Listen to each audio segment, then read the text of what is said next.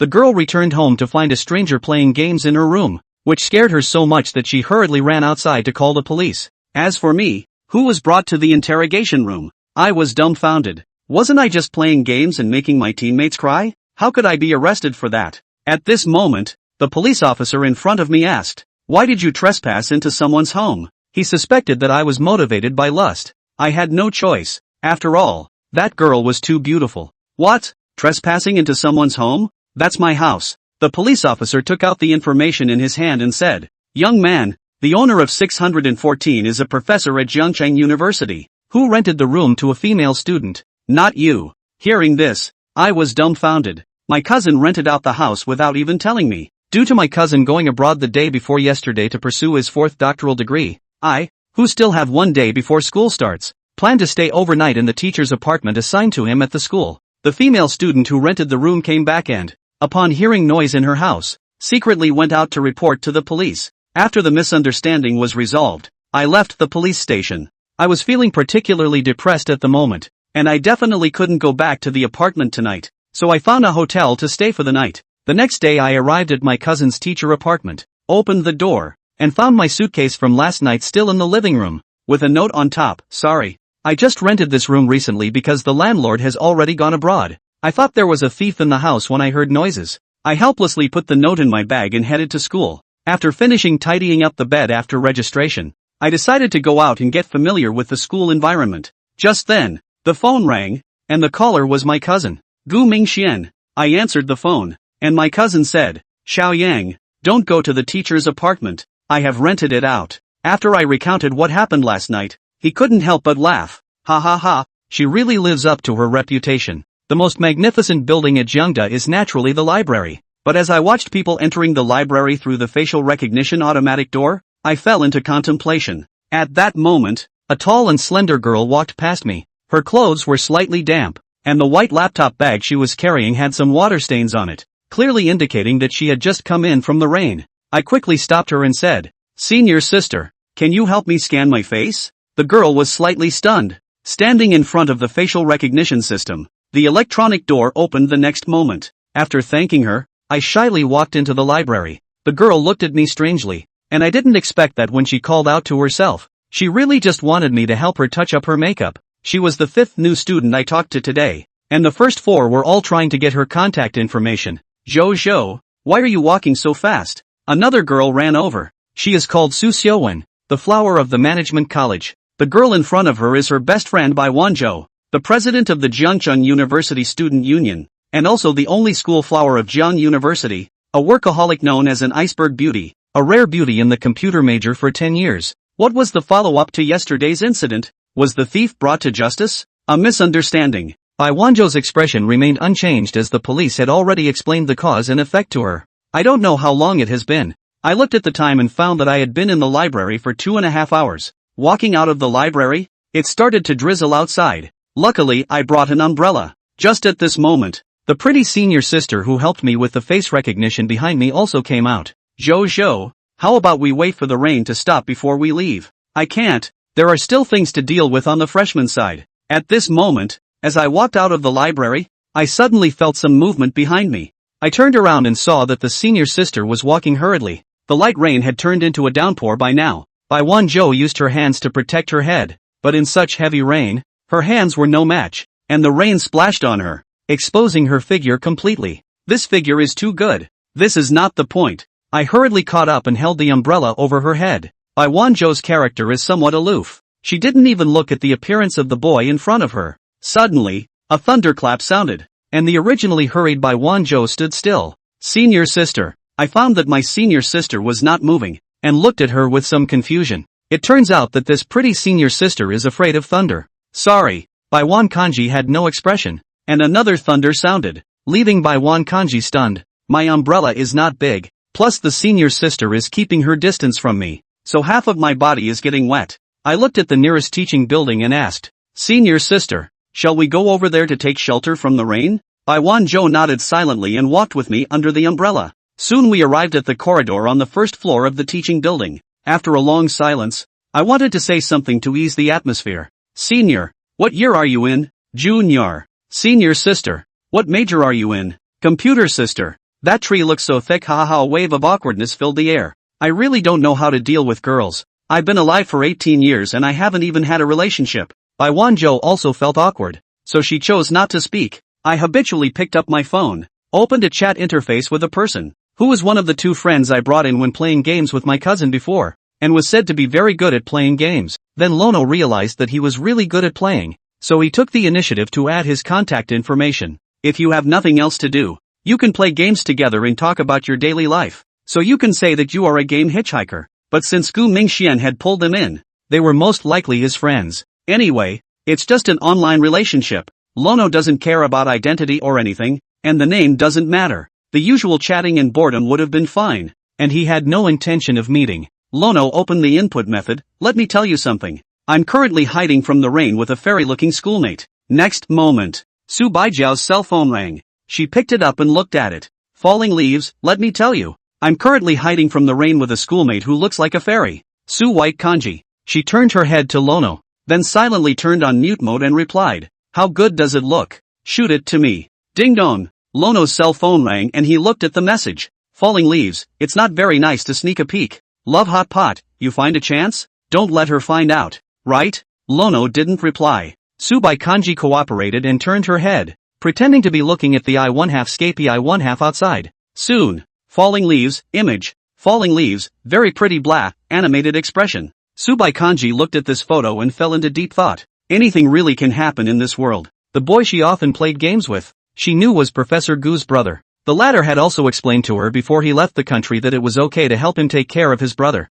But, she really didn't expect that her first meeting with Professor Gu's brother. Surprisingly, this is the case. She wasn't ready. Su Baijiao felt that things were a bit tricky. The rain, it keeps falling. The thunder continued and the weather grew more overcast. A cold mist blew by and Luo Yi shivered. Suddenly, as if he realized something, he turned his head to look at his schoolmate. The senior sister was still moving the same way as before, only her body was shaking slightly. Such a beautiful woman. The sky is still a good place to be. Luo Nuo wanted to slap himself when he got back. It was so cold, and the schoolmate had gotten caught in the rain, so I can't believe I just let her freeze. Without thinking, Luo Yi took off his jacket and draped it over his schoolmate. Thanks. I don't know how long it took, but the thunder faded away. The falling rain was slight, and it was drizzling outside. The downpour lasted only 20 minutes, and heavy rain in Jiangcheng comes and goes quickly. Flesh and hair danced with the wind. Even going out is not much of a problem. Subai Kanji didn't say anything and left the place with a flat face. Looking at his schoolmate's back, Luo Yi couldn't help but become infatuated. The schoolmate was about 5 feet 6 inches, but Luo Yi was also 5 feet 7 inches. His jacket was only slightly too big for his schoolmate, and it fit him quite well. The schoolmate has a good figure and is pretty, but her personality is a bit cold. Such a good-looking schoolmate should have had a boyfriend a long time ago. Lono sighed. He's never been in love. He's had a crush on someone else for 3 years, and for those 3 years, he rarely had a verbal exchange with a girl other than a goddess. Recalling his schoolmate's face in his mind, Luo Ye's heart moved slightly, but soon shook his head. It's just a matter of seeing color. If it's true that you like a person just because you think they're pretty because of an encounter, that's not being a hooligan. Luo Yi walked out of the school building carrying his umbrella. Back to the dormitory. It was surprising to find the dormitory coming to life. A boy of about 17.5, with an inch head, a strong build, and slightly dark skin.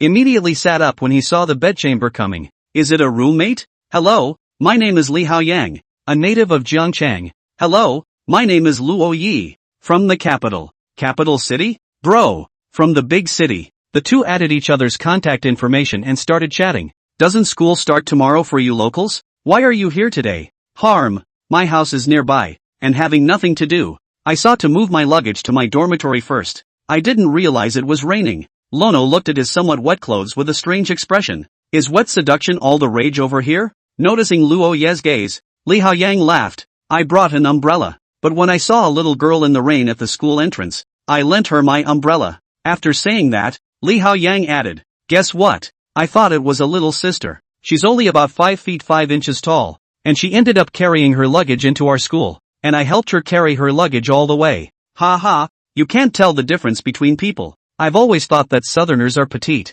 but I didn't expect brother Haoyang to be so robust. Li Haoyang stretched out his arms and showed off his muscles. I work out every day. The two of them talked and laughed, and with a companion in the dormitory, Lono's mood was pleasant. Early the next morning, there was a knock. Lono gets up and starts writing. Hello? A man about Luo Ye's height and extremely handsome appeared at the door. This guy. Handsome. Handsome as hell. Lono even got the feeling that he was as handsome as he was. An illusion. It must be an illusion. Are you a star? Luo Yi subconsciously asked. The man laughed. He's been in this situation a lot. I'm not a star. I'm your roommate. My name is Xin Xiao. Behind Xin Xiao, a 1'7" tall, lewd-looking boy followed him in. Hello guys. My name is Wang Sledgehammer. It's a name that is instantly recognizable. Luo Yi directly wrapped his arm around Wang de Hammer's shoulders and pulled him in. And at this moment Li Haoyang was still huffing and puffing. A large size 44 foot was bare on the edge of the bed and smelled amazing. When Li Haoyang woke up, Luo Yi's four went to the store and purchased trash cans, brooms, etc. Then it came to the Hall of the Three Wonders. There are 3 halls in Jiangcheng University, and the first hall is the closest to the men's dormitory. Then why go to San Santong? The reason is that Sanjian Hall is the closest to the women's dormitory, and there are a lot of girls, so it's good for the eyes. Military training is tomorrow. Wang Sledgehammer was bitter. What are you afraid of? What's wrong with military training? Li Haoyang showed off his muscles, causing the other 3 to be speechless for a while. The 4 of them were sitting in the corner of the 3-legged hall. Chapter 3 Men's Jacket. Nonetheless, Xin Xiao's heaven-defying face value still caused many girls to look sideways. A girl walked over with a red face and coyly said, Class, can I have one of your green bubbles? Sorry, I have a girlfriend. Xin Xiao smiled and refused. This type of thing he was obviously familiar with. The girl left with regret. Holy, Wang Sledgehammer said enviously. How come no girl has approached me for WeChat? Want a girl to ask you for a tweet? Then you have to work out. Having perfect muscles and being liked by girls is a given. The person who said this was Li Haoyang. Say, brother Xin Xiao, do you really have a girlfriend? Wang de Hammer's thieving eyebrows and eyes, looking around, lewd to the extreme. Still not forgetting to ask Xin Xiao, I have a girlfriend. Xin Xiao stated a sentence. The tone was heavy, without the slightest hint of a joke. Luo Yi gave him a silent look and said nothing. After dinner, a few people went into small talk mode. Do you guys know the ranking of our beautiful women in JNU? Wang Sledgehammer threw in the towel, but it was clear that the 3 people present, except for him, all as if they have no interest in women. I don't know. Lono took his words innocently enough. At once, Wang de Hammer's eyes lit up. Young man, you know your stuff. Each of our colleges at JNU has a houseflower, like the one for economics and management. It's our junior sister, called Qin Yuan, ranked 4th on the list of beautiful women in Jiang University. The language of the Qin? Luo Yi was puzzled. Why is it called language? Why isn't it called math? Isn't the name a bit sketchy? It's just a harmonic. Why are you so serious? Wang Sledgehammer gave him a blank look. There's a picture of Sister Qin in the posting bar of Jiangnan University. That's really pretty. Wang Sledgehammer took out his cell phone and put out Qin Yuan's picture. The first to enter the purpose is a set of school photo. The girl looks really pure and lovely. Even the gaze of Li Haoyang, a muscular man, was attracted over. The photo flipped to the last one, and it was Qin Yuan walking through the school being secretly photographed. But the photo accidentally captured another girl. The girl only showed a side face, but you could vaguely see her stunning beauty. She was tall and the formal uniform on her body couldn't hide her concave and convex figure in the slightest. Even compared to Qin Yuan next to her, she was not bad at all, and even had more than enough. This seems to be the same schoolmate from yesterday. Seeing Luo Ye's eyes straighten, Wang de Hammer took his cell phone back, staring at him with an expression like a puppy guarding a kitten. Brother Luo Yi, let's get this straight first. The Qin de Yuan flower is mine, so don't you dare think about it. Che, you deserve it? What did you say? Brother Sledgehammer is a perfect match. Tops. Lono spoke in a masculine manner.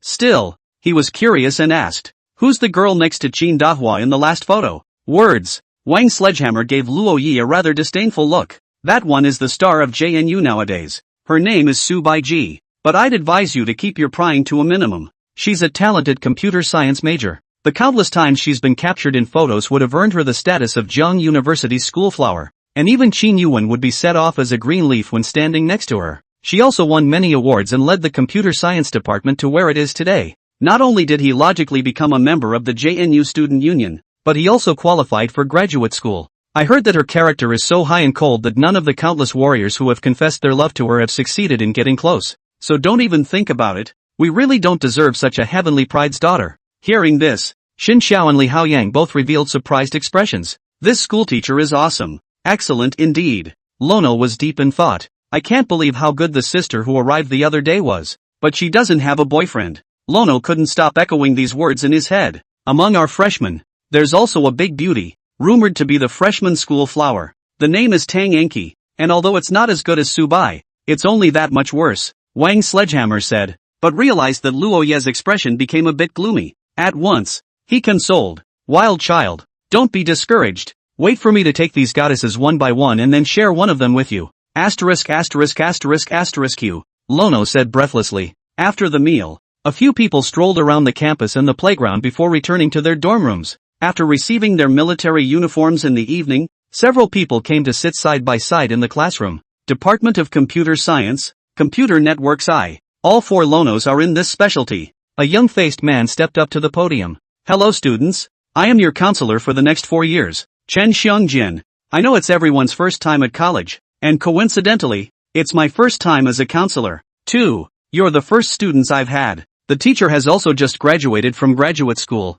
and I'm not talented enough to be a counselor for all of you. Barely. Let's study together for the next 4 years. Today is mostly about us introducing ourselves to each other. And starting tomorrow, everyone will begin a half-month of military training. And those who can't due to medical issues will talk to me later and I'll keep a tally. Also after the military training, there will be an election for the class council. But now we need to elect an acting class secretary for the time being. Have any of you volunteered? There was a lot of talk among the students. There you go. Luo Ye's eyes widened in disbelief as he looked at Wang Sledgehammer. You're making the acting banjo? Brother Sledgehammer, I didn't realize that you were a talented person. But behind your back you are actually such a person. Half a minute had passed and still no one in the class wanted to raise their hand. You know that acting class president doesn't necessarily mean you'll become class president later on. Also have to deal with some tedious things during the military training. Thankless. Naturally no one is willing to take this position. Chen Xiongjian's eyes glanced up, and he didn't know what kind of tendon his head had drawn. At a glance, he saw Li Haoyang, who was muscular, with a little bit of dark skin and an inch hair. 4th row, first student on the left. You're a veteran, aren't you? Li Haoyang, who was named, was filled with confusion as he stood up, the eyes of the class following him. Muscle man, I'm not. Oh, you're so strong the teacher thought you were a veteran. Then if there's no problem, you'll be the acting class monitor. After saying that, Chen Xiongjian did not give Li Haoyang a chance to react. You all just got a good look at this student. You can talk to him first about anything big or small during military training, and he can come to me for anything he can't solve. Oh yeah, what's your name this student? Teacher, his name is Li Haoyang, Wang Sledgehammer shouted, with a look of incomparable exuberance as he dug his sword for his brother. Everyone scans the QR code for the next group, and then they can go back if there's nothing else going on. Li Haoyang count the list of students who can't have military training in the class group. Okay. Li Haoyang expressed his helplessness, and the entire time he didn't even have the time to refuse. Of course, he wouldn't dare reject the counselor in front of the class. Let's just say, the counselor played this one high. Back to the dormitory? Go back, my ass, to the playground to see your sister. Encouraged by Wang Sledgehammer, several people came to the playground. Xin Xiao is refusing. Because of his star-like appearance, he is too attractive to the bees and butterflies. The moment he appeared in the playground, he caught the eyes of all the playground girls. Wave after wave of girls asking for contact information. It's a bit of an exaggeration. After strolling around the playground twice, after Xin Xiao had rejected a dozen or so girls who wanted contact information, Wang Sledgehammer finally couldn't help himself. Can't any of the girls on the playground see the handsome Sledgehammer? The 3 were speechless for a moment. Our little freshman Lono and the fitness instructor haven't even spoken yet. Where do you get the confidence to say you're handsome? Xin Xiao retorted without mercy. When Wang de Hammer heard this, he immediately turned his head and prepared to counterattack. But when he met Xin Xiao's handsome and compelling face, he grew obsessed. Godge, what's with the eyes? Off. Xin Xiao had a wicked chill. I'm just kidding. You don't really think I like men, do you? Wang Sledgehammer's smile was incomparably treacherous. Women's betting. Xin Yuan put on a mask and swiped her cell phone. Suddenly I saw a picture of a boy on the confession wall at JNU. With the text, "The boy I met today at noon in Sanwan Hall was too handsome." Xin Yuan fixed her eyes on the beautiful man in the photo, and she double-clicked to enlarge it. He looked at it carefully, then his eyes lit up. All around deathless God. In the photo, naturally, is fellow male celebrity Xin Xiao. Porridge, come and see. When did our school have such a handsome guy? The girl off to the side was wearing a halter-top dress and big black glasses, watching the Sherlock Holmes mysteries right now. A high-flying face, an imperial figure, and a pair of big, cute, black glasses. I can't tell you the beauty of the contrast, but it has a special charm. Subai Kanji didn't bother with Qin Yuan. She wasn't interested in men. Not at all. Porridge, come and take a look. He's really handsome. What if you fall in love with him? We can't really be single for the rest of our lives and not have a single boyfriend. Qin Yuan placed her cell phone in front of Su Baijiao, who glanced at it with a perfunctory gaze. Suddenly, she froze, her eyes staring straight at Xin Xiao's picture. But her gaze did not fall on Xin Xiao. There was a silence. Qin Yuan looked as if she had seen something incredible and looked at Su Baijiao incredulously, while she held on to the idea of sharing a good man with her girlfriends. But it didn't even occur to me that Su Bai Porridge would be interested. Su White Porridge? Watching men? No way. Absolutely not. Su Baijiao's gaze was fleeting, and soon refocused on the Sherlock Holmes mysteries. It's like nothing just happened. Porridge, don't you pretend. Qin Yuan grabbed Su Bai Kanji's arm and, excitedly, she said, are you interested in men? No. Pretend. Keep pretending. Weren't you the one looking at men just now? It was as if Qin Yuan had discovered a shocking secret. Is it finally time for spring? 2. Iceberg beauty? What? Subai Kanji asked with a bashful face. What man? Qin Yuan. You just pretend you are. But that boy sure is handsome. Qin Yuan looked at Xin Xiao on her cell phone again. In the photo, Xin Xiao was eating her meal and didn't even notice that she was being photographed. Perhaps it was because he was so bright that it caused many people to miss the fact that in the photo, Luo Yi sitting next to Xin Xiao was equally handsome. After applying the mask, Qin Yuan went to wash her face. Suddenly I realized that there was a man's jacket in the laundry bin beside me. What's wrong with men's jackets appearing in women's bedrooms? No. But Qin Yuan was shocked, because this laundry tub is Su White Porridge. Although Subai Kanji has already rented a house outside, she has not yet moved over to Dodong. Porridge. A voice several cents higher than a moment ago came from the bathroom. Subai Kanji's hand slightly lurched. She suddenly remembered that the dress had not been washed. But it's not a big problem. Qin Yuan is silly and stupid. It's very easy to perfume. Qin Yuan walked out and questioned. Porridge, whose coat is that man's? You guess? Qin Yuan was bursting with curiosity. But Subai Porridge's attitude drove her beyond crazy. Come on. I bought it myself. I don't believe it. Don't believe me. Qin Yuan said that this was hard, but she had no choice.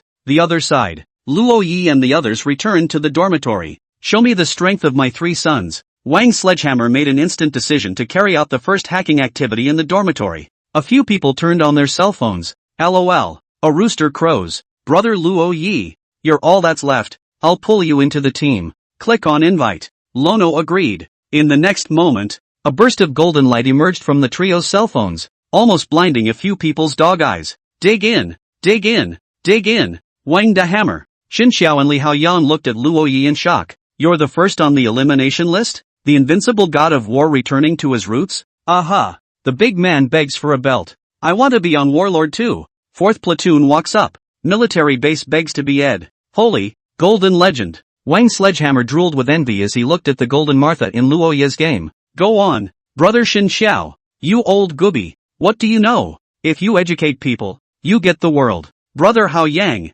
what are you doing? Hold me up. Help me. As for Li Haoyang, he was still licking the bag, and he didn't notice when Wang Sledgehammer had climbed to his feet. The next moment, a grenade flew in, ending his and Wang Sledgehammer's lives. Luo Yi looked at these 3 people speechlessly. You guys? No sense at all. Watch me. Lono is a fierce as hell operation. Flash gun, advance gun, instantaneous mine, second crouch. All sorts of fancy maneuvers are as good as they come. In the end, the team was successfully exterminated. Look, Brother Lono calls this skill. Wang Sledgehammer was incomparably proud, as if he was the one who exterminated the team. Trenching. Lono suddenly bursts out of the screen, and a guy took him away with a single AK burst a few hundred meters away. Hang the wall. Even the strongest players eventually succumb to technology. The enjoyable evening ended with a few excited hacking sessions. Late at night, Luo Yi turned on the computer and began to code. Chapter 4 Military Training. At ease. Attention. 30 minutes in military posture. Let me see one person move plus 5 minutes. The crowd is suffering. And the 4 Lonos were fast asleep. Yesterday, we were hacking and gaming until 4 a.m. And we didn't even notice. Then get up at 6:30 and meet. Their entire being was in a trance at this point. The instructor walked in formation, a pair of sharp eyes looking around. Suddenly, he frowned. One boy had his eyes closed and looked as if he was sleeping. You can fall asleep standing up? The instructor came to the boy. A few people next to him stifled their laughter. This student. The boy woke up instantly and locked eyes with the instructor. Here, Wang Sledgehammer subconsciously shouted up. And when his eyes opened, he saw the instructor's national face. What's going on? Am I not in bed? How come I'm in the military position? Ha ha. The people around them finally couldn't help but laugh. But the instructor didn't laugh. This means serious consequences. The instructor was silent, and slowly the laughter died away. The instructor, however, laughed. It's so funny. Why isn't everyone laughing? Laughing? Ha! Not even laughing anymore, are you? Military posture plus half an hour of standing. After saying that, the instructor added to Wang the hammer. This student doesn't seem to be quite sober. Go, 10 laps of the playground and I'll clear your head. Instructor, 15 laps. Yes. Wang Sledgehammer bitterly ended his arm and ran to the playground. Poor Brother Hammer. The three Luo Yi prayed for him in their hearts. All rest in place for 10 minutes. Lono sat straight up paralyzed. Staying up all night plus an hour in military position is too much of a top to suffer. Wang Sledgehammer sat on the ground in disbelief. 15 laps in, he felt like his whole body was floating. Brother Hammer, are you okay? Lono asked. Wang Sledgehammer raised his head in confusion and looked at Luo Yi with an expressionless look of being played out. Seeing this, Luo Yi became anxious as he shook Wang Sledgehammer's body. Brother Hammer, hold on. Wang Sledgehammer didn't react in the slightest. His head was lowered and his mouth quirked. What did you say, Brother Hammer? Thirsty or hungry? Luo Yi put his ear close to Wang the Hammer's mouth and listened carefully to what he was saying. Sister. Paper. Lono? Suddenly, Wang Sledgehammer didn't know what he saw and his eyes went straight. Lono followed his gaze, only to see that not far away, a girl handed Li Haoyang a bottle of pulsation. Dig in. Wang Sledgehammer's jaw dropped to the ground, and he was instantly energized. The son of a dog went behind my back to pick up a girl. Wang Sledgehammer made a move to get up and was about to rush up. Brother Hammer rest his anger. Don't ruin Brother Haoyang's lifelong affair. Luo Yi pulled Wang the hammer, but realized that the other direction was even more exaggerated. A group of girls surrounded Xin Xiao. Man, drink mine. I got the peach-flavored pulse. I love you. Man, boy god, I'm going to give you a monkey. The military training squad seemed like a starstruck scene. Looking at the audience of the military training commander-in-chief froze. At the critical moment, the instructor yelled, all rise. The squares lined up and everyone stood back up. Luo Yi was in the first row of the square, and he realized that the girl who gave Li Haoyang a pulsation was in the opposite square. Again, first row. She was dressed in her military uniform, had a lowly face, a youthful look, and was very sweet and about 170 tall and in good shape. Long-legged Lori. That's probably what the image of this girl means. From time to time, the girl would also look at their squad's position, presumably looking at Li Haoyang. Is it true that there are still girls who like muscular men? As expected of Brother Haoyang, girls care on the first day of military training. In the evening, it was time to move on to the program. After singing Unity is Strength a few times, the instructor started asking if there was any fresh talent to perform. We want to see a one-on-one. Wang Sledgehammer pointed at Li Haoyang. Said the man, is it the instructor's military boxing or our fitness trainer that's good? Upon hearing this, the crowd also became curious and started to get up in arms. Singles. The instructor looked at Li Haoyang and shook his head helplessly. Since everyone wants to see a one-on-one, this student, you stand up. Again? Li Haoyang got up with incomparable difficulty. From the class to the military training squad, he was either on his way to being named or on his way to being named. He felt like his college life was hopeless. Would he keep getting called out by the teacher in class from now on as well? Both players are in position. He said that he was a muscular man, but in fact, Li Haoyang's body was just a little bit stronger than the instructor. Plus the instructor's military boxing has long been out of this world. 3 or 2 times, Li Haoyang's classmates were sadly taken down by the instructor, then sat back with a sad face. Are you okay? The girl who had given Li Haoyang a pulsation in the morning sat next to him and asked with some worry. It's okay. Li Haoyang waved his hand. This girl is called Lu Bingxin. Their girls' squad's training location was closer to the boys' squad that Luo Yi was in, so their evening breaks were together. With the girls around, everyone performs the show with more passion. Both instructors couldn't help but smile as they watched the freshly minted college students display their youth. Luo Yi and Wang the hammer also sat next to Li Haoyang. As for Xin Xiao, he was surrounded by girls and wanted to escape but couldn't. Coach, Wang Sledgehammer said with a smile, tell me, how do you know this beautiful woman? Li Haoyang looked at Wang the hammer nervously, not knowing what to say. On the contrary, Lu Bingxin greatly said, in the morning, I went to buy water for my roommates, but it turned out that one of my roommates didn't like to drink pulsation. And looking at Li Haoyang's classmates who seemed to be a little thirsty, just sell it to him. Oh, so it's selling water. I thought my son was getting off the hook. Wang Sledgehammer's mood instantly improved. Miss which major? My humble self Wang Sledgehammer. Nice to meet you. My name is Lu Bingxin. Multimedia Class 2. From Lucheng. Lekung. I've heard of the Lekung Buddha in your area. Wang Sledgehammer and Lu Bingxin were talking and laughing, separated by a naive Li Haoyang. Li Haoyang probably ordered all his emotional intelligence on his muscles, looking left and right with a naive face. Couldn't get a word in edgewise either. Could only watch the two chatting with bated breath. Lono propped his chin on the side and watched intently the boy who was performing a song.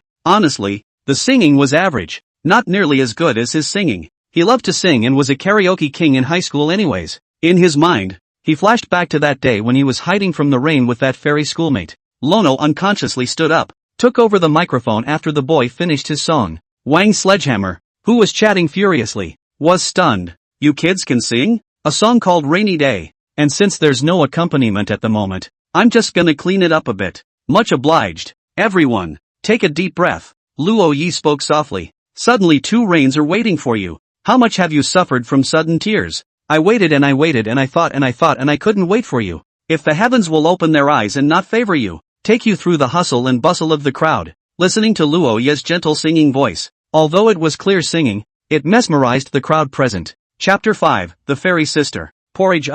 This year's freshmen are simply crouching tigers and hidden dragons. Qin Yuan took her cell phone and placed it in front of Su Baizhao. Still the confession wall. Wall to wall. Confess this boy who sings, he sings so well. Followed by a 10-second video. The video shows a boy in military uniform singing. Listening to this magnetic voice, Su Baijiao's gaze swept over Luo Yi in the screen. Seeing that Su Bai Kanji really listened in, Qin Yuan proudly said, I told you Kanji, even if you're an iceberg goddess, there's no way you don't like singing. And the boy who sings is a little bit handsome. But only Su Bai Porridge knew what the song Luo Yi was singing meant. When it rains. Su Bai Kanji also slowly remembered the events of that day. Military training is finally over. Dormitory 515. Building 8. Luo Yi's 4 were extremely excited. After military training, their wonderful college life can be said to have truly begun. Potluck. The 4 of them hammered it out. And with that, the first potluck of Dormitory 515 began. Brother Haoyang.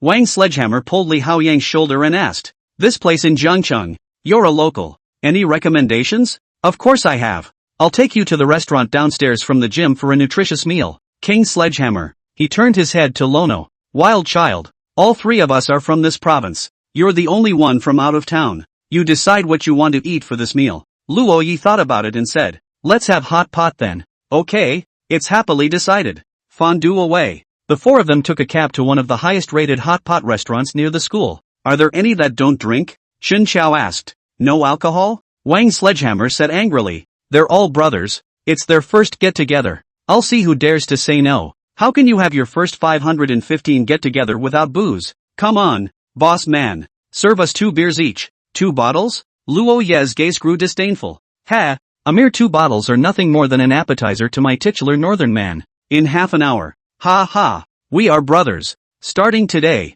you and I will be sworn brothers. Big brother. Second brother. Sandy. Ergo. Duddy. Shin Xiao looked at the 3 people who were hooking up and was very helpless. Where's the promised northern drinking? Not even a dozen bottles? At Shin Xiao's feet, countless bottles of wine were placed all around. He, Shin Xiao, is the one who can drink the most? Suddenly, Wang the Hammer looked at Shin Xiao, who had a bland face, and walked over with a red face. Brother Shin Xiao, I'm the face of 515. Shin Xiao, here, blow this bottle, and whoever can't drink it is a son. After saying that, Wang Sledgehammer poured into his mouth at a bottle of Brave Heaven. After 2 sips, he couldn't drink anymore. I, Wang Sledgehammer, am willing to gamble. Seeing this, Shin Xiao had a premonition and silently opened the video. Dad. Shin Xiao smiled slightly and said, I didn't hear you, Dad. Wang Sledgehammer was full of sincerity. Hey, good boy. Saying that, Shin Xiao realized that Wang the Hammer lowered his head.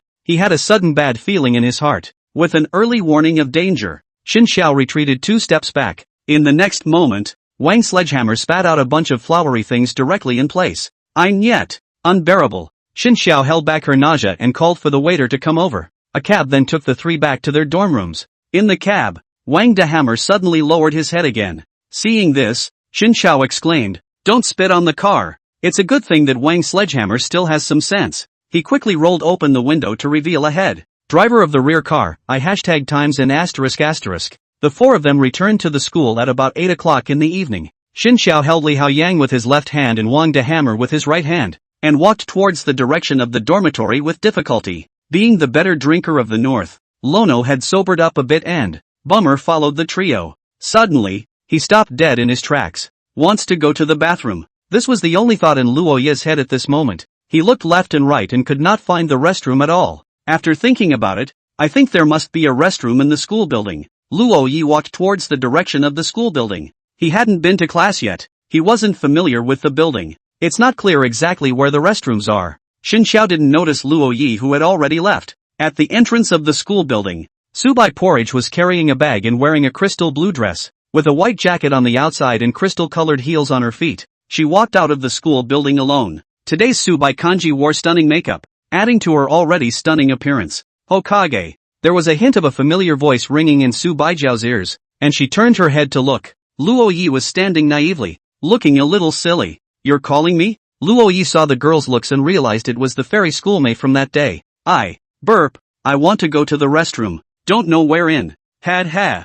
Subai Kanji pointed in a direction and said with a flat face, "Turn right after you go in and all the way to the bathroom." "Thank you, sister." Looking at Luo Ye's staggering back, Subai Kanji tilted her head and muttered, "This phrase thank you, senior sister. Rather, I won't stutter." Lono came out of the restroom with a puzzled expression. "I think I just saw and talked to a fairy schoolgirl?" Lono was confused. He wasn't fully awake yet. An illusion, I guess. Shaking his head, Luo Yi walked out of the school building. Just as he came out, he found a stunningly beautiful figure standing at the entrance of the school building. "It's really a fairy schoolgirl." Lono froze at the door of the school building at a loss for words. Seeing him, Subai Porridge thought that this little boy was quite cute. Drinking? Aha! Upon hearing this, Subai Kanji took off his white jacket and draped it over Luo Yi. Shedding her jacket, Subai Porridge revealed the crystal blue dress inside. It was studded with rows and rows of crystals, with a made-up Subai Porridge and a pair of high-heeled shoes, in addition to the delicate clavicle on the,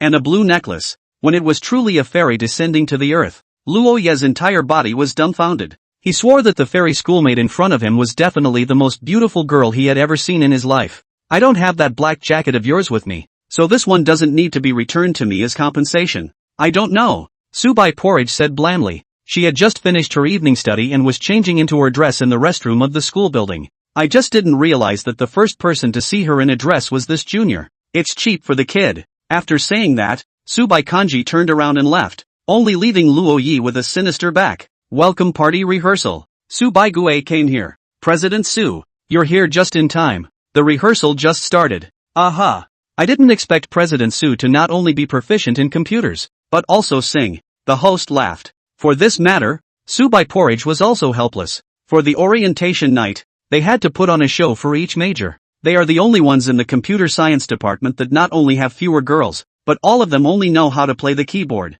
There was no choice but to let Subai Porridge come and support the scene. Chapter 6, Freshman's Party. Day 2. Lono woke up from his bed in his dorm room and looked around with dead fish eyes that were not fully open. "Who am I? Where am I? What am I doing?" Trifecta. "Wake up, Xin Xiao." "Who was playing the game?" said. Xin Xiao was the only one awake in the entire dormitory, leaving two people still sleeping. It was a good thing there were no classes this morning, or they would have missed their first class of the school year. "It's a mistake to drink. Brother Xin Xiao," Luo Yi admired. "It's me who underestimated the Southerners. I didn't realize that you're the hidden big brother. Drinking well may not be a good thing sometimes," Xin Xiao said silently. "No, in our capital city, to be able to drink is to be a bigot," Lono exclaimed, and he was about to get out of bed when he realized that in the pile of clothes on the bed, there was a white jacket that didn't belong to him. "Aha, where'd you get the clothes?" Lono picked up the clothes and scrutinized them. A light scent comes out of the dress and it smells great.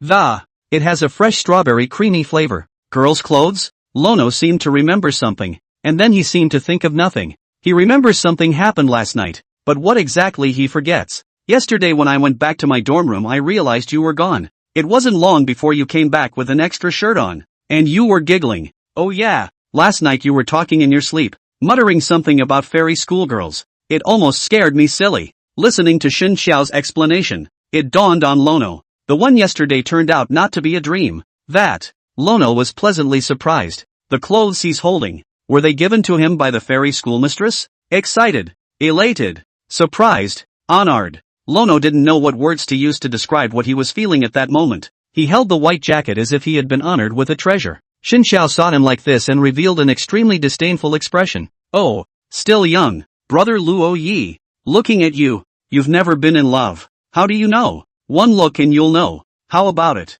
Do you want brother to teach you a few moves? Luo Yi sniffed, put on his clothes and leapt up, sitting directly on the stool. Eyeing Xin Xiao, please teach me, Mr. Shen. The children are teachable. Xin Xiao nodded in satisfaction, then said, but wait until I finish this game. How much longer? I just drove. Half an hour later, Xin Xiao put on an inscrutable look. Brother Luo Yi, let me teach you how to pursue girls. 1. Get to know each other better. Understanding is the main process for taking the next step, and only by getting to know a person that, only then will you know if this person is right for you or not. And if you don't get to know her when you're in a relationship, you'll regret it if you do later. After knowing her temperament and personality, what she likes to play, etc., you will be very confident to find out what to talk about from there. And it's also a process of matching with her ego, and the end result will see if the two are a good match or not. After saying that, Xin Xiao glanced at the cell phone and continued. 2. Money and material things to give.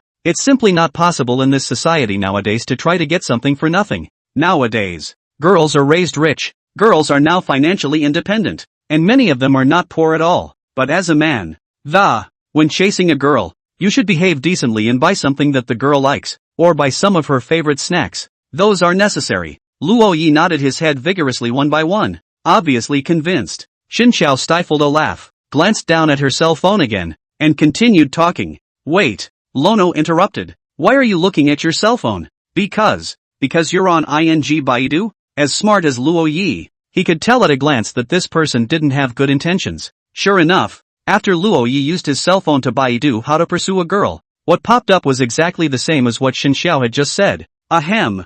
You caught me. Luo Yi stared at Xin Xiao with a scrutinizing gaze, making the latter uncomfortable. Brother Luo Yi, I'll show you a fun one. Xin Xiao made a snap decision to change the topic. Shared the bit that I took with my cell phone yesterday with Lono. Seeing Wang the Hammer drunk and shouting loudly for his father, Luo Yi couldn't help but laugh. But it has to be said that Xin Xiao is a talented person on the surface, but in reality, he is a black batch. Good-looking people have more or less some personality problems. Lono's mind began to conjure up images of the fairy schoolmistress, except for the fairy schoolmarms. It was not until noon that Li Haoyang and Wang the Hammer woke up quietly. As soon as Wang's sledgehammer opened his eyes, he shouted, "What time is it?" The sudden voice scared Li Haoyang next to him. "Why are you so startled?" "Scared me. What do you know? It's orientation at 6:30 tonight. There's going to be a lot of sophomore and junior ladies performing in the program. I've heard that Sister Qin Yuan is a very good dancer. I'm going to see Goddess Qin dance." After saying that, Wang the Hammer glanced at the time and realized that it was only noon.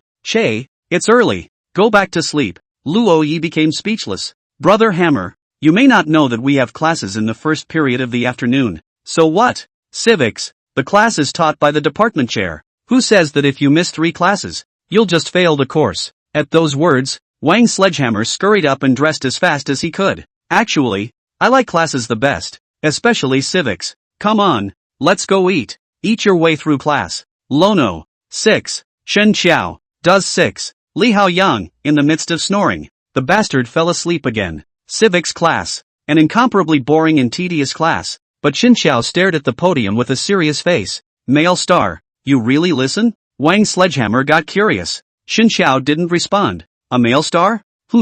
You called me? What did you say?" "I just got sidetracked." King Sledgehammer. It was getting late, and Wang's sledgehammer dragged Luo Yi to the welcome party. As for the other two, Xin Xiao was afraid of being surrounded by girls and didn't dare to come over. And Li Haoyang said he had something to do and didn't know what he was doing. Only Luo Yi was idle and was dragged over by Wang's sledgehammer. "Brother Hammer, is the orientation party really that much fun? I don't read much, so don't lie to me." "Wild child, how could your hammer brother possibly lie to you?" "Don't worry, the program for the welcome party will certainly interest you." Lono sat expressionless in the audience. "This is the program you said would interest me?" Looking at the stage, where a couple of seniors were performing an extremely boring skit, Lono was tormented. Why don't you go lie down in the dormitory when you have the time? Wang Sledgehammer also didn't expect this welcome party to be so boring. It seems that his goddess Qin Yuan didn't even sign up for the program. Never mind. We've come all this way. And there's one last program before the orientation party is over.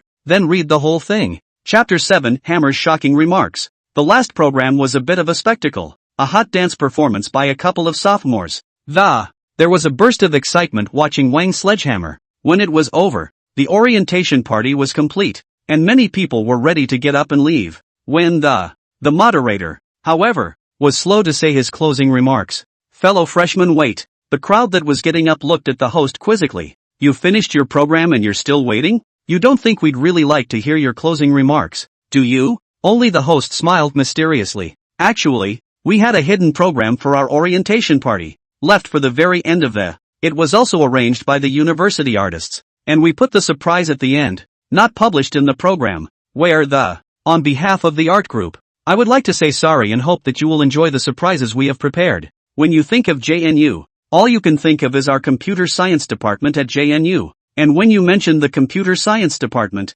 we can think of her. As for who she is, allow me to sell the idea that you may venture a guess. Next, let's welcome our special guest, who will sing a song called You on the Other Side. As a closing program for this orientation evening, the audience on stage froze. A portion of the freshmen seemed to have guessed what was going on, and they honestly sat back down, and another portion of the audience was confused. But when they saw the others sit back down, they followed suit. When Luo Yi heard these words, it was as if he thought of something, and there was some anticipation in his heart. Wang Sledgehammer was puzzled. No way. Mentioning the computer science department, the first thing that comes to mind that must be Goddess Su Bai, but it said that Goddess Su's character is as cold as ice, so how could she possibly attend some kind of welcome party? But the computer science department, is there any celebrity besides Goddess Su? Could it be Li Mang who majored in artificial intelligence? Wang Sledgehammer fell into deep contemplation, and of course, he hoped that the special guest would be Su Baixiao, although Su Bai is usually known as an iceberg goddess,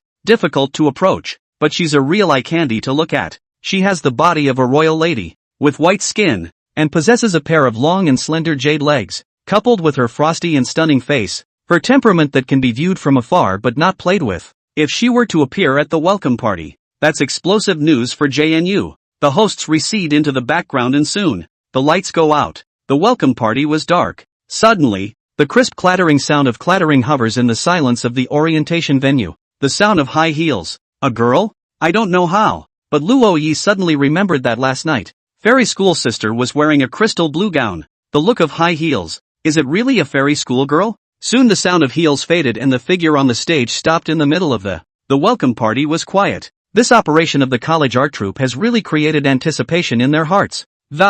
Everyone was focused on the stage. Then a pleasant accompaniment sounded and a light hit the center of the stage. Only in the middle of the stage, a fairy-like girl was standing there holding a microphone. The girl had long flowing hair and wore a luxurious crystal blue dress, which was cinched at the waist end. It outlined the body in tantalizing curves and was gorgeous. Surprisingly, it's really Su Baijiao from the computer science department. The Su Bai without makeup was still an absolute beauty, and now that she's in absolute makeup, it's almost like the only candidate for the JNU schoolgirl. The people around them nodded their heads in unison as they heard the words, and no one denied the statement that, because at this time on the stage Su Bai porridge is really too beautiful, as if the earthly fairy, with a fresh and unassuming temperament. The thunderous applause went on, even overshadowing the accompaniment of the song. Looking at the fairy schoolmistresses on the stage who were like stars, Luo Yi was also very surprised. But, an unspeakably hard feeling welled up in him. He couldn't be happy. Until now, he didn't realize what kind of popularity his fairy sister had in this university.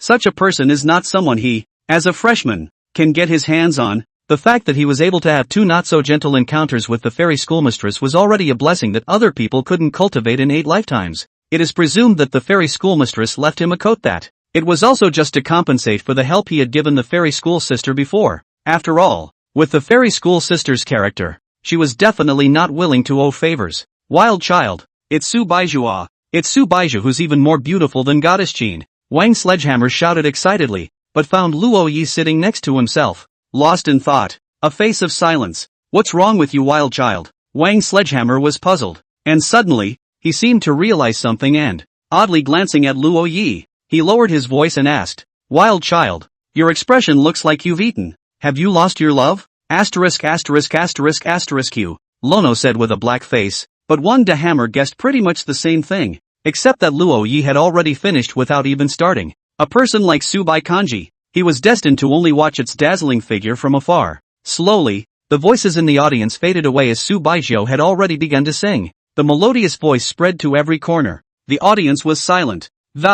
Every single person's eyes stared blankly at the fairy-like figure on the stage. She is, not only as beautiful as heaven, even the voice is pleasant and mesmerizing. Perhaps after tonight, the choice of the only school beauty of Jiangcheng University would be uncontested. What a freshman schoolgirl! What a goddess of ancient Chinese! The audience in attendance was unanimous that none of them can beat the Su Baijiu at this moment in terms of temperament and face value. She was too beautiful to be of this world. Some people took out their cell phones and photographed Subai Porridge on the stage. A picture of Subai Kanji was frantically reposted in the posting bar, Douyin and other platforms. Just at this moment, Subai Porridge's personal account rose hundreds of fans. And that number is growing every second. While the content of her account consists of nothing more than the sharing of a few computer tips, she wants to be an internet sensation. It's just a matter of wanting to versus not wanting to. The more she's shown, the more clearly Lono could feel his distance from her. But Luo Yi also didn't know what kind of feeling he had towards the fairy schoolmistress.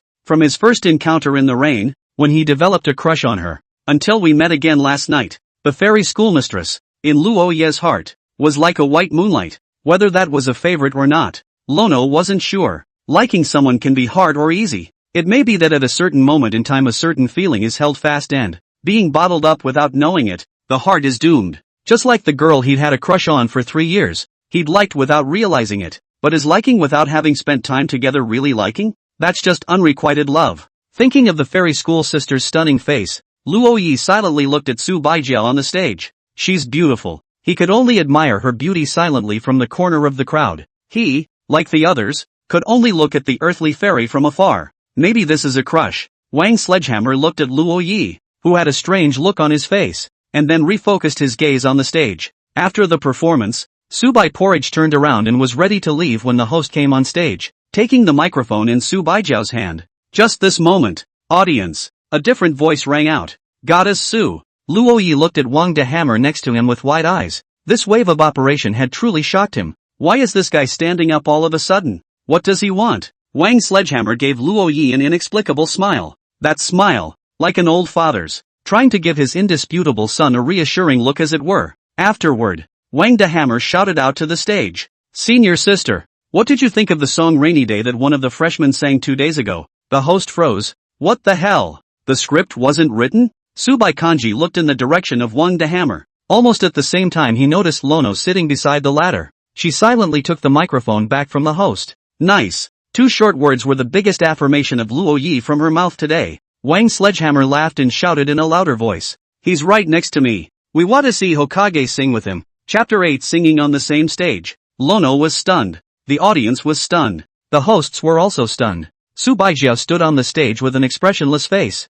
It's an orientation party. An invitation from a new student. It's reasonable to agree to it. Rejection instead would not have a good impact. But this is Subai Kanji. Asking her to agree to something like this. What a joke. Just when the host thought Su Baijiu would refuse, she said faintly, yes. The host was a little surprised to hear this. He had thought about how to round off the scene, but he didn't expect Su Baijiu to agree. Wang Sledgehammer nudged Lono. The Luo savages were dumbfounded. Are you serious, Brother Hammer? Why are you so old-fashioned? Wild child. You've had your chance. Get on with it. Luo Yi was stiffly pulled to his feet by Wang Sledgehammer. Then stiffly, he walked onto the stage. Looking into the audience, a pair of puzzled eyes were staring at him. Luo Yi couldn't help but be a little nervous. Looking very shy and a little green throughout, the host passed the other microphone into Lono's hands. What songs can you sing? Subai Kanji asked in a cool voice. The aura is strong. Su Baijiu on the stage is very oppressive. Luo Yi has a feeling that he is not worthy of it.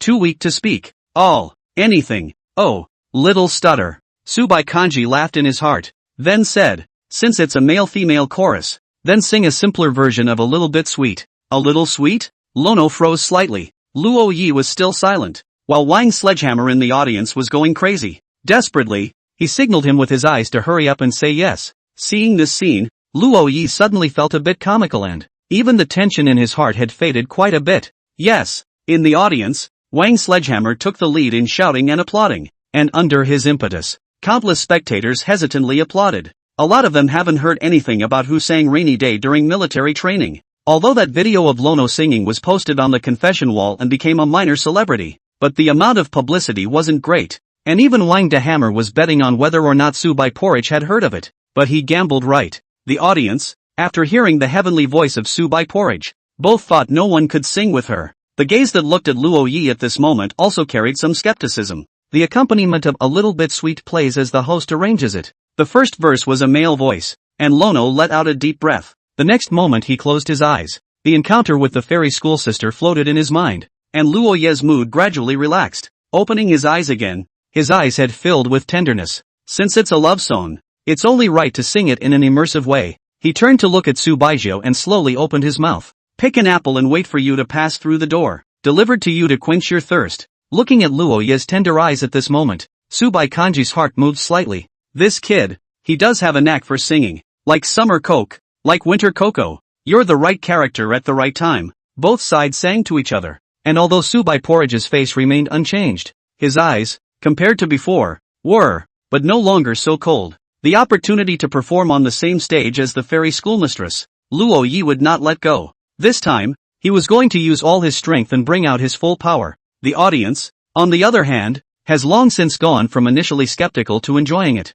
At a closer look, Luo Yi is a little handsome and has a shy personality, typical of an innocent young boy. Every single person listened intently to the song sung by the two on stage. I don't know why, the wound hasn't healed yet. You just broke into my heart, with the most romantic chorus, and you gently seconded it. Eyes firm up our choices. Singing over, the audience erupted into an even more boisterous applause than before. The host walked onto the stage and took the microphone from Luo Ye's hand and, excitedly, he said, I didn't think I could hear such singing in the welcome party. Thanks to Subai Porridge and this schoolmate for making this welcome party more meaningful. I hope you all have a rich and colorful college experience and I wish you success in your studies. This is the end of this orientation party. Please leave in an orderly fashion. Walking out of the welcome party site, Wang Sledgehammer put his arm around Luo Ye's shoulder. How about it, wild child? What's it like to sing on the same stage as Goddess Su? Lono didn't hesitate. It would be an honor. That. Wang Sledgehammer smiled wryly. This opportunity is given to you by your hammer brother,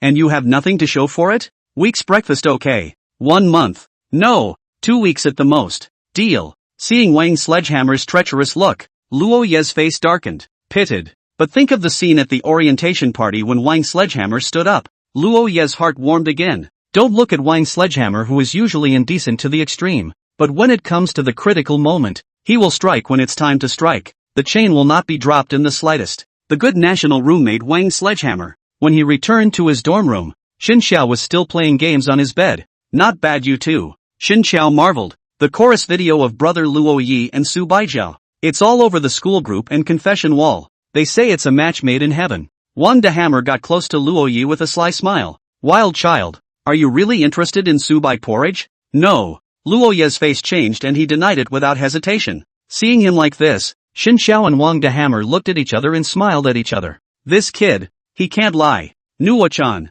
if you like it, just go for it. Dad supports you, Wang Sledgehammer said. However, if you're really with Subai Porridge, I think all the boys in the school would want to kill you. And of course, I don't think Subai Kanji could possibly look at you. Not that I'm looking down on you, brother, by any means. People are still called iceberg goddesses for a reason. She's probably not even interested in males. Say what? Li Haoyang walked in, his face full of spring. Dig it. Why are you boys face rosy? Are you going on a date? Li Haoyang smiled nervously and said, Lu Bingxin's classmate invited me to the cafeteria. What? Lu Bingxin? Wang Sledgehammer looked at Li Haoyang with eyes like he had sunk a dog. Why would Iceheart ask you out when she obviously likes me? At those words, Luo Yi and Xin Xiao were speechless to the extreme. Lu Bingxin, a long-legged loli, is 170 tall, and girls of the same height are even taller. If Wang Sledgehammer walked with Lu Bingxin, it was estimated that the latter was taller than him. Look at our brother Haoyang, a muscular man with a long-legged lolicon.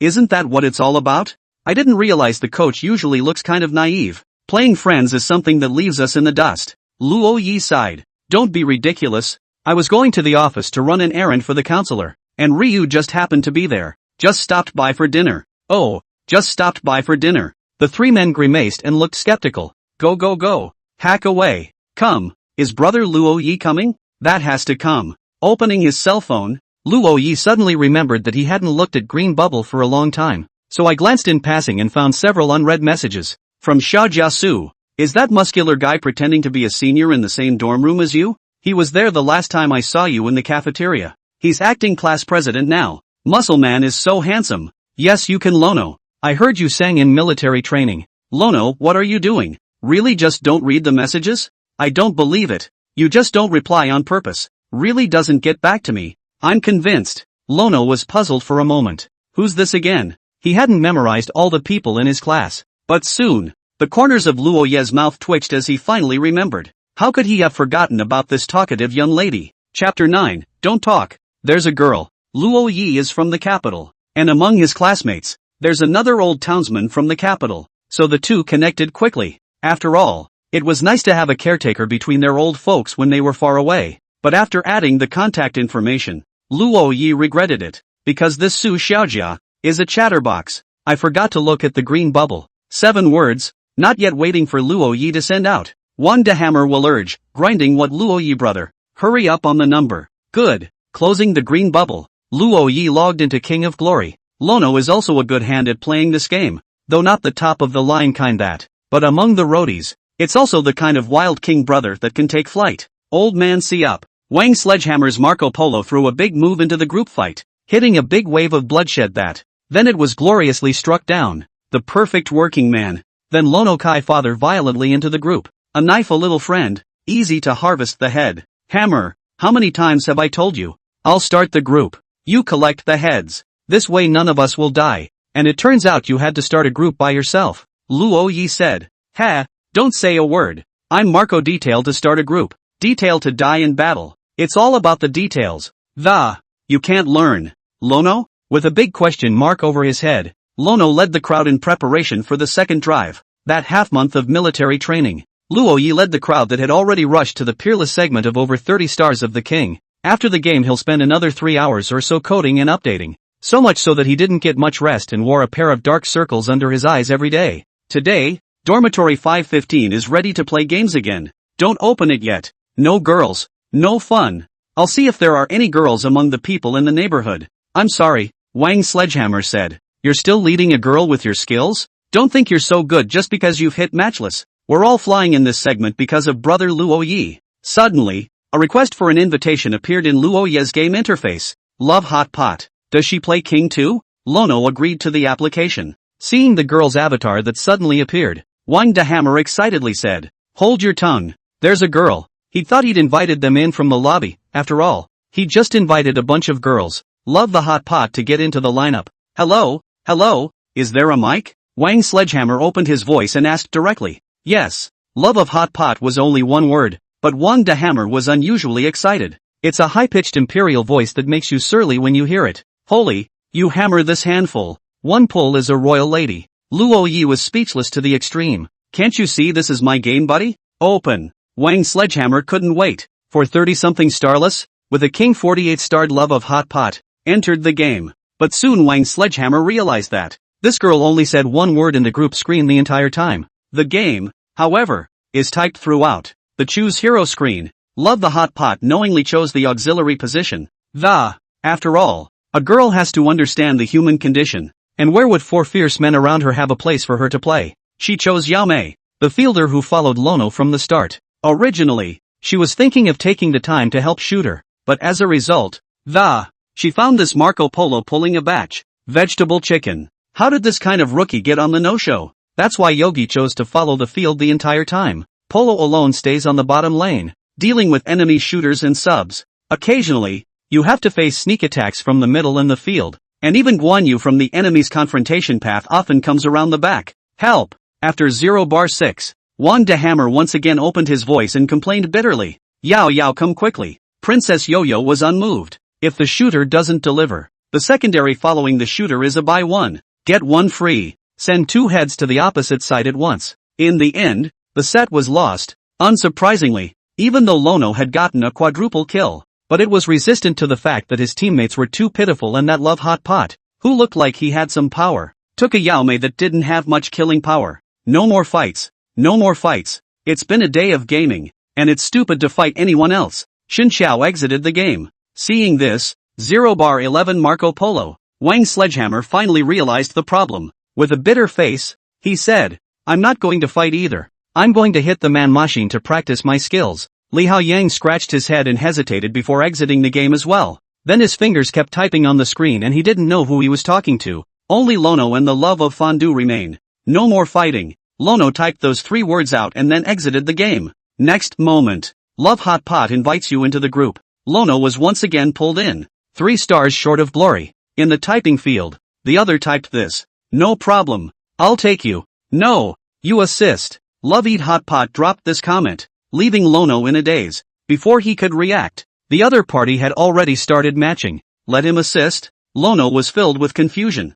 But he didn't care about location. Choose Master Lupin for the opening round. It's a solid inning. 3rd floor teammate, can Master Luban play? If you don't know how to play, change, don't pit. Love Hot Pot, shut up. 3rd floor teammate, Chick is pretty protective. Is this your man? Love Hot Pot. The enemy has 30 seconds to reach the battlefield. Lono followed the shooter, who loves hot pot operations, all the way, putting Master Lupin's skills to good use. All the way down. Luo Yi, the auxiliary, had more heads than his 3rd floor teammates. Soon after, a 3-game winning streak, with Lono and Love Hot Pockets going strong. Let the segment of love for Hot Pot reach the King of Glory. Nice assist. Love the Hot Pot typing out these words. You're pretty showy too. The two were polite to each other. And then Luo Yi typed, do you play King too? I thought you only played Chicken. Love Hot Pot, play them all. She just logged into the game out of habit to take a look and happened to see Luo Yi online as well. After all, she plays games either solo or with other girls. It's also just inside Chicken, where a game hitchhiker will join her. Lono opened the information screen of Love Hot Pot. I found out that the other party was Sun Shangxiang, the 7th in Jiangqing City.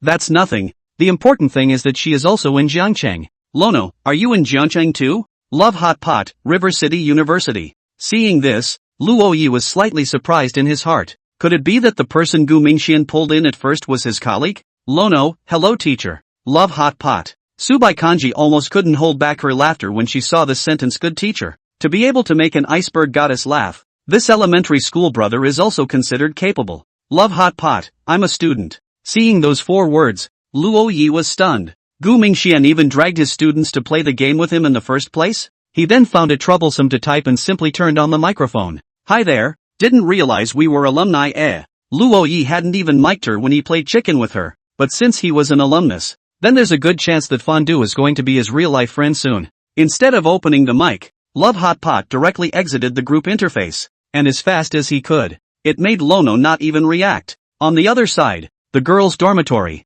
Subai Kanji was startled by Luo Yi's voice and hurriedly quit the game. She's never open-mic'd in the game, and usually blocks people who do. She's very sociopathic on the internet, so after all this time, just met Luo Yi, a game friend. Or Gu Mingxian took the line. But, internet friends become real friends. It's exciting but kinda fun. I don't know how. Subai Kanji's mind flashed back to the rain that day, and the youth's tender face. The iceberg goddess's face gave a slight lurch, and a smile appeared at the corner of her mouth. Chapter 10, Talking Late into the Night. At night, Lono tossed and turned in his bunk, unable to sleep. The dormitory echoed with Li Haoyang's clear snoring. Although it was noisy, he had been listening to it for half a month. Long ago, I got used to the sound. In his mind, recalling what just happened in the game, he couldn't help but open the chat interface and sent a message to Love Hot Pot. Lono, are you a schoolmate? Su Baijiu, who was organizing her room in the teacher's apartment, heard the message beep, saw the message and replied to the person.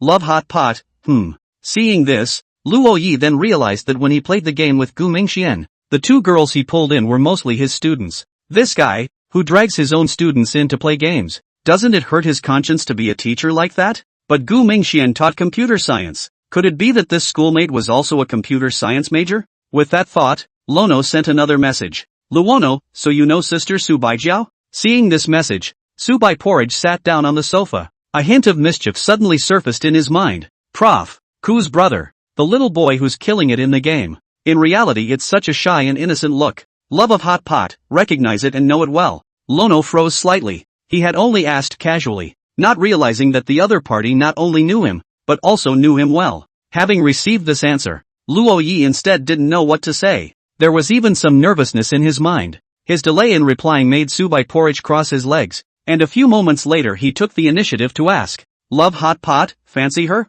Seeing these 4 words, Luo Yi, even if he was lying on the bed in the boys' dormitory, couldn't help but make a big red face too. With his looks and grades, there were a lot of girls who liked him even when he was growing up, but because of the goddess he's had a crush on for 3 years, he's turned down all the advances from other girls. Also, his parents met in college, so Lono didn't want to fall in love until college. He's still an innocent boy. He's never been in love. Even worse at dealing with girls. After a long silence, Lono replied with a no. The corners of Subai Kanji's mouth hooked up slightly. 2 words and a 3-minute hesitation. With a face like hers, there are suitors for any look, but it was the first time she had met a primary schoolmate as innocent as this. "Lono, what's your name? Sister?" Subai Kanji thought about it and sent a name over. "Love hot pot, Qin Yuan." The 2 girls that Gu Mingxian had pulled into the game in the first place were her and Qin Yuan, so it made sense to report Qin Yuan's name at this time. "Lono, what a coincidence." The name Qin Yuan was not unfamiliar to Luo Yi. "This is Hammer's dream girl." Thinking, Luo Yi sent another message, "My roommate likes you, Wang Sledgehammer?" Seeing this, Subai Kanji couldn't help but smile slightly, only finding it somewhat amusing. What kind of person talks to a girl like that? Without realizing it, the 2 had talked late into the night. Subai Kanji talking to Luo Yi always felt as if she was conversing with a small child. She loved the feeling that the other woman's words revealed a clear stupidity. But this night, Luo Yi had been asking about Subaijia. It's just that by the end of the conversation, Lono couldn't even say the words he wanted. Green bubbles. After all, he and his love of fondue had always played games on Snap, and Subai porridge green bubble. Almost only relatives and some better relations with female friends. Subai Kanji smiled slightly and typed in Qin Yuan's name. "I'll push it to you. I'm familiar with her. Love hot pot, green bubble QR code." It's just that Luo Yi was really sleepy and fell asleep without realizing it. Subai Kanji realized that his green bubble was delayed and no one added it. And there was no reply to the message on the button.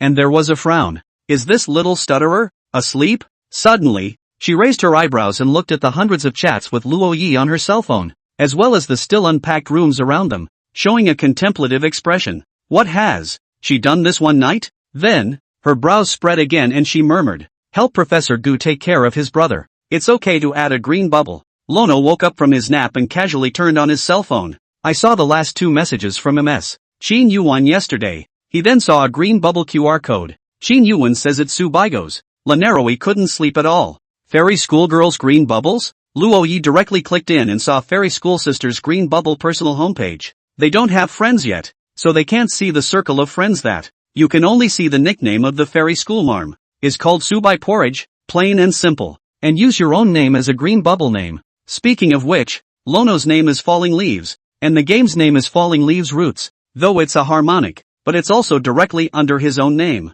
What to do? To add or not to add? But I don't think the fairy schoolmistress knows herself yet, right? Did he claim to be the boy you sang with at the freshman party? Or is it about dodging the rain together on the first day of school, with Subai Kanji's character? How could these reasons not be passed by her? And once rejected, he shouldn't get a second chance. Lono sat on the bed and hesitated. The first class was at 8:30, and he woke up at 7 o'clock and froze until 8:10 in hesitation. Brother Luo Yi, what are you doing sitting there foolishly? You're going to be late if you don't get up. I'm sorry, Li Hao Yan reminded. Ha? Oh, right away. Lono turned off his cell phone and hurriedly began to get dressed. In first period, Lono looked at a green bubble QR code and gawked. The heads of the 3 roommates next to him looked at him in unison. You've been looking at it for half a day. To add or not to add? Xin Xiao laughed from the side. Tried to add. Didn't dare. Luo Yi said weakly. After all, this was the green bubble of Jiangda's schoolgirl. What can he do? And what if you add it if it's rejected?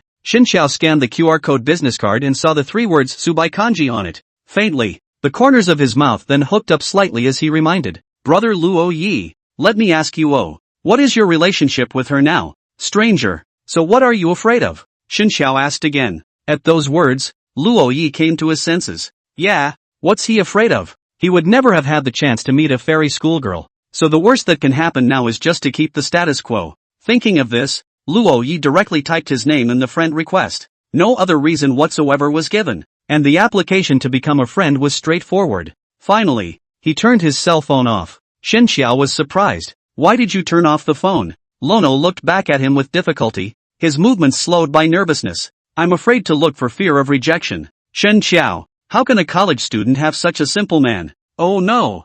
This one looks like a boy. Chapter 11, Sister Cheen. I'm finished. Classes in the junior year, in fact, have been very few. Plus Subai Porridge has now bailed out of graduate school. So lately it's been all about part-time work. Her family wasn't very rich, but as a talented computer science student, there are many ways she makes money. At this time, however, Su Baijiu, who stayed up late on a rare occasion yesterday, slept until noon the next day before opening her eyes. Her imperious figure was curled up on the bed, a pair of tantalizingly slender white jade legs clamped to the quilt. The neckline of the pajamas exposed a large expanse of snowy whiteness, and there was a kittenish laziness to the look. It was hard to imagine that the iceberg goddess of JNU would be this cute when she was sleeping. As for her reasons for staying up late, she herself is not very clear. Just, somehow, stay up late. Every time she was about to fall asleep, the slightest movement of her cell phone would make her sleepy. She didn't know what she was expecting. When she woke up, she opened her phone and saw a friend request. Falling leaves return to their roots, sent a friend request. Remarks, Luo Yi. Seeing these two words, Subai Porridge became speechless. Who would agree with this elementary school brother? Adding girls like this? She didn't hesitate and simply agreed to the friend request. Her Snapchat posts a lot of pictures of JCU events. It was something she had to post as student president, so she buttoned up her space to block Luo Yi. After all, just playing games to recognize the netizens. She didn't want her work to disturb her close friends outside of her college friends. I wonder if this little boy, knowing that his game hitchhiker is the president of the JNU students, what would be the reaction? On the other hand, the four Lonos finished their morning class. Exhausted, the four men arrived at the diner across the street from the school. Even though the classes are seated, it's especially distracting to have them all morning long in a row. What's more, they have an afternoon class and even an evening study session. It's Monday and the class schedule is filled. Which means Hell Monday. 3 tails of beef noodles, black pepper roasted pork over rice, 2 tails of chicken noodle. Afterward, the boss looked at Luo Yi and asked, "How about you? Handsome?" Seeing Luo Yi's absent-mindedness, Wang the Hammer pushed him and asked, "Wild child, there's something wrong with your mind if you're not motivated to eat. Ha? Oh, give me 2 tails of cassoulet with rice noodles." Hearing this, the surrounding people were collectively dumbfounded. The corner of Wang Sledgehammer's mouth twitched. Do you want to hear what you're saying? This kid is designated to be stupid in class. Give him the same beef noodles as me. Eat beef. There is strength. By the time the boss brought the noodles to Lono, he was still fuming. Xin Xiao sighed and said, "Brother Luo Yi, you have written unrequited love on your face." "No." Luo Yi exploded like a cat whose tail had been stepped on. "And you?" Xin Xiao glanced at Li Haoyang again and said with a smile, "With the military training that Lu Bingxin good? What are you giggling about?" Luo Yi and Li Haoyang, purely one upset and one clueless. Trenching? Wang Sledgehammer was shocked. "You've taken up with Sister Bing Xin? Hey, not yet, but she asked me to go to the mall tonight." Looking at Li Haoyang's limber and simple-minded appearance, Xin Xiao reminded, "Progress too fast. Be careful of being cheated by a high-segment green TO. I forbid you to talk about Sister Bing Xin like that." Before Li Haoyang could react, Wang the Hammer was anxious first. Seeing this, the corner of Xin Xiao's mouth twitched, secretly saying, "You are the real dog licker." After this meal was over, Luo Yi looked at his cell phone, which had been turned off. With a torn face, if he's going to pay, he's got to turn it on. More than 3 hours had passed since he had added Fairy Sister's green bubble. He didn't just turn on the computer and see the rejection, did he? Wild child, what's the holdup? Make it quick. Listening to his roommate's urging, Luo Yi turned his cell phone on with a hard look on his face. Reboot requires you to re-enter your password. 362,589. The moment you enter the main interface, a message popped up. Su Baigui has agreed to your friend request. The next moment, the word surprise was written all over Luo Yi's face. He paid as fast as he could and sprinted toward his roommates. After noticing the expression on his face, Xin Xiao laughed. "It looks like he agrees that, but it's just getting started." "I know." Lono nodded. For him to add to the green bubble of a fairy schoolgirl, it's already something to be very happy about. After a day of classes, the crowd was so physically exhausted that they didn't even have time to eat dinner. Except for Li Haoyang. This one has a date with a beautiful woman and a lot of energy. It's almost 8 o'clock, but the mall doesn't close until 10, so there's nothing wrong with a little stroll. Seeing Wang Sledgehammer and the 3 of them preparing to go back to their dormitory, Li Haoyang was puzzled. "Aren't you guys going to join me?" "What?" The originally exhausted Wang Sledgehammer instantly regained his vigor and said, "Can we be together?" "Yeah." Iceheart said one of her roommates was coming along, so she told me to call my roommate too. "Good buddy. Wang Sledgehammer wrapped his arm around Li Haoyang's shoulder, with the look of being two for his brother. I'll pass. Xin Xiao wasn't interested in these things and prepared to go back to her dorm room alone. Me too. Luo Yi was just about to speak when Wang De Hammer pulled him over and said thievishly, "Wild child. You need to come and follow your hammer and watch and learn how your hammer flirts with girls." These words tickled Lono's interest. The other side. Subai Kanji returned to the women's dormitory to get her daily necessities that she didn't bring to the family building. Nowadays, there are only 2 people in the female dormitory, her and Qin Yuan, and the remaining 2, one starting a business and the other doing an internship. Neither lives on campus. Qin Yuan belongs to the kind of family that has minds, so she's still swinging for the fences. After cleaning up, Subai Kanji sat on a chair with her hands propped up on her chin. Surprisingly, she was in a daze. Speaking of which, that little stutterer plus her hasn't sent a message until now. You obviously added me and you want me to initiate a message? Subai Kanji opened the chat interface with Luo Yi and sent the first message. You are? Luo Yi's cell phone was in his pocket and was in the middle of them all, watching intently as Wang Sledgehammer flirted with the girls. Long-legged lowly Lu Bingxin's face value is naturally needless to say, and her roommate is even more astonishingly beautiful. Surprisingly, it was the freshman school beauty of their college, Tang Enki. It was also the goddess Lono had crushed on for 3 years in high school. So embarrassing. I should have known better than to come. The two were obviously well-groomed, one with big legs in jean shorts and a delicate long-skirted fairy. Walking down the street, the turnaround rate is very high. However, the 2 women were walking in the center, and next to the 2 women, on one side, was the muscle-bound man, Li Haoyang. On the other side, was the somewhat thieving-looking Wang Sledgehammer. Luo Yi was at the side of Wang Sledgehammer, his head lowered and he didn't say a word. The combination of 2 women and 3 men kept a group of men trying to strike up a conversation at bay. After hearing the message tone,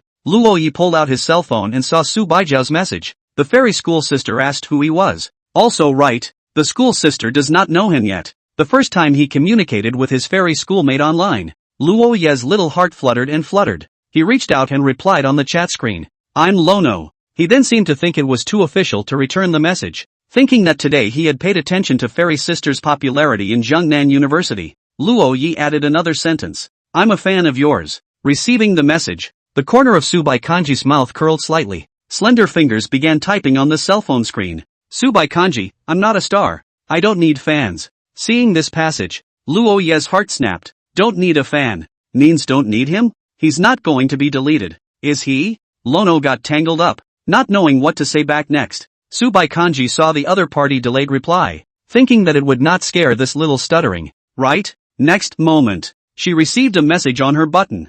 Lono, screenshot of chat. Luo Yi, Sister Qin. I'm finished. Seeing this, Subai Kanji couldn't hold back and burst out laughing. Chapter 12, Shopping at the Mall. What? Qin Yuan, who was playing a game, heard the sound and looked over. What's wrong with you, porridge? How dare you giggle at your cell phone screen? You've been very off lately. Qin Yuan stood behind Subai Porridge and couldn't even play the game. It's your junior year. Porridge, you're not going to blossom this time of year, are you? You guess. Subai Kanji smiled mysteriously. Looking at her roommate's expression, Qin Yuan put down her cell phone and exclaimed. There's a problem. A big problem. With no place to vent her intense gossip, Qin Yuan was going crazy. Subai Kanji ignored her and instead messaged Luo Yi on the button. Love hot pot, that's just the way she is. She agreed to your friend request. Just willing to get to know you. Lono, really? Loves fondue, really? I'm her roommate and know her very well. In a word, all sincerity. No lies. Soon, her green bubble came back with news of Lono. This elementary school brother is really simple. Looking at Luo Yi, who had been looking down at his cell phone, with his finger still poking and prodding at it. Curious, Lu Bingxin asked, talking to your girlfriend? Ha? No. Lono didn't act so childish when faced with other girls. There was even a vague air of masculinity. Little brother is so handsome. Surprisingly, he doesn't have a girlfriend, Lu Bingxin said playfully. Afterwards, Lu Bingxin pulled Tang Enki over and said, fellow student Luo Yi, I think that no one doesn't want a relationship. They just haven't met one they like. Look at my Kiki. She's got a great body. She's pretty. She gets good grades. You really won't be impressed? Suddenly pulled over, Tang Enki seemed a bit shy as she blinked and the nice eyelashes moved, and somewhat coyly lowered her head, saying, Lono-san, it's been a long time. Those who didn't know thought she was shy, but in reality, only Lono knew that. She should be as embarrassed as herself at the moment. Wild child. How? Wang Dahammer's eyes were glazed over, and Lu Bingxin blinked. Obviously she knew that Tang Enki and Luo Yi knew each other. When she was in the women's dormitory, she'd heard Tang Enki say that there was a boy who confessed his love to her after high school. Speaking of which, Tang Enki actually had a crush on this boy, too. I just don't know how to reply to each other. After all, she'd heard that Luo Yi was an orphan, and probably didn't have a very good family, so she agonized all summer without an answer. But if Lono shows potential in college, she could also give the other person a chance to woo her. At that moment, Lono looked at her eyelashes, which seemed to have a strange, couldn't help but ask, "What's this? Huh?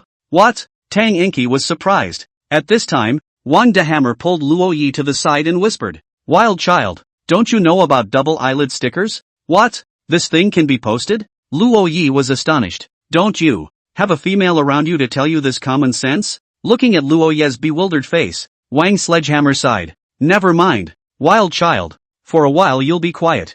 I see that Bing Xin Beauty is trying to set you up with Big Beauty Tang, and see how your hammer brother can help you meet beautiful women." "Don't." Luo Yi quickly shook his head. "Don't set it up." "What? Are you blind, wild child? That's Tang Enki, the freshman flower. A pretty girl that good looking you say you don't want to meet?" Wang Sledgehammer was going crazy. He couldn't wait to break open Luo Yi's head to see what was inside. "I can't believe you're not even interested in beautiful women." In Luo Yi's cell phone was the last message sent to him by Subai Porridge. Said she was organizing the student council logs and would talk to you later. "It's really hard for a senior to be doing homework this late at night." Luo Yi sent a message over, telling his schoolmate that he could take her to play games when she was tired from work. The package twin kind. Luo Yi had no hope, but the older sister actually returned a good. In other words, schoolmates like to play games too. Common threads. This is important. As for why Lono would know this, Sister Qin Yuan told him. Qin said that if you want to get to know a girl, the first thing you have to do is to find a common topic of conversation. As Su Baijiao's roommate, she usually often saw Su Baijiao playing games inside the dormitory. It also said that Subai Kanji has always been solo and has always lost, and no one plays with her. That's when Lono said he could win with a flying bag. Thank you, Ms. Qin Yuan, for giving him so many hard goods. In the female dormitory, Qin Yuan, who was playing a game, suddenly sneezed and wondered. Strange. Who's been thinking about me lately? Why are you always sneezing? Soon, on the cell phone interface, there were two big words: failed. Lost again. Qin Yuan wanted to smash her cell phone, and Subai Kanji looked at her exasperated appearance and said, "When one, playing a game in a while, you're going to take me flying?" Qin Yuan looked at her with glowing eyes. "No, my number is blocked. If you're not going to fight, lend me your number."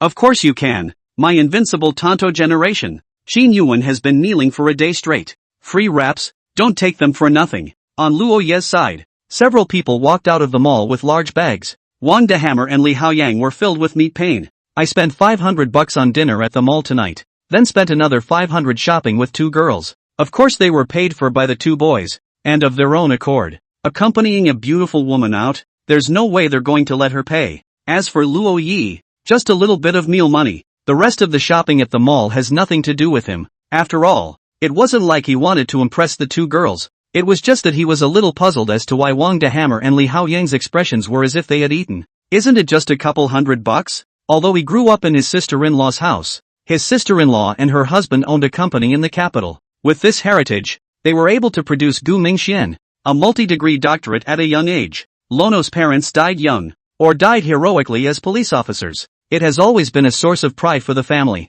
Lono, who stayed behind, was treated like a baby by his grandfather. His sister-in-law's family also treated him like their own son. So although Lono lost his parents when he was a child, he received no less love at all. He is not from a poor family. What's more, he makes money from the novels he writes himself, so he hardly ever asks his family for living expenses. A few people returned to the school. The three of them sent the two girls back to the women's dormitory. During that time, Tang Enki walked beside Luo Yi, intentionally or unintentionally, kept peeking at Lono's cell phone screen, seemingly curious about who he was talking to. At the entrance to the women's dormitory, Tang Enki and Lu Bingxin enthusiastically said goodbye to them. The latter also shouted, "Next time, remember to bring that handsome guy left in your dorm room." "No problem. Wrap it up." Li Haoyang and Wang Dahammer swore like chicken blood. Look at Lono for a moment. Sledgehammer, is this what you want to teach me about emotional intelligence? We don't know much about it, but we can see that you're being led around by the nose.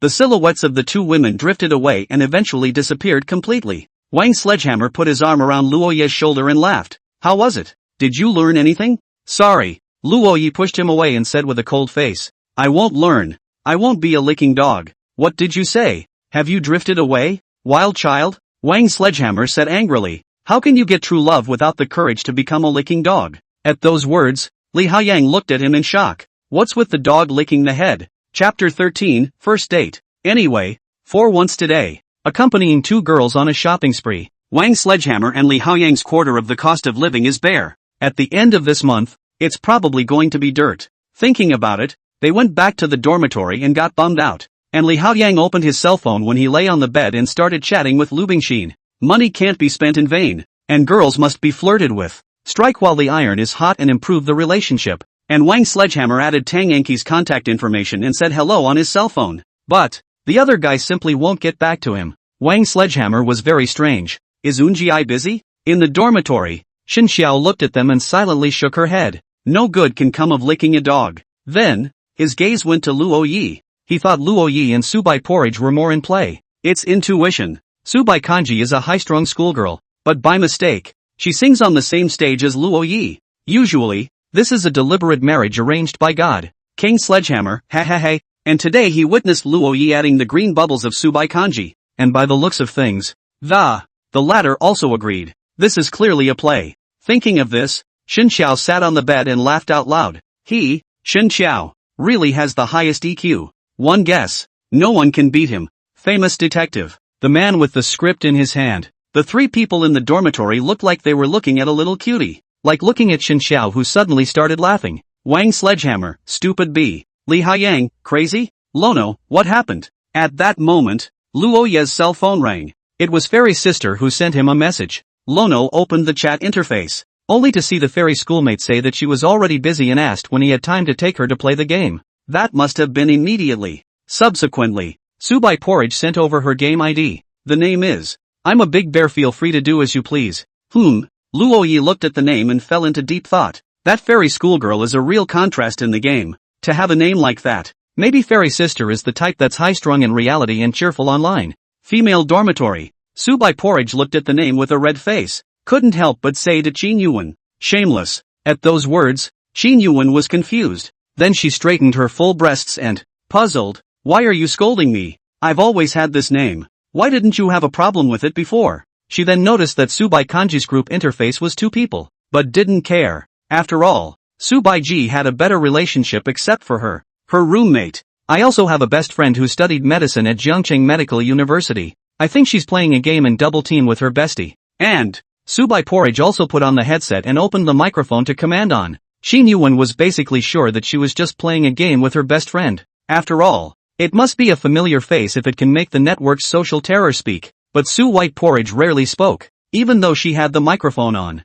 It's one of those very cool styles. But it was enough for Lono, who could hear the fairy schoolmistress voice. The heart was so satisfied that it even had a very happy feeling. Boys who like girls are probably all like Luo Yi, easily satisfied. Luo Yi played as a support, and although he was better at playing the field, Fairy Schoolgirl asked him to support. The way she plays the game is very similar to Qin Yuan. Not bad for a roommate. What an understanding. Played 5 games tonight and only lost one. Luo Yi sighed. Sister doesn't play games like a vegetable. Unlike what Sister Qin said. Hearing the voice in the headset, Subai Kanji said softly, it is not a dish. It is much better than Qin Yuan. Qin Yuan, who was swiping the video next to her, was suddenly named and she sat up, open-mouthed. Porridge, I feel like you're cursing me. Her voice was so loud that it reached Luo Ye's side even though Subai Jia was wearing headphones. Listening to Qin Yuan's lively voice, he smiled and, he said, Sister Qin's personality isn't too different from the internet either.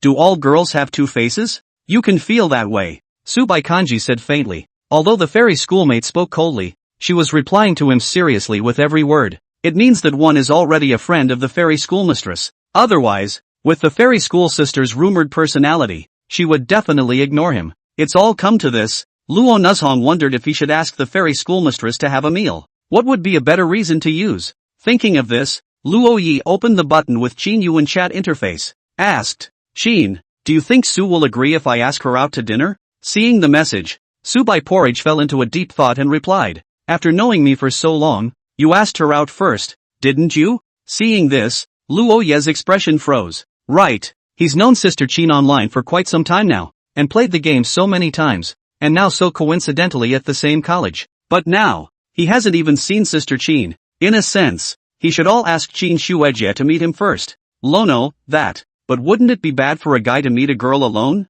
Seeing this, Subai Kanji replied, won't meet alone. Don't you want to see Kanji? I'll call Kanji, but you can't bring a friend. Kanji is socially terrified. Lono, yes. He added 3 exclamation points to express his excitement that. Then asked, do you have time tomorrow night? I know a great restaurant. It was the same restaurant that Wang Sledgehammer and Li Haoyang took the 2 girls to today. Love fondue, no time tomorrow. Lono, huh? Love hot pot. Kanji is usually busy, but has time on weekends. Lono, no problem. Roger that. Love hot pot, you just came to Jiangchang. You're not familiar with this place. Let me treat you to dinner. Just take it as the cost of bringing me. Up the score with Kanji? Lono, how is that a good idea? Love hot pot, that's it. Ending the chat. Lono was in a very happy mood. It turned out to be such a pleasure to play games and chat with your favorite people. But the internet keeps saying that being in love makes you stupid. He didn't think so. He thought he was smart as hell now. With anticipation, Luo Yi gradually fell asleep.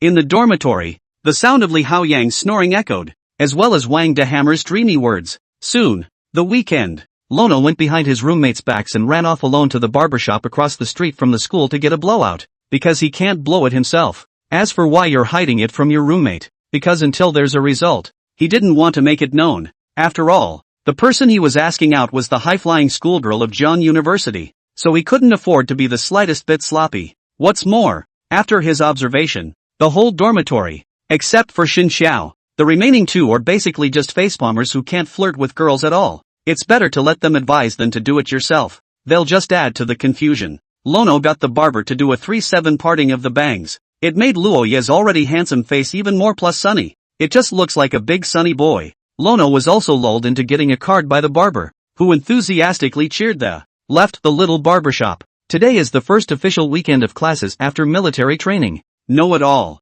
The hormones that sprout in men and women during freshman military training, as well as the schoolmates who have long been waiting for the opportunity to make appointments with their younger siblings. Almost all of them are concentrated at the entrance of the school today. Men and women, visible to the naked eye, appeared in pairs at the school gates.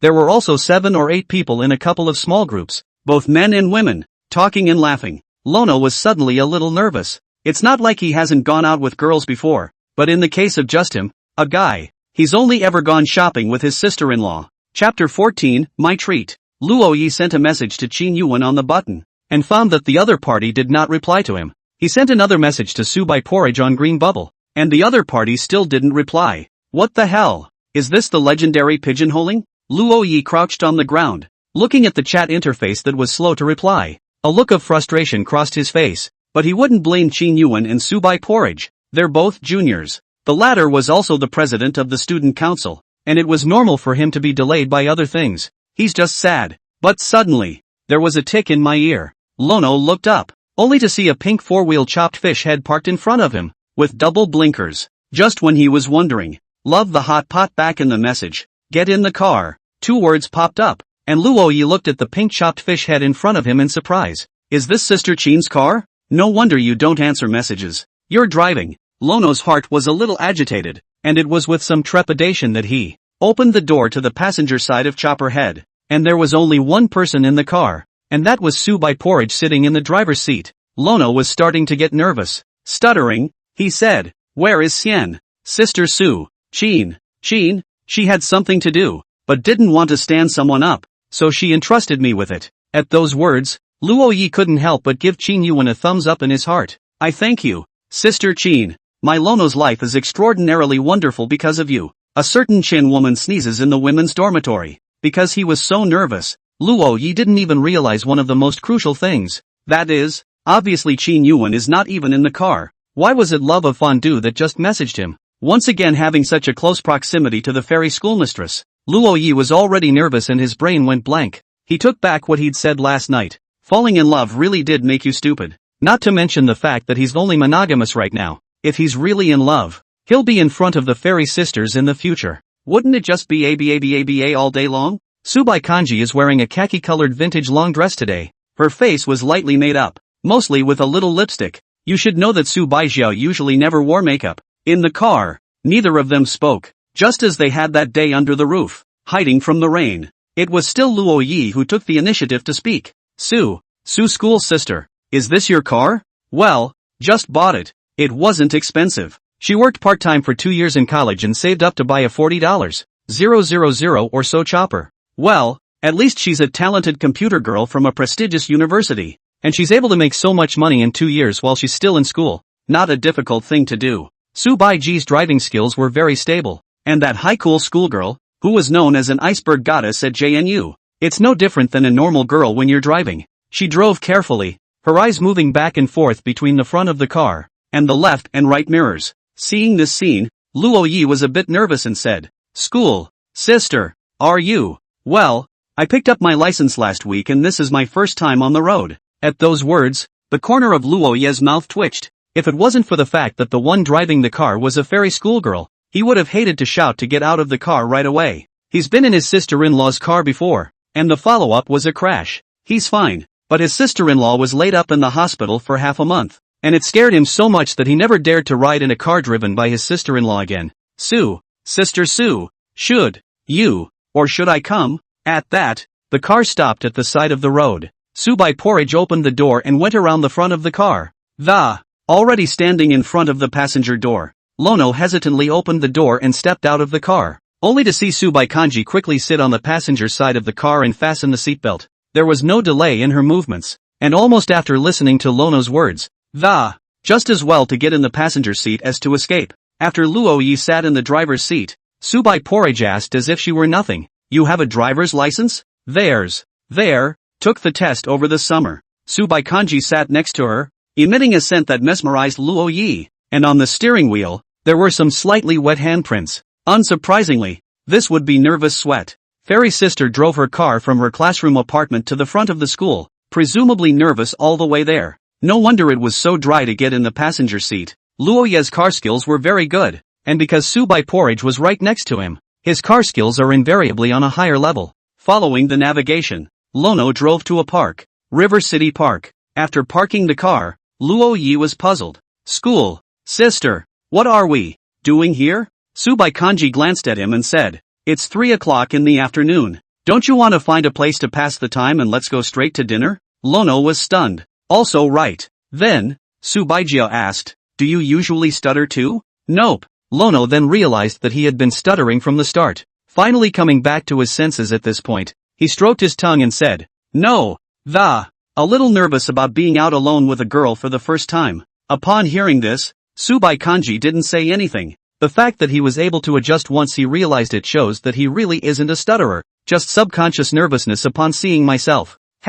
Still a little boy who hasn't had much contact with girls. The two were walking side by side through the park. They're a combination of young, beautiful women. It creates an ornamental picture in an already cozy atmosphere. There was a distance, if any, between the two. This was not something Su Bai Kanji intentionally spaced out. Quite the opposite. This was Luo Yi's doing. The first time he went out for a walk with a girl, and as they were not yet familiar with each other, it seemed to him that keeping your distance is the way to go. And last time, Wang Sledgehammer, Li Hao Yang and the others, they were fighting for the first time they met. Lanaroi doesn't like that. Of course, this doesn't mean that what Wang Sledgehammer and Li Hao Yang did was wrong. It's just that everyone is different and gets along differently. Lono just likes to take it a little at a time. The more the process, the more the relationship becomes indestructible. But in this age of fast food, few people will take their time with him, but he's not going to change himself just because of that. After all, it's only rarely. It's not like there aren't any. Wait and see. There will always be someone willing to accompany him little by little. It was a beautiful day, unlike the first meeting between the two, when it rained heavily. To be able to stroll in the park with a fairy schoolmate was something that the Luo Yi of a few days ago couldn't even think of. Mainly thanks to Sister Qin Yuan, everything was due to her. In the park, the two passed a small charter bus selling ice cream. Luo Yi asked, "Sister Su, do you want to eat ice cream?" After asking, he regretted it. Last night, in an effort to be on his best behavior for today's first official meeting, deliberately check out many tips. One of them is a top priority. When you buy something for a girl, don't ask her if she wants it, but just buy it for him. But Su Bai Porridge is a little out of the ordinary. When she heard this question, she immediately raised her eyebrows and said, "You want to eat? I'm treating you." In one sentence, directly Lono will not be whole. And without looking back, Subai Kanji walked directly to the ice cream cart. It also looked like she didn't have much experience with boys, and her behavior was a little stiff. Chapter 15, The little things are interesting. Without giving Luo Yi a chance to refuse, Subai Porridge had already bought the ice cream over.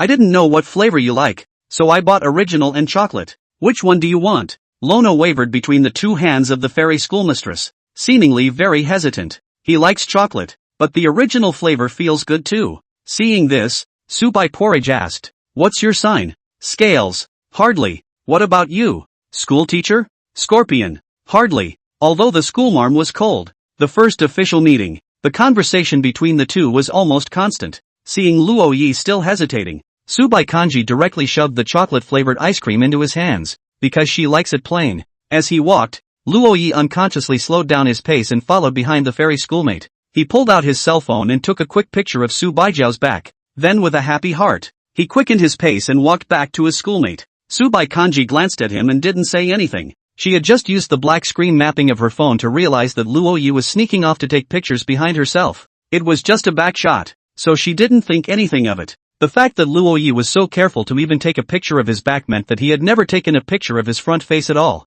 Just a picture of the back. By the looks of him, it seems like he's trying to sneak around and treasure it. It's like a little animal that finds some treasure and hides it. She didn't understand what was the point of taking pictures of a back that you couldn't even see the face of. She's wearing a long dress today that doesn't even show her legs. So what's a back shot? But looking at Luo Yi's snickering expression, Subai Porridge unconsciously began to get curious. Why can he be so happy with a picture of his back? Would he be so happy he'd take off if he was photographed face to face? Or even in a group photo? Associated with the second sentence he posted on Green Bubble last time, saying he was a fan. That's pretty much like being a competent little fan then. Suddenly, Luo Yi's cell phone rang. 515 dormitory group. Wang Sledgehammer at Luo Yi. Wild child, where is your boy? Wang Sledgehammer, you're an outsider who's not familiar with the area. And you don't go out alone in your dormitory on weekends? Xinxiao, there is a situation. Oh. Li Hao Yang, picture. Wang Sledgehammer, born, pure born. You even went on a date with Bing Xin, the great beauty. Listening to the lively commotion in the group, Lono closed his cell phone. These things, he might as well pretend he didn't see them. After all, he couldn't really explain the current situation. But for now, it looks like their dormitory fitness instructor is being taken by the long-legged loli yet. This every other day to eat a meal together, and the weekend to play together. Say cannot become the first, he did not believe. But they've only known each other for less than a month. Maybe Lono is too simple. It was the first day of school when he first met his fairy schoolmate.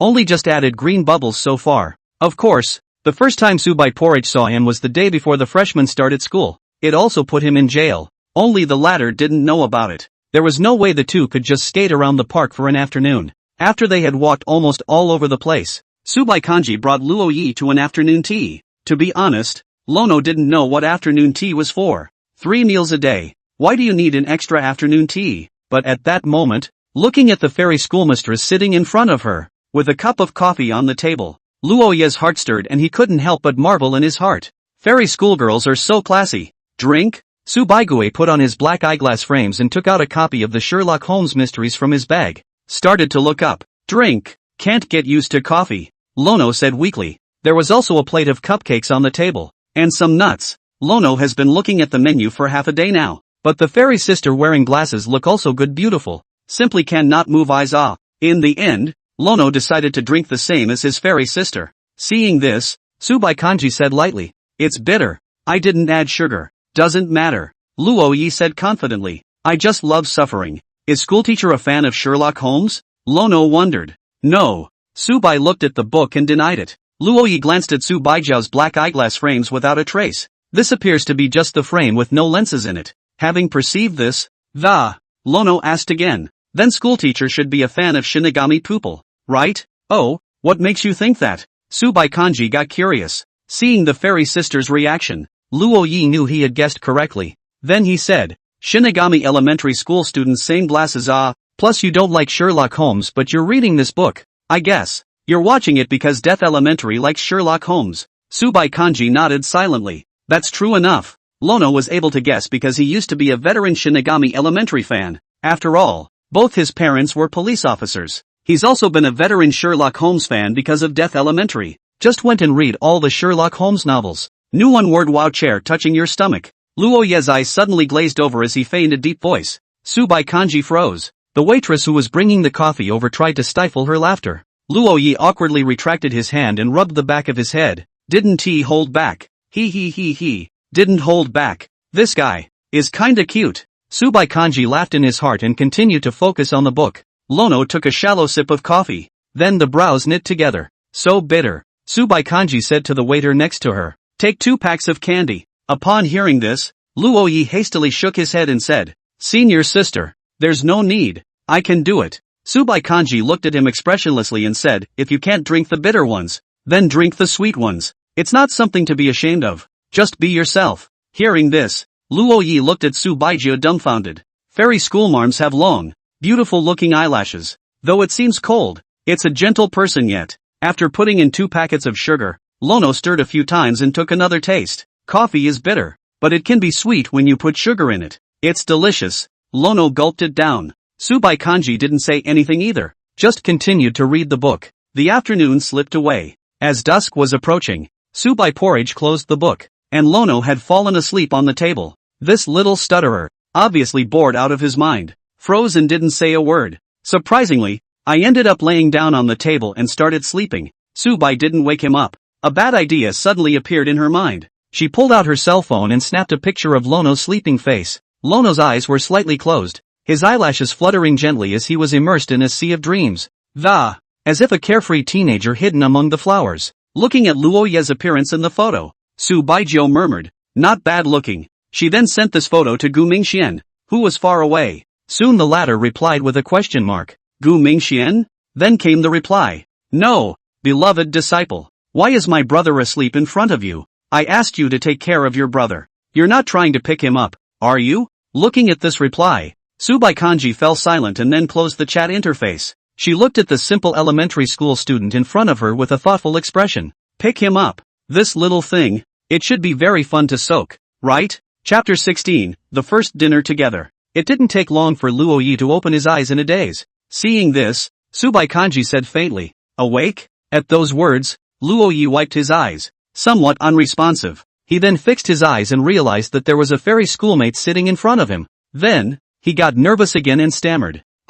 Sorry senior sister. I fell asleep. That's okay. Subai Kanji stood up and said, let's go. I'll treat you to dinner. Yeah. Luo Yi was a bit shy as he followed behind Subaijio, like a younger brother. Returning to his schoolmate's pink chopped fish head, Lono started the engine. The second time I drove this car, I was obviously already much more familiar with it than the first time. After driving a few blocks, the car stopped in front of a barbecue restaurant. As we all know, college students eat either hot pot or barbecue. Luo Yi had already eaten hot pot with his roommate last time, and this time he was brought by his schoolmates to eat barbecue. The store may look small from the outside, but the inside is beautifully decorated, and it's a quiet environment and not too crowded. Sort of an untapped treasure of a barbecue restaurant. And it's perfect for a girl like Subai Kanji who doesn't like to be bothered. The owner is a chubby aunt, and when she saw Subai Kanji, she warmly greeted her. Laughing, she said, Porridge, you haven't been here for a long time. School just started. I've been busy with the new students lately. Subai Kanji wasn't high and mighty about this aunt, and it wasn't hard to tell that she was a regular customer here. The barbecue restaurant, called Sister Chow's Barbecue. Sister Joe's eyes lit up when she saw Luo Yi. Surprised, he said, is this little brother with Porridge? Right. Lono nodded with some embarrassment. Sister Joe laughed. Kanji used to come alone to eat all the time. Occasionally she brings another girl, and this is the first time she's brought a boy over. Hearing this, Luo Yi's face flushed and he smiled somewhat embarrassedly. Seeing Luo Yi in this simple and lovely manner, Sister Joe couldn't help but feel twice as good. Luo Yi sat across from Subaijio, somewhat constrained. He was now really afraid that something he did would make his senior sister dislike him. But Subaijio obviously hadn't been out with boys either, much less know how to get along. After Sister Joe served Subai Kanji's favorite food, the latter baked it silently. Luo Yi watched his senior sister's movements and started roasting himself in style, noticing the other's less than skillful movements, and not even brushing the oil. Subai Kanji faintly asked, You've never eaten barbecue? Had it, Lono said weakly, but all the barbecues he'd had waiters helping him, and he rarely did it himself. It wasn't hard though. He could learn it in 2 looks at his schoolmates. Want a drink? Subai Kanji thought of Luoye's drunken appearance the last time they met and couldn't help but ask. No. Lono refused. The first time he saw eating with his schoolmate. How could he dare to drink? Not to mention that if he did, that's the schoolmarm driving. He really doesn't dare. Then I'll drink some. Subai Kanji asked Sister Jo for a bottle of green plum wine. Sister Jo explained. Kanji will drink some every time you come. It's my family's own brew. It's delicious. Oh, really? Then I'll buy a bottle too. Hearing this, Subaijo frowned and said, Who's driving? Luoyi quickly shook his head and said, I won't drink it. I'll bring it back to my dormitory and drink it. He simply wanted to know what flavor of wine his senior sister loved to drink. Green plum wine. He really hadn't had much of it. Subai Kanji ate slowly, chewing and swallowing. But watching Luoyi grill a slice of pancetta, Subai Kanji still couldn't help but help him grill it. From the beginning until now, Luoyi hadn't grilled a single piece of meat. Seeing his senior sister helping him roast,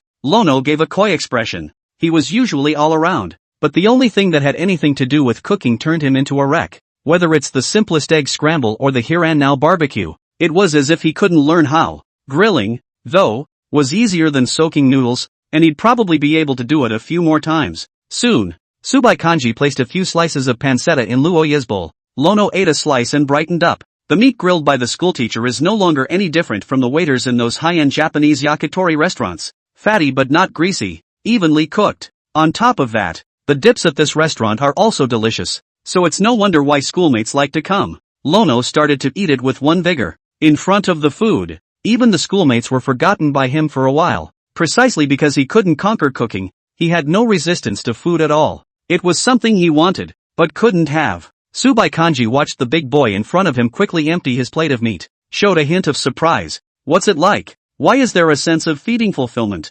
Subai Kanji baked another round. She didn't even eat it herself and put it all on Luoye's plate. Watching Luoyi come and go, finishing what she baked beautifully, a hint of satisfaction actually appeared on her high-strung face. The idea of cooking for Lono sometime even sprang up in his mind. Something's not right. Why is that thought coming up? But he eats like a little kid. He's all about the food. The oil was all over his mouth. Seeing Luoye's current appearance, Subai Porridge took another picture of him without any trace. Send it to your own teacher. Gu Mingxian replied almost in seconds. What? How could Ono have dinner with you? Seeing this, Subai Porridge revealed a cold expression and replied. What do you mean? She's a high school girl. Isn't that backwards? Shouldn't it seem surprising that she would have dinner with Rano? Gu Mingxian then replied. You're not really trying to pick up my brother, are you? Then you're in trouble. To pick up my brother, you have to cross a hurdle. Ono had a 3-year crush on a goddess in high school, but for some unknown reason, college didn't go together. Subai Kanji's face cooled for a minute. She looked at Luoyi in front of her, and for some reason, she was in a somewhat bad mood. She said coldly, Go away. Ha! Luoyi had food stuffed in his mouth and was staring blankly at Subaijo like a hamster. With this look, the temper in Subai Kanji's heart was gone. How can she be angry with that look? And why is she angry? At that moment, another message from Gu Mingxian came from her cell phone. But since Ono is willing to come out to dinner with you, it means that he and the girl he had a crush on have drawn the line. No surprise. It should be cool. Ono's character on this point, I can still assure you. After reading the message, Subai Kanji suddenly raised his head and looked at the man who had stood up and, Lono, who was about to leave, said softly, Going for what? Luoyi was puzzled. Sister, isn't it time to go? Sit down and eat. Ha! Sit down. Oh, Lono obediently sat back down again, but he was already almost full. Subai Kanji roasted another round. Watching the bowl being stuffed again by his schoolmate, Luoyi mentally sighed. Eat it. It's all you can do. Chapter 17. Good night. After finishing the meal, Subai Porridge said goodbye to the boss's wife, Sister Jo. Then it was back to his chopped fish head. Luoyi sat in the driver's seat, a little nervous. Today's date is kind of over. I wonder if schoolteacher has some good feelings for him. Go back to the teacher's apartment. Subai Kanji said indifferently. She wasn't a great drinker, but she wasn't going to drink too much the first time she went out with a guy. A bottle of plum wine had no effect on her, just a slight blush on her face. Lanaroi could see what his schoolmate looked like now. Her face was still high and cold, only her pretty face was slightly red. Lono's afterglow just glanced at it, and his heart pounded. Hokage is worthy of being a fairy. This is too beautiful. It was past the evening rush hour, so there weren't too many cars on the road, and Chop Suey has a big internship sticker on the back of his car. Add to that the fact that it's pink and looks like a girl's car, and I'm sure no car would dare mess with it. Soon the car drove back to the teacher's apartment and parked in the parking lot. After getting out of the car, Subai Kanji picked up her bag and said to Luo Yi, "From just now, your cell phone just won't stop ringing." At that, Luo Yi pulled out his cell phone. He couldn't look at his cell phone while he was just driving, and that's when he saw. His own roommates were going crazy when they realized he hadn't come home for the big night. They suspect Luo Yi has a new love outside and doesn't want them. The empty nesters. My roommate, rushing me home. Saying that, Luo Yi looked around and said in surprise, "Sister, you also live in the family building." Hearing this, Subai hesitated for a moment, nodded, and said faintly, "Aha, 614 of this building." The room number, 614, was just a little familiar to Luo Yi. For a moment it didn't feel like anything was wrong. After all, he had only been there once, and hadn't memorized Gu Mingxuan's home address. Plus after half a month of military training, he had long since given it a miss.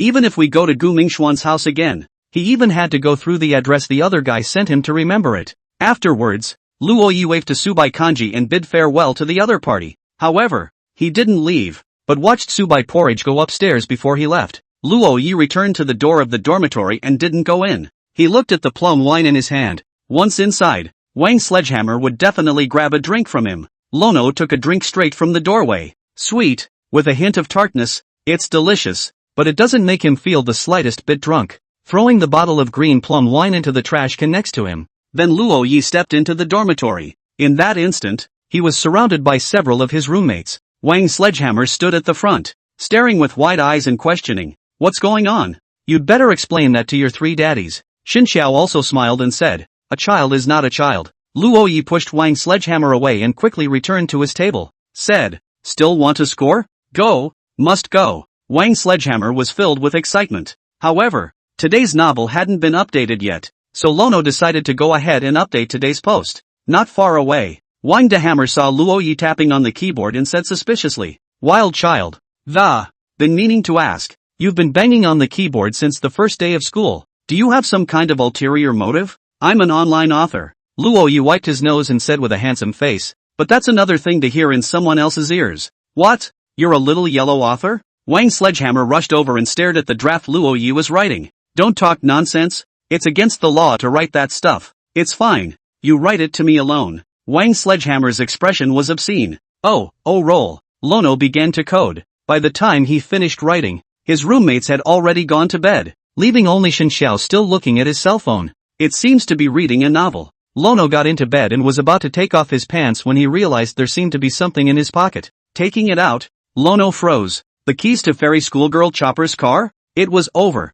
And when he got out of the car he pulled out his keys and subconsciously stuffed them in his pocket. And the schoolteacher was unfamiliar with the car and didn't remember the incident. Thinking of this, Luo Yi was ready to send a message to the fairy schoolmistress, only to suddenly realize that it was now 2 in the morning. "I don't know what time it is, but staying up late is perfectly normal for fiction writers. It's not a good time to send a message, is it?" Luo Yi realized that he hadn't messaged his fairy schoolmate since he returned to his dorm room. Thinking about it, Lono knocked himself on the head and, complaining to himself, he said, "You Elm, you don't know what to greet a girl when she comes home." He's never chased a girl. He had a 3-year crush in high school, and it was just a crush. Then he graduated and confessed, and there was no more then. And fairy school sister, Lono felt sure he liked her. Although, heartbeat on the first meeting may have been a case of seeing color. But seeing color doesn't have to be a pejorative, it can be a new beginning. After all, liking appearances doesn't have to be all about appearances. The moment the like appears, the other person's mannerisms, strengths and weaknesses, all within the range of favorites. After Lono messaged the other, he got ready for bed, but I didn't expect the other side to reply in seconds. "Subai Kanji, let's put it at your place first. I don't drive it often." In the teacher's apartment, the corner of Subaijiao's mouth hooked up slightly. "It's kind of like whoring out a driver for nothing, isn't it?" She looked back as the set finally packed up. 3 rooms and 1 living room. The master bedroom is where Gu Mingxian lived before he left. Put the room stuff in the second bedroom, rented the house to Subaijiao, and let Subaijiao live in the master bedroom. 4 girls, a bigger room looks more relaxing. The other empty house, unoccupied. Gu Mingxuan's intention was to leave it to Luo Yi, but since Subai Porridge is already living in the house, can Luo Yi live? It's up to Subai Porridge to decide if he's willing or not. A goddess schoolgirl who is realistically high-strung and cyber-socially terrified. A Lono who is shy in reality and the internet can be described as a whirling dervish. It seems as if, kinda goes with it? Lono is a gaming genius and a little-known online author. It's not uncommon to talk to people online every day. Good night, school marm. Lono sent this message, then closed his eyes and, get ready for bed. But he tossed and turned and couldn't sleep. It was hard for him to sleep without waiting for a reply from his fairy schoolmate and when Subai Kanji saw this goodnight sister, her face froze slightly. Good night. In high school, there was also a boy who said good night to her every day. But Subai Porridge is not interested in him. That guy, in front of everyone at his post-high school reunion, he confesses his love for Subai and is rejected on the spot by the latter. He felt that he couldn't keep his face, and after the party, he found Subaijio alone, trying to threaten her to be his girlfriend. But Subai Kanji rejected him for the second time, and deleted all contact with him. Later, that boy got so enraged that he went around spreading rumors about Subaiji. Plus her beauty was already coveted and envied by many. She quickly became the girl her friends thought was a misfit. It is important to realize that it is in the nature of many people to cripple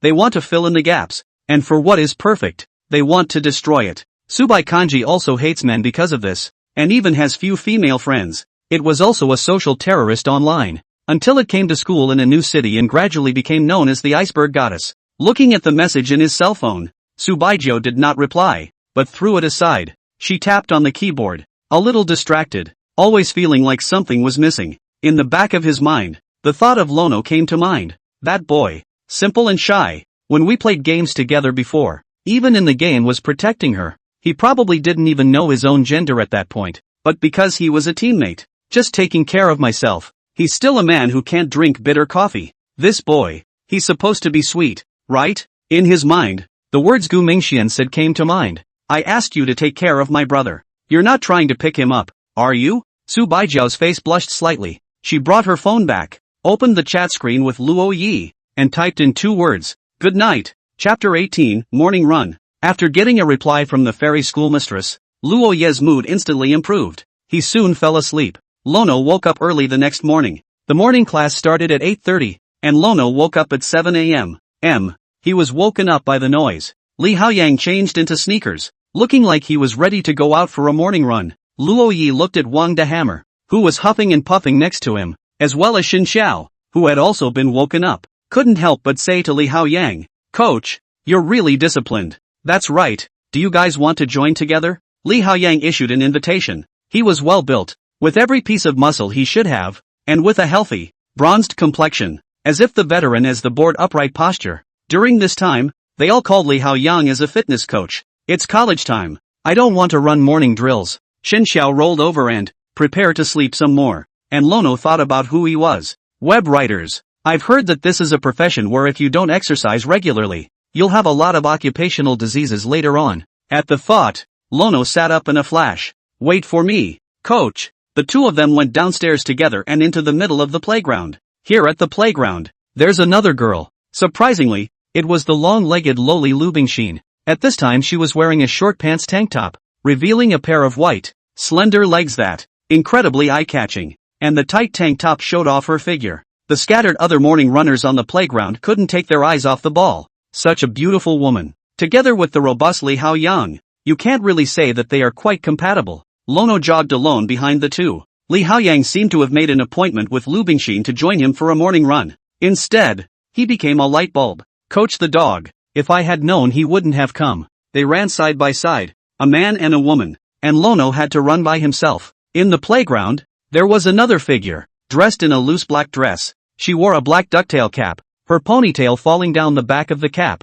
and, as she ran, her ponytail swung back and forth. This figure, something looks familiar. Watching, he wandered off, running and walking, so much so, that he fell and stumbled. He was already sleepy from staying up all night, and with the infrequent exercise, he came straight out of the gate with a flat fall. This fall attracted a lot of attention. Lono slumped to the ground with a bit of a blush. It's a shame. It's a real shame. He was about to get up when he realized a palm had appeared in front of him. Lono froze. How can I describe the palm in front of me? The hands are like catkins. The skin is like solid fat. 5 fingers as sharp as bamboo shoots. Crisp like white lotus roots. That's a beautiful hand. Luo Yi subconsciously raised his head and realized that it was the ponytailed girl all in black. Wait, isn't that fairy schoolgirl? She looked at Luo Yi expressionlessly and said faintly, aren't you going to get up? At those words, Luo Ye's face turned even redder. Shame on you for disgracing yourself in front of the fairy schoolmistress. He put his hand on the fairy schoolmates and stood up.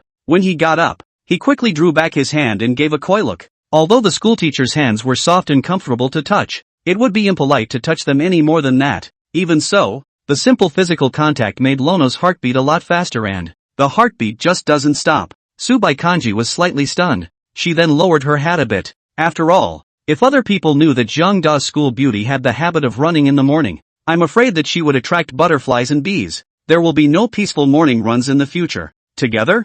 Subai Kanji asked faintly. Upon closer inspection, the fairy schoolmate actually had a pair of light dark circles under her eyes. Just like him. Lono whispered. Good. The others in the playground, although they noticed a figure that resembled the school's flower girl, Subai-ji. But when he saw a man following next to him, he shook his head. That couldn't be Subai-jiao. Subai-jiao couldn't have a man by her side at all. Luono followed beside the fairy schoolmistress, running with an expressionless face. Why is it faceless? Because he's faking it. He's actually in a lot of pain. The first time he ran in the morning, he actually got tired after one lap, but the fairy schoolmistress wasn't tired yet. Wouldn't it be a shame for him to be tired? But as much as he pretended, his body couldn't be fooled. Subai noticed that the boy next to her was gasping for air more and more quickly, and that she was originally going to run 6 laps of the. It was just 3 laps and then it stopped. She pulled a towel from the small bag she carried and wiped the sweat from her face. As Luo Yi gasped for air, he accidentally saw the appearance of Su Baiju at this moment.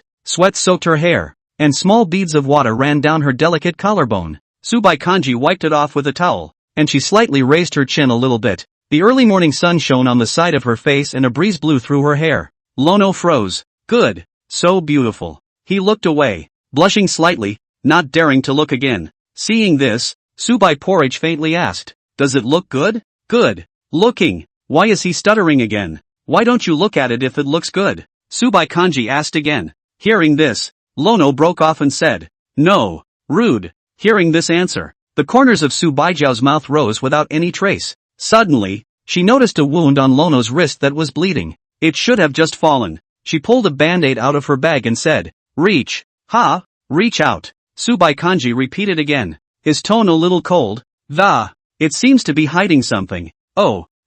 Lono held out his hand uncertainly, only to see Subai Kanji put a pink bear band-aid on his wrist. That's when he realized he was still injured. What's with the band-aid for this little injury? This is so. But, since it was posted by a fairy schoolgirl, Luo Ye's heart snickered, not feeling ashamed at all, and even wanted to tell the whole world that her schoolmarm gave her a pink bear band-aid, but that was all he could think about. After posting it, Subai Kanji turned around and left, heading in the direction of the cafeteria. A hard-to-decide expression appeared on Luo Ye's face. At this point, he had 3 options. Waiting for Li Haoyang to go to breakfast together. Get yourself some breakfast. Catching up with the fairy schoolmistress. He had the cheek to eat breakfast with her. Luo Yi looked towards the playground and realized that Li Haoyang was still running with Lu Bingxin in the morning. There was a shake of the head. It looks like the first option is not advisable. Would be too cheeky for a third one? Only the second option is left. Go to dinner by yourself. The school has several cafeterias. The first cafeteria is next to the men's dormitory, and the third cafeteria is next to the women's dormitory. Su Baigui walked towards the third cafeteria, and Lono walked in the direction of the first cafeteria. Subai Kanji turned around and realized that Luo Yi was not behind him, but walking in the opposite direction. She froze, and for some reason, an urge to go to the first cafeteria arose in her heart as well. It has indeed been a long time since I've eaten in the first cafeteria. There's nothing wrong with going once in a while. Yes, the food in the first cafeteria is better than the third cafeteria. The ants who serve food in the first cafeteria are gentler than those in the third cafeteria. A cafeteria is cheap. A whole bunch of reasons appeared in Su Baijiao's mind to go to the first cafeteria. Suddenly it's justified. With that thought, she reversed her direction and headed for the first cafeteria as well. On the other side, on the playground, Lu Bingxin and Li Haoyang had already finished running. The former finally couldn't help but ask, "Class president, why was there a girl next to Luo Ye's classmate just now?" Upon hearing this, Li Haoyang was puzzled. "Is there? I didn't pay attention." His full attention was on running in Lu Bingxin. As slow as he is, he's still a man. Lu Bingxin's killing power is too strong for men. Chapter 19, The Return. The first cafeteria isn't that big, only a third of the size of the third cafeteria, and aside from being cheaper, there's no merit to it, and it's hard to eat. And 80% of the people who come to eat in the first cafeteria are boys.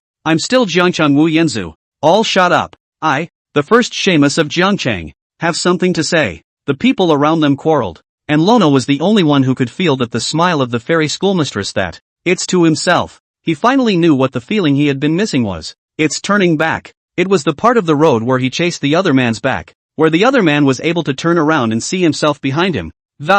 Turns out there was one all along. Going from a one-way for one to a two-way for two. What for? A sudden voice broke Luo Yi's thoughts. He looked up and realized it was Li Haoyang. Behind him, there was also a Lu Bingxin. The two had already finished their morning run and had also come to the first cafeteria to eat. Girls are willing to accompany boys to the cafeteria next to the men's dormitory. By the looks of it, the coach has been completely taken by the sincerity of the other side.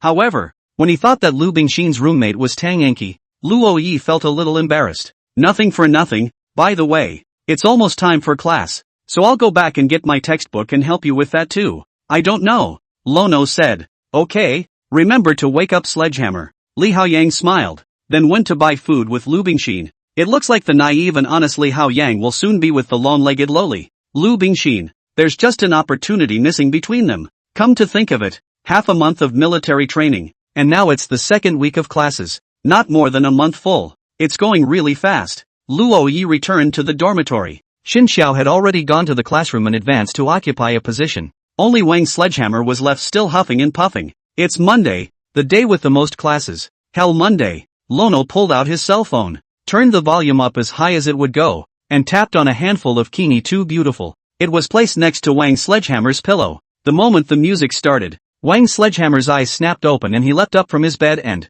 another basketball was pulled out from under the bed and an instinctive dance of capping was performed. He then came to his senses, and after seeing Luo Yi, he grinned and, excitedly, he said, "Wild child, I dreamed I was on stage with my homing pigeon." Got it, go play. Luo Yi turned off the music in his cell phone, then picked up his textbook with Li Haoyang. Said the man, "Class is in 15 minutes, so if you don't wash up, you're going to fail the class." Hearing this, Wang Sledgehammer's face changed, and he quickly said, "Asterisk asterisk, don't panic. You hammer straight to class with a slide and a second." Awesome. Chapter 20, Recruitment of Clubs. At lunchtime, Luo Yi's 4 came to the third cafeteria, full of fatigue. 2 big classes in the morning, from 8:30 to 11:50. Then classes start again at 2 p.m., with no breaks at all. Hell Monday deserves to be the toughest day of the week. The food in the third cafeteria is many times better than in the first cafeteria, and it's been decorated as a Netflix cafeteria. Most importantly, the third cafeteria has 2 floors and is 3 times larger than the first cafeteria. Wang De Hammer and Li Haoyang quickly dry rice, just like 2 rice buckets. Dry meals are not active, and there is something wrong with your mind. By the way, coach, boy star, wild child, club sign-ups are about to start. What club do you guys want to go to? Wang Sledgehammer suddenly asked. I don't add clubs. Xin Xiao shook her head and said, of course I'm going to go to an athletic club, and it would be nice to have a fitness club.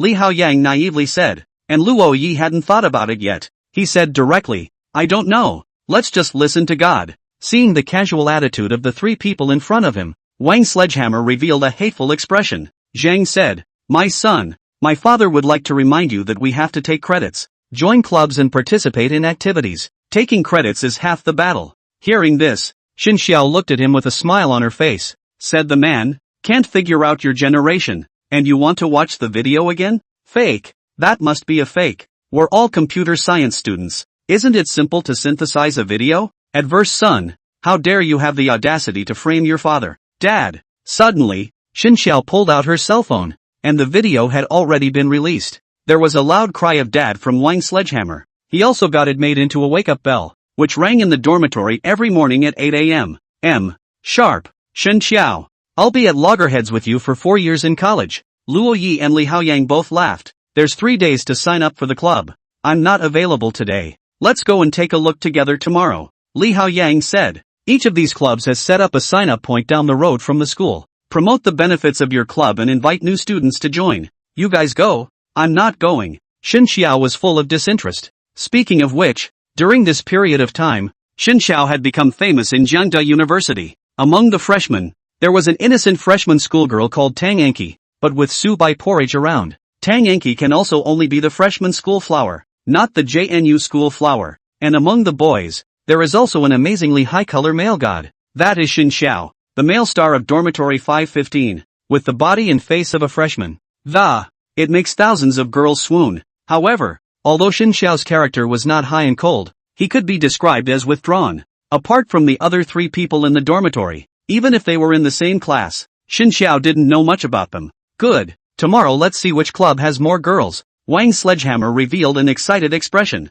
There's probably a womanizer in every dormitory. And before he can say anything, You can tell what he's going to say just by looking at his expression. But then again, he only dares to be horny in his bedroom and becomes a decent man when he's out the door. The time soon came to the afternoon of the second day. Today was the second day of club recruitment, and it was a rare day when the computer science program didn't have classes. The trio walks around the point of club recruitment, looking around at the dazzling array of club performances. Wang Sledgehammer's eyes went straight, especially the dance club, and the anime club. Wang Sledgehammer rushed right up next to an Asuna cosplayer. With a solemn face, he said, "Beauty, can I join the anime club?" "Of course you can. Schoolmates are always welcome in the anime club." Asuna was gentle and incomparable, and with one sentence, Wang Sledgehammer was instantly pulled into a gentle land. Then, in the grounds of the anime club, a group of cosplaying schoolgirls started performing otaku dances.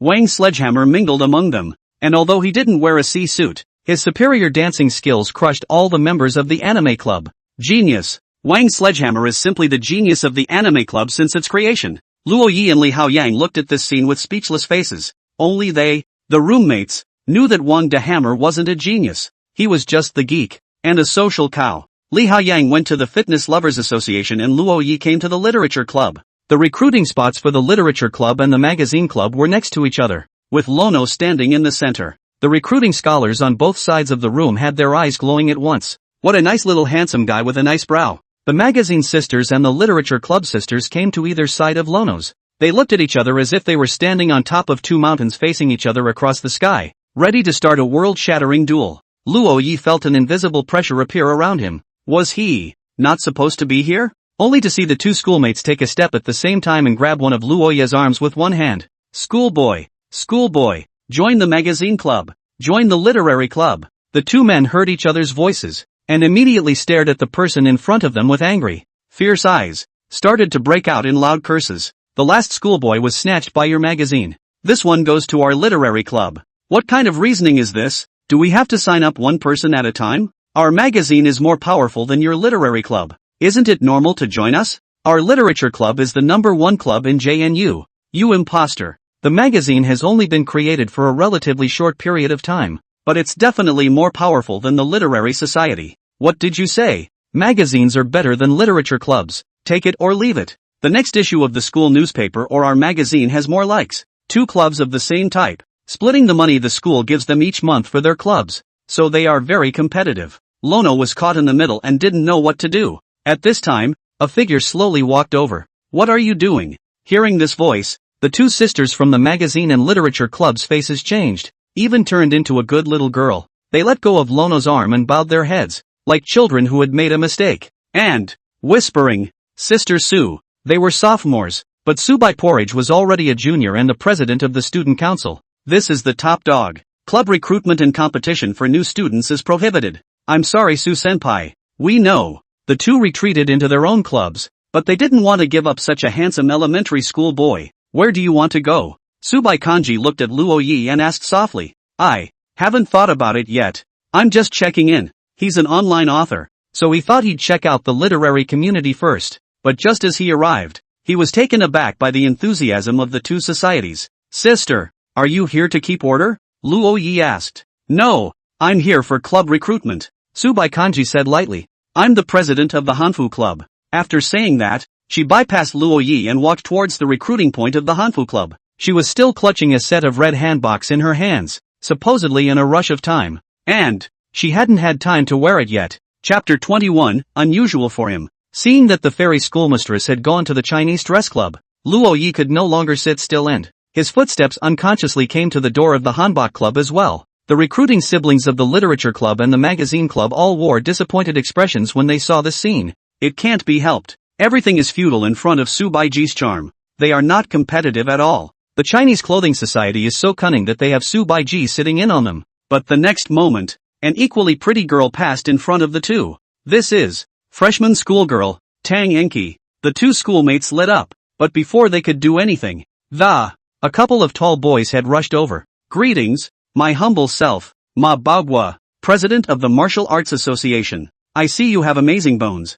He is a martial arts practicing wizard. Are you interested in joining my master's school? Go away. What's so great about your martial arts association? Hello, my name is Wang Chaiyang, known as the Sunrise Winter Swimming Monster Pigeon. Join me in the swimming section and let's be happy in the water together. Obscene. Obscene to the core. I, Joe Egg, express my displeasure. I'm missing a manager in the basketball department. You're Joe Egg? Well, I'm still a Mae West, and I need a soccer girl for my soccer department. The whole soccer department spoils you whenever you come. The freshman varsity girls are so competitive, and the boys seem to be no less enthusiastic than the girls. Tang Enki was simply a meat and potatoes in their eyes. The long-legged lowly Lu Bingxin was also beside her, although she wasn't as pretty as Tang Enki, but it was fought over by many just the same. At this time, a little girl who was a little over 5 meters tall passed by and, stunned, he watched the scene. She looked left and right and finally found a familiar figure. She ran over and patted Lono on the back, crossing her arms like a little adult and, angrily, he said, Luo Yi, you don't answer my messages. At those words, Luo Yi turned around and when he saw the person in front of him, he revealed a headache expression. Su Xiaojia, his hometown, a chatterbox. Why are you here? Lono said with feigned surprise. I'm a freshman too, why can't I be here? Su Xiaojia said indignantly. She then looked left and right and wondered, where's the squad leader? You mean coach? He's gone to the Fitness Enthusiasts Association. Wow. With that, Su Xiaojia ran towards the Fitness Lovers Association. She seemed to be interested in Li Haoyang, but the coach has already been taken by the long-legged lowly. So you little peasants don't stand much of a chance. I'm afraid. Although Su Xiaojia was cute, she wasn't too easy to be liked by boys. After all, it is like a child. Both in terms of height and the level of attractiveness of the girl, Lono's attention was still in the hanbok club. At this time, Subai Porridge had already changed into hanbok in a nearby restroom. A red dress, as beautiful as a heavenly fairy, as if a fairy had descended to the earth. Extremely seductive.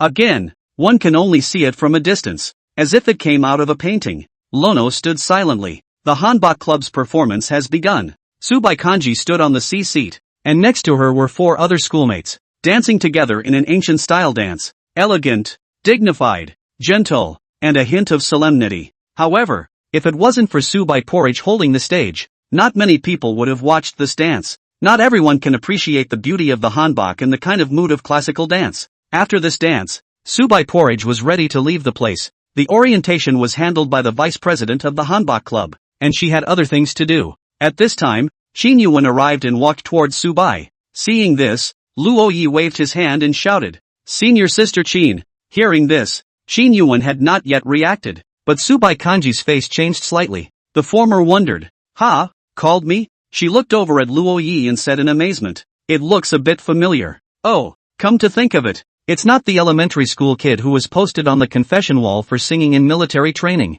As soon as the words left her mouth, Subai Porridge suddenly grabbed her hand and left in a hurry. Qin Yuan hadn't reacted yet and asked as she walked away. What's wrong? What's wrong? End of the world? Yes, the end is near, and we must run. Subai seldom made such jokes, but this time in the heat of the moment, she actually went along with Qin Yuan's words. Lono scratched his hair, his head full of confusion. Did something happen? Sister Su and Sister Qin are walking so fast, but after the two left, Lono let loose a bit more, and wasn't as restrained. He walked into the recruiting spot for the hanbok club and asked, Senior, can I join the hanbok club? The vice president of the hanbok club was a boy, who seemed to be very nice to talk to. Yo, it's a little handsome guy. Of course, when he spoke, Lono froze. It's not right, it's very wrong. How's this for a pussy? The way he looked at Luo Yi made the latter take a step back. But the thought of the fairy sisters being in this club made him take another step forward and, stiffly, he said,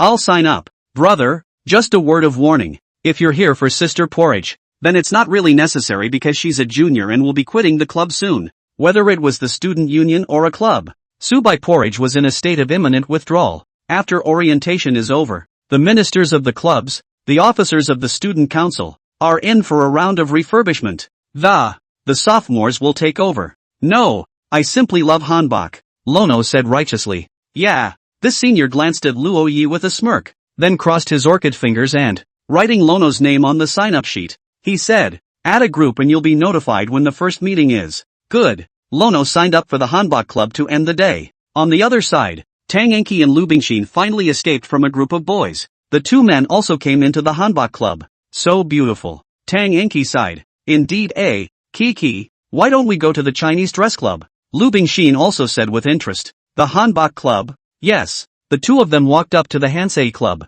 Before that, senior was still crossing his orchid fingers and drinking tea, when he saw the arrival of the two beauties. He frowned and said with a flat face, "Ah, girls, you're joining the hanbok club?" "Aha." Donchi nodded. "We're full. You can come back next year." Hearing this, Lu Bingxin was puzzled. Can sophomores also join clubs? Can't. Then aren't you making things difficult for us? Lu Bingxin said with a frown. "I'm really sorry, my sister. We have subai porridge in our club. So there's so many people signed up that it's gone over budget." Being rejected like this, Lu Bingxin, even if she had anger in her heart, there was also no choice but to leave the hanbok club with Tang Enki and consider other clubs. After they left, a girl came to the vice president of the Hanfu club and said suspiciously, "Lu Jianglai, it's true that we're full, but how come that Luo Yi guy got accepted as an exception?" "Because," Lu Jianglai revealed an elegant expression, thinking of the way Su Baijiu had just left in a hurry. He smiled slightly and said, "I think that porridge sister is not ordinary to him." Chapter 22 Chicken Soup. Me, King Sledgehammer of the Anime Club. Me, Fitness Hobby Association, Li Haoyang. Me, the Hanbok Club, Lono. In the 515 dormitory, the three men solemnly announced their day's results of battle. Then in unison, they looked at Xin Xiao, who was sitting on the bed. Xin Xiao said breathlessly, "Me, hobo, Xin Xiao." After this topic ended, Wang Sledgehammer excitedly said, "Blackout, blackout, come on, up number, LOL. On the third day of the club orientation, the Chinese Clothing Association was no longer welcoming new students. When new students join a club, they have a party, and the Hanbok Club, because there are so many of them, the party will be a blast. Unsurprisingly, it was only a matter of time before Lu Jianlai would become the new president of the Hanbok Society. On Friday evening, Lono stood at the entrance to the school gates, waiting for a cab. Saturday is the newcomers' party for the Hanbok Club, when the members will get to know each other. Since it's a gathering of the Hanbok Club, of course it's better to wear hanbok, so today he's going to buy a hanbok. And it's amazing that more than 320 freshmen have joined the group of the Hanbok Association. A little too much indeed. But most of these people didn't come here because they like hanbok. Rather, it's simply because subai porridge is in this club. The same goes for Lono. But what's different about him is that he'll love hanbok because subai porridge loves hanbok, and thus he'll love hanbok as well. But there's also an unspoken rule that the first party is not attended by the back of the room would basically be cleared out. And only about 40 people ended up signing up for the party. Lono-san. Suddenly, a girl's voice came from behind her. Luo Yi turned around and realized that it was the two of them, Lu Bingxin and Tang Enki. The one who called out to him was Lu Bingxin. Luo Yi greeted him and asked, "Fellow student Lu, didn't you go play with the coach today?" "At this hour, he's gone to the gym." Lu Bingxin laughed. She then looked at Donchi and then he said to Luo Yi in a joking tone, "You too, didn't you like my family Unki? What? You changed your mind when you came to the university?" Hearing this, Luo Yi looked at Tang Enki. She hadn't changed, she was still the same as before, but Lono didn't feel the same way he once did. Luo Yi smiled and said, "Once I was young and ignorant, now I just want to be a good person." Ha! Lu Bingxin and Tang Enki glanced at each other, both revealing puzzled expressions. But soon, Tang Enki let out a light laugh and said, "It doesn't really matter. I've never been with Lono's classmates, and whether Lono still likes me or not is his freedom." After saying that, Luo Yi still didn't have any reaction, and Tang Enki's expression froze slightly. For some reason, she suddenly felt something strange inside. She promised Luo Yi that she would be with him as soon as she got into Jiangcheng University, but she didn't make it. College is so wonderful. There are so many great guys. When I first got here, Tang Enki always felt that she could see a wider world. The chaos of what seems to be what one already has in the face of the unknown. It's easy to overlook. Turning back, unbeknownst to me, the boy whose eyes were full of himself was gone. It wasn't long before Lono's cab was in sight. He opened the car door and said at the same time, "Bye, guys." Lu Bingxin waved her hand and after the cab left, she looked at Tang Enki inside and said, Kiki, I feel that Luo Yi is not bad. Why didn't you say yes to him before?" At those words, Tang Enki smiled helplessly and said, "I always felt that I could meet someone better, but coming here I realized that, if I have to wait for someone better to show up, I can't wait anyway. In our lifetime, we can meet someone who genuinely likes us. It would have been hard enough." Lu Bingxin was surprised. "Kiki, why are you suddenly enlightened? I recently read a romance novel, written by Falling Back to the Roots. I subbed in for the main character of that novel and understood a lot of things." Speaking of which, the corner of Tang Enki's mouth hooked up slightly as she looked at the figure of the cab that had already disappeared. Murmuring, I wonder what kind of result I'll get if I go after him. Ha, Kiki, you're the freshman school flower, eh? You're going backwards? I don't know yet. Donchi hesitated. Everyone grows along this road of relationships, and missing out is a regret, not a fault. Upon hearing this, Lu Bingxin smiled and said, if you like it, go after it, just like me and Hao Yang. Big deal is breaking up later. Ah, Bing Bing, I beg to differ. Just kidding. The two girls talked and laughed. On the other hand, Luo Yi arrived at a hanbok store and began to pick out hanbok. There are not many hanboks worn by boys, and 80% of them are worn by girls in physical hanbok stores. Luo Yi tried on several sets in a row, took pictures of them, and then sent them to the fairy schoolmistress. Lono, sister, which one do you think looks good? In the teacher's apartment, Subai Porridge received the message, and she carefully looked at every photo of the, then said, it's not bad, the light blue is better. Lono, you've got a good eye. Animated emoji. Lono, that's it. Since ancient times, red and blue have been CP. Luo Yi happily bought back this hanbok and returned to the dormitory. The price of this hanbok is $12.99. It is a significant amount of money for students. For Lono, it doesn't matter. It comes out of the draft fee. Subai Kanji looked at the photo Luo Yi had sent and thought about tomorrow's club gathering. Originally she wasn't going to attend. But now, Subai Kanji took out his cell phone and sent a message to Lu Jianlai. I'll be at the party tomorrow. Remember to count an extra spot. After sending it out, Subai Porridge walked into the bathroom and removed her clothes. She came in front of the mirror and, look at yourself in the mirror. With skin like cream, a perfect body, and a delicate clavicle line that seemed like a work of art. Let's not take our eyes off it. As well as underneath the collarbone, there's an even better view. She touched her face, remembering how she'd been acting all this time, and couldn't help but murmur, am I being spooky? After taking a shower, Su Baijiu changed into her pajamas, and as she lay on the bed, the face was expressionless, looking at the ceiling. After staying in the room for close to a month, it had been filled with Su Baijiu's unique body odor, though she couldn't smell it herself. Soon, a message beep from Luo Yi came from his cell phone. Lono, you've been busy all day again, haven't you? Get some rest early in the evening. Good night. During this period of time, Luo Yi would say good night and good morning to Su Baijiu every day. The two are also on better terms than they once were. It's already kind of at the point where you can just say hello if you run into each other in school. Bit by bit, the relationship grows, like a game of tag, cultivating mutual affection. Create more memories for the future. Looking at the message in the cell phone, Subai Porridge replied, good night. Of course, in the evenings she had work on top of the internet, which was her part-time job, and could take orders online. She hadn't fallen asleep before 12 in a long time, 1 o'clock at the earliest and all night at the latest. And today, she lasted until 4 a.m. Before finishing her work, she received a commission of $150. Suddenly, knock, knock. The sound of knocking came from outside the door. Subai Porridge was puzzled and her spirit was a bit tense. Who knocks at 4 a.m.? And no one knows she lives here. But the next moment her doubts were shattered. Hello, little yellow takeout. Upon hearing this, Subai Porridge came into the living room, walked to the door, looked through the cat's eye, and, realizing it was indeed takeout, he blandly said, I didn't order takeout. The consignee is Mr.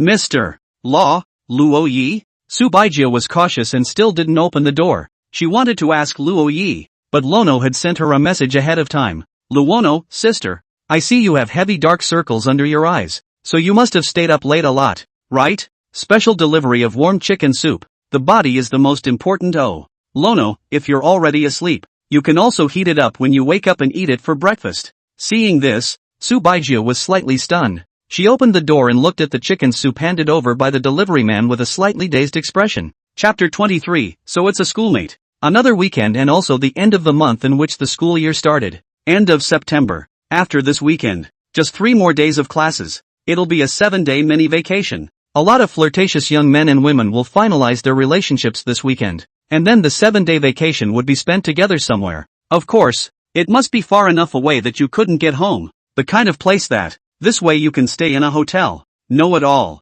or go back to their respective homes and start a long-distance relationship for a short time. 7 days later it was posing again. For example, Li Haoyang. He's wearing a new outfit today, and he's got a date with Lu Bingxin, ready to start dating, and a confession has been planned. Wang Sledgehammer cried bitterly. There's one less beauty in this world. He, King Sledgehammer, wouldn't be able to give all the girls a home. He patted Li Hao Yang's shoulder and said solemnly, "Coach, let me tell you this. Take care of Bing Xin for me. If you dare treat her badly, I'll disown you as my son." Li Hao Yang touched his head and let out a giggle, then dug his nostrils and asked, "Brother Hammer, do you think I look handsome today?" "Handsome your ass." Wang Sledgehammer was furious. At this moment, Xin Xiao poked his head out of the bed and asked, "How's it going, Hammer? Do you have a thing with Dawn the Beauty?" "There's a show. There has to be a show. Don't you know the charm of your hammer, brother?" Wang Sledgehammer patted his chest confidently, but Tang Enki was indifferent to him, and he tried to go over and ask each other out this weekend.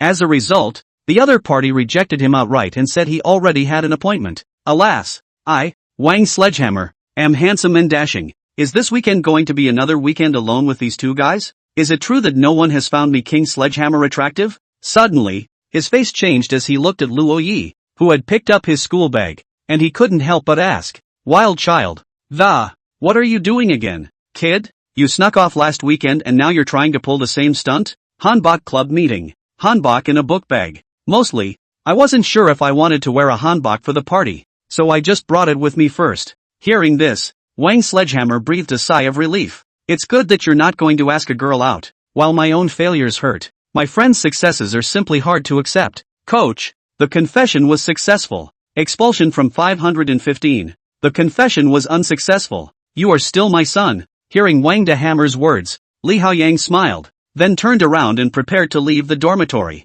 Suddenly, Wang Sledgehammer took a few steps forward and said to Li Hao Yang, "Coach." The look in his eyes was as if he were an old father watching his son get married backwards. "I'd be more upset if you came back with anything other than good news." "So meaty," Xin Xiao said breathlessly. Lono nodded back. Li Hao Yang had someone, leaving only a lonely back. The wind is xiao xiao and the water is cold. The strong man goes and never returns. A good poem to recite. This weekend was organized individually, and after Lono went out of the house, only Xin Xiao and Wang de Hammer were left in the 515 dormitory. Two people are lazy and sleepy most of the time. The other one plays games all day and night, and favors his skills as a rookie. After Luo Yi went out, he received a message from Su Baixiao. He changed Su Bai Kanji's note to Fairy School Sister. "Fairy School Girl, you still have my car keys." At the mention of this, Luo Yi suddenly thought of this matter. "Yeah, almost forgot about that." Su Baixiao then sent another message. "Fairy Sister, come to the teacher's apartment. I'll send you the address of the party." Seeing this message, Luo Yi was first stunned. Then he understood what the other party meant. The fairy schoolgirl wanted him to drive her in his car. A feeling of fullness sprang up in Luo Yi's heart, as if he had been doped up with. The empty mind was washed over with emotion and the whole thing exuded gladness. He walked towards the teacher's apartment and to the parking lot. Su Baigui was already standing next to the car. The Su Baiji in front of me, dressed in a hanbok, a red coat of, standing demurely and elegantly next to the grungy pink chopped fish head. Su Baijiao's figure and looks went well with any clothes, especially this red hanbok, like a classical beauty stepping out of a painting. She was like an ancient footloose young lady who couldn't take her eyes off of her. Seeing Luo Yi in plain clothes, Su Bai Porridge's brows gently frowned without a trace. "This guy, I can't believe he's not wearing a hanbok." Luo Yi also found out about this matter and said somewhat coyly, I packed my book bag.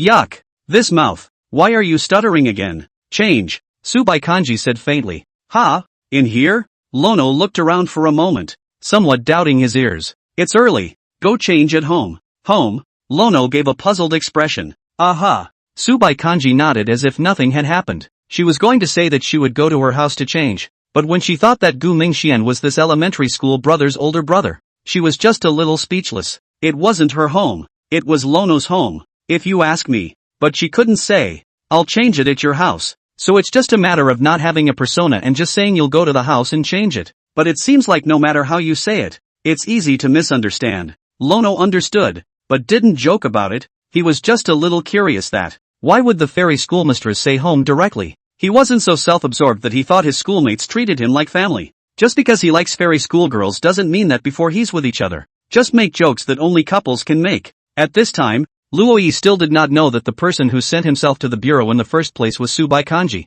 nor did he know that Su Bai Porridge was the tenant of that house. Follow me. Su Bai Kanji didn't think about that much as she stepped away and began to lead the way. Building 5. Unit 4, 614. Arriving at the entrance of 614, Luo Yi suddenly had a hint of familiarity. Lono hadn't reacted much to the mention of 614, but personally came to the door of 614, Luo Yi suddenly remembered something. Sister. You. Lono was a little incoherent, and Subai Kanji was also slightly stunned. Does he still not know that he is renting in Gu Mingxian's house? In the early hours of this morning, Lono had ordered takeout for her, and she thought he knew. The thought of my elementary school brother being sent to the police station by himself before school even started, around an iceberg goddess, couldn't help but show a hint of embarrassment as well. Good thing Lono didn't ask. The two knew each other well, and neither one mentioned what had happened. The air, too, coalesced with an unspeakable atmosphere. After opening the door, Subai Porridge didn't go in, but pointed inside and said, "The man, that one is my room. The other two, one has Professor Gu's things and the other is the room he left for you." "I understand. Schoolteacher." Lono's body stiffened a bit. Walking into the room, Lono was finally sure. This is Gu Mingxuan's house. This is where he was arrested by the police who rushed in suddenly. A dumbfounded face and cries of injustice were ignored. He didn't realize that it was the fairy sister who sent him in the day before school started. Gu Mingxian, surprisingly, rented his house to a fairy schoolmate. It turned out that he and the fairy schoolmistress had already had such a contact long before the start of the school year. Lono walked into the room his cousin had left him and began to change into his hanbok. Chapter 24, Tea Party in Chinese Clothing. Switching around, Luo Yi suddenly realized a shocking fact. This thing, he can't even wear? Yesterday at the store, the clerk helped him change, and he goes to the hanbok club. It's because fairy sister is in that club and hasn't even worn much of this kind of clothing before. What a shame that I can't wear the old ancestors' clothes, especially this belt. This is supposed to be a belt, right? Luo Yi opened the door of the room and said with a bit of a squirm, "That, schoolmate?" Before the words were even finished, Su Baijiao already knew what he wanted to say. "Won't wear it? Aha." Seeing this, Subai Kanji walked in from the doorway. Although Luo Yi wouldn't be able to wear it, he wore it so that it didn't show too much. This hanbok is white overall, except that it has a lot of blue patterns and motifs on it. It makes the blue color feel more dominant to the eye. Subai Kanji stretched out her delicate fingers, helping Luo Yi wear it while occasionally touching him. The latter didn't even dare to say anything. His heartbeat was beating rapidly and his breathing was a little short. As a matter of fact, Su Baijia was also a bit nervous, only that she was more capable of pretending than Luo Yi and couldn't see it at all. The two of them were just silent with each other as they put Lono's clothes on, and Lono was very well prepared, even had a wig. After putting on the wig, his whole temperament changed, as if he was a different person, fluttering like an elegant scholar. The young man's face was clean and there seemed to be 1,000 stars hidden in his eyes. Luo Yi pulled out another folding fan from his bag, spun it around in place, and threw it out with striking a pose. The corners of his mouth also hooked up slightly as he said softly, "Ms. Su, please." Subai Kanji froze slightly, then said expressionlessly, "Please." The moment the hanbok was put on, Luo Yi felt that speaking in the vernacular was somewhat ruining his image. So speech and behavior have become dignified. Subai wouldn't need to do that. She was already demure. But when you sit inside the pink chopped fish head, all the image, almost all ruined. Tiny car with two high-profile men and women in hanboks. The moment the engine started, Luo Yi coughed lightly and reprimanded in a gulp. "Hiya, Subai Kanji? Hey, sorry, couldn't help it. Chopped fish head sped along and soon arrived at the party. A gathering of the hanbok club, that's definitely different. It was a tea party, and the food wasn't as oily and smoky, mainly light. The people, like the ancients, sat at the tea party and either used the tea for poetry or drank wine. And, of course, all the wine here is brewed to be so low in alcohol that you basically can't get drunk. Tea is also available for those who are not good drinkers. At the tea party, Lu Jianlai sat on the bench, although he was a boy, but the behavior is more elegant than a girl's. A group of girls surrounded him, but not of the flamboyant kind.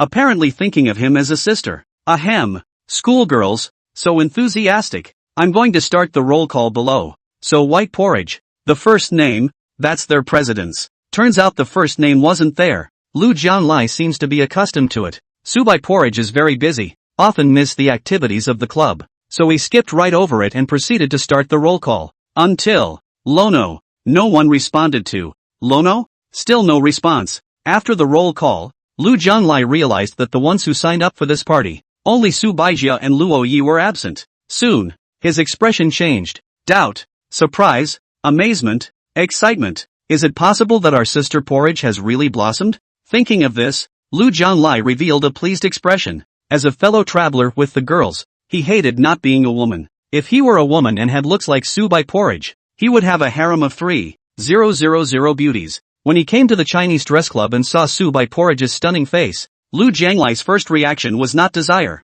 Rather, it's envy. It's a shame not to be a teenage campus heroine for once with such an attractive face. But Su Bai also doesn't fall in love, and usually won't even know any boys. Nowadays, it's always something. The time for the tea party is fast approaching. Looking at the scene of a group of young men and women in Chinese dress around the companionship, know each other, Lu Jianglai also showed a gratified expression. Suddenly, the sound of the crowd chatting died down. Only two figures came in at the door of the lobby. A modest young man with a folding fan and a kind face, and one dressed in red, like a bride of the ancient gentry, with a cold face. The woman with the most beautiful face. The two were drawn in a distinctly different style from the others, as if they had come from another world. The hanboks were worn on them as if they were tailor-made, and there was not even a modern-day shadow to be seen. There was a gasp of surprise from the entire room as the crowd looked in amazement at the two men who had walked in. Most of the people here are freshmen, and 80% of them are girls, and of the freshmen,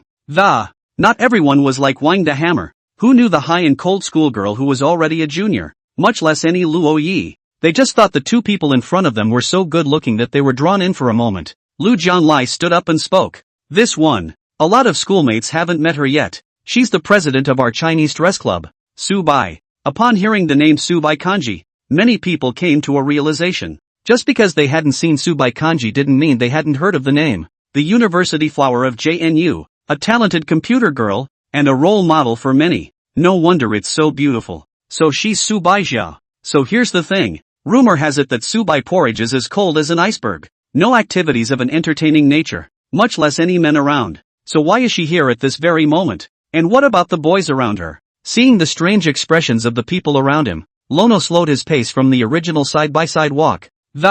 It turned into him following behind the fairy schoolmate, creating a feeling that he and the schoolmate just happened to come in together and didn't know each other. He couldn't afford to ruin his schoolmate's image. Needless to say, the people around him bought into this move. And with that, some girls came over to get to know Lono. After all, he's still good-looking. As the tea party began, some snacks and tea were brought to everyone's table by the waiter. In the middle of the lobby, there was an old-fashioned band playing heart-stopping music. Su Bai Kanji was positioned next to Lu Jianglai, who took a sip of tea and, glancing at the other party with her afterglow, she lightly laughed. Sister Porridge, you came here with that elementary school brother, didn't you? He's Professor Gu's brother. Su Bai Kanji said with expressionless words. Professor Gu is no wonder, but even Professor Gu's brother, with your character, and you wouldn't know him for that, would you? He knew Su Bai Kanji very well. Even if Prof. Gu was her teacher, she couldn't possibly because of this. Take extra care of Prof. Gu's brother as well. So, it must be because of Luo Yi, the man, that she's willing to get to know him. There was something about it that attracted her. Chapter 25, Your Privacy. It's mine. In the middle of the tea party, two girls came to Lono's side and asked about Lono's green bubble QR code. Luo Yi scratched his hair and thought of the time Xin Xiao had rejected someone else's. Always said he had a girlfriend. So he learned his lesson and said, I have a girlfriend. Upon hearing this answer, every girl who came over to ask for green bubbles left disappointed. Although Su Bai Kanji had been looking at her cell phone, her afterglow was also staring in Luo Ye's direction. She was relieved to see that all the girls in the past had returned without any success, and for some reason, the mind recognizes the choice to attend the party as well. If he didn't come, did this elementary school student add all of them? And then 1 foot in and boat. I have to say, women's imaginations are rich. Su Bai Kanji gradually immersed in the world of fantasy, as if she saw Luo Yi begin and end. An irresponsible scene for many girls. Lu Jianglai was looking dumbfounded from the side. Iceberg goddess. When did she ever show this kind of expression? Is this anger or what? He'd hardly ever seen Su Baijiao freeze, but now not only did Su Baijiao freeze, and angry. Why the hell is she angry? The ancient winds left the area after their set. The rest of the show was performed by their Hanbok club itself. Next, each person will introduce themselves once, and while doing so, some students even prepared performances, either singing or dancing, that would impress the others. From there, it's a quick realization. Things like clubs, and let's be honest, most people stay for a year. It's not always easy to meet a few new people, but the atmosphere of the Hanbok club is really special. We all get together because of the same hobby. It's all because of the love of Hanbok and old-fashioned style, so the conversation is almost constant. Soon enough, it was Lono's turn to introduce himself. He stood up and saw a bunch of people watching him and suddenly became a little social. He subconsciously glanced at the only person he recognized, Su Baizhou, noticing that the fairy schoolmistress was also looking at him. In the quiet lobby, the two men looked at each other across the room by mistake. Next moment, Luo Yi blushed slightly and quickly bowed his head, and Su Baikanji turned her head slightly to cover herself. This scene was clearly captured by Lu Jianlai, and a silent smile appeared on his face. There is drama. It's an opportunity. As the initiator of this party, Lu Jianlai opened his mouth and said, "There's no need to be nervous. Schoolmate, introduce yourself boldly." "Okay, senpai." Since military training had just ended less than half a month ago, Luo Yi was directly wearing hanbok. Assuming an upright position, he said solemnly, "My name is Luo Yi. Freshman year. Love to play games, singing, skywriting, 18. Birthday is, alright, next." Su Baikanji suddenly said. It was the first thing she said at the party, directly interrupting Lono's self-introduction. Those present looked at her in unison, and even Luo Yi was a bit dumbfounded. The crowd's first thought was that Su Bai Porridge didn't like Luo Yi. That's why he interrupted his self-introduction. Luo Yi thought the same thing, and he showed a somewhat dejected expression as he sat down silently. Seeing this, Su Baikanji remained expressionless, but her psyche was not calm. What was she just doing? She just felt that if Luo Yi continued to talk, wouldn't there be no privacy at all? A birthday? She didn't even know Lono's birthday, so who was anyone else to know? But what did Luo Yi's birthday have to do with her if she didn't tell anyone? Why is there an urgency for something good to be found? It's like someone else spending money that, like you're in a hurry yourself. So under what circumstances does someone else spend money and get anxious? Of course, other people spend money that is hers. Su Baikanji was still contemplating, but he realized that Luo Yi had become a bit silent as he sat in his seat. The whole thing was depressed and sullen and looked a little pathetic. Lu Jianlai propped up his chin, and in a voice that only he and Su Bai Porridge could hear, said in a low voice, "Sister Porridge, when you go back, you have to make it up to this little brother. You're making people sad yet." Su Baikanji didn't say anything and didn't know what to say. After the party, the students of the Chinese dress club went home, and Lono was still sitting dumbly in his seat, somewhat disoriented. Lu Jianlai glanced at Su Baizhou and Luo Yi with an inexplicable look and left the place as well. The only two people left here were the two men and a couple of waiters who were clearing tables in the hotel lobby. Su Baikanji walked over and said faintly, "Gone." Oh, Lono didn't seem to know what to say, but managed a far-fetched smile that, standing up from his position, he followed behind Su Baizhou and walked towards the parking lot. The pink chopped fish head is as cute as ever, but Luo Yi looked at Su Baizhou's back end. It just felt like there was an unbridgeable chasm between them. Yeah, she's an iceberg goddess, a high-flying schoolgirl. How could one pray that she should like oneself? Perhaps, in the eyes of a fairy schoolmistress. He wasn't even a friend, only an acquaintance, a game hitchhiker at best. Luo Yi opened the car door and drove all the way back to the teacher's apartment in silence. Teacher's apartment parking lot? Luo Yi took out the keys to the car of the chopped pepper fish head and handed it to Su Baizhou. In order not to let the other party see how sad he was, he smiled forcefully and said, "Senior sister, the key is returned to you." Instead of reaching out and picking up this key, Su Bai asked, "Your birthday?" "Ha?" Lono showed a puzzled look. "You're not done introducing yourself. What's your birthday?" "I'm sorry," said Su Bai Porridge somewhat seriously. "Fairy schoolmistress she asked me my birthday?" 10. October 6th. October 6th. The penultimate day of the 7-day mini vacation. That's not coming up soon? Su Baikanji nodded and added, "For future self-introductions, there's no need to put yourself out there all the time." Oh, okay. Looking at Luo Yi's dumb and dopey appearance, Su Bai Porridge asked again, "Introducing myself. Anything else you'd like to introduce?" At those words, Luo Yi looked at the fairy school sister's absolutely beautiful face and said in doubt, "But school sister, didn't you just say you didn't have to introduce yourself all the way?" Hearing these words, Su Baikanji blinked her pretty eyelashes, and that icy cold face that, obviously there was no expression, but for some reason, Luo Yi felt a hint of a smile. Except this time, these words were already very hard to cut for Su Bai Porridge at this point in time.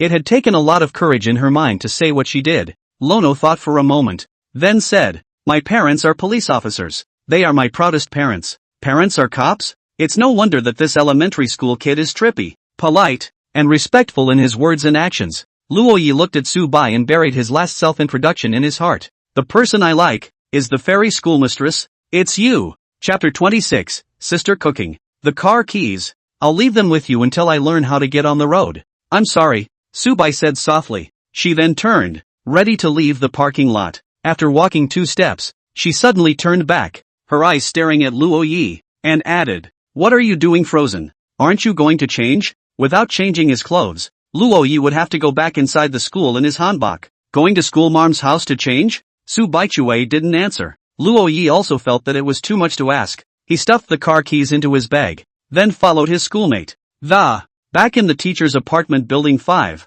Unit 4, 614. Once more in 614, the two returned to their respective rooms to change into civilian clothes. This time, Luo Yi finally had the time to observe the room Gu Mingxian had left for himself, though he came in once the day before school started. But that time he just came in to play a game, not familiar with the place at all. After changing into civilian clothes, Lono looked around his room. A bed, which took up half the space, plus a closet, table, floating window, chair. In the room, there were only so many things, but the basics were there. Luo Yi raised his head and showed a satisfied look when he saw the air conditioner. It's got air conditioning. That's good. That's good. Dorm rooms don't even have that. There was only an electric fan that spun and hummed. Lono opened the door, and found that the fairy schoolmistress had changed into a long dress, and tied on an apron, and was busy in the kitchen. Is this cooking? That's right. The snacks and tea at the tea party weren't even enough to stuff your teeth with, so I'm sure the schoolteacher was hungry.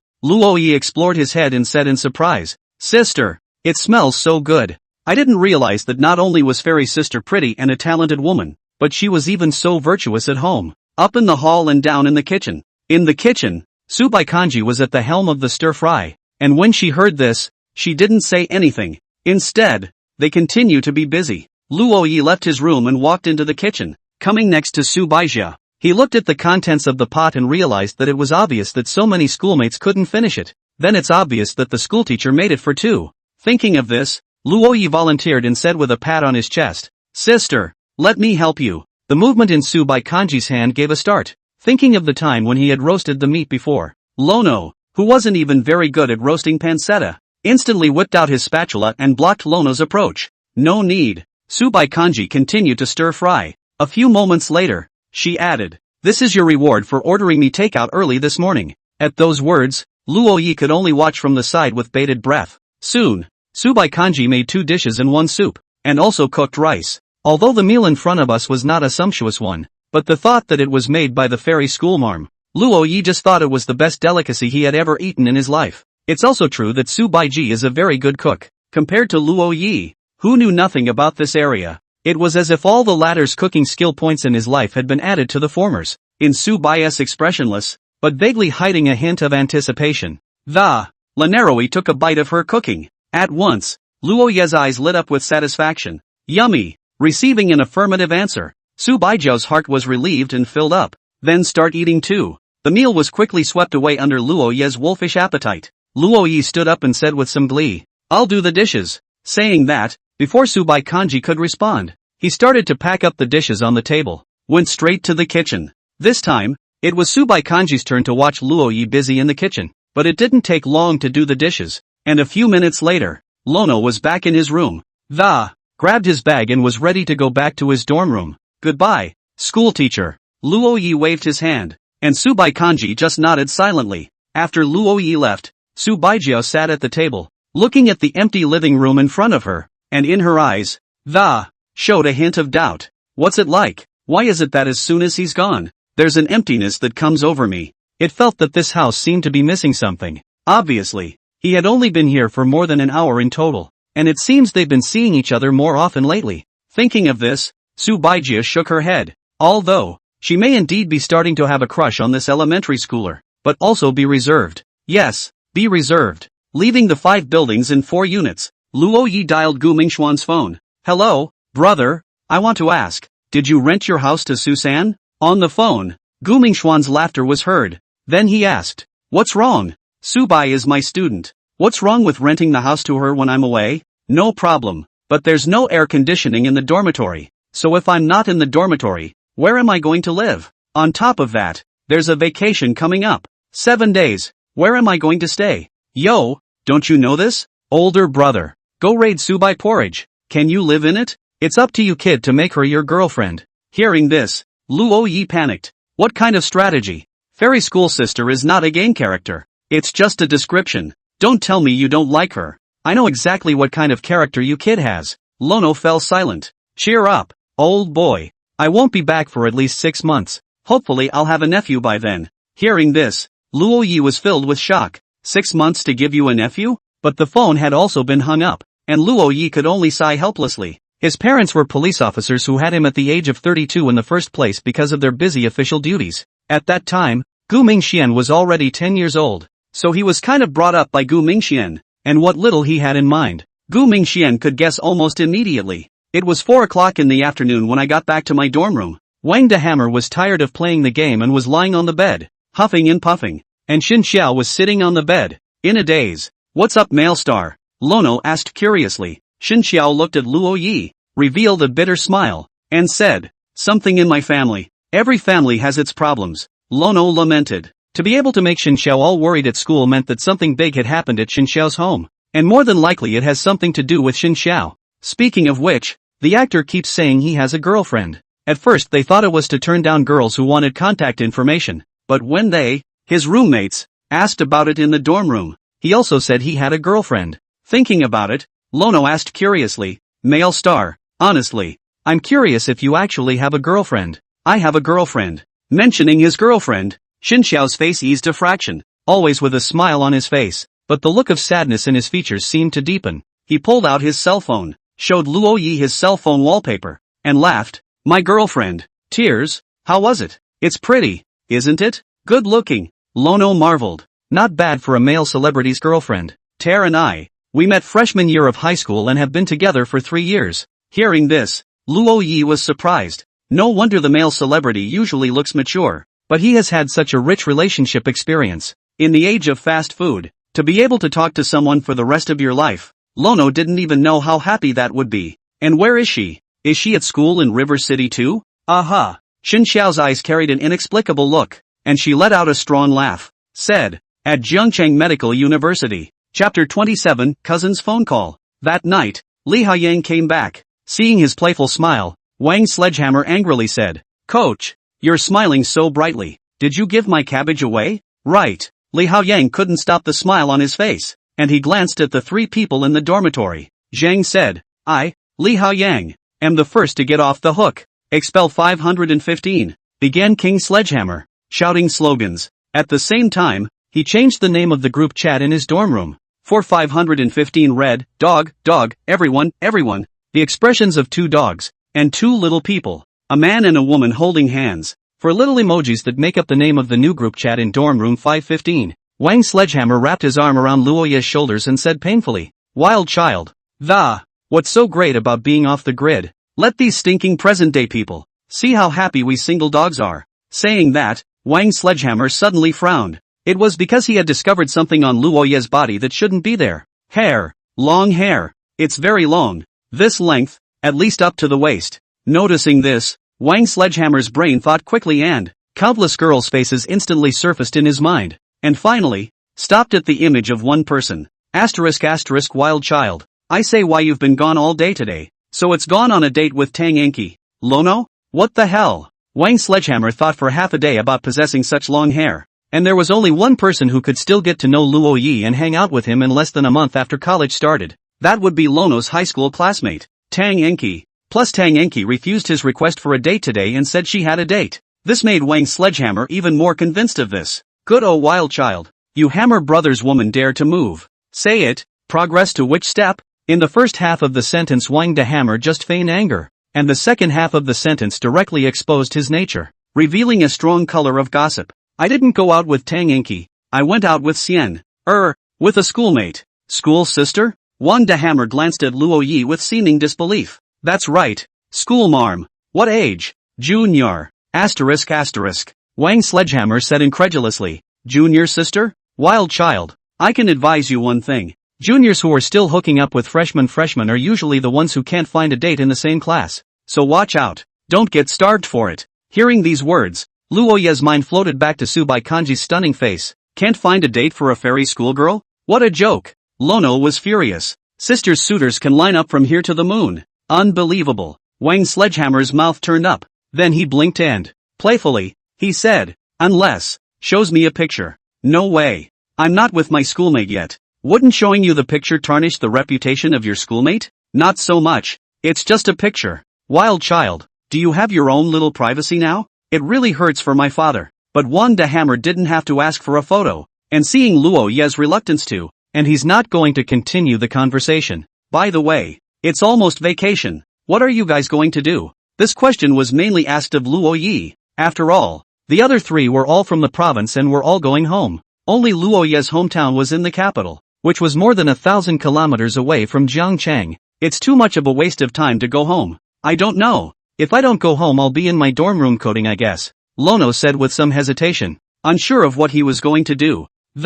It's not always possible to code all day. Maybe he'll spend his free time taking a nice stroll around River City. After all, the water town of Jiangnan had countless beautiful views, and he couldn't stay cooped up in the vicinity of Jiangda. Anyway, you're staying the night alone, so remember to tell us if anything happens. I don't know, King Sledgehammer admonished. Li Haoyang also nodded and said, Brother Luo Yi, call if you need anything. My family is in River City. It's very close. Shen Qiao, who was sitting on the bed, also said, although my family is not in Jiangcheng, but I'll be looking for my girlfriend at the University of Medicine, so talk to me if you need anything. Seeing that his roommates were so concerned about him, Lono was touched. At that moment, Wang Sledgehammer revealed a handsome expression and said, no need to be touched. As your father, it's only natural to care about you. Li Haoyang and Xin Xiao nodded their heads at the same time in recognition.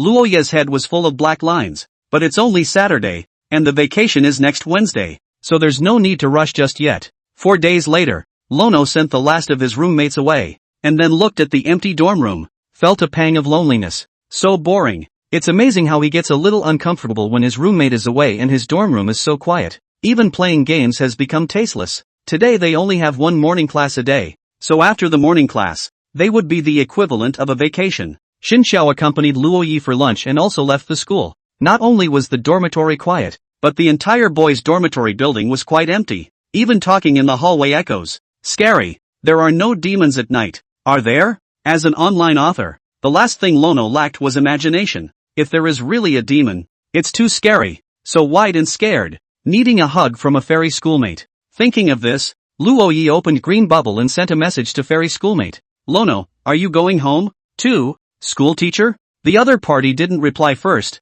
they should be busy with something. At this time, Gu Mingxuan's phone called. When Luo Yi answered, his cousin's voice rang on the other end of the line. Older brother, your sister-in-law asked if you're coming home from vacation so she can fry up a few dishes. Hearing the word stir-fry, Luo Yi's face changed, as if he recalled some bad memories, hurriedly said, no need, my sister-in-law is usually so busy, so don't bother her, I stay in Jiangcheng quite well. In that case, then your sister-in-law should be very disappointed. Really do not go back? Gu Mingxuan's voice was a bit odd, obviously looking at Luo Yi's jokes. Good-looking people are more or less diabolical. Gu Mingxian, like Xin Xiao, is full of bad water. Only the fairy sisters are different. No return, Lono said firmly. It's a shame, but that's not why I'm calling you, old boy. Your sweetheart is definitely going home. And don't blame brother for not reminding you that you need to pay more attention to her these days. Hearing something related to the fairy schoolmistress, Luo Yi became serious.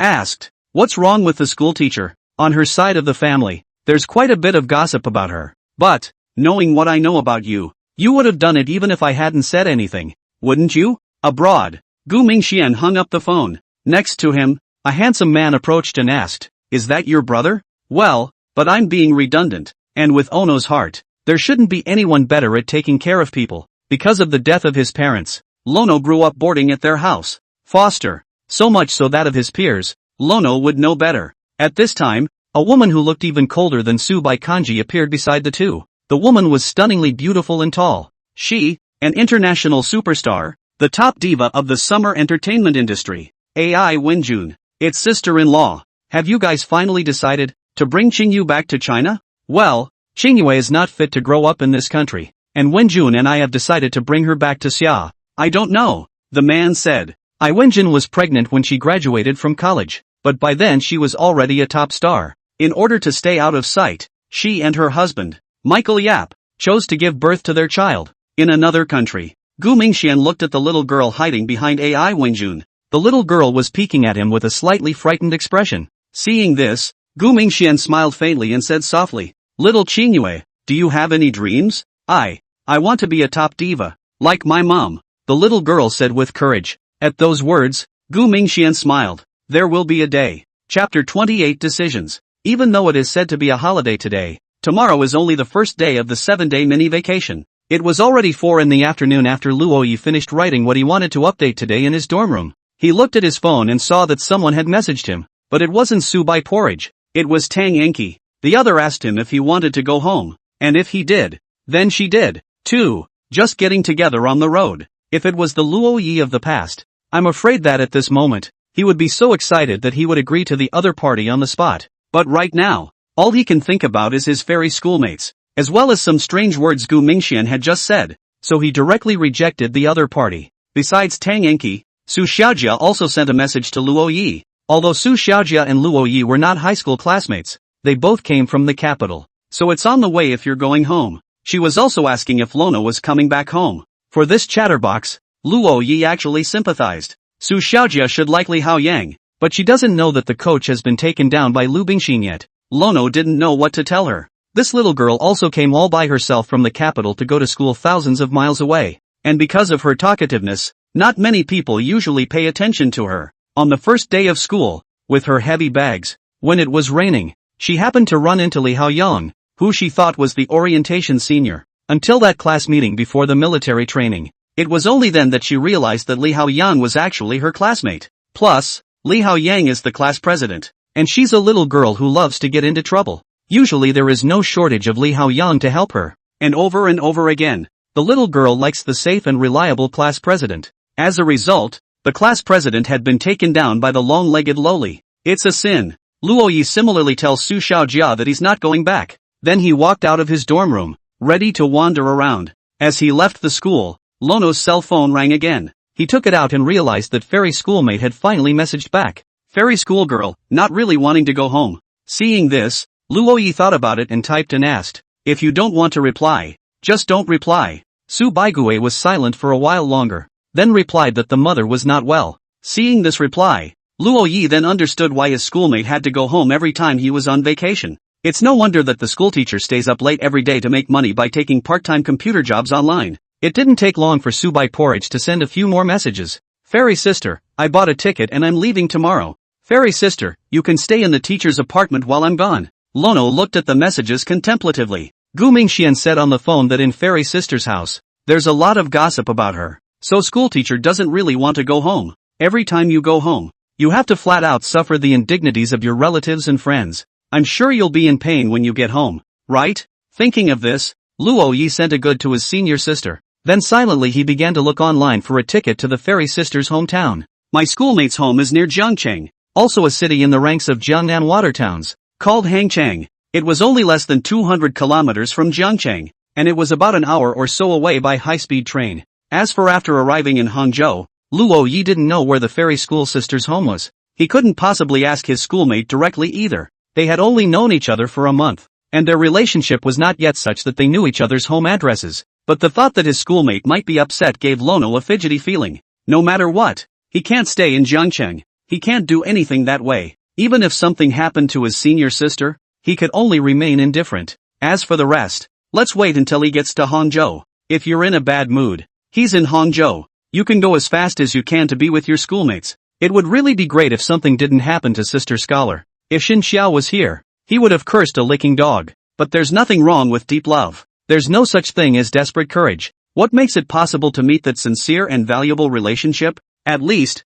after a solitary throw? Even if the result is not satisfactory, you can afford yourself. Be honest with yourself about your feelings, and when you look back on this moment sometime in the future, you will have no regrets, let alone regrets, because you did your best. After making up his mind, Luoyi purchased a ticket for that night, then returned to his dormitory. After packing out a few changes of clothes, he headed straight to the school gates to take a taxi to the train station. While waiting for the car, he met Lu Bingxin and Tang Enki again. The two girls, Lu Bingxin, were carrying their luggage, seemingly ready to go home.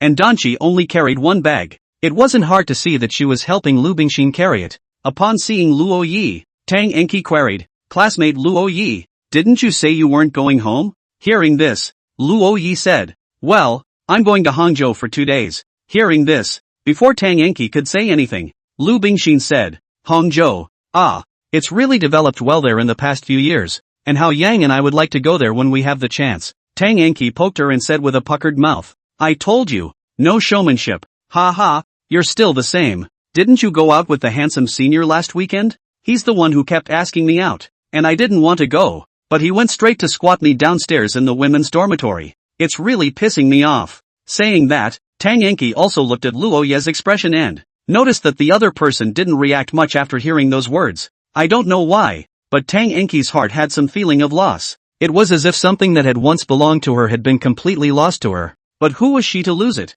Tang Enki smiled bitterly and said, Classmate Luo Yi, have fun. Well, have fun too. Lono got into a cab and headed in the direction of the train station. Looking at the cab's back, Lu Bingxin faintly asked, Kiki, you really don't like handsome seniors? Well, he's asked me out many times, but I don't want to agree to it. He was also the one who squatted me in front of the women's dorm last Saturday. Plus you were around to say give him a chance to try it on a date. I just went to, but it really didn't make my heart sing. It took the appearance of another boy beside her for Danchi to realize that her youth had been stuck on the face of a sunny teenager. The teenager stayed behind her and never left. Instead, she never turned around and looked at the teenager, until one day she looked back and realized the teenager was gone. That's when she realized that she was missing out on someone very important. There are many ways to recognize whether something is important to you or not, but the most direct way that it's just loss. It was only after she came to Jiangcheng that she realized that a boy willing to accompany her to a strange city,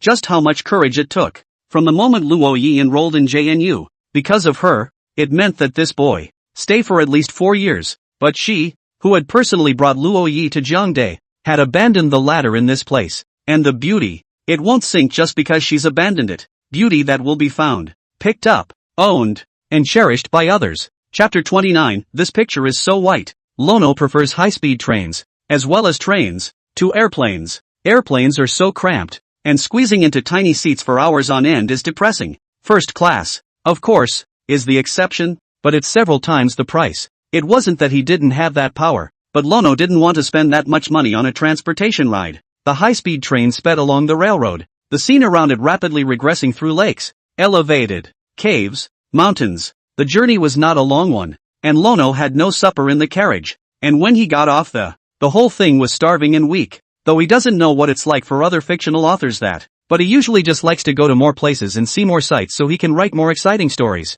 This time he came to Hangzhou. Even if he could only stroll around the city, he would be satisfied. But there is a very famous name for Hangtown, the city, known as a food desert. Lono arrived at a store, ready for a meal of the place's signature, West Lake vinegar fish. Seeing Luo Yi order this dish, the waiter revealed a strange look and, in a small voice, he said, Handsome, is this your first time in Hangzhou? Yes, I just arrived. Luo Yi glanced at this waitress and said suspiciously, What's wrong? Nothing, one West Lake vinegar fish. The waiter gave Luo Yi a sympathetic look before leaving the place. When he came again, he had a plate of fish in his hand. Luo Yi looked at the fish on the table and thought it looked pretty good, so he took a shallow taste. At that moment, Luo Yi frowned. Even though he couldn't cook, the fish was awful. Even if it is difficult to eat, it is still expensive. It is surprising that it costs $200 apiece. Looking at the dead expression of this fish in the plate, Luo Yi sighed, taking out his chopsticks and poking it in the eye. He sadly said, Brother fish, I'm sure you never thought in your lifetime that you'll be made into this awful thing after you die yourself. I guess. With the choice of not wasting it, Luo Yi finished it with a grimace on his face. Then go to the front desk and check out. Looking at Luo Yi, who was somewhat handsome and still had an innocent look on his face. The lady at the front desk reminded, Little handsome, if you just came to Hangzhou, you can check out the street stalls, the blue kanji ramen, or the river fish. If you can't, you can just eat Sand County. Hearing this, Luo Yi nodded heavily. This proposal is important. After leaving the place, Luo Yi was ready to cope with a random hotel. After booking the room, Luo Yi laid down on the bed, looked at his cell phone and, tapping on the fairy sister's chat screen, he was ready to ask her what she was doing right now. At this time, Subai Kanji was in the teacher's apartment just after taking a shower. She's booked her ticket home, and she's going on the bus first thing in the morning, so she wasn't going to stay up all night today.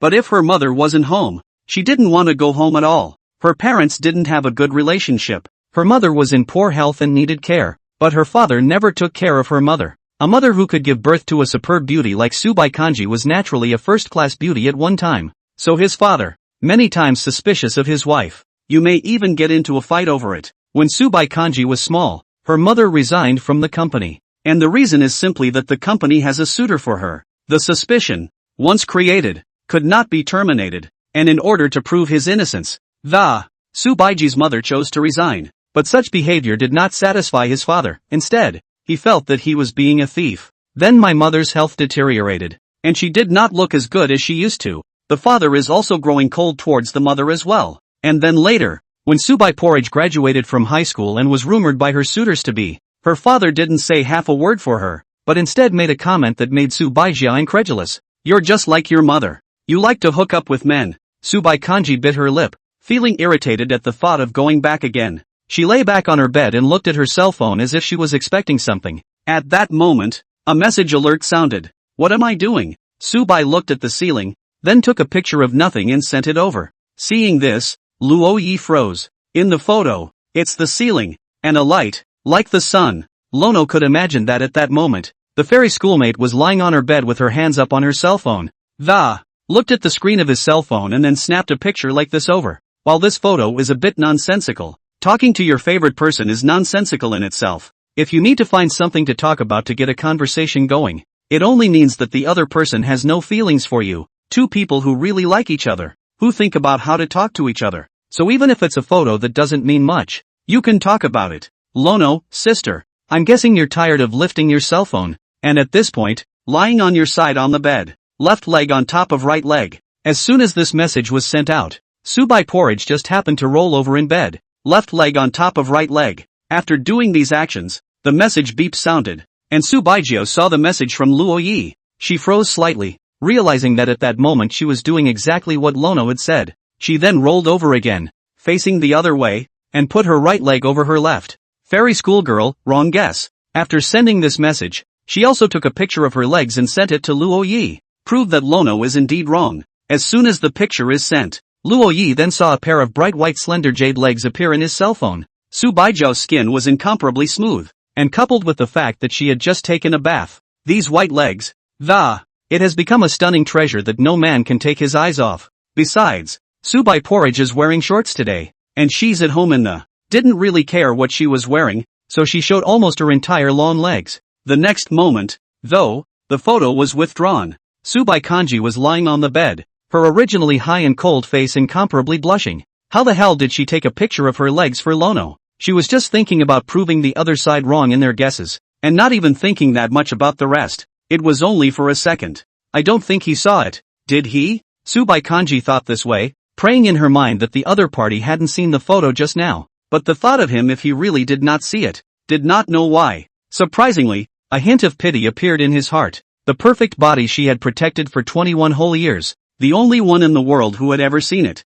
even when she usually goes out. Subai Porridge wears long pants or long skirts. The shortest it would be is just above the knee, and at most it would show a calf. She knows she's pretty, but she doesn't like the feeling of being watched, so you won't wear clothes that show off your body. Seeing that Luo Yi didn't reply, Subai Porridge was a bit anxious and sent another message. Fairy sister, what are you doing? Another message, and Lono finally reacted to it. Hastily replied, I didn't see anything. Over-denial is affirmation. Subai Kanji could be sure that he must have seen it. Thinking of this, Subai Porridge kept rolling over and over on the bed, and a moment later with her head to the left, a bit of head to the right and some idleness. The two kept talking, topic after topic, as if there was a constant flow. Unconsciously, Subaijiao's mood became very peaceful. The previous unpleasantness had dissipated. She doesn't want to go home because there are a lot of people over there who will criticize her. Every time I think about when she first graduated from high school, and she was accused of 1,000 things,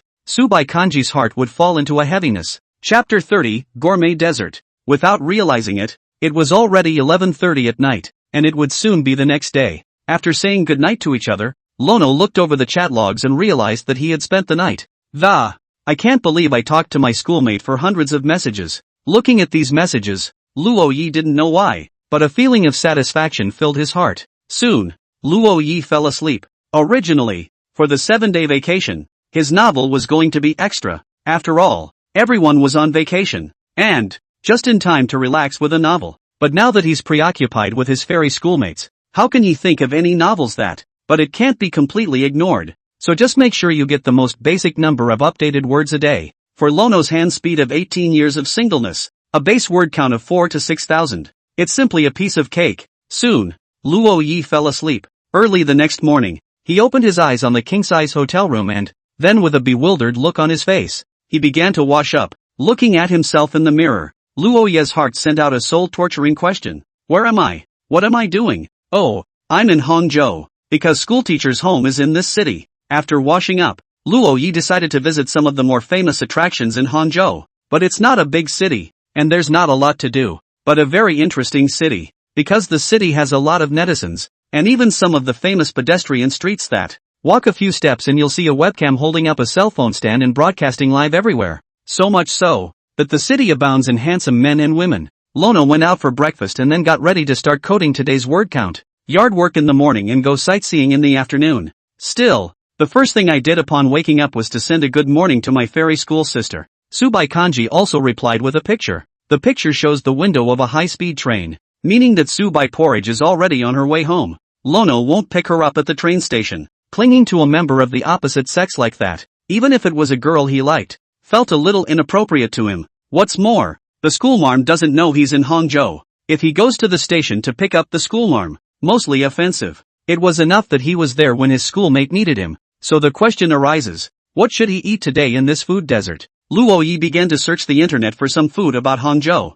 It eventually locked onto something that I hadn't even heard of. Longwell. Fondue? Interesting, really interesting. Is there a Coke fondue? White wine fondue? Lono spent the morning writing the day's update. Then head straight for the hot pot restaurant with the dragon well. And all this time, Subai Porridge had come to the house. About 15 kilometers away from the center of Hangzhou, there is a building that is not very high class, but it also looks like a beautiful neighborhood. Subai Kanji traveled lightly back to the front door of the house. Looking at the door of the room in front of her, she hesitated for a moment and inserted the key into the lock. But soon, she froze because the key didn't open the door to her house. She got a little confused and called her mom on her cell phone. But the call didn't go through. Did she change the locks on her house? At this time, the neighbors living across the street heard a commotion outside, and a grandmother opened the door and, upon seeing Subai Kanji, she showed a kind face and smiled slightly. It's Kanji who's back.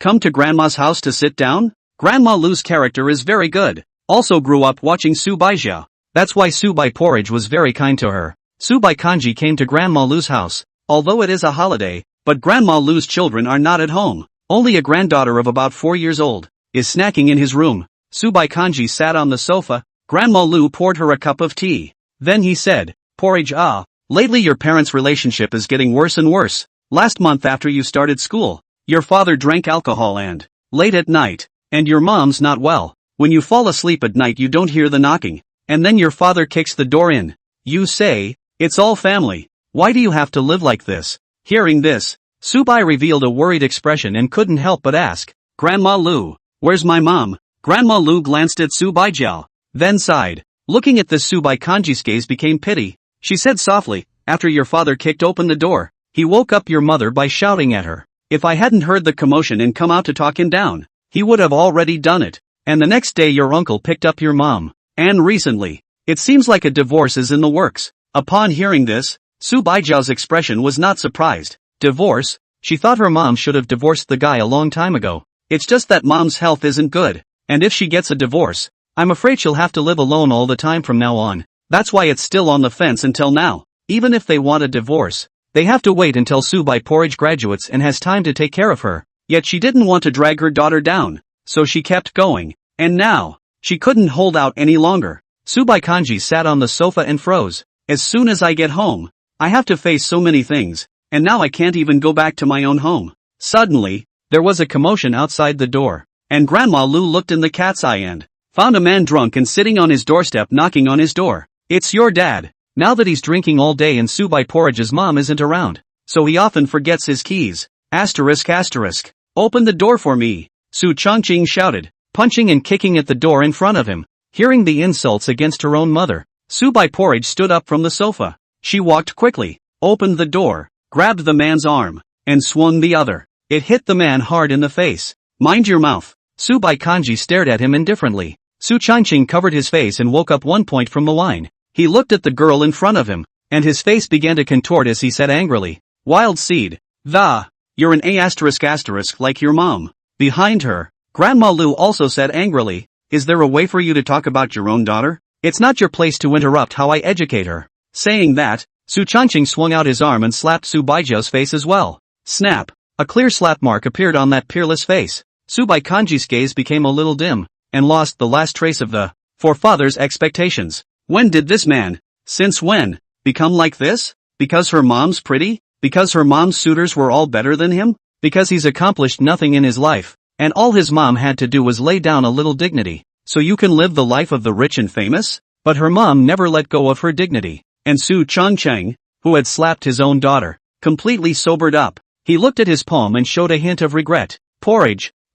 Enough. Su Baikanji opened his mouth and said, his tone cold and indifferent. She glanced at Grandma Lu behind her with gratitude, then turned around and left the place. Not a word was said. She didn't want to say half a word to this failure of a father. After leaving the neighborhood, Su Bai Porridge sat on the steps at the entrance of the neighborhood. Looking at the place where he grew up, he only felt a wave of strangeness at this moment. For some reason, she now has a little, not a little bit. She's very keen to go back to school now. Would like to meet someone from school. Chapter 31, You're my best bet. Hard to eat. Help. I'm really convinced. What a weird ing smell. Longjing hot pot, which drove Lono's expletives out of him. He left the hot pot restaurant with a disgusted look on his face, deciding to listen to the waitress from yesterday and go for the Lanzhou ramen. Speaking of which, at this point in time, schoolteacher should already be home, right? Luoyi pulled out his cell phone and sent a message to the fairy school sister. Lono, has sister arrived home yet? Soon after, the message beeped and was answered almost in seconds. Fairy scholar, it didn't arrive. Seeing this, Luoyi thought to himself that it was noon, and his sister wouldn't still be on the high-speed train, right? Lono, so, has schoolmate eaten yet? Fairy schoolgirl, didn't eat it. Luoyi, so what does schoolmate want to eat? Your faithful schoolmate will order takeout for you. Fairy schoolgirl, don't want to eat. Lono, is it a bad appetite? Senpai? Fairy sister, I don't know. Lono froze slightly. Although the schoolmate returned every message with indifference, every message was answered in seconds. This is contradictory. If the schoolmate doesn't want to care about him, she can totally not reply to him. But sister returned it with such indifference. Could it be that? Is the schoolteacher hinting to herself that she's in a bad mood? In his mind, he recalled what Gu Mingxian had reminded him of before the vacation. Thinking of this, Luo Yi began to edit the message. Luo Yi, sister's home is in Hangzhou, right? Are there any interesting places in Hangzhou? Fairy sister, no. Lono, sister. So are there any more impressive ones? When I come to Hangzhou in the future, don't even know where to play. When Su Baikanji saw this message, she really started to think about it seriously. She was sitting in the doorway of her cell, all haggard and, instead, his mind was thinking about where to have fun in this part of Hangzhou. Even though it was the city she grew up in, she couldn't think of an answer for a moment when asked. At this moment, Luoye's message was sent again. Lono, Hangtown actually has a planetarium, eh? Lono, do you like to look at the stars? School teacher? Seeing this, Su Baikanji raised her head somewhat dumbfounded. She then put her head back down with a dumbfounded expression. She must be crazy. Where are the stars in broad daylight? Her thoughts were held by Lono's message, and as soon as the other mentioned the stars, she then subconsciously looked up. Suddenly, Luo Yi sent another message. Luono, sister, you've been tricked by a bad man. There's no planetarium in Hangzhou. Seeing this message, Su Baijia couldn't help but let out a laugh. Lono, but there's Lingyin Temple in Hangzhou. Is that the Lingyin Temple of Jigong? Su Baichue gave an affirmative answer. Yes. 2 words that cheered up Lono's mood, because Hokage is not as cold as she was at first. Does this also mean that the schoolteacher's mood has gotten a little better? Lono, so, do you want to go and ask for a sign? Schoolteacher? Maybe the bad things will all go away by themselves. Speaking of asking for a sign, Lono was actually going to go. He's going to ask for a marriage, but after all, it's a 7-day mini vacation, so the number of people going to Lingyin Temple will probably be very high. Seeing Luoye's message, Su Baijiao's expression became fierce. How does it feel to be coaxing a child with the content of this elementary school brother's message? Su Baikanji knocked on the cell phone screen, Luoye's avatar, and muttered in a low voice, knock on your head, but asking for a sign or something? She hadn't tried that yet. Would that really work? She wishes her mom good health and happiness. Just now her mom has returned a message saying she's at her old home in the country with her uncle. Ask Subai Porridge to go back and visit when he is free. There's no hurry. Before going home, Subai Porridge decided to go to Linging Temple, ask for a peace sign for mom. Though she knew that it was only metaphysics, it was the thought that mattered more. Thinking of this, Subaijo stood up. Unconsciously, her mood was no longer sad, as if she had forgotten the scene just now that the only thing that remained was the slap mark on her face. Only she didn't feel the pain anymore. She was just about to leave when she saw a familiar face. An average-looking girl with a suitcase is walking towards this neighborhood. She was Subaijo's hairdresser, and the two were classmates until high school, and would have been great friends until the end of high school, when the rumors about Su White Porridge were started. She all but assumed her friends would believe her, but she underestimated human nature and never really knew this hairy man of hers. Seeing Subai Kanji, this girl was clearly stunned. The two then missed each other like strangers. Subai Kanji looked back and didn't continue to think about this matter. It doesn't matter if she believes in herself or not, because they grew up together and she knows herself and she knows she's being rumored against. Even so, she chose to denigrate. This city where Subai Porridge grew up was incredibly strange, as if everything was gray. She took her own luggage and prepared to go to the Linging Temple to ask for an autograph. On the other hand, Luo Yi had already arrived at Linging Temple. He took a picture and sent it to the dormitory group to ask what his sons needed to sign. Wang Sledgehammer, you kid went to Hangzhou? Coward. Li Haoyang, my Buddha is compassionate. Xin Xiao, laughing my ass off coach. Amit Ba. The three roommates are like living treasures. The dormitory group either has no one to talk to. As soon as you speak, it's like throwing a firecracker in a fire. It just blows right up. Linging Temple is in a scenic area, and there are several tea hills near this scenic area. It looks very vast. Lanaroi took a few pictures to prove he'd been here. The neighborhood was so crowded that there was already a crush of people before we even got to Linging Temple, although it is now afternoon. Looking at it this way, I'm afraid I'll have to wait in line until the evening to get a sign. At this time, Luo Yi received a private chat from Xin Xiao. Xin Xiao wanted to ask him to help him ask for a peace talisman. Lono agreed very readily. I don't know why the male star wants this, but since it's a request from his son, then, as a father, he must be obliged. After waiting in a long line for 3 hours, Luo Yi was finally able to worship Buddha and burn incense. In addition to the things he helped Xin Xiao to ask for,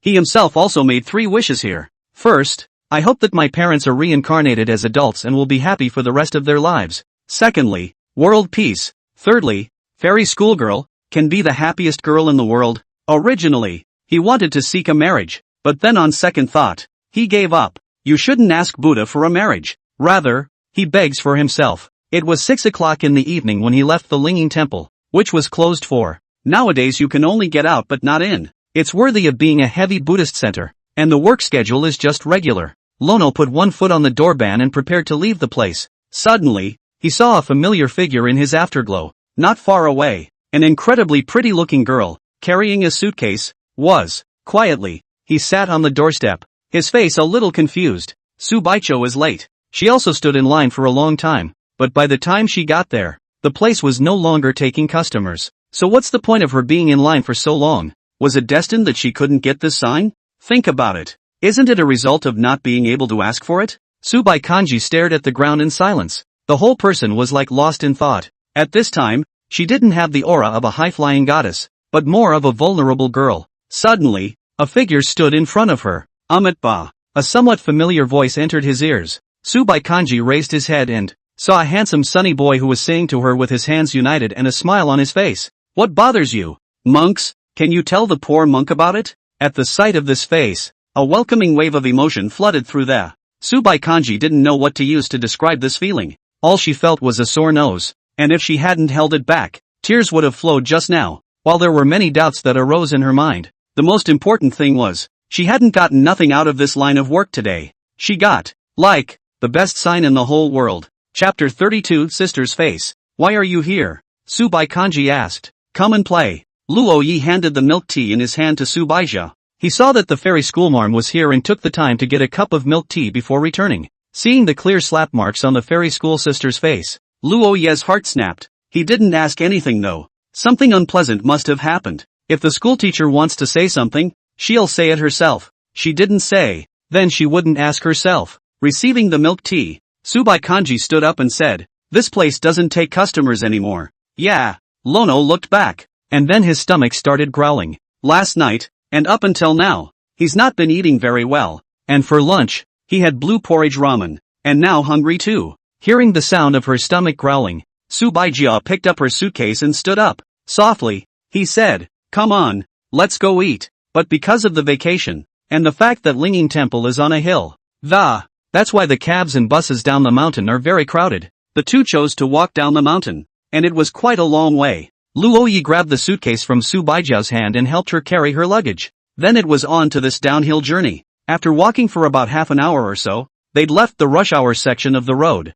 but neither offered the idea of taking a cab to leave, and for the past half hour, the two hadn't spoken, just walked silently side by side. It wasn't until they passed a convenience store that Lono stopped in his tracks. In front of the convenience store, there is a sausage grill with a colorful and tasty grilled sausage. Mostly, Lono was really kind of hungry. Subai Kanji also looked over. Unlike Lono, she hadn't eaten for a day. She subconsciously swallowed, but looked at Luo Yi and said, "If you want to eat it, I'll take 2. Not enough. Too little." Luo Yi took a big swing and directly bought 6 sticks and put them into the bag. He handed one to his schoolmate, thinking that girls should eat less, and then ate the remaining 5 himself. Subai Kanji looked at the grilled sausage in his hand and started to eat it. By the time she finished this one, she realized that there was only one last one left in Lono's bag. "Mine. Give it to me." Subai Kanji stretched out his palm and opened his mouth in a serious manner to ask for it. For some reason, Luo Yi suddenly felt that such a fairy schoolmate was a bit cute.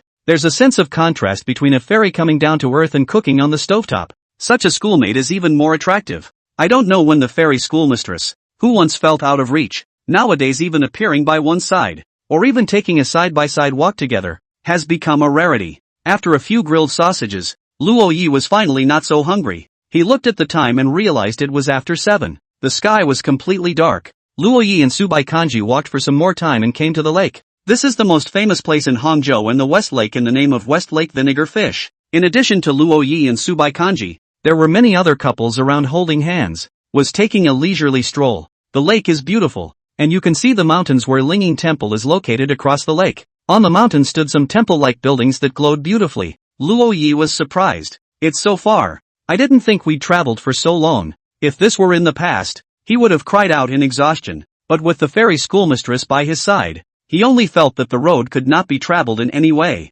even wanted to go all the way. Just as Luo Yi was enjoying the beauty of the lake, Subai Porridge took out her cell phone and started to call a taxi. Destination. Station. She just bought 2 tickets to go back to the countryside, 40 kilometers away, and at this point in time, you can buy nighttime tickets too. By the time Lono came back to his senses, the cab had pulled up to the curb. After getting into the car, Luo Yi wondered, "Sister, where are we going?" "The station." "Huh?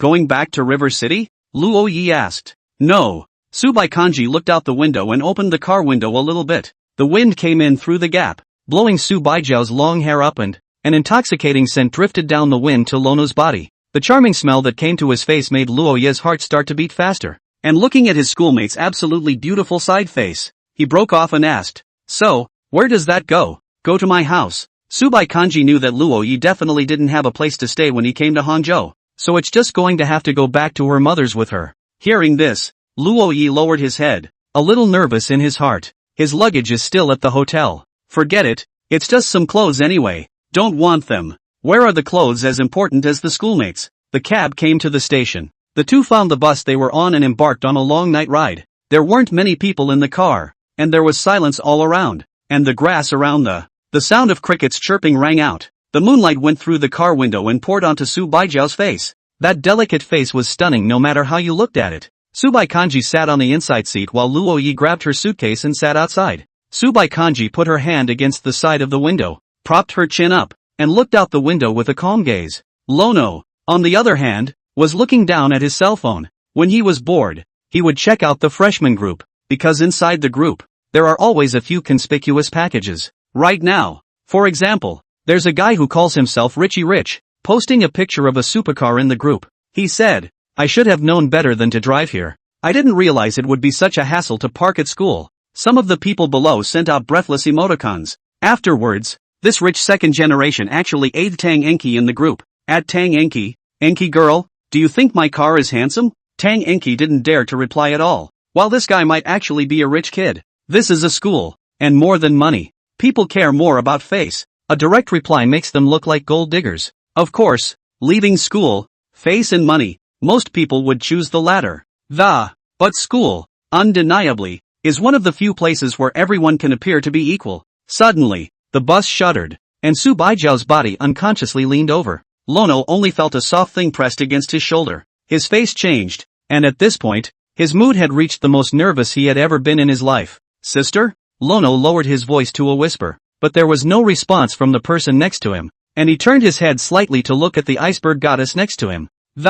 It was surprising to find her asleep. No wonder it had been so calm. Luo Yi had thought that his schoolmate was looking at the scenery. Looking at the fairy school sister's appearance at this moment, Luo Yi's heart was moved beyond measure. Eyes unblinking, he couldn't take his eyes off her pretty face. Sister is really pretty, and, although outwardly seemingly strong, is in fact a fine-minded and little girls who need to be taken care of. At this time, the slap mark on Subai Kanji's face was no longer visible. Luo Yi unconsciously stretched out his hand and he touched his schoolmate's pretty face. He's never touched a girl's face before in his life. At this point it was just a gentle poke with a finger. So soft. Girls' faces, are they all like cotton? Luo Yi didn't notice that Su Baijiao's eyebrows moved gently, but her eyes didn't open. Chapter 33, Gaze from Uncle. Here we go. Here we go. After the bus's radio shouted twice and the driver shouted back, Luo Yi looked at Su Baijia next to him. For 2.5 hours of traveling, Su Baijiao just kept leaning her head on Luo Yi's shoulder.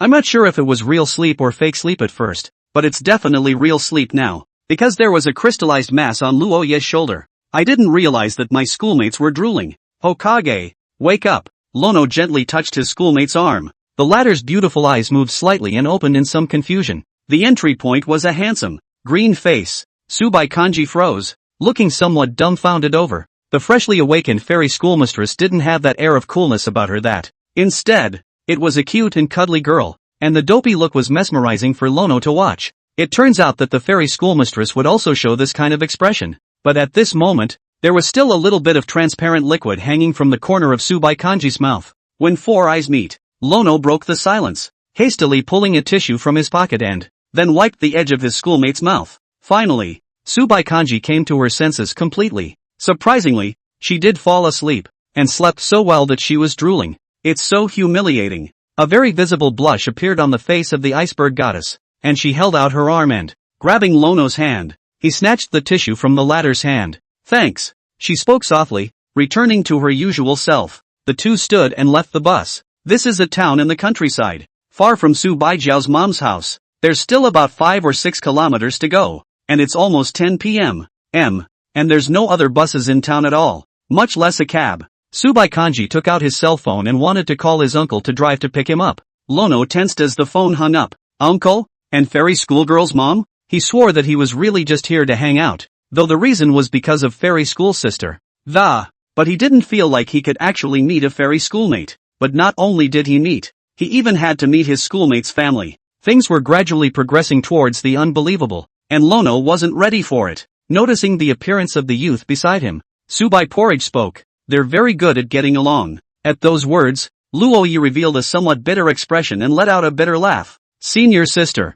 I'm a boy. Is it really okay to take me home? Where do you live if I don't take you back? As soon as the words left his mouth, Subai Kanji frowned. Oh yeah, she forgot there was such a thing as hotels. She could have Lono stay in one, but it was too late for him to go and stay there. Although it wasn't as if there weren't any bed and breakfasts in town. However, the environment is not very good, and it is not really suitable for entertaining Luo Yi. Besides, the car to pick her up was already here. Subai Kanji looked to the side of the road, where an electric tricycle was parked. A very handsome middle-aged man was looking around. Upon seeing Subai Kanji, he brightened up and beckoned. Go! Subai took a step, and Luo Yi could only follow stiffly. The middle-aged uncle was originally happy, but when he saw that his well-behaved and cute niece was followed by a boy, his face directly darkened. It wasn't until after the two had gotten on the motorized tricycle that the man turned the handle and the tricycle took off in place. It was a wild ride out of the town to a nearby village. Subai Kanji's mom's name is Fan Xianya, while her uncle's name is Fan Jian. Ian, have you had dinner yet? Fan Jian asked. Ate a little. Subai Kanji spoke softly, then explained to Luo Yi. When I was born, my uncle named me Subai Rice, but my mom objected, and then it was called white porridge, and rice became my nickname. This matter, even Qin Yuan doesn't know. Over in Jiangchang, only her best friend from medical school knew about it. Hearing this, Luo Yi laughed. White rice is also very nice. Mainly because senior sister looks pretty. Call it whatever you want. This statement was recognized by Fan Jian. Kid, without further ado, I recognize your vision. Soon the tricycle stopped in the yard. This is Fan Jian's house. Subai Porridge's grandparents have passed away. And Fan Jian's son, Subai Porridge's cousin, is working elsewhere. That's why only Fan Jian and his wife live here, as well as Su Baijiao's mom, a beautiful woman who looked to be in her mid-30s, but whose hair was already half gray, stepped out and, happy said, "It's Ai-Chan who's back." She's Su Baijiao's mom, Fan Shenya, now 41 years old, but it looks just like a 30-year-old, worthy of the woman who gave birth to the fairy schoolmistress. She was simply beautiful. Luo Yi sighed in his mind. And Fan Shenya also saw the boy standing next to Subai Porridge. She first froze but when she saw Luo Ye's coy look, she showed another surprised expression and couldn't help but ask, "Ian, who is this?" "He is Luo Yi, the friend who accompanied me back from Jiangchang," Subai Kanji said expressionlessly. Friends, 2 words surprised Luo Ye's heart. He was recognized by his schoolmates, and he was already their friend. And Van Shenya flashed a smile. He is still the first boy who can make Thee say the word friend. It looks like Thee is not normal for him. "Come on in, there's dinner saved for you." Saying that, Van Shenya coughed twice, and it did look like she wasn't really in good health. Upon entering the room, Lono stood at the table, looking at the sumptuous dinner in front of him. Eyes are turning into little stars. Fairy schoolgirl's cooking skills, it turns out, were all taught by her mother. This looks too good to eat. Fan Jian's gaze was fixed on Luo Yi the whole time. The Fan family is the only one with a baby girl. He'd like to see that. What kind of guy is it that can accompany Thee? Looking at it, Subai frowned at the side and opened her mouth. "Don't look, eat." Fan Jian smiled sarcastically. The men in the Van family, basically, have no status. He listened to his mom and sister when he was a kid, his daughter-in-law when he grew up, and now he has to listen to his niece. The good thing is, he has a son who is not the lowest in status. But, looking at Luo Yi, Fan Jian suddenly revealed an impish smile. Perhaps, he's a little further up the ladder? However, if he wanted to be Thee's boyfriend, it would depend on whether he, his uncle, approved of it or not. Luo Yi began to eat, his expression so excited that he was close to crying in pain. Mountain game, always different flavors, is a very different feeling from the city. Watching Luo Yi gorge himself, Fan Shenya smiled back. It's a testament to her cooking skills. And the kid, who seems kind of innocent and can't hide his emotions. When you come across something delicious, you express your favorite without hiding it. Most importantly, the best dishes on the table. He just ate a few bites. After a few eyeballs, I went to eat something else. Apparently, it's meant to be left for other people to eat. Left for who? Fan Shenya looked at Su Baijiao. Then her expression froze. I only saw Subai Kanji also looking at Luo Yi, and that look. Van Shenya couldn't keep the corners of her mouth down. She thought that her daughter would be single for the rest of her life. Chapter 34, Going to the Toilet. That night, Lono came to a room. "This is my son's room. It's been empty since he went out to work," Fan Jian said. "You'll sleep here." "Okay, uncle," Lono said politely. But Fan Jian frowned. "Uncle? Who are you calling uncle?" He looked back at the next room, which was next door to Fan Shenya and Su Baijiao's room. They had 3 rooms in this courtyard, his and his wife's, his son's, and an empty room. After he picked up Van Shenya from Hangzhou, the latter stayed in the empty room of the. Originally, if Subai had come back, she would have stayed in this room of Luo Ye's, but since Luo Yi was there, Subai Kanji would have to sleep in the same bed as her mom. The restrooms are in the yard and you need to go out to go to the bathroom. For that matter, Lono was still a little uncomfortable. But, when in Rome, do as the Romans do. It can't be helped. But Fan Jian didn't leave. He sat down on his butt on the Kong in Luo Ye's room. With a serious face, he asked, "Kid, what do you see in my family's rice?" Hearing this, Luo Yi revealed a serious expression. In front of his uncle, he would not dare to hide the slightest thing. He had come to his schoolmate's house, and if he still said he didn't like her, then he could guess that. Next thing you know he'll be kicked out of the house by his uncle. So much so that Luo Ye's mood was incredibly tense. And the name calling and all, he didn't even notice. "I don't know," Luo Yi replied with great vigor. And then, as he looked at Fan Jian's fierce expression, shrinking her neck, she said again seriously, "I can't say, but sister is really excellent. And whenever sister is mentioned, I like anything about schoolmarms." Hearing this, Fan Jian nodded in deep thought. Yes, His family meal was indeed so good, but his sister's marriage was not a happy one, and so with regard to the life of his niece, as an uncle, he must be strict. Kid, what does your family do for a living? Ha, my sister-in-law and sister-in-law's husband run a company. They're making game software. Who asked your sister-in-law? I'm asking about your parents. Fan Jian stared at Luo Yi with a fierce face. Big points are deducted for answers that are not what was asked and for changing the subject. Parents? I don't have any. Luo Yi uttered these words with a flat face, obviously having grown up without parents. He's used to it. What? Fan Jian frowned and looked at Luo Yi in confusion. I don't have parents. They died when I don't remember. Looking at the expression of the youth in front of him as if he were normal, Fan Jian froze. On how to guilt-trip Fan Jian with a single sentence, Lono did. When these words came out, Fan Jian's heart was as hard as a pinprick. He's got kids, too. He's a father, too. So easy to substitute your own children growing up without parents and then growing up alone. But not. Fan Jian once again showed a determined expression. He can't afford to be soft. With Van Xinya's previous experience here, Luo Yi is still an outsider no matter how pitiful he is. He has to think about Subai porridge. This niece of his is very good. I heard that she's guaranteed graduate school at JDU. Soon their Fan family would have their first graduate student, and a good-looking one at that. So Fan Jian had high expectations for her future boyfriend. It's not just a matter of selling out to get them parents to agree. And it's not that he's discriminating against fatherless children, raised in a bad home of origin. The personality is also very different and can easily disagree with others. He could sympathize with others, but he couldn't risk his own loved ones. Wait a minute. This kid isn't talking about passing away. He's talking about sacrifice? What does that mean? The sacrifice you speak of is, asked Fan Jian in silence. At those words, Luo Yi's mind recalled his sister-in-law's words.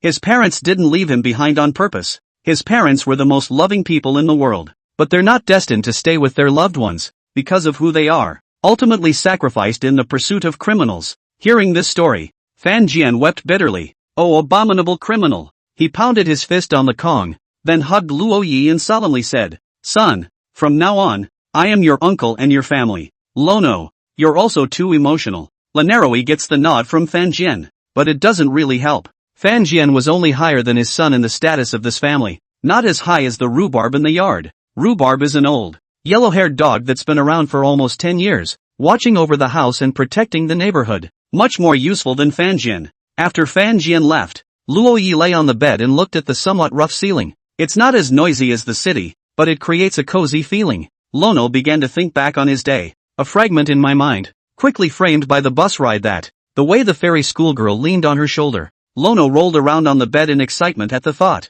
It's not calming at all. It's a good thing he finished writing the update to his novel in the morning. Otherwise readers will just have to commiserate today. Late night, Lono woke up with the urge to pee. He sat up from his bed sleepily, then gave a dumbfounded expression. Toilets. Where are the toilets? Lono put on his slippers, then opened the door to his room and went out into the yard. A night in the countryside can be described as completely dark if there is no moonlight. At this point Lono just couldn't see anything. Lono wandered around the yard, looking for the location of the restroom. Soon he came to a small dark room. He couldn't find where the lights were, so he had to turn on his cell phone's flashlight. Looking into the small dark room and smelling the pungent odor in the air, Lono made sure this was the restroom. After the convenience, Lono turned off the flashlight and walked out of the toilet. At that moment, a figure walked in, just in time to collide with Luo Yi. Subai Kanji let out a cry of pain, and hearing his schoolmate's voice, Luo Yi quickly reacted to the. He stepped forward and wrapped his arms around Subaijiao's back waist,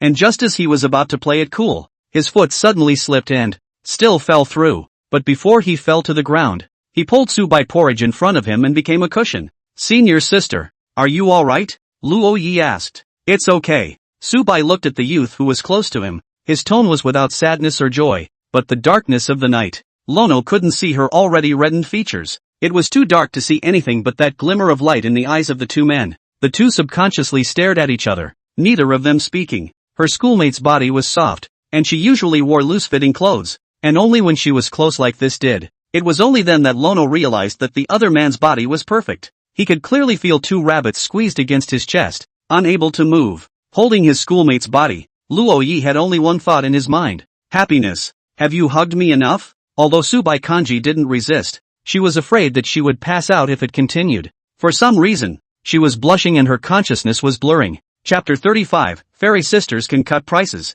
Early the next morning, Fan Jian bought breakfast for the crowd. The average person can be fed for less than $5 each. And at that price, it's the envy of the city. Fan Jian has a house in the city. This time, he only returned to the village because he was dealing with his sister's affairs, and Su Baijiao's aunt, his wife, didn't come back, but worked in the city. Sitting at the table, the atmosphere around the table was a little awkward. Luo Yi and Su Baikanji both unconsciously recalled the events of last night, neither daring to look at the other. It was as if the relationship between the two had dropped to freezing point in an instant, but not in a saber-rattling kind of way. Fan Jian couldn't describe it, but Fan Xinya understood it at once. It wasn't a bad relationship at all. It was a relationship at the tipping point of some breakthrough. As long as these two young men can get through this phase, then the relationship will go further. Fan Xinya smiled and handed Luo Yi an egg that said Ono. Ono looks a little worse for wear. Get some more protein. Thanks auntie. Lono said politely. He stayed up late every day and really didn't seem to have much energy. Saying that, Fan Xinya added admonishingly, Xiao Niao, you went to the same school as us, Ian. Usually take more care of rice. This girl's work and rest schedule is irregular. Although you guys are young, you have to think about the future. You're right, auntie. I'll be sure to remind my schoolmate often. Fan Xinya's health is not good. When she was young, she was a workaholic, a strong woman. She was also extremely popular in the company, which is what caused her husband's displeasure. Not everyone likes strong women, and not everyone likes women who are stronger than they are. After breakfast, Fan Jian greeted Luo Yi and Subai Porridge and rode on the electric small tricycle. Sitting behind the small three-wheeler, Luo Yi wondered, Uncle, where are we going? Hearing the word uncle, Subai Kanji turned her head to look at Luo Yi, but didn't say anything. Fan Jian said, yesterday, Rice said you didn't have a change of clothes. Uncle is taking you to town today to buy 2 sets. Hearing Fan Jian also call himself uncle, Su Baijia looked ahead again. Since when did these two even agree on something? And Fan Jian was pretty hard on Luo Yi yesterday. How come the two of them are suddenly on good terms today? Soon the tricycle stopped in town. Today was a very special day in town. Catch the big set. The fairgrounds, crowded with people, were not, at a glance, so well dressed and, it looks like people with rich families. Everyone is very plain. There was haggling all around, and even some people trying to cut prices too, already cracking up with the owner. Subai Kanji looked at this scene with a normal expression. Today's Subai Kanji is also wearing a very simple, ordinary white blouse with long sleeves, simple black baggy pants. She wore no makeup, and her hair was in a balled-up bun, coiled at the back of her head. It looks like it has a small family feel to it. At this time, Fan Jian answered a phone call. The call was from Van Xinya. I don't know what was said inside the phone, but Fan Jian actually changed his face. Then he looked at Luo Yi and Su Baijia. He then muttered aloud to himself, saying, there's something going on at home.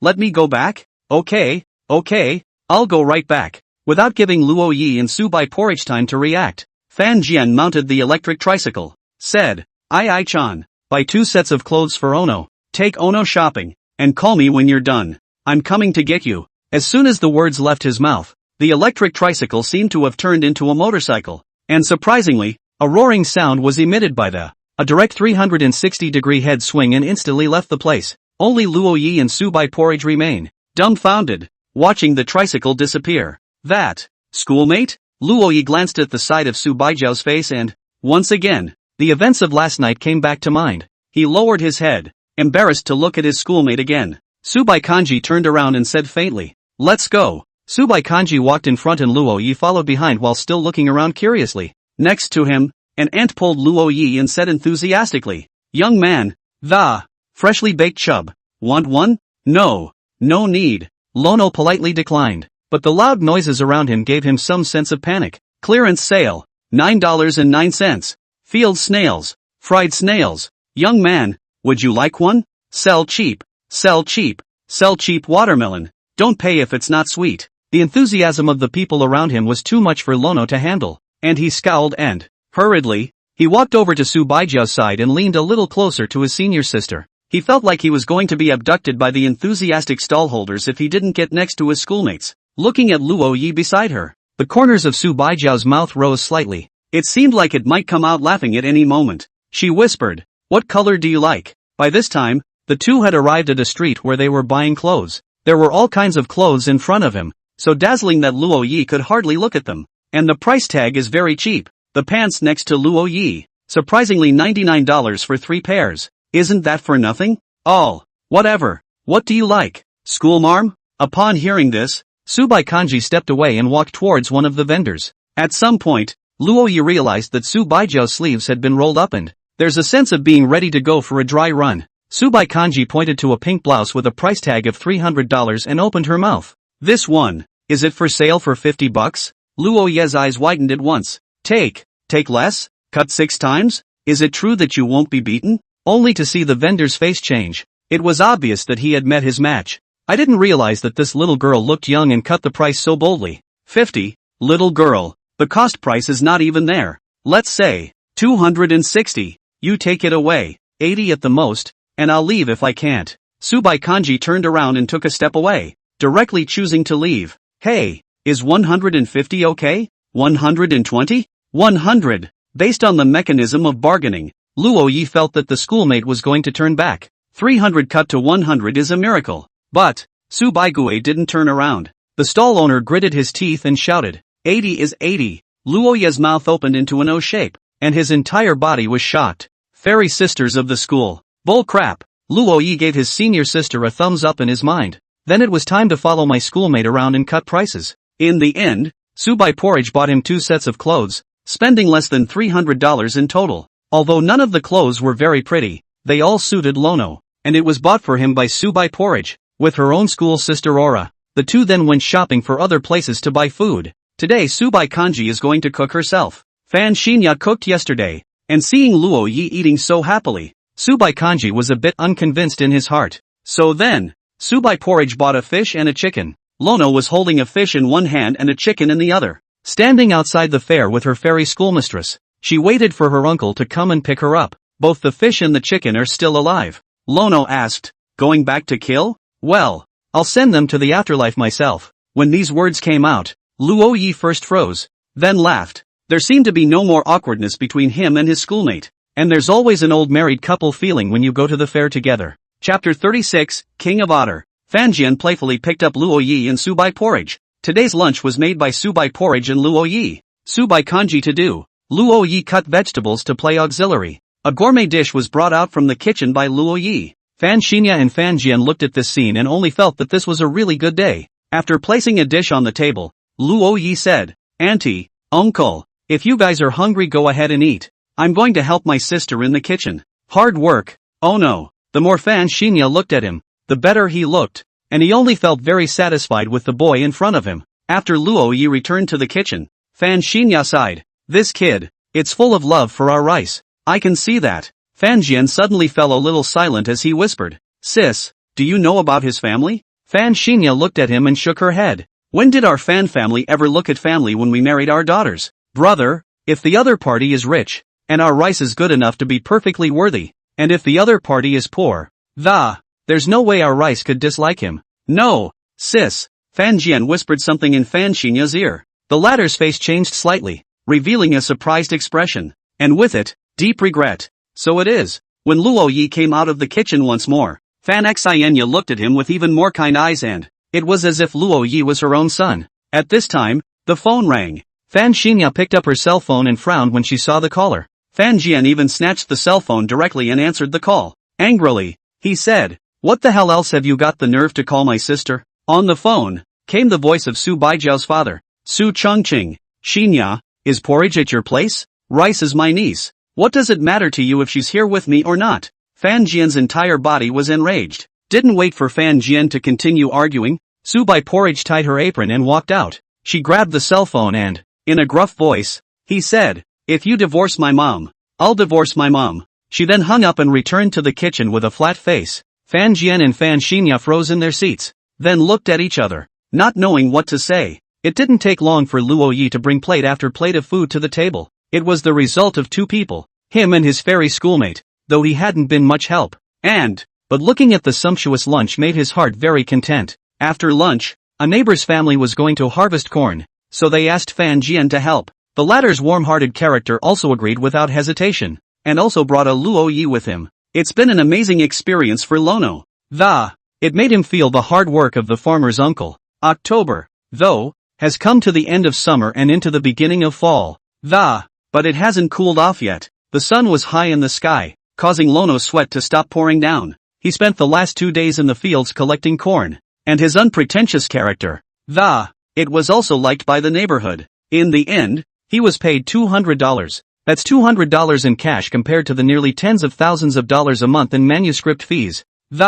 Instead, he loved it. With 2 red tickets in his pocket, Luo Yi rode the small tricycle and drove Fan Jian home with him. He'd gotten thoroughly acquainted with the others over the course of the last few days, and it even became the king of the children in the village. Especially his chicken and king gaming skills instantly conquered the elementary school students in a few kilometers around. Invincible warrior, and the segment of King of Glory. For the elementary school student, that's legendary. And Lono's chicken number was filled with money. That golden Mashikar skin envied the crowd of elementary school students. But happy times always end. The 7-day mini vacation has come to its 5th day. Su Baigui and Luo Yi are going back to Jiangcheng.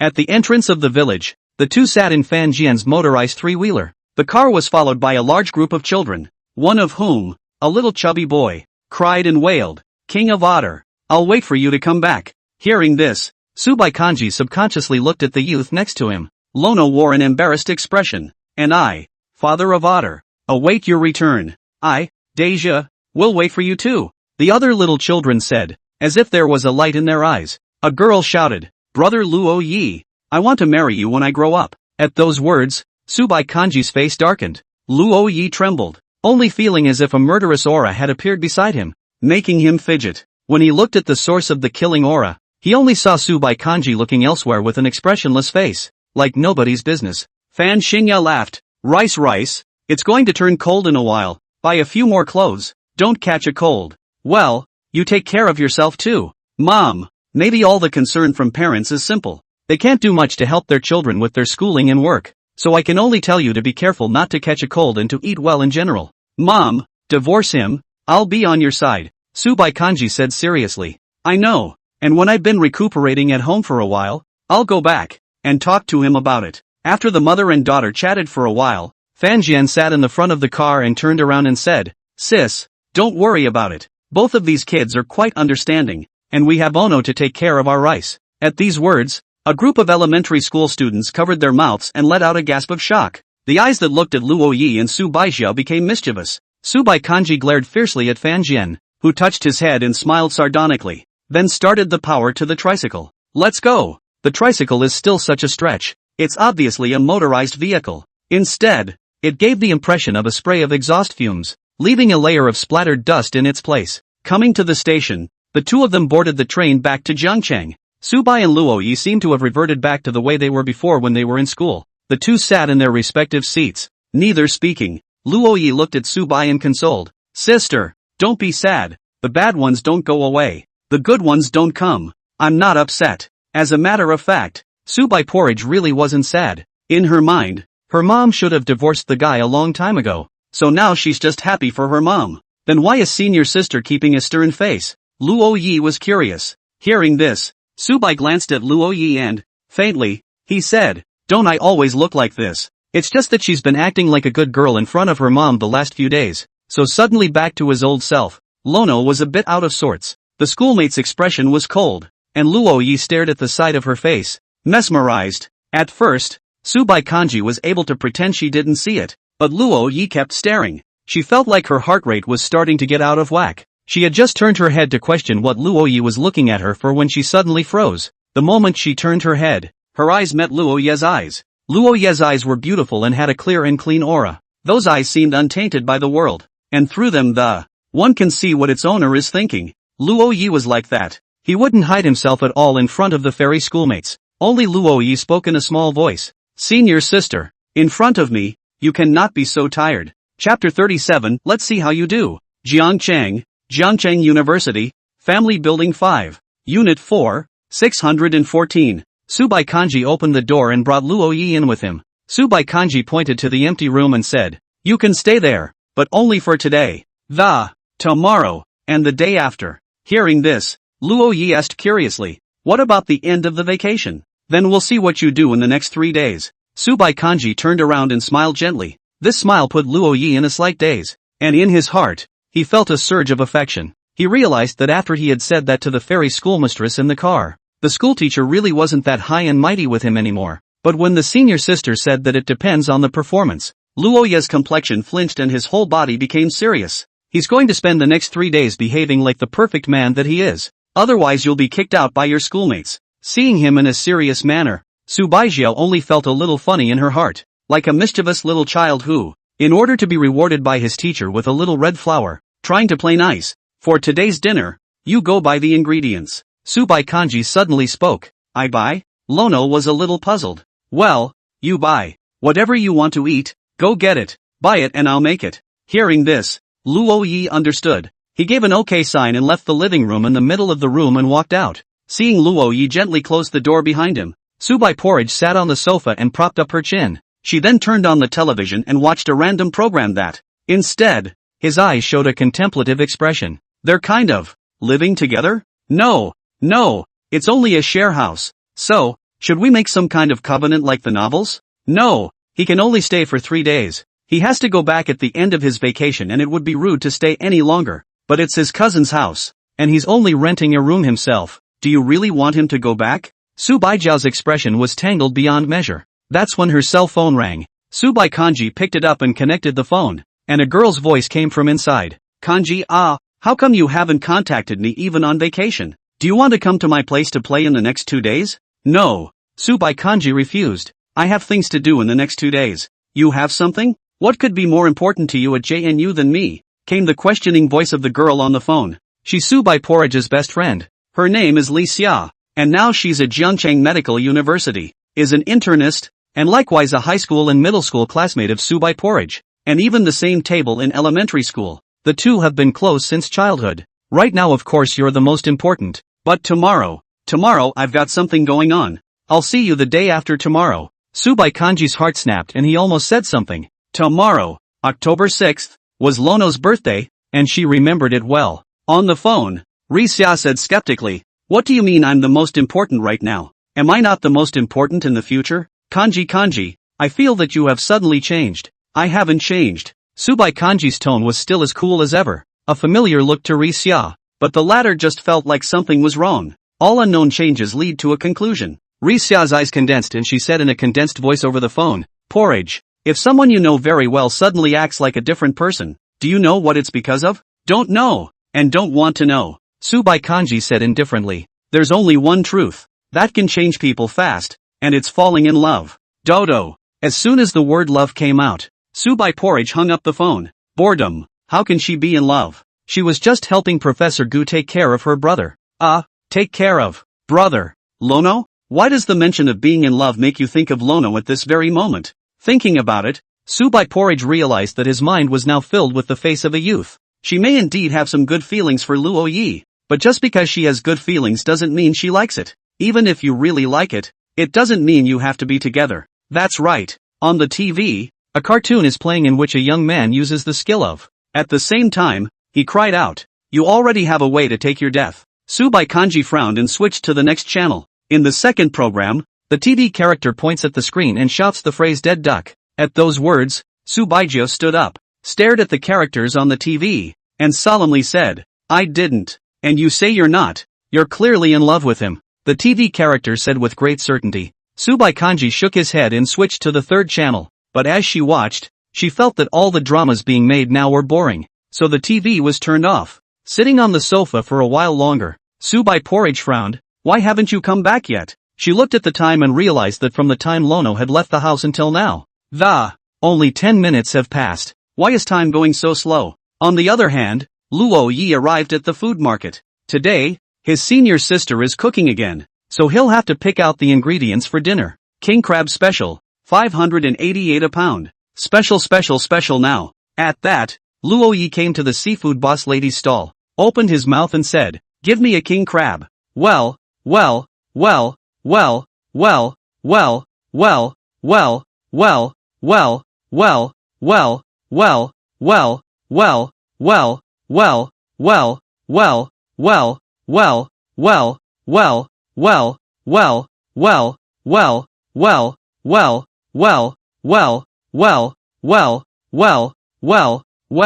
Got a girlfriend yet? No, Lono answered with a straight face, then lowered his head again and whispered, but, I have a favorite. Pity, I was saying I'd introduce my daughter to you. The seafood owner's wife shook her head, revealing a look of regret. Ha ha, the boss's wife is really good at joking. Luo Yi touched his head, but a cold sweat ran down his forehead. What son? He should have misheard. Soon, a king crab was 5 horses in a box, which Luo Yi lifted in his hands. Then, want to buy a chicken? Oh? Get another leg of lamb. Beef is delicious. Buy some beef. 2 more big lobsters. 1 for him and 1 for his schoolmate. What else to buy? Family building. Subai Kanji looked at the large bags of things that filled the entire table, although his face was expressionless. But it clearly made Lono feel a pang of unease. She said lightly, it looks like you're more than just clueless about cooking. There's even no concept of the ingredients. Senior sister. Luo Yi lowered his head, just like a child who made a mistake. This much, though, should be enough for a lot of things. The corners of Subai Kanji's mouth hooked up slightly. Then she walked into the kitchen and tied on her apron. Luo Yi thought he was going to be blamed by his schoolmates, but he didn't expect it to pass just like that. But suddenly, Subai Kanji came out from the kitchen, with a kitchen knife in her hand. Eyes somewhat fierce, he stared at Luo Yi and said flatly, next time, don't buy such expensive things. Cheap ingredients that. I can make a good one too. Chapter 38, Breakfast. I know. Schoolteacher. Lono said seriously. Then he got busy, and started chopping and slicing. What he didn't need should go in the fridge, and in the end he realized that the fridge wouldn't even fit. If you didn't know, you'd think his family was celebrating New Year's today. He was a little eager to show off, and as he bought, he realized he had overbought. Now it seems that you can't rush after a girl at all. You still have to keep your feet on the ground and approach it with a normal mind. Speaking of which, when is he going to confess to his schoolmate? Lono began to think seriously about the matter. Schoolboy. In the kitchen, Subai Kanji poked half of her body out, holding a spoon in her hand and said, come help. Come on. Schoolmarm. Lono's thoughts were broken in a flash, and he bumbled into the kitchen. It didn't take long for today's dinner to be made, because there were only 2 people. Subai porridge didn't do a lot. However, regarding the pile of ingredients that Luo Yi had bought, Subaijio had already thought of a way to deal with it. She's going to make it into a boxed lunch so all that meat and seafood doesn't go bad anytime soon. Then keep the boxed lunches fresh for when school starts the day after tomorrow and have Lono bring them to his roommate to eat. Otherwise, the 2 of them wouldn't be able to eat at all, and those fresh ingredients would spoil in a day or 2. After dinner, Subai Kanji sat on the sofa and watched TV while Luo Yi went to wash the dishes in the kitchen. After washing, Lono also sat on the couch. The 2 men sat at opposite ends of the couch, eyeing the TV. Of course, neither one's mind was on TV. After a long time, Subai Kanji opened her mouth and asked, your family, is it rich? Hearing this, Luo Yi froze. I think the schoolmarm looked at the ingredients for tonight's meal and that's why she's asking. He scratched his hair and replied, I have a part-time job, so I make some. Subai Kanji didn't continue to ask anymore, nor did she ask Luo Yi what his part-time job was. Just said, next time you don't have to buy that expensive one. I know. Schoolteacher. Soon, the time came to evening, and Subaijia stood up. Go to sleep. Aha. The 2 went back to their respective rooms. In Lono's room, there was no quilt, but the weather in early October doesn't feel cold even without a blanket. Luo Yi pulled out his cell phone and began to code in his room. And Subai Porridge is also working part-time on computers in his room. After 2 hours had passed, Luo Yi finished writing 4,000 words, and he stretched his. A glance at the time followed. 12:30 in the morning. Lono peeked open the door to his room and poked his head out to look at the darkened living room. The light in the bathroom was on and there was a delicate figure inside taking a shower. Lono closed the door silently, his heart pounding. How come you're taking a bath at this hour? He knew that fairy schoolmates didn't sleep too regularly, but he didn't realize that in the middle of the night. I can't believe schoolmarm still takes baths. But come to think of it, when Luo Yi was in the living room, it was naturally impossible for Subaijia to take a bath.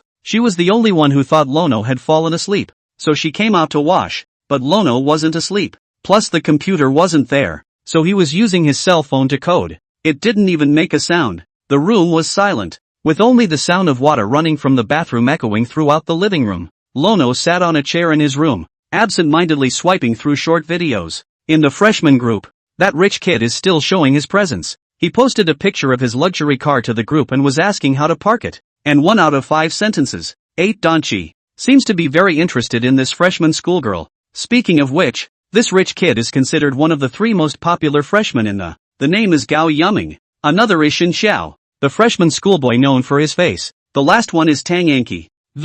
Naturally, The freshman schoolgirl needs no introduction. Although he was not the only rich kid in the school, he was the only one who showed off everywhere like him. Watching the various conspicuous packets of the freshman group speak each day was Lono's way of passing the time. Soon the sound of water in the bathroom stopped. Subai Kanji put on her pajamas and walked out of the bathroom before returning to her room. The light in the master bedroom was still on, meaning that the fairy schoolmistress was still working. Luo Yi sneaked out of his room and went to use the restroom. The entire bathroom was filled with a strong scent that Luo Yi was familiar with. It was the schoolmate's body odor. After a brief pee, Lono returned to his room. Even though they lived under the same roof, Luo Yi still chose to send a message to his schoolmate. Go to bed early, school teacher. After Su Baijiao's cell phone received the message, she looked at it, her eyes a little out of focus. She looked at the computer in front of her again. She was only 70% done with this part-time job. To be completely finished, it would be an hour later at the very least. Originally,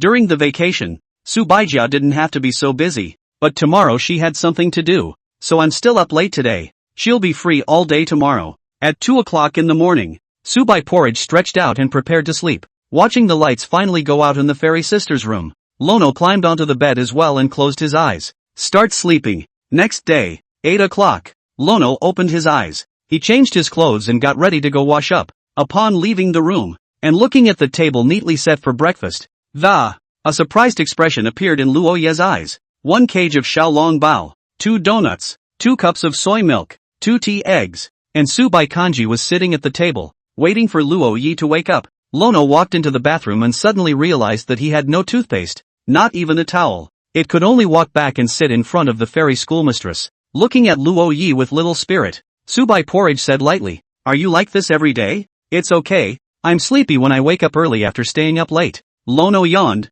then stuffed a small dumpling in one bite. Having just eaten one, Luo Yi queried, "Sister, when did you buy breakfast?" The Subai in front of her, wearing a black loose dress, the black hair on her temples a little wet. It seemed to have just finished exercising. This look of a fairy schoolmate, Luo Yi had seen before. It was on the playground that day. Morning run, came back to get breakfast. Subai Kanji propped up her chin, her eyes unblinking as she stared at Luo Yi, seemingly expecting something. Embarrassed by the look, Luo Yi lowered his head and began to eat in silence. For some reason, Su Baijiao enjoyed watching Luo Yi eat. This guy is so cute and cuddly when he's eating. It seemed that the whole focus was on the food, and Luo Yi was just thinking in his mind that in the future, he must be like his senior sister. Exercise your body by running in the morning every day, so that you won't be in bad shape when you get old later on. Of course, it certainly wasn't because he wanted to go for a morning run with his fairy schoolmate every day. Chapter 39, Sister-in-Law. After breakfast, Su Baijiao stood up, went back to her bedroom, grabbed her bag, and seems to be ready to go shopping. Watch the house. I'll be back soon. Leaving these words behind, Su Baijiao left the place. Luo Yi didn't know what his schoolmate went to do. He returned to his room and continued to code. He's either coding or on his way to coding. He's such a hard-working and capable yard worker. The story in his novel has the hero abandoning his longtime crush, the second female lead. The relationship with the heroine is getting better. The comments section clapped and shouted. Lono began to conceptualize the next plot, where the hero would fall in love with the heroine. The latter will grow to love the former as well. He's a guy who's been single for 18 years, and he's writing a romance novel. It really is a magical thing. Soon, the morning's coding task was over, and Luo Yi sat down on a chair, ready to brush up on short videos. However, he always felt as if he had forgotten something important. What is it about? Lono mused. At that moment, the cell phone suddenly rang with a video call, and the word sister-in-law appeared on the cell phone screen. Seeing this, Luo Yi showed his hands in a frenzy and hurriedly picked up the phone. In the video, a noble woman appears, whose looks can be described as exquisite. Wearing valuable earrings and necklaces. The clothes on her body just look expensive, although there are some signs of age on her face. Shan Shu Man, who takes care of her skin every week. It still looks like it's still in style. Yikes, if it isn't our little Nono. When my sister-in-law opened her mouth, it was an image-destroying sentence, with a noble woman's face on top, but she speaks in a whiny way, like a girl seeing a kitten. Eyes full of favorites. Luo Ye's brain was black, but there was no way to get angry. No one in this family would be angry with my sister-in-law, and no one would dare. Chen Xiaoman's character when she was young was that of a noble young lady. To put it nicely, to put it bluntly, it's a green tea character. In the words of my sister-in-law, this is not green tea. This is his wonderful sister. So my sister-in-law's husband is held in a tight spot. And he's mesmerized by my sister-in-law all day long. Whenever her sister-in-law dropped her tears, Luo Yi and Gu Mingxian would be beaten up by her sister-in-law's husband. So much so, that my sister-in-law was a baby-like presence in the entire household, even if she's not so young now. Seeing Luo Ye's expression, Chen Xiaoman revealed a sad expression and, muttering in a small voice, Xiao Noyo hasn't seen Auntie for a month, and she doesn't know to call Auntie back. Auntie is really sad. No, too busy. Ha ha, sister-in-law, how have you been? It's bad. Chen Xiaoman shook her head and said with a sad face, I only have one little nephew, and this month, I wonder every day if my little nephew is living well at school, eating well, and that Gu Mingxian, he even left the country when you started school. It's so exasperating. Gu Mingxian, am I not your only son? Seeing his sister-in-law muttering to herself, Luo Yi let out a bitter smile, asked, what's Auntie calling about? What? No. Now I can only call you if I have something to do? You say that. It really breaks my sister-in-law's heart. Oh, a drop of cold sweat ran down Luo Yi's forehead. A forced smile appeared on his face and he said gently, Auntie, it's not that. I think about my sister-in-law every day too, and she can call me anytime. Here was the reason why Gu Mingxian said Luo Yi was good at taking care of girls, because both of his parents died. Luo Yi received more favor in the Gu family than Gu Mingxian, so much so that the pressure was also much greater than Gu Mingxian. That's pressure from Chen Xiaoman. If you say so, Auntie will be happy. Chen Xiaoman immediately raised her eyebrows and smiled, and straight away the cloudy sky turned to clear. It was as if the person who had just been upset wasn't her at all. No, it's your birthday, and you haven't come home. Old Gu and I were thinking about what to get you as a gift. Hearing this, Luo Ye's heart warmed and he smiled faintly. Auntie, you and my sister-in-law raised me, and that has been the best gift of all. That won't do. My Chen Xiaoman's great-nephew has a birthday. How can he not have a gift? Lao Gu, divide 50% of your company's shares among Anano. At those words, the corner of Luo Ye's mouth twitched. In the video, Luo Ye's sister-in-law, Gu Ranchang also walked out with a bitter smile on his face. Helplessly, he said, baby, even though I'm a director, I don't even have 50% of the shares myself. I don't care. You go figure it out. Why haven't you gone into action yet? You don't love me anymore. Oh, Gu, you don't love me anymore. Oh, Chen Xiaoman's tears came when she said they would, and they kept falling down like little pearls. Gu Ranchang was instantly anxious and quickly squatted down to start coaxing his wife. They're almost 50 years old, and they're still babbling away like youngsters. It's really something Lono can't bear to look at. Taking advantage of their old married couple's show of affection, Lono winked at his sister-in-law, and then hung up. Although Gu Ranchang's company could not be said to be a top-tier consortium in the capital, in terms of game production alone, it's among the best in the country. Except for the one that ate chicken and kings, no one could compete for Gu's second-ranked throne. The company's shares are occupied by Gu Ranchang and Gu Mingxian, who occupy 55% of the company's shares. Have the first word. Lono didn't take a single point. Anyone with a discerning eye could see that Luo Ye's character wasn't suited to handling a company, nor is it suitable for leadership. If Luo Yi became a leader, he would have to count the money for others if the whole company was sold. So all Lono had to do was grow up without a care in the world. He himself had no desire in this regard. So what Chen Xiaoman had just said was nothing more than a joke. And with Luo Ye's character, it's not suitable for titled shares. That is, owning shares but not meddling in the company's affairs. He's easy to take advantage of. A young man of less than 20 years of age couldn't handle that group of 40 and 50-year-old company shareholders at all. But Gu Mingxian was different. He was raised by Gu Ranchang as the company's heir since he was a child. So the whole resume is so excellent that it's like a protagonist halo has been applied. And Lono grew up without a care in the world, having already lost both his parents. Both Chen Xiaoman and Gu Ranchang, neither wants to put any pressure on him, just wants him to do what he wants, on his own terms. After ending the video call, Lono then realized that he had forgotten something. Today, it's his birthday, but he was in Jiangchang now. Time to coincide with a 7-day mini vacation, and his roommates were away. It looks like he's going to have to spend his 19th birthday alone. Also not true. He also has great readers. At the end of today's update, Lono wrote in, "Happy birthday to me, soon." The paragraph comments on this sentence were filled with well wishes from readers. While this group of readers is usually very critical of the plot, and even breaks into song at times, but when it mattered, everyone was gentle. What a lovely group of readers. Chapter 40, Little Tears. After leaving the family building, Subai Porridge came to Jiangchang Medical University. Meet your bestie, Richelle, dressed in a white top and denim pants.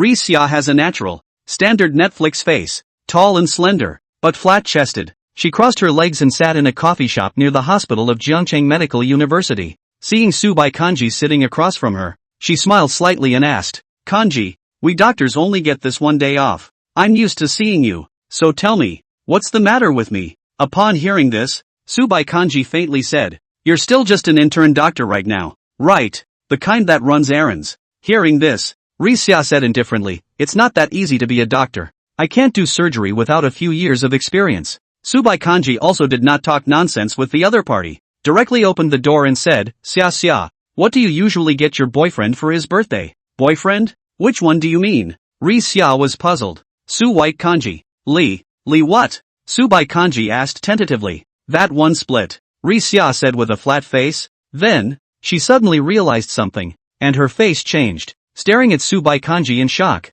"What did you say? Give your boyfriend a birthday present? Who are you giving it to? Where did you get a boyfriend?" Seeing that the other party reacted so strongly, Subai Jiao's expression was flat. She had already thought of a reason. Subai Kanji coughed lightly and said faintly, "It's just a male friend. And I'm just asking for a friend." At those words, the corner of Ri Xia's mouth twitched. "Cootie, all can see it's an excuse, right? Which friend are you asking for? I remember you can only have one friend in JNU. "That's right, it's Qin Yuan," Subai Kanji said without blushing or jumping. Ri Xia was filled with speechlessness. However, she wasn't prepared to poke Subai Jiao, but instead revealed a wry expression that, smiling but not laughing, she glanced at Subai Porridge and said thoughtfully, "When one has a favorite boy, if she wants to give him a gift, first of all, it's important to be clear about what that boy likes. What does Lono like?" Subai Jiao's face appeared in his mind. What does Luo Yi like? She can't really think of it for a while. They hadn't known each other very long,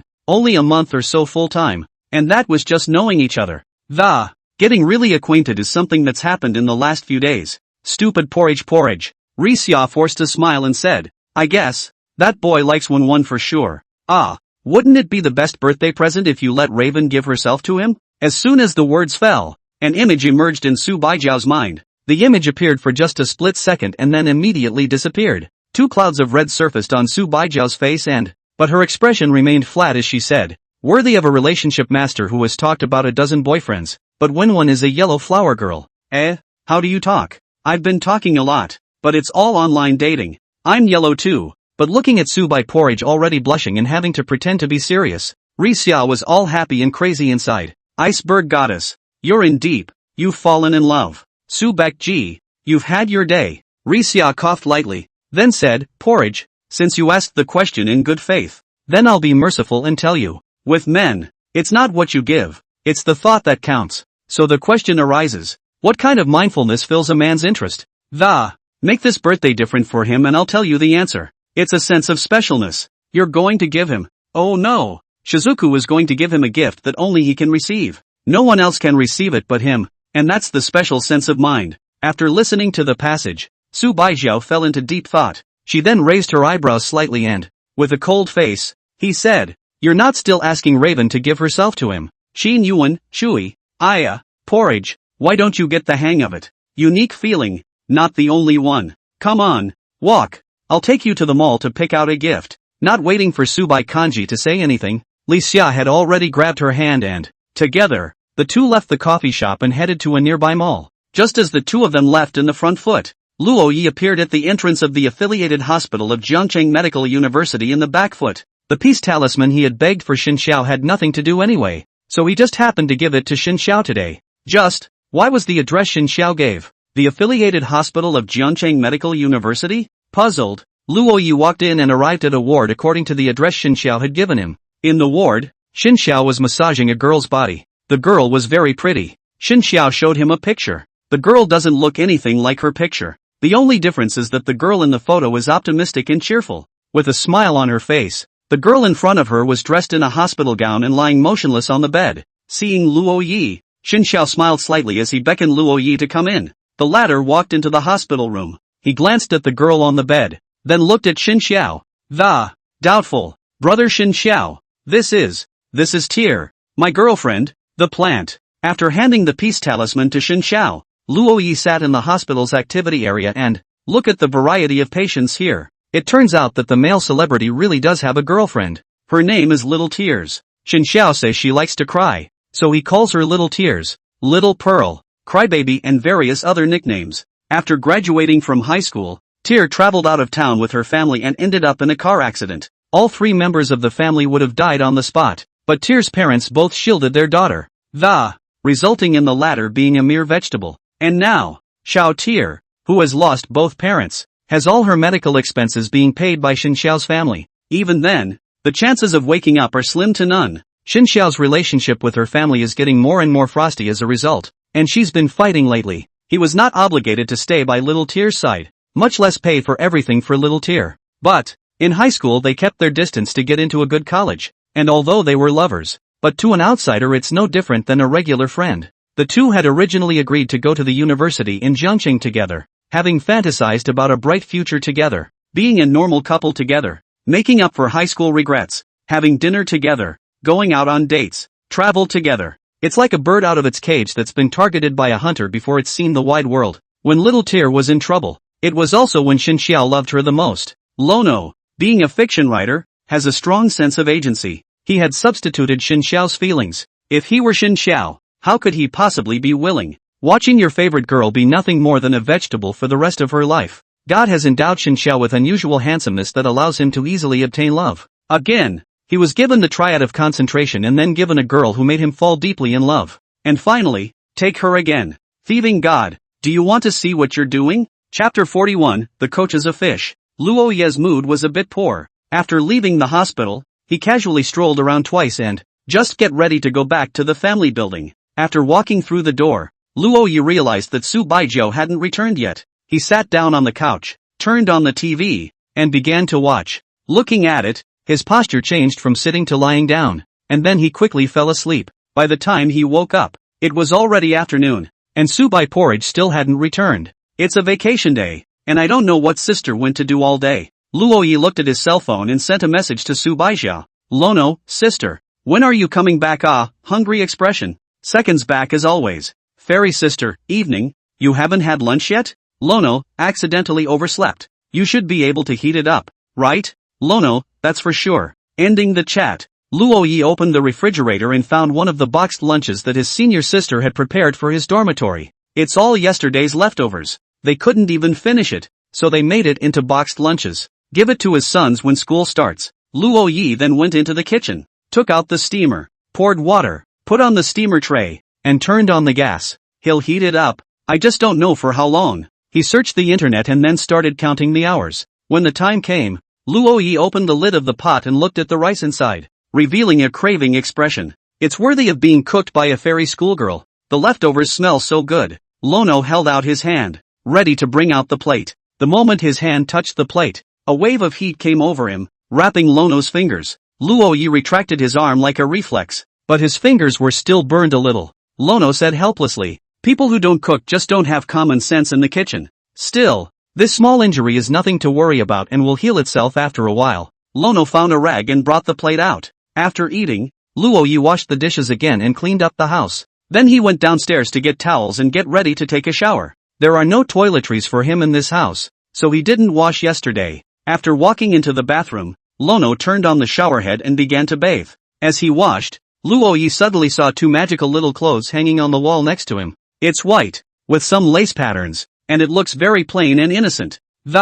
It's just that clothes like this, of course, can't be worn by boys. And one, surprisingly, is triangular. This stuff, only girls wear it, right? Luo Ye blushed and looked away, not daring to look again. It was late last night, when my schoolmate hung up her old little clothes after her bath. Prepare to wash it when you have time. In other words, it's the schoolmarm's intimate apparel that hasn't been washed yet. In Luo Ye's mind, he remembered the collision with his schoolmate when he was in front of the countryside toilet. The soft touch of the fairy schoolmistress. Was she wearing this at the time? At the thought, Luo Ye's best buddy looked up and was suddenly full of energy and peach blossom eyes. At this moment Luo Ye's heart was filled with desire. It only felt as if what was hanging on the wall was like Pandora's box, attracting him to crime. But Luo Ye was a decent man. Only to see him turn the turning head and turn the hot water into cool water. The heart soars through the heart. Luo Ye's heart was as cold as this cool water, and the enthusiasm of his good brother was doused by the cool water. After taking a shower,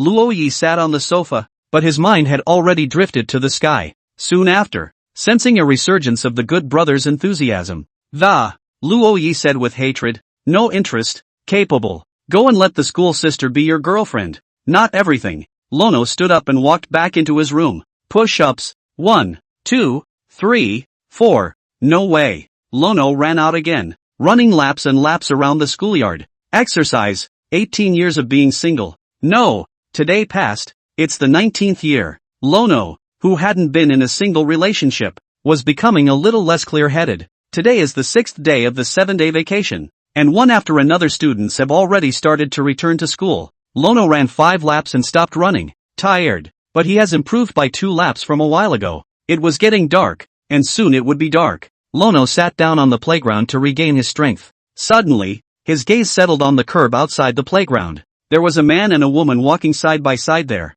The man Lono didn't recognize, but the woman looked familiar. Isn't this the long-legged lowly Lu Bingxin? I only saw Lu Bingxin talking and laughing with this boy, though keeping her distance. There wasn't much intimacy either, but it looked like a good relationship. It's like the way she got along with Li Haoyang when she was not yet in a relationship. Although Luo Yi is a single dog, but as a romance novel author, he is a master of theory. He's never been there, but he knows everything. Lono stood up from the playground, ready to find out what was going on. Luo Yi sneakily followed the two, all the way to the entrance of the women's dormitory. At this point, Lono's distance was such that he could hear the two of them talking. I only heard Lu Bingxin smile. "Thank you, senior, for picking me up at the airport and helping me with my luggage along the way. It's a real pain in the ass. Let me buy you dinner this weekend." And when the boys heard this, they smiled slightly, and showed a very handsome expression with a face full of tenderness. He said, "There's no need to be polite. Schoolmate, why don't I treat you to dinner tonight?" At those words, Lu Bingxin revealed a hesitant expression and said somewhat contemplatively, "If tonight." Instead of continuing, she gave the boys a chance to follow up, and the boys were as sweet as she expected. "What's the matter with schoolgirls tonight? I can help you." "It's nothing." Lu Bingxin looked at the boys in front of her and, whispering, "It's just that I haven't finished the homework my teacher assigned last week, and I have class the day after tomorrow. I thought it was something. This little thing. I'll do it." "That's not good, is it?" "There's nothing wrong with that. Leave it to me." "Then schoolgirl, tonight at the school gates. See you there, not far away." Luo Yi, who heard those words, showed a surprised expression. What kind of segment is this? Even the senior in front of her was being led by the nose by Lu Bingxin, helping the other party with her homework. He also invited the other party to dinner and ended up smiling, thinking he had taken advantage of the situation. No wonder the coach was mesmerized. Just his little emotional intelligence. Was Lu Bingxin pinned to death? No, I can't see the coach going astray. This Bing Xin sister is totally a segmented tea master. There were more fish around her than just Li Haoyang. Luo Yi opened the private chat with Li Haoyang and was just about to speak when a message popped up on his phone. "Fairy sister, where is everyone? Sister is back?" Luo Yi exited the chat with Li Haoyang and hurriedly sent a message to his schoolmate. "Lono, I'm coming." After sending it, he left the entrance of the women's dormitory and walked his ass towards the family building neighborhood. Chapter 42, Birthdays. Lono opened the door. The living room was silent, but the light in the schoolteacher's room was on. Lono was just about to turn on the light when the door to his schoolmate's room opened. The moment the door opened, the lights in Subai Porridge's room went out. It was pitch black in the living room at this point, and Lono could only make out a dark, blurry shadow in the doorway of the fairy schoolgirl's room. "Hokage?" Luo Yi asked suspiciously. Subai took a step away, and the sound of high heels rang out in the living room. "High heels? Why are you wearing high heels?" Subai Kanji came to the table, and from his pocket, took out the lighter he had just bought. Lono heard the sound of a lighter, and the next moment the table was lighted up with rows of candles. It burned from the cake. Lono froze slightly. He came to the table with a somewhat bewildered expression. "Sister, it's your birthday cake." Subai Kanji handed the birthday hat to Luo Yi, and said faintly, "Put it on and make a wish." At that, Lono sat down, and he looked at the birthday hat in front of him. He also looked at the fairy schoolmate who was sitting in front of him, with little expression, but her eyes were staring at him carefully. Luo Yi felt that this moment Su Baijiao became even more beautiful than before. In the past, he only thought Su Baijiao looked pretty, but not now. Now, Subai Porridge is pretty itself, like has a halo. Liking someone, from the moment they like to show up, black or not, it would no longer be a matter of face value. Just like Su Baijiao in Luo Ye's eyes now. The light from the candles was so weak that it only illuminated the table, barely enough to see each other's faces. Lanaroi put the birthday hat on his head. Looking at the candle in front of him, Luo Yi closed his eyes and spoke. I wish. Wishes don't work when they're spoken, Subai Kanji gently reminded. But Lono hadn't intended to say it originally. Once the 3 words I wish ended, Lono spoke the wish in his heart. I hope the fairy schoolmistress likes me too. Lono then blew out the candle and opened his eyes. In the living room, the light was once again lost. The surroundings were dark, and only Su Baijiao's voice rang in Luo Yi's ears. What did you promise? Hearing this, Luo Yi said, Senior sister, it won't work if you say it out loud. And rightly so. It was clear that he had just reminded the other man, and this time it was his turn to remind himself. She was curious about Lono's wish, although she didn't know what it was. She hoped that this elementary schooler's wish would come true. She wants the people who bring her joy to be happy. Suddenly, the lights are on. Subai Kanji looked toward Luo Yi, who was standing next to the switch, and her face gave a lurch. It seems to be unresponsive. Why did this guy suddenly go and turn on the living room lights? What's wrong? Senior sister? Luo Yi showed a puzzled expression. Why did he feel that there was something wrong with the fairy school sister? How come the expression was a bit unnatural? Nothing. Subai Kanji stood up, her body a little stiff as she walked towards her room. The sound of high heels stomping once again. Luo Yi looked over, then with a shocked expression on his face. The eyes are wide. Sister, you are? I only saw Su Baijiao in front of me, wearing a short black halter dress, revealing the entirety of her white, smooth arms. For Subai Porridge, who wears only half sleeves at the shortest, even if it's a halter, it's a little embarrassing to wear. There was nothing on underneath. A short halter dress covering the tops of the knees of but it was still hard to hide those long, perfect legs. Together with the accompaniment of high heels, Subai Porridge's legs were as white and straight as a work of art. It's impossible to take your eyes off of it. Absolute. Just perfect. I'm afraid that no one in the entire Jiangdu University has ever seen a fairy school sister wearing suspenders. Subai Kanji turned her back and blushed slightly. She spoke softly and said faintly, Is it pretty? Good looking. Hearing this, Su Baijiao sighed in relief. Ri Xia didn't lie to her. It worked. Wearing this outfit, Subai Porridge refused the entire time, but Li Xia insisted on dragging her to the mall, and bought such a whole set that, and also let Subai Porridge try it on in the fitting room on the spot. Looking at the beautiful Subai Porridge in the mirror,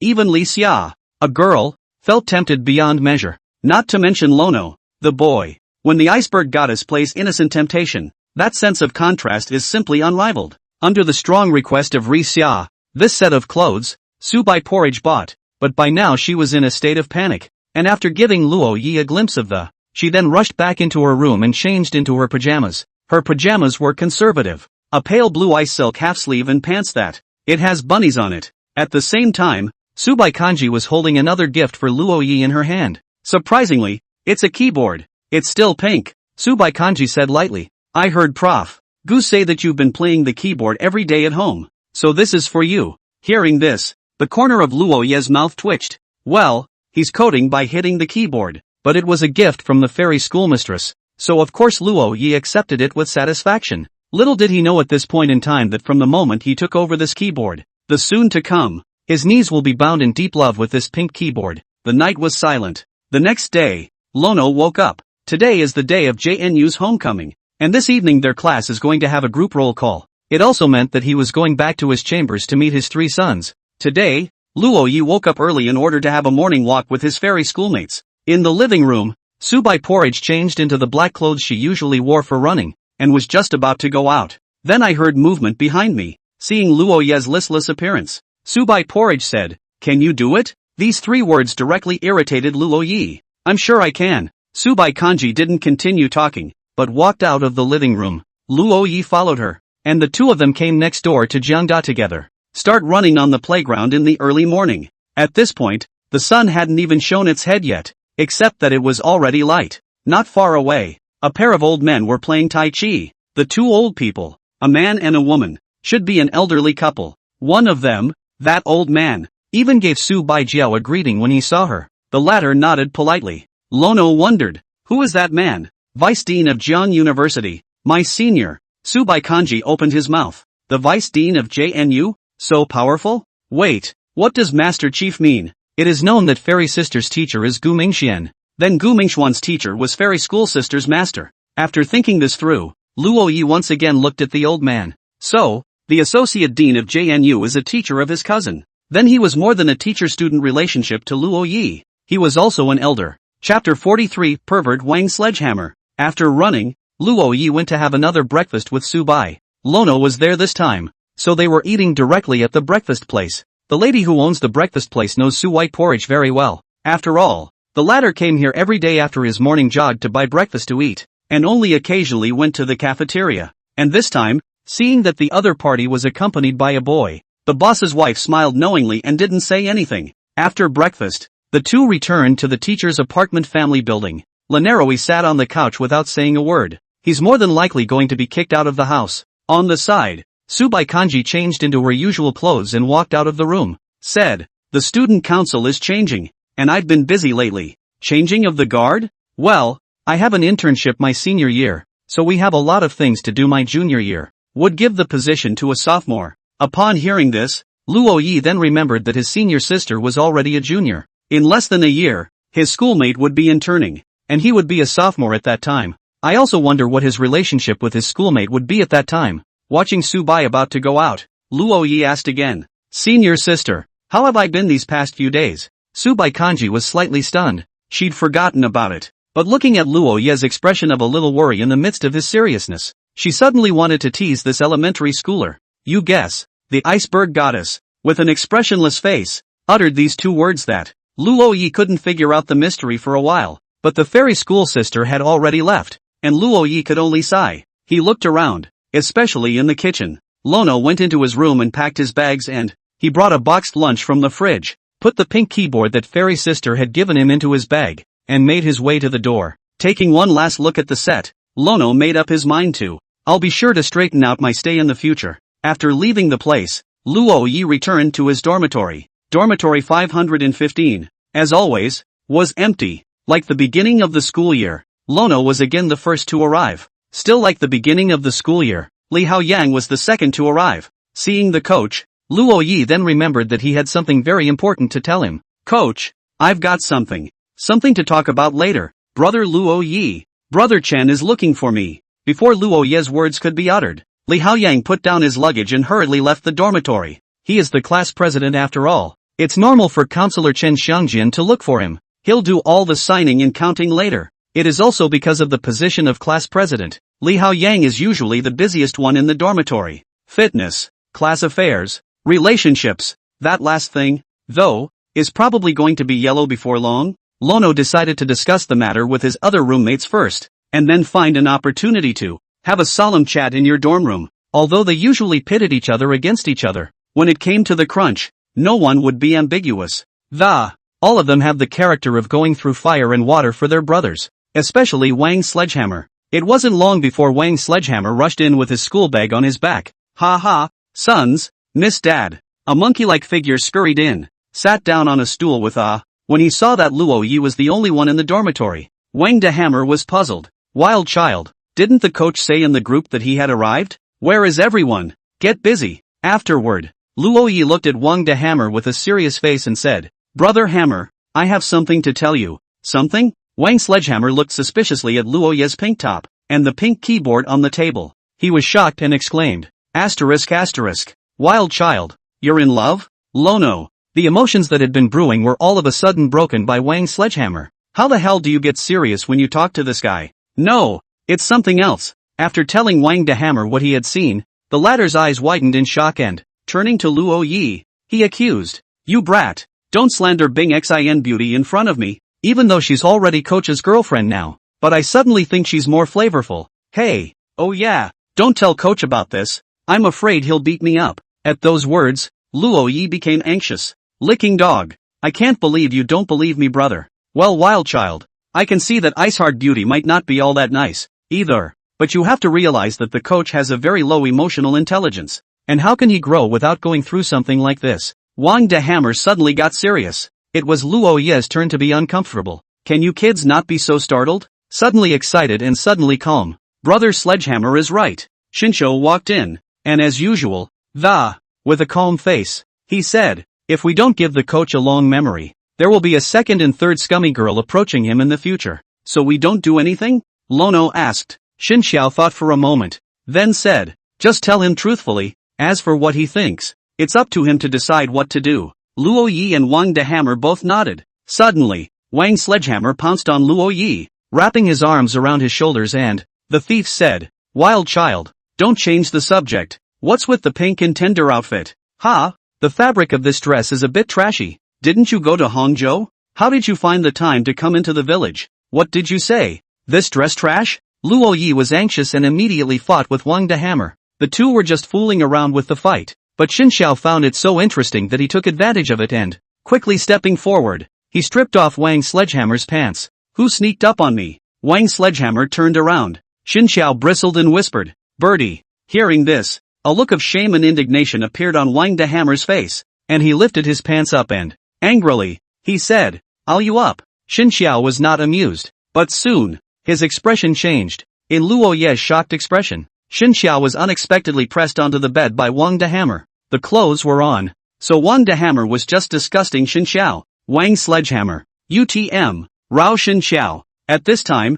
also could not help but burst out. The whole face was written with skepticism. What a pervert. Luo Yi sighed. Wild child. And you? Wang Sledgehammer looked over, and Luo Yi shivered, goosebumps falling to the ground. Brother Luo Yi. Him, Xin Xiao said. Sorry Brother Hammer. Wang Sledgehammer was beaten up by the two men. Soon it was time for back-to-school roll call. The three of them straightened their clothes. The chaos in the dormitory at this point, and the way the three of them looked, it was as if something had happened that was hard to cut. The three looked at each other and couldn't help but laugh. Go, sign in. Go. After the fight, the three of them started hooking up again, as if nothing had happened. Toward the classroom. Chapter 44, Delicious Box Lunch. Roll call will now begin. Li Haoyang stood on the podium, and in the middle of the first row of the classroom sat Luo Yi, Xin Xiao, and Wang the Hammer. Get up close and personal with Li Haoyang. Su Xiaojia. 2. Lono. 2. Nodding. Li Haoyang's gaze swept the first row. He only saw that the three Luo Yi were scowling at him. The trio's comical appearance made Li Haoyang want to laugh out loud. But now he's taking roll call, and it's a serious matter. But with the roommates watching. But it made him try to hold in his laughter. Zhang San. 2. Li Sipu. Go 2. Li Si raised his head curiously and looked at Li Haoyang suspiciously. Despite the casualness of his name, you're making such a blatant mockery of it. Isn't that a bit much? After roll call, everyone goes back to their homes, to their moms, to dinner, back to the dormitory for back to the dormitory. Li Haoyang also met up with Luo Ye's trio. Looking at the coach's appearance, Luo Ye's three men all looked sad for a while. What's that look on your faces? Li Haoyang was puzzled, but he looked down at his cell phone, then said, come on, let's go eat. Smiling, Xin Xiao asked, why don't you eat with your girlfriend today? She said she had something to do. Whatever. Hearing this, Luo Yi and Xin Xiao exchanged glances, both understanding something in their hearts. Wang Sledgehammer put his arm around Li Haoyang's shoulder and sympathized. A great man can bend and bend. Let's go. I'll treat you to beef noodles, extra scallions and cilantro. At that moment, Lono suddenly remembered that he still had a whole bunch of boxed lunches left to eat. Hastily giving Wang Sledgehammer a punch, he said, go back to the dormitory. I have something delicious. Yo, quite a catch. Wild child. Wang Sledgehammer pushed Li Haoyang away and wrapped his arms around Luo Ye's shoulders again. It seemed like anyone could be his best buddy in a heartbeat. When I returned to the dormitory, I saw the colorful boxed lunch on the table. Wang Sledgehammer was shocked. This is a boxed lunch? I'll believe you when you damn well say it's a full banquet. Xin Xiao also showed a slightly surprised expression as he glanced at Luo Yi and, smiling, he said, Brother Luo Yi, this doesn't look like it was made in a restaurant, and you didn't go home, so tell me, who made it for you? Meeting the gazes of his three roommates, Lono took a half step back. Schoolmarm made it. As soon as the word schoolmate came out, Xin Xiao knew who it was. I didn't realize that it was going quite fast, but Wang the Hammer didn't know. He looked at Li Haoyang, rubbed his head and said, it's schoolmates again. Coach, you know, seems to have some impression. I saw a girl beside Brother Lono one time when I was running in the morning, but didn't see who it was. Li Haoyang thought of what happened that day, when Lu Bingxian said that Luo Yi had a girl following him around, but he didn't see it. Wang Sledgehammer's gaze rested unkindly on Luo Yi. Wild child, who the hell is it? So secretive. I thought it was Tang Inky. That's the freshman varsity girl, and she went to high school with you. Don Inky? Hearing the familiar name again, Lono shook his head. I did like her in high school, but now it's not like that. You, wild child. We do know that you came to JNU just for her. Without her, you wouldn't even know us. Hearing this, Luo Ye's face froze. If there was no Tang Enki, would he have met the fairy schoolmistress? I can only say that it's not necessarily true, because Subai Porridge is Gu Mingxuan's student. It wasn't necessarily true that they wouldn't have a chance to get to know each other in the future, but it would be a long time from now, and it would still be a matter of chance, with very low odds. Therefore, he also had to thank Tang Enki for his unwavering choice of JNU. After all, he's not going to come to school here just because his cousin's here. His original intention at the beginning was to go to a school where no one knew him and focus on coding. Seeing Lono's silence, Wang Sledgehammer exclaimed, "You kid wouldn't really still have thoughts about Tang Enki, would you? Let me tell you, Sister Enki is mine. Asterisk asterisk asterisk asterisk you. Every day this is yours and that is yours. Go pick them up if you dare." "I'm sorry," Lono said dismissively, but now it's obvious to anyone with eyes to see that the rich kid among the freshmen who likes to show off a lot is frantically pursuing Tang Enki. Is it called Gao Yuming? He's on the school basketball team. He's strong.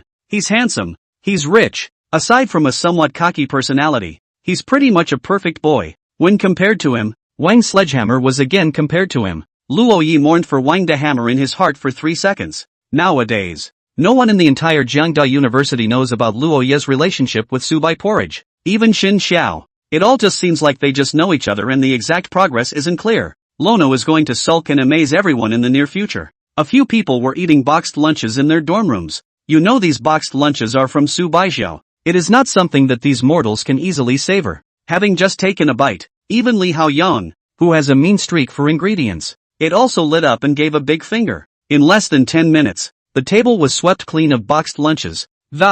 Several people slumped in their chairs and at the table, wearing a look of having eaten too much. Luo Yi did not miss a beat and took a picture of them and sent it to the fairy schoolmistress. "Lono, pictures. Lono, take it down." When Subai Kanji saw these photos, the corner of his mouth curled up and replied, "It's a small thing." At this moment, Subai Kanji was sitting in a classroom. She was interviewing freshmen who wanted to join student government. Immediately after student government recruitment, there is a change of government, and these two things that, it will all be done this week. Looking at the amazing girl in the white dress in front of me, Subai Kanji asked with a bland face, "Why do you want to join the student council?" At those words, the girl glanced at Su Baijiao, only to feel that the schoolmate in front of her, her aura was too strong. The aura of an iceberg goddess filled the air all around, and everyone around them looked at the two of them. On the stage, Jiang University schoolgirl, the iceberg goddess, the talented girl who amazed the 4 directions. Off stage, the freshman schoolgirl, the pure and lovely white girl with hopes of graduating from Su Baijiao, become the new JNU schoolgirl. The conversation between the two top beauties attracted everyone's attention. It also keeps the other interviewers out of the way. "I want to be like you." Tang Enki gathered her courage and said firmly. She wanted to be as good as Su Baijiao, the thunderous student president, the amazingly talented women of JNU. "Yeah." Subai Kanji's face was expressionless as she casually swept a glance at the girl in front of her, lightly said, "Go down. Whether or not you are accepted, you will be notified in a while." With one sentence, a lot of the words Tang Enki had prepared in advance were blocked in her throat. Su Baichue doesn't like her. In the freshman's eyes, she saw the desire called ambition. The kind of person who never rests on her laurels. She'll fight her way up the ladder, climb to that position that is the envy of all. In school, she's aiming for student president. Outside, she'd be aiming for general manager, even the president. She is never satisfied and wants to take everything good for herself. But, she's good at hiding it. It would make everyone around her think she was a naive girl with no wants or needs. But, she is still too tender. So tender that she was seen through the essence by Subai Kanji at a glance. Because Su Baijiao is a stronger person than her. Chapter 45, The Demoralized Coach. I don't believe it. After listening to the 3 roommates, Li Haoyang was filled with disbelief. Bing Xin is so beautiful. How could it be a sea queen? Don't believe it. Wang the Hammer revealed a lewd smile as he glanced at Xin Xiao with his eyes. To Li Haoyang, he said, "Remember the last time we went to the mall? Bing Xin girl said to bring Xin Xiao next time? Do you want the male star to try it out?" Li Haoyang also looked at Xin Xiao. Then, he was silent and took out his cell phone and sent a message to Lu Bingxin, asking her if she wanted to go shopping at the playground later. The other person replied with sleepy. Then Li Haoyang added that Xin Xiao would go too. It didn't take long for Lu Bingxin to say that Tang Enki was interested, and she and Tang Enki were already getting ready to go out. Seeing this message, Li Haoyang looked at Luo Yi and asked, "Brother Luo Yi, you know Tang Enki, do you think Tang Enki would be interested in brother Xin Xiao?" Hearing this, Luo Yi thought for a moment, then said, "It might be. However, she wouldn't have expressed it so blatantly. So, this was mostly Lu Bingxin's own idea." Li Haoyang gritted his teeth and said, "Go." The four of them geared up, dressed in their best clothes, and headed straight for the playground as if they were on a walkabout. In the playground in the evening, there were a lot of club activities, singing and dancing, and some clubs were playing games. Many men and women were running laps to lose weight. There are also students who make handmade arts and crafts and set up stalls in the playground to earn a living wage. Lono's four were dressed in incredibly handsome black clothes and sunglasses at this time. The four walked side by side on the playground, creating a very visible sight. "So handsome, so cool, oh my god, is that the freshman schoolboy?" A group of girls ran over and surrounded Xin Xiao, quickly crowding him out. Only the three of them, Luo Yi, were left alone in the same place. Looking at Xin Xiao, who was not far away like a star-crossed moon, the three of them all revealed a speechless expression. Male celebrities, no less, are the center of attention everywhere they go. The trio took off their sunglasses, without a male celebrity to back them up. They were as good as blind in their sunglasses. Luo Yi was also handsome, but not as stunning as Xin Xiao. The former is the kind of face that can be noticed at a glance in a crowd, and Li Haoyang is a muscular man. Wearing sunglasses is a bit of a different feeling. It looks very secure. Wang's sledgehammer is completely obscene.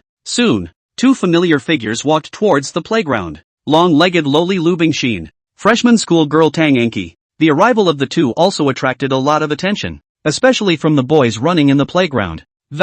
One by one, they ran more vigorously, but next to the two Tang Enki, there was actually a boy following them. This boy, also very famous among the freshmen of JNU, is named Gao Yuming. It is in the freshman group to show off the rich second generation, Zhangcheng local people. In the city center has a villa of the kind. People's stupid money sex straight. Now, the three biggest freshman trendsetters are coming together. Xin Xiao, Tang Enki, Gao Yuming. Luo Ye's trio had turned into small shrimps at this point, and were not at all conspicuous amongst the crowd. Li Haoyang waved at Lu Bingxin, and after the latter walked over, she queried, "Haoyang, where's Xinqiu?" "There." Li Haoyang pointed not far away. Xin Xiao was being surrounded by 7 or 8 girls asking for green bubbles, and Gao Yuming, who was next to Tang Enki, looked at the 3 people in front of him and didn't say anything. This kid is full of Don Enki, worthy of being a school bully. It's surprising that he's so popular. Lu Bingxin sighed. Li Haoyang's heart was very bad.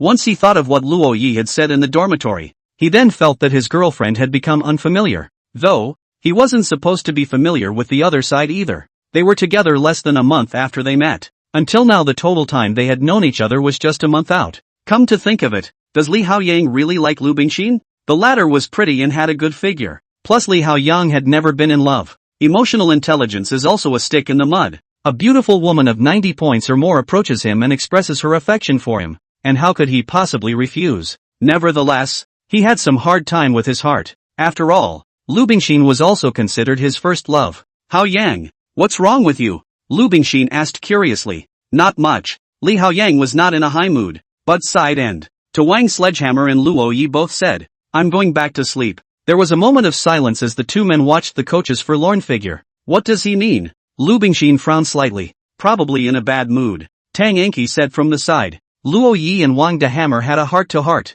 but neither of them broke down Lu Bingxin. Not far away, Xin Xiao finally broke away from the encirclement. He came to the side of the crowd and, showing an angry expression, he said, "All together, you guys even didn't help me. Isn't it good to be popular?" Wang's sledgehammer bristled. After noticing the two women next to him, Xin Xiao's expression became flat and, the whole thing was starting to get polite. "Student Xin Xiao, get acquainted. We're your classmates. I'm Lu Bingxin. Her name is Tang Enki." Lu Bingxin held out her hand. "I'm Xinqiu." Xin Xiao politely shook Lu Bingxin's hand. Only there wasn't much extra contact. This white, smooth, delicate hand. Other people would always be unable to resist stroking for a moment when they held it, but Xin Xiao only touched it for a moment and then instantly drew back his hand. Seeing this, Lu Bingxin seemed to be more interested in Xin Xiao, and with Li Haoyang out of the picture, she let go a bit more. But before she could say anything, Xin Xiao had already turned around and left the place with Luo Yi. Only Wang de Hammer was left.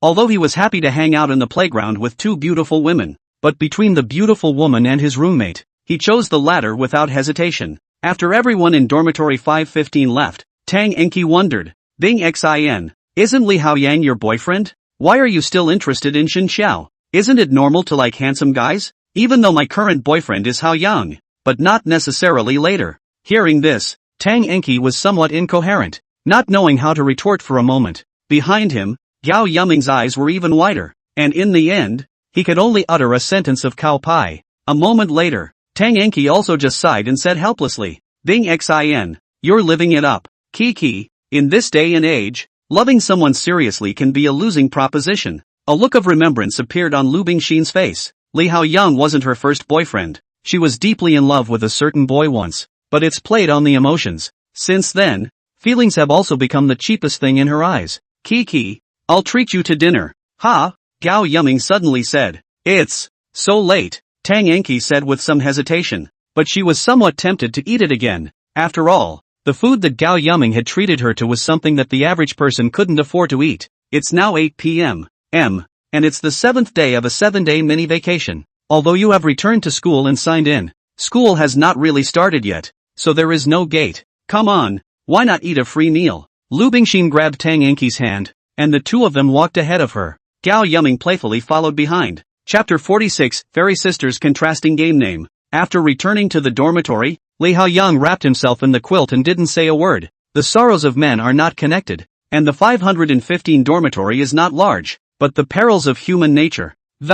It's been shown to the fullest. Although Li Haoyang was sad, Wang De Hammer could be happy. He showed an expression and stood in front of Li Haoyang's bed and twisted his butt, and said to himself, one less single female, plus one for my Wang Sledgehammer's harem. Ha ha, happy, sing, guys, get high. Wang Sledgehammer's happy appearance was a stark contrast to Li Haoyang. Luo Yi and Shen Xiao looked at this scene with speechless faces. Suddenly, a message tone came from Luo Yi's cell phone. Fairy school girl, chicken? Seeing this, Luo Yi quickly replied, eat. It's his secret code for playing games with Sister Qin. As for why it is now sent by Su Bai Kanji, maybe because they are roommates. Qin Shuijie told Fairy Shuijie. After a day's work, Su Bai asked Luo Yi to play a game. Both sides are very skilled. Not to mention that Lono is number 1 on the elimination charts for multiple seasons. Even Su Bai Kanji was a female god of war, the premier female just gun king. Both men, while not anchors, much less professionals. It's not that well known in the game of chicken either, but it's a top strength king of the road. Even if you bump into a pro or tech anchor, you can still fight back and forth, and it's still unknown whether you'll win or lose. And they don't like matching teammates when they play games, so almost every time it's a double 4-0. After entering the matching interface, Luo Yi put on his headphones. Since getting on with the fairy schoolmistress, the other person playing the game is already willing to open the mic and communicate. But I don't know why. But this time Sister Qin has disappeared. Don't even talk to Lono anymore. I don't suppose she's angry, is she? It was no wonder that he hadn't looked for Senior Qin since he had met Senior Fairy Sister. It was as if she was treating School Sister Qin as a tool to get to know School Sister Fairy. I must find Sister Qin Yuan someday and thank her in person. Open. Su Bai Kanji said indifferently. Good. Start the game and go into skydiving. The two jumped straight to the most crowded spot on the whole map and started the messy kill mode. Wild child. How dare you secretly play games behind our backs? Wang Sledgehammer was lying on the side of Luo Yi's bed, and after seeing the latter's cell phone screen, he stared wide-eyed and surprised. You're still taking sisters? Su Baekji is using Qin Yuan's account. After all, her own account was said by her to be Qin Yuan, so she had to use Qin Yuan's gamertag to replace the current one. Qin Yuan used the same name for her chicken and king numbers. I'm a big bear. You're free to do as you please. Wang Sledgehammer immediately got excited and said, take me one. I'll take the sister too, because she was using Qin Yuan's number. So at this time, in Luo Ye's eyes, Su Baijiao's gaming skills are pretty rookie. The stats on her account are no different than a human machine, probably not even as good as a schoolboy. Lono sprinkled a handful of rice on her cell phone screen, and the chickens all played better than she did. With that in mind, another human king Sledgehammer, Luo Yi would only feel pressurized by so he decisively refused Wang Sledgehammer's request. But upon entering the game, Lono realized that wasn't the case. Fairy schoolgirls are not only pretty, they're even very good at gaming. It's as good as Sister Qin. Come to think of it, School Sister Qin and School Sister Fairy share the same dormitory, so they must play games a lot, too. It's normal to have similar strengths. Just what is it about this account's historical stats and record that makes it so rookie? While Luo Yi was lost in thought, A grenade came to the bottom of his feet and exploded directly. By the time he came back to his senses, the game character was on the ground, waiting for help. The corner of Luo Ye's mouth twitched. It's over. I'm embarrassed in front of the goddess. This is the first time he's played chicken with a fairy. I've only played king a couple times before, and Lono's skill at eating chicken is much more impressive than the king's. I didn't expect to be deflated on a strong point. It wasn't long before Subai Kanji killed all the way over and rescued Luo Yi. Then, Luo Yi, in order to prove himself, hurriedly said, "Senior sister, I'll see this one." Saying that, Luo Yi became mighty, like an executioner, and drove Subai porridge, scurrying around the entire island map, killing everywhere you go.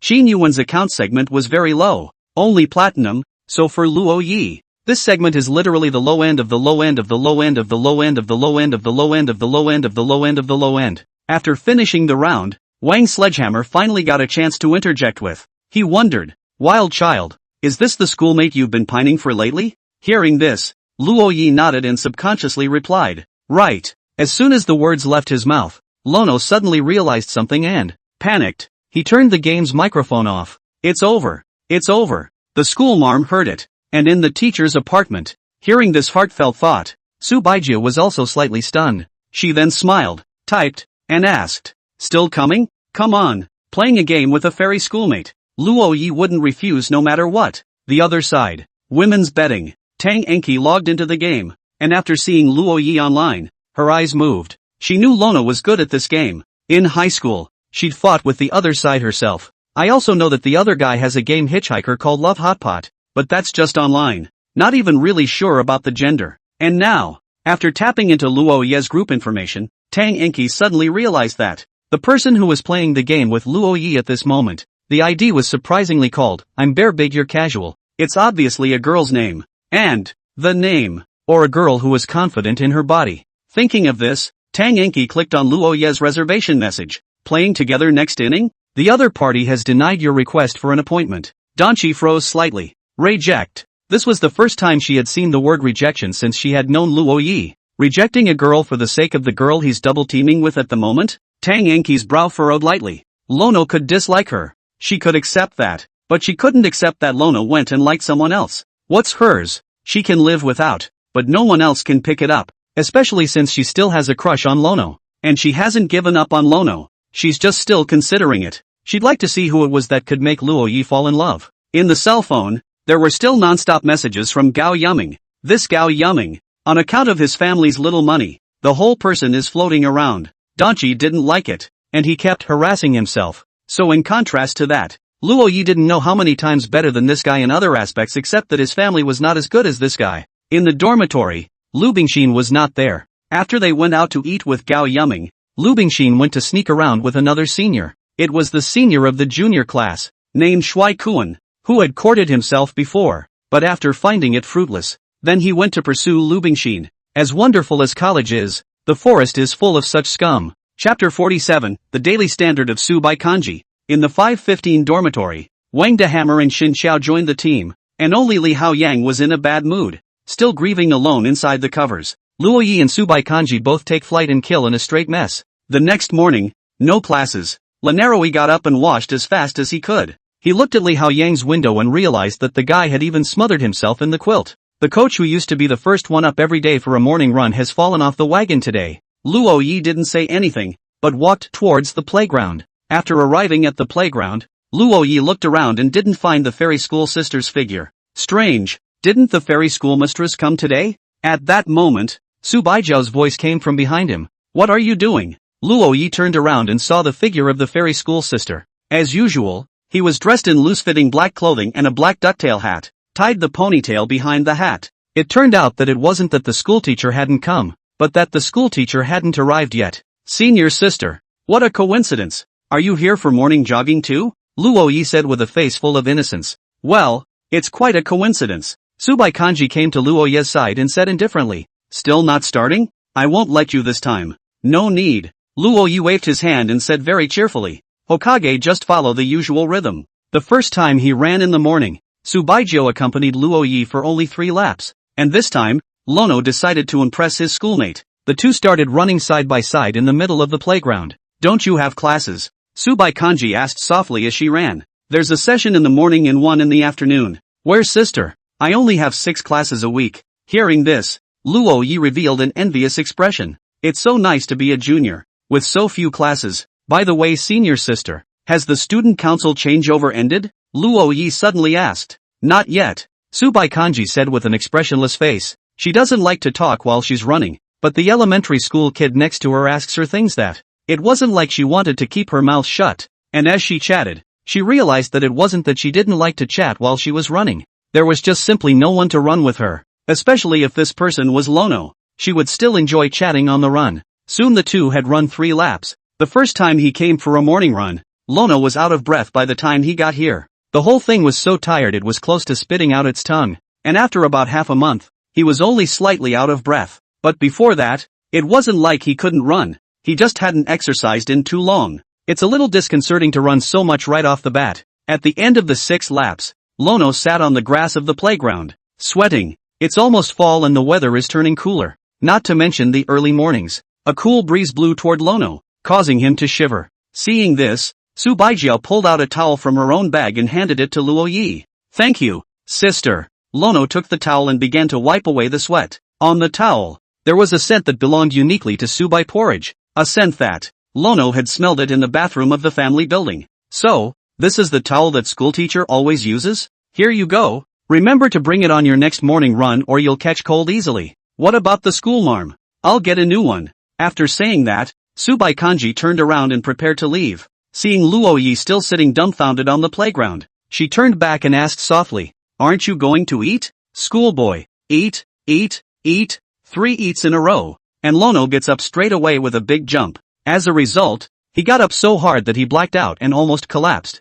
Know it all. The moment you sit down on the floor after exercising and suddenly get up, it's almost dizzying. However, Luo Yi quickly stabilized his body, coughed lightly, and said as if nothing had happened. Senior sister, go. Looking at the funny look of this silly boy just now, Subai Porridge smiled slightly in his heart. Then the stride continued. The two walked side by side on the school's curb. Such a scene was something Luo Yi couldn't even think of a while ago. Subai also never imagined that he would one day go to the cafeteria side by side with a boy in the middle of the school. The time now is 8:10, and the first class is at 8:30. The road was already full of students hurrying to their classes. There were quite a few people eating breakfast in the cafeteria. This time Subai went to the third cafeteria, right next to the women's dormitory. The moment he walked into the cafeteria, Lono slowed his pace and followed her schoolmate at a distance. He was afraid that people would misunderstand his relationship with his schoolmate. Subai Kanji walked in front. Few people knew that she had the habit of running in the morning. Few people would recognize her either. After all, she was wearing loose black clothing that didn't show her figure and a duck hat, unless it's directly in the face. But people who can eat breakfast every day in college, basically, they are very self-disciplined. Who would have nothing to do in the morning to brace themselves to stare at someone's face? Taking a step back, Su Baijiao didn't care about being recognized at all. She looked back and realized that Luo Yi was following 4 or 5 meters behind her. What for? She asked softly. Sister, there are many people. I am socially afraid. Luo Yi naively touched his head. You're sociopathic? Subai Kanji revealed an expression of disbelief as she found an empty seat, then propped her chin up and, just staring at Lono. Luo Yi stood in front of the table, puzzled for a moment, then quickly reacted. Got it. The schoolteacher wanted him to buy breakfast. Luo Yi's mind recalled the breakfast that Fairy School Sister had bought over when she was at the family building. That should be the standard every morning for the schoolmarm. Details, really details. Lono felt bad for being smart. He could be a little witty. He ran to the window, bought 2 eggs, 2 fries, and 2 hand pies, and came to the table. Looking at the things on the table, Su Baijiao frowned. Are you sure? You bought the same as when you were in the family building? But looking at Luo Yi's expression that begged to be quoted, Subai Porridge couldn't bear to tear him down. It just said, okay, that's the standard from now on. From now on, what Subai Kanji eats every morning has changed. That's all she used to eat. Not for any particular reason, but just because she has trouble choosing. I don't know what to eat every morning, so I set a fix and just buy it every morning. And now, her breakfast changed standards. It turned into her eating whatever Lono bought. Is this what it's like to not have to think? Subai Kanji somewhat understood why so many people were falling in love. Being taken care of, not having to think, not having to solve problems on your own when they come up. It can be justified to ask your significant other to help. Looking at the youth in front of her, Subai Porridge suddenly felt some heartbeat acceleration. From the beginning, when she had faced this youth as she had faced others, she had been able to. The face was high and cold, exuding an aura of being uninviting. But right now, Lono was like the little sun that kept her cold.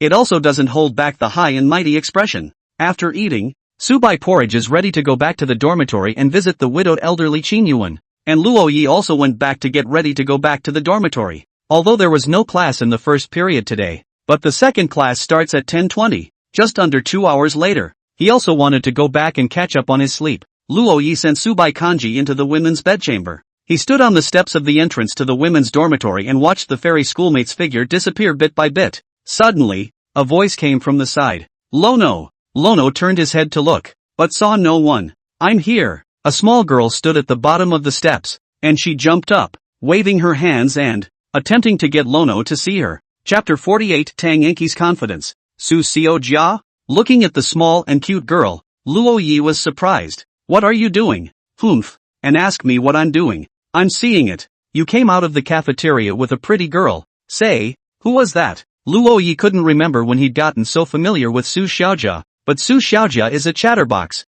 and no one in the women's dormitory talks to her. So this girl usually skips around the school a lot. She looks perky and cute all day, but there's no one around her. I can't help but chat with people I know when I catch them, and I'm very comfortable with them. That's one of my schoolmates. Oh senior, you're not chasing after her, are you? Looking at Su Xiaojia's ambiguous expression, Luo Yi blushed before nodding his head in acknowledgement. I can't believe you're such an innocent boy. Oh, yeah, why isn't the class president with you? I remember him having a morning run too. Upon hearing this, Luo Yi looked at Su Xiaojia and said in surprise, you even know this? You haven't put in much effort. That's for sure. That's the man my Miss Su has her eye on. Hearing this, Luo Yi was speechless in his heart. The guy you're looking at has been slagged off by another girl, and it's about to break up and you don't even know it. But if Li Haoyang breaks up, it means that Su Xiaojia's chance has come. For this old hometown of his, Luo Yi was still very optimistic. A kind, lively and cute little girl.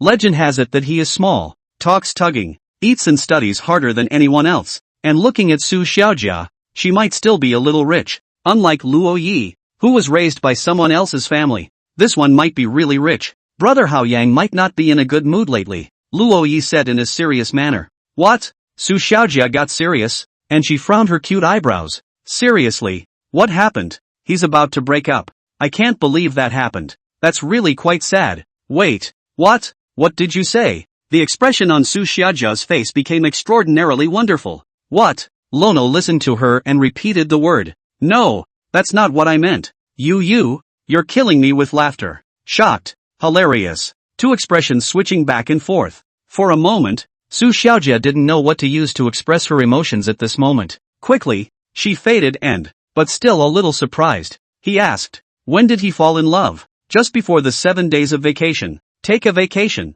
It's almost time to split. Hearing this, Su Xiaojia laughed out loud, ran into a scum girl. Ha ha. Seeing this, Luo Yi was puzzled. Shouldn't you be sad? The person you like is with someone else. I thought you said you were about to break up. It's still funny though, having a relationship while I'm not looking, and damn near dumped. Ha ha, deserved it. Who told him not to pick me? Miss Su. Looking at the small girl in front of him, Luo Yi became a little skeptical. What exactly was the structure of this little guy's head? He genuinely couldn't figure it out. At this time, in the women's dormitory, two girls came out, seemingly just getting up and preparing to go eat. It was none other than Tang Enki and Lu Bingxin. After seeing Luo Yi, Lu Bingxin casually greeted him. Tang Enki's gaze, on the other hand, was on Su Xiaojia. Good morning, Lono-san, and Kuga. Tang Enki greeted politely. Oh, good morning. Su Xiaojia was full of disdain. She didn't like Lu Bingxin, much less Tang Enki. Tang Enki, like Luo Yi, is Su Xiaojia's hometown from the capital. That's why she added Don's contact information at first as well. But after chatting for a couple of sentences, she felt that Tang Enki was a hypocritical person. Pure schoolgirls, in her opinion, should be youthful jokes. Seeing Su Xiaojia's contempt, which was not in the least concealed, Tang Enki's eyes, a hint of anger surfaced, but it was quickly masked, while Lu Bingxin mocked. Miss Su, do you know why you don't have any friends? If you don't put your missy temper away, watch out, you won't make a single friend in 4 years of college. Don't worry about it, if all the friends you make are like you. Then I'd rather finish this college alone. Su Xiaojia revealed a haughty expression with a hint of smugness on her face. And, at the same time, his little eyes also glanced at Luo Yi, as if to say, "You see I'm handsome, right?" A bitter smile appeared on Luo Yi's face. This small man, he still doesn't know that Lu Bingxin is Li Haoyang's girlfriend, right? In that case, go ahead and be yourself, and see who can stand your temper. After saying that, Lu Bingxin took long strides and left the place, and Tang Enki glanced at Luo Yi and asked in a gentle tone, "Mr. Luo Yi, you yesterday, just playing games with her? I bear big you feel free." Tang Enki looked at Su Xiaojia's almost arcless chest, almost sure the name was hers. After all, what you don't have, you crave. What? Lono showed a puzzled expression. Su Xiaojia crossed her small hands and said with an indignant face, "What are you asking for? Minding the sky and the earth? You still care about our little Luono, the legendary freshman school flower. You wouldn't have a crush on our little Luono, would you?" Lono didn't say a word from the sidelines. Honestly, the first time I saw a girl arguing, I just couldn't get my head around it. Couldn't get half a word in. What kind of name is Little Lono though? Who's little? Tang Enki frowned as she realized she couldn't argue with the smaller man at all. She looked over at Luo Yi and spoke. "Luo Yi student, would you like to eat together?" She was Lono's high school crush for 3 years. Even if the latter had fallen for someone else, she also had the confidence to easily bring him back to her. After all, she has the money and the strength to do so. And in the whole of JNU, in terms of face value, she was inferior to only one person. But Luo Yi shook his head and refused. "I've eaten." Danchi froze. Once again she was rejected. From the moment she came to JNU, Luo Yi had been rejecting her. People can only hide their inner truest character perfectly when it is smooth sailing. Once you suffer a setback, your nature is revealed. "Lono-san." A smile appeared on Dan's face. Her face is a first-class stunner, and her smile, naturally, can make your heart skip a beat. See you next time. With her character, she naturally wouldn't dwell on it too much after being rejected. She'd always felt that the reason Lono's attitude toward her had changed after college, it's because she didn't keep her promise to be with him when she got to college. She admits that she did start out with the expectation that she would meet a perfect significant other for college. Then she realized that while there existed people in the university who were better than Lono, but one as simple as him is simply not to be found. At least, of the people who came closer because of her face value, none of them were better than Lono in terms of character. After recognizing this reality, Danchi found herself thinking of the teenager from high school. It does have a nice ring to it. And now, so what if the teenager didn't like her anymore? Ever since she was a little girl, she was the center of attention in the crowd wherever she went. She was always first in her studies and her face was the school beauty in high school. There wasn't a boy around her who didn't like her. She shows a little bit of affection and the boys are mesmerized. Lono would be no exception. Lono had rejected her because she had disappointed Lono, but as soon as she gave the other woman hope again, with her charm, no one can resist. The entire JNU, except for that thunderous student president, known as an iceberg goddess, Subai Porridge, she won't lose to anyone. Chapter 49, Brothers, hit him. Seeing Tang Enki leave, Su Xiaojia skimmed her lips and couldn't help but ask, "Xiao Luono, you know this White Lotus?" White Lotus? Luo Yi looked at Su Xiaojia with some confusion. Is the White Lotus called Tang Enki? Although he now no longer likes her, but she is not a White Lotus flower. This is not really known, but whether she was or not, it didn't matter to the current Lono. Yeah, you boys wouldn't like this White Lotus flower, would you? No, used to like it, Lono said truthfully, very honestly. Su Xiaojia gave him a breathless look inside. You're going to be cheated if you're so honest. Hearing this, Luo Yi smiled and said, my sister-in-law said the same thing. That's why I became a fiction writer. As long as I don't deal with people, I don't get ripped off. Su Xiaojia. Right. Where were we? Yeah, squad leader. Is the squad leader still sad? How about calling him out for dinner tonight? Looking at the way the little girl had suddenly grown careful of the, Luo Yi was a bit hesitant. It's not good. People haven't shared yet. What? It's not split yet? Oh yeah, you just said it's just about to be split. What scummy girl is playing with the class president's feelings? Su Xiaojia's small size revealed an angry expression. Lono looked in the direction of the third cafeteria and held out his finger. Just, the one that just passed by. Lu Bingxin. What? Su Xiaojia was shocked. Speaking of which, she was roommates with Lu Bingxin, Tang Enki. So, not being on good terms with these two, she pressed on with no friends. After all, college life, more than half of the time is spent in the dormitory, and the social circle is almost always centered on the dormitory as well. I can't believe it's this little wannabe hoof. Hearing this, Luo Yi revealed a shocked expression. Said, "You're talking about something unseemly." "Oh, forgot there was a guy here." Su Xiujia's pair of dead fish eyes stared at Luo Yi. In a flat tone, he said, "Remember to tell me when you've split." Knowing that Li Haoyang's girlfriend is Lu Bingxin, Su Xiaojia's entire body felt like it had lost its soul. Should I say no? This guy's emotions are transforming too quickly, right? He cries and laughs at the same time. Coach is afraid there's no peace in his future if he's with this thing. Su Xiaojia went to the cafeteria to eat. Luo Yi went to the nearby supermarket to buy a bottle of energy drink, and then also went back to the dormitory to prepare to lie down for a while. Then it's off to class. It was very quiet in the 515 dormitory.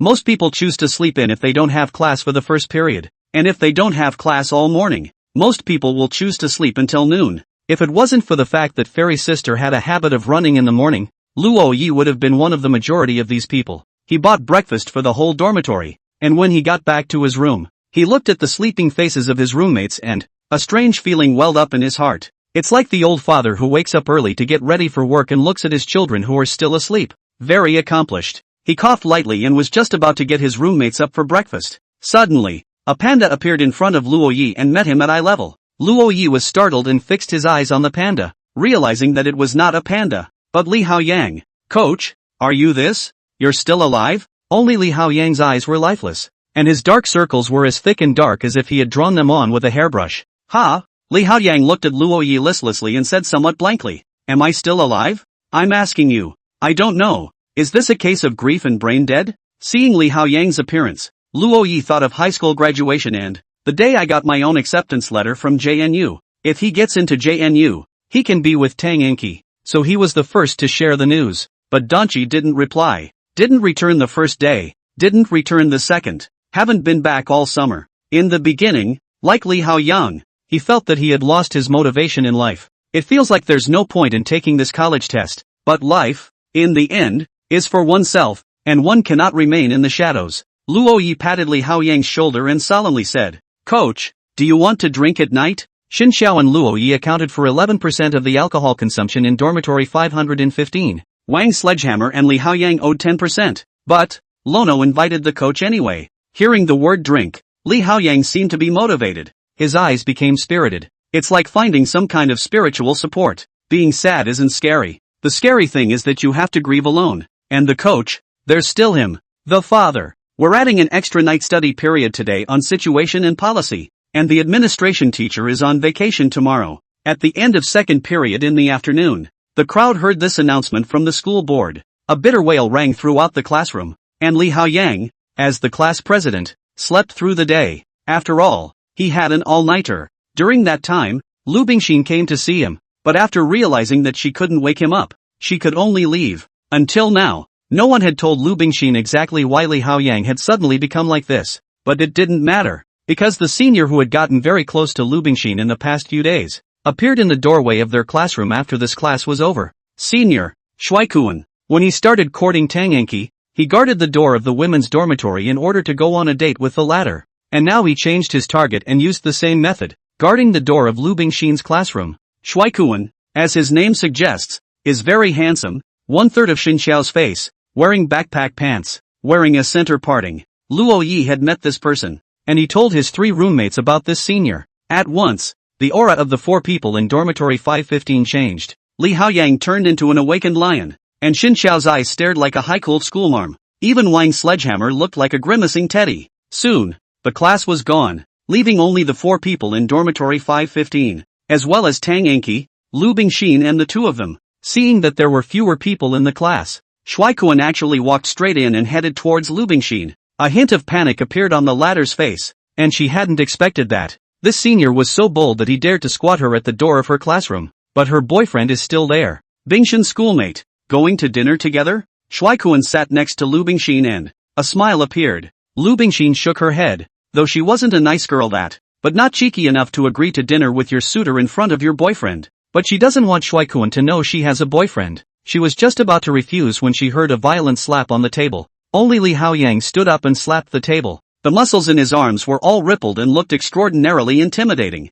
Seeing this, Luo Yi, Wang Da Hammer, and Xin Xiao also stood up. Eat Naya dinner. Brothers, hit him. As soon as the words left his mouth, the four of them rushed up and pulled Shuaikuan into the dead center of the camera. A punch and a kick. Chapter 50, Anemic Monk Tang Xianyi. The two of them, Tang Enki and Lu Bingxin, watched in disbelief from the back. They were surprised to see this kind of thing inside the university. Soon, Lu Bingxin reacted, and she looked at Li Haoyang. With an icy face, he said, "Haoyang, you disappoint me too much. The consequence of fighting in college is the possibility of getting a demerit, a later honor roll selection, scholarships, etc. All of it will leave him. If you give Shuaikuan an injury, you may have to go to the police station. At the very least, his status as class president would certainly be revoked. The only reason why Lu Bingxin is with him is because he's the class president. Plus he has a naive and progressive personality, so maybe he'll make it in the future. After all, a class president in college isn't the same as one in high school or middle school.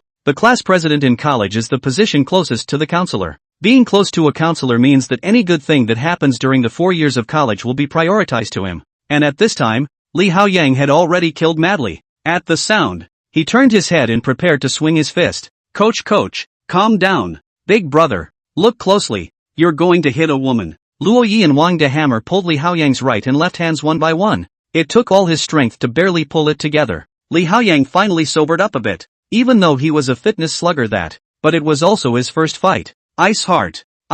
Facing the pretty girl, Li Haoyang lowered his head for a moment, just like a child who made a mistake. Dismissed. Handsome Cohen, who was lying on the ground behind him, his body bruised and purple, stretched out his fingers and, pointing at the four men in front of him, he said angrily, "You'll definitely be disciplined, and I'm an officer of the student council. I'm going to tell the teacher." After saying that, Shuaikuan stood up, cried and wiped his tears and ran out of the classroom. Wang Sledgehammer spat at his back and said disdainfully, "Stinking sissy." Xin Xiao said with a flat face, "Coach, a few brothers have difficulties together. Not afraid." "That's right," Lono chimed in. The three good brothers who accompanied him all said so, and Li Haoyang stabilized his emotions. If he dropped the ball at this point, wouldn't that be a disappointment to his brother? Thinking of this, Li Haoyang let out a deep breath and looked at Lu Bingxin with a serious face. This look caused Lu Bingxin to faintly stare. Although they had known each other for a short period of time, she had never seen Li Haoyang's expression like this. "Lu Bingxin, let's break up." Hearing this, Lu Bingxin revealed an incredulous expression. Taking one more look at Li Haoyang's serious look, she asked, "You're going to break up with me just because I got closer to a senior? Are you crazy?" "I'm not crazy. Break it up." As soon as the words fell, Li Haoyang took a step and left the classroom in a dashing manner. Luo Yi, Wang De Hammer, and Xin Xiao also swaggered after him, not even looking at the Lu Bingxin duo. After leaving the school building, Li Haoyang said, "Drinking brothers? Drink. Must drink." Lono was brainlessly supportive. "But there's a class in the evening study hall?" Li Haoyang hesitated a bit. He was the class president. After all, college life without having missed classes is not perfect. Xin Xiao laughed. These words woke up Li Haoyang, who clapped his hands and agreed. Worthy of being a male star. "Good point, let's go. It's just a late study hall. So what if my class president takes the lead and misses it?" Li Haoyang seemed to have become a little more cheerful, and after letting go of his personality, his whole person's activity level was elevated by a level, and he was even a bit overactive, just like a psychopath, and was developing towards the appearance of a king sledgehammer. There are many things that can make a guy grow, and love is one of them. Although Li Haoyang had only talked for less than half a month, it was his first love. On the other hand, Shuaikuan rushed into the school's office, but there was only Su Baijiao in the office. Shuaikuan was puzzled. "Where's the teacher?" "Teacher's gone for dinner." "What's wrong with you?" Su Baikanji was reviewing the list of student council interviews, so she borrowed the office. Seeing that Shuaikuan's face was punched into a pig's head, Su Baikanji also frowned and said, "Beaten?" Even though she didn't like the person, she would take it seriously when it came to school discipline. "Yes, a couple of freshmen beat them up. This class is so lawless that they must be expelled." Hearing this, Su Baikanji's face gradually turned cold. Listening to the meaning of Shuaikuan's words, this is not only a few freshmen hit, there are several. Who hit? This matter is serious. I will deal with it seriously, Su Baikanji said. Computer science majors, one of whom is that famous freshman schoolboy. One of their dorm rooms beat me up, Shuaikuan said angrily. Freshman schoolboy? Su Baikanji's face became strange. She vaguely remembered that Qin Yuan had shown her a picture of the freshman schoolboy, and in the picture, there's Lono's figure. This thing, it can't have anything to do with Luo Yi, can it? Su Baikanji looked at Shuaikuan anew and said, The freshmen have only been in school for a month or so. As a senior and a student council officer, you should be generous. As far as I'm concerned, it's over. Hearing this, Shuai-kun's eyes widened, revealing an expression of disbelief. He heard something. That thunderous, ironclad student president is harboring a new student? Who just said it must be taken seriously? He stepped forward and pointed to the spot on his face where the color was hanging and said, Subai Kanji, look at what I've been beaten into. Subai Kanji didn't look at it, but put his eyes elsewhere.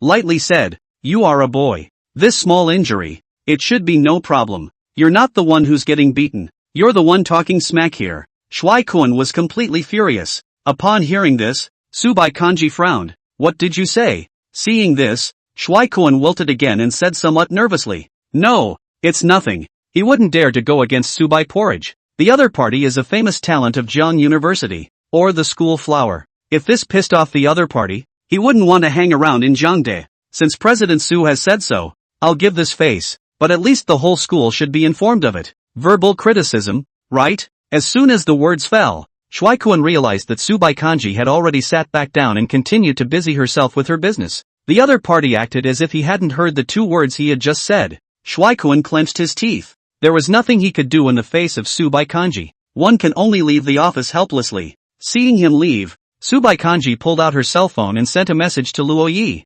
Subai Kanji, what are you doing? Soon. Lono replied. Luo Yi, poor monk Tang Xin Yi, coming from the great Tang in the eastern land, is preparing to go to the western heaven to fetch scriptures. Lono, by way of introduction, this is my second disciple, Beiji. Lono, image, Wang Sledgehammer holding a beer bottle as a nine-toothed nail rake. Seeing these messages, Su Baiju's high and cold face revealed a hint of speechlessness. Why is this elementary school kid going back to drinking? But, it's kinda cute. Chapter 51, Marriage to the King of the Daughter Kingdom. Luo Yi replied back to the fairy school sister's message with a drunken look on his face. No, he's not Lono. He is the little white dragon in the waves. Also not right. He is Tang Xian Yi, senior brother. Wang Sledgehammer said with a serious face. The demon was captured by Master. Upon hearing this, Luo Yi coughed lightly and said seriously, Beiji, call me Master. Demon, eldest brother has been captured by Master. Wang Sledgehammer pointed at Li Haoyang who was not far away.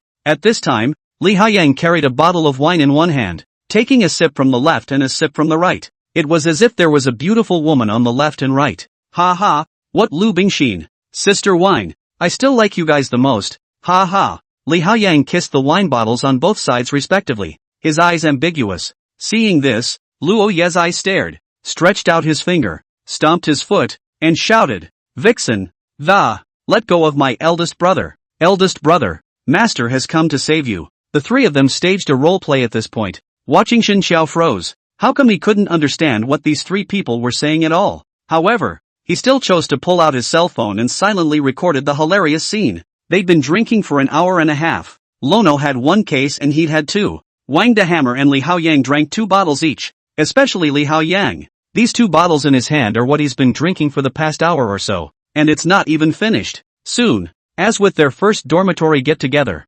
Xin Xiao had her arms around Li Haoyang and Wang De Hammer on her left and right sides respectively, while Luo Yi followed behind alone. After taking a taxi to the entrance of the school, Luo Yi looked at the 4 big words Jiangcheng University in front of him, showed a puzzled expression. Here it is, the western sky? Yes, I'm here to get the scriptures. Xin Xiao turned back to look at Luo Yi, found him frozen in place, and was just about to call out to him. Instead, he found a slender figure not far away walking towards here. Seeing this figure, Xin Xiao froze, then the corner of his mouth slightly hooked up and, then he didn't care about Luo Yi, wrapped his arms around these two and went back to the dormitory. Luo Yi, alone and dumbfounded, looked at the security guard at the entrance of the school and asked with a red face, Sure, the poor monk is here to fetch the scriptures, please come and open the door. The security Moncler outlet store guard did not hide his smile at all, the whole man was happy. He said, You kid is drunk, have seen those who play drunk, have not seen those who think they are the Tang monk.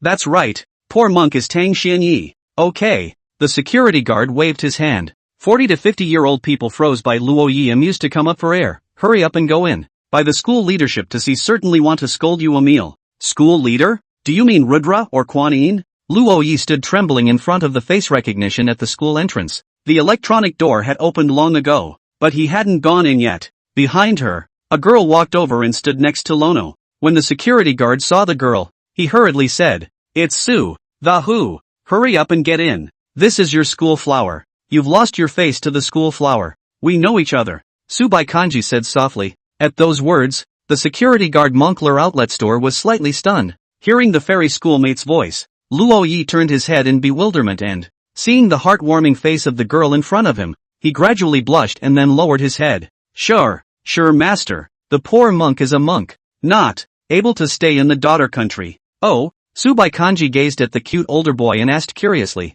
"In your eyes, who am I? King of the daughters?" Hearing this, a hint of satisfaction appeared in Subai Kanji's eyes. The king of the daughter kingdom, not to mention the most beautiful woman in the journey to the west, is a first-class stunner. Above all, she is the most willful character of the Tang monk, but where the Tang monk's willpower is lower. And he fell into the land of daughters. This is not the western paradise. This is the land of daughters. Go home. Saying that, Subai Kanji walked into the middle of the school. Looking at fairy school sister's back, Luo Yi froze in place, his face full of tangles. He's trying to get the scriptures. Take a lesson. Looking at it, Luo Yi fell into the back of the fairy school sister and immediately followed her. Subai Kanji glanced back at Luo Yi and asked softly, "No more scriptures?" "No, don't take it anymore." Luo Yi was like a penguin, waddling left and right behind Su Baijiao. "What's the point of following me if you don't take the scriptures?" A wave of wanting to tease the other party welled up in Su Baijiao's heart. "Go to get married. Lono hammed and hawed. Not a monk anymore? Inappropriate." Such a conversation made Subai Kanji couldn't help but stifle her laughter in front of Luo Yi, but there was no one else here, and Lono couldn't see her face from behind her, so she laughed quickly. "I don't know if this elementary school student will remember today's events." Subai brought Luo Yi to the family building. After opening the door, Luo Yi sat on his butt on the sofa with a naive expression on his face. Browbeaten, Subai Kanji cooked a pot of soba soup from the kitchen and placed it on the table. "What is this and what is it used for?" Lono poked his head out, wide-eyed with the bowl of soup. "This is lotus seed soup,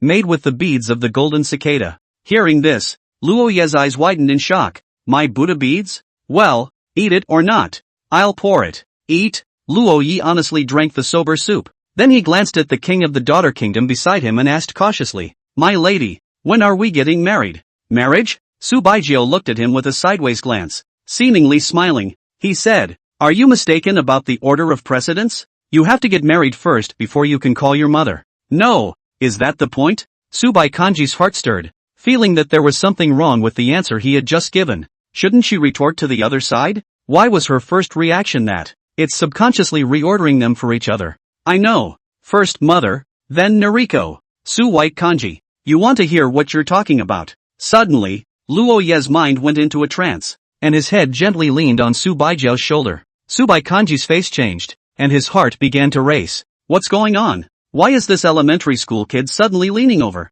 Without waiting for Su Baijiao to react, on her waist, there was already a pair of hands ringing up, wrapped her around the waist. This time, Subai Kanji's face turned completely red. The look of panic was also visible to the naked eye. Her first reaction, though, was not to push Lono away, but to sit down on the couch and, the body became so stiff that it didn't dare to move. When had she ever been so close to a boy? "The last time I was in front of an outhouse at my old house. It was force majeure. What about this one?" Subai Kanji turned her head and looked at Luo Yi beside her. This elementary school boy didn't make any extra moves, and after hugging her, he then leaned over her and fell asleep. For some reason, Subai Kanji was relieved in his heart, knowing that Luo Yi was asleep. Su Baijiao began to seriously scrutinize the latter's appearance. This little guy, if you look closely, is still quite handsome. Besides, she wasn't averse to having physical contact with him yet. Subai Kanji helped Luo Yi up and brought him into his own room. After placing Luo Yi on the bed, Su Baijiao slowly left the room. The moment she closed the door, Su Baijiao took one last look at Luo Yi. The latter rolled over on the bed and murmured in a small voice, "Fairy schoolmistress, I like you. The sound of the dream words was not loud, just enough to reach Su Baijiao's ears. She closed the door and went back into her room. On this night, under the same roof, one person was asleep and one person stayed up all night. Chapter 52, Only You in My Heart. In the middle of the night, Luo Yi was woken up by a rush of urine and walked into the toilet in a daze. When he left the restroom, he showed a hint of puzzlement. Where is this? He's awake, but not fully sober. Headaches, some numbness in the body and pain all over. The after effects of alcohol. Alcohol is bad for you. Lono shook his head, only to feel a wave of drowsiness come over him, and then he lay down on the living room floor.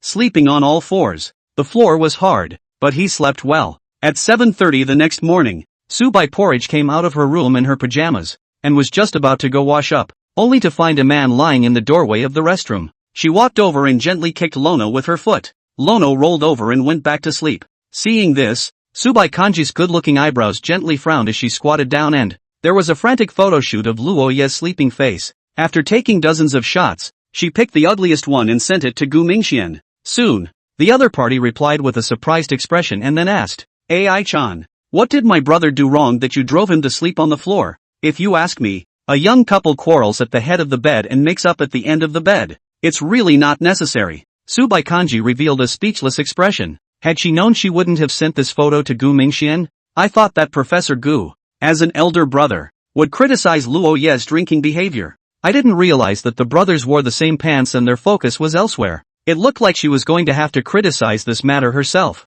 But in what capacity should she criticize? Su Baijiao thought this way. Suddenly, the sound of his cell phone's alarm came from Lono's room. Get up quickly. If you don't get up, you won't be able to make it to Sister's morning run. Get up. Don't get up again. Lono opened his eyes when the voice rang out for the third time, sitting up violently from the ground like a fraudulent corpse, giving Subai Porridge a fright. She took 2 steps back and accidentally sat on the floor, only to feel a pain in her ass. It's over. It's over. I'm going to be late for my morning run. Lono stood up and was just about to get out of bed to change his clothes when he realized that this wasn't a dormitory. He looked around suspiciously, and realized that the fairy schoolmistress was sitting on the ground, with her hands propped up behind her and, stunned, he looked at him. Luo Yi had never seen this kind of expression on his schoolmate's face at all. Ha! Sister! What are you doing sitting on the ground? Su White Kanji. Luo Yi reached out his hand and tried to help the fairy schoolmate up. The latter hesitated for a moment, then put his own hand on Luo Ye's. After pulling fairy school sister up, Luo Yi was puzzled. School sister, didn't I go back to my dormitory yesterday? No, Subai Kanji said lightly. Your roommate left you at the school gate and left. Then you followed me all the way here. Hearing this, Luo Ye's face showed an embarrassed expression. It looks like he's so drunk he doesn't remember anything. Shame on you. Drunkenness was seen by the schoolmates. The image is gone. He stole a glance at the face of the fairy schoolmistress, then tentatively asked, Schoolmistress, I didn't do anything out of the ordinary, did I? No. At those words, Luo Yi breathed a sigh of relief. No is good. No is good. But in the next moment, Subai Kanji raised his eyebrows and, with a somewhat cold voice, he said, You just kept shouting the name of the Daughter Kingdom's king yesterday, and then you also yelled that you wanted to marry her. Hearing this, Luo Ye's face changed and his knees softened, nearly falling to his knees. Sister, in all conscience, I don't even know any king of the Daughter Kingdom. All I have in my heart is,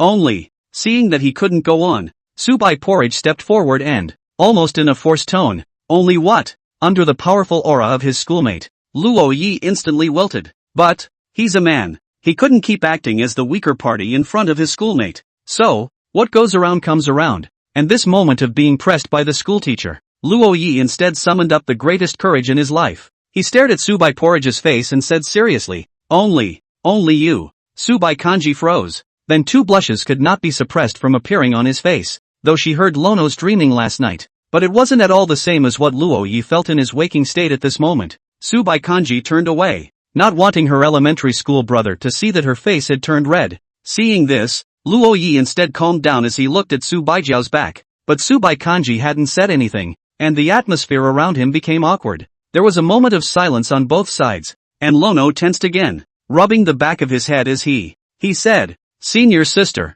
ha ha, I'm just kidding, I'm leaving first. Lono rushed out playfully, forgetting to close the door. By the time Subai Kanji turned around, the red color on her face had faded some, but the rise and fall of his chest remained somewhat violent. Luckily Luo Yi had left. If he hadn't left just now, Subai Kanji really didn't know what to do. Luo Yi wasn't the only one who was nervous. Subai Kanji was equally nervous. This time it's not like before. With her face, I've been confessed to more times than I can count since I was a kid. But this was the only one that was special and had a very different feeling than before. In the past, when she was confessed to, her first reaction was to reject it. But this time, though it was not quite a confession, she was a little overwhelmed. Subai Kanji put her hand on her chest, feeling her uncontrollable heartbeat. She let out a deep breath. Although she hadn't experienced it, she was well aware that it was a prelude to falling in love. Because of this, she also had to play hard to get. In her life, if she was bound to fall in love, it was something she wanted to do only once. Once, you either grow old together or you grow old alone. So, elementary school brother, want to chase school sister, but the difficulty is very high. Lono ran to the door of the family building. He looked back with great trepidation. Drinking is bad. Alcohol is bad. He'll be a dog if he drinks again. He said such ambiguous words so impulsively today. What can he do in the future? Sister wouldn't have deleted him already, would she? Luoyi took out his cell phone, opened Green Bubble, and transferred money to Subai Porridge. Halfway through the transfer, see each other transfer information in the *** porridge 3 words. Luoyi relieved. It's good that it hasn't been deleted. It's just that. How should he talk to fairy school sister in the future? Sloppy. Shouldn't have said those things. But it's an inevitable step when trying to take a relationship further. There's an early class today, and they've already missed one class, and if they miss another, then something big is going to happen. It doesn't really matter if he's absent. It's mainly Li Haoyang. He's the class president. If he misses 2 classes in a row without saying hello, it's going to have a big impact on him. Lono took a step away, but heard movement from behind him. The schoolmate walked out of the door of the flat, brushing shoulders with Luoyi. Watching his senior sister pass by without a word, Lono threw out the thoughts he had just had, shouting, "Sister, I'll treat you to breakfast." Subai Kanji's footsteps stopped. She looked back at Luoyi, didn't say anything, but nodded her head. Chapter 53, Class Representative Lono. There was no morning run today, and Luoyi came to the cafeteria with his senior sister for breakfast. Sitting across from the fairy school sister, Luoyi lowered his head, somewhat unsure of how to face her. Subai Kanji's face was flat, looking at the restrained and uneasy youth in front of him. She said in a cold tone, "Was there a fight yesterday?" Hearing this, Luoyi raised his head and said in surprise, "Senior sister, how did you know? Why the fight?" Subai Kanji didn't directly accuse Luoyi, but first asked why. And Lono explained, "He's pursuing a girl who has a boyfriend. That boyfriend is my roommate and I think he deserves a beating." At those words, Subai Jiao nodded. "Well reasoned and well played. But it's not right to fight, so learn to be smarter in the future and don't leave any loose ends," Subai Porridge said seriously. "I know." Lono nodded in a serious manner as he made a neck-wiping motion that, in a deep voice, he said, "Next time I'll make sure I'm clean so he can't talk." Subai Kanji was dumbfounded for a while. "I'm just asking you to think about the consequences when you do it. You just summarized this. You are going to understand." After breakfast, Lono looked at the time and realized that class was in 2 minutes. He was suddenly flustered. He stood up from his table in the cafeteria and said in a hurry, "Sister, class is about to start and I'll go first." With that, he trotted off. At the entrance to the cafeteria, a soft, sticky girl walked in and, just in time to collide with Lono, who ran out. The girl sat on her ass. "I'm sorry, student. Is everything alright?" I'm really sorry, student Chin. I have class, so I'll buy you dinner sometime." Luoyi helped the confused Chin Yuan up from the ground, and then apologized a few more times, just sprinted towards the class. Chin Yuan didn't react the entire time except for her butt hurting. By the time she came back to her senses, the youth who had knocked her down had run away. At once, she frowned, and said with some irritation, "What kind of a person knocks me down and acting like we know each other well and talking about buying me dinner? What a pie in the sky." Chin Yuan walked into the cafeteria, bought breakfast, and found where Subai Jia was, then sat down in front of her. She was roommates with Subai, so naturally she knew the latter's habits like the back of her hand, knowing that she would most likely be in the cafeteria at this point. But even Subai Kanji was a bit surprised. I can't believe you got up for breakfast. Looking down on who? I, Chin Yuan, have decided that I will no longer pose as a loser, and study hard every day." Chin Yuan revealed a hot-blooded expression, and Subai Porridge hesitated for a moment. "No chance. We're juniors now. You won't learn anything." Chin Yuan opened her mouth wide, only feeling that the reality was surprisingly cruel. But soon, she calmed down and added, "It's okay, I can go to graduate school. Can't take the test." Subai Kanji commented without mercy. Chin Yuan has been mixing it up for 3 years in college, and she's witnessed the whole process. Hearing this, Chin Yuan revealed a downcast expression. Helplessly, he said, "My Chin Yuan's business venture is not yet halfway through its demise. By the way, Porridge, you poisonous mouth. In the future, if you have a boyfriend, you must not give them a blow of doubt. No. Subai Kanji said faintly. Won't? How can it be? Just you. What? What did you say? You say it won't? As if she had heard some shocking secret, Shin Yuan's entire body became shocked. She stared at Subai Kanji's face, associating it with a series of the other party's unusual actions earlier. She boldly guessed, there's definitely something wrong. Porridge, you're in such a hurry to move to the teacher's apartment. Is it because of a man? You're hiding men in the teacher's apartment. Hearing this, Subaijio expressionlessly took a sip of soybean milk. She didn't nod her head. Nor did he shake his head, but said as if nothing had happened. Guess. Again. Shin Yuan was practically falling apart. Her game account had been used by Subai Porridge for the past few days, so she knew very well that lately his best roommate has been playing games with the same person, but she doesn't know exactly who it is, and it's just a game, and the genders are fake. If Subai Kanji had to say that falling leaves returning to the roots, was a girl and just set her gender to male, there was nothing she could do about it. Porridge, you're so weird. Tell me the truth. You can't even look at any of the boys at school. Are you cybersexed? Hearing these words, Subai Kanji was surprisingly silent. She was silent, just a little speechless at Shin Yuan's pie-in-the-sky behavior. But Shin Yuan, who saw her silence, thought otherwise. She was shocked. Sure enough, you're in an online relationship. No, you've never been in a relationship. It's still so pretty looking, so when Ben shows up later people will definitely be unsuspecting. Saying so, Shin Yuan volunteered. I'll supervise you. I'd like to see who. Exactly. How dare you use flowery words to trick my Kanji into falling in love with him? I'm not in love. Subai Kanji said indifferently. A denial is an admission. Porridge, don't lie to me.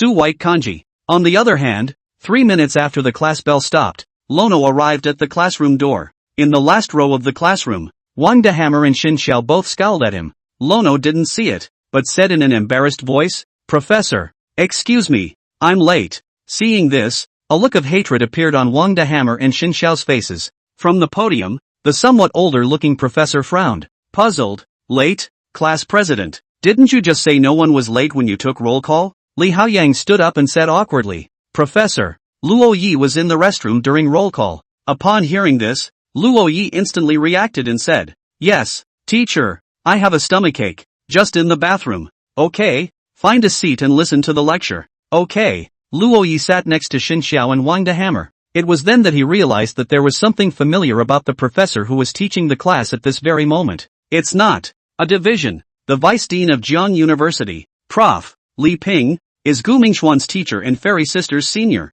Wait, so now he's a student of Master Shifu. Wouldn't that make him the same generation as Gu Mingxian, a level above the fairy schoolmistress? Luo Yi was pleased in his heart. However, he was at best a student of Li Ping, not a disciple. Only those who went to someone's graduate school like Gu Mingxian were considered proper disciples. The last one here, please answer the question. Professor Liping looked in Lono's direction. He's seen this kid before. Last time in the playground. This is the same kid who went for a morning jog with Subaiji. So much so, that, in this class, Prof. Lipin only knew him, and whenever there was a question, then the first to be called up is Lono. Finally, Prof. Liping remembered Lono's name.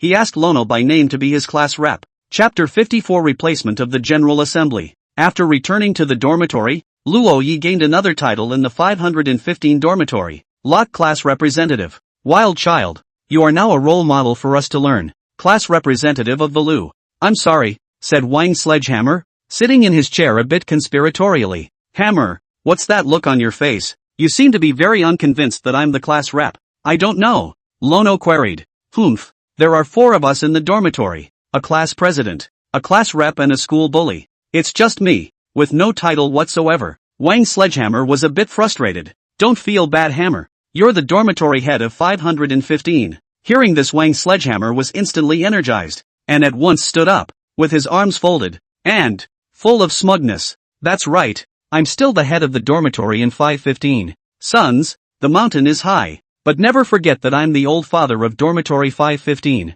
Get out, you boy. I knew you didn't have a good heart. Hey, Wang Dehammer let out a bad smile, then looked at Luo Yi and said, Wild Child, new season of Chicken today. Take me to Battlestar Galactica. Not available. Luo Yi had already laid down on the bed, opened the tablet, and logged into the game. He asked his schoolmates to join him in rushing to the highest rank in Double Row, the invincible god of war. There's no room for a roommate at all. I'm a bear and you're free to do as you please. All-time high segment crown 2. It was still a fight that Lono had been playing with the fairy schoolmates for a while now. And for the new season, Luo Yi decided to take his schoolmate to refresh the highest segment. But I don't know if sister has the time. After all, the student council had just incorporated fresh blood in the past few days and was now changing hands. There are 3 candidates for the new student president, so it should be a good choice. Chicken. Come. Familiar dialogue. The early season segments are a mixed bag, though not too high, but for the Lono, it's difficult, but not too much. For the sake of scoring, though, a fair amount of Voldemort's old 6 will exist at the beginning of the season. There are even a number of extras. Beware of them at the beginning of the season, and there's nothing you can do about it if you run into them. So, the 2 decided to hit the double row segment, and both of their double row segments were very low. Luo Yi is platinum, while Subai Porridge is bronze. It's more fun to fight from the beginning. After playing for a while, Subai Porridge suddenly said that she had something to do, and then hurriedly went offline. The time now was 3 in the afternoon, and today Lono only had classes in the morning, so he was free. Sister should be going to the student council changeover. After today, she can then step down as student president. But her work doesn't end there, because the first thing the new student body officers have to face is the JNU Fall Games. It is also a test for new cadres and the first important job for freshmen who have just become members of the student council. So even if Subai Porridge is no longer the president, she will still participate in the work of the games, overseeing that as well as advising and assisting new cadres with their first jobs. Luo Yi got up from the bed, got dressed, and left the dormitory. He bought 2 cups of milk tea in front of the school and went to the venue where the student council was changing. Since he had said ambiguous things to his schoolmate this morning, he was responsible. He's going to woo the fairy schoolmarm. The venue for the student council changeover was so large that it could even be described as a stage. Subai Ji is wearing a formal uniform today, and is today's host, and next to her was a boy, also wearing a formal uniform. He was the vice president of the student council, Wen Jishu. The hosts are a man and a woman. Standing on top of the stage, Subai Porridge is as dazzling as the freshman party. The sight of her in general creates a sense of distance if nothing else. But today's Lono doesn't feel that way anymore. He blended in, crouching in the last corner, unnoticed, and Su White Porridge was up there reading a speech. When, suddenly, she saw a familiar figure crouching in the shadowy edges behind her. She flinched slightly.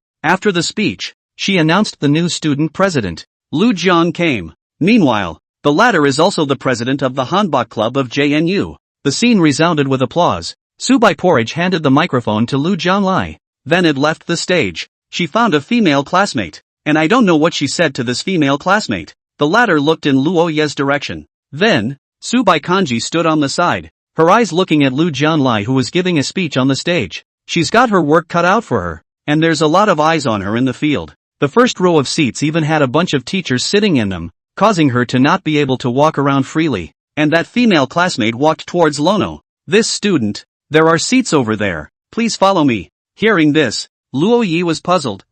No, I'll wait for Su. To wait for my friend to come out. Don't bother. Oh, little handsome, it's our President Su who asked me to come here. Come on, how tiring it is to crouch. Go over and sit down. Under the warm hospitality of this schoolmate, Luo Yi came to sit in the last row. This area, where the freshman student body is seated, sits around Lono's. They were all freshmen who were in the same year as him and had joined the student body. Lono-san? A familiar voice rang in his ears, and Lono turned his head to look at realizing that the person sitting next to you was actually Tang Enki. It's you. You joined the student council? Aha. Tang Enki smiled slightly as she saw the 2 cups of milk tea that Luo Yi had placed on the table. Lono-san joined the student council too? There was some joy in Tang Enki's heart that her impression of Luo Yi was still stuck in the fact that the other party had gotten into Zhang University for herself. If Lono could do that, why couldn't he join the student council for her? Lono hadn't changed. He was still the same, able to fight to the death for her.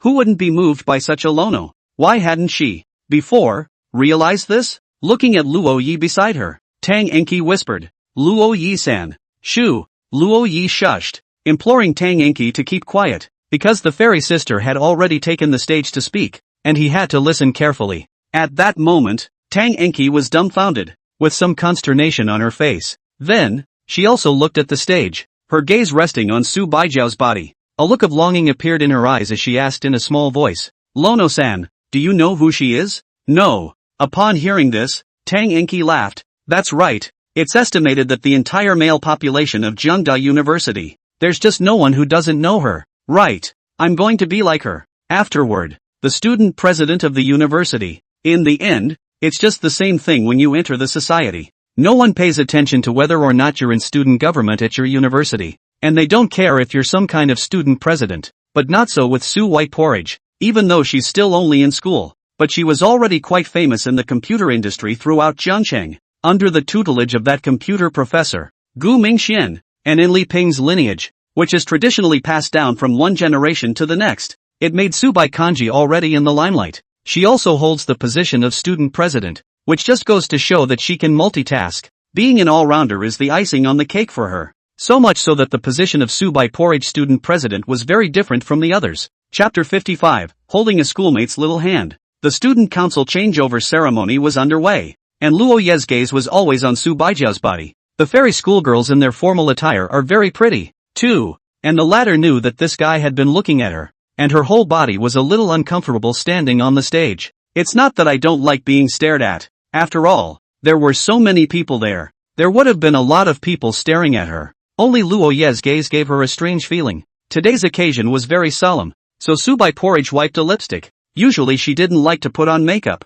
It wasn't that she didn't care about the image, though, but she didn't think it mattered, because makeup doesn't enhance her face for her. It's a change of style. And at that moment, another speech ended, and Su Bai Porridge stepped down from the stage and, subconsciously, she pulled out her cell phone and turned on the selfie to see if the lipstick had fallen off. She then took her lipstick out of her pocket and applied it again. After doing this series of actions, Su Baijiao's expression became very serious, a serious and dignified pose. She had to look good. So many people were watching. She couldn't afford to drop the ball. As a matter of fact, there is not a single occasion when Su Bai Porridge has ever dropped the ball on this kind of occasion. But the only thing that was different from the past was that she was surprisingly more than a little nervous. She looked over at Lona once more and realized that there were 2 milk teas on the other woman's table. Well, has a heart. And noticing that the fairy school sister looked over, Luo Ye's entire mood changed for the better. Tang Enki, who was next to her, said, "Student Luo Yi, I know Sister Su. Just now she was looking at me. I guess it must be because I had left a deep impression on senior Sister Su during the last interview. She herself is at least the freshman school flower, and when Sister Su graduates, she will be the school flower of Jeongda University. So even if it was Su Baijiao, it was a normal thing to be able to remember her." "You know her?" Luo Yi looked at Tang Enki in surprise. "Well, it was Sister Su who interviewed me," Tang Enki said with some pride. "So it is." Lono sighed in relief. Tang Enki was the freshman school flower. Luo Yi thought that she was some kind of good sister with the fairy school sister as well. If that was really the case, then Luo Yi was simply embarrassed and wanted to find a crack in the ground. After all, if they knew each other, their high school stories would all get into the ears of the fairy sisters. More than half a full hour had passed since the beginning, and Tang Enki stretched out her hand and, habitually, he took hold of the cup of milk tea in front of Lono. Seeing this, Luo Ye's eyes widened. "Holy, what's going on? Why are you reaching out?" Luo Yi looked at Tang Enki in shock. Su Baijiao, who was reading a script on stage, also noticed this scene, and she frowned. The speeches have become biting and a little stiff in tone. No one else could hear it, but Luo Yi did. "The fairy schoolmistress is angry," Luo Yi hurriedly said. "Tang Enki, I bought this for someone else." At those words, Tang Enki's movement stopped. Honestly, Lono sat next to her and brought 2 milk teas, which she assumed were for her. "For who?" She frowned. "Her." Luo Yi glanced at Su Baijiao with his eyes, and this small action was also noticed by Su Bai Kanji. For some reason, the sudden surge of temper she had just felt dissipated a bit. Tang Enki looked toward the stage, then sighed in relief and said, "Don't be ridiculous, Lono-san. Do you know who that is? Some random person you're talking nonsense about? If you don't want to give it, you don't." "I know," Lono said. "You know? That's Su Bai Porridge. No scandal since she came to JNU, except for work and study. Never had any personal contact with a boy. Even the so outstanding vice president of the student council when Jishu couldn't get into her eyes." "Don't you tell me. Did you buy this milk tea for her?" Tang Enki didn't believe it at all. She only felt that Luo Yi had found a random person to fool her. "I just bought it for her. I like her and I want to chase her," Luo Yi admitted frankly. Hearing this, Tang Enki smiled. She had thought that Lono recognized herself. After all, she had left Lono out to dry during the summer vacation, and the latter hadn't pestered her too much. Even after school started and they met again, Lono didn't question her with the agreement she had made. That's why Lono has a good impression with her. Lono likes her because she's good enough. Lono gave up on her after being rejected because he was self-aware. But now, Luo Yi does not know how to be generous and said he likes the talented girl of Jiangnan University. Seeing the mockery in Tang Enki's eyes, Luo Yi also felt that she had become a bit strange. No, maybe Tang Enki has always been like this. Very gentle on the outside, very arrogant on the inside. And it's just that once upon a time Lono put a halo around her because he liked it and filtered out all those flaws. And well, you don't like me anymore, and it's your freedom to like whoever you want. 2. I have no right to interfere, and I wish you success. Tang Enki stopped ignoring Luo Yi and instead looked down at her cell phone to herself. She even felt that Luo Yi deliberately bought 2 cups of milk tea and sat in front of her, then deliberately said it to Su Bai porridge, using this method to anger her. There was no other communication between the two men. And Lono began to concentrate on admiring the fairy schoolmate's figure on the stage. Soon the long changeover conference was over. From this moment on, Su Bai porridge officially stepped down as student president. And as soon as the exams began, she'll go straight to being Prof. Gu's grad student. The crowd began to pack up the venue after it broke up. Tang Enki glanced at Luo Yi and said, "Aren't you going to send Su Bai kanji milk tea? Good luck." It was really childish in her eyes that Luo Yi was just lying to piss her off. She left the place, and at the door, Yao Yuming was already guarding her. Seeing this, Luo Yi lamented. Tang Enki is still Tang Enki. She's so charming wherever she goes. Let the other boys flock to it. But he'll be just fine with his schoolmates. Soon, Su Baijiu also finally finished her business. She walked in Lono's direction. Luo Yi's expression was delighted. But in the next moment, his smile lurched. Why is there a follower behind the fairy sister? He was the vice president of the student council in the same year as Su Baijiu, Wen Jishu. Although he's not as dazzling as Su Baiji, he's just as good. A good student in everyone's eyes with good character. There were even people knocking his CP with Su Bai porridge in the beginning. A student president who acts coldly and harshly, and a vice president who is gentle and considerate. Later, after a whole year, Su Bai porridge was still not interested in him. No one will be knocking this CP either. But when Jishu is tall and handsome, good at studies and gentle, and has countless suitors, having been equally single for 3 years in college, it's not hard to see that he still has thoughts about Su Bai porridge. Thinking of this, Luo Yi's eyes turned into a pair of dead fish eyes. That jealousy didn't even bring concealment.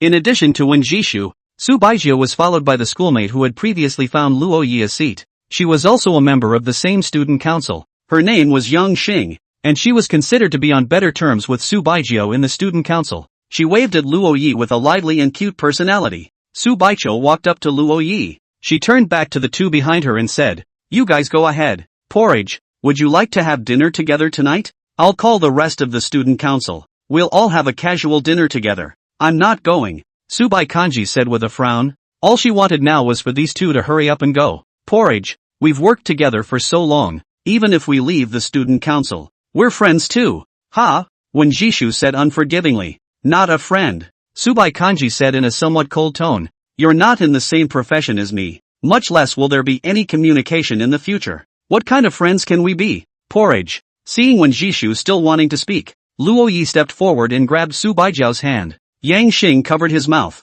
his face full of surprise and a knocked-out expression. If anyone else dared to treat Su Bai porridge like this, the latter would have been furious long ago. And when it counts, Lono doesn't drop the ball at all. He took Fairy School Sister's small hand and took a serious look at Wen Jishu before turning to leave. A set of moves that are even a little handsome. Watching this scene, Wen Jishu froze. Next moment, Lono walked back again, picking up the milk tea he'd forgotten on the table, and then it was back to the fairy schoolmistress. He once again held Su Baijiu's small hand and left in style. Chapter 56 To be rewarded. Luo Yi was holding Su Baijiu's small hand in one hand and carrying 2 cups of milk tea in the other. Walked out of the venue of the changeover meeting, then led the fairy schoolgirl all the way to the door of this building. Luo Yi looked at the frosty-faced fairy school sister beside him, and suddenly his mood tightened. He let go and took 2 steps back, tensing up a bit. "Sister, I was watching that boy get a little carried away." "I know, a hero saving a beauty," Su Bai Kanji said faintly. "Yeah, that's it,"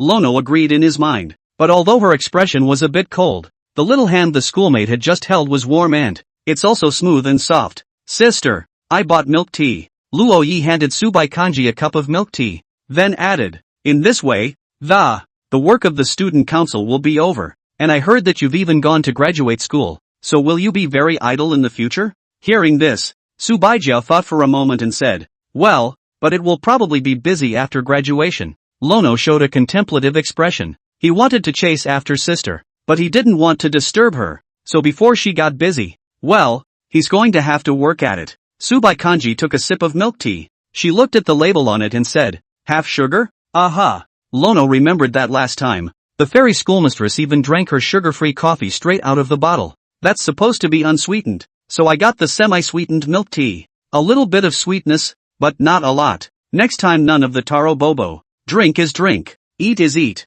I don't like drinking things with food in them. Lono gave a puzzled expression. Taro bobo milk tea. Don't want taro bobo. Just milk tea? Wait, the point is, next time? He has a next time? Luo Yi looked delighted. Afterwards, he seemed to have thought of something and said, sister, the field day is coming up. I'm going to sign up for the 3,000 meter run. At those words, Subai Kanji glanced at him, her eyes full of questions. Long distance running?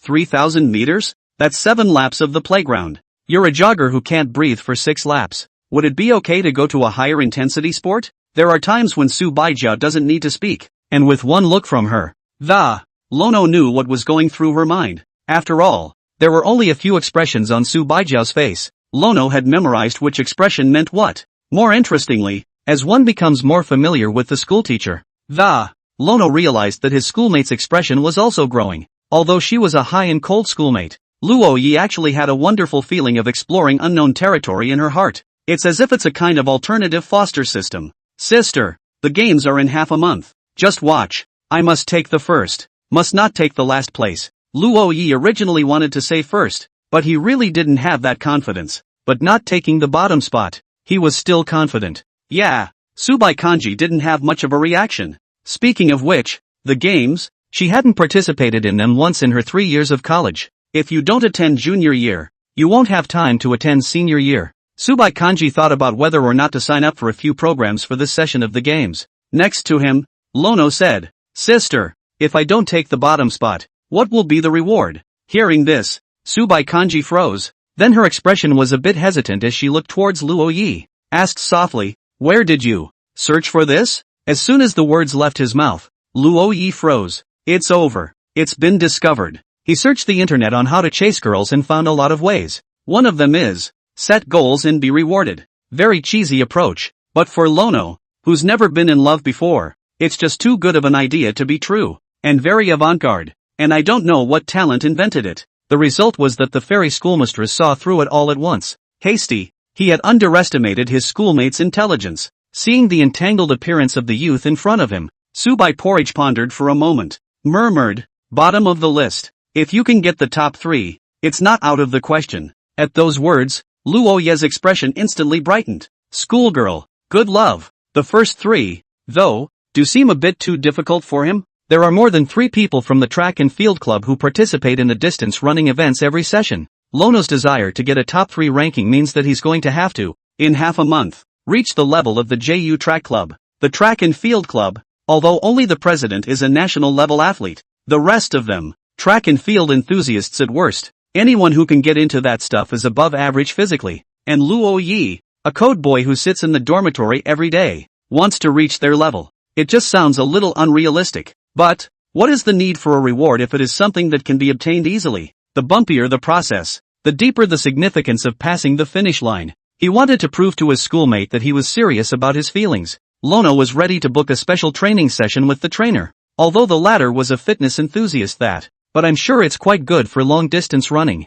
Seeing that Lono is like a little hamster, with his head so full of things that he stays where he is, caught up in thought, Subai Porridge found it very interesting. This elementary school kid, he doesn't know how to chase girls at all. But what does it matter if will chase? Whether 2 people can be together or not. It never depends on unilateral dedication and effort. Going? Subai Kanji said.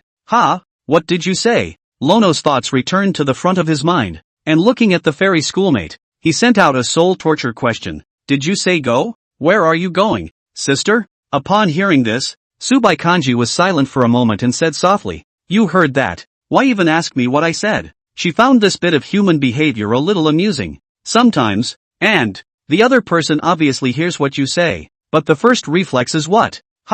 What? Luo Yi rubbed the back of his head, hemmed and hawed, and said, didn't react to that. Reacted and heard. Right. Schoolmarm, where are we going? There's someone who wants to see you. After saying that, Subai Kanji turned around and walked towards the outside of the school. Lono followed with some confusion. Arriving at a nearby cafe, Lono saw a familiar figure sitting there. Sister Chin? Hearing the voice, Qin Yuan looked at Luo Yi and instantly revealed a surprised expression. It's you, the brat who ran her over this morning. It's me, Sister Chin. Luo Yi frankly admitted it, but he and Qin Yuan were simply not on top of the same channel. Subai Kanji sat down next to Qin Yuan and said faintly, 1-1. This is Professor Gu's brother. Oh, that's you. Qin Yuan clasped her hands on her chest and looked at Luo Yi with a hint of scrutiny in her gaze. Senior Qin, I'm really sorry about this morning. I've been wanting to ask you out for dinner, but never got the chance. No chance? Qin Yuan looked at Luo Yi with a smile on her face and said, I see that it was some kind of beauty that got to you, wasn't it? Hearing this, Luo Yi's face flushed. What's your name? Which major? Qin Yuan asked. Ha? Lono showed a blank expression. Shouldn't Sister Qin know all this? Cough. Subai Porridge coughed lightly. Qin Yuan reacted instantly. Yes, I almost forgot. Porridge said to act familiar. I mean, do you go to graduate school? Which major do you want to take? I don't know. I'm only a freshman. Well, but it's important to study for the exam. My side suggestion is. Qin Yuan perked up. The two people's conversation was raw and incomparable. Donkey lips, looking at Subai Kanji for a moment of embarrassment. Chapter 57, the only shortcut is persistence. Waiting for Luo Yi to leave. Qin Yuan turned her head, her eyes staring deathly at Subai Zhao, as if looking at a stranger. Porridge, this elementary school brother obviously likes you. Subai Kanji's face was expressionless as he said indifferently, aren't there a lot of people who like me? It's not the same. Qin Yuan said excitedly, of all the people who like you, only elementary brother hasn't been alienated by you, because he is Professor Gu's brother. Professor Gu entrusted me to take care of him. Subai Kanji explained with a flat face. And that explanation makes sense. Can't find a single loophole. Qin Yuan frowned and couldn't help but say, there's one more thing. Porridge, why did you make me act like I knew him well? Because he's shy, and I'm afraid you'll scare him with your enthusiasm. Qin Yuan. Anyway, let Luo Yi and Qin Yuan meet and get to know each other in advance. Lest these two suddenly meet later and it turns out that Qin Yuan is as rash as a rash, and directly breaks her down. Porridge, tell me the truth. How could you be because of Prof. Gu? What about treating his brother special? It's not like you're this kind of person. Say, do you like this elementary school brother too? Qin Yuan looked at Su Baijiu seriously. The latter did not answer, but with a slight movement of the lips, spoke slowly, and the two words that made Qin Yuan crumble were uttered. You guess. Ah, Kanji, I'll bite you to death. After Luo Yi returned to his dorm room, he immediately went to the playground. On his left and right, stood Li Haoyang and Wang De Hammer respectively. The three stood at the start of the playground, striking handsome poses, as if they were worldly. A showdown is about to take place at the top of the mountain. The trio pressed Gara full, and anyone passing by couldn't help but curse a pretender. I only saw Li Haoyang say in a deep tone, Brother Luo Yi, half a month's time. It's a little unrealistic to try to get a top 3 long-distance finish, and you'll just have to take shortcuts. What shortcut? Lono asked seriously. Long-distance running. To be able to keep running through it without stopping the horse is already a victory, so Brother Luo Yi, start running. The shortcut to long-distance running is persistence. Saying that, Li Haoyang looked at the Wang sledgehammer behind Luo Yi. Quizzically, he said, what are you doing here to make a scene? Where there's hustle and bustle, there's me, Wang sledgehammer. Wang sledgehammer made a provocative expression at Li Haoyang and said, Coach, it's just a long run. I don't believe you can outrun me. Fitness is fitness and long-distance running is long-distance running, and the two don't mix. And Wang Sledgehammer, who has been praised by his neighbors since he was a child as the Chinese people's own Bolt Elementary, was nicknamed Rabbit by his classmates, just because he was a fast runner. And in high school, he was the first one to rush to the cafeteria as soon as he got out of class, in order to get food for his goddess. He led the school in dry meals and was known as the granddaddy of dog lickers. Sledgehammer, I have no intention of competing with you, and I'm only here today for Brother Luo Yi. Li Haoyang shook his head. Coach wouldn't be afraid, right? Wang Sledgehammer revealed a disdainful expression. The two of them stared at each other, with lightning clashing fiercely in the air between them vaguely. Lono was sandwiched in the middle, feeling the strange gazes around him. He was a bit speechless. You two stop pretending. Everyone else is looking at you the same way they look at cuties. The same. Hearing this, Wang Dahammer and Li Haoyang instantly looked away, their faces reddening in embarrassment. Accidentally got in too deep. Brother Luo Yi, there's no point in talking more. Let's begin. Yes. Mentally chanting 3 counts, Luo Yi was just about to run. Suddenly, Li Haoyang and Wang Dahammer don't know which tendon is wrong. The two of them catapulted up and, by the time Luo Yi reacted, these two had already darted dozens of meters. Are you two nuts? Seeing this, Luo Yi was not ambiguous, not caring if it was a long run or not. He accelerated with all his might and chased after the two men. Though it's embarrassing to run around the playground alone like crazy, but 3 people, that's not a disgrace. It's called pleasure. The playground was small, but there were dozens of people scattered about. The trio are sprinting and running here, looking like they've lost their minds. Li Haoyang rushed at the front, running like he didn't want to die. Not far away, a petite figure looked at him, a look of heartache filling her eyes. Su Xiaojia had been watching him where the coach hadn't noticed. It's just that the latter never found out. Both were sprint runners, though, so the pace slowed down after 1 lap. The second lap was already starting to breathe heavily. The third circle is numb all over. At this point the two were not as fast as Lono, who was working out for a long run, tired as a big dog that has been exposed to the midday summer sun for 8 hours. And Lono is still running, lap after lap. He was covered in sweat and still didn't stop. Wang Dahammer and Li Haoyang sat on the playground panting and realized that Luo Yi was still running. Coach how many laps has the wild child run? Wang Sledgehammer asked. 6 laps. Li Haoyang had some admiration. After all, these 6 laps were different from the 6 laps he usually ran in the morning. The first lap Luo Yi was running with them in a sprint, and his stamina was almost exhausted in the first lap. Then he held on for 5 more laps. It looked like Luo Yi had listened to what Li Haoyang had just said. The only shortcut to long-distance running is persistence, and the only way to grow your stamina is to keep pushing the limits. Suddenly, a small and cute girl walked in front of Li Haoyang. Playfully, she said, "Squad leader, drink a pulsator?" Hearing the girl's voice, Wang Dahammer's eyes widened, and after seeing that it was Su Xiaojia, he was shocked. "Which one are you, sister? This is a university. How did a middle schooler get in here? You're only in middle school. Your whole family is in middle school," Su Xiaojia said angrily. Li Haoyang looked at the pulsation in front of him and revealed a contemplative expression. Then he shook his head. "Pulse? Again. He'll never drink pulse in his life." It was because of pulse that he met Lu Bingxin. Seeing that Li Haoyang didn't want it, Su Xiaojia looked at the Bonsai Mountain mineral water in her other hand. That was bought for Luo Yi, and since Li Haoyang didn't want it, she had to give him this. After all, she and Luo Yi also knew each other, so if she only bought it for Li Haoyang, it would be a bit too deliberate. And when Wang Sledgehammer, who was on the side, saw the 2 bottles of water, he thought that the other one was his, and at once he stretched out his hand and said, "Big sister Su, this bottle is mine, right?" They were in the same class, so for the smaller girl, whose name he had memorized, what I just said was just a joke too. "Who are you? This bottle is for Lono." Hearing this, Wang Sledgehammer was shocked. "What? The 3 of us practicing long-distance running. Why am I the only one who hasn't? So who are you?" Su Xiaojia asked. Seeing that she was confused and didn't look like she was pretending at all, Wang Dahammer really crumbled. "We're in the same class. I've been in the same class all my life. Is it really that unfeminine?" Chapter 58 Qin Yuan, the Great Matchmaker. In the end, Luo Yi ran 10 laps before he began to rest. Su Xiaojia slumped to the ground as she watched Luo Yi walk over to her.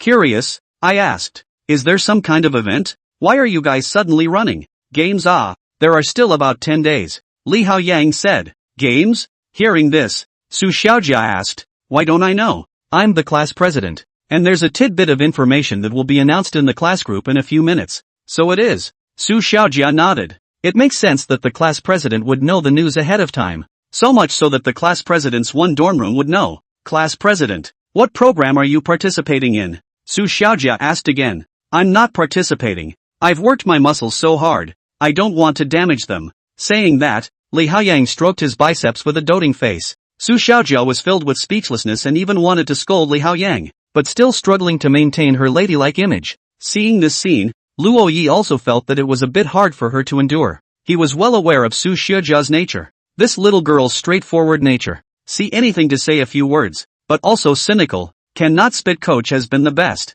Right, brother Lono? Coach looked over at Lono and said, "You'll be ready when you wake up from your nap tomorrow morning." "What?" Lono showed a puzzled expression. "You'll know when you wake up tomorrow." An infrequent exerciser suddenly engages in strenuous exercise. and early the next morning. I'm afraid I'll be sore all over. As for Lono's previous 6 laps of morning jogging, that wasn't even really any kind of exercise. It can only be described as strengthening the body. Finished the animerecap. Wang's sledgehammer suddenly screamed strangely. Li Haoyang looked over with Luo Yi and Su Xiaojia. Su Xiaojia frowned. What are you barking at? Chang Liyao's official announcement. Wang's sledgehammer pointed to a dynamic on his cell phone screen and said, seeing a man and a woman on the motion picture. Luo Yi was puzzled. Who is this? Li Haoyang said breathlessly. Chang Liyao, the class president of the class next door. When did your boy go hooking up with someone? Heck, after 3 years of being called a lickspittle in high school, I'm gonna clean up my act and start over in college. Be a war wolf. The crowd was shocked. Is it possible that your kid is really a genius? Hearing this, Su Xiaojia was speechless. She realized that when she spent time with the people in dormitory 515, she would always see something outrageous. She didn't think she'd fit into the boys' dormitory circle, but she could tell that the men's dormitory seemed happy. Alright, I have to go to the office. You guys go back first. Li Haoyang clapped his hands, got up and was ready to leave.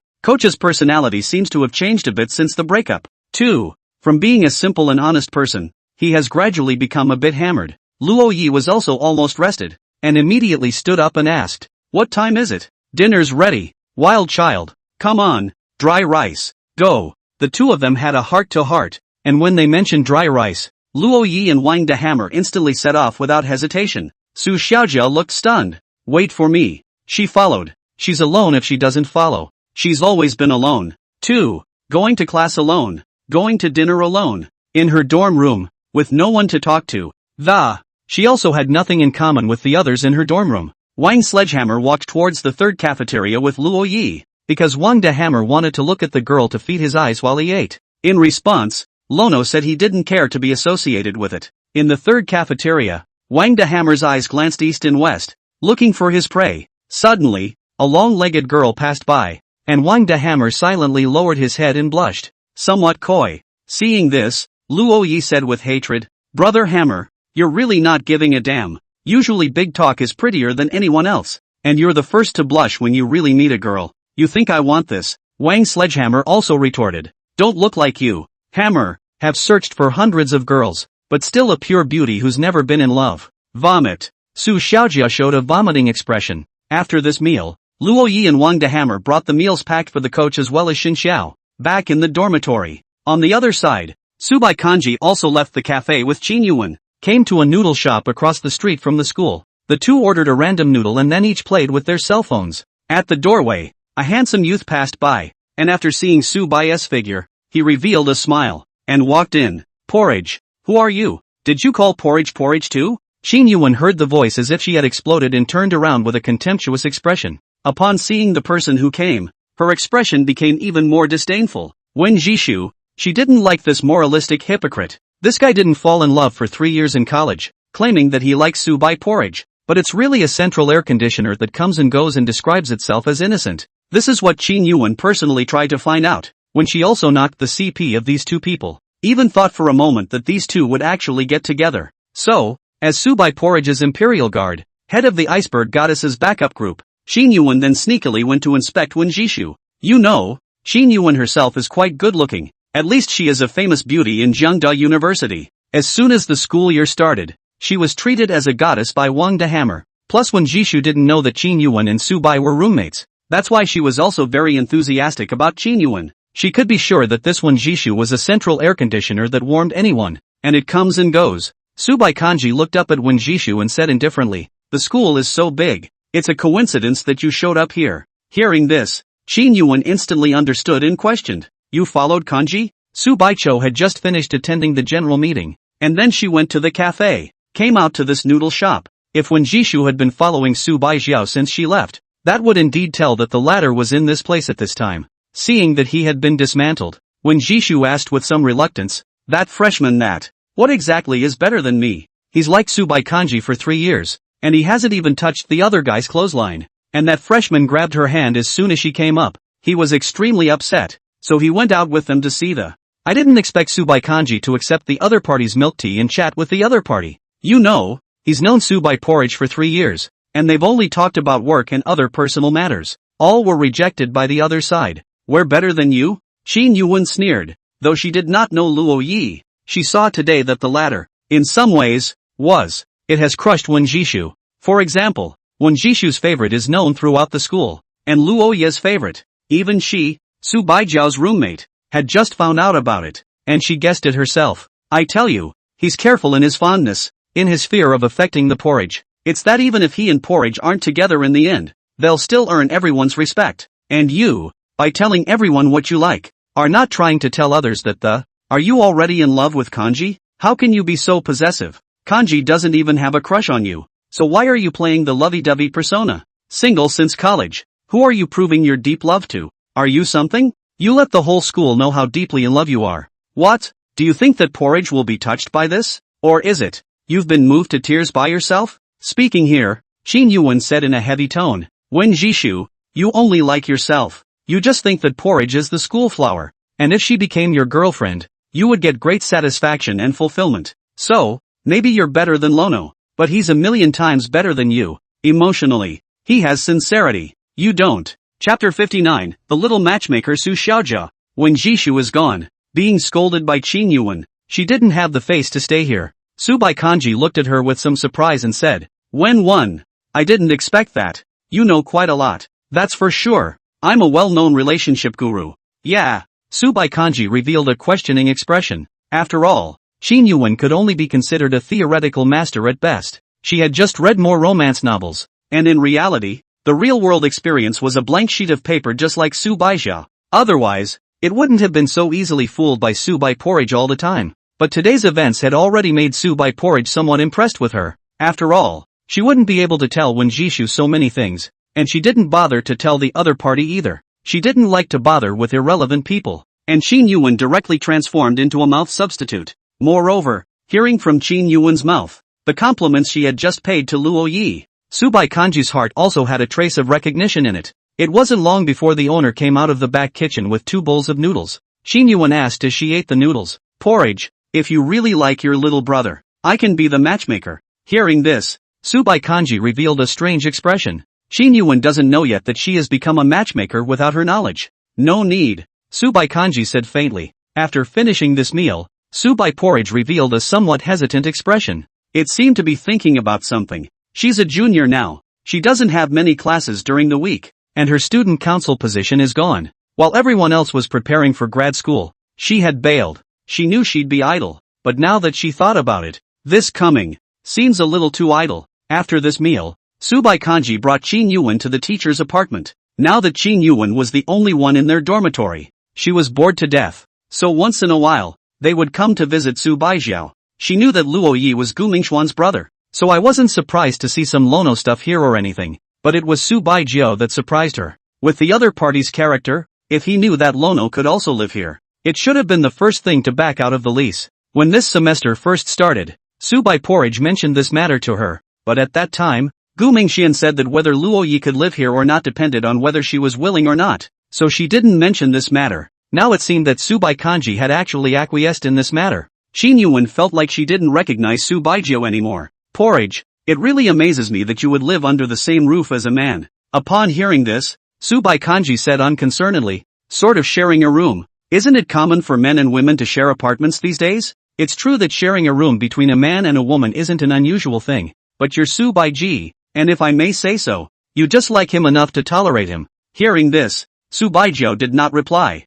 Perhaps her mind had acquiesced to the matter as well. But liking is liking, and being together is being together. And if you're not ready to be together, the end result may not be satisfactory. After all, being in a relationship is not enough to have an empty favorite. Liking is just an emotion that will go away sooner or later, a fact that most people can't avoid. Today, Qin Yuan stayed overnight in the teacher's apartment. Early the next morning, she opened her eyes in a daze and looked at Su Baijiao, who had already gotten up, and she rubbed her eyes and wondered, "You're going for a morning jog again? Aha, Porridge, it's not that I'm saying that instead of running in the morning every day. Why don't you go to bed earlier? You didn't go to bed until 2 in the morning yesterday. You sleep on yours." Su Bai went to wash up in the bathroom and then went for a morning run on the playground. But today, Lono wasn't at the playground. Ever since Lono joined the morning runners, this would be the first time he wasn't on the playground at this hour. A man who is not in the habit of running in the morning, and who insists on running every day in the morning for her. It would have been a very difficult thing to do. Subai Kanji would not accuse the other party of anything just because of this. It was supposed to be the other party's freedom. Just, a morning run alone is a bit boring, but she's been alone before. Since when did she get used to two people? At this time, Luoya's message reached Su Baijiao's cell phone. Luono, sister, I got up late today. Ha ha. Seeing this, Subai Kanji replied with a hm. On the other side, men's dormitory 515.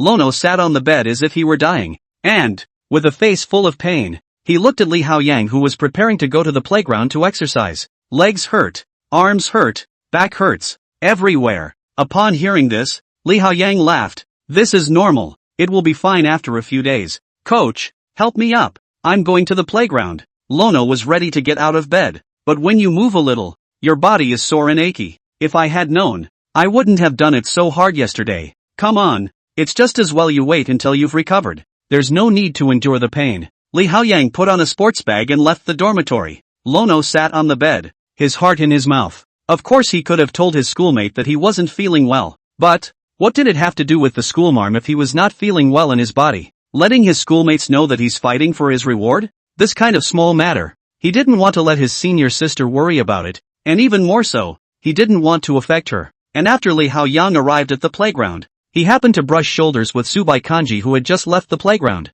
Subai Kanji looked back at the boy's back. She remembered that this was Lono's roommate, Hokage. Suddenly, a girl's voice came through. Subai Kanji turned her head, only to see a petite little girl looking at her. Wow, you're so pretty, schoolteacher. Su Xiaojia couldn't help but say. She had seen this outfit of Su Baijiao's before. The last time she saw Luo Yi sending Su Baijiao back to the female dormitory, the latter wore this look. Today, she sneaked in to accompany Li Haoyang and happened to see her, so she came to say hello. She was simply curious as to what a girl who could make Lono like her was like. I didn't realize it was so beautiful. You are? Subai Kanji asked with a flat face. I'm a friend of Lono's, but don't get me wrong. Schoolteacher, we're just from the same place, and then I like his roommate. Saying that, Su Xiaojia glanced with her eyes at Li Haoyang, who was doing the preening. Subai Kanji understood at once. You came to keep him company? Yeah, but this nerd, he misses me every time. Saying that, Su Xiaojia looked to her left and right,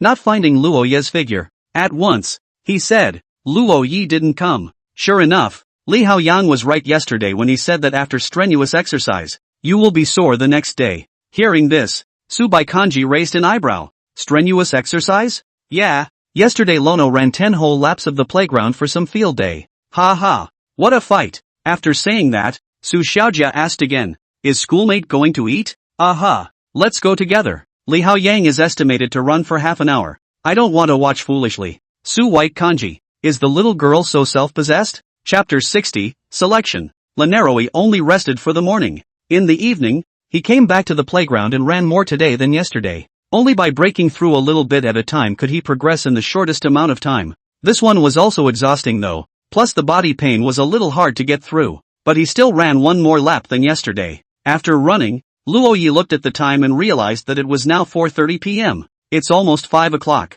Lono sat on the podium of the playground and looked at the men and women who were walking around the playground. There are a lot of couples holding hands here. When will he and Fairy schoolmate be able to take a walk here like this? Not far away, a gunshot rang out, attracting Lono's attention. A bunch of people were gathered there at the start of the playground, and with the gunshots that had just been fired, 6 men took off down the track. Lono saw the familiar figure of the current student president, the president of the Hanbok Club. Lu Jiang came. Even though the man is usually effeminate, he looks handsome when he's working. Lono walked over and asked, what's this about, President? Oh, it's Lono senpai. Lu Jianglai said, this is the selection for track and field, and the games are registered on a faculty-by-faculty basis. Each faculty selects its participants for the games. Hearing this, Luo Yi was shocked. There's still a selection to be made? Seeing Luo Ye's stunned expression, Lu Jianglai smiled faintly and said, well, what?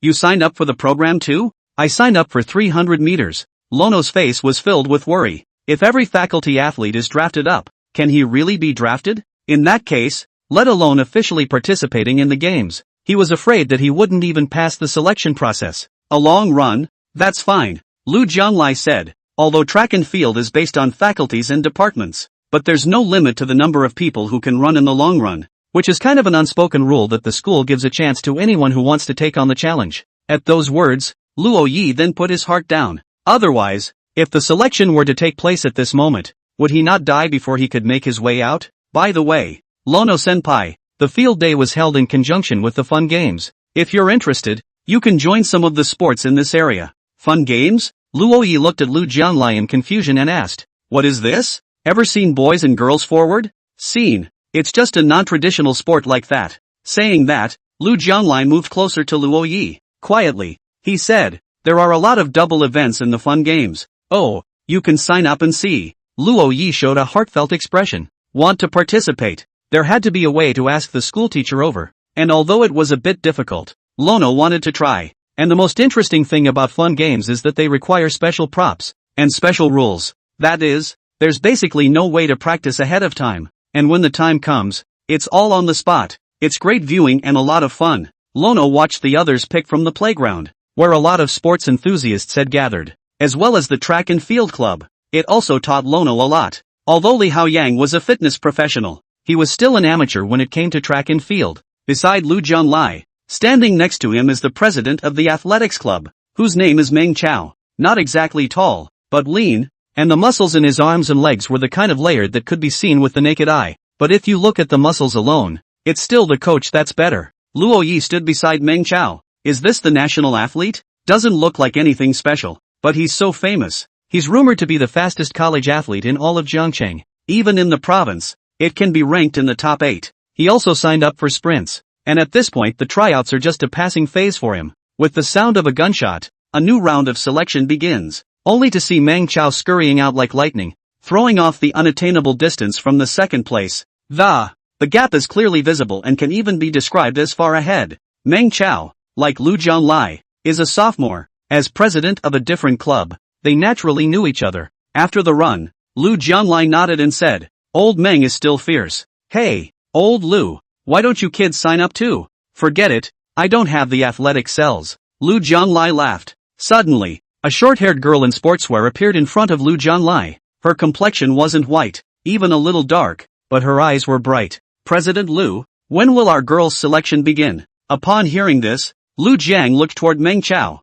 who said, "This is Yu Chou Yu. Our newcomer in the track club is awesome." Lu Jianlai nodded and said, "Girls begin." The girls' selection included someone Lono knew. Among them, Tang Enki, Lu Bingxin all participated. Even he saw Shui Kuan, as well as Gao Yuming, standing by the side of the. Looking at Lu Bingxin and Tang Enki who were about to take part in the selection. The girls' selection was next, so Lono lost interest. Some very pretty girls in tight sportswear. There are even ones that show off their long white legs. Luo Yi already has his heart in the right place and can't see these things. He was just about to leave when he was stopped by Lu Jianlai. "Lono-senpai, are you leaving already?" Hearing this, Lono turned around and said suspiciously, "Anything else, President?" Seeing Luo Yi's puzzled expression, Lu Jianlai said mysteriously, "Wait and see. Maybe there's a surprise later." Lono showed a blank expression, but since it was the president's suggestion, he chose to stay anyway. Soon, in the playground, a voice appeared that made countless people gasp. "It's her? Why is she here?" Jiangda University talented girl. High cold school flower Subai porridge. She wasn't the student body president anymore. So why was she in the playground? Only in the final round of the girls' selection. Tang Enki, Lu Bingxin and the two of them stood on the runway. Then, in front of everyone's astonished gazes, Subai Kanji also stood at the starting point. Luo Yi finally understood why Lu Jianlai had asked him to stay. Fairy schoolmistress, actually signed up for this field day as well? The familiar sound of a gunshot rang out. Subai Kanji's movements were beyond standard, and with her stunning facial features, it attracted the attention of almost everyone. Even the freshman school flower, Tang Enki, was set off as a green leaf by her side. She stepped away and rushed to the front line. But the one from the track club, Yu Chiu Yu, is now in first place, leaving everyone behind. Subai Ji was a close second, as she practiced her morning exercises day after day at the University of. So the physicality is a bit better than others. With the end of this round,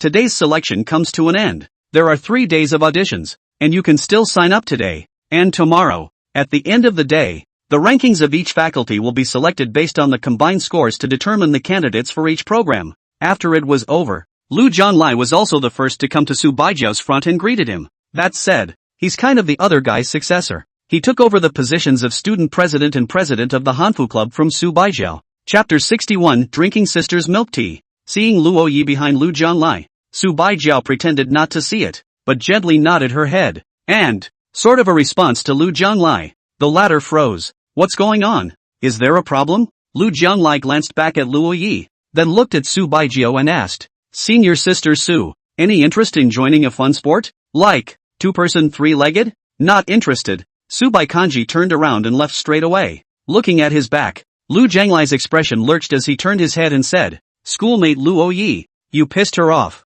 Ha, ha. Lono looked confused. Seeing his appearance, Lu Jianlai couldn't help but laugh. You haven't been in love yet. Lono-senpai, pissing off a girl isn't a big deal. Couples can't be free of conflict all the time either. It's the reason for the anger, and the attitude when confronted with the other person's anger that counts. At those words, Luo Yi glanced at Lu Jianlai, then nodded deeply. He looked at the back of the fairy school sister, then followed. Senior Luo Yi. Lu Jianlai seemed to be trying to warn something behind him, but after a moment's hesitation, he said nothing. The path of relationships only grows if it comes from hands-on practice, and the reminders of others that, in the end, the symptoms are not cured. Lu Jianlai was just trying to say that if you want to conquer a lioness, you can only be stronger than her. But, after 1,000 words, in the end he just said 2 words, cheer up. Although he thought he knew Su Baijiao, but everyone falls in love differently. The way he felt he could woo Su Bai didn't always work. The key also depends on who the person chasing is. He, on the other hand, was confident in Lono. After all, it's possible to make Su Bai porridge angry. It also proved in disguise that she did have Luo Yi's place in her heart. You know, of all the suitors for Su Bai Rue, there wasn't a single one that could cause Su Baijiao to have half a mood swing. Su Baikanji left the playground one after the other with Luo Yi. Tang Enki also noticed the scene as she looked at the 2 figures. Next to her, Gao Yuming brought over a bottle of water and said enthusiastically, Kiki, tired, aren't you? Going to dinner later? No way. Tang Enki rejected him, and for some reason, she was in a somewhat bad mood. The person Luo Yi likes. It can't really be Su Baijiao, can it? But, that's Su Baijiao, the high and mighty schoolgirl who has never had a scandal. Lu Bingxin pulled Tang Enki's hand and laughed. Let's go eat. Gao Yuming's treat. At those words, Tang Enki glanced at Lu Bingxin and then at Gao Yuming. Eventually, she nodded. Freshman 3 big windfalls. Nowadays Gao Yuming's windfall,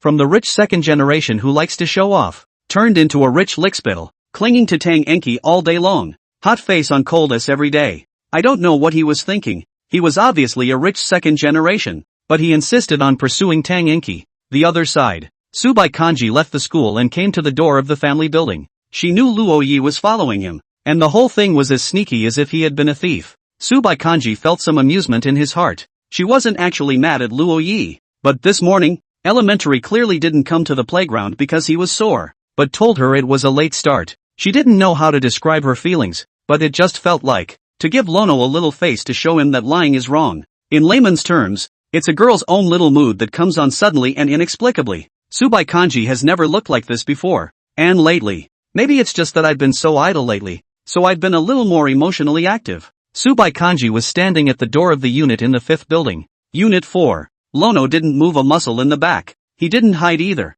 He just stood about 20 meters behind Su Baijiao. The 2 of them were like a young couple in a foul mood. Suddenly, a message from Luo Yi came on Su Baijiao's cell phone. Lono, have you eaten yet, sister? Seeing this, Su Baikanji was slightly stunned. The Luo savage was right behind him, but he didn't dare come up and talk to himself. Fairy school girl, didn't eat it. Lono, so let's go eat together? Seeing this message, Su Baikanji turned around and looked at Luo Yi. The latter bowed his head. Then summoning up courage, he came to Su Baijiao's face with his ass in the air. Seeing him squirming, Su Bai Porridge said faintly, go upstairs, sweep the floor and mop it up again with the mop and I'll wait here. Hearing this, Luo Yi lifted his head, and first froze for a moment. Then there was a look of ambition. Sister, you're a good judge of character. I was born to do housework. I do all the hygiene in the dormitory. After saying that, Luo Yi walked into the door of the unit and cleaned room 614 as fast as he could. By the time he got downstairs,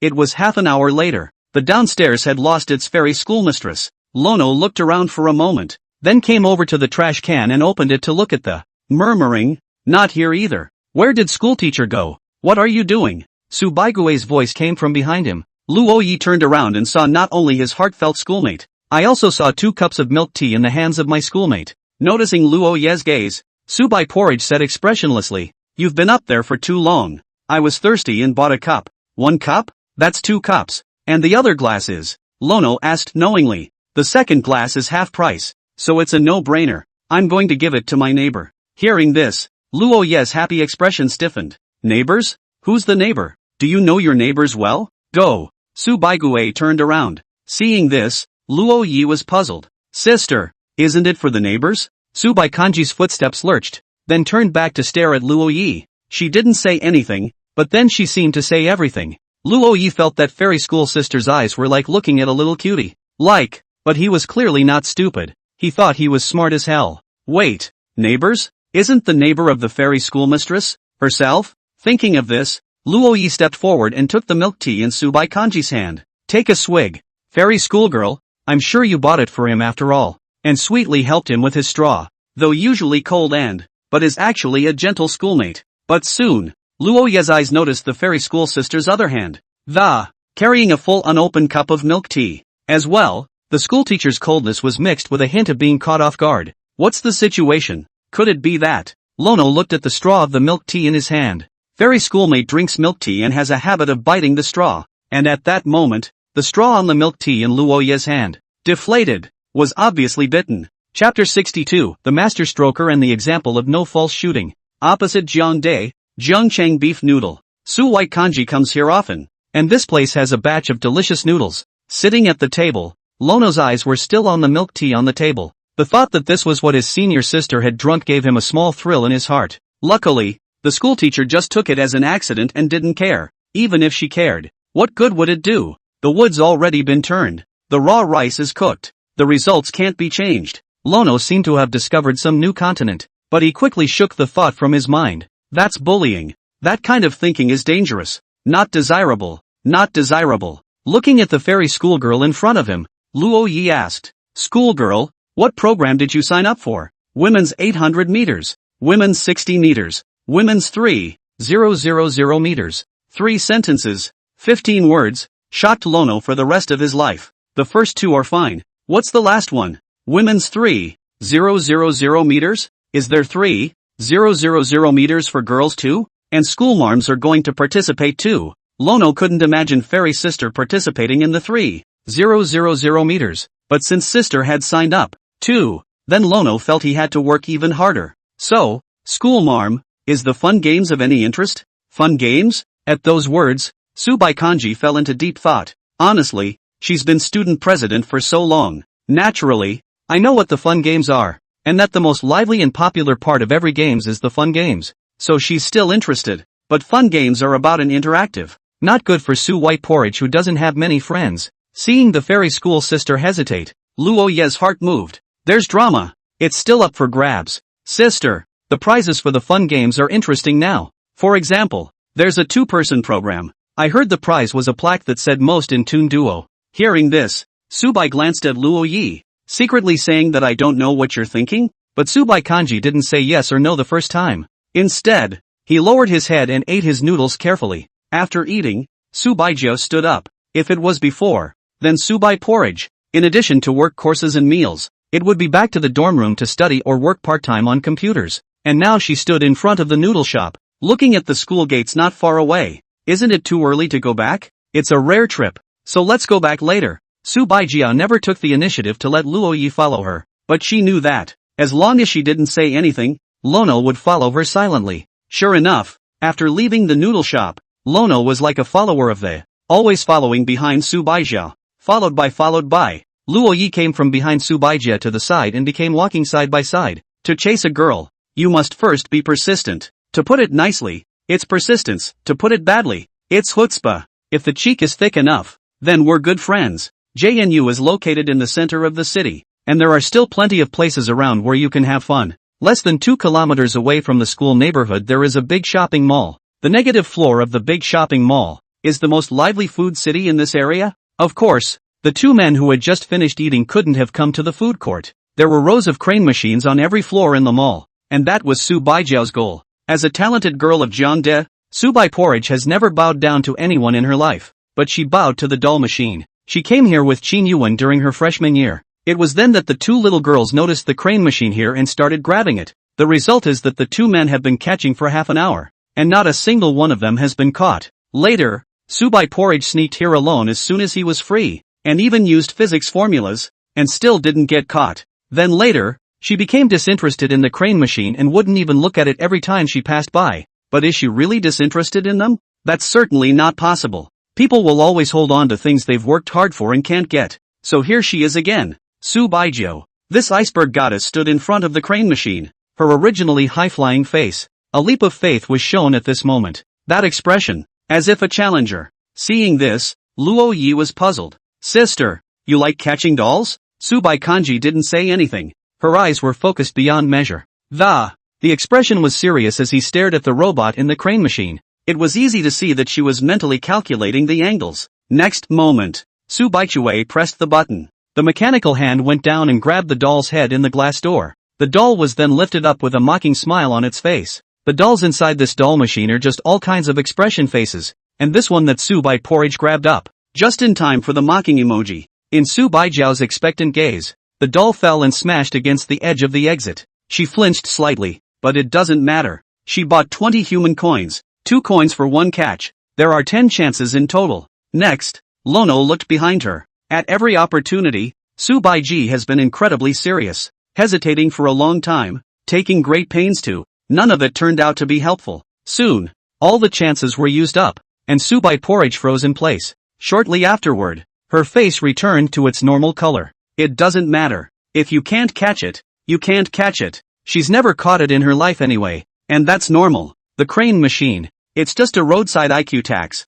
Whoever plays it loses. No one can catch it. It has nothing to do with technology. At the very least, Subai Porridge thought so. Can't you see that she just dropped the doll halfway through when she could have just grabbed it? That mechanical hand is soft, swinging back and forth, simply does not let you catch it. That's right, it's not her problem, it's the mechanics. Suddenly, the sound of a large pile of coins clattering reached Su Baijiao's ears. She turned her head to look, only to see that Luo Yi had also bought 20 coins. This thing, IQ tax, Su Bai Kanji said faintly. Ha! Luo Yi was a bit puzzled with the coins. Then he looked at the crane machine in front of Su Bai Kanji, laughing. Sister, I haven't caught a doll yet, IQ tax or not. I'll try it. He's a boy. He usually plays with boys. The crane machine was something he had seen but not played with. Su Bai Kanji made room for Luo Yi, only to see Luo Yi stuff 2 coins into the crane machine. The next moment, he pressed the button directly. Su Baigui watched the scene with an expressionless face next to him.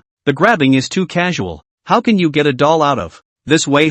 A pleasant music played in the crane machine. Luo Yi took out the doll he had just caught from the shipping port and smiled at Subai Porridge. School sister, I got lucky. Su White Kanji. Lono grabbed out the doll with a smiley expression on its face, looking cute and cheerful. Just like Lono himself. Lono started scratching again. In the dumbfounded expression of Subai Kanji, the various expression dolls in the crane machine.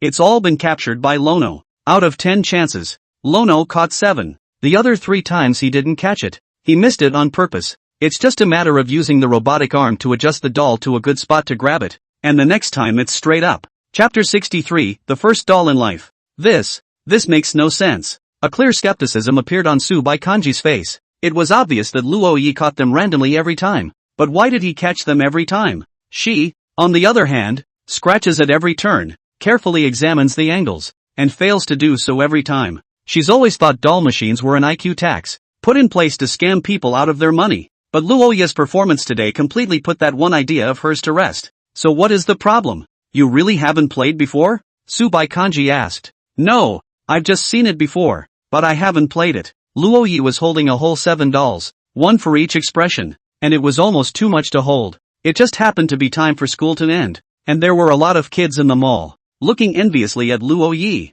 They weren't shocked at Lono's doll-catching skills. Rather, she simply envied him for having so many dolls, because they want dolls too, but mommy and daddy won't let them catch them. Seeing the expression on the faces of the group of children, Luo Yi placed the doll in his hand on the ground and, in a gentle tone, he said, "Let me see if the doll is enough to share." Upon hearing this, the children, with happy faces, stood in a small, long line that one person claimed a doll here in Lono. After receiving it, he bowed politely and said, "Thank you, Big Brother. It's a sweet call. Luo Yi was immersed in the sound of Big Brother. It's easy to mingle with kids you've only just met. 20 coins only cost $20, which was not worth it to Lono. But for this group of first and second grade school children, this money, if their parents don't give it to them, and they'll never have it. If the parents don't allow it, they won't get a chance to catch a doll. Adults will think that it's a waste of money if they can't catch a doll in a crane machine. Instead of grabbing a doll, just buy it. Seeing this scene in front of her,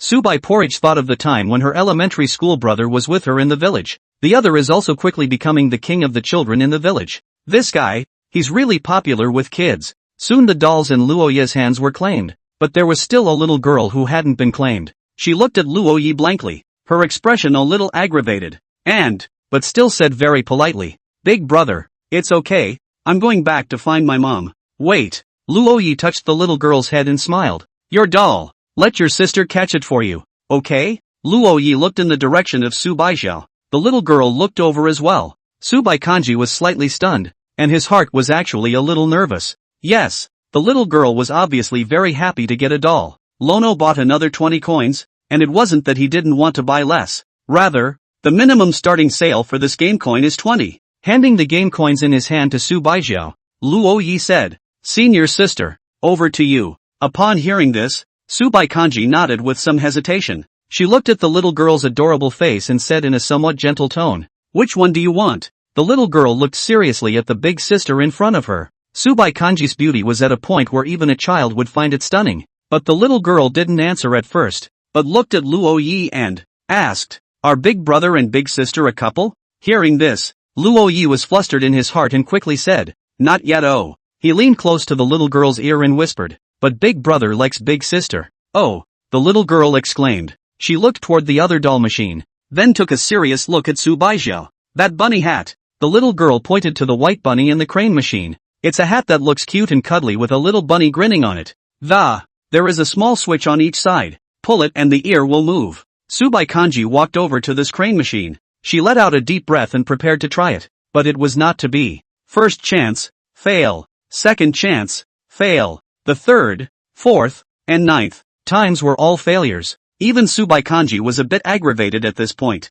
Was she born to be targeted by doll machines? Now there's only one last chance left. The little girl's expression wasn't disappointed, but she pulled on Luo Yi's coat, signaling him to squat down. Lono crouched his body suspiciously, only to see the little girl press against his ear and, in a small voice, he said, "Big Brother, go help your sister?" At those words, Luo Yi looked at Su Baijiao. "Fairy schoolmistress, it seems like she's not happy about it." He got up and stepped forward, standing behind Su Baijiao. At this time, Subai Kanji had already stuffed the last 2 game coins into the crane machine, then grabbed the steering column with one hand and put the other on the button. She looked at the mechanical arm and the doll machine with a tense expression, constantly controlling the direction. At this time, a pair of hands came around her waist and covered the back of each of her hands. Subai Kanji's face gave a start, and she subconsciously turned her head back. The moment she turned her head, her nose accidentally scraped the side of Luo Yi's face. At this moment, Luo Yi stood behind Su Baijiao, his head hovering over the latter's shoulder.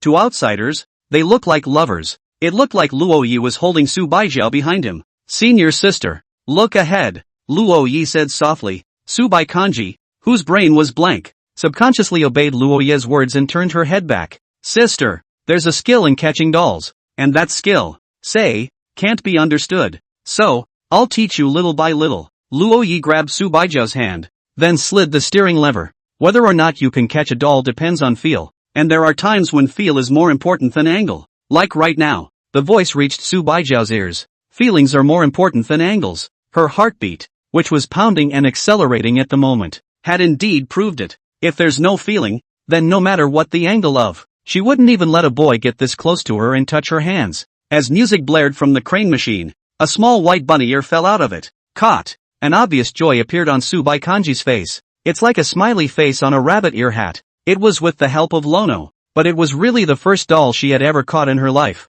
For the first time, Lono took 2 steps back and clapped, as if coaxing a small child to. Clapping her hands, she said, "Sister, school is awesome." Subai Kanji took out the doll from the shipping port. She turned her head to look at that little girl just now, only to find that the latter had gone far away. Not far away. The little girl's mom was already holding her hand, ready to take her home. As she left, The little girl's face beamed with a contented sense of accomplishment. She didn't get the doll, but she did something more meaningful. She helped someone else. Psychological fulfillment, for small children, is far greater than material. Lono waved goodbye at the little girl's back. The little girl waved back. Afterwards, Luoyi looked at the white rabbit hat in Subai's hand, then looked at her features again, associating the reason why the little girl chose this crane machine just now. Luoyi seemed to understand something. Said, "Don't you think, schoolmarm, that this hat suits you? An expressionless iceberg goddess. A cute and cuddly smiley bunny ear hat." It looks like the little girl wasn't going to want the doll in the first place. Rather, I hope the schoolteacher wears the hat. She hoped the rabbit-eared hat smile would transfer to her pretty sister's face. Lono hoped too. Chapter 64, Going to the Movies. Subai Kanji wore white bunny ears. This thing fit quite well, as if it was tailored to match Subaija. After putting it on, her face was high-strung, but that air of being uninviting had been washed away by the hat. On the 5th floor of the mall is the movie theater. Luoyi looked at the time. They had just finished dinner, and it was only 7 o'clock. Immediately, she asked, "Sister, watching a movie?" Subai Kanji looked at Luoyi and said faintly, "Don't look," said, and her hands tugged at the strings on either side of the hat, so that the bunny's little ears moved about and, "It looks very cute." Lono's heart was melting. The cute look of the fairy schoolmarm is especially appealing. 2. Sure you don't want to see it? Luoyi walked next to the fairy schoolmates as he found the ticket purchase information for a movie in his phone. And the movie is being hailed as a top foreign sci-fi masterpiece, critically acclaimed. Lono thought that his schoolmate might like this type of movie, but the movie's been out for a week now, so not many people have seen it. Probably the whole movie was empty. Not looking. Subaijiao's reply remained the same, but she still glanced at Luoyi's cell phone screen. Sci-fi movies didn't appeal to her, but of the following row of recommended movies, there was a very scary-looking cover that drew her in. This one. It's not bad. Upon hearing that, Luoyi looked at his phone and realized that the fairy schoolmate was talking about a horror movie, and it's still made in other countries. It's well known that this aspect of the movie is not as restrictive as it is in other countries, so the shot will be more realistic. Lono swallowed. Horror movie. He's still a little scared. After all, fictional authors have a strong sense of agency. However, since it was released in theaters, it means that everything that should have been cut has been cut, right? Thinking of this, Luoyi clenched his teeth and instantly purchased 2. Then watch this. Saying that, Luoyi walked towards the direction of the elevator on his own. Su Baiguei revealed a smile behind him. She wasn't going to watch it, and she wasn't usually interested in watching movies. But, the name of this horror movie is called The Vanishing Schoolgirl. That sounds like a lot of fun, and she was curious how Lono would react when he watched a horror movie. After all, this elementary schooler didn't look like he had a lot of guts. Sitting on a massage chair in the movie theater on the 5th floor, Lono also bought a large bag of popcorn and 2 Cokes. After waiting a while, the movie started. Luoyi and Subai Kanji sat in the 3rd row, and in front of the two of them, sat a small couple. The movie is scary, but because the main character is a schoolboy and the ghost girl is a schoolgirl, that's why Lono's generation is so strong. He wasn't scared at all. The ghost is a schoolmate, so what's there to be afraid of? Sister is so pretty and treats him so well, he'd love to become a ghost. He's a fiction writer. His imagination, his sense of agency, is otherworldly, though he does have that slight fear of watching horror movies. But just bring in the fairy schoolgirl's face. The little female ghost, surprisingly, was quite beautiful and practically grew on his heart. Su Baijiao's attention was not on the movie from beginning to end. She glanced at Lono every now and then, watching to see what kind of reaction Lono was having. It turned out to be a disappointment for her. Every time the female ghost came out, Lono's face then showed a look of amazement. A look of anticipation even filled his eyes when the female ghost didn't appear. He actually expected the female ghost to show up. Subai looked at the female ghost in the movie. The thing was ugly and had a hideous face. The face is incomplete. I can't see that Luoyi is quite bold. Then, out of nowhere, horrific images appeared on the big screen that, startling the girl in the seat in front of her. She immediately let out a cry of surprise and hugged her boyfriend tightly. Su White Kanji. Lono. Soon, in the movie, the female ghost washes up. Originally a good person, she was victimized by a traitor and turned into a female ghost to exact her revenge. The plot is cliched, but Lono touches a bunch of them and looks as if he's trying to fight for the ghost girl. Senior sister is simply too pitiful. Luoyi sighed. Hearing this, Su Baijiao glanced at him in surprise. Of course she knew that the schoolmarm in Lono's mouth was talking about inside the movie, but why did it sound weird? It felt like she was being called. Su Baiguei grabbed a handful of popcorn. Lono extended his hand as well. The two men's hands touched, and then they both froze. Very cliched plot, but it works every time. Luoyi turned his head to lock eyes with Subai Kanji as he grabbed a handful of popcorn and, then as if nothing had happened, he began to eat. Of course, he was pretending, but in reality, he was nervous as hell. The movie theater is lit entirely by the big screen at the very front, and in the darkness Su Baijiao's eyes were very beautiful, and the faint light from the screen poured onto her face.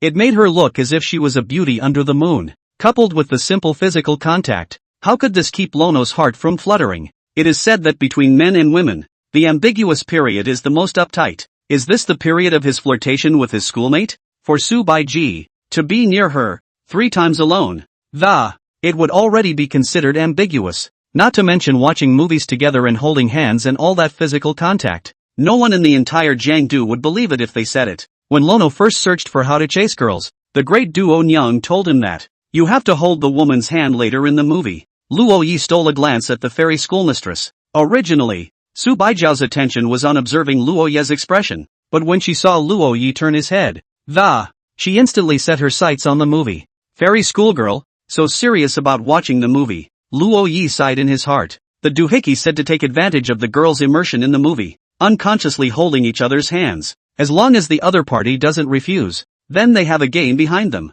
If you turn it down, you can almost declare it cool in advance. But, Luo Yi overlooked one of the most important factors. That's what kind of movie they're watching. I only saw Luo Yi use his afterglow to look at the fairy school sister's delicate hand, then acted quickly and take it straight down. It was like when Lono had just grabbed the doll and placed his hand on the back of the other's hand. But this one felt different again. The crane machine was designed to teach sister to catch dolls. And this time, simply just holding hands. Noticing Luo Ye's movements, Subai Kanji didn't resist. She just froze her face and then there was no follow-up. This elementary school brother, he really doesn't know how to chase girls. The routines used, which are also widely known, can nowadays be described as dirt cheap. But, with the other party acting so recklessly and boldly, she just couldn't bear to resist the other party. Forget about accusing him later. This time watch the movie first. It didn't take long for the movie to end. Lono was still holding fairy schoolgirl's small hand. Her hands were soft to the touch, and hot, and very addictive. Wanted to hold it like that all the time. But the movie was over, and the two got up to leave the theater and the small hand that was holding it unconsciously loosened. In the restroom of the movie theater, Lono had been holding it in for a long time and was finally able to release it. I should have known better than to buy any Coke with all that water. Although he could use the bathroom in the middle of the movie, but that would mean he'd have to let go of his schoolmate's tiny hand and so he kept it bottled up. Now, the movie has finally finished. I have to say, this movie sucks, and almost all of the high-energy moments have been edited out of the movie. A lot of it looked confusing. Luo Yi is also substituting for the schoolmate to barely look in, while Subai Porridge is not looking in at all. Chapter 65, Getting Closer. The two of them walked forward and backward in the direction of the school. JNU was just 2 kilometers away. Not too far, but not close enough to talk about if you were walking. But both men unanimously chose to walk. It was getting late, cars were coming and going on the road, and Jiangcheng was considered a big city. The nightlife here is just getting started. The two just walked side by side. They didn't walk fast, probably the speed of a normal walk. Their side-by-side distance, too, had gone from a body length apart at the beginning, to almost a fist away from each other, and with the swaying of their bodies as they walked, they occasionally pressed together. The two were just like a couple, the only difference being the lack of hand-holding, and cuddling, and next to it, Subai Porridge was wearing cute bunny ears, so if you don't look at the face, at this point, the fairy schoolgirls can be cute and adorable. If you look at the face, then Lono can only say that the senior sister is even cuter. Looking at his senior sister's side face, Luo Yi said, "Senior sister, you're so beautiful. The moon is beautiful tonight. Fairy schoolgirls are just as beautiful as fairies." Subai Kanji didn't say anything, but glanced at him gently with her eyes. Being complimented, and being complimented by the boy of your choice, are two different feelings. Subai Jiao's heart had a slight feeling of joy, only she didn't show it on her face. She knew she was beautiful,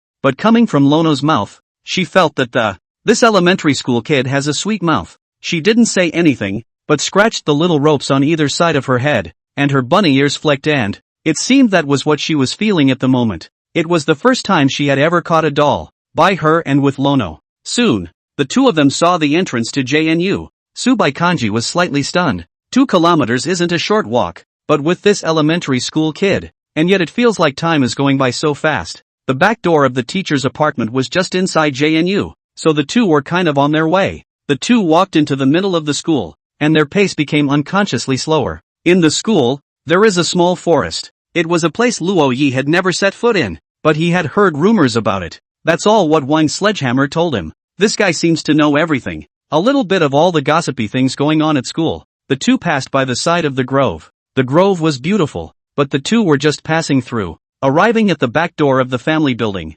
Luo Yi knew that he was going to part with his schoolmate today. Obviously, we met yesterday as well, but there is still a feeling of attachment today. Looking at Fairy School Sister's back, Luo Yi waved his hand and said, "School Sister, see you tomorrow." Subai Kanji looked at him with an expression devoid of sadness or joy and said, "Goodbye." With that, she turned to leave. After taking 2 steps, she suddenly turned her head and said faintly, "Fun games. I can think about it." Lono froze. A look of joy followed. Eyes on Su Baijiao's back, Luo Yi was like a stone looking out for his wife. Standing still for a moment, the waiting figure of Subai Kanji completely disappeared from sight. "It's you?" A boy's voice came from behind him. Luo Yi turned back and realized that the person who came was Gao Yuming. "Isn't this guy a diehard of Tang Enki? How come he's here alone? What are you doing?" Gao Yuming couldn't help but ask. "Nothing. What are you doing?" Lono asked in return. This guy liked Tang Enki, and when he saw him, Luo Yi always felt that he saw the person he once was. "I just dropped Unki off at her dorm room and was on my way out." He was at least a rich kid, so he wasn't accommodating. And with his character, it is also not suitable for accommodation. At those words, Luo Yi gave him a curious look and asked, "What do you feel now?" Lanaroi knows exactly what it's like to like Don Enki. The latter could be described as perfectly expressive, good-natured, good-looking, and, in high school is the first love and white moon for many. Even when Gao Yuming pursued her, she refused. It was only that Lu Bingxin had been setting them up, so much so that the two were still getting along as friends today. "I feel good." Gao Yuming laughed. "I heard her mention you. You guys were high school classmates. You like her." "I don't like her now," Lono said. "I know. I can still tell if you like her or not, but she seems to have some resentment towards you." "Yeah." Lono shook his head. "She doesn't like anyone but herself." Hearing this, Gao Yuming sighed and said helplessly, "I know, but she's the only one of so many women I've met who doesn't covet my money.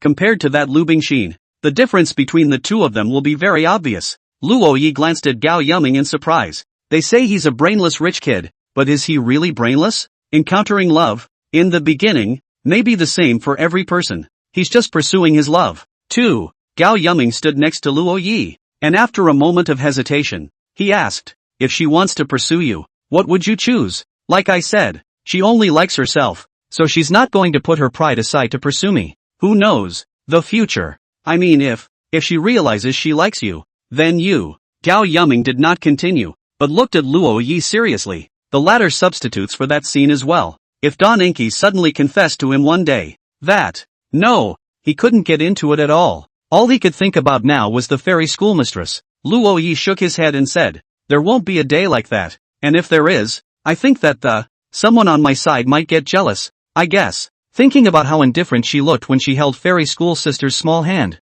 Thinking about the last changeover meeting, when Tang Enki picked up the milk tea she bought for her fairy schoolmate. The latter's eyes that suddenly became sharp. Lono knew that it was getting closer and closer to the time when he would confess his love. Upon hearing this, Gao Yuming froze, and then, he said, "That's good. What comes next?" "It's up to me." "You really like her?" Lono queried. "Well, maybe. She's the most special person I've ever met, and as long as she's single, I'll just keep on keeping on. Call me a dog licker or be talked down to." "Man, isn't that how you grow up little by little?" Gao Yuming looked at Luo Yi. The two men smiled at each other, though they didn't know each other well. Perhaps, Gao Yuming as a person wasn't like the rumors. "He's outta here." Although Luo Yi looked favorably on him, Tang Enki, although she looked easygoing on the surface, but inside, he is very arrogant. She wasn't someone who could be sensitized by time. After Gao Yuming left, Luo Yi also returned to the dormitory. "As soon as I walked in the door, my roommates were waiting.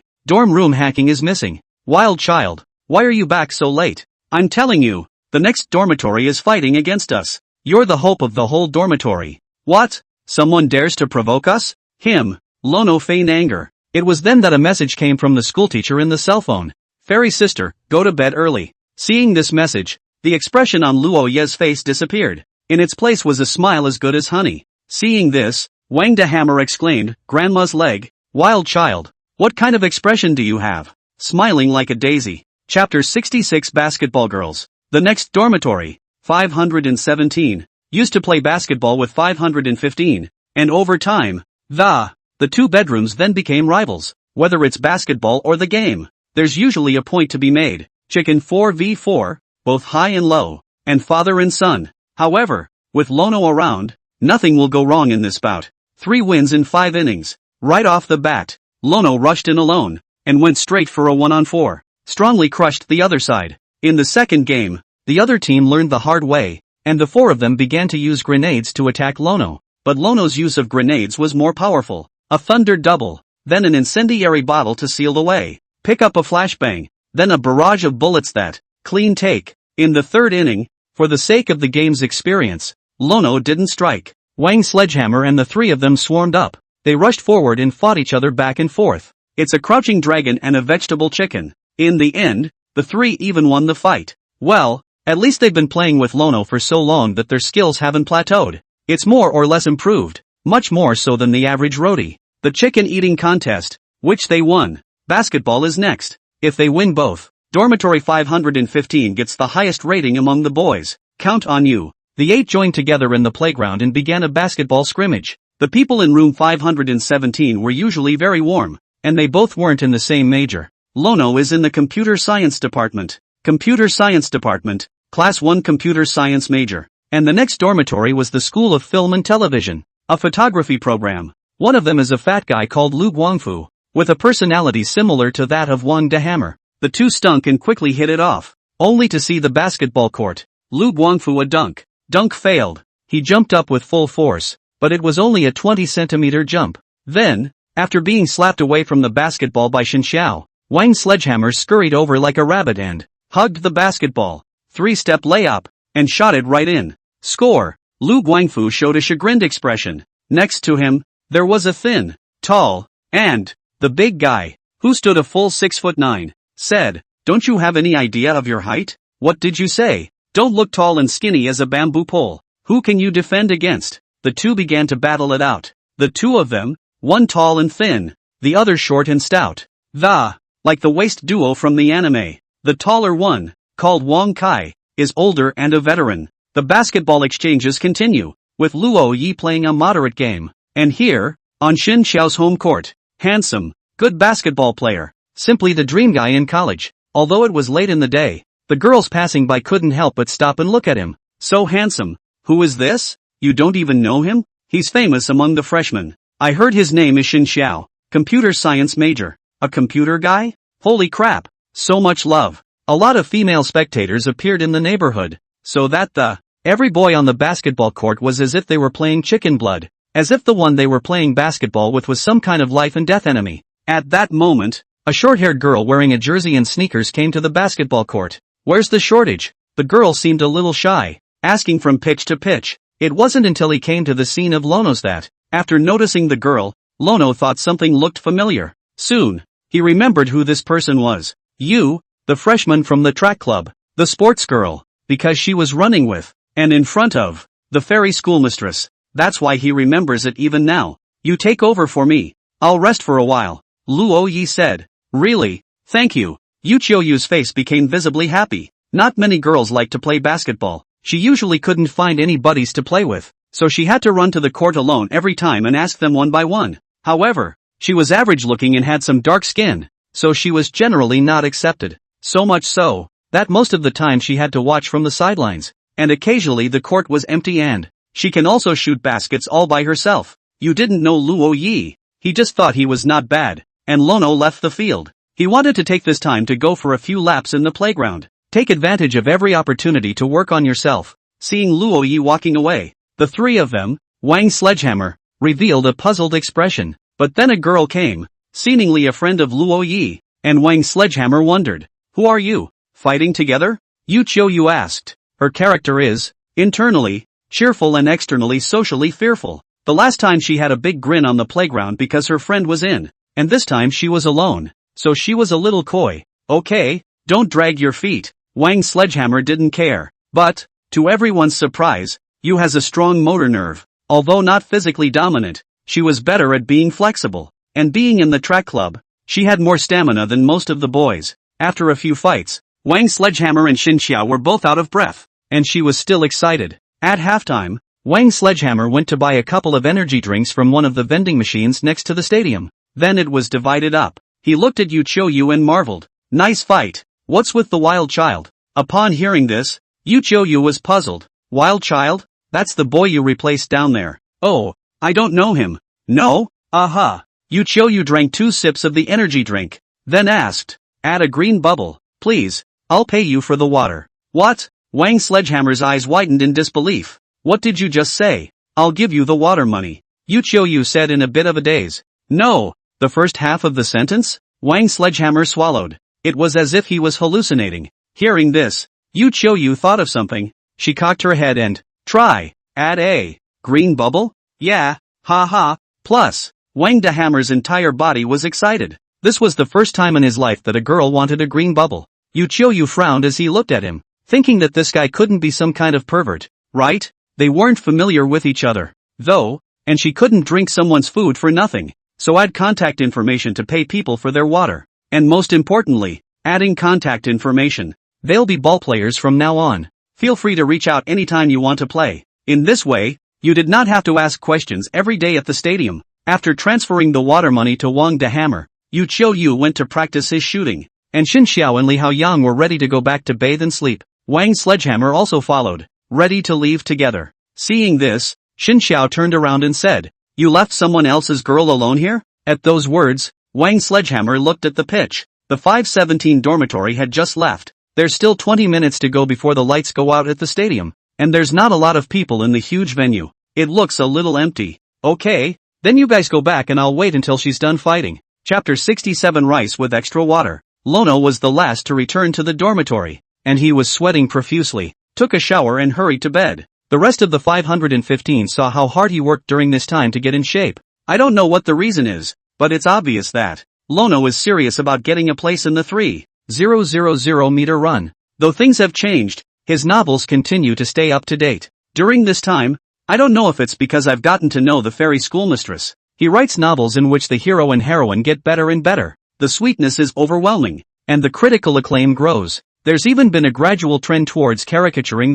the editor has been approaching him about this recently. The pen name falling back to the roots has also, from its beginnings as a rookie author, to now, already one of the newcomer kings. It's one of the more highly ranked fiction authors in October. He wrote a romance text called Youth is Still Alive and Well. The story is about a put-down white moonlight in the university met high cold school sister. The two together to create a more beautiful youth. This book, in the category of school romance, has been ranked number 1. Regarding the identity of the author of his own novels, no one knows about it at the moment except himself. He hadn't met with his editor, and the summer after high school graduation, although Gu Mingxian knew that he was playing the keyboard every day and knew that he was writing a novel, he didn't know what he was writing about. As for his roommate, he didn't volunteer to talk about it. After all, it kind of stinks of showing off. He thought it was better to keep a low profile. Of course, he'd still tell his roommate if he asked. Likewise, the roommate knows he writes a novel every day, but doesn't know what he's writing about.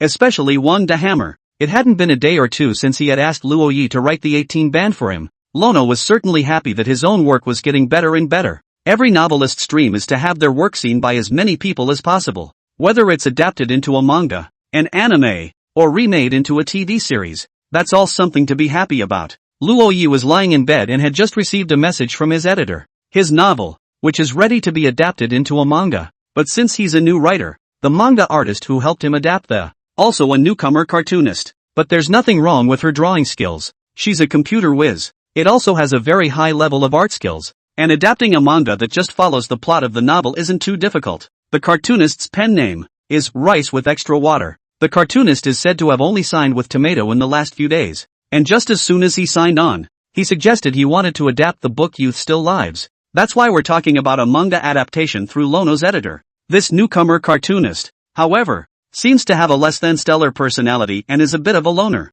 She doesn't add personal contact information and her only request is to communicate only on the Tomato platform. To this, Lono was very much in favor. After all, Tomato novels have all the features that chat programs have. As an exploratory tool for comic book adaptations, it's perfectly adequate. With that in mind, Lono agreed to a manga adaptation that, expressing complete confidence in the newcomer cartoonist. He then said goodnight to his schoolmate and hurried off to sleep. On the other side, in the teacher's apartment, Shin Yuan was lying on Su Baijiao's bed, and she was wearing a nightgown that, suddenly realizing that Su Bai Kanji's face was a bit off, she was puzzled. Kanji, what happened? Why do I feel like you're a bit happy? Oh, is it? Su Bai Kanji said faintly. She was indeed happy that so much had happened today. Shin Yuan saw a picture on Su Bai Porridge's computer. It appears to be the cover and it is beautifully done. The girl in the cover is pretty and the boy is somewhat handsome. One is high-strung, the other shy. Shin Yuan's eyes were dead set on the picture. Why does? Feels somewhat familiar? The picture was a manga version, and it hadn't been colored, so Shin Yuan didn't see it for a while. This is a draft of the manga cover for Youth Still Goes On, Su Baijiao said. Hearing this, Shin Yuan's eyes widened in shock. What? She jumped off the bed and looked at the computer for a moment. Then staring earnestly at Su Bai Kanji, he asked, Kanji, wasn't this book the one I pushed on you last week? Aha. Su Bai usually had the habit of reading novels, but he rarely read web novels. After Sherlock Holmes, she was in a book drought. Then Shin Yuan pushed the book Youth Is Still Going On to Su Bai Porridge. It also swears that everyone who reads this book can't help but fall in love. Su Baijiao disbelievingly went to see it. Then, the first half of the book was quite disturbing for her to read, with the male protagonist in love with the one can only watch silently from behind the white moonlight. Until I met my schoolmate later on. It was as if the door to a new world had been opened. All the holding back disappeared. It also made Su White Porridge start to like the book. And then, after seeing the comments section where bookworms are pleading with the author about the manga adaptation, she then felt that this was something she could do herself. She's a talented computer science student. And since she's a talented student, she's at the top of her game in every area of expertise. Forget about drawing skills. Even doing some simple anime is no problem at all. Most of her part-time jobs every night were little animations like that, too. She then submitted an application to Tomato for a contracted cartoonist. Looking to take on a comic book adaptation of this novel. She has to work part-time every night anyway, so she might as well get a regular steady part-time job. And a cartoonist is a great choice. And this one's hot right now. Adapting it would almost certainly make money. It was also a challenging choice for Su White Porridge. After all, there was something about the book that really appealed to her that it even made her feel good about her generation. There are episodes in there that will be familiar to her. Porridge, wouldn't it be a bit condescending for a great talent to draw comics? Shin Yuan asked from the side. After all, for computers, while it's better to be able to draw, but won't actually affect anything. Su Bai is a talented computer science student. In the end, computers are her strength, and the drawing credits are just for convenience. It's only part-time, and there's nothing wrong with cartoonists. Su Bai Kanji is not so much a figment of the imagination. So in this industry, just have to adapt someone else's story. Looking at the draft cover in front of him, Su Bai Porridge continued to use the drawing software and began to draw. The mouse was like a pencil in her hands, tracing the outline of the figure. Painting takes focus and time, but it wasn't hard for Su Baijiao, because the characters she draws have archetypal references. One is herself. Another. Chapter 68, Sister Tutoring Me. Almost a week later, the first episode of the manga adaptation of Youth Is Still Alive is out. The first story, well liked by the book lovers, even Lono was very satisfied. Just for one thing, rice with extra water. This cartoonist, who took the hero's opening scene with white moonlight and gave reduced to just one sentence. The opening chapter was curtailed and the manga was left with just the sweet part, and the character designs are simply drawn in Lono's mind. This newcomer manga artist is also too good at drawing the hero and heroine. It was almost exactly the same as what Lono had in mind. And for the rest of the week, Lono insisted on exercising every morning and evening. Physical fitness is much better than it once was. What once didn't stick is now able to. Whether or not the games get a place or not, Lono will get something out of it. After the morning session,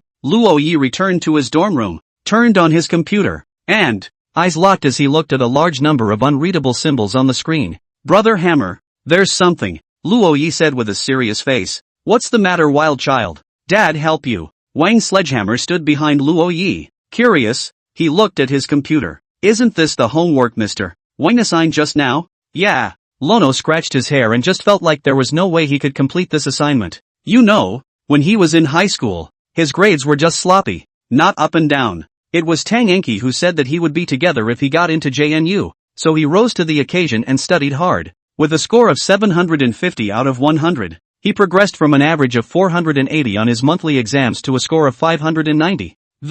It was a miracle that is still talked about by their high school homeroom teachers and told to the current seniors. Even so, he was just barely stepping on the JNU scoreline, and came close to not being admitted. So these computer class specialized courses, Luo Yi to learn the genus is a little difficult. You can't even do this? Wang Sledgehammer stared at Luo Ye's computer and looked at it seriously. They people from this province will get a higher scoreline when they take a university in their province than when they take a test in from out of the province. That's why all three of them scored a little better than Luo Yi in the college entrance exam. But having just come to college, all beings are equal. Wang Sledgehammer shook his head, grinned, and said with a big smile, I wouldn't either. Lono. Nowadays, in the dormitory, Li Haoyang is busy with his job as class president. He has to worry about everything in the class, big and small, and Xin Xiao didn't know where she had gone. Luo Yi sighed and thought that this homework was too difficult. Wait, Fairy Sister is a talented girl in the computer science department. Why don't you ask sister? Thinking of this,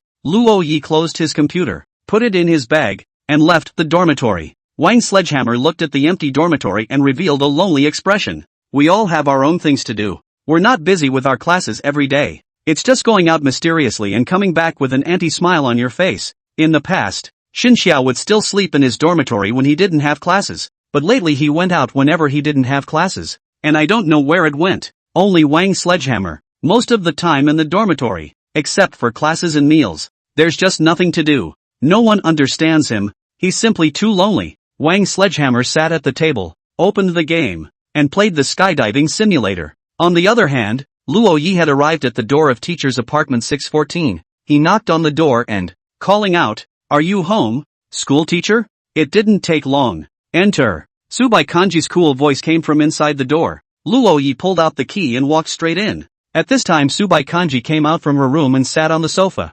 Faintly, he said, What are you doing here? I can't do my homework. Luo Yi sat down next to Subaijiao, and then placed his computer on the table, opened his homework. Looking at Luo Ye's computer, Subai Porridge was slightly stunned, then said, Isn't this a basic freshman class? Upon hearing the word foundation, Luo Ye's expression froze. That means it's the easiest category? He really doesn't have much of a talent for coding, and getting into a computer science major. It's not like he wants to take the test, either. In fact, he didn't have much of a major he wanted to enroll in, and at first he just thought that if he came to JNU, learn anything. But if he didn't know how to do even the most basic things, Fairy School Sister wouldn't dislike him, right? Fairy Sister is a talented girl in the computer science department. Soon Subai Kanji looked at it seriously, then said, These are all basic theoretical knowledge. It doesn't require a brain, and you don't know it because you don't know the most basic theory, said Subai Porridge, standing up, wearing her little pink piggyback slippers,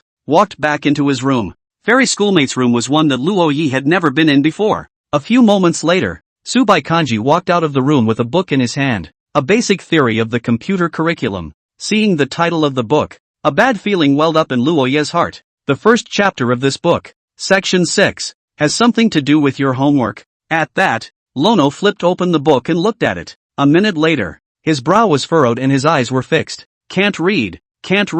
It's so hard to read. The words he knew, and lined up he could read them, but into his head just don't understand what this means. It's like reading an ancient text without translation. Or maybe he's just memorized all the letters of the alphabet. So let him read a sentence in English. No idea what it means at all? Seeing this, Subai frowned. If one cannot even read these, it means you weren't even listening in class. Hearing this, Luo Yi lowered his head like a small child who had made a mistake, and it's as if an elementary school student is being lectured by his teacher. Fairy Sister was right. He hadn't been paying attention in class at all. In class, he couldn't understand anyway, so he just stopped listening. Subsequently, with his head full of fictional episodes, while the plots in his novels sometimes reference reality, it's not every day that reality occurs in a story that could be written into a novel.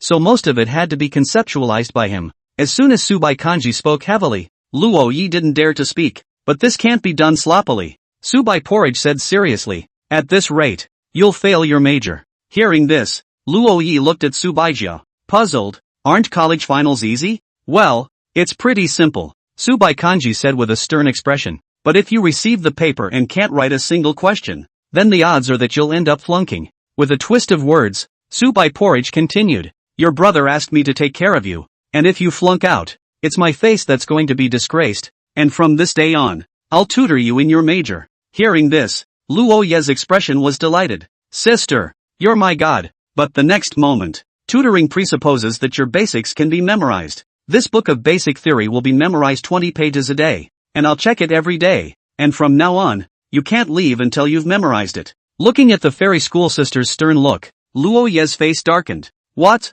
No? Yes, sister, I love to learn. Lono's heart was crying. No harm, no foul. It's just the price of staying in a tender place. Chapter 69, Making Soup for Sister. Lanaroi came at noon. It's now almost 2 in the afternoon. Lono sat on the couch with a frown on his face, hating the book. He couldn't read the sentences, but he could read the words, even if he didn't understand the meaning. It can also be rote memorization. Although there is no requirement for memorization of college knowledge, to achieve professional success in the memorizing expertise, then, is a necessary thing. Lono's still good at memorizing things, and he was able to buck the high school trend and improve by 100 points in 6 months. It relies on a brainstorm of rote memorization. He's memorizing while everyone else is out of class. He's memorizing while everyone else is playing ball. He memorized as he ate while others ate. It was the same now, and Lono glanced down at the contents of the book. Then raise your head and meditate on it. Occasionally, he would show a blank expression, as if he was lost in thought,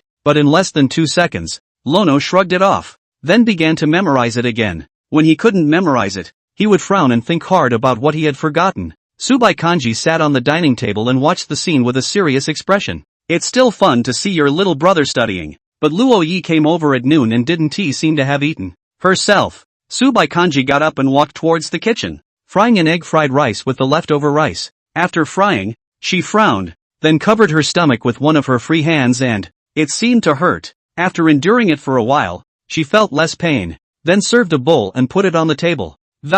Started eating in silence. Even though it was just scrambled eggs, Lono, who smelled the scent, looked over, a look of gluttony. Want to eat? Subai Kanji silently glanced at Luo Yi. The latter nodded. How much did you memorize? 10 pages. Lono said. Less than 2 hours to memorize 10 pages. Moderate, I guess. Still, Subaijo said. Whenever you finish memorizing, when will you eat? At those words, Luo Yi lowered his head. He touched his stomach and comforted. Brother Belly, it's not that I don't want to give you food. It's your brain brother who doesn't give a damn. Lono's attention returned to the book, and he had no choice but to start memorizing it in order to eat. Soon, Subai Kanji had finished her bowl of rice and then walked into the kitchen. Little brother must be hungry after studying for so long. Stop teasing him and serve him a bowl. Nowadays, egg fried rice is just the right amount of hot, not too hot or too cold, and most importantly, there were a lot of eggs in the pot, and just now Subai Kanji only ate a little bit.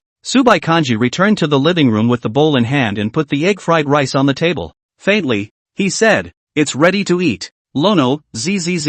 Subai Kanji? Seeing that the other party did not respond, Subai Porridge looked toward the sofa and it was found that Luo Ye's head had dropped and his whole face was buried in the book. This elementary school kid, surprisingly, fell asleep again.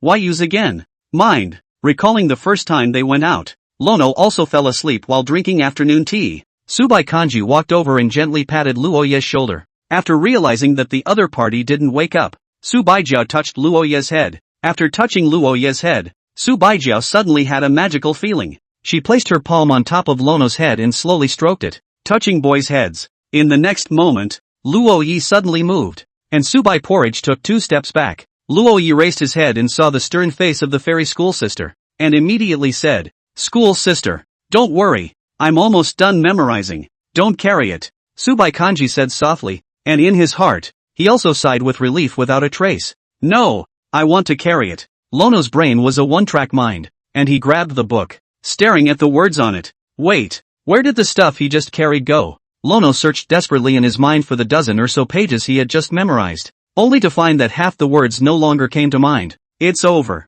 I squinted for a while and forgot all about it. Luo Ye's expression became a bit frustrated. Seeing this, Subai Kanji's heart also became intolerant. She hesitated for a moment and, opening his mouth, he said, Let's eat first. It is inherently easy to forget something that has just been memorized, and to have the knowledge thoroughly mastered. It needs to be gone over and over again to make an impression. having memorized it once, it's much easier to memorize it a second time. Luo Yi walked towards the dining table and began to eat the egg fried rice made by his schoolmate. In this bowl, there are more eggs than rice. Lono preferred rice, though, and he knew that the fairy schoolmate's nickname was Make Rice Rice. Eat and wash the dishes. Subai Kanji felt some pain in her stomach again. After saying this, she walked back to her room, closed the door. Got it, sister. Luo Yi quickly finished the egg fried rice and then went to the kitchen to wash the dishes. After washing, he went to use the restroom. After seeing what was in the bathroom trash can, Luo Ye's expression froze. He sort of understood why the fairy schoolmate had gone back to her room.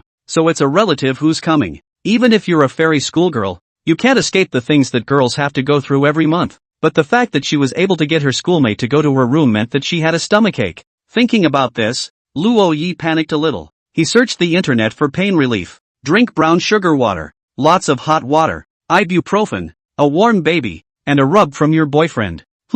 What? Seeing the last approach, Luo Ye's eyes widened with incredulity. Rubbing the belly of the fairy schoolmistress. This is of course impossible now. But brown sugar water or something. Lono can still go get it. Luo Yi looked in the refrigerator and there was no brown sugar. Then went downstairs to buy brown sugar. Hearing the sound of the door closing, Subai Kanji opened the door to her room and glanced at the living room. He's gone? Subai Kanji walked out of the room, and even his walking posture was a bit limp. Her long hours of irregular routine, and her usual work during the student presidency, it makes every visit to her relatives inaccurate and can be very painful. She lay down on the couch in the living room and looked around at the emptiness. There was no sound in the living room, and Su Baijiao's stomach was in pain again. So she turned on the TV. Keep the place lively at the very least. After meeting her little brother, she suddenly realized that she had become lonely. No, it's when elementary isn't around. She used to be the strong woman who could do everything herself. But now, it's amazing how her mind vaguely expects someone to be there for her when she's not feeling well. But elementary school is gone. I can't believe he left before the book was memorized. She's been brushing up on a lot of videos about relationships, too, lately. They say it's tough to grow up with a boy. Let a careless boy grow up. Even if it costs much more. It's not always possible to wait until then. Su Baigui put on the rabbit hat she had caught in the crane machine earlier. I don't know why, but wearing it gives you a little peace of mind. After lying there for a while, there was the sound of the door opening. Su Baichou looked over, only to see the door being opened and Lona walking and carrying large bags of stuff. Seeing her schoolmate lying on the sofa with a pale face, alone and watching TV, Lono's heart ached. Hokage, wait, I'll go cook something for you. He was delayed for a while because there was a bit too much to buy. In addition to brown sugar, he also bought red dates, ginger, cinnamon, and black sugar, which he had never even heard of. He said he had menstrual cramps, so that owner recommended brown sugar, though he didn't know what it was, but Lono bought it straight up brainlessly. He also bought half a crow's nest and all the ingredients for making crow's nest soup. Doesn't know how to cook, but he can learn. Chapter 70 Feeding Sister with My Own Hands. Lono came in and ran to boil water. The moment he entered the door, Su Baijiao's rabbit ears, which were originally hanging down, instantly stood up. She sat up from the couch, at the very least maintaining the image of a high-flying school sister. When the water boiled, Luo Yi began to put in brown sugar, red dates and ginger, and then continued to cook for some time. He poked out a head from the kitchen, stared furtively at Su Baijiao, and said, "School sister, I'll have it done in a minute." When he finished, he went back into the kitchen. Meanwhile, his cell phone was searching for a stew to make with the crow's nest soup. The osobucho was going to simmer for hours,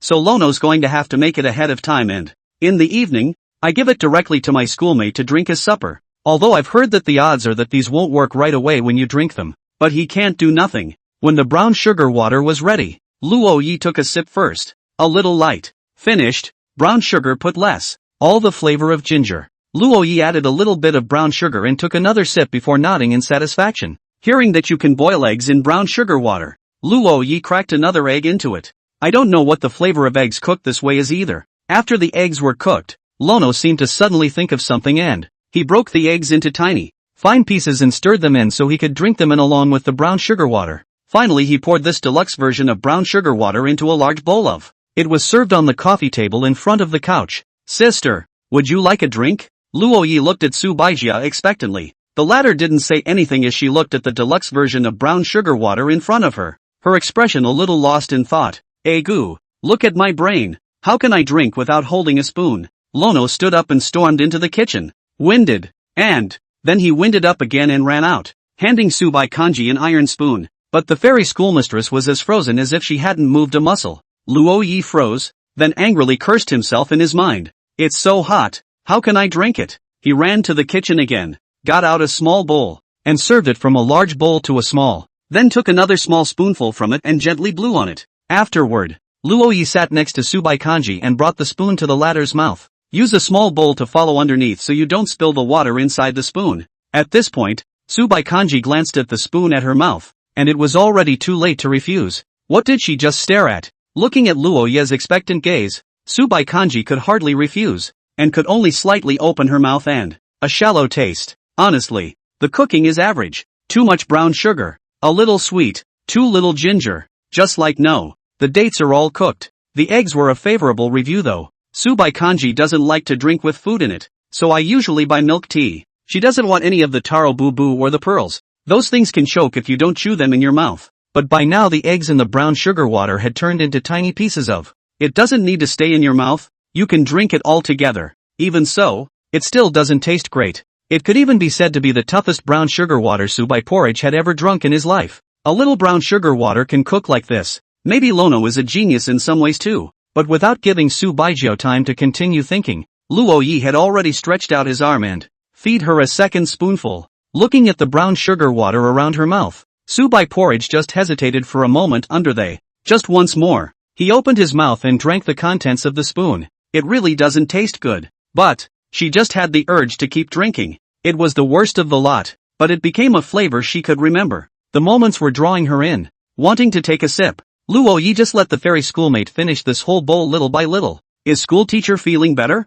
Luo Yi worriedly worried. Subaicho gently nodded. To be honest, she'd just forgotten about the whole stomachache thing. Attention was focused on the brown sugar water in front of them. Still drinking? Lono asked. Upon hearing this, Subai Kanji didn't say anything, but took the small bowl from Luo Yi's hand. Served himself some and started to drink it. Luo Yi had cooked a total of about 3 small bowls, which were quickly consumed by Subai Kanji. She's wearing bunny ears and sitting on the couch with her legs crossed. The 2 little feet occasionally move around and are pink and look a little adorable. Although the expression of the senior sister was a bit cold, the small movements of her body were cute and adorable. Lono's attention was certainly not on the fairy schoolmate's jade feet. After all, he's not the warden. Looking at his schoolmate, who seemed to be fine, Lono walked into the kitchen and, getting ready to make the osobucho soup. To be honest, he's not very confident in making soup, not to mention something that takes hours. But the schoolmarm is still in pain. A little chicken soup that he must conquer today. Luo Yi opened his cell phone and pulled out the cooking software, his expression more serious than in class. These steps began with the first one, and every word, Lono read it over and over again, several times. Carefully follow what is told above and do it. Text wasn't enough. Lono even found a video explanation. In the end, Lono realized that the video explanations were 1,000 times the same, with nothing to do. So the final killer was activated. Book group for help. You know, the readers of the book group are not only handsome, but each of them is also very skillful. There are many capable people. I'm sure that the district's ugali soup is not even worth mentioning. After creating the group chat, Lono had never spoken on his author account. At most, I just use a small number to sneak around inside the group to observe and occasionally spar with the little black fans. And this time, he sent out soul-crushing questions directly to the group using his author account. Fellow readers, does anyone know how to make udon soup? Realizing that the group leader who had been diving suddenly spoke, the book group exploded. I'm a big star, meh? Really? Is it really the author himself? Jagged Muyu, really? Awesome to see the author bubbling away in my lifetime. Little cute Ishua, what kind of chicken soup? Does the author make soup? Did the author make it for his wife? The statements inside the group were varied and the readers had a variety of names. Falling back to the roots, I'm still a college student. What a wife. But that's pretty much it. It's soup for girls. Help. Urgently. Thanks to all the clothes horse. In the end, a friend of the book called Behind the Dog and the Warm Man wrote chatted privately with Luo Yi. It's almost as if he's teaching Lono how to do it by hand. Not bad for a warmonger. You know a lot. After covering the pot, Lono only had to wait for 2.5 hours before he was able to cook it. Lanaroi looked at the present time. He came in at noon, memorized until probably close to 2 o'clock, and then went out to buy something that. I came back and made brown sugar water and learned to make soup, and it's now 3:20. Although there was no class in the first period of the afternoon, Luo Yi had a class in the second period. Second period is at 3:30 with 10 minutes to go. Lono came out of the kitchen. Sister, I've made soup. Wait for me to come back. Oh. Chapter 71, when the high-school schoolgirl starts to be prideful. Lono rushed into the classroom at the last second of the bell ringing. Stomp sat down next to Wang Sledgehammer. If it were before, Lanaroi would already be late. But now, he's the one with the great ambition of finishing in the top 3 in the 3,000 meter run. It's natural not to be late for something as trivial as class. In this class, it's advanced math. Luckily, as long as it wasn't Professor Liping's class, Luo Yi wouldn't be nervous. After all, he was Professor Liping's class representative, and still the first choice to answer questions on every roll call. On top of that, he could barely answer the questions from the computer program. Wild child, where have you been? Wang Sledgehammer asked suspiciously. Next to him, Xin Xiao looked at him with a smirk, revealing an expression that he knew everything. Luo Yi said mysteriously, Heaven's secrets cannot be revealed. Show your grandmother's legs. Your wings have hardened and you're hiding something from your old father. Wang Sledgehammer is squeezing Lanaroi's leg. The latter sucked in a breath of cold air in pain and couldn't help but ask, who did you learn that sissy move from? Hey, the sky chicken can't be revealed. With that, Wang Sledgehammer jerked his hair back with both hands, and when he let go of the hairstyle has become a center parting. This time, Luo Yi sort of realized that this little guy was a complete and utter little black man. Wild child, let's eat our meals after class and then go to the field and play ball. I'm sorry, Wang Sledgehammer said playfully. Luo Yi glanced at Wang Sledgehammer. Confirmed. It's Blackie right. Thinking about basketball at a time like this. He shook his head and refused. I'm occupied. Something's wrong again. Not that I'm talking about you, wild child. Since the end of military training, you kid has been having private affairs. This Jiangcheng you are not familiar with. In the end, sneak to do what? This was a question that Wang Sledgehammer had been curious about for a long time. Upon hearing this, Luo Yi said seriously, I'm doing something big, and before I'm done, it's better for fewer people to know. With that, Lono began to listen carefully. After class, under Wang de Hammer's puzzled gaze, Luo Yi hurriedly ran towards the teacher's apartment. Upon entering the door, he saw at a glance that Subai Porridge was sitting on the sofa, wearing cute and cuddly bunny ears and eating chips. What? Fairy schoolgirls eating snacks? No way. How can you eat snacks when you're visiting relatives? Luo Yi came with large strides, and in Su Baijiao's surprised expression, one snatched the chips out of her hand. Hokage! Lono's face feigned an angry expression. Subai Kanji was stunned. An obvious incredulity appeared in the originally high-strung face. When did little brother become so hardened? This can be eaten in smaller quantities, Subai Kanji whispered. She looked at Luo Yi with an expressionless face, then moved her arm and reached out as if to snatch the chips back, but after reaching halfway, he felt that it would affect his image, and his hand stopped in midair like this. Seeing this, Lono took a slice from the bag of chips and it was placed in Subai Kanji's hand hovering in midair. Only one slice. After that, Lono took the chips and went into the kitchen to see how the soup was coming along. Before going into the kitchen, he took a bite of a chip. At that moment, Subai Kanji's face darkened. Not for me, but to have a bite for myself. Poof. Her bunny ears moved around as if she was venting her frustration. At this moment, Su Baijia was sulking, looking like a little carrot buried in the ground. I can't pull it out no matter how hard I try. Lono walked into the kitchen and opened the lid of the pot. A fragrance came to his nose, causing Luo Yi to reveal an excited expression. Smells good. It's done. But it was 2.5 hours in total, and it's only been an hour and a half now. It's going to be another hour before we're done. Thinking of this, Lono finished all the chips in the kitchen before walking out. Seeing Luo Yi come out with empty hands, Subai Kanji faintly asked, where are the chips? I'm done eating. Luo Yi sat down next to Su Baijia with his usual expression, pretending that he didn't know about this matter. Compensate me, Subai Kanji said with an expressionless face, rabbit ears moving from one to the other. It turned into a frantic swing. Her hands tugged at the strings of her hat, her two little hands moving quickly up and down, left and right. Lono looked over at the crazy white rabbit beside him, the wiggling of the ears pumping him in the face. I'll have a milk tea. Seeing Luo Ye's indifference, Subai Kanji said faintly again. Honestly, she knows she's not allowed to snack this much when she's visiting relatives, but that's what she wanted to say on purpose, and then see Lono's worried expression. Hokage. Luo Yi looked at her seriously and said patiently, when you're not in pain anymore, I'll buy it for you every day. Poof. Subai Kanji gave a light hum without a trace, then ignored Luo Yi. The two watched the TV show together. At this point, The TV shows a couple running in the rain, embracing, and then kissing. The plot is awkward, but no matter how awkward it gets, the kissing sequences are solid. Luo Yi subconsciously swallowed a little, then looked away, a little less pleased to see it. And Su Baiji, because of the cover of the rabbit hat, she kept her head down, her eyes flicked upward,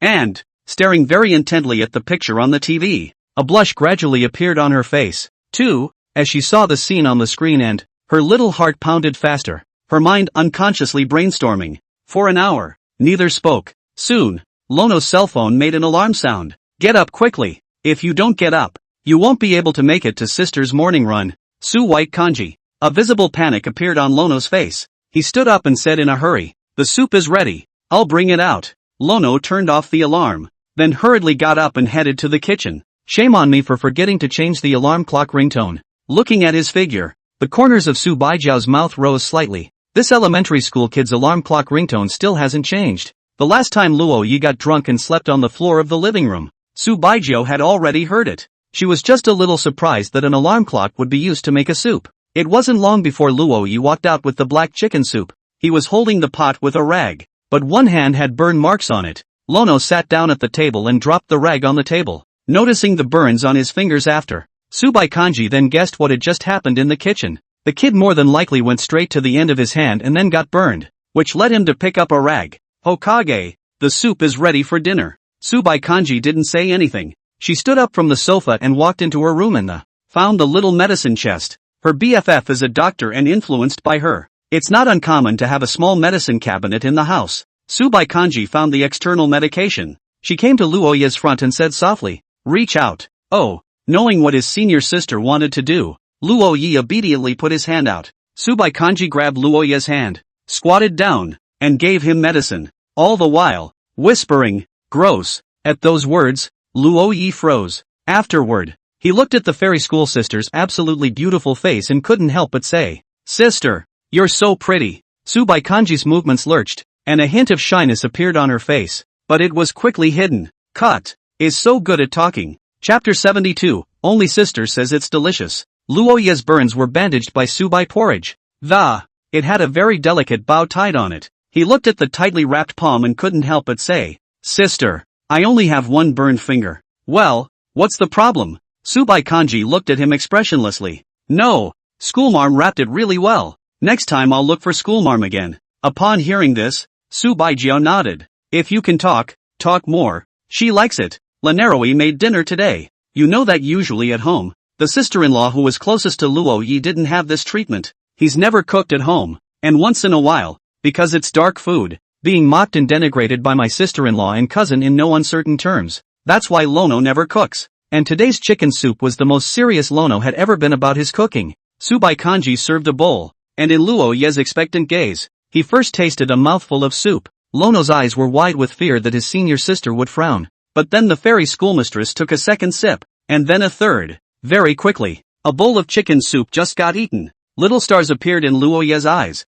and the way he looked at Su Baijiao, as if looking at a life savior. No, I should say it is the absolute great hero. The emotions that filled his eyes could even be described as great. It all made Su Baijiao look embarrassed. "Is it good, sister?" Upon hearing this, Subai Kanji hesitated for a moment and gave a professional evaluation. "It doesn't taste good." As soon as the words left his mouth, Luo Yi's pompous expression froze on his face. He tasted it in disbelief. Sure enough, the flavors were a bit bland, although it did taste like chicken soup. But the genius can't talk about any food. "I'm afraid if my sister-in-law ate that, she'd say, 'Baby nephew, it's so well done, don't do it again.'" He'd been doing it so earnestly for 2.5 whole hours, and he'd made a point of requesting that the bigwigs of the book group that, and it still didn't work? It looked like he really didn't have any talent when it came to cooking. But, as the conversation turned, Subai Kanji added lightly, "It's quite tasty. The flavor wasn't great, but it was quite tasty." This comment, inconsistent, but, the only person in the world who can give such a comment is Subai Porridge. Luo Yi looked at her and shook his head. "There's no need to comfort me, senior sister. I'll order a takeout. Just dump these." "No, it's a waste to dump them. I'll take them back to my roommate." Luo Yi picked up the chicken soup and was ready to leave. Seeing this, Su Baijiao frowned and said, "Put it down."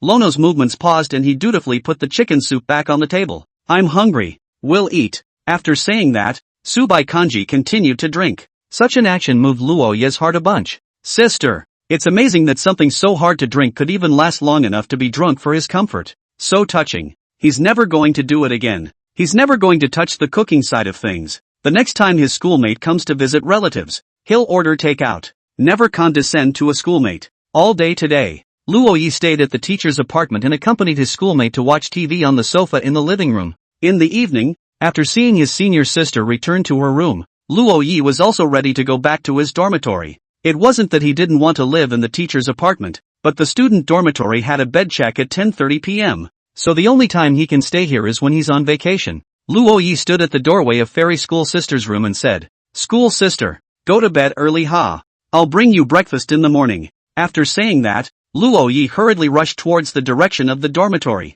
Before he left, he also boiled water for his schoolmate. Men's dormitory building. Luo Yi went to the hostess aunt to pin the bed, then returned to 515. At this moment, Wang the Hammer was just like he was about to karate, lying on his own bed with his eyes lifeless. It looks listless. He seemed to be trying to sleep, but couldn't get any sleep. Lono thought he'd come back late enough, but to his surprise, surprisingly, Wang the Hammer was the only one in the dormitory. "Hammer, where's the star with the coach?" Wang Sledgehammer looked at Luo Yi and said with a bored face, "Coach was called away by the counselor and hasn't come back yet." "That guy Shin Xiao? I don't know. I think he went to work part-time." "Part-time?" The male star actually went part-time. It's only the second month of the first semester of their freshman year, and they're just getting their feet wet inside the school. Out of the title of freshman, Shin Xiao this is going part-time? Lono thought of the scene he had seen earlier at the hospital. Shin Xiao's girlfriend, a vegetable. At the same time, the accident left her without both parents,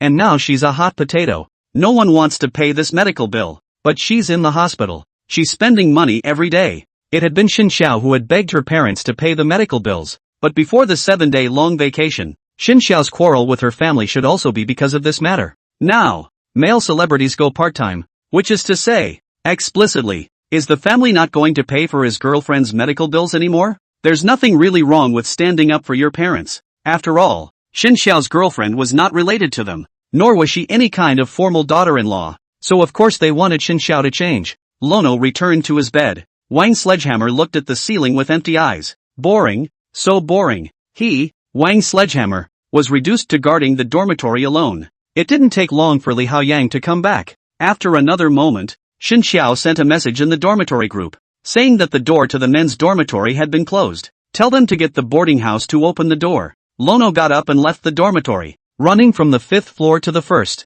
knocking on the window of the 1st floor hostess. He said, "Auntie, open the door. My roommate is outside." Auntie was awakened by the noise, and she opened the window in a rage that, pointing to his watch, he said, "What time is it? What time is it? It's 10 minutes past 12. Can you have some sense of time?" I'm sorry. It's really an emergency that I'm so late. Don't be angry. Auntie, I'll go back and tell him so. Humph, this is the last time." Auntie opened the door despite her angry face. Outside the door, Shin Xiao looked full of labor, and when he saw Luo Yi, he smiled faintly and said, "Thanks. You're welcome. Get some rest when you get back." When Auntie saw how handsome Shin Xiao was, the little bit of resentment in her heart disappeared. Even cancelled Shin Xiao's betting and didn't give him a hard time. After returning to the dormitory, Shin Xiao laid down on the bed and slept directly. Early the next morning, Luo Yi and Li Haoyang woke up at the same time. Except for Hell Monday, none of the remaining 4 days of classes were full. There is free time every day. Still, they had early classes today, 1 in the morning and 2 in the afternoon. Wang Sledgehammer and Shin Xiao were still asleep. Luo Yi and Li Haoyang went to the playground together after washing up separately. Chapter 73, Of course it's me. The fairy schoolmistress didn't show up for today's morning run. Of course, it's only unusual for her to come, after all, to a relative. After running, Luo Yi went to the cafeteria to buy breakfast and then went to the teacher's apartment to deliver it to his senior sister. Opening the door of family building 614, Luo Yi shouted in a low voice, "Sister?" After realizing that no one was responding, Luo Yi walked in softly. "I think Hokage is still sleeping." Lono placed his breakfast on the table and then looked at the time. After realizing that it was almost time for class to start, "Just hurry in the direction of the classroom. It's already Wednesday, and next Tuesday is the opening ceremony of the games." Time was short, and Lono seized every spare moment to get in shape, although he knew that in just half a month's time, even if a miracle were to occur, the It doesn't necessarily change anything, but he's also going to do his best to finish the job. Sister had promised him that he could have a reward, so what reason did he have not to work hard? As soon as the afternoon class was over, Lono came to the playground with all guns blazing. At this time, the track club's daily practice also happened to be underway. There are a lot of people running laps in the playground at this time, because of the approaching field day. Those who have signed up for the program will practice on the playground before the games. And Lono was already familiar with even the track club because he came over to run laps every day on time and on the dot. He even invited Luo Yi to join the athletics club for training because he was familiar with him. Meng Chao, the president of the athletics club, likes people like Luo Yi who can persevere. Though in his eyes Lono's athleticism was pitifully small. At this point, Lono was invited by the track club to run behind them. But running is just a warm-up for the track club. But it's already the pinnacle for Lono. There's still a big gap between the average person and these sports enthusiasts, as well as professional athletes. These gaps need to be bridged by talent in addition to consistent training day in and day out. After running, Yu squatted in front of Luo Yi and asked, "Classmate, you worked so hard, did it set some kind of a flag?" "Aha," Lono said. "I promised someone else I'd take the top 3 in the 3,000 meters. Hearing this, Yu revealed a surprised expression as she looked at Luo Yi. Couldn't help but say, "Top 3? You do realize that there are only 3 of us in the track club. And in addition to the track club, there's also a crouching tiger in the school, and there are already more than 60 people enrolled. And the top 3, to be honest, except for the president of the, even we are not confident. With over 60 people, it would be a mess to run together. There will also be a lot of people who give up in the middle of the process." Lono remembers what coach told him. The only shortcut to long-distance running is persistence. Lono wiped off his sweat, stood up from the lawn, and went back to running laps. It was the only thing he could do. Seeing this one-dimensional youth, Yu also revealed an expression of admiration. It's obvious that he wants to get a ranking, and that flag he set is important to him. On the other side of the playground, Lu Bingxin and Tang Enki, as well as 2 other girls in the same class who are also working out. They both participated in the games and are now acclimatizing here. But they stopped running after only 2 or 3 laps. After all, it's not like they signed up for a long run. Seeing Luo Yi running back and forth for a dozen laps, Lu Bingxin was surprised. "Kiki, is your high school friend crazy?" Don Enki. She didn't say anything, but she did know Luo Yi as a person. Therefore, she knew that it was absolutely impossible for Luo Yi to fight so desperately for his own sake. The kind of person he is, to go and do something seriously that doesn't interest him, must be doing it for someone else. This kind of behavior seems childish to Tang Enki. In other words, there was a time when Lono would have felt childish when he treated her like this, but now seeing Luo Yi for other people like this, Tang Enki's heart will actually appear a trace of envy. People get stuck with things that are unavailable to them at a young age for the rest of their lives.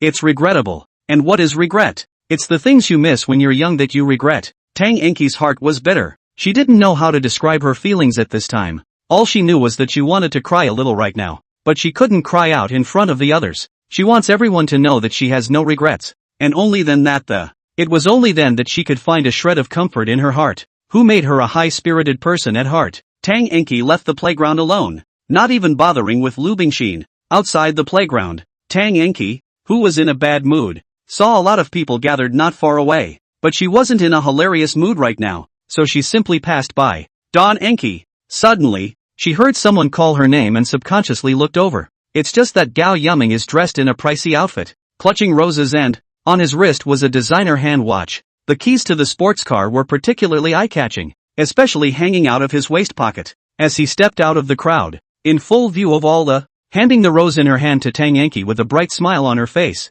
she said, "Be my girlfriend." Tang Enki watched the scene with an expressionless face. Seeing no response from the other party, Gao Yuming repeated, "Be my girlfriend." Tang Enki was already depressed to the point of wanting to cry. When she saw Gao Yuming, she lost control of her emotions and said, "Will you stop bugging me?" After saying that, she quickened her pace and left the place. Gao Yuming froze in place. The people around them also showed mocking expressions. So what if he's a rich kid, but he's still being rejected by others without mercy? And he didn't care, much less get angry, but smiled bitterly, then let out a deep breath and, regulating his mood, he turned and left in silence. The interlude over here didn't affect the playground. Luo Yi hadn't left the playground until the end of the athletic club's club activities. He sat down on the lawn and looked at the gradually dimming sky with a pensive expression. That cloud looks like a fairy schoolgirl. After sitting for a while, he stood up, ready to go back to his dormitory. but suddenly realized that not far away sat a familiar figure.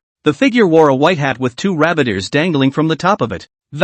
It looks a little cute and cuddly. At the moment, she was wearing fluffy white pajamas that matched her hat perfectly as well. Something looks familiar. It can't be the fairy sisters, can it? Curious, Lono walked over and around to her. It turns out that this cute little thing is really a fairy schoolgirl. Hokage? Why are you here? Still in your pajamas? When did you get here? Luoyi squatted down in front of her and looked at the fluffy little bunny, only to see Subai Kanji look at Luoyi expressionlessly and said faintly, I don't know. Forgot. It was slightly cooler at this time, and the fairy sister's pajamas were so thick that she didn't feel cold. Sister, aren't you afraid of being recognized when you sit in the playground like this? Hearing this, Subai faintly asked back, who can recognize it? This statement, too, did put Lono on the spot. And yes, who would have thought that the high-flying schoolgirl, in her thick one-piece pajamas, what about sitting on the lawn of the playground in a cute and cuddly bunny ear hat? But Luoyi still thought of someone and immediately said, that would be me.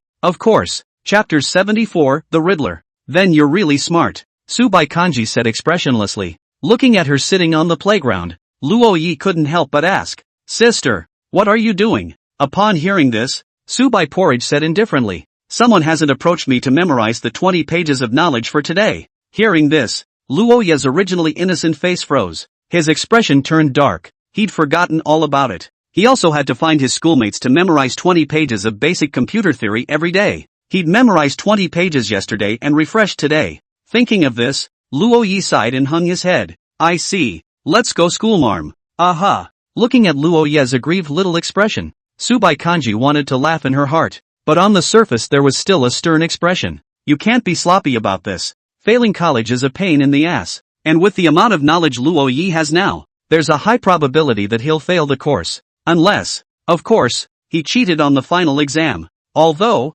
it's kinda common to see things like college finals. Even some teachers turn a blind eye, but it's just a matter of chance. And you can't bet on the outcome. Lono followed the bunny and dutifully left the playground. In the playground, Yu Qiuyu, who saw this scene, exclaimed, Luoyi's classmates are really speedy. It's only been less than 2 months since school started and you have a girlfriend. On the side, President Meng Chao said breathlessly, he's a guy, that's a girlfriend. Oh, sorry for the slip of the tongue. President, who is that girl? Meng Chao also took a serious look. He then shook his head, indicating that he didn't see it either. You like Luoyi? Hearing this, Yu Qiuyu froze. Soon, she hastily shook her head and said, how can it be Lu? I just think he's very nice. Ha ha, take it easy. I'm just kidding. This little girl was so scared that she spoke in the dirt. So who do you like? You're the baby of our track club. Tell me. The president gives you advice. Seeing Meng Chao's enthusiastic face, Yu Qiuyu laughed to himself,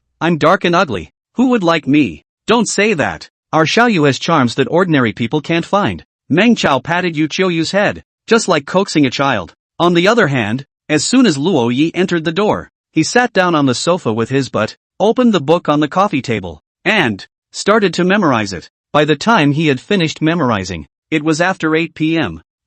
Not only had he eaten at the family building, and took a shower on the way, when he returned to the dormitory, he saw Wang de Hammer lying on the bed, showing the exact same expression as yesterday. Seeing this, Luoyi's heart was overwhelmed with heartache. How did that unstoppable sledgehammer become like this? Wild child. Renewed life. Wang Sledgehammer stretched out his hand tremblingly towards Luoyi. The latter's face changed and he instantly understood. He pulled out his cell phone, tapped on God's spell, and played it at maximum volume. Kini is too beautiful. Kini is just too beautiful. Hearing this charming voice, Wang Sledgehammer, full of blood, leapt down from the bed and danced a part for Lono on the spot. He then pulled the basketball out from under the bed and said excitedly, go, play ball, go. The two hooked up and left from the dormitory. As he descended the stairs, Wang Sledgehammer's nose twitched, and he leaned close over Luoyi's shoulder and smell it hard. No, wild child,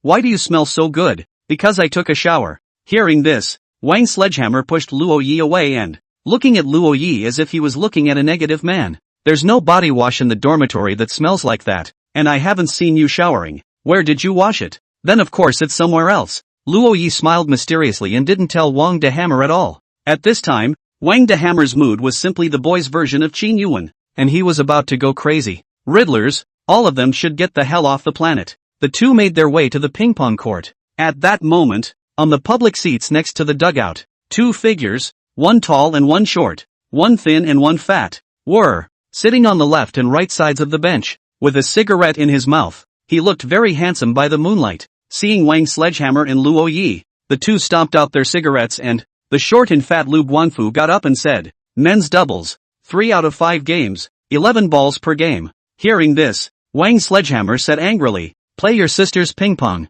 I've brought all the basketballs." "Hammer, I said play ball. I didn't say what kind of ball. You're the one who got careless." Lu Guangfu's expression at this moment was even more obscene than Wang de Hammer's. "Ping pong is ping pong. You hammer take you two little caramels as usual." The two opponents had already brought 4 ping pong paddles, so it was perfectly adequate. Luo Yi was in a group with Wang de Hammer and Lu Guangfu was in a group with Wang Kai. Don't say it. They were surprisingly good together as one tall and one short. Lono, racket in hand, took the lead with a direct snap, but it didn't take long for the duo to reel off 3 straight points to bring the score down to 1-3. In the end, Wang Sledgehammer was incomparably stifled as they lost. "Got the balls to play basketball? Che, basketball and you win?" Lu Guangfu said disdainfully. "Playing ball is fine. 3 against 3. You and I will each call for one person. But there's one condition. It has to be called a girl." "What?" Wang Sledgehammer immediately argued with Lu Guangfu. "Because neither one of them can call out girls, and the conditions they've just been on are clearly hurting each other." Suddenly, a message tone came from Wang Sledgehammer's cell phone. "Why you Chiu, playing ball?" Seeing this, Wang de Hammer's face was happy, and he made a face at Lu Guangfu, and even spat out his tongue. "And it looks very beaten up. You Hammer can call out to girls. Can you? Can you call out? Ha ha." At those words, Lu Guangfu's face darkened. Had he known that he wouldn't have mentioned this kind of condition just now? It's like lifting a rock and stoning yourself. Wang Kai and Luo Yi both revealed speechless expressions beside him. "Childish. Shame on you." When Yu Qiuyu came, Li Haoyang also vacated his time. Rounding up to 6, the crowd headed to the field to play. Yu joins the tall-short combo as she stands in the center of the, much like the douchey female villain who leads the retarded duo. There was no basketball in the games, but after the games were over there will be a basketball tournament soon. But the sports events were table tennis and badminton. Lono didn't sign up, even though he was all-school in table tennis boys singles in elementary school. But so what? It didn't stop him from playing ping pong in college. The two weren't even on the same level, and he didn't want to participate, nor was he interested in doing so. After the fight, a few people sat under the basketball rim to rest, and Yu Qiuyu curiously asked, "Luo Yi, who was that girl at the playground tonight? Your girlfriend?" As soon as the words fell, Wang de Hammer's gaze became incomparably sharp, and his eyes glared like copper bells for a moment. Looked to Lono. Luo Yi glanced at Yu Qiuyu and gave her a you-know look. The latter instantly reacted and returned the same look to Luo Yi. I get it. Isn't that your goddess? Little man. Still hiding. But King Sledgehammer was on the verge of breaking down. Even if the Riddler is fine, why does he have an encrypted call? Similar interests can make people fast friends, like playing basketball. After 2 fights, Yu Qiuyu had thoroughly integrated into the circle of several boys. Chapter 75. A few days passed quietly. Another hell of a Monday. Luo Yi's face was full of pain, as if his edges had been smoothed by life. It looks like even the soul has been drained. During this time, he suffered both physically and mentally. 20 pages a day of memorizing knowledge points, plus a long training run that stuck with me every day. And finally, the field day is tomorrow. Just why the games are not today? Why don't you offset the damn full class Mondays? Looking at the way Prof. Liping stood on the podium, Luo Yi knew that his next question was going to be about himself. Class rep, answer the question. Sure enough, Luo Yi sighed and stood up amidst the gloating expressions of Wang de Hammer and Li Haoyang. Teacher, Lono had wanted to say he wouldn't, but upon seeing the question on the board, he froze. This question, he had memorized it in a book. Luo Yi immediately recited the standard answer, full of confidence, as if he was off the hook. Wang Sledgehammer and Li Haoyang were both stunned. Even Prof. Liping pushed up his presbyopic glasses and glanced at Luo Yi in surprise. What's going on? Can't it be that this kid has suddenly opened up his veins? Good. That's right. Sit down. After class, Lono became alive and well, and as soon as the computer science class was over, and he made it through. There were still 2 more classes to go, but for Lono, the day was over. After all, having survived the hardest, the rest are minor and completely negligible, so the day passed quickly as well. The next day, at 6 in the morning, Lono opened his eyes. The opening ceremony for the games is at 10 a.m.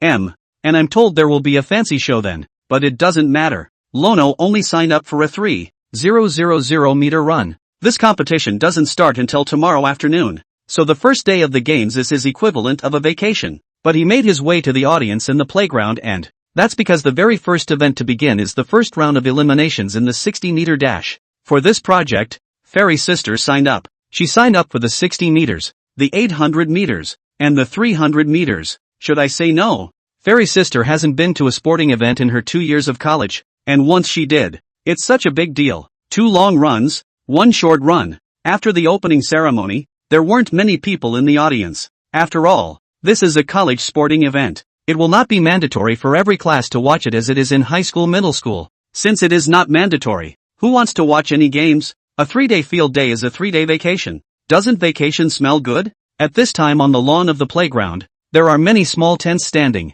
There is a rest area for the athletes, the logistics area, as well as a team of judges and staff made up of the student body. There wasn't much of a crowd in the auditorium, but the playground was a hive of activity. There were hundreds of people from all the departments of the student union combined, and they were all concentrated here. Luo Yi, Li Haoyang, and Xin Xiao were sitting in the audience, waiting for the start of the men's 100 meters, because Wang Sledgehammer signed up for the program. He'd made a point of wearing a sporty outfit, along with running shoes he'd treasured for years, was warming up on runway 2. Jumping clown, Li Haoyang commented without mercy, and Xin Xiao had already lifted her cell phone and turned on the video that videotaped the entirety of Wang Sledgehammer's run. Only Wang Sledgehammer had a 250 attached to his back, meaning, he is the athlete with number 250 among all the participants in the games. It was a coincidence that the number was literally customized for him. With the sound of a gunshot, Wang Sledgehammer drew his legs and scurried away from the start of the. It was soon over the finish line.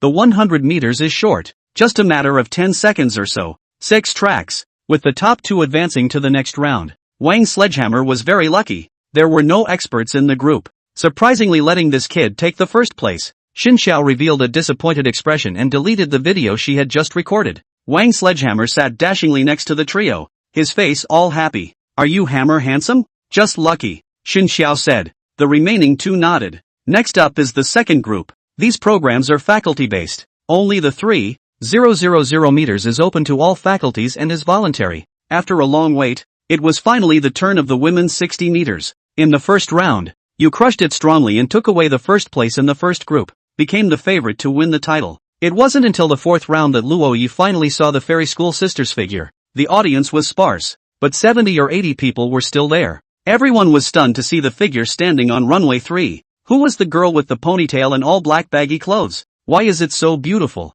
Wait, that looks familiar. Some people guessed her identity and looked surprised. No one said that Su Baiji would also participate in the games this time. But at this moment, she appeared here, undoubtedly the biggest surprise. Soon after, some staff members broke the news about the program she was participating in. In addition to the 60 meters, there are 800 meters and 300 meters. As soon as this message came out, it went up on the confession wall. Su Baekgrul took second place in Group 4 and also made it to the second round. And knowing that Su Baikanji had participated in the games, the audience gradually grew larger and larger. Even though that was an unattainable iceberg goddess, it was still very eye-pleasing from afar. At some point, the audience, except for Xin Xiao's grinning, the other 2 both pulled away from Lono. Just now when Subai Porridge started to run, Luo Yi was the one who shouted the loudest in the whole audience. It almost overpowered the host's microphone voice. This kid has no face. It's embarrassing. Even Subai Kanji started out in the lead and was eventually overtaken into second place.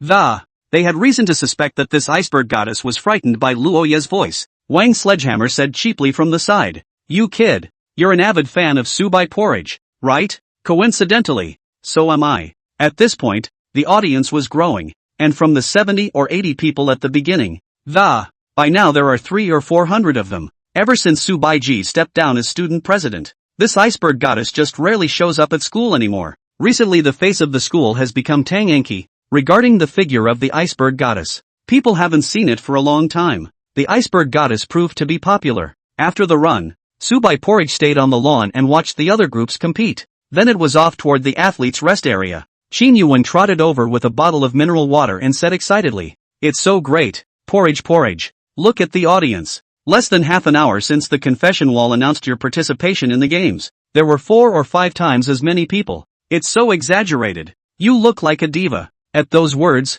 Subai Kanji looked towards the audience. The crowd had gotten bigger, but she remembered where Lono was, thinking of the way his elementary school brother had just shouted cheering frantically from above. Subai Porridge murmured, "Cootie." Chapter 76, Why doesn't the iceberg goddess leave? Wang Sledgehammer was eliminated in the second round. Dormitory 515 dispersed in place and went back to their homes. Li Haoyang went to help out at the student union, as class president. Naturally, he also plays a logistical role among the athletes in the computer science department. Xin Xiao left JNU and should be working part-time again. Wang Sledgehammer stayed in the playground to look at the pretty girls. Girls' track and field can be such a beautiful sight. Lono tries to leave but Hammer won't let him. He could only sit helplessly in the audience, looking at the athletes' rest area with a bitter look on his face.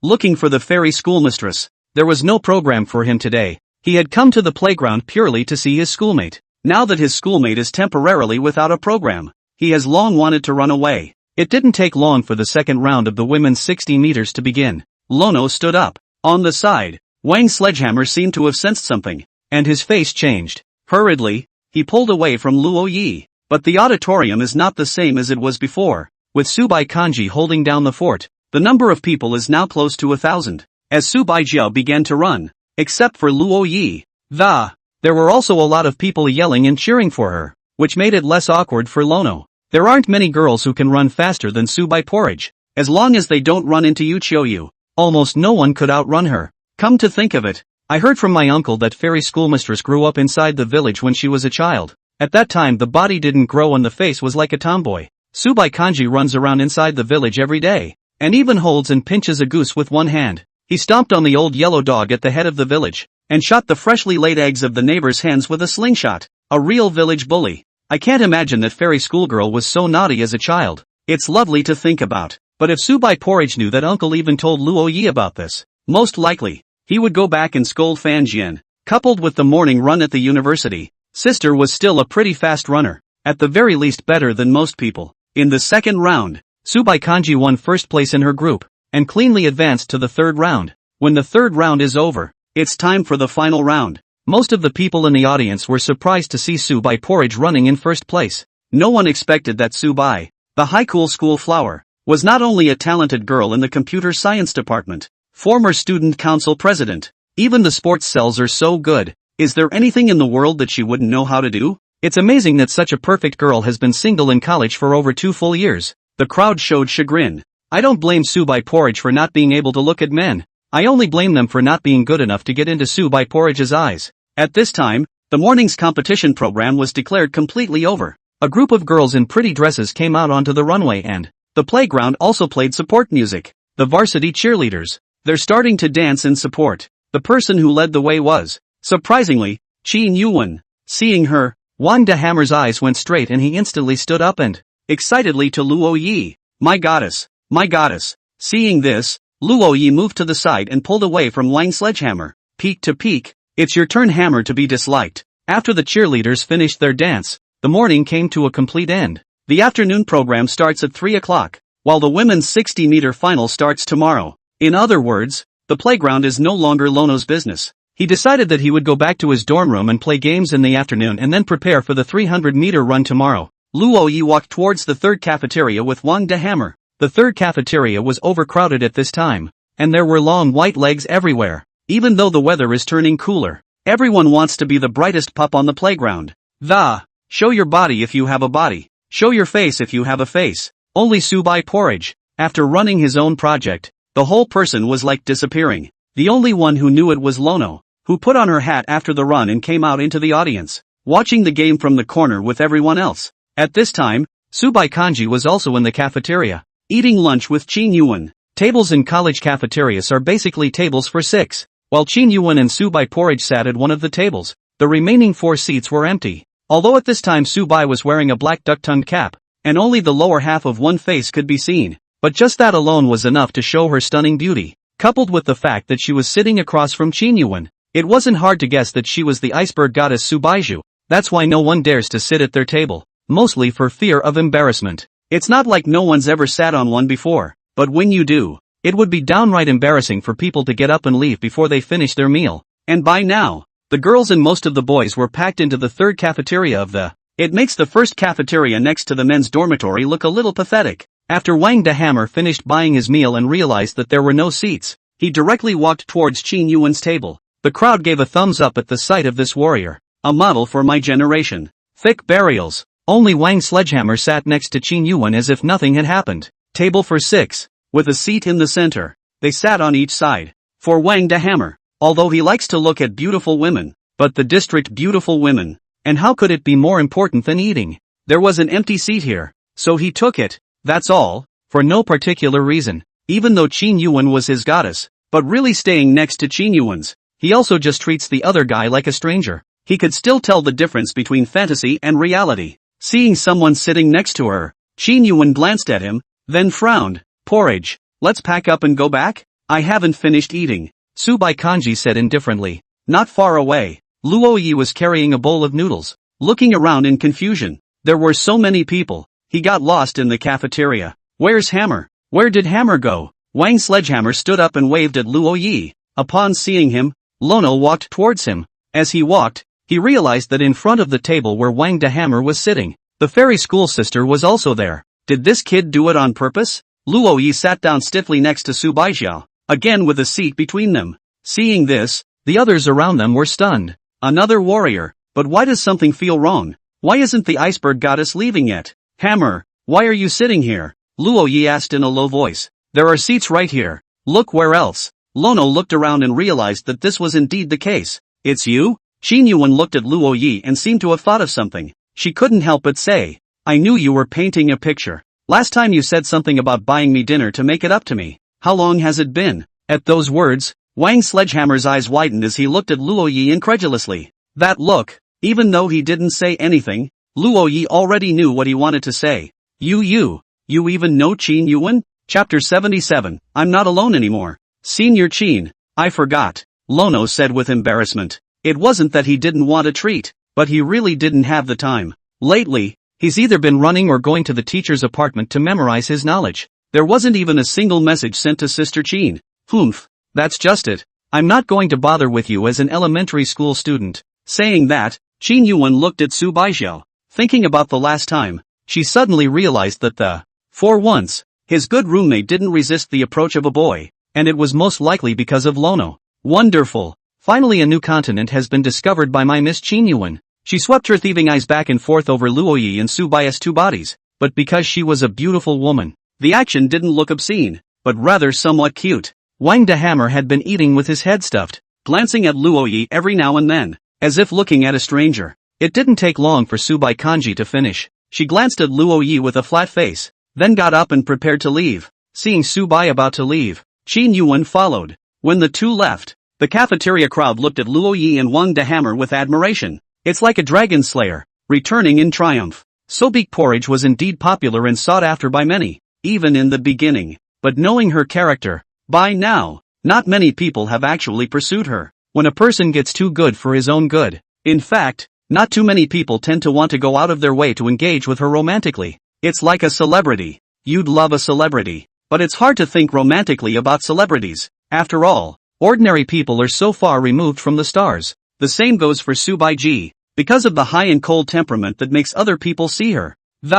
One can just feel a sense of distance. And now, everyone is just wondering, someone like Subai Porridge, if there was to be a relationship in the future, then what kind of person would it be to be with her? That's what most guys think. But girls are different. Contrary to the boys' admiring eyes, they were almost full of hostility. In their eyes, Subai Porridge is a heroine, their role model. It's the one that no boy can get his hands on. Lono finished eating as if nothing had happened. Feeling the admiration and killing intent around him, Wang Sledgehammer pulled him to leave the cafeteria in a hurry. After returning to the dormitory, Wang de Hammer looked at Luo Yi like he was interrogating a prisoner. In a gruff voice, he said, Tell me, how did you come to know Qin Yuan? Having already been crashed through, Luo Yi could only answer honestly. For example, he has a backstage presence at the school, and Qin Yuan is a student of his backstage bigwig. After hearing this, Wang Sledgehammer was shocked and said, You kid, you actually took the exam through the back door? What did you say? You can eat nonsense,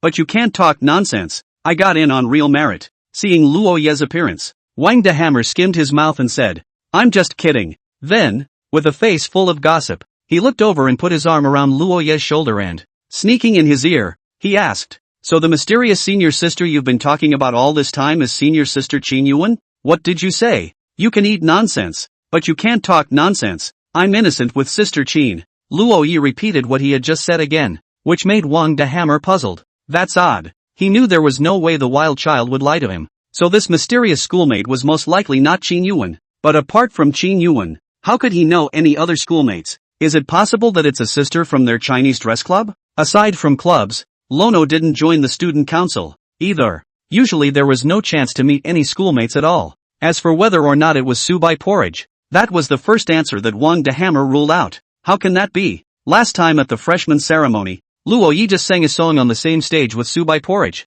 just excited like a child. If he really knew Subai Jiao, how could he have been so excited at that time? Afterwards, Subai Kanji didn't even show up much in school, so Luo Yi had even less chance to get to know him. Wang Sledgehammer thought and thought, but in the end, he still couldn't guess who this person was, so he could only give up. In the afternoon, the two started playing games, and after a while they went to bed. Today, Fairy Sister didn't ask Luo Yi to recite the knowledge points, and Luo Yi wasn't going to go for a run. We're going to run 3,000 meters tomorrow, so Lono decided to take a full day off today. Let the mood relax. By the time he woke up, it was 5 in the afternoon. The playground was loud. The stereo was making noise all the time, and it was accompanied by music that, very noisy. Luo Yi sat up from the bed, and in the dormitory, Wang the Hammer was still sleeping. The sun was about to set and the sky outside the window was getting a little dimmer. The silence in the dormitory was a stark contrast to the bustle outside. A sense of loneliness gradually surged into Luo Ye's heart. It's hard to describe that feeling after waking up from a long nap. Lono felt like his life had become meaningless. Now it had been almost 2 months since he had arrived at JNU. The only cousin went abroad to continue his education, and the roommates each had their own thing going on. It's a busy day. The dormitory became quite empty, and he had nothing to learn from it. Lono sat on the edge of his bed with his head hanging down. Feeling the emptiness in his heart, he decided to pull out his cell phone and brush up on short videos for a while to energize yourself. As a result, as soon as I opened the short video software, the accompaniment of an emo god song came from my phone. Big Data spied on him and he's even more emo now. Suddenly, Lono realized he had a lot of unread messages. There was Li Haoyang's, Su Xiujiao's, and his sister-in-law's. But Luo Yi noticed at a glance that an unread message had also appeared in the top position. The time was half an hour ago when the fairy schoolmarm asked him if he was ready for the 300 meters tomorrow. At once, Lono was not alone. Although Jiangcheng was big, it was enough for him to have his schoolmate.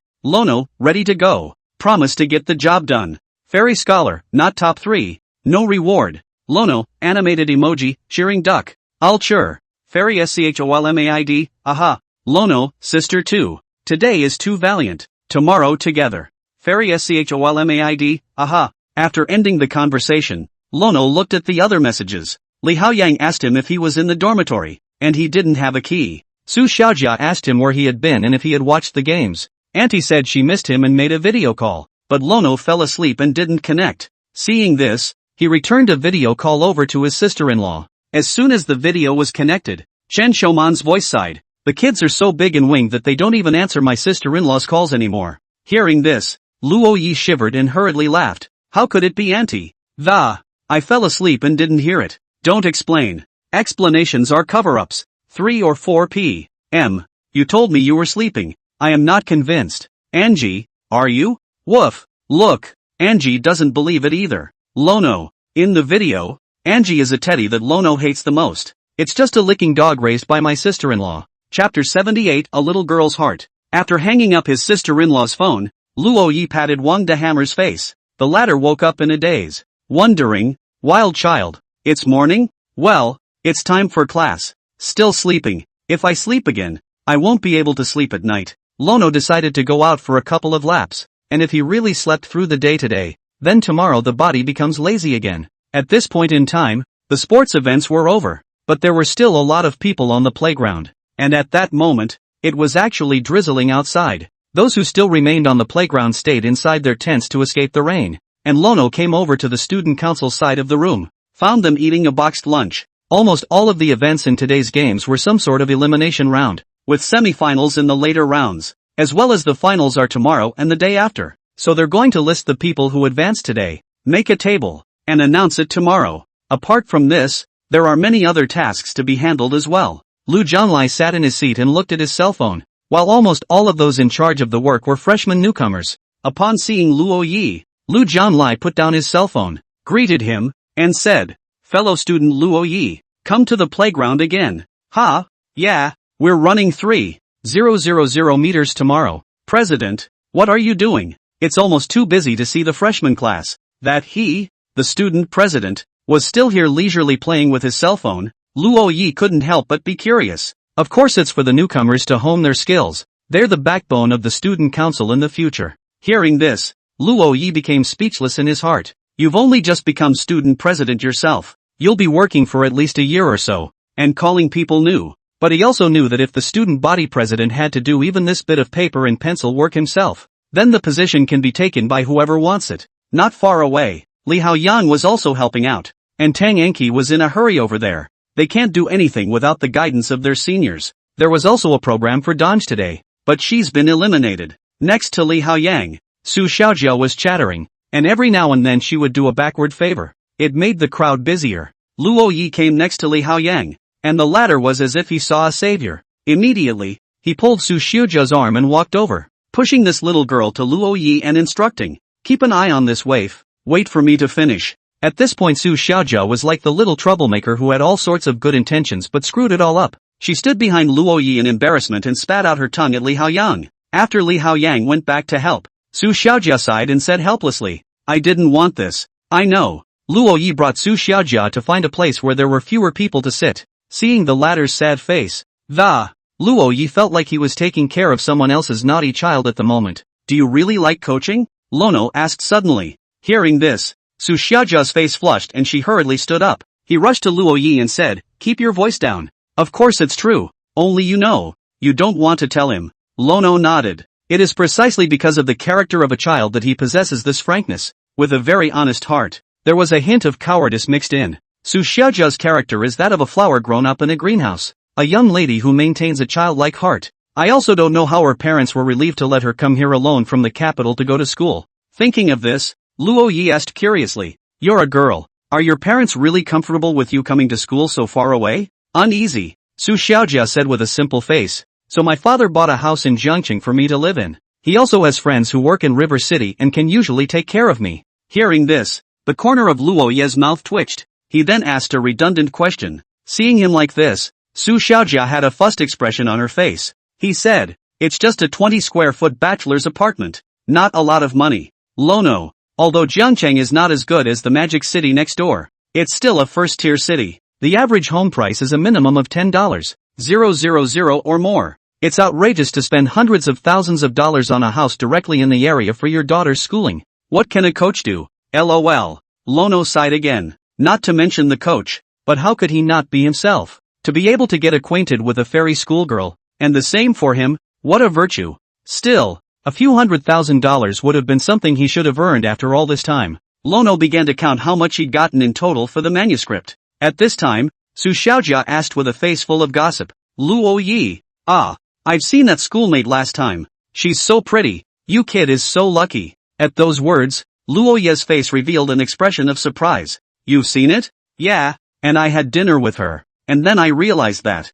she's the high-flying schoolgirl." Su Xiaojia revealed a longing expression. Although her family was well off, seeing a girl like Su Baijiao, still can't help but feel a surge of longing. Also a girl. When will she ever be that handsome? "Yes, I do like school sister Su. Keep it a secret for me," Luo Yi said solemnly. Well, that's a secret between me and you." Su Xiaojia stretched out her small hand, surprisingly wanting to pull the hook. Lono took a step back, his face full of denial. "Childish, too childish. How grown up to do this?" Seeing the expression of resistance on the other party's face, Su Xiaojia angrily said, "Luo Yi, still not a brother anymore." At those words, Luo Yi began to change the topic as he looked at Li Haoyang. In a somewhat uncertain tone, he said, "Coach seems to be busy, eh? Zundu?" Su Xiaojia ran over there with his ass in the air. Lono smiled helplessly. In fact, Su Xiaojia was still quite cute, and with her around, the coach wouldn't be bored at the very least.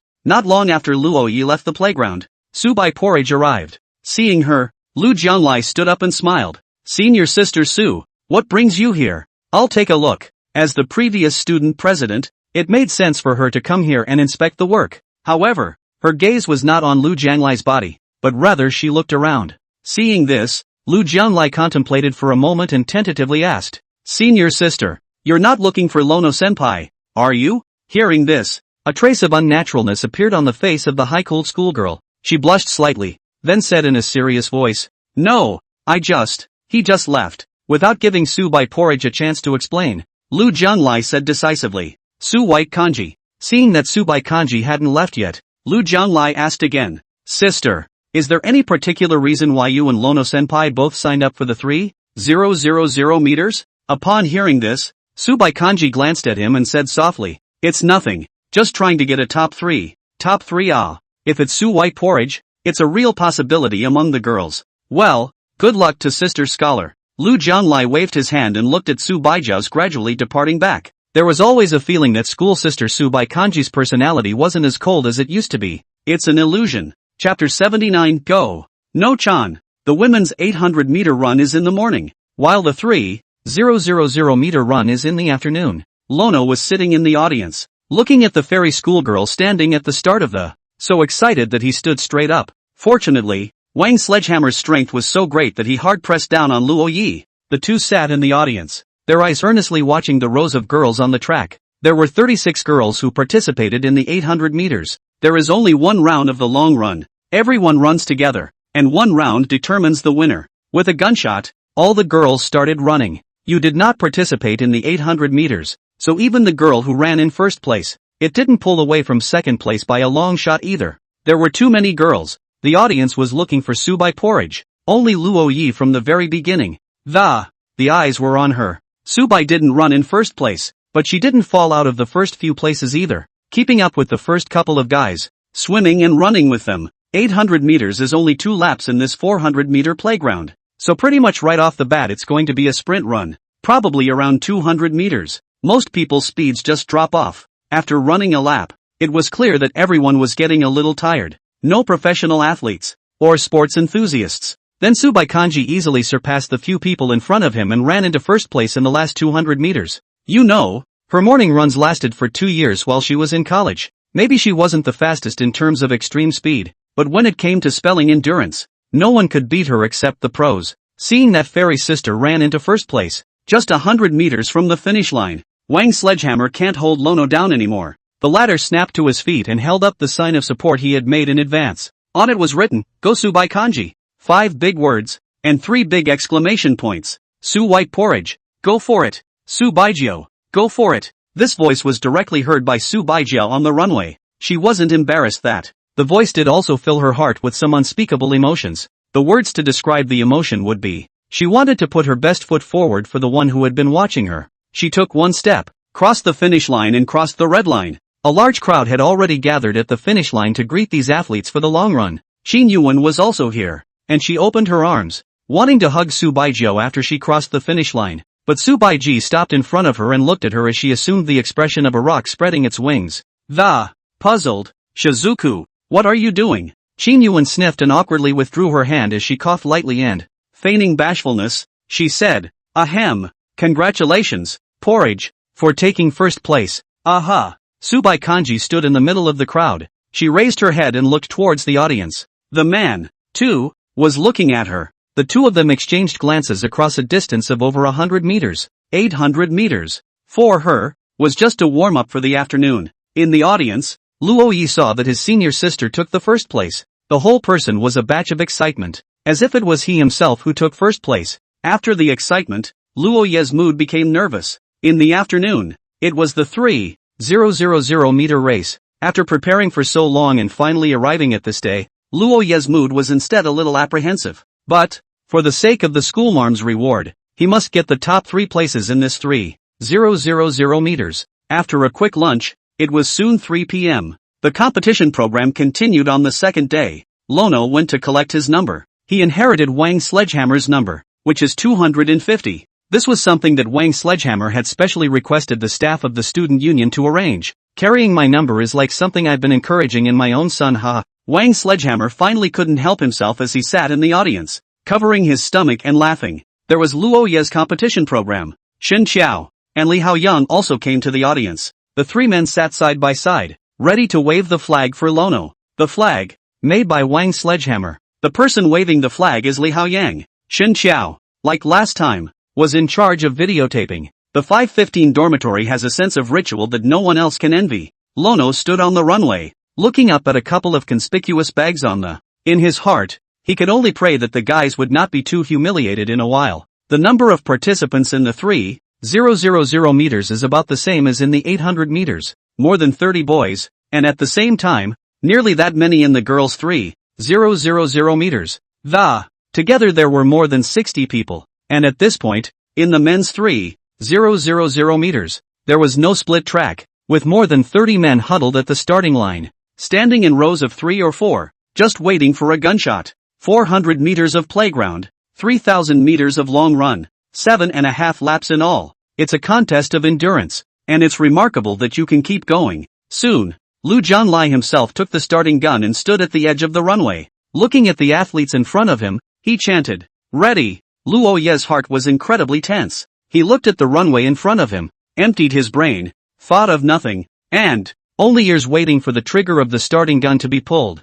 Bang! In front of Lu Jianlai, more than 30 people stride forward in unison. Athletic Club President Meng Chao is not at all conventional. As a national-level athlete, he started sprinting on the first lap. In no time at all, he was half a playground away from second place, leading all the way and leaving the crowd behind him in the dust. This first place is not even in doubt. Even though Meng Chao's speed dropped in the second lap, his average speed is also a bit faster than the average person sprinting at full speed. Lono had been hanging out with the track club for a long time, so he knew the importance of following the runners. He stayed behind the 5 or 6 men in the first echelon, not daring to fall behind. In the audience, Li Haoyang waved the flag, and Wang Sledgehammer even brought a horn that was shouting for Nouveau to cheer. Subai Kanji was on the lawn in the middle of the playground, her eyes following Luo Yi for a moment. Now Lono is in 8th place. Making a run at the top 3 depends on whether he can pass the guys in front of him in the last 2 laps. It didn't take long for Meng Chao to have finished his run, and in 2nd place,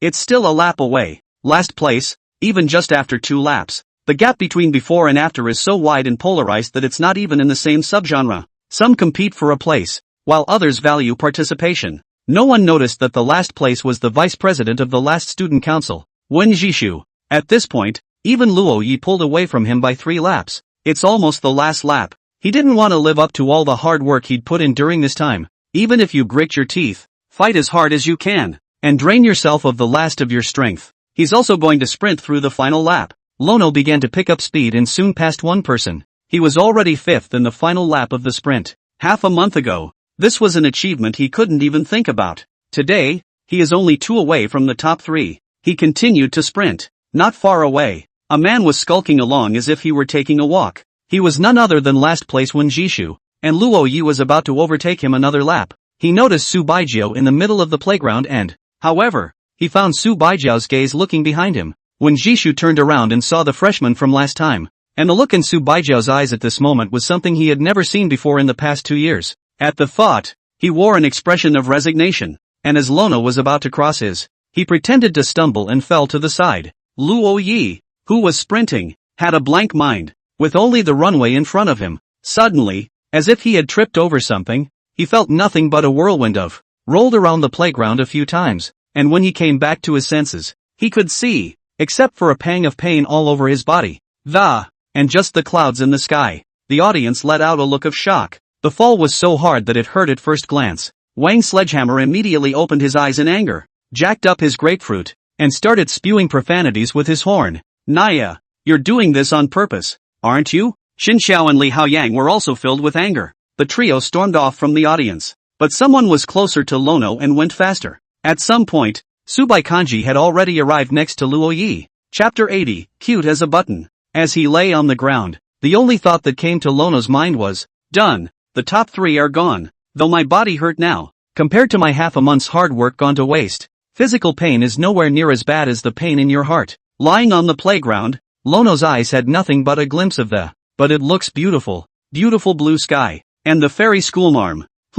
Fairy schoolgirl? Where he entered his eyes, Su Baiji was looking down at himself, and in his high and cold face, revealing obvious concern. How's it going? Su Baikanji's tone was filled with worry that could not be hidden. Seeing this expression on the fairy schoolmistress's face, and a gentle voice seldom heard before, the pain in Lono's heart vanished into thin air. Although his body ached, the satisfaction of rushing up to the clouds was enough for him to ignore the physical pain. Anyway, happy or sad, the body doesn't matter. And at this time, the other 3 people from dormitory 515 had already arrived and looked at Luo Yi worriedly. Lu Jianglai, Yu Qiuyu, Su Xiaojia and the others also rushed over this way. Wen Jishu, also lying on the ground, is currently unattended. Wang Sledgehammer saw the big and small wounds on Luo Yi's body, especially on his legs. It was a heartbreaking batch of blood rubbed by the rubber of the playground. Nobuko is the son he's closest to. Thinking of this, Wang Sledgehammer turned around and rushed towards Wen Jishu. Looking at the stance, it seemed like he wanted to kick him.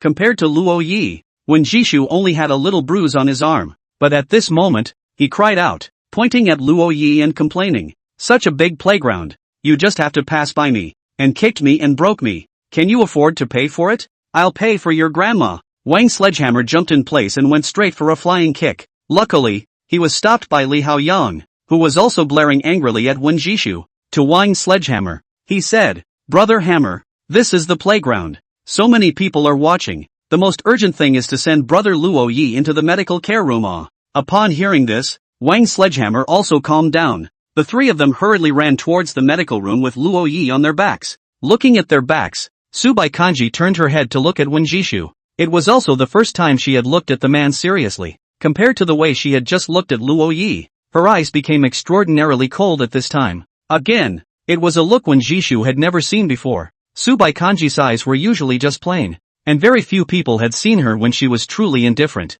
Today, when Jishu saw it, his heart snapped, and he tensed up a bit. Su Baikanji went forward, but just after 2 steps he was blocked by Lu Jianglai. Sister Su, why don't you go to the medical room as well? I'll take care of it here. Su Baigui gave him a look. The latter smiled faintly and said softly, You chose me to be your successor. Don't you still believe in my ability? You're also worried about Lono-senpai, aren't you? So go on. Upon hearing this, Su Baikanji faintly said, Thank you. She then turned and trotted away from the playground. Watching her leave, it was the first time Lu Jianglai had seen her do it for someone that, showing urgency. It looks like she's really falling for Lono-senpai. A hint of despondency appeared in Lu Jianglai's eyes, but soon the emotion faded away into a sigh, and then into relief. And finally, it melted into relief. Perhaps he, too, was once attracted to some dazzling sun, but he knew that sun didn't belong to him. He was just awed by her light. Now that sun has found the person it wants to shine on,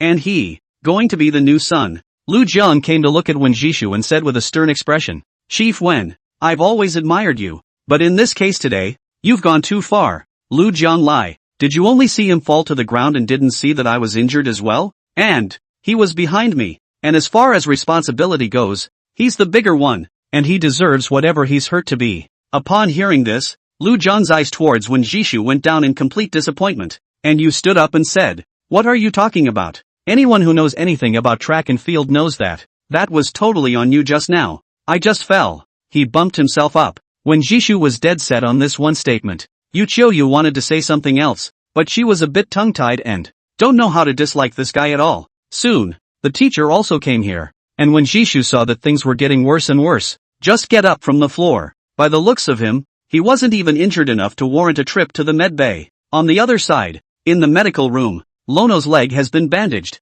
but just in case, it still needs to be taken to a nearby hospital for treatment. When Su Baikanji came in, all 3 of Wang Dahammer's men were stunned. Why did the high-flying schoolgirl come to the infirmary? Thinking back to just now in the playground, a series of abnormal behaviors of Su Baikanji, a bold idea arose in Wang Sledgehammer's mind. Wild child, you don't know Su Baijiu, do you? They don't look like they know each other well, do they? No way. No way. The schoolmate that Nadim has been pining for all this time. It can't be Su White Porridge, can it? That's too surprising. Li Haoyang didn't feel anything. He wasn't interested in this aspect. And Xin Xiao revealed an expression as he expected, as if everything was under control. There's a possibility of a broken bone. So why don't you guys take him to one of the hospitals around here right now? The nearest hospital is the JMSU hospital. I'll call an ambulance to pick him up. The school doctor said. No. As soon as he heard the ambulance, Lono almost got anxious as he lay on the bed and, hurriedly, he said, "That's too much trouble. This small injury. I can go by myself." "By yourself?" As soon as the words fell, Luo Yi heard a familiar voice, and his face changed, only to see Subai Kanji walk in, looking at Luo Yi, who was lying on the bed. There was a hint of scrutiny in her eyes. "You're going to the hospital by yourself?" Luo Yi did not dare to utter a single breath, and seeing Subai Porridge, without knowing why, he felt like everything he said was wrong. "School sister, the wild child is joking. I'll send him." Wang Sledgehammer patted his chest and said, "I'm the class president. I'll go too." Li Haoyang also said. Xin Xiao didn't say anything, but he was also prepared to go. Without saying a word, the three of them lifted Luo Yi again. His leg was briefly treated by the school nurse, and as long as two people carried him there was no problem. Being lifted up by his three roommates in front of his fairy schoolmates, Luo Yi only felt a wave of shame. It's so humiliating. But at the last moment when he left the medical room, he waved at Su Baijiao. "Senior sister, cheer up for the 3,000 meters later. Cheer up, and don't trip." The Luo savage was gone, his voice still echoing around him. "The women's 3,000 meters, indeed, are about to begin as well." The school nurse couldn't help but laugh. "This is the new student, isn't it? And it's kinda cute." Upon hearing this, Su Baijiao nodded as she smiled slightly. "Indeed cute." Chapter 81 Residence Permits for Domestic Buildings. The playground. It's just a blip on the radar. The women's 3,000 meters went on as usual. The moment the starting gun went off, Subai Porridge followed Yu Qiuyu closely and ran in second place, and Yu Qiuyu glanced back at this schoolmate. So, the rabbit ears next to Luo Yi on the playground that day was her. No wonder she and Meng Chao didn't recognize them. After all, who would have thought that high-strung schoolmate would wear such cute pajamas? In a race, though, she wouldn't hold back one iota, and she started to speed up and, leaving Subai behind. But this time, Su Baijiao didn't run the same 800 meters as she did in the morning. Keeping her stamina in front of her, she chose to sprint as soon as she came up, almost biting at Yu's back, though there was distance but it's not that dramatic. Yu Qiuyu also vaguely guessed what the other party was thinking. This high-strung schoolgirl, who wasn't trying to outrun her, but just wanted to run through it quickly. So at the start, he rushed ahead, second only to himself. She was trying so desperately to run through it, she must have been in a hurry to meet someone.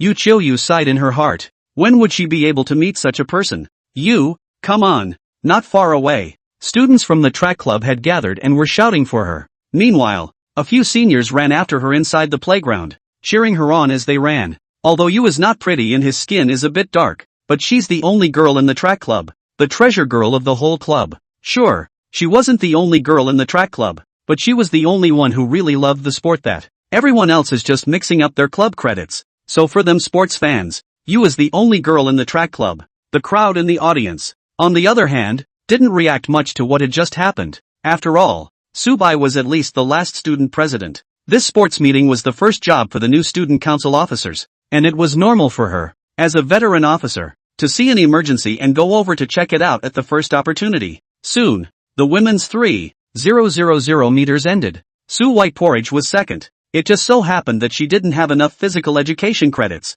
and when she got a place in this one, she just took it. There are all sorts of credits to be taken in college, whether it's clubs or student government. Just host an event and get credit for participating. In the 2 years of college, Subai Porridge has not participated in many sports activities, so there has been a lack of credits in this area. But by finishing in the top 3 in the games, it is possible to take all 4 years of college credits. This time, Su Baijiao won the first place in the 800 meters in the sports meet, and second place in the 3,000 meters. This is a very impressive achievement. It also means that in addition to being quite talented in computers, Subai Porridge is also unusual in sports. If she wasn't already a junior, Meng Chao would have wanted to drag her into the club. But after the run, Subai Porridge didn't take a break, just drank a mouthful of water, wiped his sweat and was ready to leave the playground. Qin Yuan wondered behind her. "Porridge, where are you going?" "Hospital." At those words, Qin Yuan was slightly stunned. As Su Baijiao's roommate,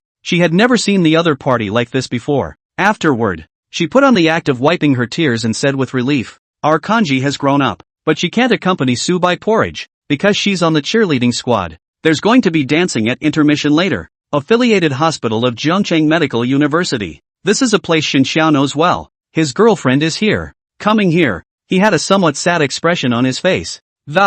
Still, he accompanied his roommates and sent Lono in. At the entrance of the hospital, Subai Porridge's best friend Lee Xia has been waiting for a long time. Anyway, she's just an intern who hasn't graduated yet, and usually she can only watch during surgeries. I have nothing to do now, so I just came out to help. But they have more school years for medical students than a regular university, so she's going to be interning for a long time. A small fracture like Luoye's, even if she wasn't specialized in this related field, she wouldn't dare to say that she could cure it. More or less look at it. Come in. Ri Xia called two nurses with a stretcher and pushed Luoyi in. In the consultation room, Ri Xia silently looked at it, then shook her head. Seeing this, Wang De Hammer said anxiously, "What are you shaking your head for? My son just hurt his leg. It's not like it's karma anymore." "No, I'll call someone." Ri Xia pulled out her cell phone and made a call. After the phone hung up, Li Haoyang was puzzled. "Don't you know how to read?" "A little, but I can't heal." Hearing this, Wang Sledgehammer was puzzled. "Aren't you a doctor?" "Well, intern. And I'm in neurology." Upon hearing this, Wang De Hammer and Li Haoyang nodded. So it was the neurology department. Then the two men stared in disbelief. "Neurology? Isn't that for brains? You're a brain surgeon. What a leg break to come here to see." Xin Xiao smiled helplessly. He knows Ri Xia, his girlfriend's primary care doctor's follower, visits his girlfriend every day. Soon Lono's legs were wrapped tightly in the doctor's wraps, and he lay on the bed unable to move. The whole thing was lifeless. Even now, his mind was still thinking about not running in the top 3 in 3,000 meters. Suddenly, in the ward, Ri Xia walked in wearing a white coat. Behind her, there was another girl. Surprisingly, it's Su Bai. She went straight to Luoye's hospital room and looked at his leg, which was wrapped in a circle of bandages. Faintly, he said, "How does it feel?" "Sister, I'm limping." Luoye lowered his head and hung his head. Seeing this, Su Baijio looked at Luoye's roommates. Xin Xiao instantly understood. He stretched out his hand and pushed Li Haoyang with one hand and, with one hand, he pushed Wang Sledgehammer and pushed them out of the hospital room. Ri Xia also smiled at Subai Kanji before leaving the hospital room. There was a moment of silence in the hospital room. Subai Kanji sat on the seat next to the hospital bed and pulled out her cell phone. A picture was taken of Lono's leg. Hearing the camera click, Lono lowered his head, embarrassed in front of the whole school. "And now in my sister's cell phone. What did the doctor say?" Subai Kanji asked with an expressionless face. "The doctor said I had hard bones, no broken bones, and was hospitalized for a day for observation. You'll be able to get out of here if it's nothing serious, but just in case, you'll need to recuperate until you're healed, preferably with a cane, lest you get secondary injuries and then you'll really break a bone." Hearing this, Subai Kanji's heart also felt relieved. Suddenly, Luo Yi sighed. "Unfortunately, I didn't get the top 3. Seeing his frustrated look, Subai Porridge said softly, "I took it." "Really? Congratulations, schoolteacher." Luo Yi was happy for her fairy schoolmate, but her mood was still a bit low. Subai Kanji looked at him and said faintly, "The deal was mutual. You get the top 3 and I give you a reward." "I get the top 3. You're going to give me a reward?" Luo Yi froze and looked at the fairy school sister somewhat blankly, not reacting for a moment. Seeing Luo Yi's lack of reaction, the corners of Su Baijiao's mouth rose slightly. "You do all the chores around the house. Remember, it's daily chores." After saying that, Bai Kanji looked at Luo Yi as if nothing had happened. The latter froze and snapped to attention. Daily chores? Meaning, he was granted residency in a faculty apartment? Chapter 82, the 515th Trial Conference. The next day, Lanaroi was discharged from the hospital. At the entrance of the school, he sat in a wheelchair and was pushed by Wang Sledgehammer to run, as if two crazy men. "Dig in, Hammer, slow down, slow down. Luo Yi people are all scared to death." Wang Sledgehammer pushed the wheelchair and ran like a playful man. "Jie Jie, wild child, show you a flying car drift." Only to see Wang Sledgehammer running wildly at breakneck speeds, he made a sharp turn at a corner. Luo Yi gripped the armrests of the wheelchair with a death grip, afraid that he would be thrown out. The journey was so thrilling that Luo Yi felt a jolt of fear when he returned to his dormitory. He looked at Wang Sledgehammer and couldn't help but say, "Brother Hammer, do you really not feel ashamed?" Wang Sledgehammer smiled sagely and said, "I'm happy with my own. It's none of anyone else's business. It's not like I'm living for anyone to see, so let's just ask you if it's exciting." "Exciting? So exciting? Then no." In the dormitory, Li Haoyang and Xin Xiao were not there. Li Haoyang is still helping out at the games. It's the closing of the games today, as well as track and field, badminton, table tennis and other sports competitions. There's also the fun games tomorrow, but in Luo Ye's current state, he definitely won't be able to participate.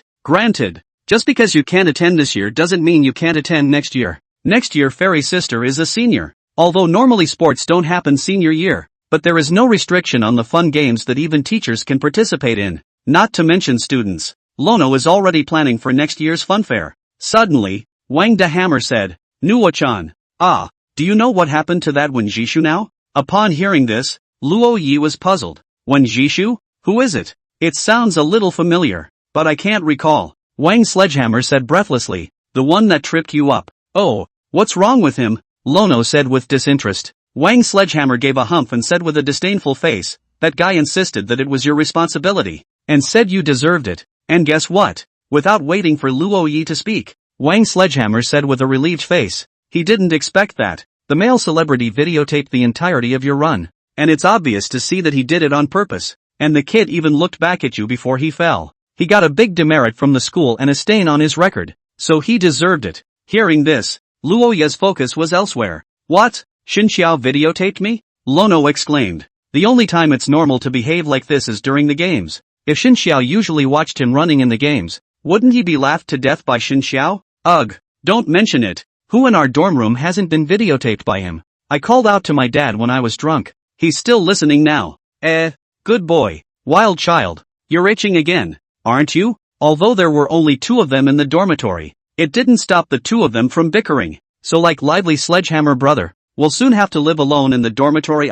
Alas. Lono sighed, but was in a very happy mood, because he's already bought bedding and is ready to set up his room in the teacher's apartment. He had wanted to move out of his dorm room, but college was 4 years in all. He mostly lived back and forth between his teacher's apartment and his dorm room, so he bought bedding for both. By the time the delivery arrived, his leg wound was also healed to a T. You'll be able to go straight to your schoolmate's house and do your chores. Oh no, it's going to sleep there. Hammer, help me to the games. You boys still want to go? It's boring to stay in the dormitory, so I'm just going to check it out. The 2 of them left from their chambers, and Lono took out the crutches that he had bought on the spur of the moment. Bouncing around, he went to the playground. Without Su Baijiao's program, the number of people in the audience was reduced by a large portion, but after all, today is the final of many events, and while there aren't as many people as there were yesterday, it's still a pretty lively crowd. The cheers for the runners just didn't stop. The computer science department did not have a high overall grade, and was almost at the bottom of the list of all the faculties in JNU. Sure enough, the reason why future programmers lose their hair is that they still don't exercise enough on a regular basis. The main event of the 3rd day was the relay race that, watching the players sweat in youth on the playground, Luo Yi was also moved by the audience. Youth. That's why he wants to be a fiction writer. Wouldn't it be an accomplishment to record this scene in a story and be seen by everyone? After the field day, all the staff went down there for a group photo. Among them, the student president Lu Jianlai stood in the C position, and beside him stood it was Li Haoyang, who had performed very well in this logistical event. Although the 2 were not in the same grade, after this field day, Lu Jianlai also discovered Li Haoyang's talent. Although the student union is nothing compared to the society, before entering the society, joining the student government is really a good exercise. So Lu Jiang came to invite Li Haoyang to make an exception and join the student union, and the latter readily agreed. It also meant that Li Haoyang was busier. Plus Xinxiao goes out on a part-time job whenever he can. It seemed destined that Wang Sledgehammer could only end up alone in the dormitory. Of course, Lono would come to see him. After the games, Luo Yi returned to the dormitory with Wang Sledgehammer. That night, Li Haoyang and Xinxiao also returned. Lono knew that he was going to be judged. He sat in a chair at his own table, looking nervously at the 3 men in front of him. Wang the Hammer was incredibly serious. Li Haoyang had a curious face, and Xinxiao was smiling, but Luo Yi knew that this dark man has a bad taste in his mouth. I'm ready, let's begin. Luo Yi let out a deep breath and opened his mouth. As soon as the words left his mouth, Wang Sledgehammer was the first to ask, when did you and the schoolgirl meet? First day of school. When the words fell, the crowd showed surprise. First day of school? Wang Sledgehammer said with an incredulous face. Yes. Lono nodded. Seeing this, Wang Sledgehammer seemed to have thought of something and asked after him. Then when the freshman party? And you already know the schoolgirl? Not really. I don't think she was impressed with me. Not impressed. Ha ha. I said that day how she perversely agreed to you singing with her. I thought it was because I was in the way of the freshmen. I was really naive. Wang Sledgehammer held his head with both hands, his face full of pain. I was once so young and ignorant that I accidentally became someone else's moon goddess. He looked at Luo Yi with tears in his eyes and suddenly said with a serious face, "Wild child. It's not something you can get through without a few meals. Brother Sledgehammer, you're not a man of your word. After the freshman party, I've been bringing you meals for days." Upon hearing this, Wang Sledgehammer also thought about it. Indeed, the wild child of the freshman party had already returned to him. But how does the matter of knowing the schoolgirl on the first day of school sound a bit unbelievable? How do you know each other? Li Haoyang asked in a confused manner. It's a long story. It was a rainy day. Stop it. I don't want to hear it. Wang Sledgehammer's expression was a bit depressed. And your relationship with her is? Xin Xiao asked with a smile. Should it be considered a good friend? Luo Yi hesitated for a moment, thinking of his current relationship with his schoolmate, and finally gave this answer. Hearing this, the three froze. Afterward, the corners of Wang Sledgehammer's mouth grinned as his excitement went straight to the clouds. Damn! Scared me to death. I thought you were in love with the schoolgirl. Xin Xiao looked at Wang de Hammer speechlessly and said faintly, "That's Subai Kanji, the rumored iceberg goddess. She doesn't have a single male friend. And now brother Luo Yi is the only one. You know what I mean?" At those words, Wang de Hammer's laughter came to an abrupt end. Chapter 83, All good-looking people are dark. Saturday, Lono's delivery arrived. His leg is about as good as it's going to get, and he's walking with a limp. But it's no longer a big deal. Luono hugged the bedding he had bought and arrived at the door of teacher's apartment 614. He let out a deep breath, placed two large packages on the floor, and was just about to knock on the door when the cell phone rang. "Fairy school sister, there's no soy sauce at home, so go downstairs to the supermarket and buy a bottle of soy sauce when you come." Lono froze. He then left the large package on the doorstep without knocking, and he turned and made his way back to the elevator, getting ready to go down for soy sauce. After he left, Subai Porridge, who heard the commotion, opened the door and looked at it, and found two large packages at the door, but there was no sign of Luo Yi. This elementary school kid, he came without saying a word, froze and went down. She squatted down and carried in the bedding Lono had bought. In the living room, Subai Porridge touched the two packages. Knowing that these were supposed to be quilts or something like that, she used scissors to open the two packages and then carried the bedding inside Lono's room. Afterward, she helped Lono lay out the mattress and the sheets on the bed. Another thoughtful cover was put into the comforter, and a man made the bed. On the other hand, Luo Yi finally found the downstairs supermarket that Fairy Sister had mentioned. Teacher's apartments. He's only been to Unit 4, Block 5, where his schoolmates live. It's impossible to tell where is where. At this time, on the first floor of the next building, the owner of the mini-mart was playing a game. Lono ignored him and looked for soy sauce on the shelves. There are many types of soy sauce, but Lono didn't see soy sauce, only soy sauce and sriracha. So is it light or dark soy sauce? Lono, who hadn't cooked much, really didn't know what to buy. So, he bought both, and they weren't expensive anyway. Holding two bottles of soy sauce, Luo Yi placed them in front of the boss. "Check out. Wait a minute. It's about to be chicken." The boss's face was incredibly serious, and it looked as if the battle was scorching. The mini-mart downstairs in the neighborhood is owned by the residents themselves, so they usually sell whatever they want. The next moment, the boss's wife, seeing that the boss was slacking off, came over with an angry look on her face and, grabbing the boss by the ear, he said angrily, playing games, all you know is playing games, and the guests come and the bill is not settled." After saying that, she helped Luo Yi settle the bill. After leaving the supermarket, Luo Yi lamented, "Well, everyone has their own story. Even the middle-aged couple who run the supermarket downstairs. Perhaps there was a touching love story experienced in his youth." With a bottle in one hand, Lono was back in the doorway of 614. His face changed when he saw the doorway empty. There's old 6, whose delivery was stolen. Thinking of this, Luo Yi hastily knocked on the door. It wasn't long before the door was opened and Subai Porridge looked at him wearing rabbit ears. Although this hat is not expensive even if you buy it outright, but for Subaijia, yet it has a special meaning, so she usually likes to wear it at home. But before she could speak, she realized that the expression on Luoya's face in front of her made her want to laugh a little. That's probably what it's like. Bittersweet. Obviously it looks sad, but put on a smile. The corners of Subai Kanji's mouth moved without trace. She wanted to laugh but couldn't help it. Lono limped in, then headed for the kitchen, minding his own business. "Place the two bottles of soy sauce in your hands." He then sat down on the couch with an expression of raw emotion, looking dumbfounded and, it seemed to be thinking about something. After a moment's stay, he pulled out his cell phone again, and his fingers kept tracing and I don't know what I'm looking at. You're swiping on a short video of a beautiful woman? Subai Kanji walked over and sat next to him, the two of them separated by a body space. With a slight sideways glance, she peeked at Lono's cell phone screen and found out that this elementary school kid was actually looking at betting. Subai Kanji was puzzled for a moment and quickly responded. He doesn't think his delivery was stolen, does he? Thinking of this, Subai Kanji's heart stirred as she opened her mouth and asked, today's chores haven't been done yet. At those words, Luo Yi stood up. The frustration he had just felt swept away. He patted his chest and said, leave it to me, I promised to clean it up for senior sister. When he finished, he got his cleaning tools out and started doing his chores. In fact, the house was so clean that Lono didn't even need to clean it. It's just that Subai wanted to tease him. Even so, Lono cleaned it carefully. When he was done, he sat back down on the couch and continued to look at the bedding. At this time, Subai Kanji asked expressionlessly, why aren't you leaving yet, Lono? He tilted his head and looked at Subaija with a confused expression. His large eyes filled with doubt. Subai Kanji continued to feign indifference and said faintly, I remember saying that letting you take care of your daily chores didn't promise you could live here, did it? At those words, Luo Ye's expression froze even more. Is this the legendary, self-serving? Yes. With the character of the fairy schoolmistress, how could she possibly promise herself to live under the same roof as her, even if it's just staying in two different rooms? Lono lowered his head and locked the screen on his phone as well.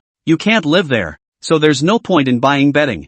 LOL. Luo Yi stood up and said in a somewhat stiff tone, I'm sorry, sister. It was a misunderstanding, and I'm leaving now. After saying that, he turned around and prepared to leave, looking at him sadly, and limping back at this point. A hint of heartache appeared on Subai Kanji's face. Junior was upset by her. Lono. In her ears, came the voice of the fairy school sister. As far as I can remember, this seems to be the first time a fairy schoolmate has called him by his name. He turned his head slightly and stared blankly at Subaija, only to see the iceberg goddess propping up her chin, looking at him with a smile, and her tone was not so cold. Instead, with a hint of mischief, he said, you forgot something in your room.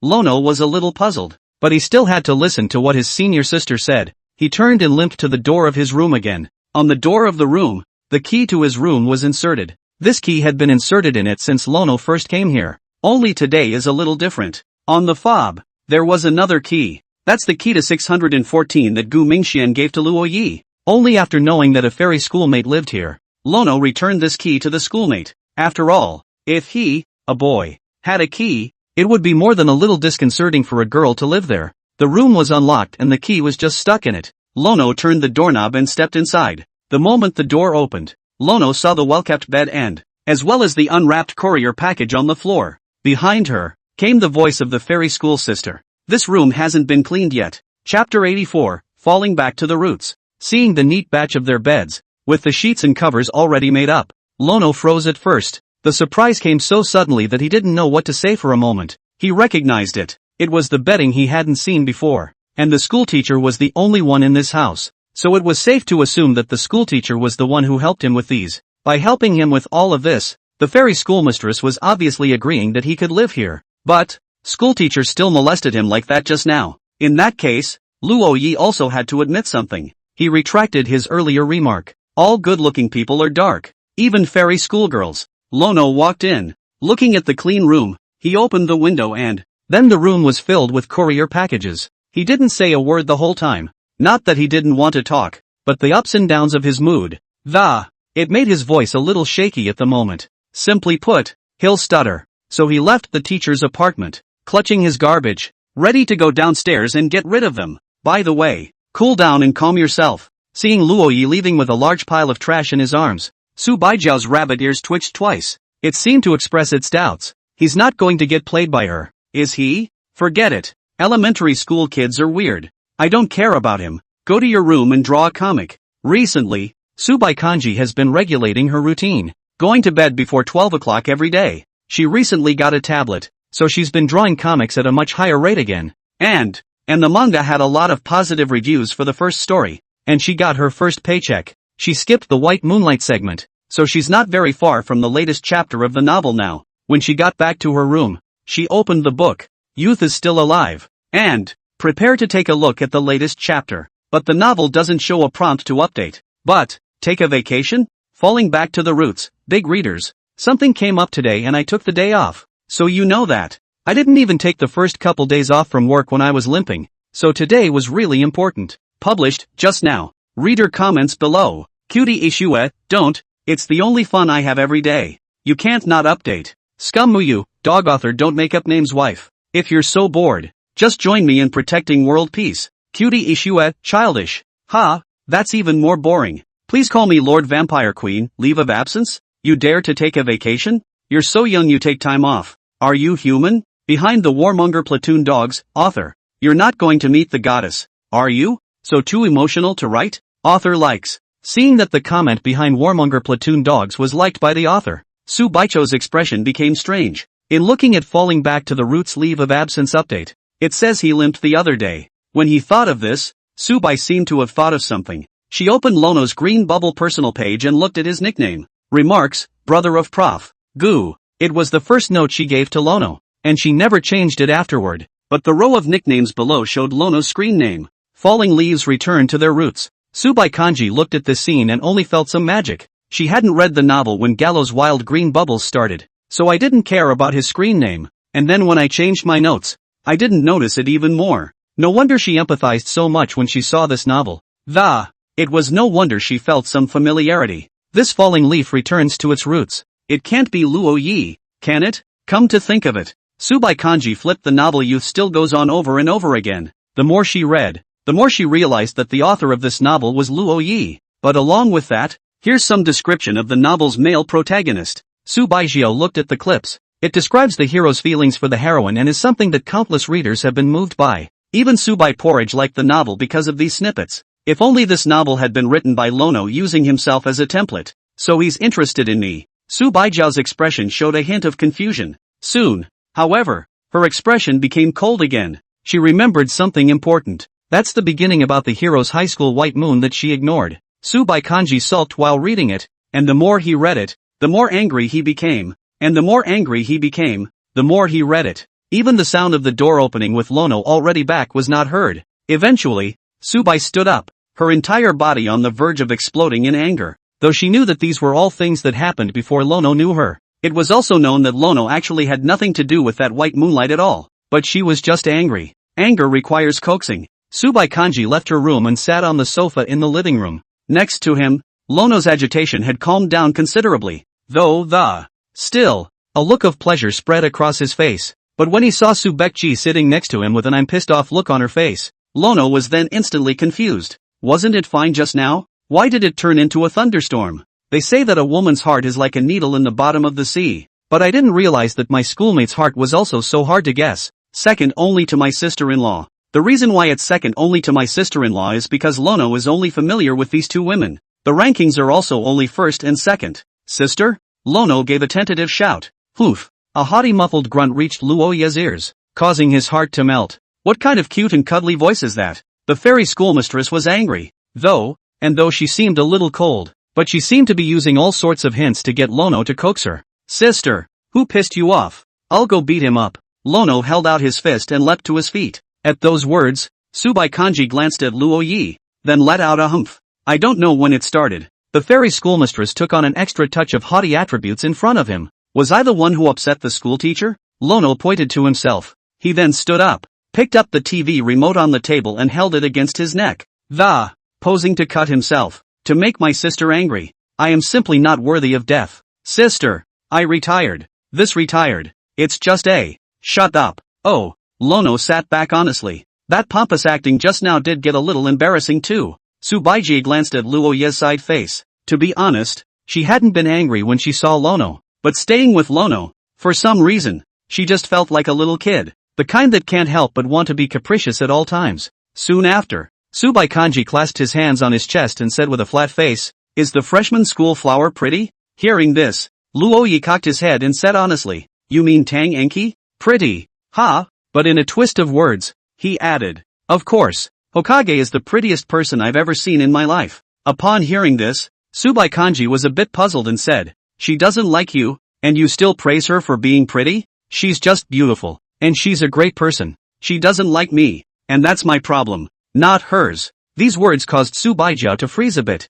Think of the guy who went around dissing her after high school when he confessed his love for her and was rejected. The rumor spread her. Turns out not all boys are like that. Chapter 85, The Imperial Photographer. Lono didn't think anything bad about the other person just because he didn't get to be with them. Subai Kanji glanced at him and only felt that this elementary school brother seemed a little more adorable. The two of them had a brief dinner and then went back to their respective rooms. Luo Yi took a day off today and is now lying in bed tossing and turning, unable to sleep. It wasn't the first time he'd slept here, but this was different. This is the first time he's lived here openly and honestly. The next day, it was Sunday, another enjoyable vacation. Lono woke up in the morning and had breakfast with his schoolmate, then went back into my room and got ready to finish writing today's update. By noon, he stepped out of his room and ate the meal cooked by his fairy schoolmate. Then after that, he washed the dishes and sat on the couch, watching TV with his fairy schoolmate. He felt as if this life was like that of an old married couple, dull but fulfilling. Where have you been in this place,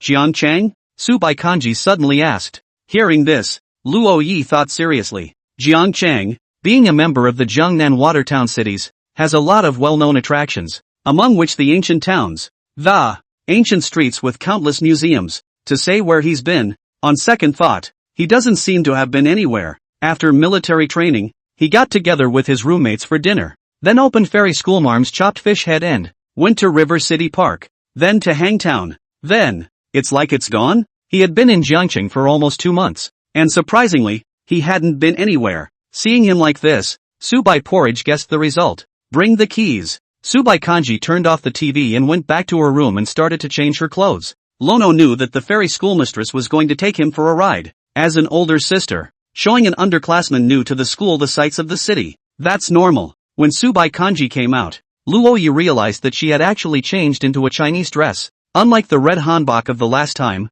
this time Subai Porridge wore a black one.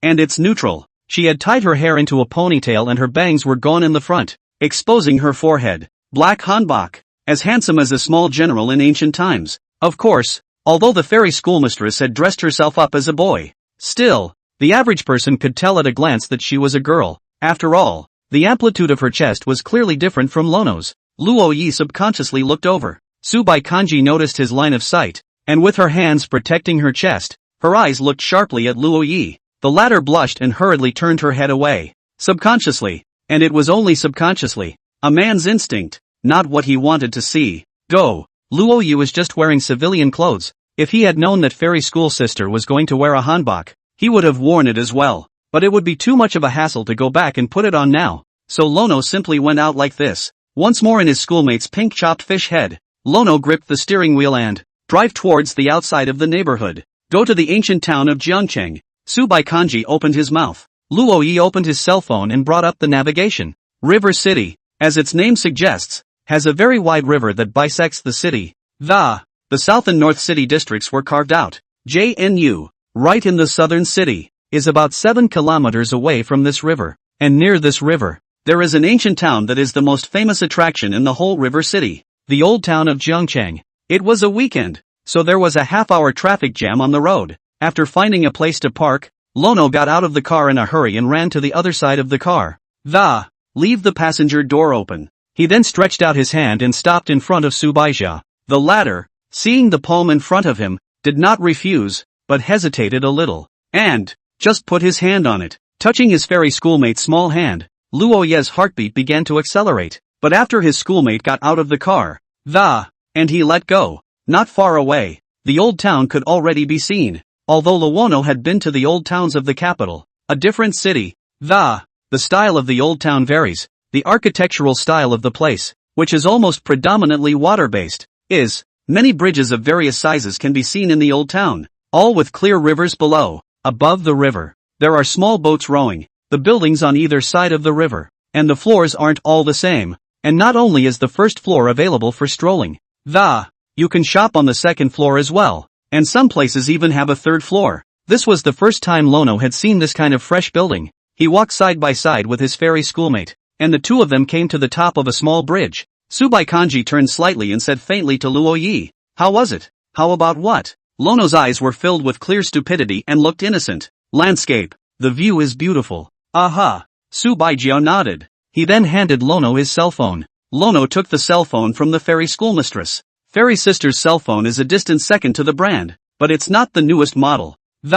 Instead, it's an old phone that went on sale 2 years before. and Lono was using the latest model of fruit phone. He looked at the screen of the fairy schoolmate's cell phone and realized that it was stuck on the screen for taking pictures. Okay, he got it. The schoolteacher asked him what the view was like and was trying to take pictures here. Girls, when they come across a nice landscape, it is inevitable that they will be tempted to take pictures. But Subai Kanji has never taken a selfie in her circle of friends or in her dynamics. No, maybe there is no one to shoot for the schoolmarm? Thinking of this, Luo Yi pulled out his latest model of fruit cell phone and turned on the camera. Sister, I'm a professional at taking pictures, and my cell phone is the latest model, so I can take clearer pictures. With that said, Lono raised his cell phone. Instead of refusing, Subai Kanji struck a pose that suited her style of generous enough to let Lono shoot. In fact, Lono wasn't exaggerating. He's really a better photographer than that. Unfortunately, JNU scored higher in videography than in computer science, and he couldn't get in. When they were at home, my sister-in-law's family had no camera cells at all. The family relies on Lono to take pictures of them almost everywhere they go. After taking a few pictures, Lono was very satisfied, and he walked over to the schoolteachers, asked, Sister, do you think it's okay? Could be. Subaijio nodded. The two were ready to go somewhere else to continue shopping and taking pictures. Suddenly, a man with a video camera came up to the. With a smile on his face, he asked, Can you take a picture, miss? It's free. Luo Yi looked at Subaijio. The latter nodded. At those words, the man revealed an expression of joy, while Luo Yi beside him was directly ignored by him. Usually taking a picture of a girl means that he's going to send it to that girl, which means that it's an irresistible way to add contact information and meet beautiful women. Missy, stand over here and I'll shoot you. The man had a smile on his face, although he had seen a lot of beautiful women, but as beautiful as Subai porridge. It was the first time he had encountered it. But soon, his smile became a little awkward. Only the girl who was as pretty as a fairy in his sight, took the hand of the boy he had ignored. Subai Kanji glanced at Luo Yi and said faintly, What are you waiting for? Go take a group photo. It's free. Chapter 86, I'm thinking of you. In the end, Luo Yi obtained a high-definition photo and his first photo with his fairy schoolmate. He then added the cameraman's green bubble, and the other guy blacked out and sent over the photo of the. At the same time, 21. Hearing this, Luo Yi was puzzled. Isn't it free? Group photo plus 20. Lono. Granted. But seeing as how the other guy's shot was really good, Lanaroi still paid $20. He's not the only cameraman around. Luo Yi had just heard the offer from the other cameraman when they were hustling, and it was indeed $20, so he wasn't losing any money. In the photo, he was standing next to the fairy sister and was holding one of her small hands. Two men leaned against the edge of the bridge, one dressed in an ancient black hanbok, the other in modern civilian clothes. Combined with the backdrop of the ancient town behind him, it looks as if he's traveled back in time. Fell in love with a great lady and is telling her how colorful the world will be in the future. Great shot, great angle finding, makes the photo look very real. Before leaving, Luo Yi couldn't help but give the cameraman a thumbs up. The latter's face darkened with a downcast expression. Happy for nothing, but I've done someone else a favor. The ancient town of Jiangcheng covers a large area. Luo Yi and Subai Kanji strolled for a long time before reaching the head. There were many places selling things on the street. Luo Yi originally wanted to buy it, but was stopped by Subai Kanji. The snacks at the attractions, they say, are not only expensive, but also awful. Places like old towns are only good for photo ops, not for spending. The two returned the way they came, and at the entrance to the attraction, they saw a small ground stall selling small pets. Subai grew in a row of small cages, found a bunny inside a pink cage with a heartfelt expression. Luo Yi seldom saw the fairy school sister's heart move, and asked curiously, School sister, you like rabbits? Aha. Subaijio nodded.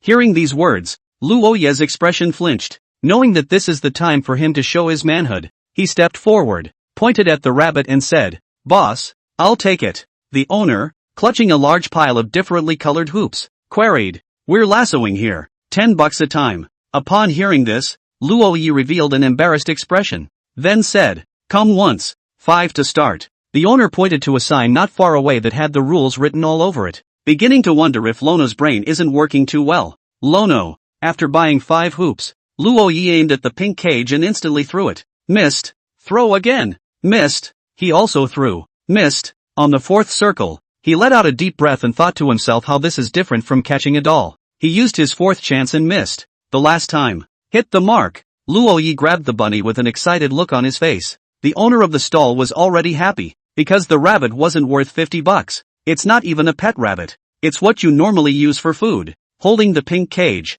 Luo Yi came to the fairy schoolmistress and grabbed the rabbit out of it. It was handed to her. Subai Kanji nodded in satisfaction and said faintly, "Dinner is ready." Lono? He hugged the cute and cuddly rabbit, and the eyes he looked at the fairy schoolmistress were filled with shock for the first time. "Devil! The rabbit is so cute that you want to eat it." Luo Yi looked at the innocent-looking rabbit in his arms and thought to himself whether to steam or braise it at night. "Do you want more cumin?" I didn't realize it wasn't that the fairy schoolmistress thought the rabbit was cute when she had her heart set on it. Instead, I simply wanted to eat rabbit. After leaving the attraction, the two didn't go to the parking lot, but to the side of the river. The river, which is the big river that runs across the city, is very famous in this city. The river is lined with spectacular, grand skyscrapers and countless commercial districts.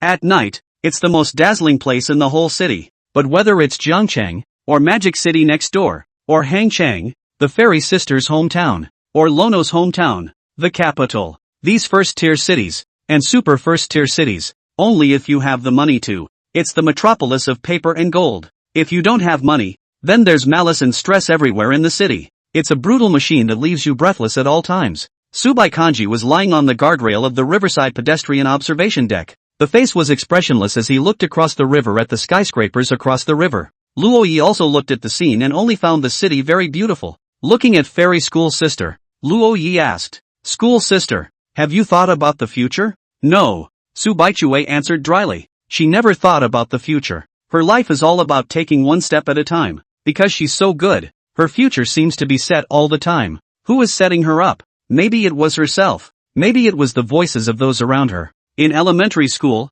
she excelled and people said she was going to get into a major junior high school. The same was true for middle school, where she arrived at a major high school amidst all the anticipation. When everyone thought she would be able to get into Tsingbuk University, she had a fever that day because of the college entrance exam played badly and came to JNU. Although JNU is also a prestigious university, it is not comparable to Qingbei. That day, she couldn't forget the way her teachers and classmates looked at her, with mockery, pity, and there is pity. But even when she's playing out of her mind, she's still top of her class and top 5 in the school. She didn't understand why people who didn't do as well as she did were giving her that look. It's like she's a failure for not getting into the best college. At that time, she suddenly felt that living was meaningless. Plus, after the high school exams, the confessions, the rumors, she seemed to be the one that everyone scorned all of a sudden. People seemed to be the ones who liked to take people who were once better than them and step on them hard. Use other people's failures to highlight your own superiority. That was the beginning of Su Baijiao becoming a high-flying schoolgirl.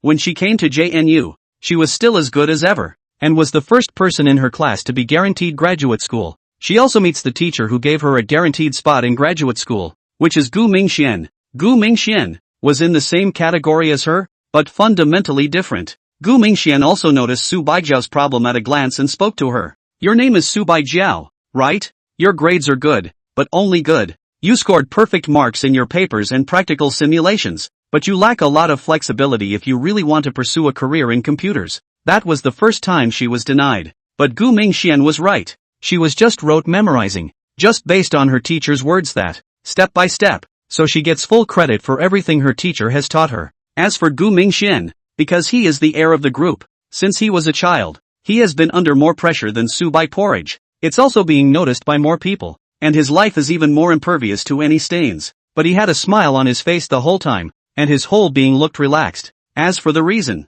he said, he has a brother, a very interesting brother. He also said, "When you meet him, you'll see why I'm so optimistic." "Sister?" Luo Yi stretched out his hand and waved it in front of Su Baijiao's face, saying suspiciously, "You froze? Aha. Thinking about what? You're not thinking about me, are you? Aha. Ha ha. I'm kidding, schoolteacher. Ha ha. Ah." Chapter 87, Rabbit is so cute. Of course it should be spicy. On the way back, Luo Yi didn't say a word. The fairy schoolmates him made his mind drift to the sky. If it weren't for the fact that driving requires his attention, he'd wanted to find a place where no one else was cheering him go. Looking at Luo Yi's serious driving appearance next to her, Su Baijiao snickered, then said, "For the evening rabbit, spicy or cumin?" "Spicy. I like spicy." "Good." Subai Kanji averted her head and opened the window. She put her arm against the window and, looking out at the constantly refreshing scenery, his long hair was also a little messed up by the wind. The scent of her body blew towards Luo Ye's body,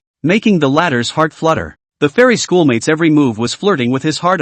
After parking the car in the family building's parking lot, the two returned to 614. Next, something very important is going to happen here. Killing. Supernatural this cute little bunny. Lono volunteered to handle it himself. He searched the internet. This rabbit is specialized for eating. It seems that Hokage was running to eat it from the very beginning. Lono found the tutorial on the internet and said sorry to Bunny. The ensuing scene was brutal and at one point bloody. By the time Tsubai Kanji came in, the kitchen was cleaned up and all that was left was the fresh rabbit meat that had already been cut into pieces by Luo Yi. Seeing this, Tsubai Kanji was a bit surprised and said faintly, "The sword skill is good." For some reason, Lono was good for tinkering in the kitchen, but really not for cooking. The next task was left to Tsubaisha. She had changed into loungewear in her room. A light, slim, long-sleeved top that, the perfect body was wrapped in clothes, and above the flat belly was the part that made you take your eyes off it. No one would probably be able to tell without this slimming top.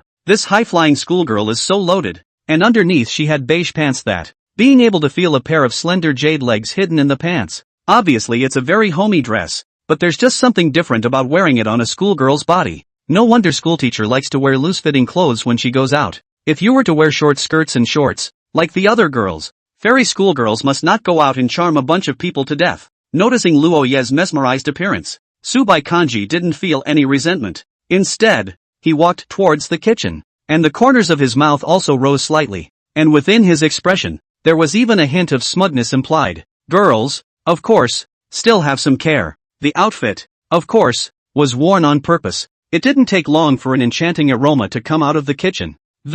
It made Luo Yi unable to resist a sigh of relief. Worthy of being cooked by the fairy school sister herself. This smells too good. Soon, Tsubai Kanji, wearing a small apron, came out from the kitchen. Both hands were also carrying a pot of delicious rabbit stew. The most abundant thing in there is chile. She purposely put more chili peppers in because Luo Yi said to eat spicy food. However, Luo Ye's sister-in-law was a native of Shu province, so during the 10 years she lived in her sister-in-law's house, every meal in their family is spicy-free. Therefore, the special spice in the eyes of the fairy schoolmistress was simply worthless to Luo Yi. Luo Yi began to eat a delicious spicy rabbit stew with fragrant pearl white rice.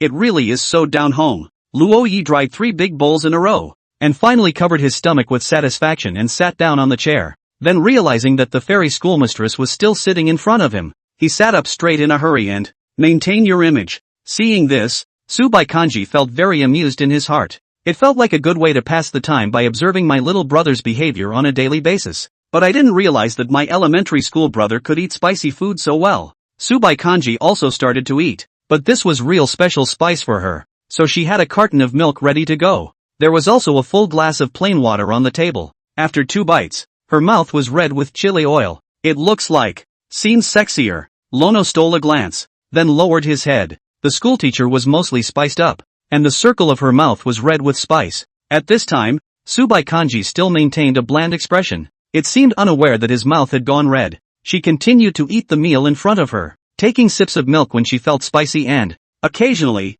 there is a hiss, which is supposed to be the tongue being spiced. She had wanted to see her little brother's embarrassment, but she hadn't realized that she was the one who ended up getting hurt. Soon, she realized that her elementary school brother had been staring at her, and she frowned slightly. Couldn't help but ask, "What's wrong?" Luo Yi smiled and opened the selfie on his cell phone before handing it to the fairy school sister. In the selfie camera of Luo Yi's cell phone, Tsubai Porridge saw herself at this moment. He was suddenly in a state of face, and at that moment, her finger accidentally pressed the shutter and took a picture of herself at that moment. She wanted to delete it, but it didn't seem right to click into someone else's album, in case you see something you shouldn't. Next moment, a message alert popped up from the top of Luo Yi's phone. "Hammer, wild child. Remember to wake me up when you come back tomorrow. I'm afraid I'll oversleep." Tomorrow was their full class Monday, and almost all of Lono's textbooks were in his dorm room. He would mostly live inside his dorm room from Monday to Friday, and then he would come to live in the family building on vacation.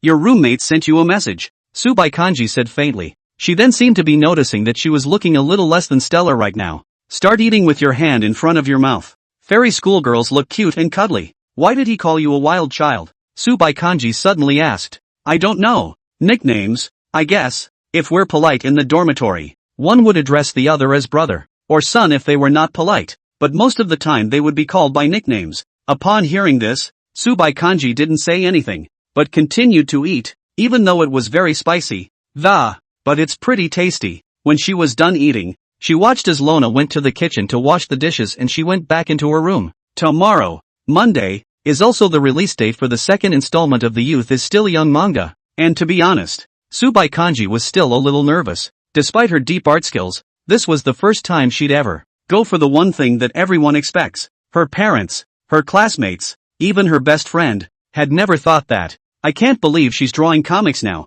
But the words that, falling leaves return to their roots, describe out of those. She was tempted to turn them into images that could be seen by the naked eye. She wanted more people to see it. After checking the content of the second sentence once more, Subai Porridge set a timed upload.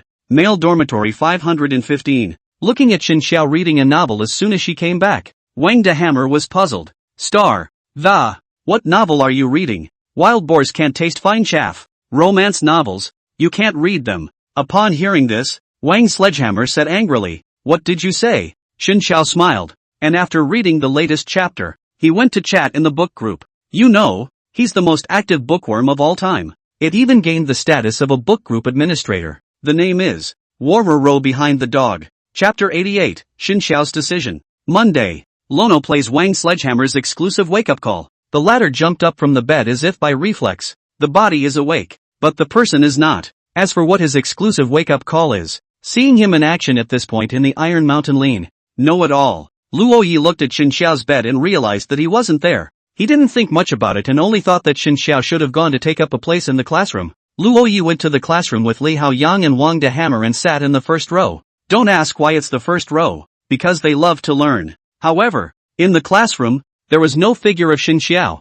and when Li Haoyang saw that Xin Xiao was not in that's why he was purposely not named. The teacher for this class would not call roll, but would only bore the class, so there were still quite a few absentees. Li Haoyang usually lets it go. After all, in college, those who want to study don't need you to push them, and those who don't want to study, there's no way you can get him to learn how to do that. As long as the teacher doesn't know, that's the same as not missing class. In the group chat, Luo Yi at Xin Xiao, Lono at Xin Xiao, where have you been today? Hell Monday. Xin Xiao didn't reply. The second class was a specialized class. Professor Liping's class, a rigorous batch of Li Haoyang, out of brotherly love, hardened his heart and told Li Ping that Xin Xiao had taken a vacation. As long as the professor doesn't ask the counselor, then there's no problem. Fortunately, Li Ping trusted Luo Yi, and after he asked Luo Yi once, and the latter nodded his head as well, he then didn't pursue it. In the aftermath, Xin Xiao didn't come back at noon either, and in the afternoon, during the two sessions, Li Haoyang's roll call also all purposely skipped Xin Xiao, and fortunately, the teacher didn't notice it either, until 11 o'clock at night. In the hostile aunt's angry expression, Xin Xiao once again pinned the bed. Only then did he return to his dorm room with a tired face. As soon as he got back to his dorm room, he lay down on his bed, amidst wide-eyed stares from the other three, and went straight to sleep. This left the Luo Yi trio confused, but seeing how tired Xin Xiao was, they didn't ask anything more. At 6 o'clock the next morning, Xin Xiao woke up. At this point in time, Li Haoyang didn't even wake up. Xin Xiao opened his eyes with a face full of labor. He looked at the time and started to pack his things. Without brushing my teeth or washing my face, I went straight out the door. Seeing this, Luo Yi chased after him and called out to him in the dormitory hallway. "Where are you going?" At those words, Xin Xiao turned back to look at Luo Yi, whose originally handsome face, becoming weathered at this time. This freshman herb of Zhang University seemed to have vicissitudes. Brother Lono. Between boys, not so meaty words. Oftentimes, a look understands everything. Luo Yi also seemed to have guessed what Xin Xiao was there to do, and he looked at the male star in front of him and opened his mouth. "Wait for me. I'll go too." In Xin Xiao's somewhat surprised gaze, Luo Yi ran back to the dormitory and quickly put on his clothes. Again without washing, he came next to Xin Xiao. "Let's go, boy star." Luo Yi looked at Xin Xiao and smiled slightly. Seeing this, Xin Xiao said, "There are still classes today. Doesn't matter, absentee. There are only 2 classes today, and even if they're all missed, so what?" Luo Yi sent a message in his cell phone to his fairy schoolmate that he wasn't going to go for a morning run today. Then he came to the school entrance with Xin Xiao. At this time, 6:30, the two took the subway and bus all the way to the suburbs of, standing in front of a logistics and courier factory. "Brother Luo Yi, aren't you afraid of being cheated by others when you treat them like this?" Xin Xiao couldn't help but ask. "Who could fool me? I'm so smart." "Then let's go." The two stepped into the factory together. First thing, collect your cell phone. Luo Yi instantly showed a bitter expression, but still obediently handed over his cell phone. Daily part-time job, $20 an hour. You can work 10 hours a day. $200 barely covers the minimum hospital stay and medical bills. Xin Xiao has no money left. The money I've saved up since I was a kid. It started when his parents refused to pay for his girlfriend's medical bills and has been spent to the hilt. So he's been looking for a part-time job as soon as he can. He didn't know what he was holding on to, but there was nothing he could do. His girlfriend has no one left but him, her boyfriend. If he leaves her after such a time, then she is alone in the hospital. Xin Xiao didn't dare to imagine such a scene, and he hoped that his girlfriend would wake up. Wake up with, know that you are not alone. Logistics company. Ever since he was a child, where had Luo Yi suffered this kind of pain? Throughout the morning, faced with a steady stream of deliveries on the assembly line, there is hardly any rest. Although Xin Xiao had been sitting here for 2 or 3 days, she was still very numb. The two of them were pretty much the youngest here. Most of the others were in their 40s. At noon, dinner time, finally sent the cell phone. Luo Yi monkey clicked on the Fairy School Sister chat interface. Fairy Schoolmate, why? 7:30 a.m. Fairy Schoolmistress? 8 o'clock in the morning. Fairy Scholar. 9 o'clock in the morning. Fairy Schoolmistress. 10 a.m. Fairy Sister. 10 minutes ago. Seeing these messages, Luo Yi smiled bitterly. I'm done. Luono, sister. In all honesty, I definitely didn't mean to not reply. I accompanied my roommate into the factory to come. I didn't think the factory took cell phones. Next. Fairy School Girl, into the factory? Lono, yeah. My roommate missed a day of school yesterday. I just sought to follow over to see what he was doing. Alas. Sister, go back, I will explain to you face to face. Fairy Scholar, location. Lono, huh? Fairy Scholar, location. Seeing this, Lono, although he didn't know what the fairy schoolmistress wanted the location for, but dutifully sent it anyway. She can't come over, can she? The two then went together to the cafeteria in the factory, where the group of dormitories, also inquiring about what they are doing, because of the 2 classes today, both in the afternoon. Luo Yi was just about to say it when Xin Xiao's voice of rejection came from his ears. Don't tell them. I've already bothered you and don't want to bother anyone else. Luo Yi glanced at Xin Xiao. There were many words in his heart that he wanted to say, but he couldn't. Between boys, some words get stuck in their throats, and they can't get out. It can even feel embarrassing to say it, but guys are men of action, and what they can't say, they'll tell each other with real action. Just like father, brother Lono, I'm going to drop out of school. Hearing these words, Luo Yi's heart snapped and he looked at Xin Xiao somewhat suddenly. The latter smiled sagely and said, reality is not fiction. I sometimes envy the man and woman in the falling back to the roots story who were able to have a serious relationship in college, but that kind of thing it didn't come down to me, don't you think? Fallen leaf data? Hearing this, Luo Yi was clear that the other party should know that he was the fallen leaf returning to his roots. He usually didn't hide anything in his dorm room, and yards of words were greatly. With a careful look at his computer interface, it's easy to tell that he's falling leaves returning to his roots. It was nothing more than Xin Xiao being very attentive, while Wang De Hammer and Li Haoyang didn't pay attention to this matter. Drop out. Lono had this in his head. Well, I can't afford the hospital bills anymore, and I'm going to drop out of school, get a job, and rent another house, bring tears home, and take care of it yourself. At those words, Luo Yi was somewhat silent. This was reality, not something he could comfort with a few words to Xin Xiao, but there must be something he can do as a friend. Lono has been writing since he graduated from high school. 4 or 5 months now. Plus, this novel is a hit, and there's an $80,000 or $90,000 a month in manuscript fees. He's got about $300,000 on hand these days, and with the manga adaptations and the novels getting hotter and hotter, the monthly fee is still rising, and it's close to breaking $100,000. Of course, it was impossible for him to send money directly to Xin Xiao, and the latter would not accept it. But with The Young and the Restless being such a hit, this traffic should help the male stars. Chapter 89, I'll wait. Soon, the break ended, and Xin Xiao looked at Luo Yi and said, go back to I have a class this afternoon. Even if you're not afraid to miss class, you still have to update today. It's 8 p.m.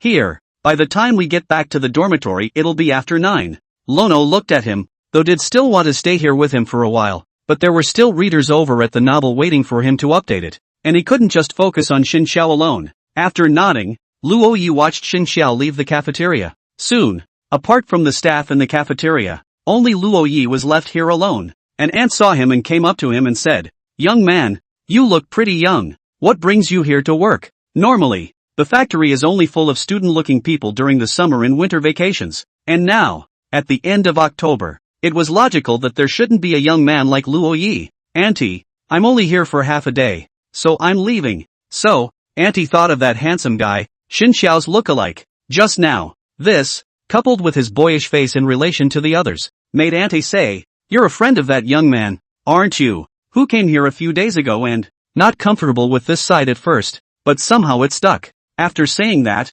Auntie left the place. Luo Yi froze for a while and also got up and prepared to go out. Outside the cafeteria, a supervisor of the factory saw Luo Yi and came over and said sternly, "What are you doing? The break is over. Why are you still here? Believe it or not, I'll dock your paycheck?" Hearing this, Luo Yi, although he was a good-tempered man, couldn't help but get a little angry. What's with the indiscriminate, upfront scolding? Even if you're in charge, we're all adults here. Nobody owes anything. By what right did you come up and yell at him? Still, Lono said patiently, "I'm not your employee here. He even did half a day's work for them for free. If you say it's not, it's not. Why are you here if you're not? If you don't want to do it, get out. Not a penny will be sent to you." Hearing this, Luo Yi was also exasperated. And although he was a good-tempered, but no, you don't get bullied and act like nothing happened. "I don't need this much money from you. I've been working my ass off all day to earn this $200. What makes you still disrespectful to your employees?"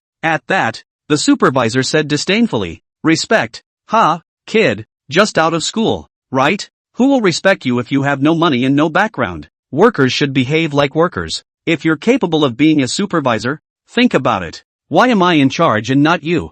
Once these words came out, Luo Yi didn't speak again. Why is he in charge? Maybe he's competent or has connections to some of the leaders in the plant. Whatever the reason, it's the reason he got to be the supervisor of the... Could have him in charge of a bunch of people in his hands. Thinking of Xin Xiao's situation at this time, Luo Yi didn't continue to take care of the supervisor in front of him. Instead, they left the plant. Reality doesn't speak of sentimentality, much less fairness, nor does hard work pay off. You can already call yourself lucky when something comes to fruition with effort. Luo Yi stood at the entrance of the factory, took one last look at this factory, and then prepared to take a taxi to leave. But in the cell phone, a message just sent by the fairy sister popped up. Wait. Seeing this, Luo Yi froze in place. "You're coming here?" He sat down on the steps near here and waited, and after the greater part of an hour a pink chopped fish had appeared in Lono's line of sight. Since moving to the teacher's apartment, the car keys have been left there as well. Subai Kanji parked her car on the side of the road, dressed in a long, beige dress, stepping one leg out of the car door, revealing a slender white calf, and stepping out. "Hokage? What brings you here?" Luo Yi was surprised, not realizing that his schoolmate had actually come. Subai Kanji gave him an expressionless look and said faintly, "Nothing, came to see if you were sold." Lono had never gone this long without returning a message. She'd thought of many possibilities over the course of the morning. Car accident, sudden death, kidnapped, abducted abroad, karma waste. It's gradually getting a bit outrageous, though, but Subai Kanji's mind just thinks about these strange things. It wasn't until noon that she was relieved to receive a message from Lono. A whole morning's worth of worry then transformed into an urge to see Lono. And then she came. Luo Yi was surprised. "Sister, you can drive? I have a driver's license," Subaijio said with an expressionless face. "That's not what I meant. The last time fairy schoolgirl drove a car, she was careful, but now it's possible to drive from school to the suburbs." "I know." Subai Kanji got into the passenger seat, obviously wanting Luo Yi to drive. She had no desire to drive when Lono was around. Luo Yi looked at the time. It was almost 1 o'clock now. The afternoon class started at 2 o'clock. You can still catch up by driving a fairy schoolgirl's car. The car came all the way to the family building, and on the way, Luo Yi also told the fairy schoolmate about Xin Xiao. Subai Kanji had heard a little about it, because her best friend is interning inside the hospital where Xin Xiao's girlfriend is. Coupled with Xin Xiao's face and deep feelings, it was always something the nurses discussed, so she was gossiping with her girlfriends, talking about this guy, and only today did she realize that this person was actually her elementary school brother's roommate. "What do you want to do?" Subai Kanji spoke softly. "I'm going to get help." Luo Yi wanted to ask for help in the book group. There are always ways when there are more people. Subaijio nodded. The school should also be able to help in matters involving whether or not a student drops out of school. She'll also mention it to the school to see if there's any kind of subsidized policy. After all, if he remembered correctly, Xin Xiao was the person with the best grades in this class of computer science department enrollment. Either way, dropping out is the next best thing. After getting off the bus, Luo Yi seriously looked at the fairy schoolmate in front of him, said, "I'm troubling senior sister this time. It's good to know the trouble." Subai Kanji looked at Luo Yi with a flat face. The latter lowered his head, somewhat embarrassed. Subai Kanji turned around and said, "Return faster next time." Hearing this, Luo Yi was first confused, but quickly reacted. It turns out that when the schoolteacher said trouble, she didn't mean driving over to pick him up. Rather, he hadn't returned messages all morning. Looking at his senior sister's back as she left, Luo Yi muttered, "Senior sister, I've fallen hard for you." Subai Kanji's footsteps gave a slight lurch as she turned around and asked, "Did you just say something?" Said what? Hokage. I'll tell you louder when I'm ready. Upon hearing this, Subai Kanji glanced at Luo Yi, then nodded and opened her mouth slightly and said, "I'll wait." Chapter 90, Sons. Lono rushed from the family building into the classroom. In class, Lono pulled out his cell phone and started reading book reviews. When he saw the 5-star reviews, Luo Ye's heart was happy, but after seeing the bad reviews, his mood slumped again. But after seeing the malicious bad reviews, he logged right into his trumpet and transformed himself into a cyber warrior. Being an internet spammer, after spraying, at the reader's prompting, he knew that the second story of the manga adaptation of Youth Still Lives had been updated yesterday morning. It's been a couple days full of classes and trips into the factory, so it's been nice to be able to keep updating. He didn't even notice if the comic was updated. Lono clicked on the second sentence of the manga. The manga adaptation doesn't seem to be quite the same as the original he wrote. Yet the plot is exactly the same, but it seems a little weird. After looking at it for a while, Luo Yi finally realized what the problem was. The manga adaptation seems to narrate the story from the heroine's first point of view, and he writes novels that are written from the first point of view of the male protagonist. It's the exact same story, but it looks and feels very different. Luo Yi couldn't help but start marveling in his mind. How this newcomer manga artist came up with the idea of having a female lead as the main point of view is awesome. After all, Lono wasn't a girl, the heroine of his book. It is impossible to do every detail perfectly in any case, but not in the comics. The scene where he meets his schoolmate is written surprisingly about the heroine's mental state. A lot of places that weren't portrayed in the novels are all shown inside the manga. And it was even better than Lono had imagined. The two together would make a perfect piece. Thinking of this, Luo Yi hastily private messaged, "Rice with more water," on the platform. Compliments of, animated emoji, thumbs up. He sent a thumbs up emoji of appreciation. The latter quickly replied with a, animated emoji, hug. The two communicated simply, as if they were elderly. Lono guessed that the other person would be a girl. So the usual necessary requirements for a manga adaptation aside from there will be almost no interaction with each other. The other side rarely seeks him out either. But the other guy clearly didn't ask for details from the novel. And yet, it's an incredible thing to portray the adapted manga so perfectly. After class, Lono added the author's words at the end of today's update. Instead of mentioning his roommate, Xin Xiao, he said he had a friend who was in a car accident and his parents died. "I myself became a vegetable and have been in the hospital, with tears as the centerpiece." It says that her boyfriend, in order to earn money for her medical bills, already on the verge of dropping out of school to work.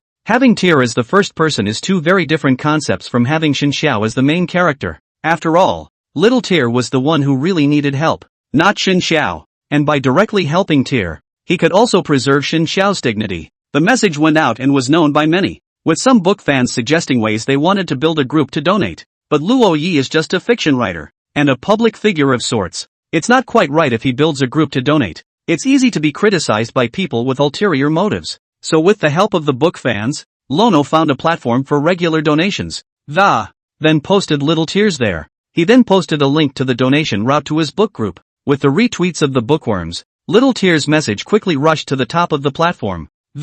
Being seen by more and more people. Seeing this poor little girl, everyone made a spontaneous donation. She has been abandoned by the world, but the good people will shield her from it. With Xin Xiao around, there would always be people in this world who loved her. Her name is Ai Xiaoya, and she's been unlucky since she was a child, falling down a lot, and when she falls down, and a big oopsie daisy, the first sound made at birth was Yaya. Because of her bad luck, she was a crybaby. Got a couple of nicknames from her boyfriend, including Tiny Tears, Little Crybaby, and occasionally called her Little Reuben. For being unlucky, It was also hoped that the car accident had brought her unlucky luck to an end, and that from then on, all life is lucky. This is a special introductory paragraph written by Lono on top of the donation platform. On the other hand, Subai Porridge also asked about the school, and the latter knew about Xin Xiao's situation, getting ready to contact Ai Xiaoya's university. After all, Ai Xiaoya had gotten into Jiangnan University and was also in the middle of Jiangcheng, but this happened before I even signed up.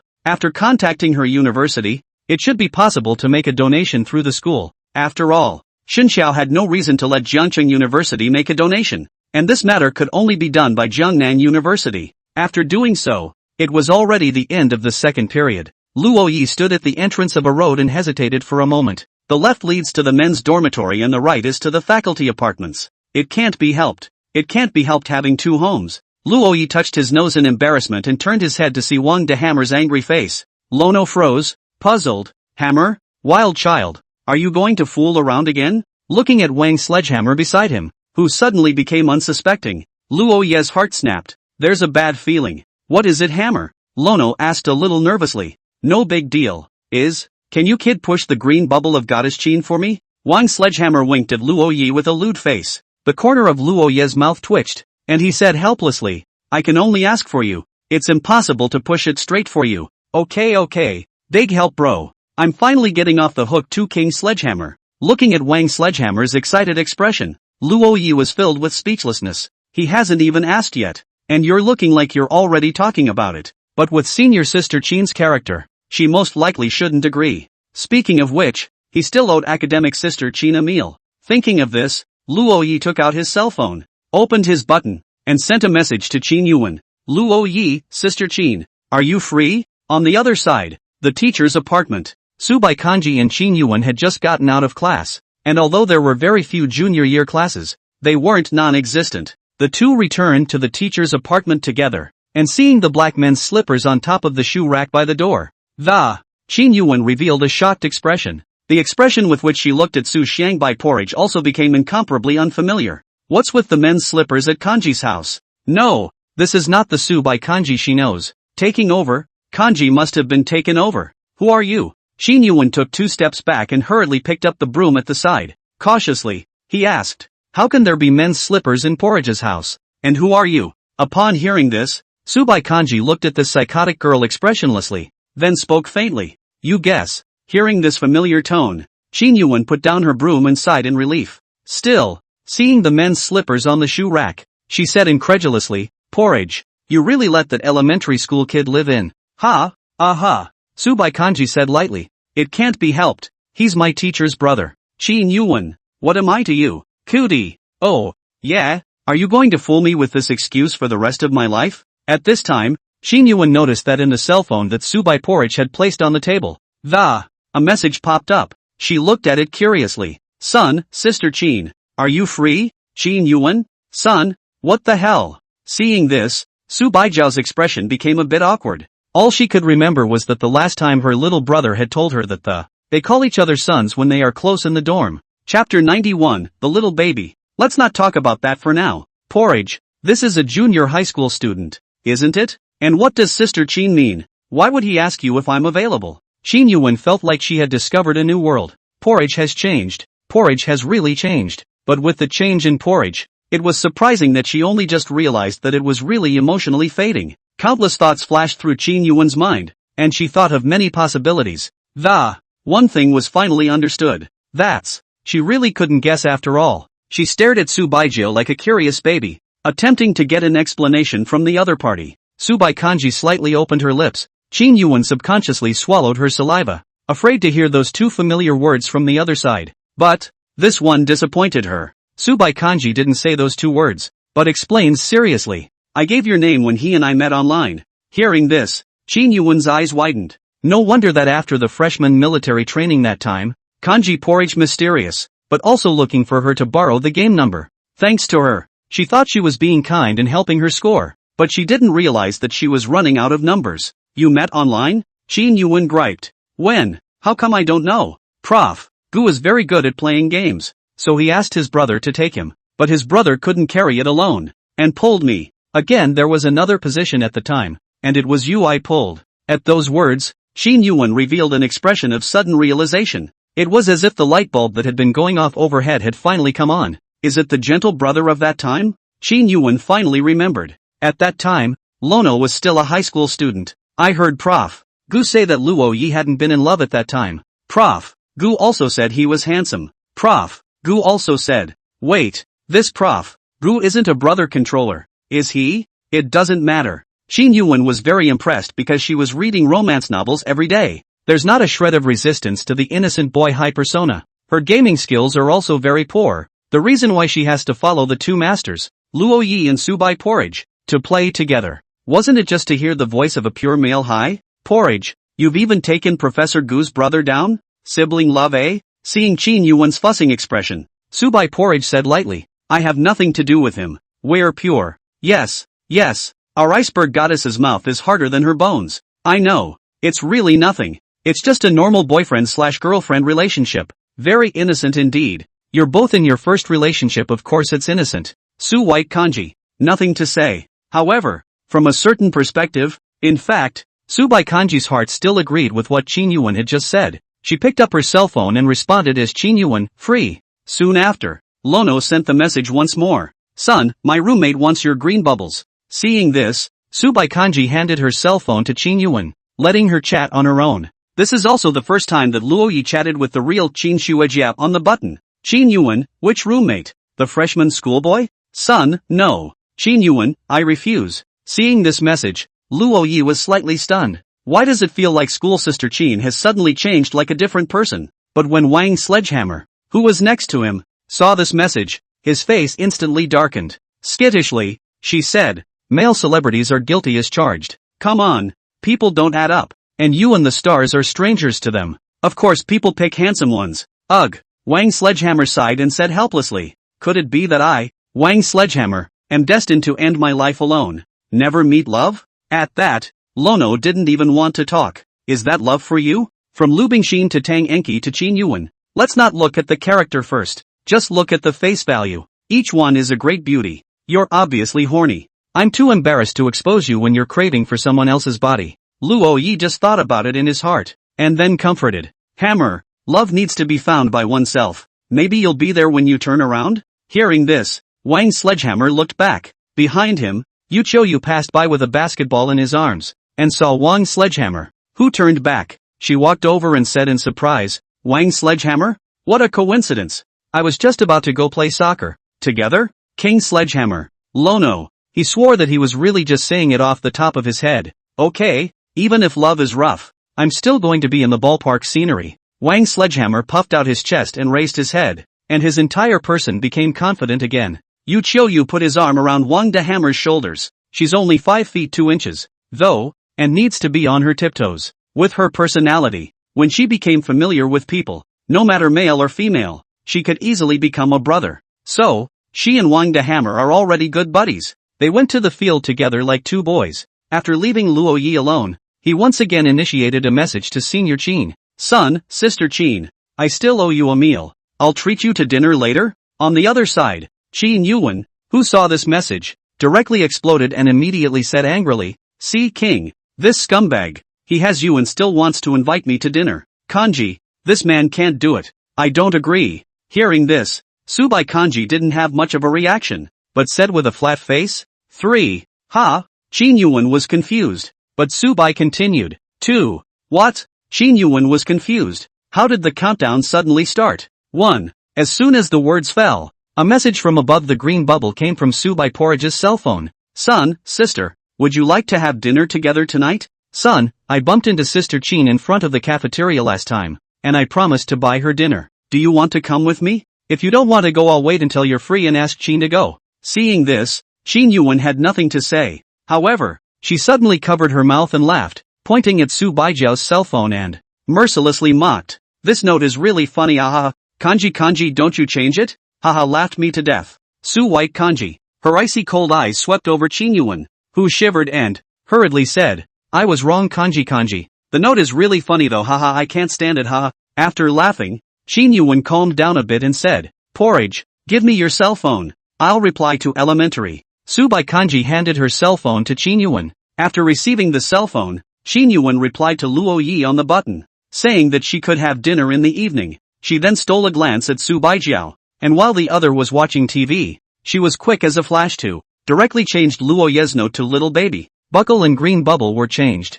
Chapter 92, It's lucky to meet you. Luo Yi stood at the entrance of the school, waiting for Su Bai Porridge and Qin Yuan to arrive. Soon, most of the hour had passed, and Luo Yi sat across the school, his face frozen. After waiting so long, the others were bored out of their minds. It wasn't long before the two walked out of the school. Today's fairy schoolgirl is wearing a long, Republican-style dress. The top half of her body was plain, light blue long sleeves, and her long hair was tied into two twists that rested on her shoulders and fell down her shoulders to her chest. It's beautiful. Lono looked dumbfounded. He's not bored anymore, unlocking another fairy schoolgirl's style of dress, but this style was unlocked by Qin Yuan, where Su Bai Porridge would dress herself. The clothes were also Qin Yuan's, and the reason why Luo Yi had waited so long was that she was also dressing Su Bai. Su Baijia without makeup is perfect for the Republican style of dress, and still more innocent student clothes. Seeing Luo Ye's eyes go straight, Qin Yuan darkened her face on the side. She was obviously dressed nicely too, so why was she being ignored? She crossed her arms, interrupting Lono's gaze, and couldn't help but say, "Hey, you're buying me dinner. I'm the star of the day. I'm sorry Qin-senpai, what would you like to eat?" Noticing that Qin Yuan was beside him, Luo Yi rubbed the back of his head and said with some embarrassment, "Grilled fish. It's been a long time since I've had grilled fish." Qin Yuan seems to have thought about what to eat a long time ago. The grilled fish is not expensive, and it's also tasty enough to satisfy a craving without breaking Lono's bank too much. In her eyes, Luo Yi was just an ordinary freshman student. There's really no need to spend hundreds of dollars on some fancy meal. Okay, grilled fish then. Lono hailed a cab and chose the highest-rated grilled fish restaurant in the neighborhood. After getting out of the car, the three of them arrived in the mall, and after arriving at their destination on the 4th floor of the mall, Lono gasped for a moment. Not to be outdone, there was a line for the highest-rated grilled fish restaurant in the neighborhood. Lono went and asked, and they came in at number 37. 37th place? Good lord, why don't we go do something else first? Qin Yuan suggested. Doing what, Sister Qin? Luo Yi asked curiously. Come on, let's go to karaoke. Without waiting for Luo Yi to react, she hugged Su Baijiao's arm and walked towards a KTV. There is a KTV right in the mall, on the far right side of the 2nd floor. Opening a small box at random, Luo Yi arrived in the dazzling room. KTV? Naturally, he's been here before, and with the whole family. In every case, it was my sister-in-law who showed off her singing voice, and the whole family shut up, afraid to speak or comment. And although Su Bai Kanji came less, but also came a few times, were brought by Qin Yuan, and every time it was just the two of them, or at most other roommates. But since the other two roommates left school to rent a room, they rarely came together. It was the first time there was more than one boy. You know that usually when there is a boys' bureau, Qin Yuan and Su Bai Porridge don't come. Get high. Just as the door closed, Qin Yuan freed herself, and she picked up the microphone and the song Fly Free was sung on the spot. The noise of the voice was so loud that it was on par with Luo Ye's sister-in-law. Luo Yi and Su Bai Kanji sat on either side of Qin Yuan, their faces expressionless, without speaking. After singing, Qin Yuan shoved the microphone into Su Baijiao's hands. To Luo Yi, he said mysteriously, "Elementary school brother, I can tell you that our Kanji's throat is heavenly." I know, after all, what happened at the freshman party was still fresh in his mind. Upon hearing this, Qin Yuan also remembered and said in surprise, "Yes, come to think of it, you and Porridge even sang in chorus. My god, what other unspeakable things have you two been hiding from me?" Neither Luo Yi nor Su Bai said anything. "Porridge, do you want to sing a song?" Upon hearing this, Su Bai glanced at Luo Yi and slightly shook her head. No singing, though she did want to sing so badly. She was afraid she wouldn't do it right. Wouldn't it ruin your image if you really didn't sing well? You're not nervous, are you? Qin Yuan looked at Su Bai Porridge with a smirk,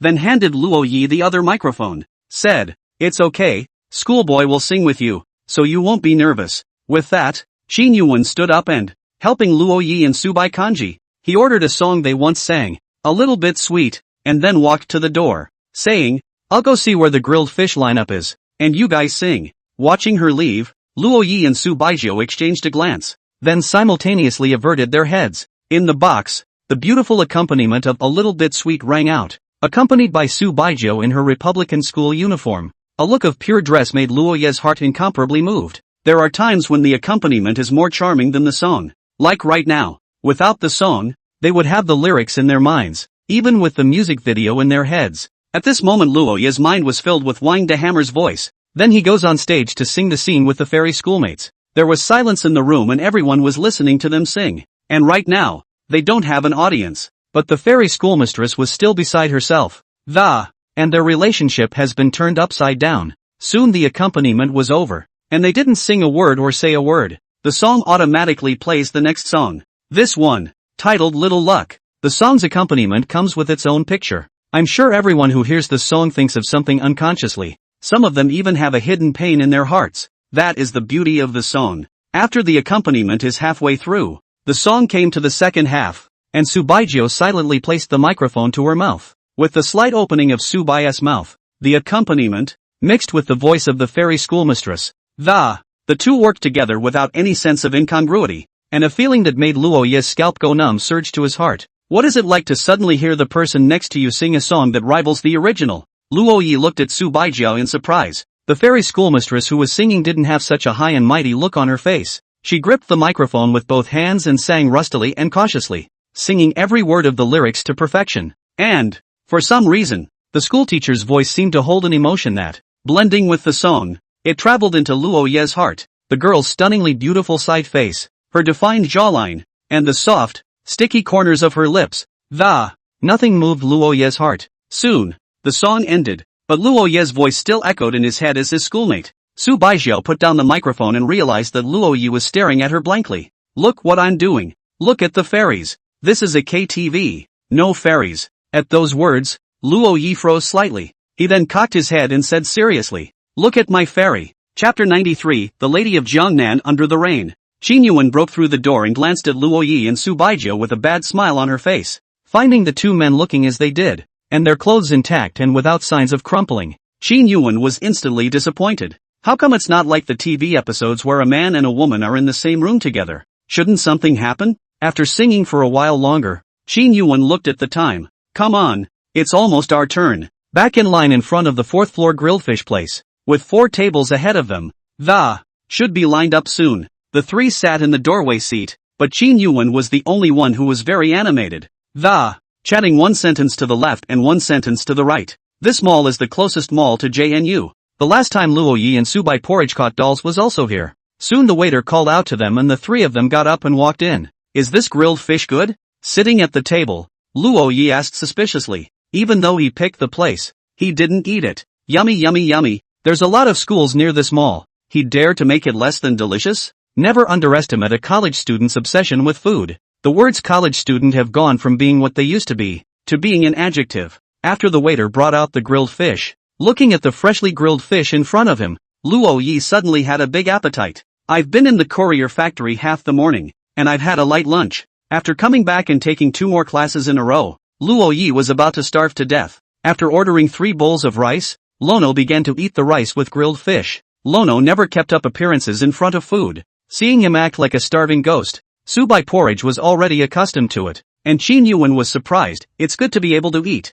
It's a blessing to be able to eat. Marry a wife who will cook for you later. Eat, Subai Kanji said indifferently. Qin Yuan immediately had a weak heart and began to smother her dry rice. After eating, the 3 of them left the grilled fish restaurant. Although Luo Yi was satisfied with his meal, the grilled fish he had just eaten was still not as good as the meal cooked by the fairy schoolmistress. Nowadays, Luo Yi has 3 levels of evaluation for food in his mind. Make your own crap. Restaurant meal. Fairy schoolgirls make good food. The 3 came from the 4th floor to the 3rd floor. It was still early and they could wander around for a while longer. Seeing the store selling clothes beside him, Luo Yi found a very beautiful dress. I think you'll look great in this dress, don't you? Wandering around, Lono stopped in front of the bridal store again. Looking through the glass at the wedding dress inside, Lono gave a small gasp of surprise. Fairy schoolgirls should become real fairies if they wear them, right? Lono looked down at the price. 10 million 100,000? Lono shook his head. It's not that he can't afford a wedding dress.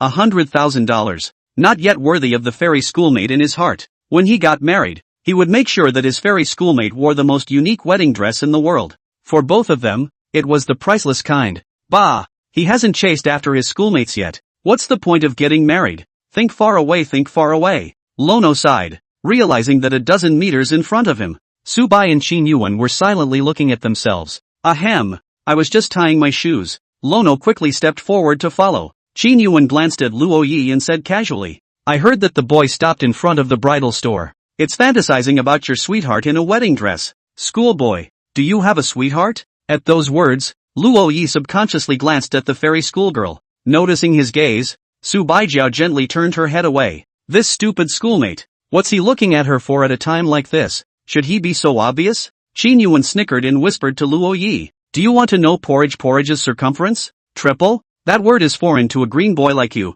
isn't it? And let me tell you that a trimester is a waist circumference that, hips, and bust. Hearing this, Luo Yi blushed and responded in a small voice. I know don't say it out loud. Fairy schoolgirl's circumference? Luo Yi couldn't help but look at the fairy school sister's waist without an ounce of fat. The dress of the Republic of China's school uniform. So that at this time Subai Porridge is as dignified as the first love. As if she were a lady from a large family in the Republican era. After looking at the waist, Luo Yi was just about to look upwards when he met the gaze of the fairy schoolmate. What are you guys chatting about? Subai Kanji asked faintly. Nothing kanji. Qin Yuan pretended like nothing. Seeing this, Subai Kanji decided that she would never let Qin Yuan come into contact with her elementary school brother again. She always felt that with Raven's character, sooner or later, he would reveal his entire privacy to Lono. After walking out of the mall, it was drizzling outside. Once again, Lono took a cab, destined for the teacher's apartment. Because of the rain,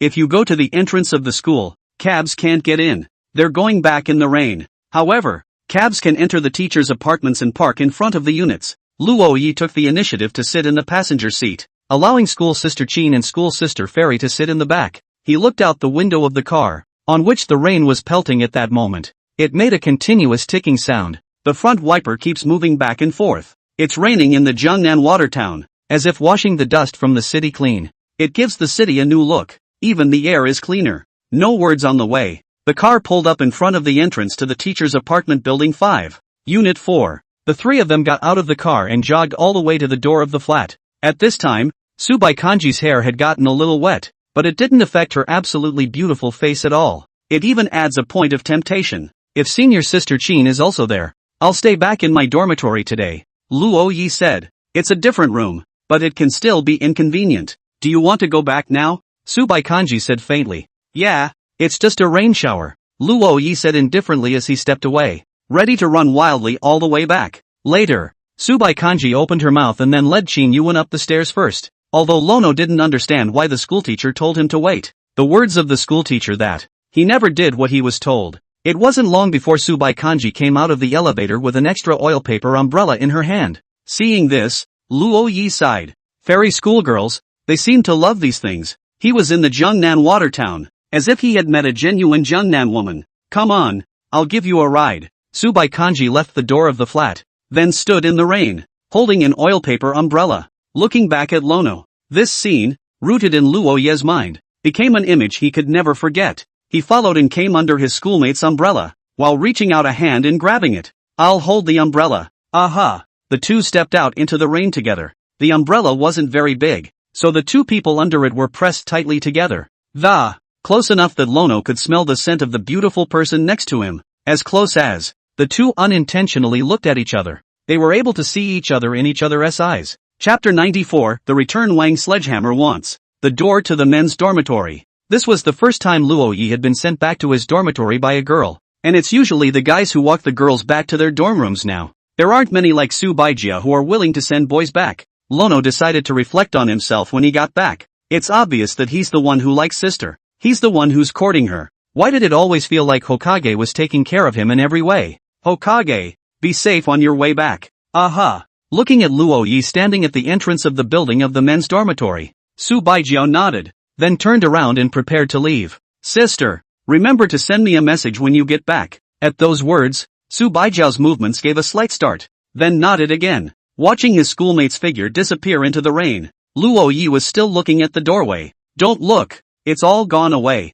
Are you kid a wife watching stone? The voice of the hostel manager came to his ear, and Lono turned back to the spotting the somewhat slightly chubby hostess aunt standing next to herself with a face mask on, like a ghost. Luo Yi smiled sarcastically and said with some embarrassment, Mrs. Lin, why are you here as well? I've been there. You kid can do it. To pick up a schoolgirl. Because Xin Xiao repeatedly returned late to pin the bed. Most of them were Luo Yi down to shout at the hostel manager to open the door. So the hostess was still quite familiar with Luo Yi. Mrs. Lin, this is all about the Jianghu. You don't understand. By the way, how is the tea I sent you? Not bad, tasty, or you boys will come to things. Lin's mom gave Luo Yi a thumbs up. Luo Yi felt that he might be like Xin Xiao in the future, often returning home late, so choose to please the hostess aunt. Even though Lin's mom had a bad temper, she was still nice, and very good at that whole playing favorites thing, Monday through Friday, if not requested from the school. JNU does not allow students to go out at night to live privately. Students who have not applied to live away from home may only live in their dormitory rooms. Lono then didn't apply, and it wasn't that he didn't want to apply, but freshman year didn't allow it. If you want to leave school, you have to wait until sophomore year at the very least. It's the school's way of protecting first-year students. After all, everyone's new here. They don't know each other well and don't have many friends, so it's safer to stay in the dormitory. And Luo Yi might live in the family building, so he greeted the hostess, Mrs. Lin, in advance. Gives a little bit of a benefit of the doubt to make it easier to talk later if you make a mistake. 5th floor. Lono finally stepped onto the steps of this floor. Every time he went upstairs he wanted to spit on the designer of the dormitory building. A real dog. You can have an elevator above the 6th floor. Okay, so we'll build you a 6th floor with no elevator. Back and forth from class every day. Students living on the 5th and 6th floors spend a long time just climbing the stairs. Upon returning to the dormitory, Lono realized that the guys were silent, especially Xin Xiao. He came back earlier today, and was sitting by his bedside at this time, looking at himself with an indescribable expression. Lono took a step back and said nervously, "Boy Star, have you finally gone from 1 to 0? Don't talk nonsense." Xin Xiao smiled faintly, then sighed, and after another glance at Luo Yi, opening his mouth, he said, "Thank you, thanks for nothing. It's your girlfriend I'm helping, not you," Lono said with a wave of his hand, and he only posted the message on the donation platform. It was the kind people who helped AI Xiaoya. "Thanks Sister Su for me again," Xin Xiao added. "Ha?" Luo Yi queried. Su what? Sister Su Bai, Xin Xiao explained. "I received a call from Jiangnan University, and they applied for a grant for Tier. A special teacher was also sent to visit the hospital, and if Tier can wake up, tuition will be waived." Saying that, Xin Xiao continued, "I heard that it was our university that went to contact the family. People just know that there is such a thing. Our side can talk to the school leaders. Think about it, only she." Lono froze slightly. He'd only casually mentioned it to the fairy schoolmistress. He didn't expect the fairy schoolmate to help him so much. Luo Ye's heart was filled with emotion. He then looked at Wang Dehammer and Li Haoyang, always feeling that these two people were also strange. "What's wrong with you guys again?" Upon hearing this, Wang Sledgehammer grunted, and even became arrogant. On the other side, Li Haoyang stood up and said solemnly, "Brother Luo Yi, we are all brothers. Why do you think you're hiding something so big from us?" With that, he looked at Xin Xiao and said angrily, "If it weren't for Brother Luo Yi, did we not even know you dropped out?" Exactly. Wang Sledgehammer glared at Xin Xiao. He also said with an angry face, "You didn't treat us as your own people.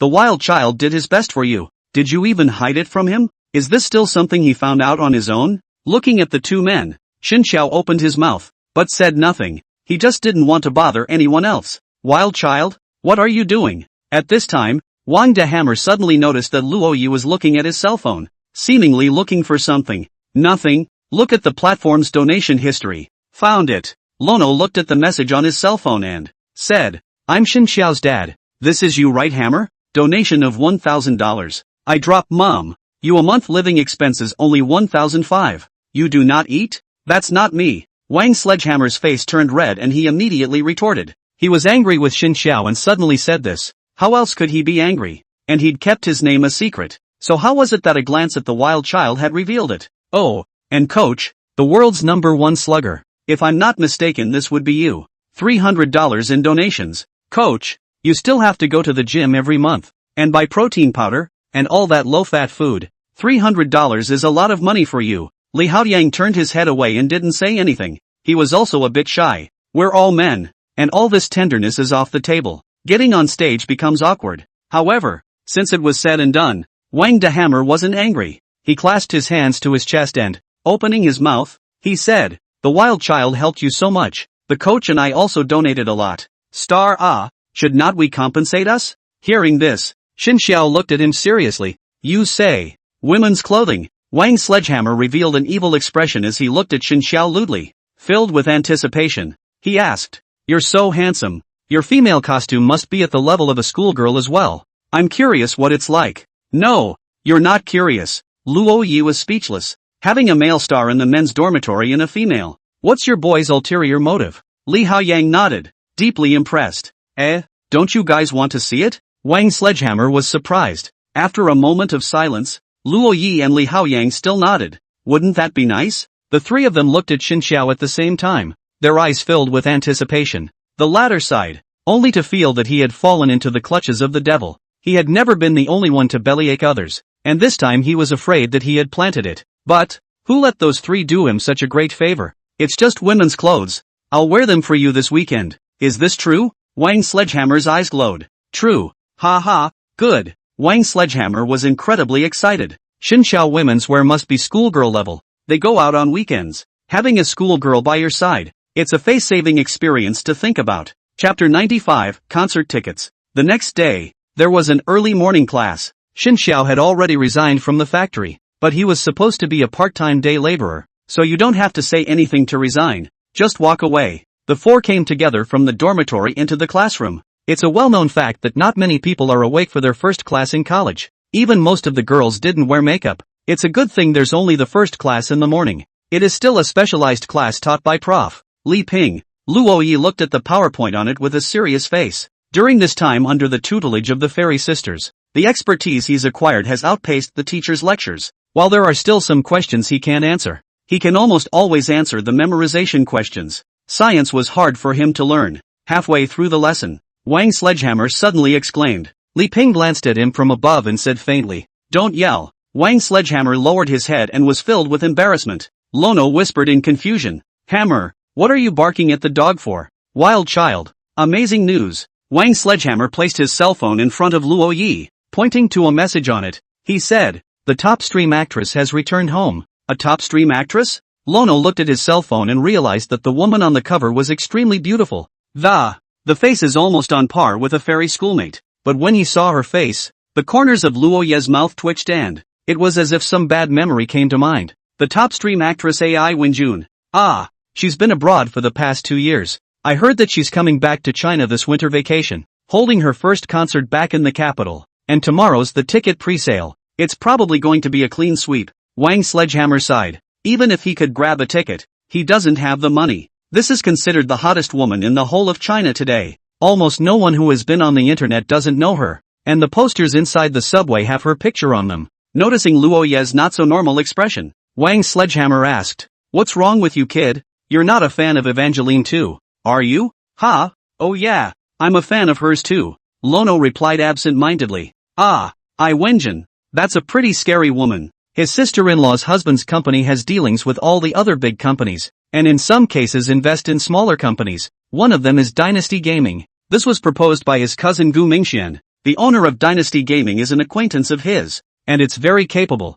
and the potential of this company is very high, so I let my sister-in-law invest in it. The future company is all owned by my cousin. So this little thing?" My sister-in-law's husband agreed straight away. When Gu Mingxian went to meet this friend of his, Luo Yi also went. The owner of Dynasty Gaming was called Yi Ningjie. It doesn't matter. The important thing is that Yi Ningjie's wife is very pretty. Or actresses. That is, today's top streaming first tier, China's diva class, Ai Wenjun. That woman was so scary that Lono didn't dare to look at her the whole time.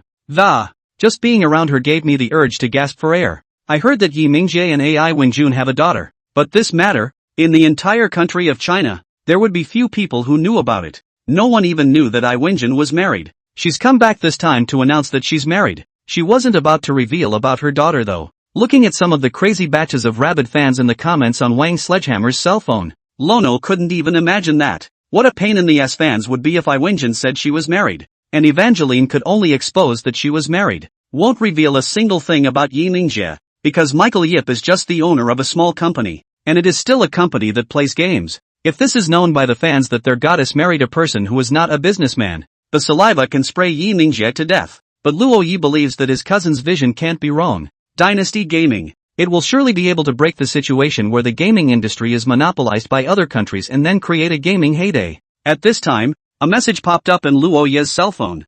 Fairy school sister, animated emoji, death smile. Seeing this, Lono replied, little baby, what's wrong, sister? Seeing the 3 words little baby, Subai Kanji, who was lying on the bed, was slightly stunned. She hadn't noticed just now. When had her note become this? She looked at Qin Yuan, who was sleeping like page next to her, and instantly understood everything. No one, ever, could tease her like that. So, she decided to get back at Qin Yuan. Subai Kanji found a watercolor pen from the table, then drew a pig's head on Qin Yuan's face. It was only then that he nodded in satisfaction. She then looked back to her phone and instead of changing the note, she continued to send messages. Fairy sister, help me grab tickets for Iwenjin's concert tomorrow. Little baby, huh? Is schoolmate a fan of hers too?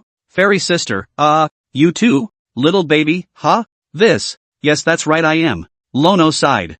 I didn't realize that this person's fame was so great that even her schoolmates were her fans. Since sister wants to see her concert too, tomorrow at 12 noon. Lono is also going to grab a ticket with Wang Sledgehammer. But the concert is over winter break and it's still early. The location is in the capital. If Fairy sister is going to see it, she'll definitely go to the capital as well, right? Thinking about it, Lono had one more reason why he had to grab a ticket. Although he was a little afraid of this AI Wenjun, for the sake of the fairy school sister, this ticket he would grab. After class, Su Xiaojia came back to the few people, standing sneakily in front of Luo Yi, asked, Luono, I'm going to grab 2 tickets to Iwenjin's concert. Can you do me a favor? Hearing this, Luo Yi said with an expressionless face, you want me to help you talk to the coach. Let him keep you company when the time comes right. Right. Su Xiaojia gave Luo Yi a look of approval. Wouldn't it be better if I just told the coach you liked him? Luo Yi walked towards Li Haoyang's direction. Don't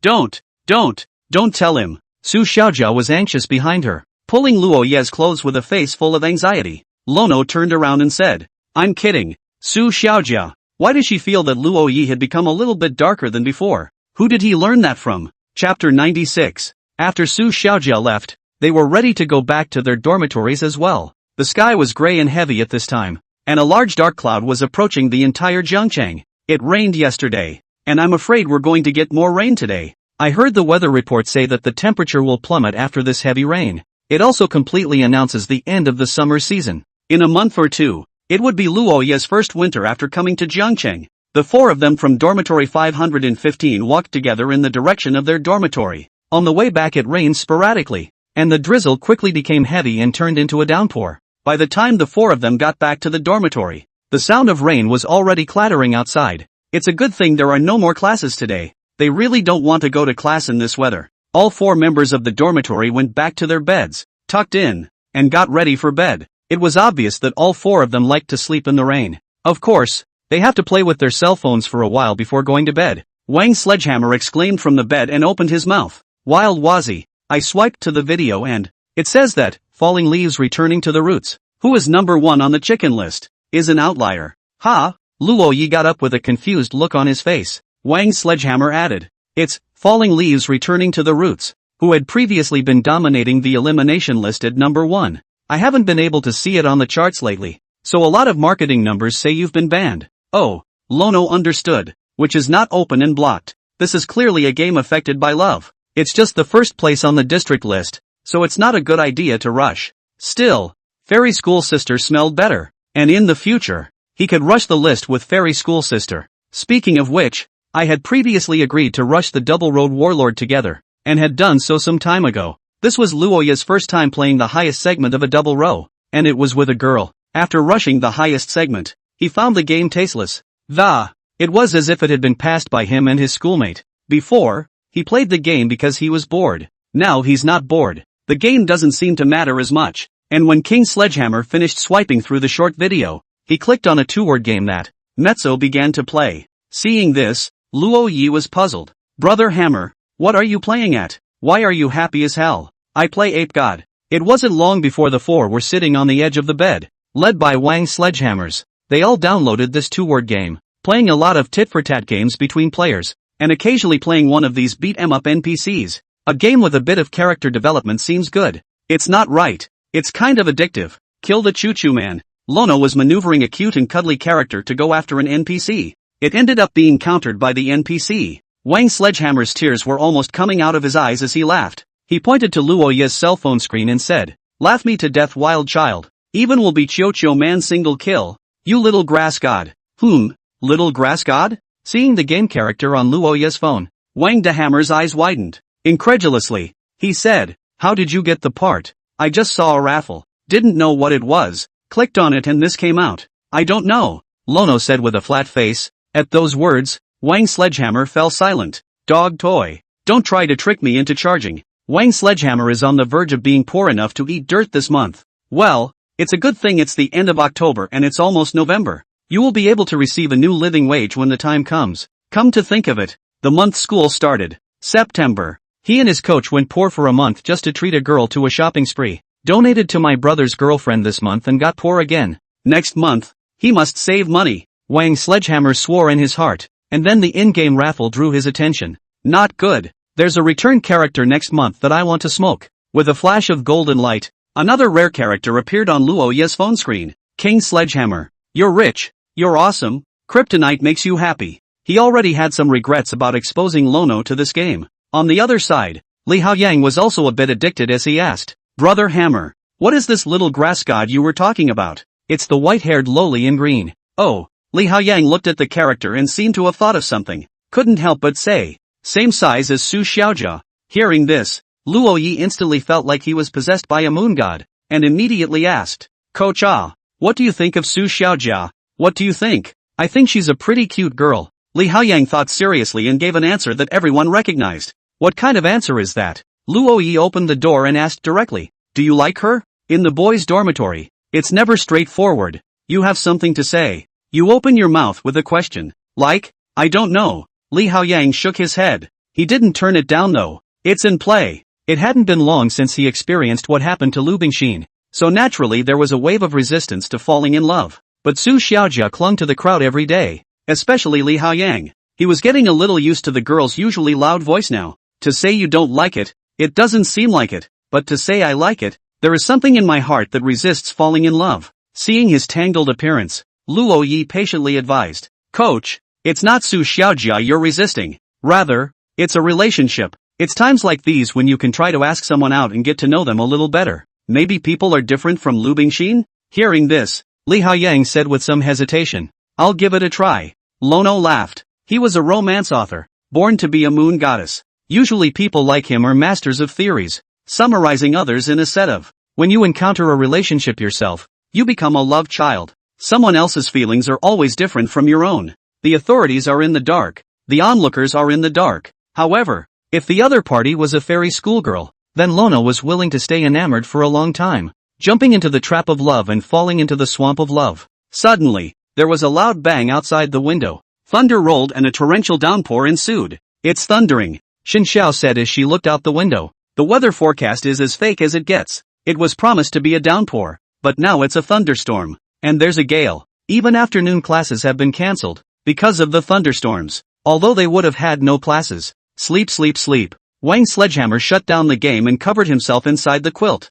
Lanaroi is also ready to go to bed. But somehow, he thought of the scene when he first met the fairy schoolmate. The schoolteacher seems to be afraid of thunder? At the thought, Lono sat up from the bed in a flash, then jumped down and change clothes as fast as you can. Hearing the commotion, Wang Sledgehammer revealed a head from the quilt. Wild child, are you sick? You want to go out now? I'm in a hurry. Lono put on his shoes and then ran out with his umbrella, leaving the three of them in the dormitory wide-eyed. What's this? He's gone to look for school Sister Sue? Wang Sledgehammer was surprised. The only one who can make him so anxious is Sister Sue, right? Xin Xiao laughed. But it's windy, raining and thundering outside. Sister Sue isn't stupid. Definitely will be at home. At home what can be the matter? Said Wang Sledgehammer not quite understand. Hearing this, Xin Xiao smiled slightly and said, Indeed, when people generally know that a girl is at home, at most, it will only comfort on the phone. So you know why Brother Luo Yi can make the iceberg goddess fall in love?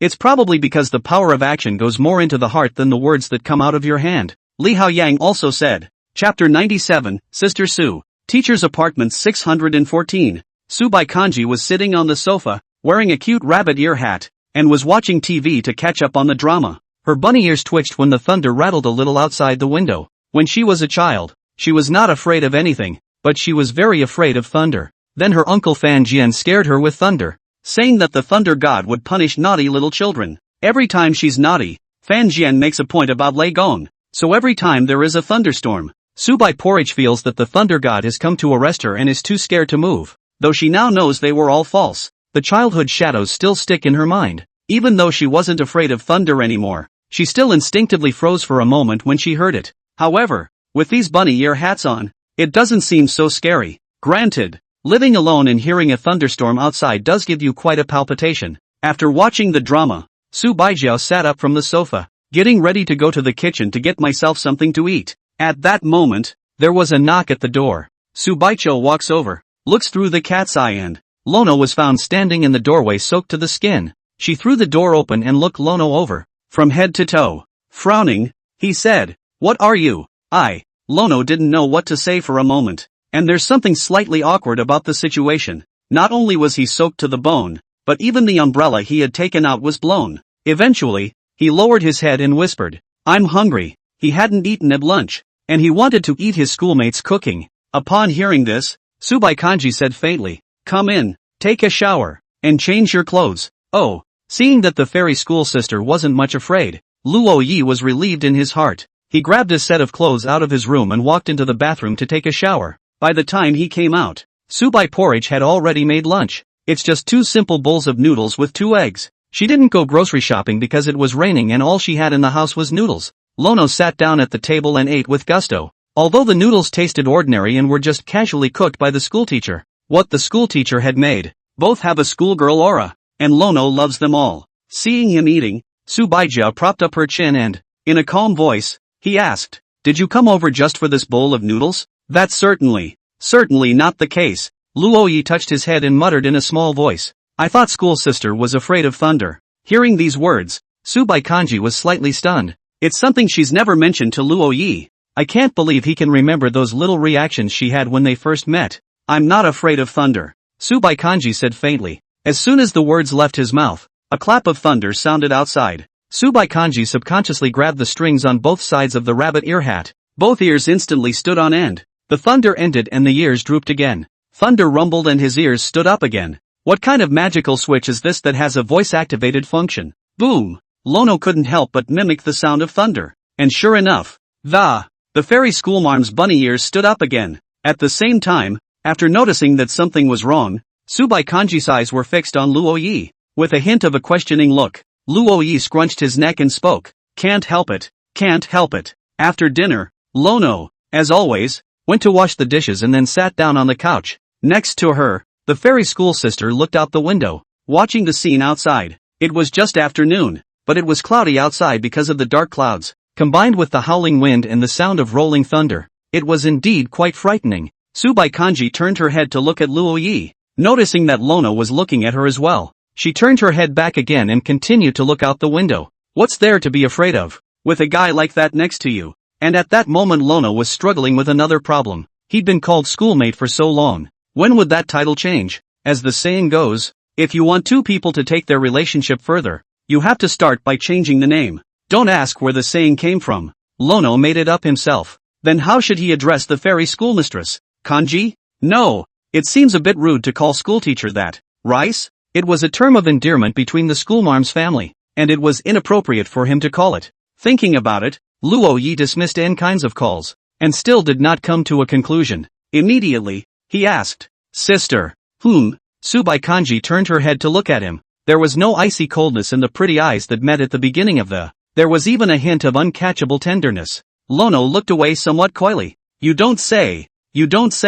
He and his schoolmate couldn't look at each other, and when they did, one of them was bound to turn their head. Luo Yi asked, Sister, what do your other schoolmates call you? Hokage. Lono, what about the schoolmates who are better connected, like Senior Lu Jianlai? He called me Sister Su. Subai Kanji said indifferently. Lono was silent. Is there really no other way to address her other than schoolmate? He was racking his brain. At this moment, Subai Kanji suddenly spoke up. If you mind calling it, or you can stop calling me sister. What's that called? Sister. Ha? Lono queried. I said, you can call me sister. Subaijiao really wanted to see Luo Ye's reaction, also looking forward to Lono's face when he called her sister. Hearing this, a bold idea surfaced in Luo Ye's mind. Very bold. The more he tried to get him to do something, the more he tried to do the opposite kind of thing. He's up against it and no one can stop him. At this moment, looking at the fairy school sister's absolutely beautiful face, he gathered his courage and finally shouted out those 3 words.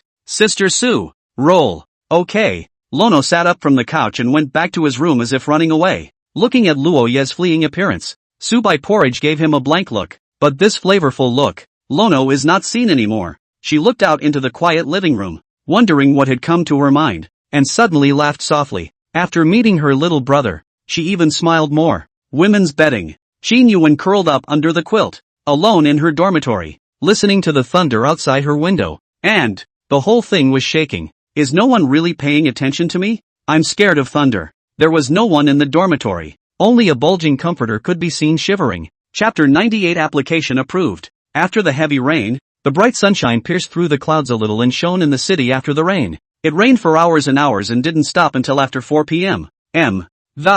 Barely catching a small tail end of the sun going down. Large, dark clouds left the city of Jiangcheng, when the city's sky was endless and blue.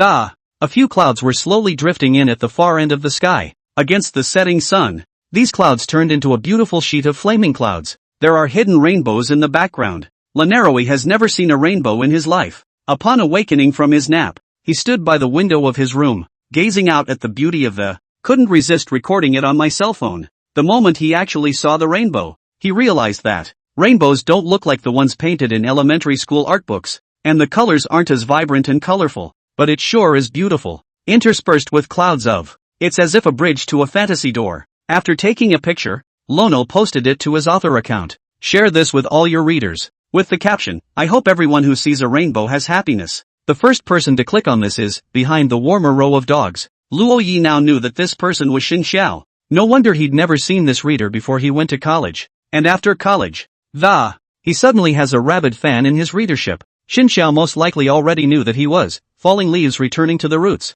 Feeling the temperature after the rain stopped, Lono shivered and then changed into a long-sleeved sweater. It's cooling down. He left his bedroom and went into the middle of the living room and found the fairy schoolmarm sitting on the couch getting high. Sister is catching up with the drama again. Speaking of which, it seems that Fairy Scholar has been watching TV the whole time. Lono wasn't sure what she was looking at. At this time, an urban romance drama was playing on the TV. Tells the story of the domineering president who fell in love with me. I didn't realize that Fairy School Sister would like to watch this kind of web series. After noticing Luo Yi coming out of the room, Subai glanced at him and, faintly, he said, there's fruit on the table. I saw the schoolmarm. Luo Yi came to the table, then peeled an orange and broke half of it to Subaijia. Thanks. Subai Kanji took this half orange and realized that Luo Yi helped her peel it very cleanly. The white flakes of skin on it were almost peeled off. You're welcome.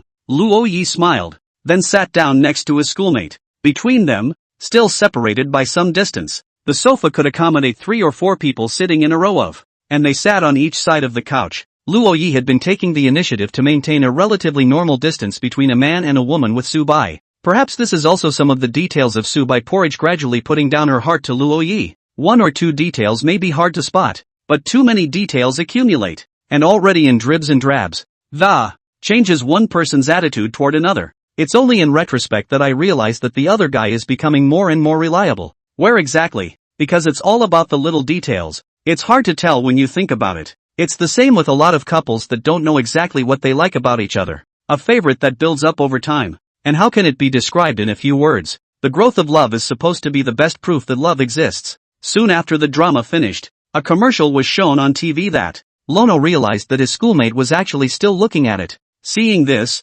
Luo Yi pondered. Maybe, does it say? In fact, the schoolteacher wasn't watching TV, but simply staring at it in disbelief? Luo Yes but moved toward Subai, shrinking a little closer, then held out his hand and waved it in front of her. What for? Subai Kanji asked softly. At those words, Luo Yi moved his butt back again and opened his mouth to ask. Senior sister, the TV in the living room seems to be on a lot, because I'm usually the only one. Hearing this, Luo Yi slightly froze. So the schoolteacher wasn't actually watching TV, she just wanted the sound in her ears. Before meeting Luo Yi, Subai Porridge didn't have this habit. Later, as soon as Luo Yi left the family building, she felt the living room empty and something seems to be missing. It then got into the habit of turning on the TV, having it on and the living room isn't so empty. So was schoolteacher just froze? Lono asked again. Aha. Thinking about what? Su White Kanji. You're a curious baby. In fact, she was just wondering what this elementary school kid next to her was thinking.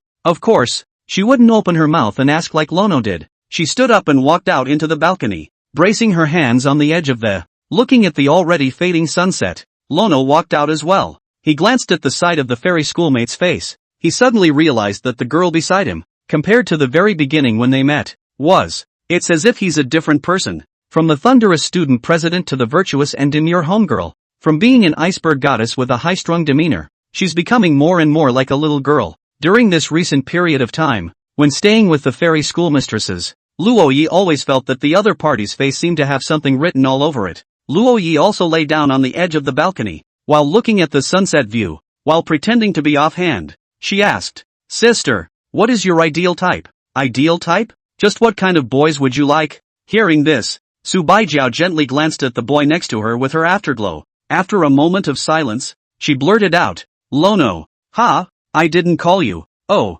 Luo Yi couldn't help but start spitting in his heart. How come schoolmates like to joke about this kind of thing too? There are things that happen to other people, and Lono is like a detective that, being able to analyze the truth in one sentence, but once it happened to his own, even if the truth was put before him, he can't help but wonder. However, after just a moment of freezing, Lono began to repeatedly recall the conversation he had just had. Something always feels wrong. Why did the older sister suddenly call out his name? And just after he asked that question, Luo Yi began to think. He once again looked at the side of Su Baijiao's face. Noticing that the other party's originally stunningly beautiful face was sprinkled with a blush that was visible to the naked eye. "Sister, your face is so red. That's because of the sunset." Su Baigui tossed her head on the other side, her long hair flowing over it dangled from Lono's eyes down her back. "Sister seems to be shy." This scene touched Luo Ye's heartstrings, causing his heart to flutter madly within him. He even had an urge to rush up, hug the fairy school sister from behind, and confess his love on the spot. But he quickly calmed his heartbeat, which he was about to suppress, and then let out a deep breath and pushed the thought down. He can't do that, because the fairy schoolmistress needs him to go and confess his love with enough sincerity and ceremony. Thinking of this, Luo Yi made up his mind. Looking at his schoolmate's back, he revealed a serious expression and asked, "Schoolmate, are you free this weekend? What is it? I want to ask you out." Upon hearing this, Subai Kanji turned her head around and looked seriously at Luo Ye's expression, then said faintly, "I don't want to play."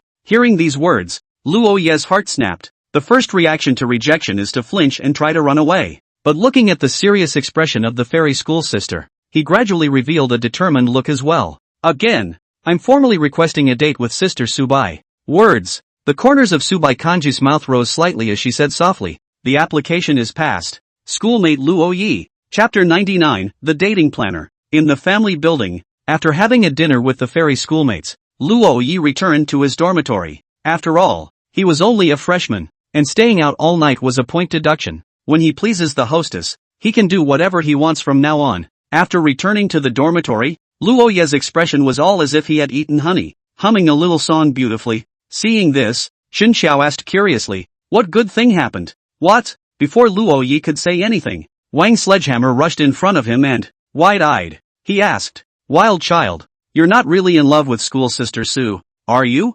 "No." "Who? Scared your dad to death. Did not talk about you kid happy ah." Hearing this, Luo Yi was also stunned. Yeah, nothing about what he's having fun with. But then he thought about his date this weekend, and Lono's heart started to get nervous again. This was his first official date with his fairy schoolmate. And, it's a date. For Lono, it's already a pretty ambiguous term. And he was going to confess to his schoolmate at the end of the date? Holy, with all this going on, he's got time to giggle. Thinking of this, Luo Yi pushed Wang Sledgehammer away, sat down at his own table, turned on his computer, and a document is created. Document name, Dating Planner. Step 1. Step 1. First step? Luo Yi looked at the 3 words he had just typed and fell into deep thought. He's stuck on the first step. Finished. The first step to do he didn't even know. At that moment, Xin Xiao's voice came from behind him. Find the date first. That's right. Luo Yi hurriedly entered it. He then subconsciously turned around and realized that all 3 of his roommates were standing behind him.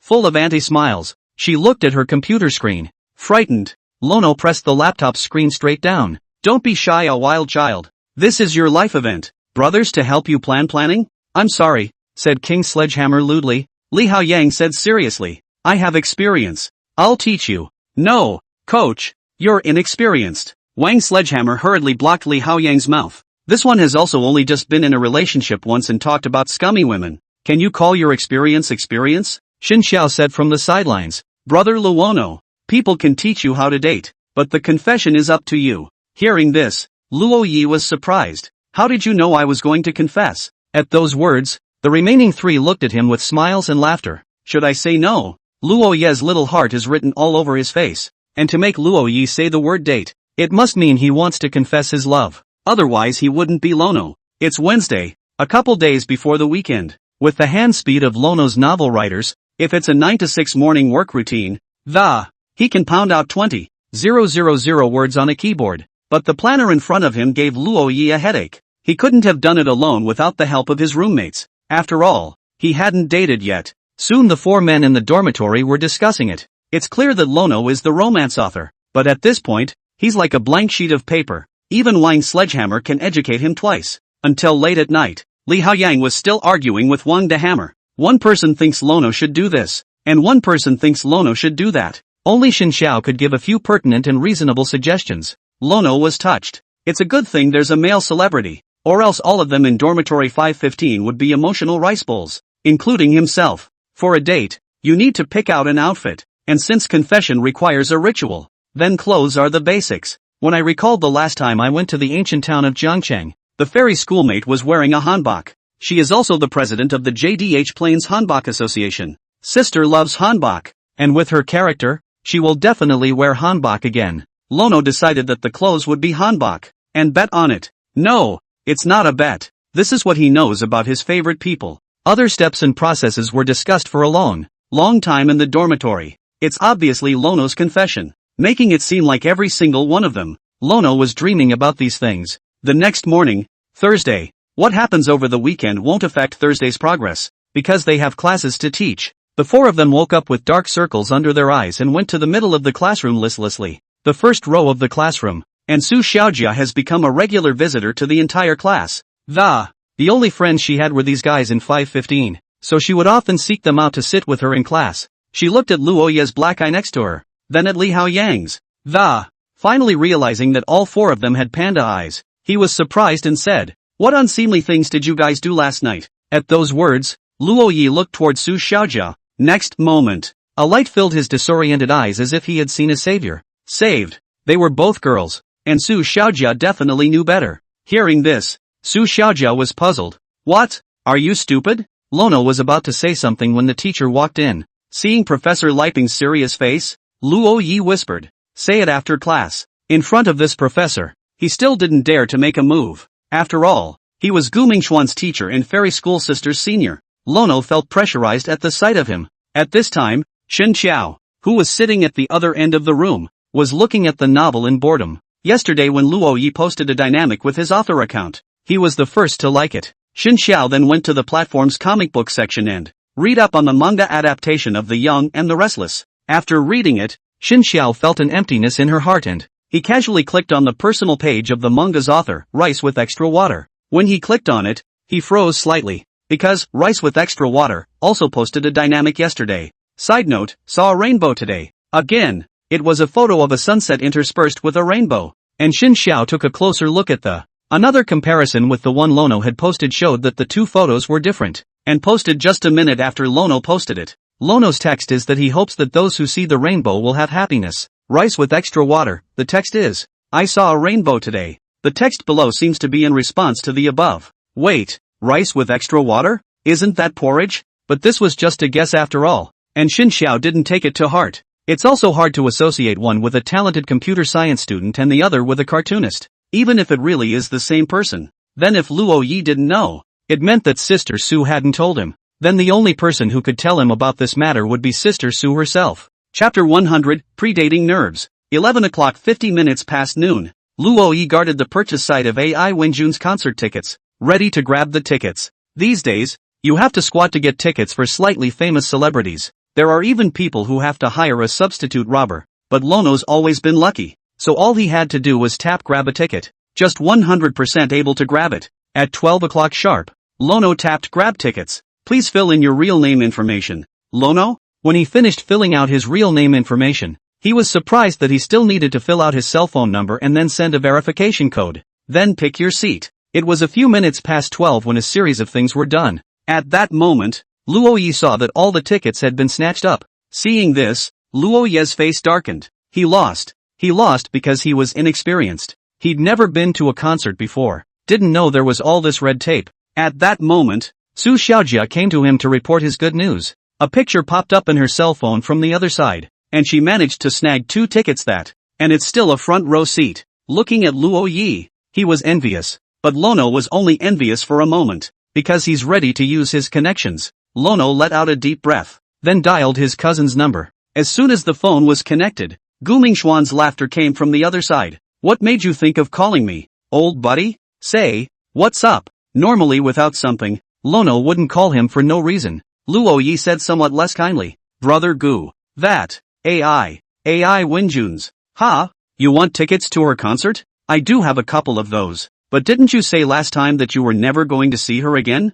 I remember you were quite afraid of her. Before was before. Now is now. And from now on, I'm I Wenjun's #1 fan. I'm sorry, Lono said, patting himself on the back. Okay, I know. I only know that my beloved disciple likes I Wenjun. So don't pretend. You kid. Just wait. I'll just mail you 2 tickets. I have things to do. Hang up. People who have paper tickets to begin with are usually special guests at concerts there will be no need for real name authentication and admission will be by ticket. Lono was finally relieved. He sent a message to his schoolmates, reassuring them that he had a little connection with them. Asked for concert tickets. Su Baichu returned a crying emoticon, because she really didn't grab a ticket. She then transferred the cost of the concert tickets to Lono. The $800 that was turned in was the money for the tickets for the front row seats to Evan's concert. After all, a star of AI Wenjun's caliber would have long since stopped needing tickets to make money. For her, popularity is more important. So her concert tickets are cheap, precisely because it's cheap. It's hard to grab. Luo Yi took the $800. He knew his schoolmate. If he didn't take it, the schoolmarm might just not go. After all, she wasn't the kind of girl who spent other people's money generously. Lono sat in his chambers and stretched. Just now, he also finished the date planner. After writing it, he deleted it, because he realized it didn't work at all. On the day of the date, it's all up to him to take liberties. What with the planner? There's no need for that at all. Even if he had prepared his plans in advance, all sorts of unexpected things would have happened by then. Then it's better to show yourself in your truest form. Of course, he still picks the date locations and stuff like that. The good thing is that it's only Thursday, too, and he's got a long time to get ready. Yes, for a long time. Lono's eyes closed and opened on Friday. It didn't take long. Lono didn't know what he had done, and it was already Friday night. He lay on his bed, his eyes staring vacantly at the ceiling, his whole being dumbfounded. How does time fly so fast? He doesn't even know what he's done and this is almost Saturday? It's over. Can't sleep. Luo Yi pulled out his cell phone and started swiping through the short videos. What are the pitfalls not to step into when dating a guy? I don't know if it's being monitored by the network, but Lono swiped a few videos in a row. It's all similar content. It all has to do with dating. Watch the video of the guy who, because he made a small mistake on a date, just to be hated by a girl. Luo Ye's heart tensed up. Until late at night, Lono was still swiping through the videos. King Sledgehammer in the next bed was still playing some kind of 2-letter game. After realizing that Luo Yi was still awake, he was surprised. You kid, why aren't you sleeping? What time do you go tomorrow? 10. At this time, Xin Xiao had already fallen asleep, and Li Haoyang had even gone to bed early. Coach's time routine is nothing short of exemplary for humanity. And generally, he would go to bed by 11 o'clock at night and wake up at 7 o'clock in the morning. For a college student to be able to do this kind of routine, the coach is simply a wonder. Come on, go to sleep. It's 2 in the morning and you have 7 hours to sleep now. Can't sleep. The cell phone was put down and you fell asleep. Wang Sledgehammer said breathlessly. Lono placed his cell phone next to the bed and fell asleep in less than a minute. Wild child. When do you think I'll meet love? Wild child? 6 seconds to sleep. As soon as the words fell, Wang de Hammer's legs stirred. His eyes closed, and he also fell asleep. Never underestimate the speed at which today's young people go to bed. They can stay up and sleep, in and out. The main focus is an irregular routine. Early the next morning, Luo Yi woke up and the time was already 8 in the morning. Because of the cooling, several other people in the dormitory were huddled under the covers like chrysalises. Only one head was showing. and his face was wearing a peaceful expression as he slept beautifully. The coach should have gotten back from his morning run and then taken a nap. Lono got out of bed and shuffled around, ready to change. After being nervous for so long, today finally came the day of the date. Lono was rather less nervous. The nervousness was replaced by excitement, and as soon as he opened his eyes, the heart just kept beating faster. Lono changed into a black hanbok, the second one he'd ever bought. He thinks black is more handsome, and on top of the black hanbok, there is a golden dragon pattern, which makes you feel confident when you wear it. Today, Lono has the ability to wear hanbok alone. The hanbok was just halfway on when Luoyi took it off again and hurried out of the dormitory. Come into the barbershop across the street from the school. Hair is a man's second face. He couldn't blow dry his hair, so he needed the help of a barber. After blow drying a handsome hairstyle, Luoyi went back to the dormitory and put the hanbok back on. Looking at the handsome man in the mirror, Lono gave a narcissistic expression,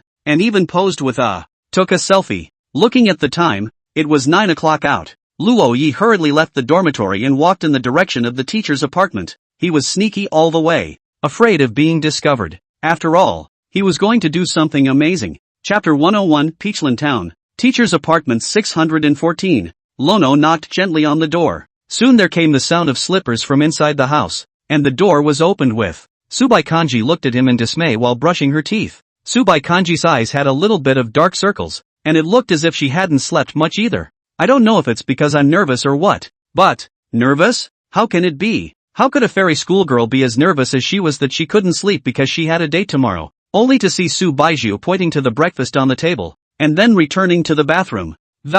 Went on to wash up. I can see that sister got up late today. Soon, Su Baijiao came out from the bathroom. She glanced at Luo Yi and murmured, quite formally dressed. She thought her elementary school brother would just come over in some random clothes. I didn't realize that he had even considered the dress hanbok. Subai Kanji wore her pajamas and returned to her room, ready to put on her makeup and change her clothes. Lono wolfed down his breakfast, then sat down at the table and, getting a little rattled, looking at him. If you didn't know, you'd think it was his first time here. Subai Kanji didn't let Luoyi wait too long, and soon the door to her room opened. At this moment, a girl wearing a green-colored Chinese dress, like a small family girl, came out from it, holding an oil paper umbrella for shade. In Luoyi's gradually infatuated expression, Subai turned around in place and, faintly, he asked, "Is it nice? Good looking?" Luoyi replied subconsciously, "Let's go then." Subaijia took a step and walked in front of Luoyi. Lono didn't know exactly how many hanboks her schoolmate had, but it was obvious that schoolgirls love these kinds of clothes. The green hanboks and the black hanboks stood together, sort of like the sons of an ancient general.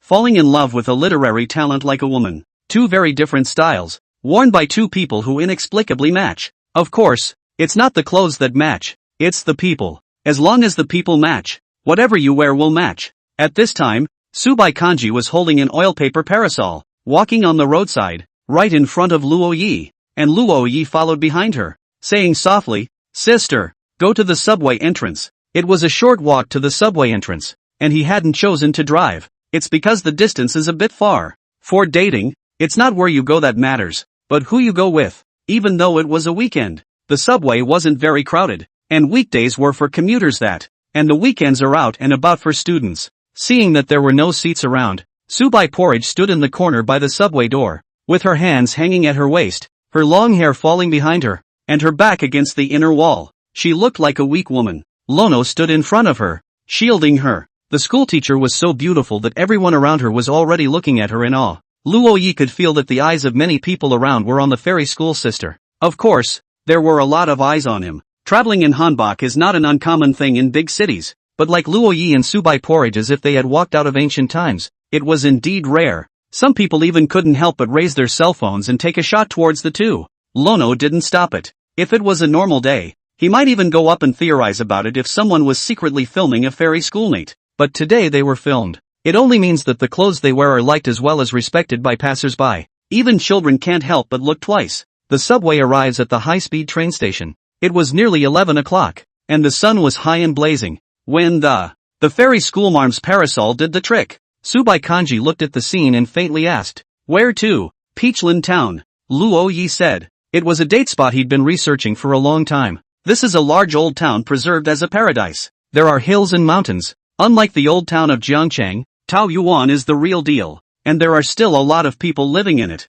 It also covers a large area and is considered a well-known scenic spot in Jiangnan. It's just a bit far, 150 kilometers, no longer within the city of Jiangcheng, and you need to take a high-speed train to get there. Yesterday Luo Yi mysteriously asked Subai Porridge for the other party's ID number. Booked 2 tickets, but it's less than an hour's ride by high-speed rail, so it's not too much of a hassle. After getting off the bus, Lono realized that all the high-speed rail stations in Taoyuan town were different from each other. It's a more natural wind kind of thing. Handsome ladies and gentlemen, first time in Taoyuan town, right? Do you want me to take pictures for you guys to punch in? A bearded uncle stepped out crisply. How much is it? Lono asked. No money. No money. I like your clothes. I'll take a picture of you for free. Thank you so much then. Luo Yi gave a thank you, then walked over to Su Baijio and asked, Senior sister, want to punch in? It's my first time too, Su Baikanji said. The implication was also a promise to Luo Yi. The two stood together,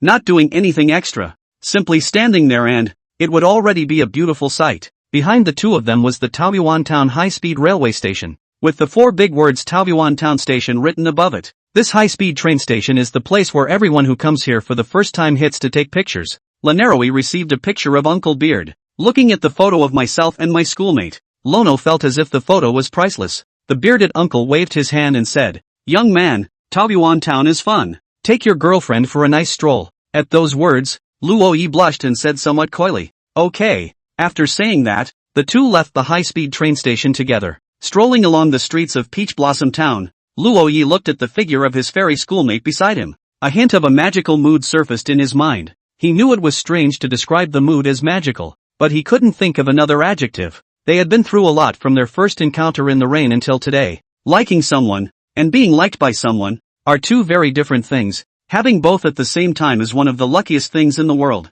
So, is he ready to be liked by someone else? Liking someone else is its own mood, but to be liked by someone else means that one has to live in someone else's heart. Be that person who can influence the other person, who can hurt the other person. To break into someone's heart without being fully prepared. A rude thing to do in itself. But Lono, from the moment he fell in love with the fairy schoolmistress, just be ready at all times. Sister, do you know what the most famous thing in Taoyuan Town is? Peach cake? At those words, Luo Yi froze slightly, then nodded and said, That's right, senior sister, it's just peach blossom cake. Let's go eat peach blossom cake. Aha! Seeing his senior sister's promise, Lono calmed himself. There's no rush on the confession. Today's date, it's just getting started. Chapter 102, You're spying on me. Bought a bit of peach blossom cake, which Luo Yi could only say was average. I don't know why, but no matter where you go to eat the local sign, Lono doesn't feel good. Local signage, usually not in the kind of opulent stores that,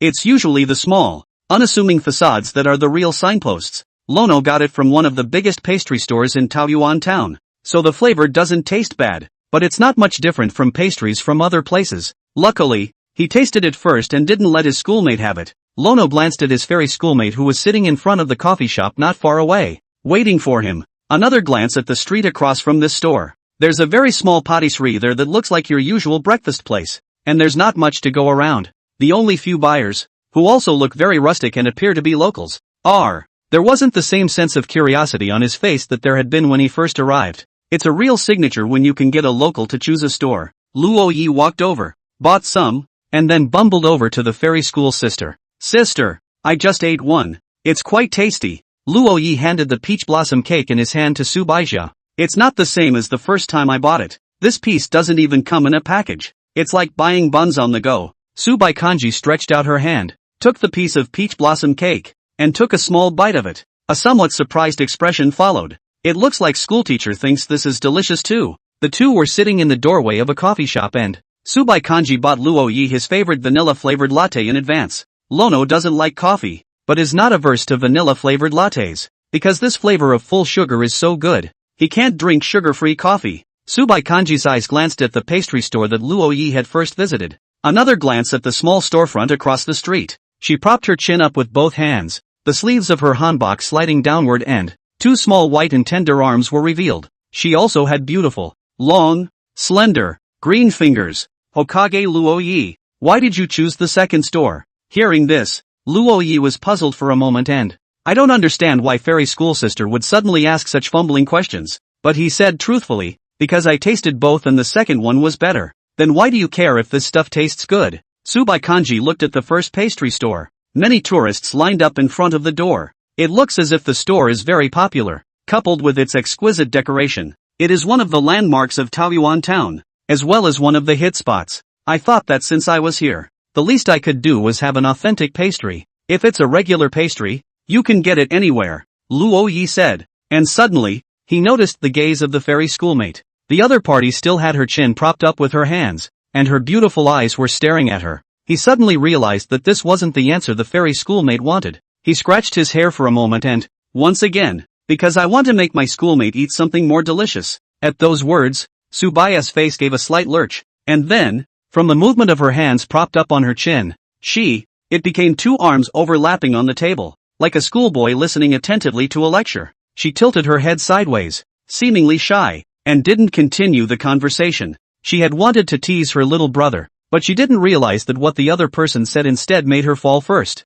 Sincerity is a must. Afterwards, Luo Yi added with a serious face, "Senior sister, other people may come here just to take pictures, so they don't care if the food is good or not. They just want to taste it and prove that they've been here. But I'm different." Lono continued. "I came here to be with my senior sister." As soon as he finished speaking, Su Baijiao's face turned slightly red. This was also the first time Luo Yi had bluntly seen a fairy schoolmate blush. The latter stood up, the blush on her face quickly receding, and said faintly, "Let's go." Good. The two hadn't had lunch yet, but Lono had already done his homework. Take Subai Kanji directly to the restaurant that was booked in advance. In the middle of a pedestrian street in Peach Blossom Town, there is a low-key but cozy hot pot restaurant. At that moment a young waitress was standing at the door to receive customers. Seeing two young men and women in hanboks coming this way, she froze slightly and, then couldn't help but be surprised. "This is too good looking." She quickly stepped forward and said enthusiastically, "Are you two coming to our store to enter the restaurant?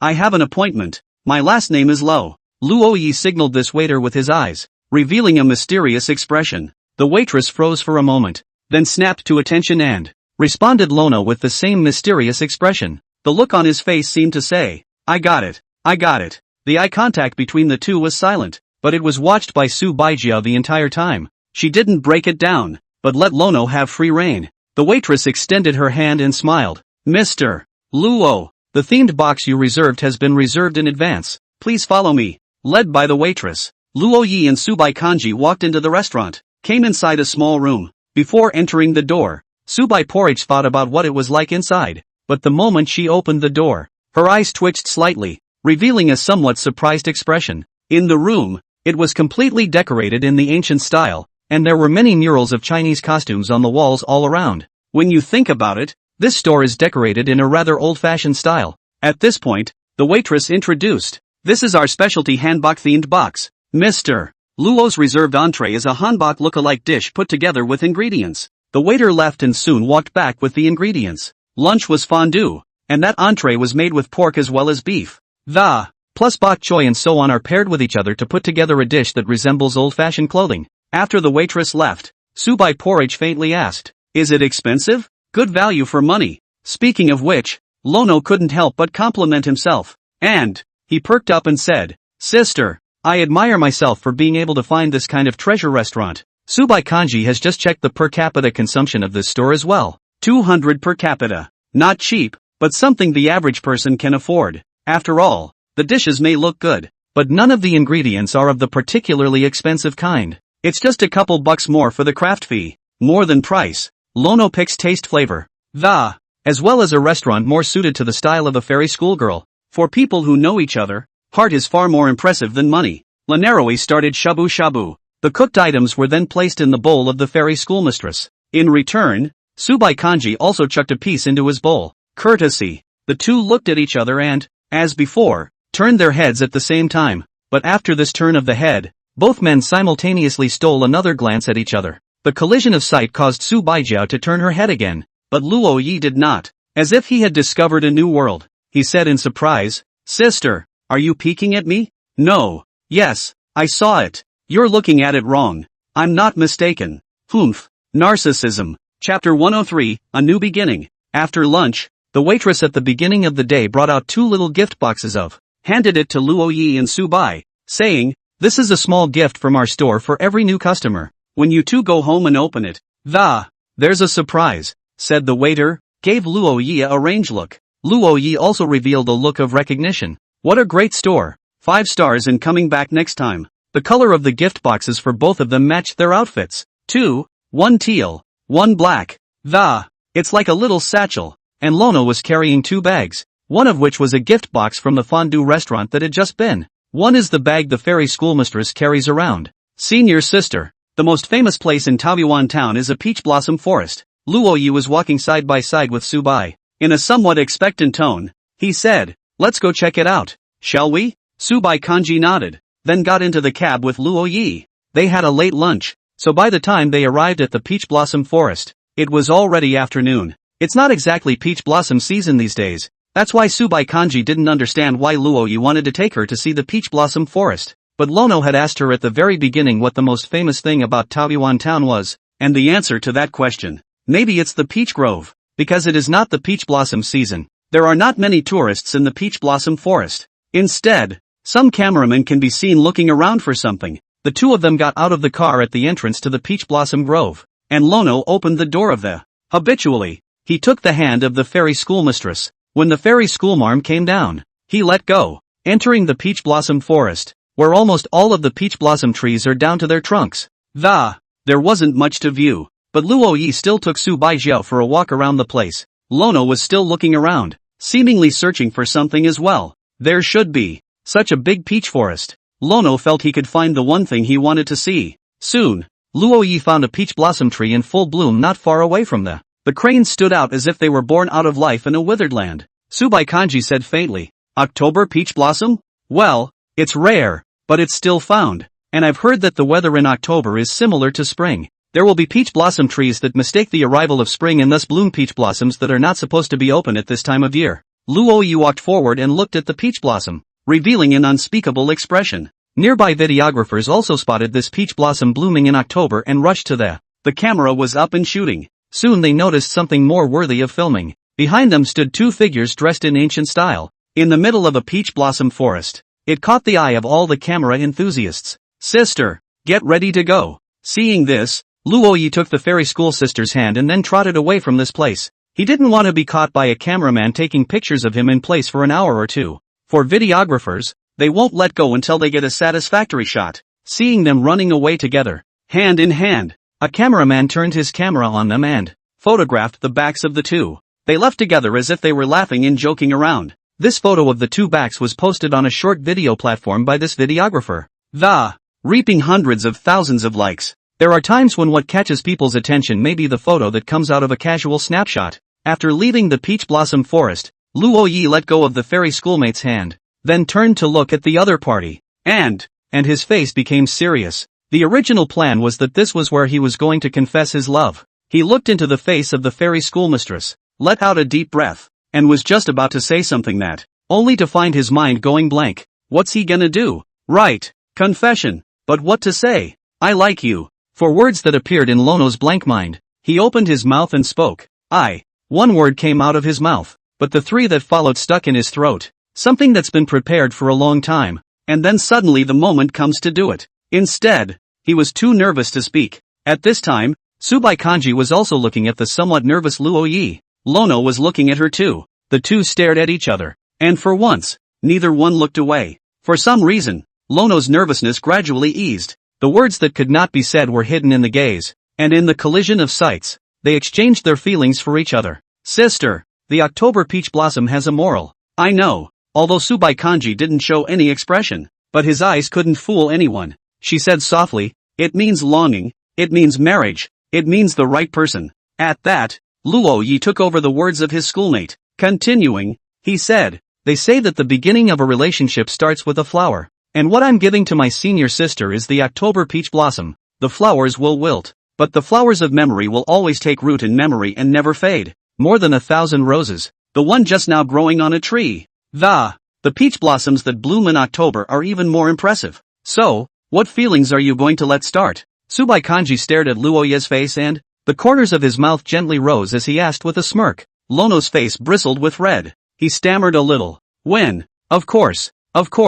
What is it?" "I like you." Lono closed his eyes and steeled himself for a brainstorm. A breeze accompanied it, blowing up Su Baijiao's long hair. She gave a stunning smile. Luo Ye's mood was incredibly tense, but he hadn't waited for the fairy schoolmate's answer. He slowly opened his eyes and saw only the other man's back. Su Baikanji turned his head and said, "What are you waiting for? We should go." At those words, Luo Yi froze. Couldn't have missed it, could it? Do you want him to say it again? But the mood and atmosphere are gone. Looking at his senior sister's back as she gradually left, Luo Yi was confused for a moment and could only follow. This is an opportunity that may have just been missed. Instead of getting discouraged, Lono calmed down. It's sad, but he has a next time. If not next time, there will be a next time. One setback won't make him give up, and the fairy schoolmistress deserves all of his heart. In the evening, they boarded the high-speed train for the return trip. There were no words along the way. Both were silent. Subai Porridge could see that his elementary school brother's mood seemed to be very low, until he returned to Jiangcheng and sent his schoolmate to the door of the unit building of the teacher's apartment. Lono waved a hand and gave a far-fetched smile. "See you tomorrow, sister." Subai Kanji didn't say anything, but clasped her hands over her chest and, silently, he looked at his elementary school brother who was already on the verge of crying. Soon after, she stepped forward and handed Luo Yi the gift box in her hand.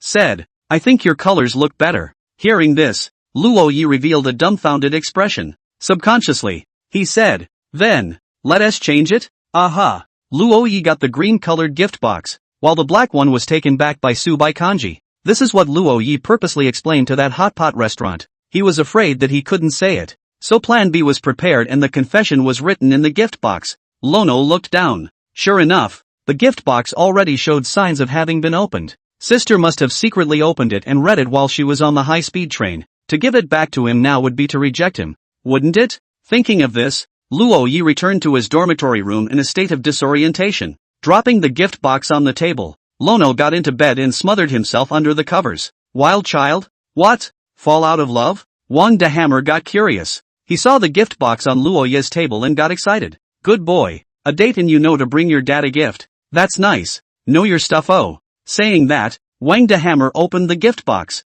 only to find that there was only a note inside. Nothing beyond that. What the hell? Wang Sledgehammer pulled out the note and found 3 sentences written on it. The first sentence is, "I like you," and the second and third sentences, in different handwriting than the first, were written on by another person. "Thanks for the like. I like you too." Chapter 104, Demented Children. Wild child. Kill me. Wang Sledgehammer pointed at the silkworm chrysalis on the bed and accused. Lono showed a head, his hanbok not even taken off yet, and looked at him somewhat blankly. The eyes were even filled with a little bit of sadness. Seeing Wang Sledgehammer's appearance, Luo Yi endured his grief and pretended as if nothing had happened. Asked, "What's wrong with you?" "What's wrong with me? I was going to ask you what happened to you. Why does your boy look like he ate poop when the confession was successful?" Hearing this, Lono sat up from the bed, cocked his head and, looking at Wang Sledgehammer with a face full of puzzlement. "Pretend. You keep pretending." Wang Sledgehammer threw the small note in his hand onto Luo Yi's bed,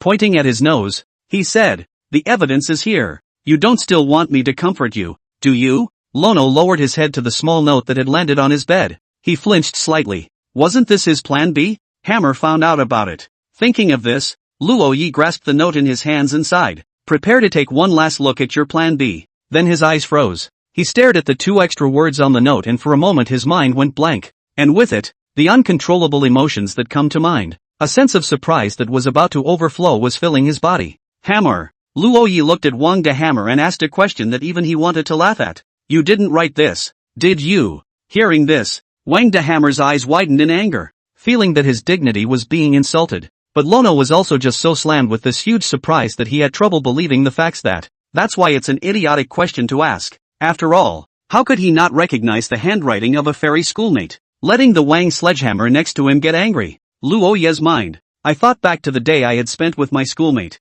In fact, the answer has been hidden in every detail for a long time now. It's just a matter of attaching too much importance to each other. Also like each other too much to be 100% sure and just can't believe that last answer. The last words on the note were, "I like you too." It was as if Luo Yi's mind had already conjured up the expression of the fairy schoolmistress. Her haughty, again, with a little bit of a darker look, but still as pretty as ever. This was the girl he couldn't help falling in love with. The corners of Luo Yi's mouth rose as he grasped the small note as if it were a treasure. In Wang de Hammer's unbelievable expression, Luo Yi actually laughed on the bed. He leapt up from it, then quickly got out of bed and, the whole body was filled with a joy that was visible to the naked eye. Lono wanted to raise his voice and let out his emotions that were going nowhere. He felt like he was about to explode, with a wave of that feeling that he was going to pass out at any moment, but he didn't know what he should say at this point. Wang's sledgehammer revealed a helpless expression. The way Lono looks at this point, it should also be a reflection of most guys when they fall in love for the first time.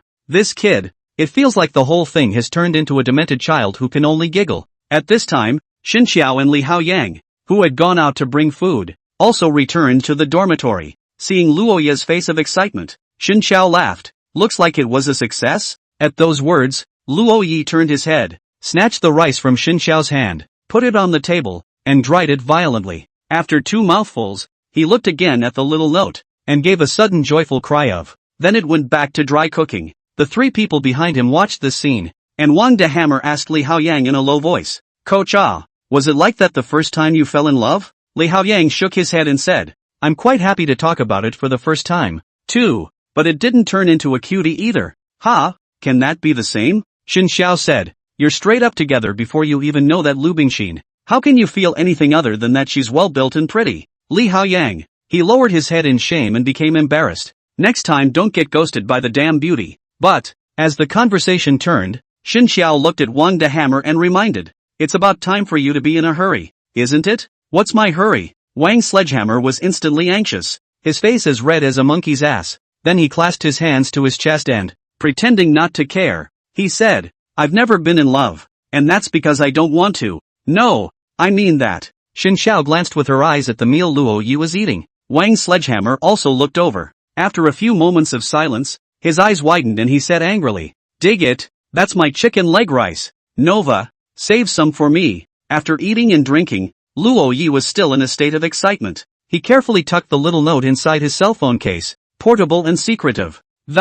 It's also not easy to lose. When you want to, you can pull it out again whenever you want and start giggling. Like right now, he just shoved it in and took it out and kept giggling. Wang's sledgehammer was speechless. "Okay, are you as far as it goes? It's not just digging a trough with Sue. Wait a minute, you boys in love with the schoolgirl?" Wang's sledgehammer finally realized the crux of the matter. It wasn't as simple as Lono's confession being answered. The person who responded to him was still the only school flower of Jiancheng University, known as the iceberg goddess Su Baijiao. He was so focused on Lono's reaction that he almost missed this most crucial thing. Looking at Luo Yi once more, Wang's sledgehammer stepped forward and grabbed his shoulder and, shaking violently, he gritted his teeth and said, "Damn you wild child, you're in love with the schoolgirl." On the subject, the best buddy who's been spending all his time together suddenly has a goddess-quality girlfriend. What's it like? King Sledgehammer Online Showcase. Looking at Luo Yi's silly look in front of her, as if a single-celled organism basking in joy, Wang's sledgehammer couldn't help but say,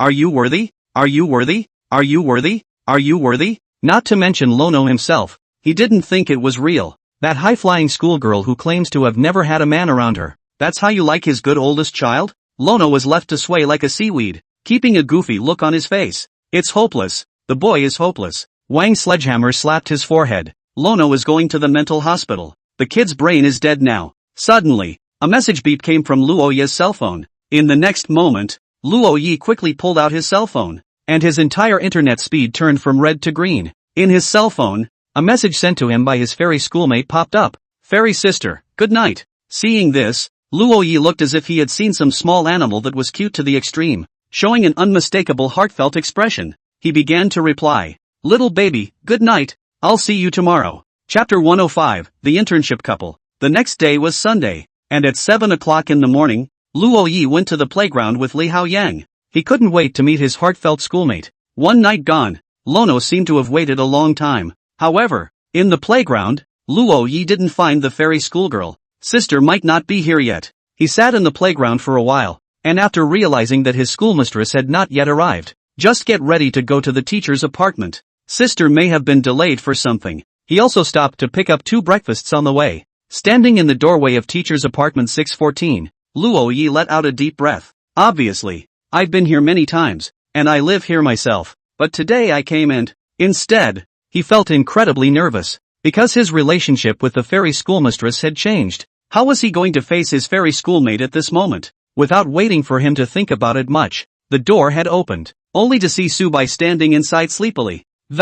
Somewhat listlessly, he said. No breakfast today. The moment she saw Lono, wearing the rabbit ear hat that nowadays has come to be known as the signature of the home, there was a flash of overwhelm in her eyes, but it was only a flash, and the cool expression soon returned. It's okay, sister. I'll take it. Saying that, Luo Yi noticed the other party's dark circles under her eyes and said suspiciously, Did you stay up late, senior sister? I didn't sleep. Subai Kanji returned to the living room and sat down at the dining table. Although I was a little nervous before I came, the moment I saw the fairy schoolmistress, he realized that he hadn't changed much with the other man. Of course, it's not completely absent. It just hasn't happened yet. Luo Yi placed the breakfast on the table and then ate it together with the fairy schoolmates. Hokage looked sleepy and went to lie down on the sofa after eating. There was a furry couch cover on the sofa, plus the fact that the schoolteacher was wearing pajamas, so went straight to bed on the couch with a blanket. Lono cleared the table and made his way to the couch. Sister, do you want some water?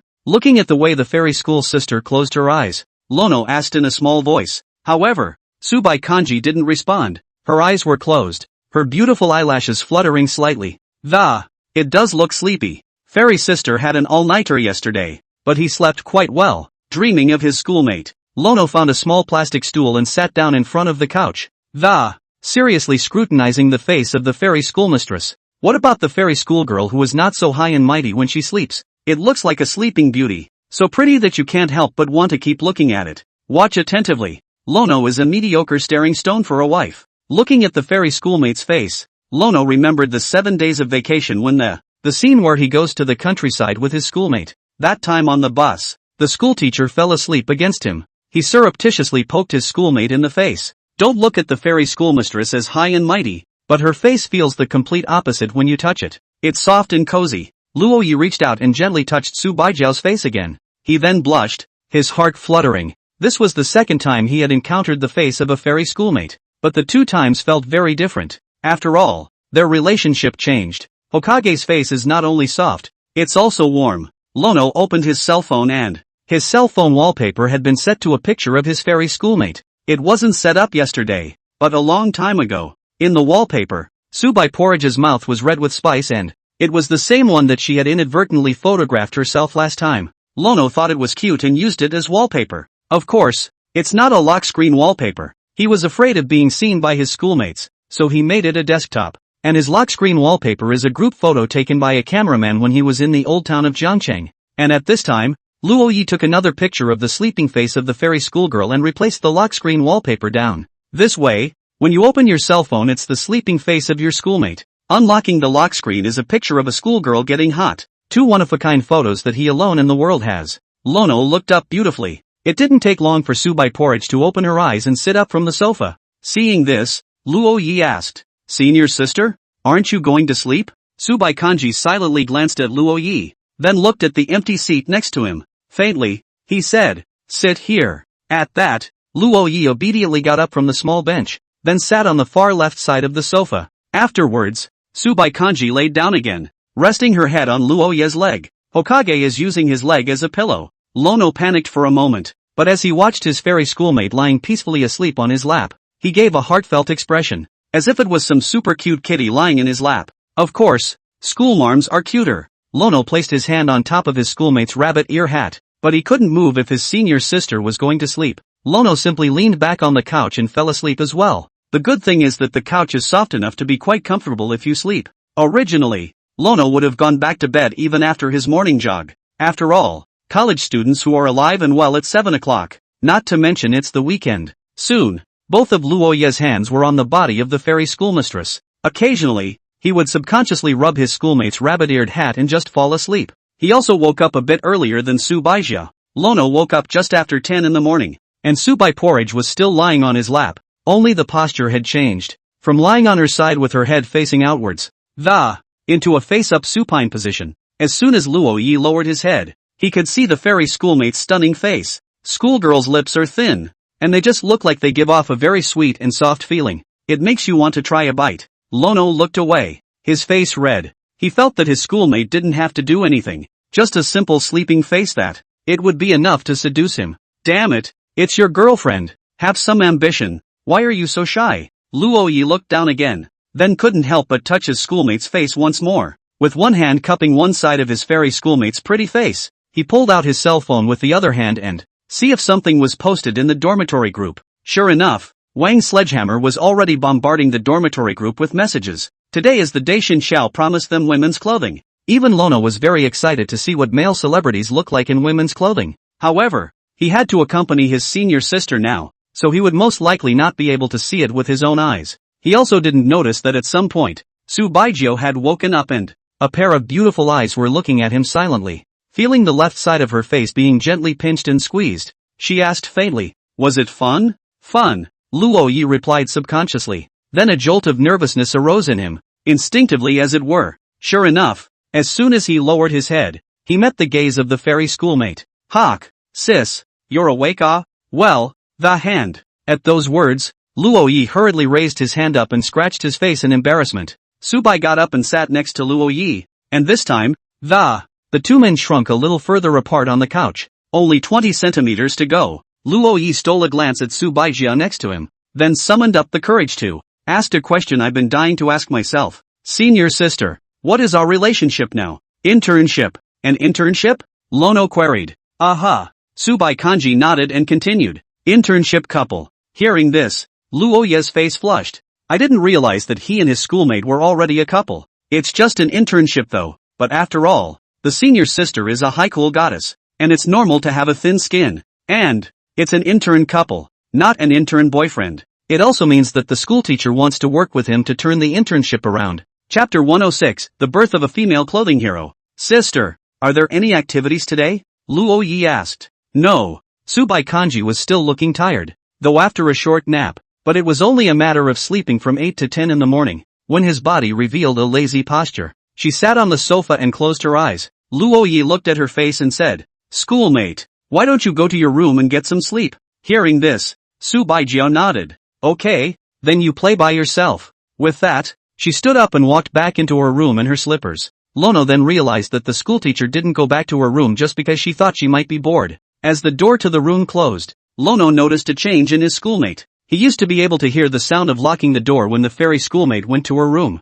but you can't hear it now. The schoolteacher just closed the door and didn't lock it. Lono felt a rush of trusting fullness, but since the fairy schoolmistress has gone to bed, then he can go back to his dorm room and watch male celebrities dress up as women. After returning to the dormitory, Luo Yi found Wang the Hammer and Li Haoyang lying on the door of the toilet. Instead, the door to the restroom was firmly closed. "How?" Lono approached with interest. Wang Sledgehammer pulled him to his side and said with a glowing smile, "The actress is in there. Wild child. He's too embarrassed to come out." Lono's eyes widened. "An actress?" He leaned over the door as well, gave a bad expression, and said, "Boy star. Oh no. Come on out and show me what you're made of." "Yeah, Shen Xiao. The wild child hasn't seen it yet. Come out." It wasn't long before Shen Xiao's somewhat off-key voice came from inside. "You guys don't block the door." The three froze. This was the first time they had heard Shen Xiao's shy voice. They took a step back at the same time, waiting for the other to come out of it. Soon, the door of the toilet opened, and an extremely beautiful beauty girl came out from inside. Luo Yi, Li Haoyang, and Wang the Hammer revealed surprised expressions. The stunningly beautiful woman in front of me was tall, possessed a face that I could see. If an unsuspecting person saw it, I'm afraid they'd be instantly struck by Cupid's arrow, stirring up a strong desire for protection. Xin Xiao was wearing women's clothing, lipstick, veil cream, and other makeup. Since she was a bit uncomfortable with her first female costume, she had a very pitiful expression. Other than being a little tall for a girl, it's simply impeccable. Snap! Wang Sledgehammer suddenly slapped himself and said, "This is my brother. What is an old man blushing for?" Li Haoyang also took a few steps back and pulled away, not daring to touch Xin Xiao. I have to say that Xin Xiao's face, like that of a fresh meat, when dressed up as a girl, even if it wasn't as good as Subai Kanji, at the very least it was comparable to Tang Enki. But Tang Enki is the innocent-looking one, and Xin Xiao is the pathetic one. The killing power is not a fraction more than the former. "Wild child, let's get together today," Wang Sledgehammer proposed. "Seconded," Li Haoyang said. Lono thought for a moment, then nodded as well. The three of them looked at Xin Xiao wistfully. The latter's face was red and she gritted her teeth, and although she was very reluctant, she still said, "Good." He'd promised his roommate he'd go out in women's clothes for once, so no matter how much he didn't want to, go out with everyone else, too. After all, his roommate had done him such a great favor. And, in women's clothing, he didn't resist much other than shyness. On the contrary, seeing Wang the Hammer and Li Haoyang mesmerized by themselves. A magical feeling also arose in Xin Xiao's heart. As the saying goes, there are only 0 and countless times for women's clothing. The 4 of them were fully loaded and ready to go. Luo Yi and the others surrounded Xin Xiao in the center, leaving the boys' dormitory to the stunned gaze of the first-floor hostess aunt. Xin Xiao was over 5 feet 8 inches tall and was wearing a long Lolita dress and a big wavy wig at the moment, walking behind Lono. And Wang the Hammer and Li Haoyang walked on both sides of Xin Xiao, one on the left and one on the right. Especially the former showed a face full of pride. Who wouldn't be proud to be surrounded by such a great beauty? Wang the Hammer hated to let everyone know that he was accompanied by a beautiful woman. It's Sunday, plus it's only 10 o'clock, so there were a lot of men and women in front of the school taking cabs out. And the appearance of Luo Yi's 4 people attracted everyone's attention. Dozens of gazes gathered on Xin Xiao's body, revealing expressions of surprise. A 6-foot-plus, long-legged Lolita beauty, though looking a little too tall for the. But when they saw Xin Xiao's face, the boys around them began to stir. What a good sister. I want to take him in my arms and pamper him so badly. Wang Sledgehammer, a person in the know, almost didn't hold back his knowledge of men, not to mention others who are uninformed. It didn't take long for a small, cute figure to walk out of the school and shouted, Li Haoyang, I'm coming. The 4 of them sniffed and looked, and when they saw the person who came, Luo Yi was surprised. Coach, you made an appointment? Right. Li Haoyang laughed. You said, try to contact each other. Luo Yi was surprised for a moment. Coach, this kid finally got the hang of it.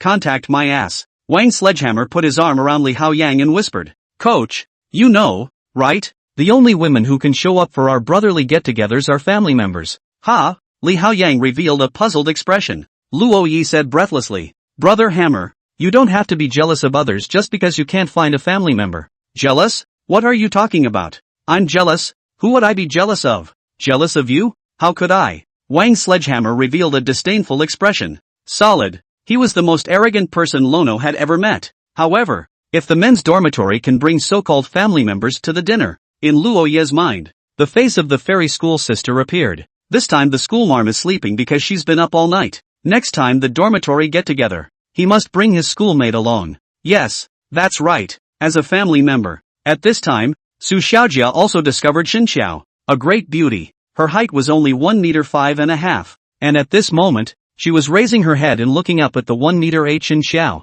She stretched out her hand, pointed at Xin Xiao, and said dully, Beauty, this is a beauty. It looked as if her head was stuck in the sand. The feeling of a 1 meter 8 beauty standing in front of her was full of visual impact for her. A 1 meter 5.5 girl. Alright Su Xiaojia, this is my roommate Xin Xiao, Li Haoyang explained. At those words, Su Xiaojia cocked her head pondering. Soon, her face changed and she said in shock, What? This is Xin Xiao, the freshman schoolboy? Su Xiaojia looked incredulously at the tall beauty in front of her. She then took 2 steps back and swept her gaze back and forth around the crowd in dormitory 515.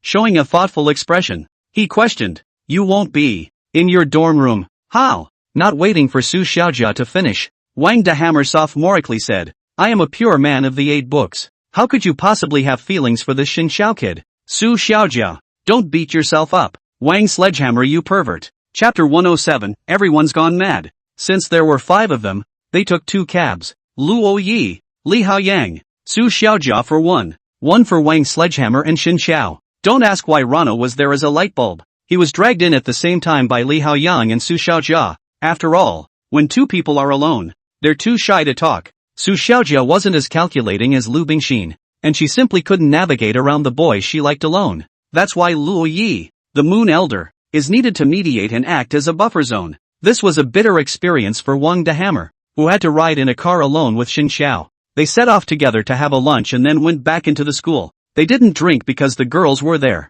Without alcohol, this would have been just a regular lunch, and it was over quickly. But starting today, there's a hot search term for Lolita Beauty at JNU. There was even a picture of Xin Xiao on the confession wall. A lot of people are looking for this beauty and want to get her contact information, but no one could have imagined that he would be a guy. After returning to his dorm room, Luo Yi was kicked out by his 3 roommates. Wang Sledgehammer stood in the doorway and said with a serious face, Tomorrow will be Monday. Go with your high-flying schoolgirl. When he finished speaking, he slammed the door as if he were kicking an unfaithful and unfilial rebellious son out of the house. Luo Yi lowered his head, pitifully, and traveled to the teacher's apartment alone. After walking through the door of 614, he wasn't alone. Lono knocked gently on the door, and after realizing that no one had opened the door for him, just unlocked the door with the key yourself. Luo Yi looked at the living room and didn't find the fairy school sister's figure. He made his way to the door of the master bedroom, quietly opened it a little, and poked his head in,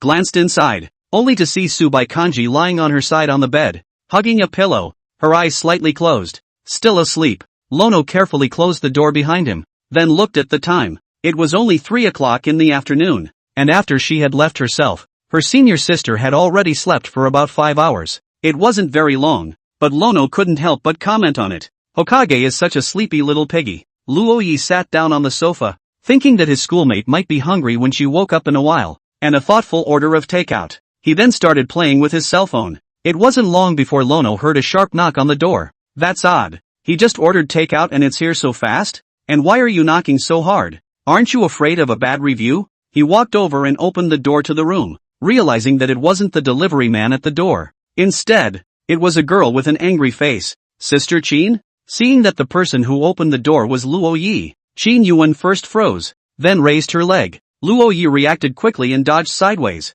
asking in a confused manner, Senior Sister Qin, what are you kicking me for? The kick is you scum. We kanji not even in love. You scum don't want to get near her. Qin Yuan yelled and ran after Luo Yi all over the living room, but the games hadn't been over for long, and Lono had at least been working out for the better part of a month. At this time, his body was agile and dodged back and forth, so Qin Yuan couldn't catch him at all. Misunderstanding. Senior Qin, you must have misunderstood. Luo Yi wanted to explain, but simply didn't know what to explain, because he didn't know why he was suddenly labeled a scumbag. Misunderstanding your ass. The human and material evidence are all there. You tell me it's a misunderstanding? Qin Yuan was still ready to make a move, but the commotion in the living room had already woken up Su Baijiao in the master bedroom. She threw the door to her room open, and with one eye fixed on the two men who were scuffling in the living room.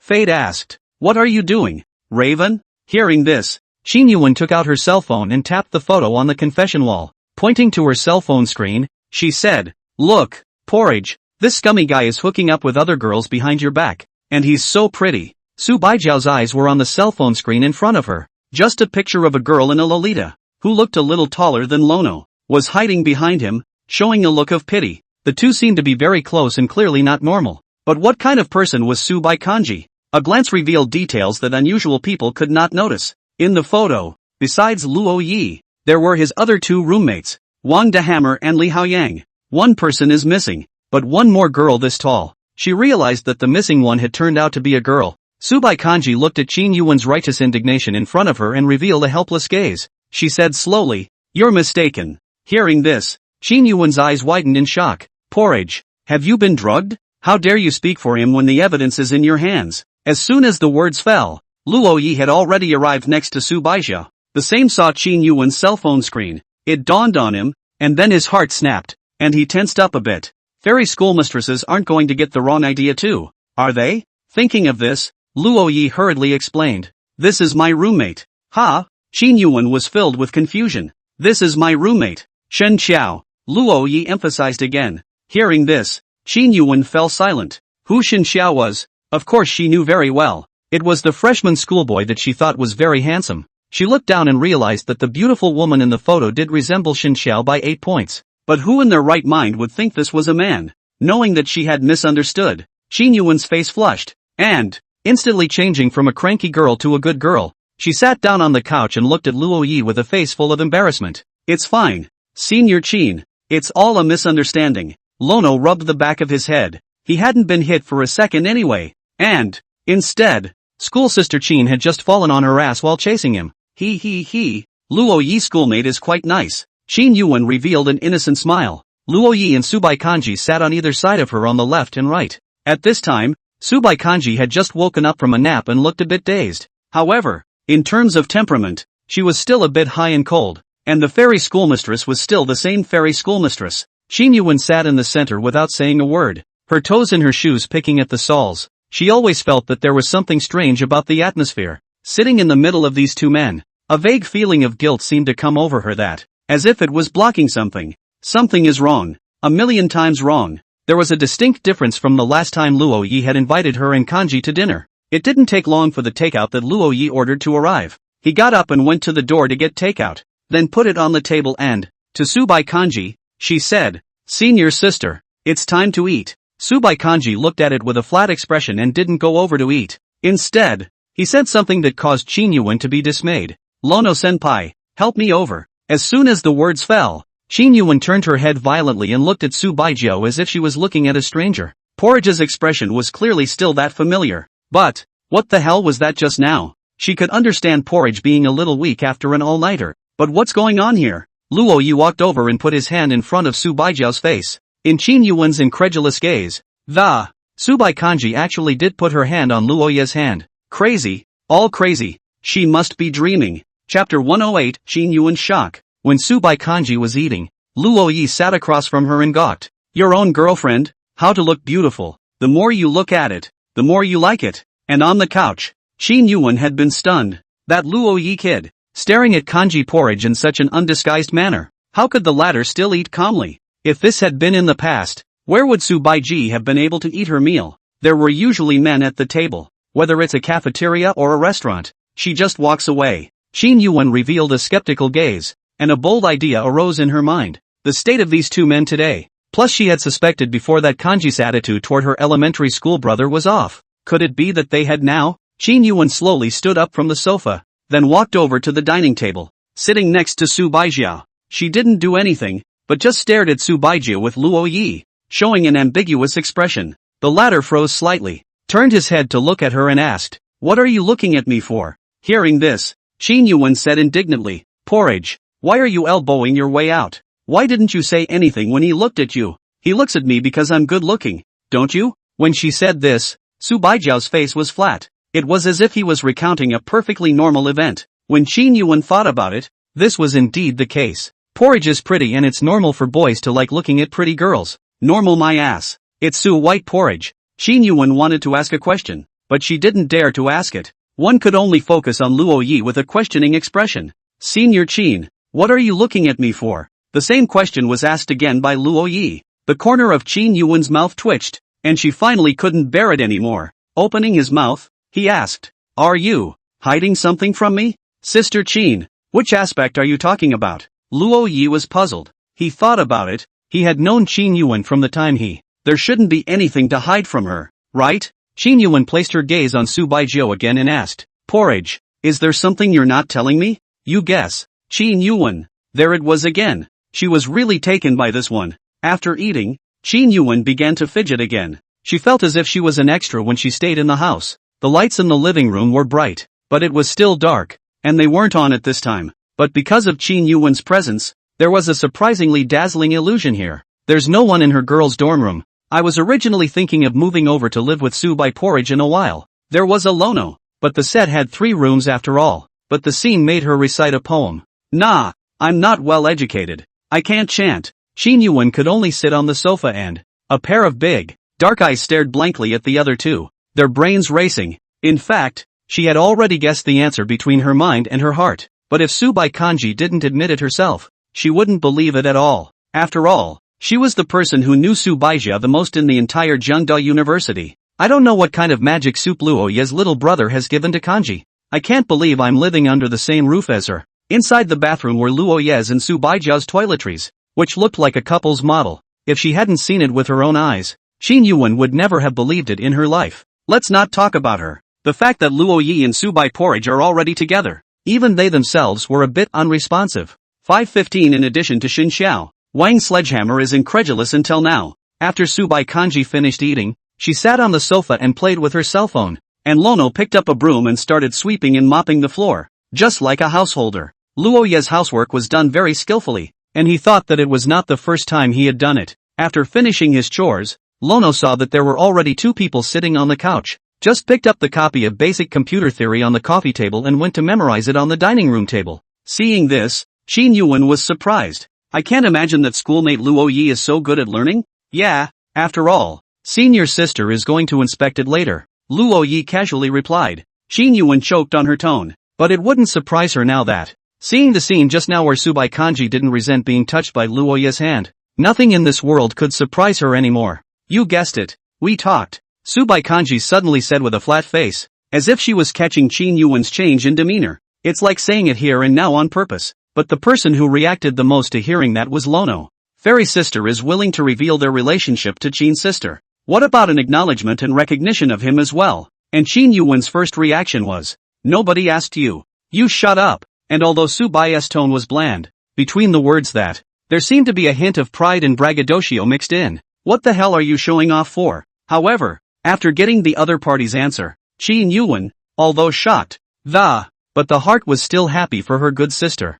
She thought Lono senpai was really nice. And she hadn't even met Lono yet when I thought the elementary school kid was pretty nice at the game. TCH, if the others knew that the high and mighty school beauty was even in love, there's probably going to be a lot of heartbreak, Chin Yuwen said, shaking her head. After all, what kind of person is Su Bai Kanji? She won the varsity title right out of the gate her freshman year. And it's not like Don's freshman schoolgirl. When Su Baiji came to the school, she got a lot of attention from a lot of people. Her face value directly overpowered the original school flower and became the #1 beauty of Jiang University. But she hadn't been in a relationship her freshman year. And with her icy personality, everywhere she reveals that she is uninviting and is never seen in the presence of the opposite sex. That's why she earned the title of Iceberg Goddess her sophomore year. In everyone's eyes, she had nothing to do with the word relationship. Now, something so unbelievable was tangibly happening in front of Chin Yuwen's eyes. Thinking of the series of abnormal behavior of Su Bai Porridge after the freshmen started school, Chin Yuwen revealed a somewhat relieved expression. It was unexpected, but when you think about it, it seems to make sense. Nowadays, only the people in dormitory 515 and her knew about the high-cooled schoolgirl being in love. I'm afraid if this news is revealed, it will become an explosive news in Jiangdae. Thinking of this, Chin Yuwen was just about to say something when she realized that Su Bai Kanji was staring at her. So, when are you going to fall in love? Hearing this, Chin Yuwen's face darkened, because this was a question that she had never asked Su Bai Porridge. Unexpectedly, the latter had jumped ahead of her and was now walking in front of her in turn. The first reaction of this dark woman, who saw her after falling in love, was to taunt her. You wait, I'll fall in love tomorrow. I'm not like you. A little thing like falling in love. I'm hand to hand. Chin Yuwen stood up, then used this excuse to leave the place directly. Seeing the door to the room being closed, Su Baijiao smiled slightly. Then, she realized that Luo Yi was also giggling and looking at the door with an expression of eating watermelon. The face fell flat again. Are you walking away? No. How dare you? Sister. Chapter 109. After memorizing 20 pages of knowledge, it was already evening. Luo Yi stood on the balcony, ready to put away the sun-dried clothes. On top of fairy schoolgirl's clothes, there's the smell of laundry detergent. It's a little different from the smell on your senior sister. That's why the scent on fairy school sister is her own unique body odor. I've heard that when you like someone, it doesn't matter what they smell like. Both can't help but indulge in it. What's more, schoolteacher's body was fragrant and soft. While putting away his clothes, Lono saw a couple pairs of cute socks and something indescribable next to it. He lowered his head and began to blush. This kind of thing, it's better for schoolmates to collect it themselves. But if he'd taken all the clothes and left just these flattering ones, wouldn't that be even more embarrassing? Thinking of this, Luo Yi closed his eyes and put away these tiny clothes as well. Then they were sent together to the bed in the schoolteacher's room. Even though Fairy Sister had only finished eating in the afternoon, she had made some dinner. After all, she wasn't hungry, but Lono was. The so-called dinner was just an ordinary to ordinary egg fried rice. But with the schoolgirl aura, even if it's egg fried rice, it has also become the most delicious thing in the world. Watching Lono eat in front of himself, an indescribable mood suddenly welled up in Su Bai Kanji's heart. The feeling that someone is eating their own cooking every day, and eating it well. It's a happiness that can't be described. After eating, Lono froze at the table. Seeing his dumbfounded appearance, Su Baijiao faintly asked, "What are you thinking about?" At those words, Luo Yi looked at the fairy school sister. Full of happiness, she said, "I've been in love with my schoolmate for a whole day. Su White Kanji." She looked away, having some difficulty looking directly at the emotion that was all but overflowing in Lono's eyes.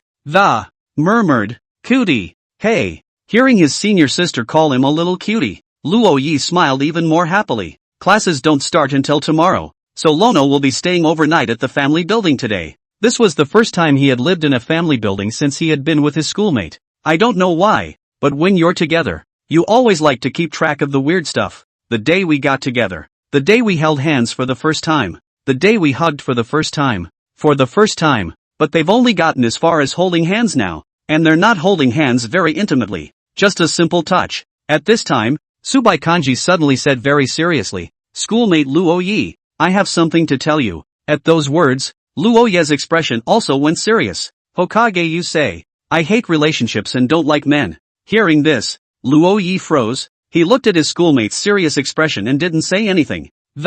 Instead, he continued to listen. He knew that his senior sister wouldn't say those words for no reason. "I only saw Subai Porridge open her mouth slightly and continued. When I graduated from high school, a guy confessed his love for me. I turned him down. And then he went around saying that I talked to a lot of social boyfriends. It's a girl who isn't a trio of girls, just pretending to be innocent in school." Seeing the downturn in his schoolmate's eyes, a wave of anger rose in Luo Ye's heart. Then his heart began to ache again. Why didn't he meet sister earlier? Why is he not a high school classmate of the school sister? Why is he not a childhood friend who was born with the school sister? In that case, he would have liked the other guy, way ahead of time. Will not let the other person suffer one iota of aggravation. Seeing the sadness that flashed in Luo Ye's eyes, Su Baijiao's heartbeat increased by one more point. Although her younger brother was angry, more than that, he was heartbroken for her. "So, I'm the iceberg of the crowd," Subai Kanji added. "My family isn't harmonious either. As you can see, my parents are divorced and I'm not the perfect schoolgirl that everyone describes me as. Sister, the person I like is you, not you as other people say." "I'm sorry," Lono said softly. "Liking is going to go away," Subai said somewhat silently, "but the love will always be there." Luo Yi looked at the other's face and said seriously, "I grew up without parents. Didn't school teacher like me like this too?" At those words, Su Baijiao's eyes revealed a surprised gaze, and she opened her mouth but nothing was said. Her uncle Fan Jian knew about it, and so did her mother, and because of that, Lono also felt that Hokage was aware of it, but none of them told her. "School sister?" Noticing Su Baijiao's gaze, Luo Yi revealed a puzzled expression. "Nothing." Subai Kanji gently shook her head, and her gaze towards Luo Yi became softer. She remembered that in Luo Ye's novel, the first chapter stated that the protagonist was an orphan, the one that had Prof. Ku praising it and exuding positive emotions everywhere. The elementary schooler who was gentle with those around him has lost his parents at a young age. Lono Hokage. "Sister, I'm in. I do hate relationships and am not attracted to men." With a twist of words, Subai Porridge added, "But I don't hate being in a relationship with you, because it's you. You understand?" "I understand." Luo Yi responded to the fairy schoolmate's gaze. He knew that to say anything at this moment would be to paint a picture for his schoolmate. Feelings are never spoken for, either. Every step of the way, the future. It all takes two of them to go together. "Sister, our first love. Let's cheer together." Aha. After that, the two remained seated opposite each other at the table for a while in silence.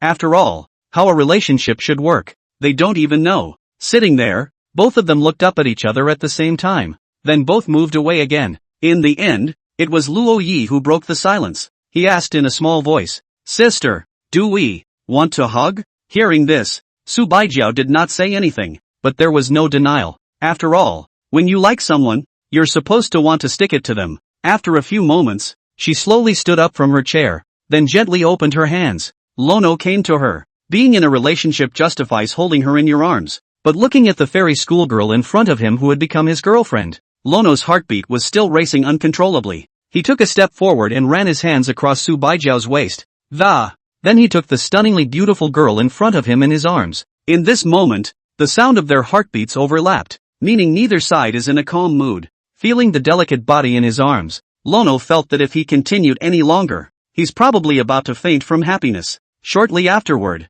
they parted at the same time, then gazed at each other. "Good night, schoolmarm. Good night, schoolboy." Chapter 110, Called to the Office. At the end of the day's program, as the bell rings for the last class to be dismissed, most of the computer science majors looked tired. This Hell Monday is going to last an entire semester, and it's a good thing it's only one day a week. Hopefully, there won't be a full class next semester. During this time, Lono was tutored by his fairy schoolmates, already one of the top grades in the class and the major. After all, freshman year isn't difficult at all, and if you're willing to put in the effort to study, it's almost always learned. If Lanaroi can't get this grade under the tutelage of a talented computer girl, then he would simply be a disgrace to his senior sister. So Luo Yi himself worked very hard. Even Prof. Li Ping often looked at Luo Yi with satisfaction. Graduate students in their lineage are almost single generation. From Li Ping to Gu Mingxian. When Gu Mingxian became a professor, another choice, so White Porridge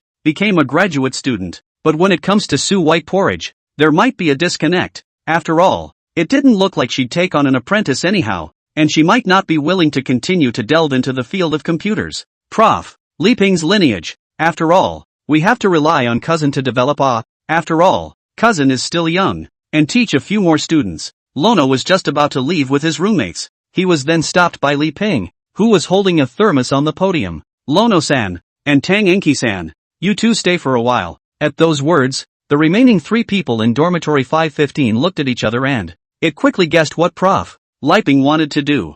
Luo Yi and Tang Enki both have top grades. I'm afraid I'm going to have to talk to them about professionalism. Wang De Hammer and the 3 of them went back to the dormitory first, while Luo Yi and Tang Enki, one on the left and one on the right, following Prof. Li Ping, he left the classroom and walked in the direction of the office building. Prof. Li Ping, Vice Dean of JNU, a well-known figure in Jiangqing's computer industry. Those who can be recognized by him can say that they have a bright future in the computer field after graduation. Tang Enki's grades in high school were very good, and Sue White Porridge had commented on it before. She was a girl who wanted to be first in everything, so she worked harder than anyone else, and was naturally seen as such by Li Ping. As for Luo Yi, although his grades are good now, he's very clear about his own abilities. Knowing what he has, he may not have that achievement when he learns something more sophisticated and difficult later on. His goal was just to not fail his classes, and he had little desire to be in the computer field. After all, he prefers to write, to record story after story that,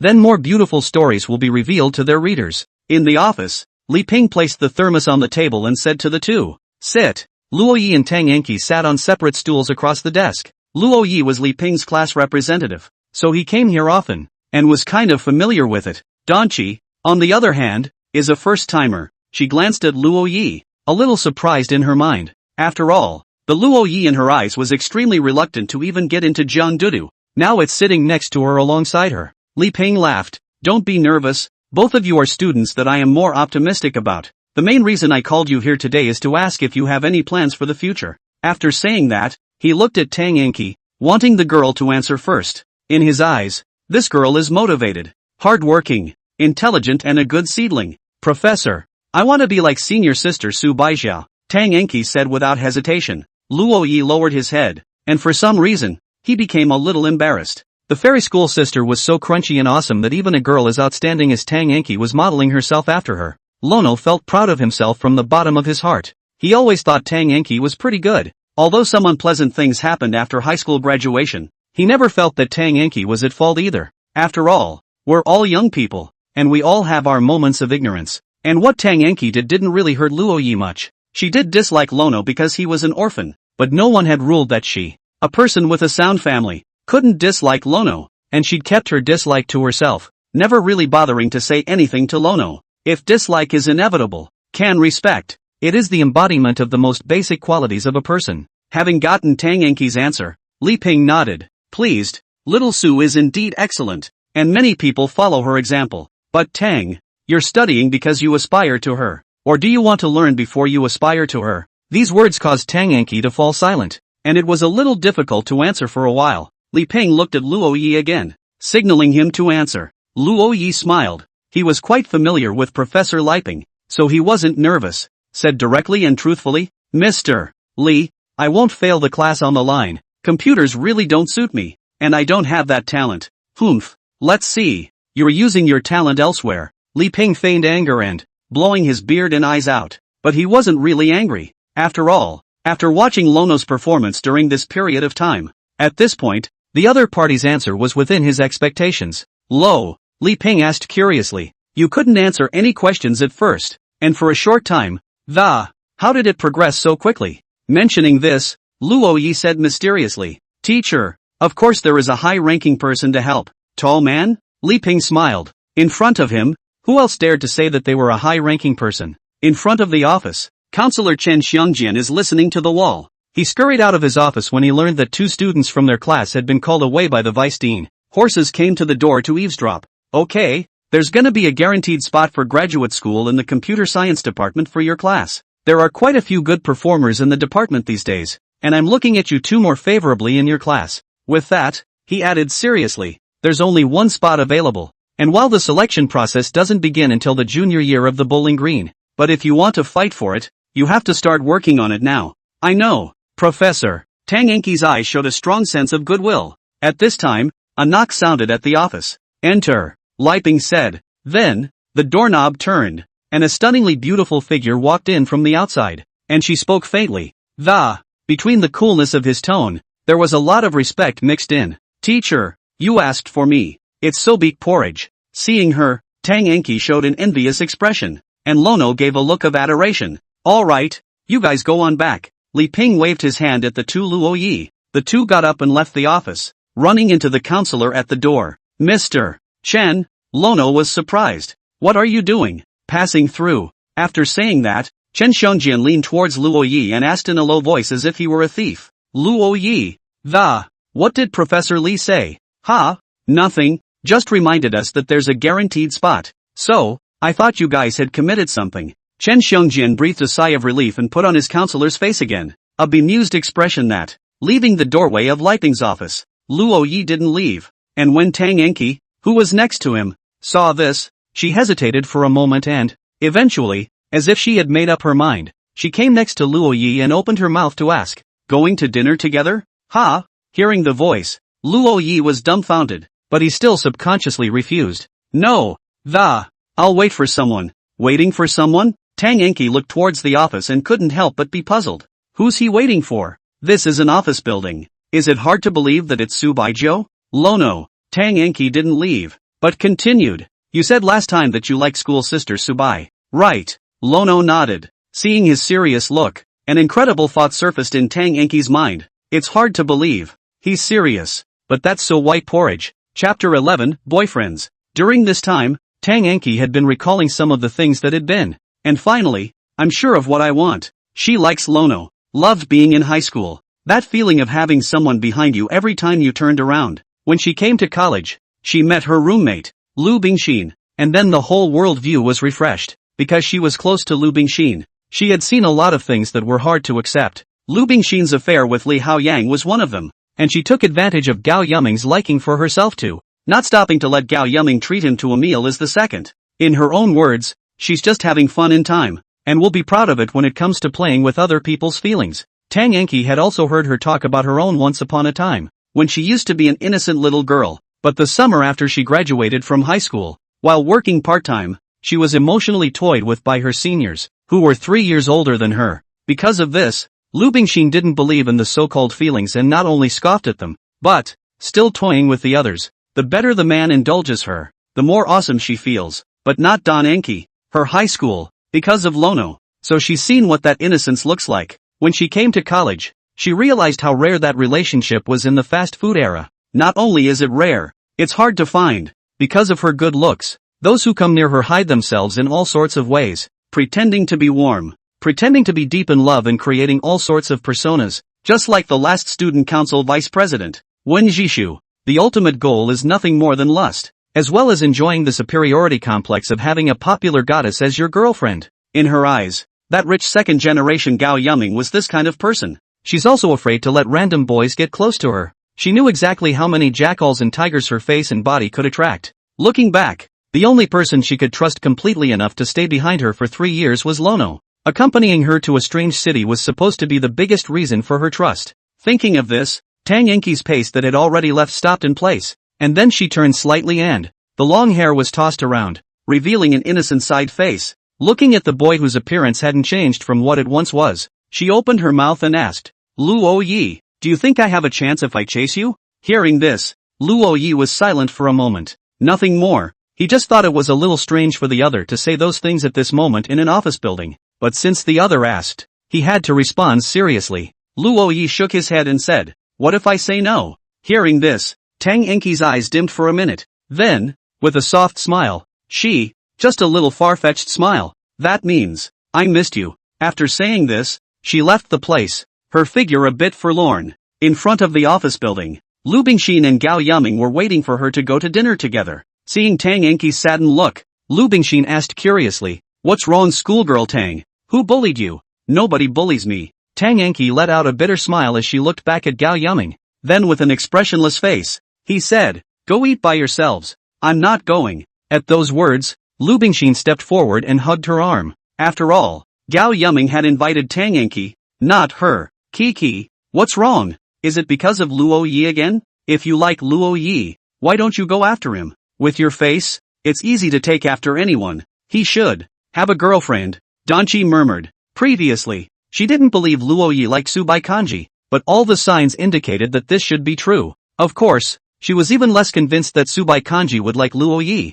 even if she became a friend. It was all impossible in her eyes. But, as she realized her feelings for Lono, the virtues that she had once overlooked, all of them came to her mind one by one as well. Lono's appearance in her memory was growing more and more dazzling, and at a certain moment she even suspected that maybe even Su Baijia would be sensitized by that little sun-like boy. At this time, Lu Bingxin said indifferently, so what if you have a girlfriend? Aren't you not married? Even if you get married you can still get divorced. Kiki, if you like it, go after it, whether he has a date or not. At these words, Tang Enki's brows frowned slightly. She looked up and thought back to what she had done since coming to college. Join student government, study hard, and desire to meet a relationship of your own. But she neglected the one good thing she already had. That being the case, how could she possibly ruin the perfect boy she remembered with her own hands? Tang Enki's eyes flashed with a hint of coldness as she looked at Lu Bingxin and she said lightly, I'm not lowly enough to do that. If he doesn't have a girlfriend, I'll go after him, but if he does, then I'll give him my blessing. I admit that I am proud, and I admit that I am not willing, but I will not do anything underhanded. With that, she left the place without looking back. The girl's handsome and dashing back made the two people behind her freeze in place. Gao Yuming let out a laugh without a trace. That was the person who had mesmerized him, the reason why he had fallen in love with this girl, and Lu Bingxin opened her mouth, not knowing what to say. After Tang Enki walked away, she looked at Gao Yuming and smiled. You can invite me. Ha! I'm not going to be like her, giving you the face of the world every day and making you lose face. Most importantly, although her face is not as good as Tang Enki's, she has a better figure, with long legs and a thin waist. The looks were only slightly inferior to the other side, and they were fully described as great beauties. Hearing this, Gao Yuming took out a box of cigarettes from his pocket, then pulled out one and lit it up, took a deep drag and exhaled a handsome smoke ring. With Tang Enki out of the picture, Lu Bingxin suddenly felt that this dog-licking rich kid with a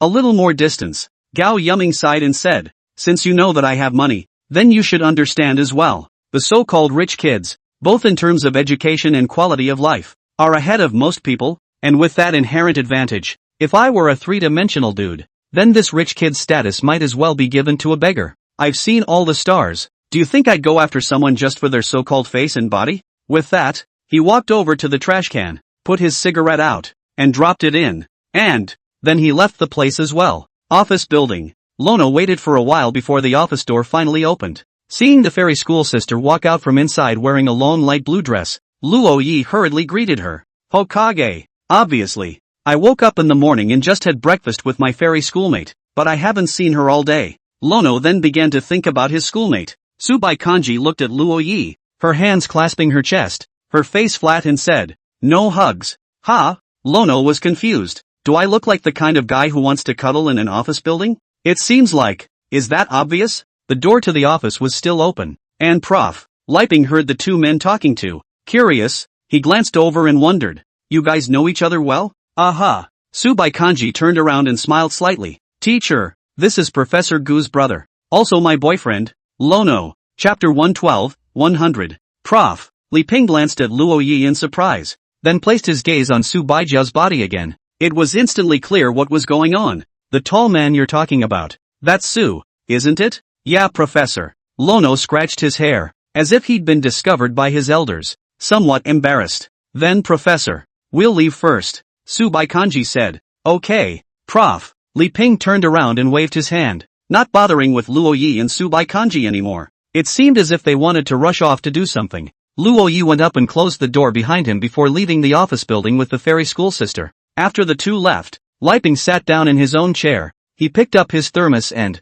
took a sip of the tea inside. He then placed the thermos back on the table, his eyes looking out the window, and couldn't help but let out a chuckle. Murmured, young people are so energetic, being so old. I always think of my own youth when I see young people bonding with each other. He teaches at the university and usually sees a lot of young couples at school. It just didn't occur to him that student Gu would be with his brother. As the most recent high-profile rising star in the computer industry, he knew this apprentice grandson of his quite well. and knew that this girl was a very good person. That Gu Mingxian kid, he's really fertilizing the water. Thinking of this, Li Ping took out his cell phone and directly made a call to Gu Mingxian abroad. After the call was answered, Gu Mingxian said suspiciously, "Teacher, why did you think of calling me? Gu, I remember you're going to be 3 next year, right? Teacher, you're misremembering. Post-year." On the other side of the phone, a bad feeling surfaced in Gu Mingxuan's heart. The year after next. Yes, it's the year after next. Gu, you're not so young anymore.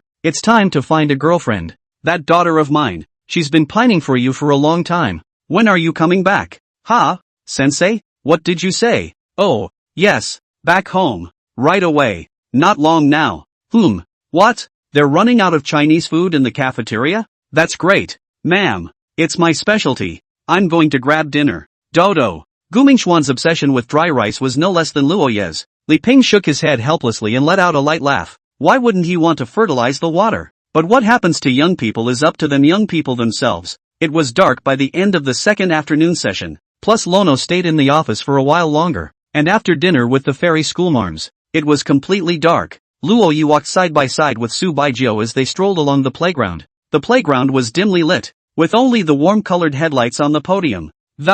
Keeps the sight from being covered in darkness. Speaking of which, Lono remembered the time in military training that many of the freshmen who had a mutual crush on each other would wear their uniforms and wander around the playground in a circle. In the beginning, we all had endless words and conversations, curious about new acquaintances. Lono glanced at the side of his fairy schoolmate's face, set off by the warm light of the. She seemed like an angel and was deeply mesmerizing. Sister, did anything funny happen during your military training? At those words, Su Baijiu glanced at him, then looked around the playground. It seemed to be recalling something. Don't remember. Su Baijiu's memory didn't have anything unforgettable during military training. But after military training, my roommate gave me a tally. Hearing this, Luo Yi was puzzled. Statistics what? 15 days of military training. The number of people who confessed to me. Su Baikanji glanced at Luo Yi and couldn't help but rise up to tease each other. Sure enough, Luo Yi lowered his head and his face went down in needy frustration. The sense of substitution was so strong that Lono had already thought of the time when the fairy schoolmistress had first enrolled in.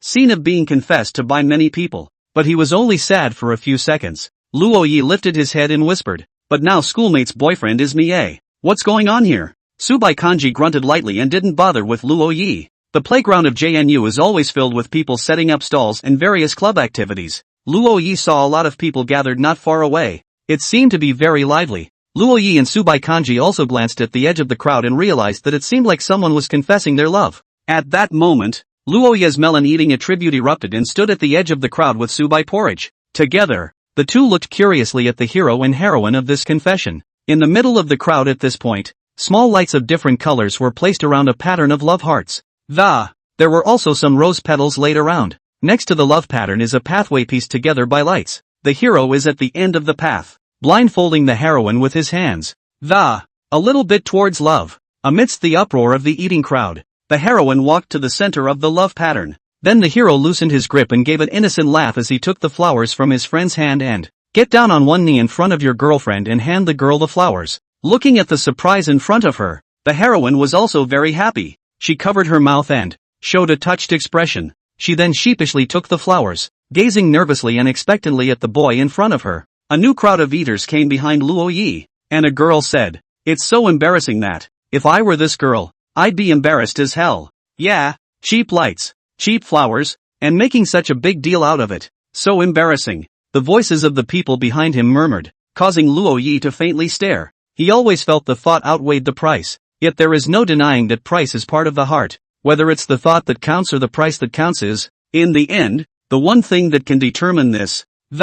Only the parties. No one else is in a position to talk about it. And the touched expression of the girl in front of her had proved that, in her mind, the thought is greater than the price. This is our 6th anniversary together and we started in high school. Upon hearing the first sentence, there was a sound of astonishment among the crowd. 6 years? Some people change a dozen girlfriends in 6 years. And some people love only one person in 6 years. So how long can he have with his schoolmate? At this moment, Su Baikanji was also looking at this scene, and seemed to be contemplating something in his bland demeanor. To love someone is to be timid, to be tentative, to not be able to resist fantasizing over and over again. The only antidote is the love of a loved one. for themselves. In the darkness, Luo Yi gently grabbed the fairy schoolmate's hand and it also pulled the latter's thoughts from his mind. Sister, there's no need to be envious. We're aiming for more than 6 years. I'm not envious. Subai Kanji eyed the scene in front of him. She then asked lightly, how many years was that? How many years do you want? Schoolmarm? Hearing this, Subai Kanji hesitated for a moment and said with some hesitation, 100? Too long. Lono shook his head. I don't want to be in a relationship for that long, 4 or 5 years at the most. I'll marry you back. Hiss. Luo Yi suddenly sucked in a breath of cold air. Only his hands, which were held together with Subai porridge, were seen. The latter used 2 fingers and pinched on Luo Ye's palm. Chapter 113 Xin Xiao's Electronic Diary. On the playground, someone was jealous of someone else's true love and secretly called security. Turns out the security guard held up his cell phone after he saw that a light was being used instead of a candle. Full of anti-smiles, she shot up. Not far away, the presidents of the magazine and literature clubs looked at this scene with a moved face. Lono remembers them. When they first signed up for the club, these 2 live-wire schoolmates had been quarreling all the time, but they didn't realize that they were so close in private. After leaving the playground, Luo Yi sent his schoolmate back to the entrance of the teacher's apartment, while other young couples were clinging to the door of the women's dormitory. He was at the door of the flat. Come to think of it, he and his schoolmate had been seeing each other almost every day during this period of time, but the daily separations will still be uncomfortable. Blearily watching his schoolmate enter the building, Luo Yi also received a message from his roommate to go to the basketball court. There is a basketball tournament next week, and it is still a voluntary, departmental and faculty-based tournament. All 4 of the 515s have signed up, and so has the next dormitory over, now playing basketball on the playground. Because of the proximity of the basketball game, the basketball court are going to grab. Good thing you did not have class. Arrived early to help the crowd take up half the field. The tall and short combinations in the next dormitory. Wang Kai and Lu Guangfu have already fought with Yu Qiuyu in advance. Upon arriving at the stadium, Lono watched from the sidelines. To be honest, he's pretty much a rookie at basketball. But Xin Xiao was different, and Luo Yi felt that the strength of the male star that, totally varsity basketball level, even if there were more than 200 people in the computer department, Xin Xiao could stand out. Look out! A basketball suddenly slammed towards Luo Yi, who subconsciously turned his head and then ducked just in time. Are you okay? A somewhat familiar voice rang out, and Luo Yi looked at the person who came. Found out it was that rich kid Gao Yuming. It's fine, Lono said. I'm glad it's okay. Do you want to play ball too? Let's do it together. I hit the dish. It's okay, I dish too. Gao Yuming extended an invitation. Luo Yi looked at his side of the dormitory. With the addition of Yu Qiuyu, the 8 of them were just about right. Solely came to Gao Yuming's team. Even so, Luo Yi only knew Gao Yuming's name, and was not familiar with the other party. The others don't even recognize any of them. At this time a miss, the basketball was stolen. Luo Yi face changed, began to get serious. He felt that he was a dish, and the reference was Xin Xiao, not that he was really a dish. In high school, he studied for a long time because Donj liked boys who played basketball. From wont to will, from will to mastery, and Gao Yuming was just being polite. The real caliber was at the very least comparable to Xin Xiao. The 2 joined forces and quickly fought back, crushing the opposite side. After the fight, the 2 of them sat down on a bench and rested. Gao Yuming handed Luo Yi an unused disposable towel. After wiping off his sweat, Lono asked, still fighting? No more fighting. Gao Yuming sipped his water and said, I don't know them either. They were all improvised on the pitch. Are you signing up for basketball? Lono asked. He remembered that Gao Yuming was also from the computer department, just not the same major as them. No go. No fun. Gao Yuming got up, picked up his bag, and left while practicing dribbling. Seeing this, Luo Yi reminded, I remember that Tang Yanqi likes to watch Dunker. As soon as the words left his mouth, Gao Yuming's eyes lit up, and he walked back again, asking after him, really? Really? Luo Yi glanced at him and said, how did you like her? People like you. You're not going to pursue someone just because of their face value, are you? At those words, Gao Yuming froze, then he sighed and began to explain. My family set me up with a fiancé, and I don't like it. Trying to muddle through with a random girlfriend. And then you sought out Donchi? Yes, it was Subai that I wanted to find at first, but that schoolmate, I can feel that. She and I are from 2 worlds. I'm not talking about identity, but character. Lono, Gao Yuming didn't notice Luo Ye's suddenly shocked expression. He added, then I noticed the freshman schoolgirl, Tang Yanqi, and what I didn't expect was that after confessing to her, I was rejected. So you flaunted your wealth in the freshman group to attract her. Well, isn't that what girls like? At those words, the corner of Luo Ye's mouth twitched. What's it got to do with men and women? Boys like your set, too. That's not the point. The point is that there are exceptions for both men and women. After being rejected, it's like finding gold in the dust. That's how Gao Yuming fell in love with Tang Enki. Luo Yi pondered for a moment and said softly, Brother Gao, you won't be able to chase her like this. I felt it myself. Gao Yuming sighed. Then said, I haven't chased anyone else either. It's always others who chase me. Luo Yi thought of what Tang Enki had said to him today, and he persuaded, Brother Gao, if you want to pursue someone who is serious about their relationship, you have to exchange your heart for your mind. Truly. Gao Yuming fell silent. Wild child, go back. Wang Sledgehammer shouted from the other side. I'll go first. Lono got up and left the place. After returning to the dormitory, the four of them took separate showers, and Wang Sledgehammer was showing off his newly purchased pajamas, a yellow and white alpaca dress. Luo Yi looked at his cell phone, and on it was the sleeping face of his fairy schoolmate. After unlocking the screen, the phone's desktop is the fairy schoolgirl's lips being spicy red.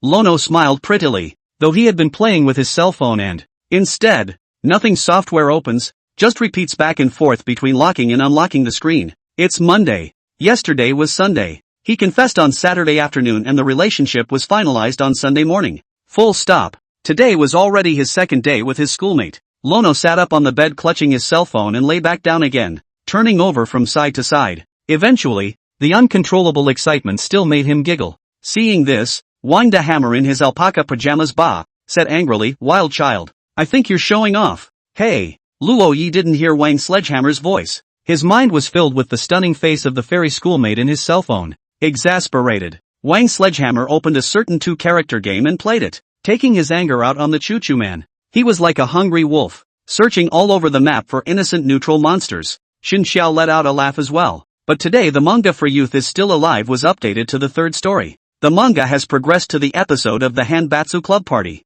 The hanbok designs of the male and female leads were simply stunning to all eyes. The heroine's atmospheric and dignified red hanbok and the hero's leisurely and elegant blue hanbok. The moment the two appeared in the manga, it turned the heat of the manga up a notch. A new cartoonist, Rice and Water, is also getting noticed. You know, whether it's a novel or a comic, a movie or a TV show, it is extremely difficult to follow the author from the work. Thinking of this, Xin Xiao began to write an electronic diary in his cell phone. Sister Su by Kanji, too, is using her own methods to get closer to Luo Yi, little by little. They were never alone in their relationship. October 27th, clear, from the beginning of the school year until now, Xin Xiao used her cell phone to record everything that happened around her. The day Tear wakes up, tell her all about it. Chapter 114, There is only one truth. Ha, ha. The four members of Dormitory 515 looked at the members of their department who were participating in the basketball tournament. 5 players and 7 replacements out of over 200.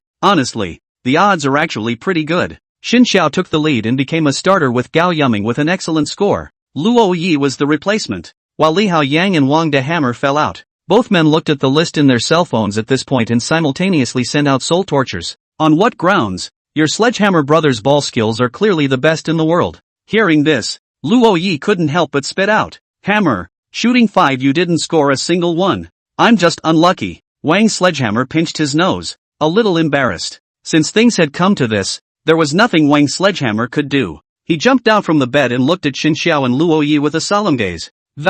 Seriously, he said, as the only father of 515, it is necessary for me to say that, as you represent the dormitory in this battle, you must return in triumph, to the glory of the dormitory. That gaze, that tone of voice, as if an old father was looking at his son going off to war. Xin Xiao said breathlessly, why don't you go represent the dormitory? As soon as these words came out, Wang De Hammer's eyes glared and he immediately said angrily, adverse son, are you going to let your old father go himself? Other than that, storming the next door film and television academy. I just don't see that Lu Guangfu. Wang Sledgehammer made a request. I don't think they were selected, right? Luo Yi looked at the list of the other faculties and it was discovered that there was no one from the next dormitory at all. Upon hearing this, Wang De Hammer suddenly felt that it wasn't so hard for him to lose the election. Wang Sledgehammer made his second request, bust the College of Foreign Languages. Let the girls from the School of Foreign Languages know how good our computer guy is. Hammer, we're not even close to foreign languages. Why are you targeting them so much? I don't know. Lono queried. Hey, wild child. You don't get it, do you? The ratio of men to women in the College of Foreign Languages is 2 to 8. They're all beautiful women. Just wait in front of their building for them to get out of class. You'll be able to see rows and rows of white thighs coming out. Spicy and obscene. Luo Yi gave his assessment. I didn't corrupt morals or break the law. I just like looking at beautiful women. What's wrong with me? Wang Sledgehammer retorted. He then sat down in his chair and turned on his computer, seemingly ready to play a game. His computer desktop wallpaper, a second-generation Mikado with long purple hair and purple eyes, was a cold face and a knife from his chest. Lono knew that this was a popular character from a certain two-character game, General Thunderbolt. Hammer, what's the point of squatting pretty girls all day when you can just go and ask for green bubbles? I don't know, Lono asked. Wang Sledgehammer bristled. Indifferently, he said, your Hammer brother is still self-aware of his own looks, without the face value like a male star, who dares to go to want. Saying that, Wang de Hammer suddenly had a flash of light and turned his head to look at Luo Yi and Xin Xiao. A wistful expression appeared. Seeing this, Luo Yi's goosebumps fell out of his bed, and he couldn't help but say, Brother Hammer, don't be like this. It's disgusting. Wild child, my father has treated you well in his day. And Wang Qiao, I'm treating you like my own son. Xin Xiao raised her eyebrows and frowned. Shen Sledgehammer, if you have something to say, just say it. If you have a fart, just let it go. Ask for a green bubble for me. Wang Sledgehammer bowed and spoke. Two fathers, this is my lifelong request. When these words came out, Luo Yi and Xin Xiao exchanged glances and revealed meaningful expressions. Since they were called dad, they must be obligated in this matter. And it's just going to be green bubbles. What happens after that is up to Hammer himself. Say Hammer, who do you have your eye on? I'll help you with the male stars, Lono said with a pat on the back. That's when Li Hao Yang came along for the ride. His fierce man-like body. At this point in her cute and cuddly pink pajamas, she was watching the scene with a face full of food. That's it. Wang Sledgehammer took out his cell phone, opened the photo album, and found a photo he had taken. The girl in the photo, with her long blonde hair and sensational rimless glasses, it looks so gentle. The type of passionate big sister that boys can't resist. It's really pretty to look at. And the kid, Wang Sledgehammer, is the best thing that ever happened to him? Who's this? Xin Xiao asked. I don't know. It's weird to say that a girl that good-looking should be a department head, too. I can't believe I haven't heard of it. Wang Sledgehammer revealed a puzzled expression. Luo Yi asked Wang de Hammer to send the picture to him, and then he sent it to the fairy schoolgirl. This girl is so pretty, and with Wang Sledgehammer's gossip about beautiful women, I can even get the list of Jiang de Beauty, and I can't believe I don't know who this girl is. Lono wanted to ask the fairy schoolmistress if she knew. Little baby, sister, do you recognize this girl? Soon, the other party replied to Luo Yi. Fairy sister, cheating? Seeing those two words, Luo Yi almost choked on his saliva. Little baby, sister, unjustly is Wang de Hammer like? I help him ask. Teacher's apartment. Subai Porridge looked at this photo and fell into deep contemplation. Qin Yuan, who was next to her, also saw it and wondered. MS. Lina, Kanji, what are you doing looking at MS? Lina's picture? A beautiful teacher at JNU, the only daughter of Prof. Li Ping, the vice dean of the university. Instead of following in her father's field, however, she chose to study foreign languages. Thinking of this, Subai Kanji laughed softly and began to reply to Luo Yi. Fairy sister, I know you very well. Can I help you? Little baby, no need. Which major's sister is this? Let's ask for a green bubble for Wang Sledgehammer. Fairy sister, you can see her in the English program. Little baby, okay schoolmarm. Thank you schoolmarm. Schoolmarm kisses. Fairy schoolgirl, the other person rejects your kiss and leaves you with a beautiful back. Fairy schoolgirl, and hashtag 394 Rocky Night baby kisses. Seeing this scene, Luo Yi revealed a puzzled expression. What's the deal? What's this bunch of gibberish? But even though it was a ghostly symbol, Luo Yi could see the words in it. Such words were bound to be impossible for the fairy schoolmistress to say to him. In that case, there is only one truth. The murderer must be Qin Yuan. Sister Qin, thank you. Behind every success, there is a Sister Qin who supports you, as Luo Yi expected. The teacher's apartment. Qin Yuan snatched Subai Porridge's cell phone. As fast as he could, he slurred back to Luo Yi. Noticing Subai Porridge's murderous gaze, Qin Yuan shivered all over, laughing awkwardly. Porridge, I said I slipped and accidentally grabbed your cell phone, then accidentally sent a message that, do you believe it? Letter. Subai Kanji said faintly, without waiting for Qin Yuan to breathe a sigh of relief. Subai Porridge got up and walked into the kitchen. Qin Yuan's face changed as she followed her to the kitchen door and found Subai Kanji picking up a kitchen knife. Porridge, don't kill me. Subai Kanji turned her head to look at her, then pulled out a slice of garlic and placed it on the chopping board. A knife shot. The garlic slices were slapped to smithereens, and Subaijio said with a flat face, next time you do this, you just eat the garlic. Chapter 115, Blonde Big Sister. Upon learning that the big blonde sister was an English major,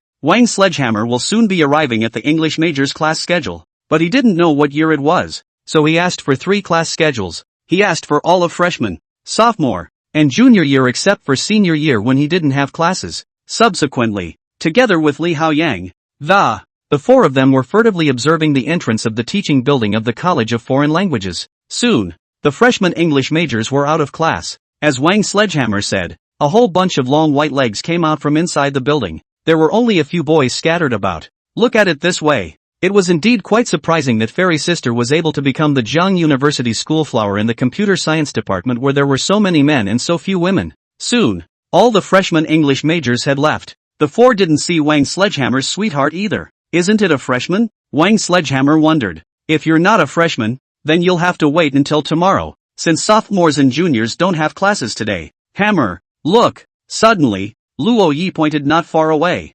Inside the building, an older sister with long blonde hair and white skin was walking out towards the outside. At once, the 4 men tensed. It's not right. How does this feel? A little off. Why did they instinctively tense up? This girl didn't look like a freshman in any way. But since they had already promised Wang to hammer, Xin Xiao and Luo Yi glanced at each other and summoned up the courage to, still decided to go up and tough it out. Of course, Luo Yi was only accompanying Xin Xiao, and if he really wanted green bubbles, he had to let the freshman schoolmaster come. Only Xin Xiao came in front of the big blonde sister and, politely, I said, that, Missy, excuse me. Hearing the unfamiliar voice, the blonde looked over at Xin Xiao and Luo Yi, especially when she saw Luo Yi. She froze slightly and showed a meaningful expression that. Then he smiled and asked, what's the matter, classmate? I have a friend. Xin Xiao glanced back at Wang de Hammer, then continued to ask, can you add AVA? My friend is nice enough to get to know and then see if it's a good fit. Oh, instead of answering, the big blonde sister glanced at Luo Yi with a smile on her face. Very interested, she said. Porridge greeted me and said that someone would come to me. It's you guys, right? Luo Yi froze for a moment, and after reacting, he spoke. It should be us. The big blonde sister ignored Xin Xiao, and under the latter's dumbfounded expression, she came to Lono's face and scrutinized it carefully. Luo Yi subconsciously took a few steps back and pulled away. Being stared at by such a beautiful big sister, he was genuinely a bit uncomfortable. Seeing the coy look on the boy's face in front of her, the older blonde sister laughed. I'm curious what kind of relationship do you have with Porridge that you can get her to say hello to me in advance? If not for that, she wouldn't have been able to give these people a good face at all, even if Xin Xiao was the freshman school bully.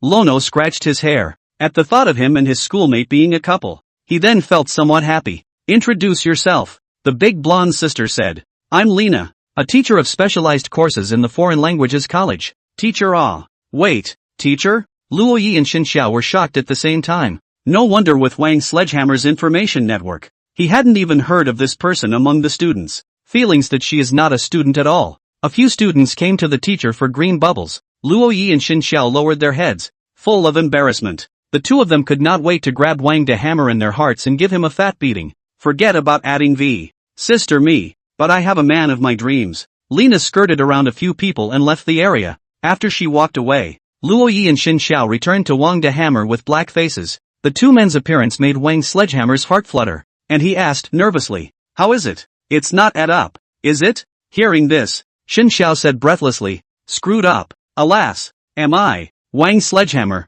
destined to die alone? Lono, Hammer, it's not love if you just think the other person is good looking, and even better looking faces. It's also something you'll get tired of seeing later. Luo Yi said, doesn't matter, I still have my secondary wives. Wang Sledgehammer turned to be revitalized in a flash, and turned back in a beautiful way. Lono, Shen Xiao, Wang Sledgehammer with a dog's conscience. Next to him, Li Haoyang revealed a gossipy expression and asked, what's going on? That man is a teacher. Teacher, but, ha ha. Li Haoyang really couldn't hold it in and actually laughed out a pig squeal. After returning to the dormitory, this matter even Wang Sledgehammer himself was happy. Pointing at Luo Yi and Xin Xiao, the 2 of them kept mocking. Xin Xiao glanced at him and said, if it wasn't for you, how could we be so humiliated? Laughing my ass off. I can't believe it's a teacher. Good thing I was smart enough not to ask for it myself. Shameless. You're shameless, Luo Yi charged. But with his little bit of cursing, he couldn't even hurt Wang's sledgehammer in the slightest.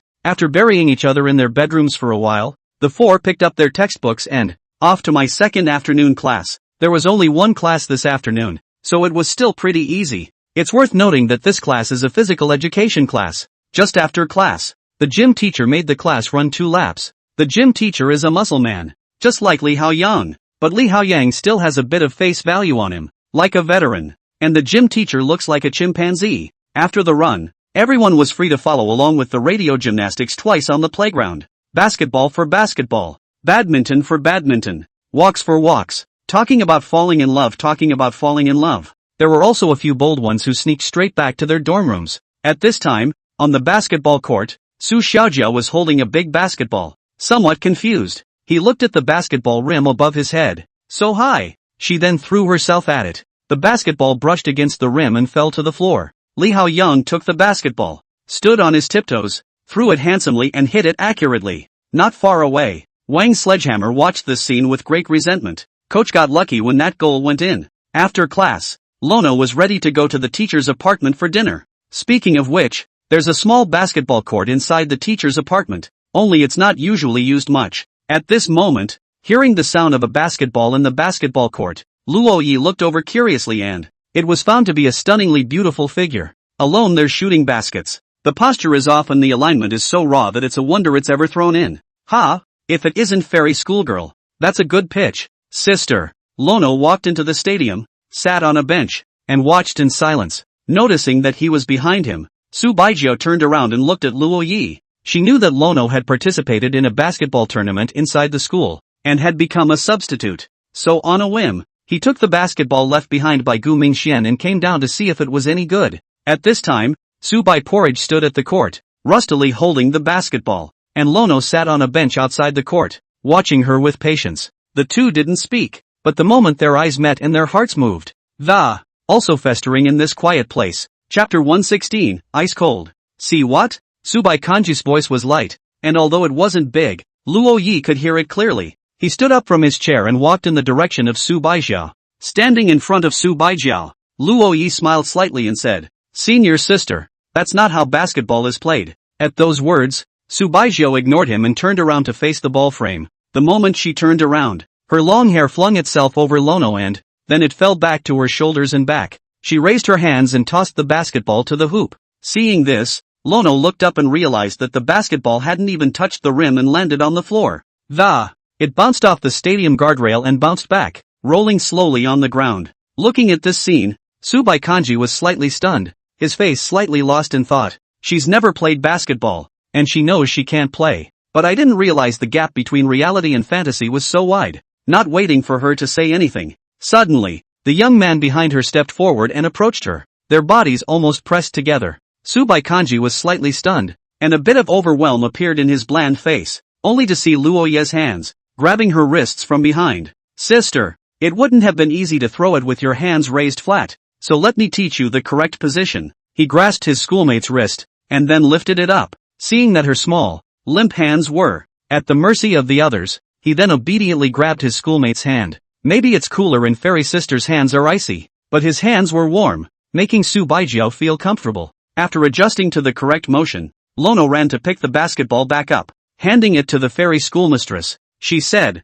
"How about trying it with this maneuver?" Su Baijiao took the basketball and froze for a moment. Then she tried it with the movements that Lono had just taught her. The movement is right, but it's still a little stiff, and it's not the right amount of effort. You're supposed to push the basketball out with your hand. It's the least amount of effort. Also good aim. Luo Yi picked the basketball back up again and handed it to the fairy schoolmate. Once more he came up behind the fairy schoolmistress. Hand in hand, he lifted his schoolmate's hands along with the basketball. Lono propelled the fairy schoolgirl's hand, aimed at the ball frame, and pushed again. The basketball flew in a parabola out of the hands of both men, hit the rim, bounced, and didn't pitch in. But compared to those shots just now, the results at this point had been many times better. The sound of a basketball bouncing resounded all around, and Lono hadn't let go of his fairy schoolmate's hand yet. Standing behind the fairy schoolmistress, Lono could easily smell the scent of the other's hair as well as the body odor of her body. How long will you hold it? Subai Kanji asked softly. Luo Ye's hands, still grasping her hands, never let go. Hearing this, Lono slowly placed his chin on his schoolmate's shoulder while releasing his hands. Then his arm went around the fairy schoolmistress's waist and, wrap your arms around your sweetheart from behind. Subai Kanji did not resist, and 2 blushes rose on her face. There was little expression, but she seemed more attractive like this. The girl in his arms was fragrant and soft, and Lono closed his eyes and, feeling her scent on her schoolmate's shoulder. Why are schoolteachers' hands cold? The voice almost rang from Su Baijiao's ears. She did not say anything.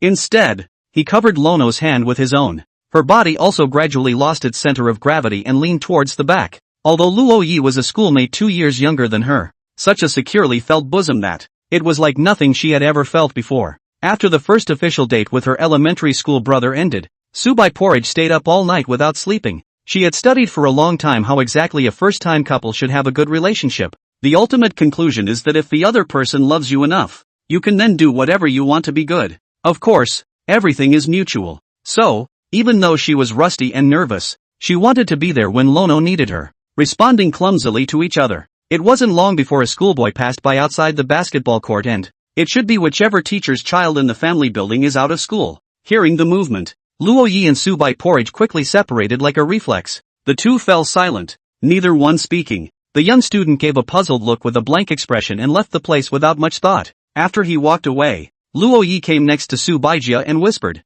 "Senior sister, let's go back." Aha! Su Baijiao looked toward the basketball not far away. Lono understood what the fairy schoolmate meant, and he walked over and picked up the basketball. Together, the two returned to Building 5, Unit 4, 614. After going upstairs, Subai Porridge opened the door and changed into slippers and walked in. In the living room, 2 other people were sitting on the couch talking. That's right, 2 of them. Lono entered and changed into his own slippers as well, and when he looked up, spotted Qin Yuan sitting on the couch, as well as next to Qin Yuan, a pretty older sister with blonde hair. At once, he revealed an awkward expression and said, Li teacher." Li Na smiled slightly, and once she thought of Luo Yi being Gu Mingxuan's cousin, she looked at Luo Yi with it's always unconsciously much kinder. Qin Yuan, who was beside her, curiously said, "Porridge, why did you bring a basketball when you went downstairs to buy salt? And what took you so long to buy it? By the way, where's the salt?" Su White Kanji. She looked back behind her at a somewhat bewildered Lono and opened her mouth to ask, "Where's the salt?" Salt? Lono was filled with confusion. But thinking about what had just happened, Luo Yi instantly understood. Right, salt. Look at my memory. I forgot. I'll go down and get it right away. The slippers Lono had just changed into were hastily taken off. Needless to say, go downstairs and buy salt. After he left, Subai Kanji sat alone at the dining table and looked at the 2 people on the sofa. Noticing her gaze, Li Na asked curiously, "Porridge, little Luo Yi is indeed quite cute and, so, it's time for you to tell me what your relationship is?" Lina looked at her with a wry smile, though she could have guessed for herself that still, she wanted to hear it from the other woman herself. After all, Su Baiji is the iceberg goddess of Zhengda University. To hear the word boyfriend from her mouth, Lina was not a waste of time. Although, she lives next door. It was also because Gu Mingxian lived here that she chose to rent a house next door in the first place. But since Gu Mingxian left the country, she didn't live here either. Today, I just know that Gu Mingxuan's brother lives here. Coupled with her curiosity about Su Baijia and Luo Yi, that's why she came over to take a look. Subai Kanji propped up the side of her face with one hand and said expressionlessly, "Mr. Li, you might as well worry about yourself." Hearing this, the corner of Lina's mouth twitched, revealing a leathery expression. Qin Yuan also whispered, "Sister Nana, don't be angry. Kanji is like this, looking down on us when we fall in love ourselves." Alright, Gu Mingxian really taught a good disciple. His brother looks so well behaved. You'll be bullied later. With that, Lina stood up, smiled softly, and said, "I'll cook today." What do you guys want to eat?" Hearing this, Qin Yuan's face changed. Even Subai Kanji frowned slightly without any trace. Obviously, both thought of something terrible at the same time. Chapter 117. I don't know why, but as long as you're related to Luo Yi, a strange phenomenon occurs in all of them. One side can't cook, and one side is bound to be a great cook. Auntie Chen Xiaoman knows nothing about cooking, and her sister, Luo Ye's mother, again, can't cook, and Luo Ye's father would cook, and his sister-in-law Gu Ransheng was also a home cook. When it came to Lono, it seemed to be the same. He couldn't conquer the cooking. no matter what. Instead, he found Subaijia, who cooks everything deliciously, as his girlfriend. Of course, today's dinner was still made by Subaijia. However, Lina also made a dish, beautifully named as a meeting gift for Gu Mingxuan's brother. After Luo Yi bought the salt, he was asked curious questions by Lina. Afterwards, Luo Yi was also puzzled and asked, "Teacher Li, are you familiar with my cousin?" "It's okay, average." Lina bristled, seemingly angry about something. Qin Yuan whispered, "Your cousin didn't even tell anyone that he was going abroad. She's usually been avoiding her, so of course she's angry." Hearing this, Luo Yi came to a sudden realization. A woman who can make her cousin hide is really something. Lono had always felt that the only person in the world who could frighten his cousin was his sister-in-law. I didn't realize that a second one had appeared in front of me. Dinner was a good one, after all. It was a 4-person dinner today. Luo Yi sat on one side with Subai Kanji while Lina and Qin Yuan sat on the other side. I'm still satisfied with the rice made by Porridge. Lina ate it nonchalantly. Qin Yuan was even more nonchalant, and her biggest reason for coming over so often was to dilly-dally. There was only one dish on the table that Lina had made, and she heard that it was a meet and greet gift for herself. Luo Yi quickly said, "Thank you, Mr. Li. No need to be polite. Just call me Sister Nana. You're much more pleasant to look at than that Gu Mingxian guy," said Luo Yi, as he chucked a chopstick of Lina's cooking. Full of anticipation, he asked, "What is it? It's a little dark. Is it an eggplant?" "Coke chicken wings," Lina said with a grin. Luo Yi's movements lurched, and a bad feeling welled up in his heart. Is this Coke chicken wings? Did he hear right? But it was a meeting gift from the other party, and he couldn't help but eat it. After a moment's hesitation, Lono caught something in his mouth and was just about to put it in his mouth when, suddenly I felt a tingling in my leg. The chicken wing came off the chopsticks and fell on the table. Luo Yi looked at the fairy school sister in dismay, not understanding why the other party was pinching herself a little. But Subai Kanji didn't have any reaction, but pretended that nothing had happened. She picked up a shrimp and began peeling it. Looking at the cola chicken wings on the table, Luo Yi realized that his schoolmate was saving his dog's life. Pity. Luo Yi shook his head and said, "I didn't get to eat anything this delicious." "That's okay, I made 4 pieces. You can have mine." Lina reached out her arm and picked up the other chicken wing on her plate. But Subai Porridge is faster. She placed the already peeled shrimp in Lono's bowl, then continued to act as if nothing happened. Lina's chopsticks stopped in midair, and she looked at Subai Kanji in surprise. Surprised? "Porridge, when did your heart become so heavy? Mind tricks?" Subai Kanji cocked his head, his expressionless face carrying a hint of disbelief. Seeing this scene, Luo Yi was stunned. "You're so cute." He ate the shrimp that his schoolmate had peeled for him with relish. Then I was going to peel one for my schoolmate to try as well." Seeing this, Lina sighed and said helplessly, "Porridge can really make my heart ache." With these words, Luo Yi could sort of understand why her cousin was avoiding her. Lina's character is a little bit like her sister-in-law, so Gu Mingxian does not dare to contact Ah. He handed the peeled shrimp to the fairy schoolmate. "This shrimp, poorly colored and tattered, compared to the one peeled by my sister. It's like 2 different things." Still, Subai Kanji didn't mind eating it. After dinner, Luo Yi and Lina are both leaving while Qin Yuan is staying here. The kind that shares a bed with a fairy schoolgirl. Thinking of this, Luo Yi revealed an expression of envy and jealousy. After leaving 614, Lono watched as Lina walked into the house next door and showed a surprised expression. "What's wrong, little Lono?" Lina smiled wryly and asked, "Want to come over to your sister's house for a while?" No.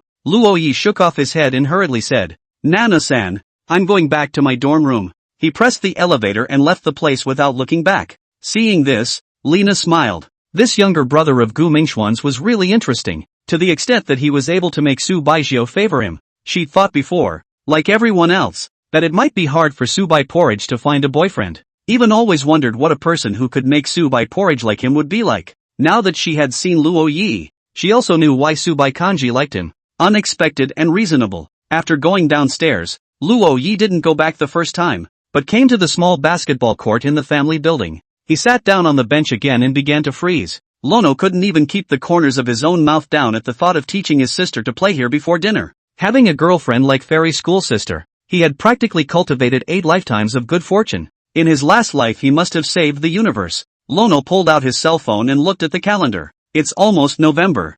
Fairy Scholar's birthday is coming up. The last time I went to Taoyuan town, because I needed to take the high-speed train, so he asked for his schoolmate's ID number. That's how he found out about Fairy Sister's birthday. November 10th.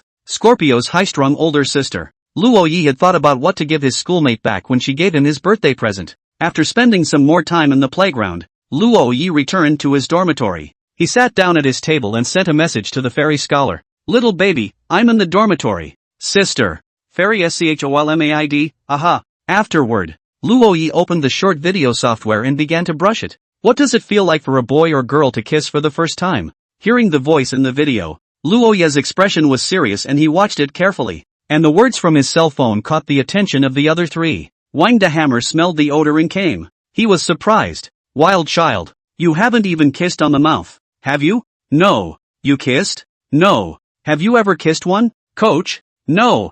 I held hands with Lu Bingxin before at most. Have you ever kissed a male celebrity? The topic passed to Xin Xiao, who revealed a superior smile and said, no. Tears and I didn't get together until we graduated high school. And then it was. Then what are you superior at? Wang Sledgehammer said angrily. A moment of silence ensued as the four men lowered their heads. Four guys, not a single kiss on the lips, all gone. For Luo Yi, the mere fact of being able to hold the white, smooth and delicate hand of the fairy schoolmate, he then felt that he had been happy. As for kissing or anything else, he couldn't even think about it. Chapter 118 Maple Leaf Book Fair. The subject was so sad that the four unconsciously skipped over it. For the men's dormitory, when there's nothing to do, it's either sleeping or discussing beautiful women. Either that or play a game. Since Luo Yi didn't play many games, the others gradually went to play other games. After all, during that time of military training, having Luo Yi leading the flight was just too good to be true. Without Lono, they play by themselves instead of having a gaming experience.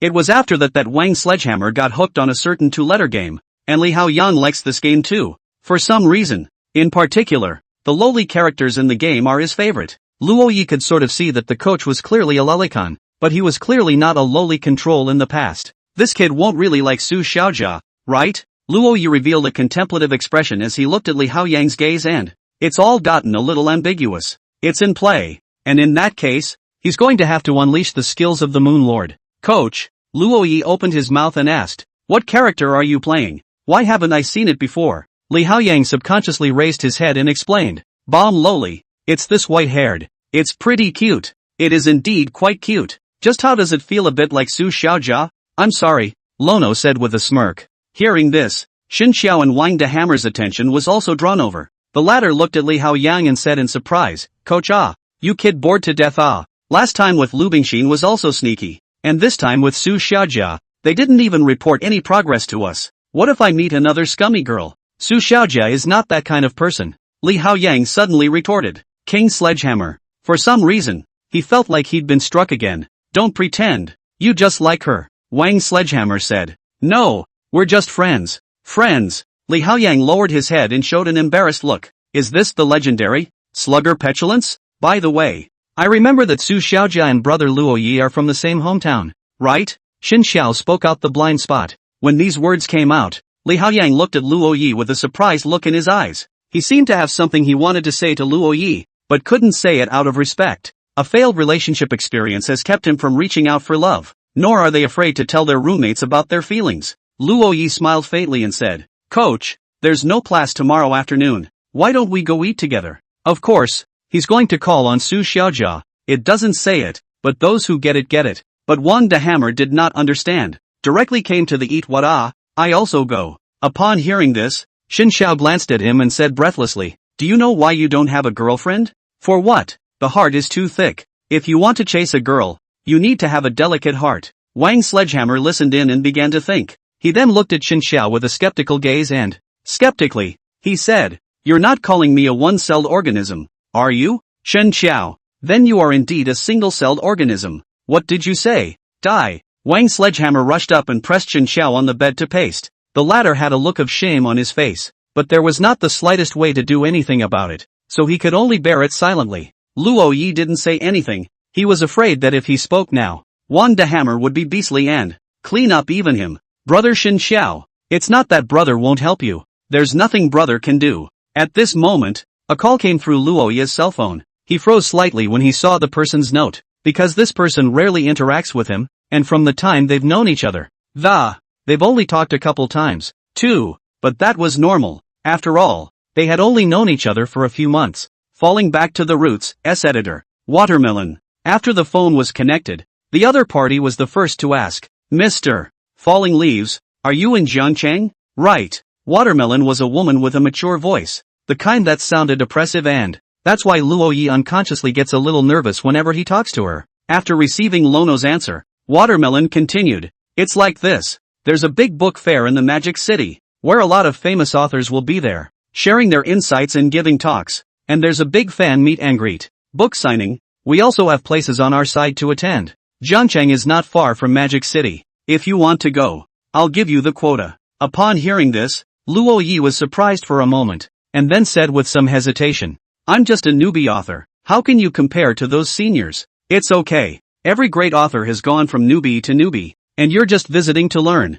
I don't suppose you've interacted with any other authors since you wrote your book? No. Lono thought about it for a moment, and decided that this book fair would be interesting to attend. He gets to see more awesome people and learn more. I'm in Mordor. I'll send you the time later. If you want to go, contact me when you get to Mordor. Ask me any questions you have. That, Luo Yi asked with some embarrassment. Can I bring someone along? Bring someone? Bring who? Bringing friends might be a little difficult. Family members are something to consider. A puzzled voice from Watermelon came over the phone. Bring a girlfriend. Oh, girlfriend, can it? I'd also like to see what kind of girl could make Mr. Falling Leaves write such a sweet book. Hearing this, Lono lowered his head, and for the book fair in a few days, some anticipation rose in his heart. The other guy's an editor, and theoretically, counts as the person in charge of Lono, pretty much the relationship between the star and the agent. After the phone hung up, Wang de Hammer was puzzled. Wild child, who's calling you? How come it's a girl?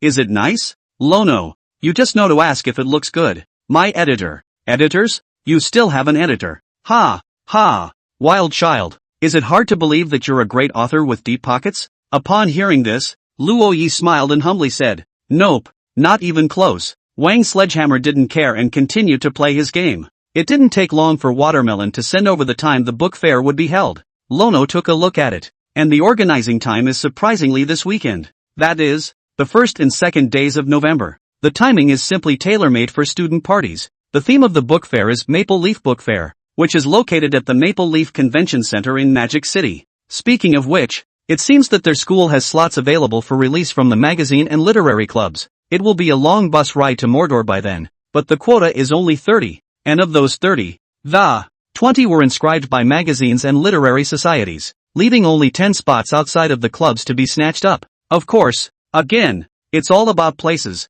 and Lono's places aren't on the same scale as the schools. The difference is that Lono gets to speak to the big, famous authors, as juniors, and the others could only watch. Thinking of this, Luo Yi opened the chat interface with the fairy school sister. Ask her if she wants to go to the Magic City for the book fair this weekend. Speaking of which, schoolteacher doesn't know he's gone back to his roots yet, does she? Lono thought, just taking this opportunity to tell her. Subai Kanji didn't ask much and directly agreed. She also loves to read and is interested in book fairs. However, since watching the Sherlock Holmes mysteries, she'd just be interested in Youth is Still Alive. Chapter 119, Dabbling in Class. After the afternoon session the next day, Luo Yi had already made an appointment with Su Xiaojia and Li Haoyang, getting ready to go to the mall for dinner together. Of course, he had a date with the fairy schoolmarm. He was bound to be impossible to be a light bulb. But sister has a class this afternoon too. It's junior year, but junior year is just less classes, not no classes. After class,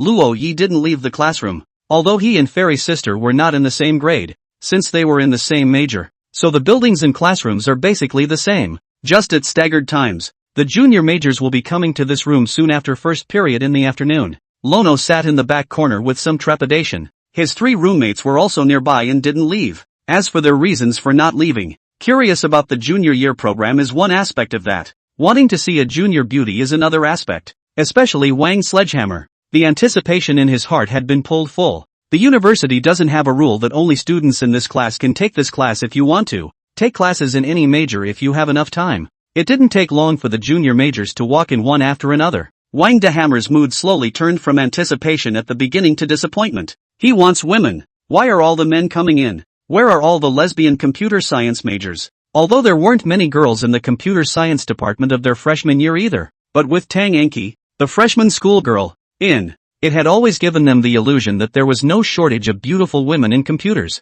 Soon, It was 2 or 3 minutes before class started. In the classroom, two stunning figures appeared, Su Baigui and Qin Yuan. The moment the two walked into the classroom, the situation of more men than women was instantly changed. The 4 men were in the back row and actually felt what it meant to be 1 against 100. After class, Wang de Hammer lost interest. He skimmed his mouth and whispered, "I'll leave first." Xin Xiao followed him out. "Brother Luo Yi, I'll go back first. Let's meet at the school entrance later." "I don't know," Li Haoyang said. "Okay." After the 3 left, Luo Yi was the only one left in the corner of the last row, and Subai Porridge and Qin Yuan sat in the second row, although the classroom was large. But Subai spotted him the moment he walked into the classroom. After class, a late senior sneaks in through the back door and, sitting next to Lono, after realizing that Luo Yi wasn't from his own class, this senior revealed a suspicious expression. Asked, "Brother, you're not here for Subai, are you? How do you know?" Luo Yi was surprised. What's the point? Who would come to a computer science program that's a bird's eye view if not to see a pretty girl? The senior whispered. In the past, when Subai Porridge was a freshman, the seats in our class were full every day. Her suitors could line up from the classroom to the floor, and then more and more people ate the door. There would be very few people coming over to dabble in the class, but every year when the freshmen start, there would be freshmen coming over to get a glimpse of the schoolgirl. With that, he looked at Luo Yi and said doubtfully, "But it's also been 2 months since school started. It's pretty persistent of you to still come over and dabble in class." Hearing this, Luo Yi said flatly, "It's my first time here." First time? The boy was about to say something else, but was cut off by the teacher who was lecturing from the podium. "Back there, what's all the muttering about? Come answer the question I just asked." When these words came out, Luo Yi's face was filled with confusion, and he looked at the senior beside him and found that he had flopped down on the table and pretended to be asleep. Seeing this, Luo Yi's eyes widened and his heart cried out for a nest. In full view of the crowd, he slowly rose from his seat. At this time, Subai Kanji was wearing large black eyeglass frames, looking at Luo Yi in the back row with a calm face. Qin Yuan laughed in a small voice. "Miserable, Kanji, your little lover boy is going to suffer." Seeing that the person who stood up was Lono, the teacher nodded and opened his mouth and said, "This student is not from our class, right? It's been 2 months since the beginning of the school year and he still comes to dabble in the class. I think he must be very fond of computers. Tell me about it. How do you solve the problem just now?" Lono stared blankly at the multimedia screen on the blackboard. To be honest, he had no idea what the teacher had just asked. Seeing this, the teacher shook his head, thinking that it was another one who came over to see Subai Porridge. But in the next moment, Luo Yi actually said the answer to the question. The whole class looked at Luo Yi in surprise. It's hard to believe that this kid is really into computers. Qin Yuan looked at Subai Porridge, and just now, the latter had sent the answer to the question to Luo Yi. Luo Yi also read out the answer directly after seeing it. Not bad. That wasn't an easy question just now. What's your name? Which major?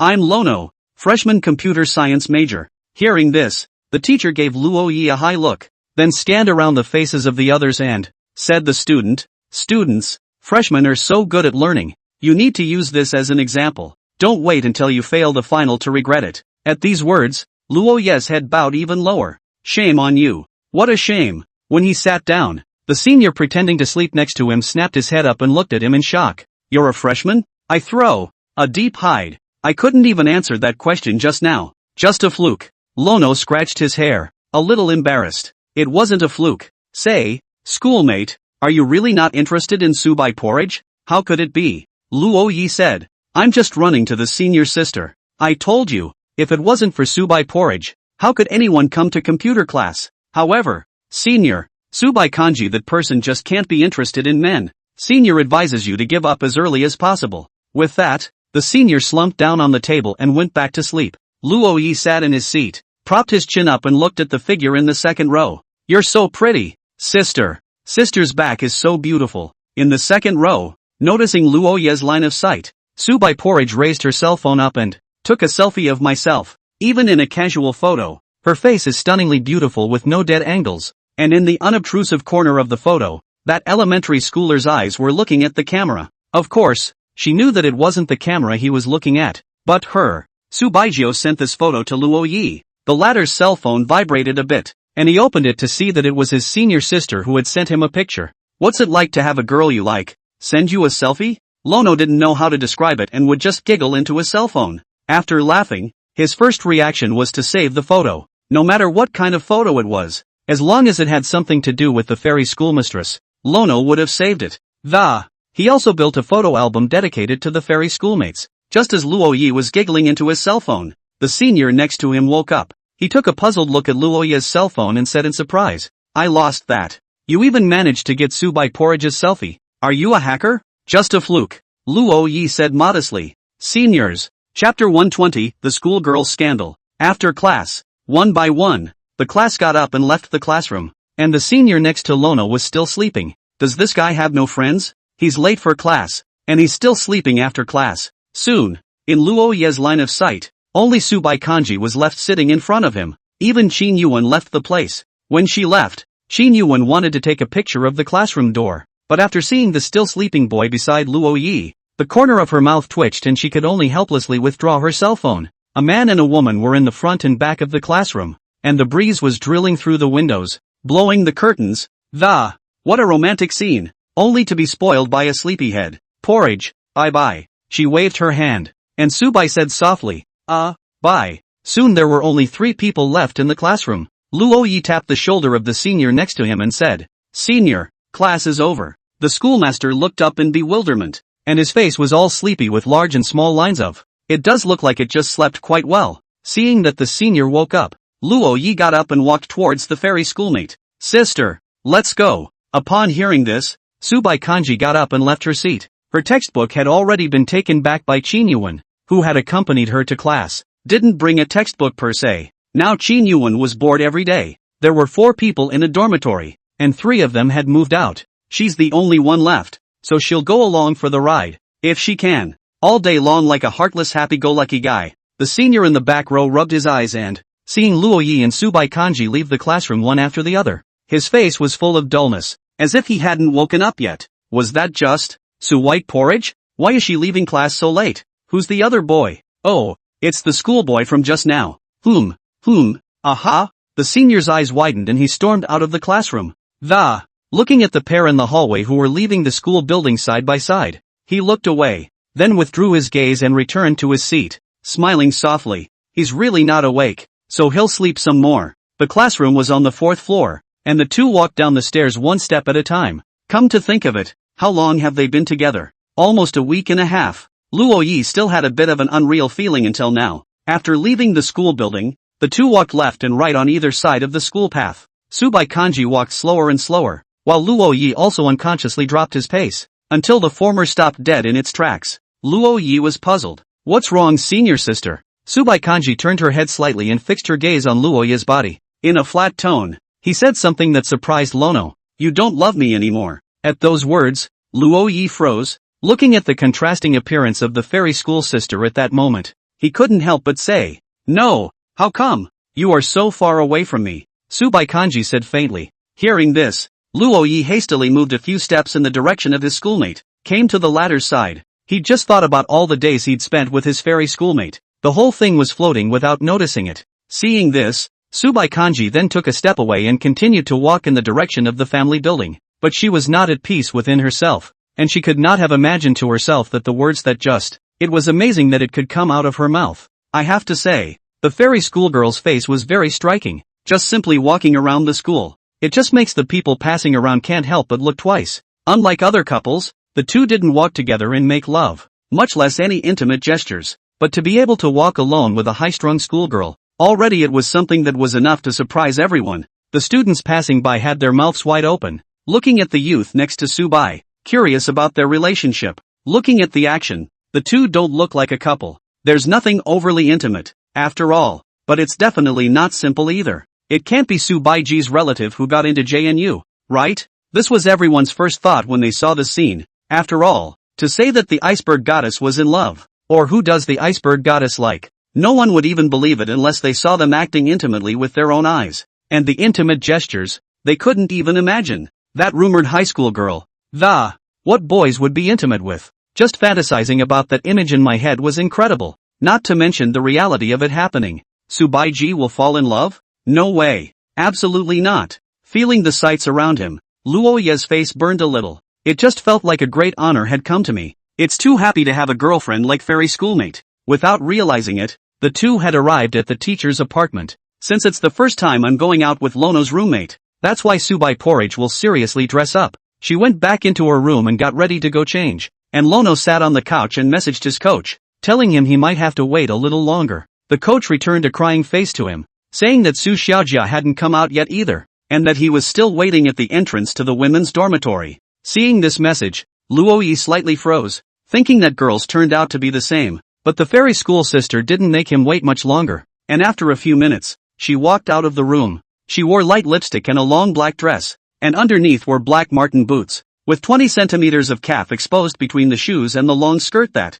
it looks white and delicate. Outside of its high coldness, there was an extra hint of gentle temperament, directly leaving Luo Yi looking dumbfounded in place. Of course, the only one who could see tenderness from Su Baijia was Luo Yi. Seeing Luo Yi's appearance, Subai Kanji turned her back and the corner of her mouth gently curled. She used to rarely dress herself. At most she would just wear lipstick. But since getting to know her little brother, she's found that seeing the other person mesmerized by her, and a sense of fulfillment would fill her heart. Go. Good. The two of them went downstairs together and headed for the entrance of the school. And at this moment, an additional post appeared on the Zhang de confession wall, which was instantly topped. Shocked. Who is the man next to the high-flying schoolgirl? The comments section has fallen. 2. Someone snapped a picture of the two walking side by side in the school together, and everyone is talking about Lono's identity. This was the first time there had been a scandal since Subai Porridge had enrolled in school. The previous vice president of the student union, Wen Jishu, had been courting Su Baijiao,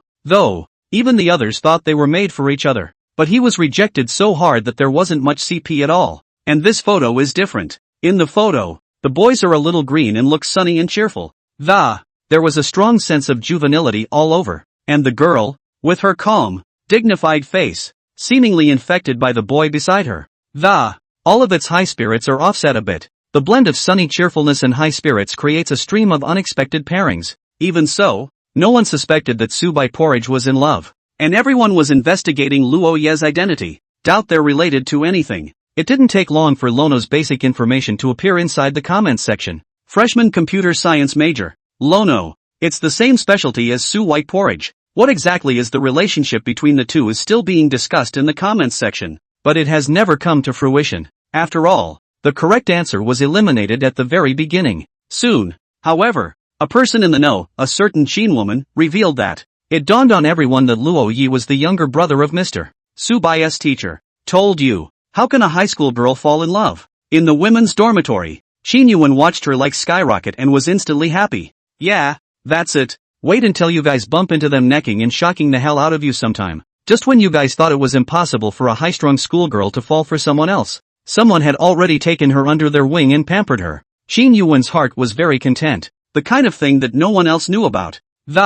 Yet she knew superiority. When the iceberg melts, there will be no more high school flower Subai Porridge in Jiangnan University. It is the moment when private romance is made public. And now the romance is their own. Chapter 121, A Sister Who Belongs to Him. At the entrance of the school, Li Haoyang walked out of the school with Su Xiaojia. Seeing Subai Kanji once again, Li Haoyang still couldn't help but get nervous. Politely, she greeted, Sister Su, the last time we met. The other party was still the student president of JNU, and at that time, he couldn't imagine, no matter what, that this stunningly cold iceberg beauty would become his sister-in-law. Oh no, it's a younger sibling. He wasn't as shameless as Wanda Hammer, who dared to say that Subai Porridge was a daughter-in-law in the dormitory. And the moment Su Xiaojia saw Su Baijia, she also revealed a surprised expression. After all, there are times when girls like girls more than boys. A true beauty is one that even a girl can't help but gasp in awe when she sees it. Su Xiaojia stepped forward and hugged Su Baijiao's arm. She was a bit shorter than the latter and, it looks like a little sister. And Luo Yi and Li Haoyang looked at each other and simultaneously revealed helpless smiles. The two men carried a bag each and followed the two women. Su Xiaojia sneaked a glance at Su Baijia and said happily, Sister, the last time I saw you, I knew you'd be Lono's girlfriend. Oh, why? Subai Kanji asked softly. Because even though my sister looks cold, she's actually very nice. And so is Lono. So you guys are a good match. This reason left Su Baijia somewhat speechless. This answer is a bit childlike, but it's precisely because it's childlike that it seems all the more true. Su Xiaojia does not have much heart. Dare to love and hate. Straight to the point. Subai Porridge also like. The mall wasn't far away. And the four of them were just going for a simple meal. On the 4th floor of the mall, there is a new grilled fish restaurant, which was opened from Rongqing and is said to be very famous. I heard that in Rongqing, This grilled fish restaurant is publicized everywhere. Even the subway is hard to escape. 8 words that echoed everywhere like the devil's own. Instead of fondue, we'll have barbecue sauce. The 4 of you have come together today for a long time. This can rely on 8 words fire to the river city of grilled fish in the end. How delicious. 4 people sit in pairs on either side. Luo Yi had originally thought that with Su Xiaojia as a chatterbox around, at least they wouldn't be cold. But I didn't expect this journey. Until now, Su Xiaojia was like a different person. Not a word. Luo Yi hated it in his heart. Su Xiaojia, Su Xiaojia. How to drop the chain at the critical moment.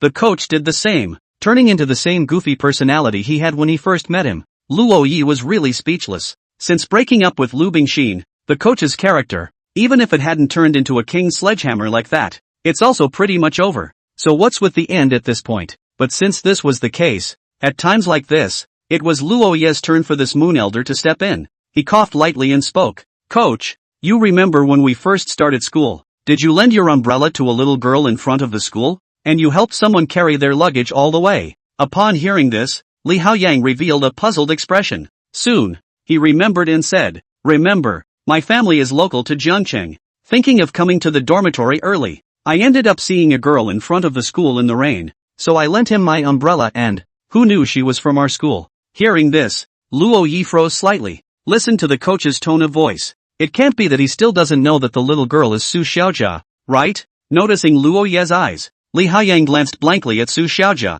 At this moment, Su Xiaojia looked at him with an expression of utter speechlessness. It was only then that Li Haoyang reacted to the first day of school that alone at the school gate. The little girl carrying 2 large suitcases was Su Xiaojia. At that time, Su Xiaojia thought he was a senior, but it turned out that on the first day of the class meeting, Li Haoyang then became the temporary class president of their class, and the 2 of them were kind of destined to be together. With a common topic of conversation, the 2 of them were finally open to each other. Started gabbing away. Have a good start and it won't be awkward later. Lono breathed a sigh of relief. Then she realized that the fairy schoolmate sitting next to her was playing with her hair in boredom. A strand of hair was wrapped around her fingertips and twirled in a circle. Seeing this scene, Luo Yi cursed himself angrily in his heart.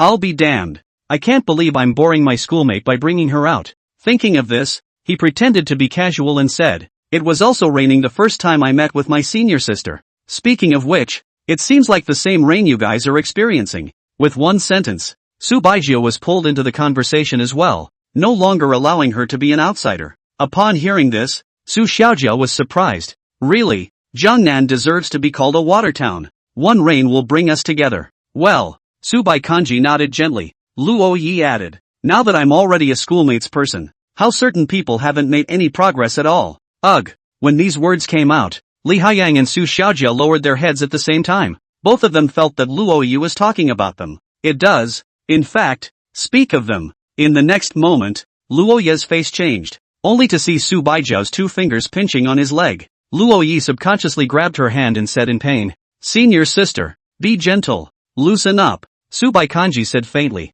not loose. Luo Yi grabbed the fairy schoolmate's hand and didn't let go, afraid that if he let go he would be pinched again. The other 2 looked on in awe. It was obviously a dinner party formed to set them up, and for some reason, instead, the 2 of them became light bulbs. Onoko, you're already together. Why are you still calling each other schoolmates? Su Xiaojia asked suspiciously. Hearing this, Luo Yi thought for a moment and revealed a contemplative expression. To be honest, he didn't know. He thought about calling it something else, but nothing seemed to sound as good as sister. Every couple is called differently. Some people call their husbands and wives every day, but others call each other by their first names. For Luo Yi, he actually quite liked to call Su Baizhou his senior sister. That's what they're exclusively called. Come to think of it, 10 years from now, 20 years from now, even 50 years from now, white-haired man, holding the little fairy, who no longer looked the same, softly call out sister. It's as if it substitutes them for their youth,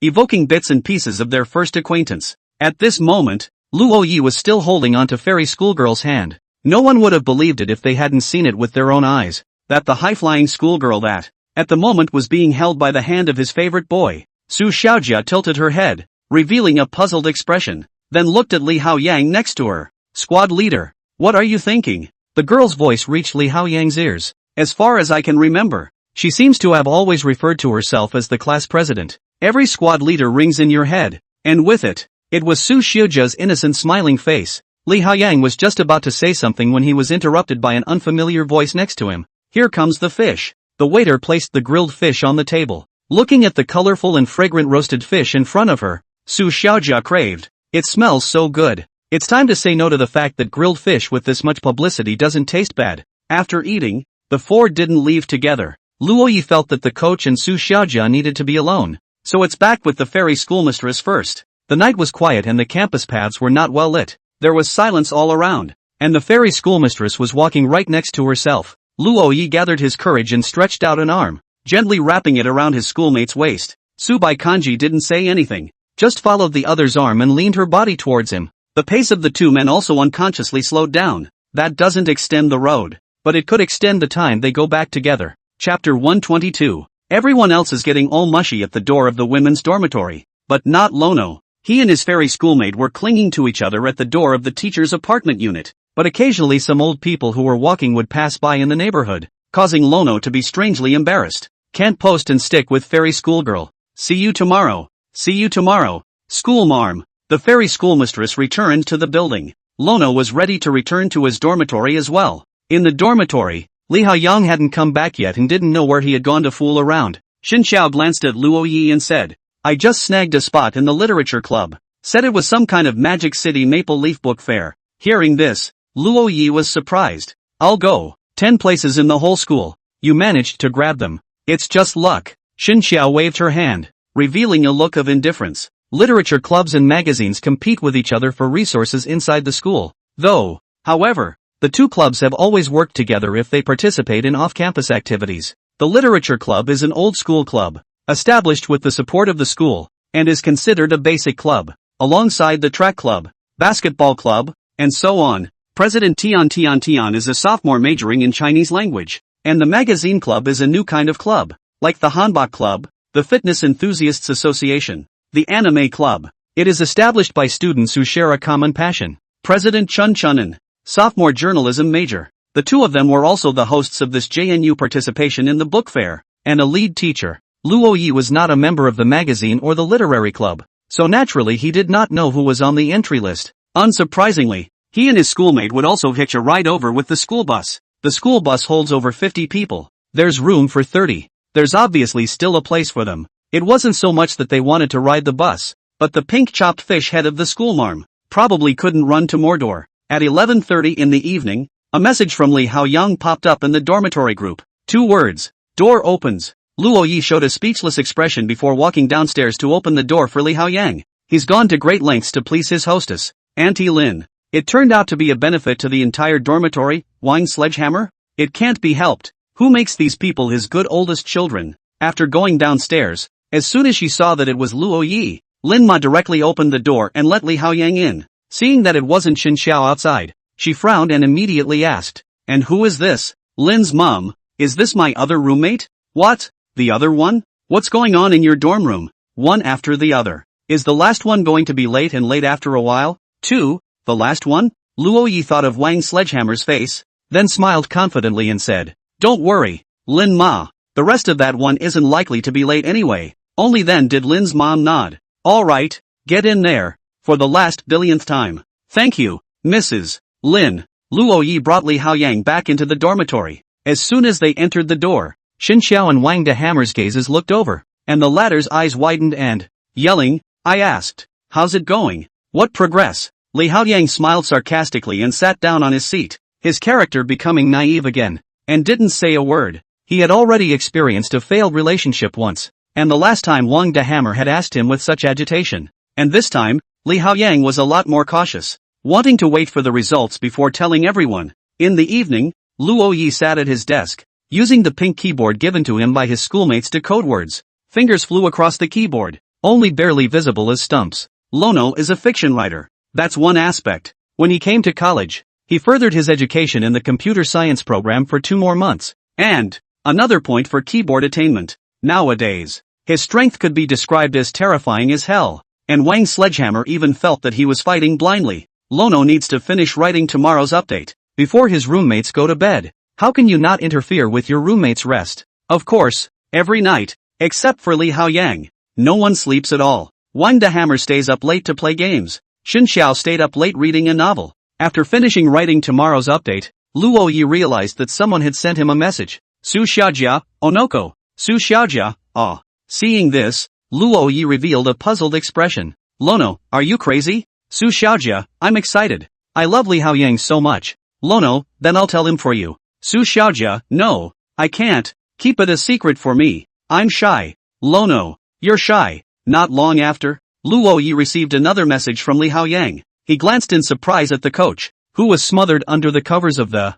I thought to myself that we are in the same dormitory and you even sent a message. Li Haoyang, what does Su Xiaojia like to eat? Lono, I don't know. Li Haoyang, aren't you guys from the same hometown?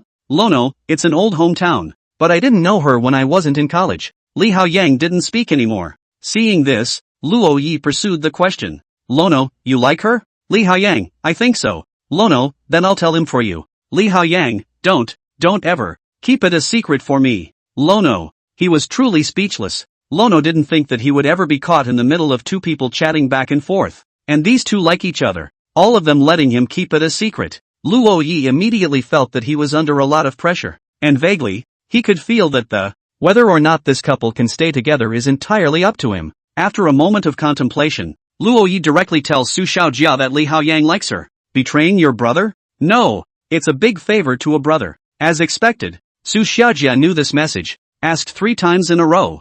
Zunde fake do. After getting a positive answer from Luo Yi, she was so excited that she was about to explode. Finally, Luo Yi tells Su Xiaojia again that Li Haoyang won't let him talk about it. Su Xiaojia returned an icy expression. Afterwards, Luo Yi opened the chat interface with his coach again, told him about Su Xiaojia liking him too. The same was said to him at the end, and Su Xiaojia would not let him speak of it. Soon Lono saw the coach tossing and turning under the covers, unable to sleep.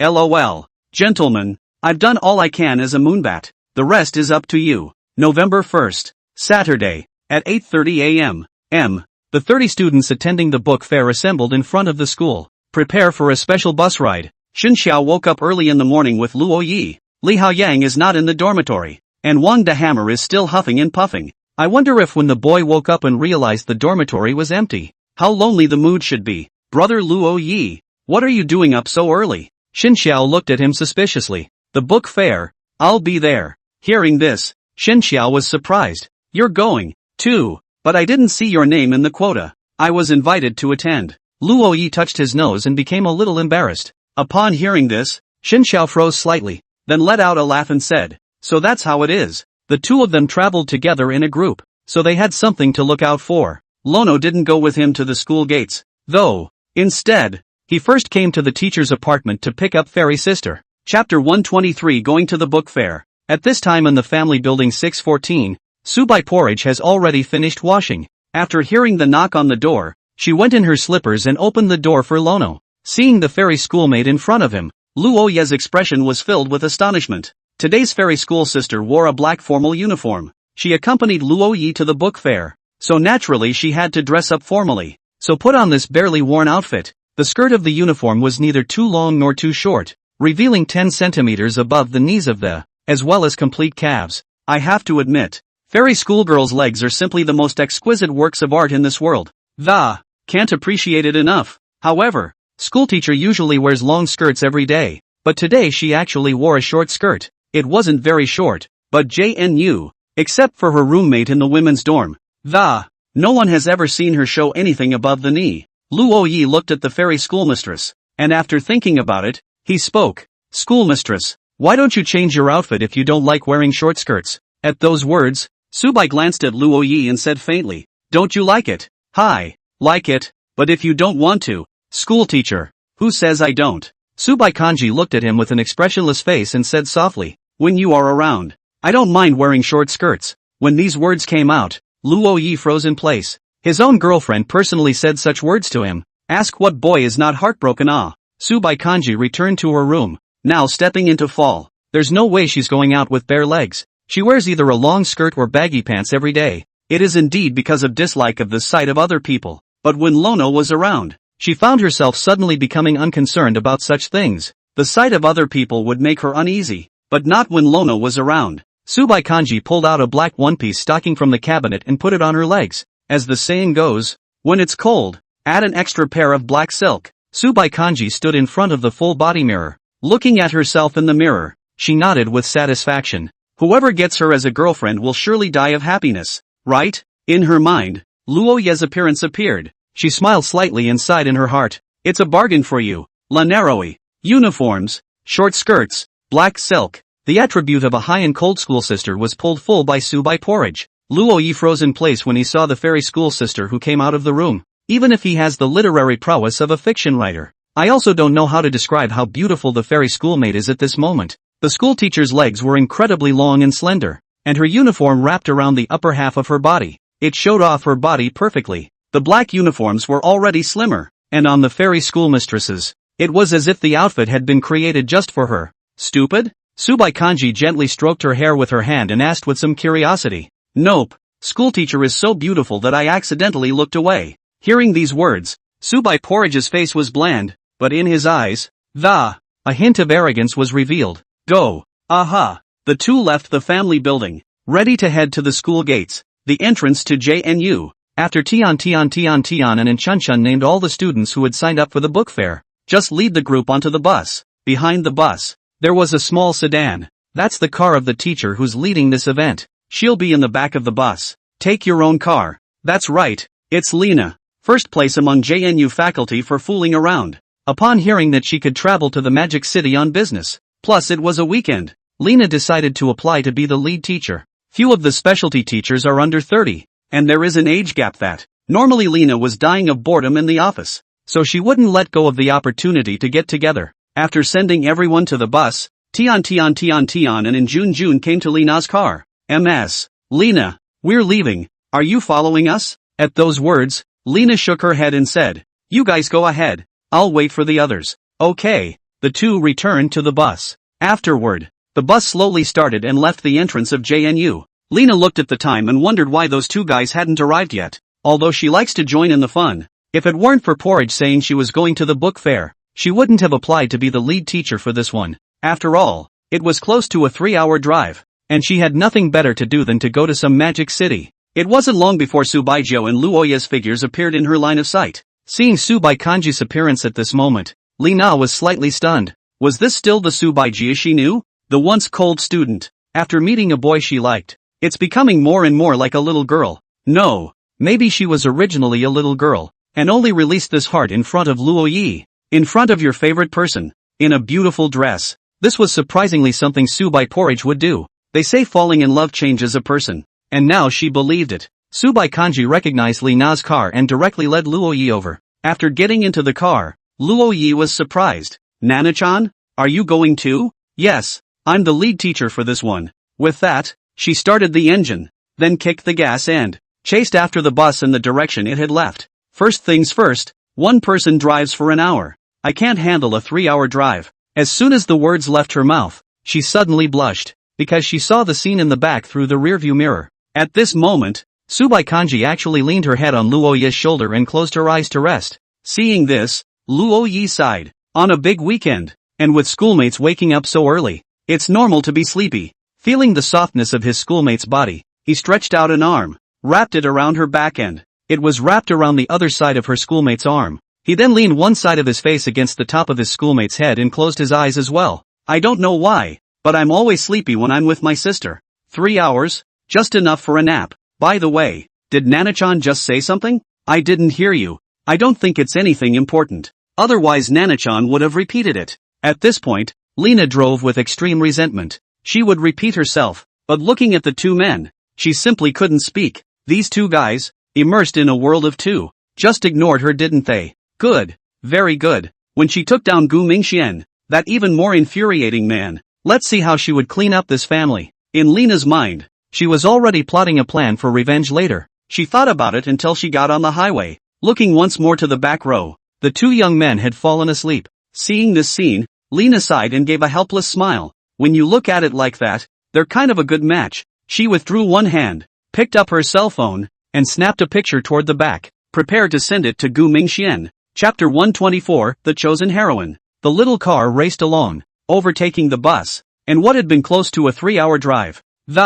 Lena arrived in only 2.5 hours. The time today is not yet 12 o'clock, and the book fair starts at 2 in the afternoon. Lena found the parking lot and parked her car before looking back at the two in the back seat. At some point, these two had glued themselves together and were sleeping soundly. Can't even bear to wake them up. Looking at Su Baijiao's appearance at this moment, Lena sighed helplessly. If the rest of JNU knew about this, the high-flying school beauty, the iceberg goddess, as they call her, at the moment was sleeping like a kitten in the arms of a boy, not knowing what to think. It was still early, so instead of getting out of the car, Lena turned it off and sat in the main driver's seat. Started playing with the phone. Gu Mingxian had returned her message and expressed great shock. Gu Mingxian? Gu Mingxian, what's the situation? My oldest brother was taken down? Seeing this, Lena smiled slightly. Lena, your brother isn't much better. Being mesmerized by kanji. Gu Mingxian, what kind of words? What kind of words are these? This only shows that I have taught a great disciple. Seeing this, the corners of Lena's mouth hooked up slightly. Gu Mingxian, you've got the advantage, but you're still a good boy. With a sister-in-law like Kanji, people can't even envy them in their 8 lifetimes. It didn't take long for Subai Kanji to open her eyes. In sight, his own face was buried in the arms of the youth beside him, and on noticing this, she blushed slightly and tried to push the other away, but the other man's arm was still around his shoulder, making it impossible to break free. After breaking free to no avail, Su Baijiao just continued to lean in Luoye's arms. Facelessly, she looked at Lena in front of her. At that moment, Lena was looking at her with an anti-smile on her face.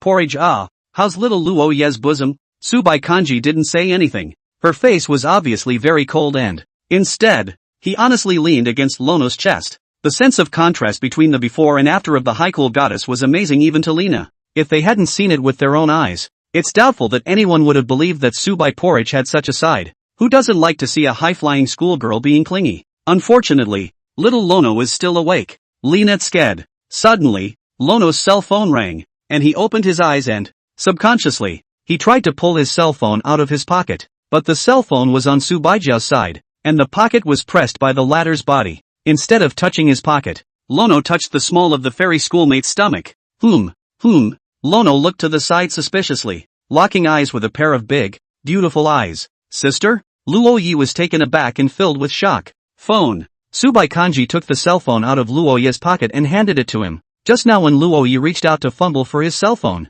he had let go of Su Baijia. The caller on the phone was Watermelon. Subai also knew Luoye's editor, though the latter did not recognize her. As the manga adapter of Luoye's novels, Su Baijiao's editor is also a Watermelon. Only Watermelon had never met Su Baijiao. And of course, she had never met Luoyi. All communication, which took place online, was the equivalent of an online meeting this time. When the call was answered, Watermelon spoke and asked, Mr. Falling Leaves, have you arrived yet? It's here. I'm at. Lono looked around and realized that there were plenty of parking spaces around. The outdoor parking lot at the Maple Leaf Convention. Lena reminded. After Luoyi told Watermelon the location, the latter gave another address. This is the hotel near the Maple Leaf Convention where invited guests and authors attend the book fair before all will get together first in the hotel's ballroom. There will also be a party in the ballroom after the book fair. Lunch and dinner for guests are contracted by the organizers. Lono was invited as a new writer on the Tomato platform.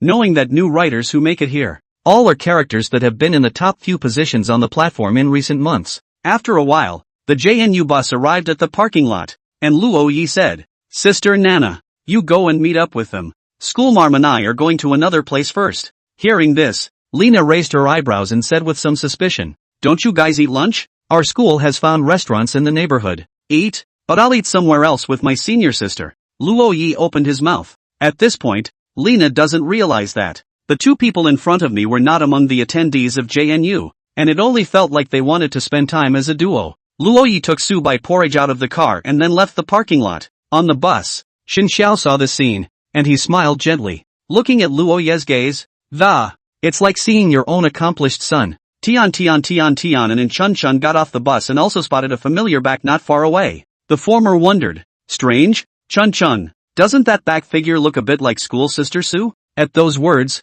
and Chun Chun also looked over, revealing a thoughtful expression. Quickly, she waved her hand and said, How can that be? Sister Su won't wear a short skirt in that. How could schoolteacher be here? This is the magic city. Hearing this, Tian also nodded deeply. And yeah, it probably just looks alike. When Lena came over, the three of them took the group to a nearby restaurant. The other side. A woman in an OL uniform stood in front of the hotel, her arms clasped over her chest and, while looking at the time, he looked around as if he was waiting for someone. Not long after, in the line of sight, a pair of young men and women with high face value appeared. Her eyes narrowed slightly at the sight of the girl in particular. As Lono's editor, in addition to Lono himself and Subai Porridge, she is the one person in the world who knows the book Youth is Still Alive the best. And Subaijiao's temperament was exactly like the heroine in the book. In that case, I'm afraid this is the new romance writer who's been getting a lot of buzz lately. Watermelon stepped forward and inquired. Hello, is this Mr.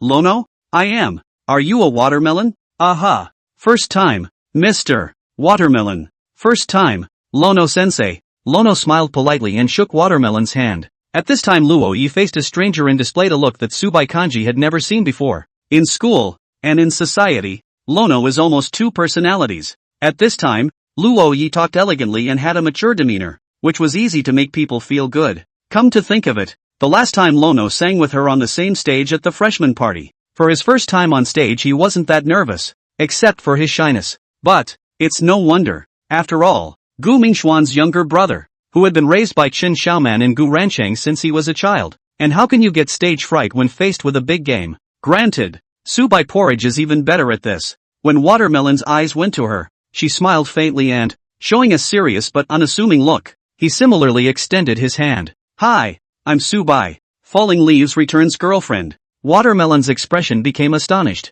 This girl is simply the chosen heroine of Youth is Still Alive. Watching the two women shake hands, Luo Yi was also surprised. How did you know he was returning to his roots? When did he lose his vest? Chapter 125, I'm a fan of yours too. Watermelon led the two into the hotel and into the ballroom where the guests of this book fair were gathering. Such a level of banquet hall. Subai Porridge came once, when she became Gu Mingxuan's disciple. She used to act as a student of the, followed Gu Mingxian to attend computer bigwig gatherings in Jiangcheng. That was also the very beginning of Subai Porridge being known as a computer talent. But Lono was a first-timer. He'd seen the big game, but only just. He'd never been in it. Being in the middle of it now, he realized how excited he felt. Not far away, a few bigwigs in the field of online literature were chatting that. Watermelon turned around and said, Mr. Fallen Leaf, although Youth Still Goes On has been ranked #1 on the relationship charts, but this is your first book after all, and it's not finished. Most of the people here are your seniors,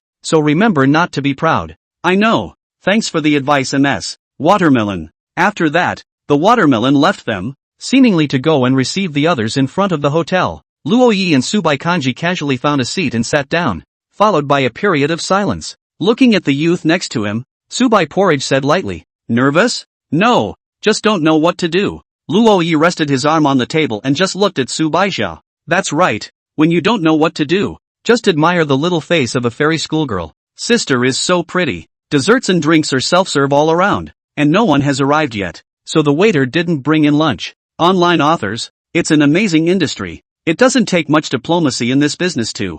Everyone can do what they want. There have even been instances where one author is a fan of another. And Lono's face was so green compared to the others that he looked a little out of place here. While most online authors are young, college authors, and it does seem a little surprising that a freshman fresh out of high school could write the #1 book on the romance list. No one came over to hit on him, and Lono didn't try to hit on anyone else. There weren't a lot of invited guests, and there were only 6 major authors attending the book fair. There are about 20 authors left who are quite senior. New authors, only a handful of 4 or 5. The rest of us are the organizers of the book fair and the staff of the. It made the huge ballroom look very lively. It didn't take long for the Watermelon to walk in once more, and behind her, followed by several other new authors. Lunch began, and a dozen or so waiters brought it in. Let every table be filled with delicacies. Lono's table is full of new authors. The rest of the people were incomparably awestruck as they looked at Subaijia. I didn't realize that there was such a beautiful female author here. The desire to go up and get acquainted rose in their hearts. One of the authors spoke up. All of you are new authors. My name is Salt and Sweet Not One. What about you? Salt Sweet? You're the author who wrote I Wanna Be a Dragon. I've heard a lot about you. And my name is Penson. Old Penman. I've heard a lot about you. One is a mystery writer. The other a psychic. All are new authors who have recently risen to fame and are at the top of the new books list in their respective categories. And then there's a female author who seems a little shy and she stammered. My name is Rainfall. Female author. Then, Salt and Sweet Not One and Pensive looked at Subaijia. Obviously, It was the turn of this high-flying beauty to introduce herself. However, she did not speak, but Luo Yi, who was next to her, stood up and said, "I am falling leaves returning to my roots." When these words came out, the remaining 3 people all revealed surprised expressions. Falling back to his roots? I didn't realize he was so young. You know, the book Youth is Still Young is really hot. Being a new book, it's already being adapted for the comics and vaguely. There seem to be signs of publication already. After saying that, Luo Yi looked at Subai Kanji and said softly, "This is my girlfriend. She is not a fellow traveler and does not have a pen name, so she is not at liberty to disclose her name." Upon hearing the words girlfriend, Sultan Sweet Buichi and Pensive showed their disappointment. It's a shame that the name of the flower has been taken, but they were not cross-eyed, and knowing that it was a couple of, the 2 of them raised their cups and clinked them with Luo Yi with tea instead of wine. "Mr. Fallen Leaf, your girlfriend is so beautiful. I wish you guys a long life," Penjin said. Sultan Sweet Not One is more straightforward. Open mouth is a born early. It made Lono embarrassed. The noon gathering was simply a meal, and after the book fair was over, the evening was the main event. There will be quite a bit of activity then. After dinner, the crowd left the ballroom and prepared to head to the Maple Leaf Book Fair grounds. Although Lono is a fiction author, he hasn't been to a book fair yet. There are different sections of the gallery with books from home and abroad, fantasy, urban, historical, classical, romance, and secondary, to name a few. An uncountable number of books are on display in various areas. There were a full 150,000 books in this one. There are also book signings by great authors, as well as fan meetings and more. At this time, Luo Yi and Subai Kanji were casually wandering around in the book fair. "Sister, how do you know I'm going back to my roots?" Upon hearing this, Subai Kanji said indifferently, "You think I'm you?" Lono gave a puzzled expression. Seeing this, Subai Porridge added, "Your game name." Hearing this, Luo Yi came to a realization. He almost forgot that his game ID was Falling Leaves Returning to the Roots. And not only that, but Green Bubble is the same ID. With Fairy School Sister's clever little brain, she must have guessed it long ago. Missed the boat. No, it's the schoolteacher who's too smart. As they walked, the 2 came into the gallery of romance novels. Depending on how hot the book is, the level of exposure will vary. Ordinary books will be on the shelves. The better ones will be advertised with posters. And top streaming books by great authors will be rotated on a big screen in the exhibit hall. At this point, Lono's book occupies a poster spot. Not far away, the president of the JNU Literary Society and Magazine is standing in front of a sample copy of Youth Still Goes On. Even though the book is not yet published, it's nice to be able to show that I'm sure publication is already a matter of time. Tian took a sample book and read it, murmuring, "Physical book A. I didn't expect to see a physical book by Fallen Leaf data here." Behind the 2, Luo Yi, who heard this, lowered his head in shame. Falling Leaves is a big deal, and it's still a bit of a shame to hear it in person. Subai Kanji glanced at him and said softly, "Are you shy?" "That's not true." Lono's demeanor returned to normal. He was actually quite happy inside that his work was liked. Seeing Luo Yi's calm demeanor, Subai turned around and faced Luo Yi, then stepped forward and, in a flat tone, he whispered, "Luo Yi Dede, I'm also a fan of yours." Fairy Schoolmistress's impossibly beautiful face, coupled with these words, it made Luo Yi's face instantly turn red. Chapter 126 A Good Story. Tian turned her head back and realized that behind her stood a back figure wearing a short uniform skirt with long flowing hair. Just by looking at her back, this girl is enough to charm thousands of men and women, and with such a familiar figure, it also made Tian freeze in place. She poked in Chun and asked in a low voice, Chun, it's that girl again. She really looks familiar." At those words, and Chun also looked over. Her gaze lingered on Su Baijiao's back, watching for a moment before looking at Luo Yi again. Subai Kanji had her back to them, but Luo Yi was facing them. It's a coincidence that one person looks familiar.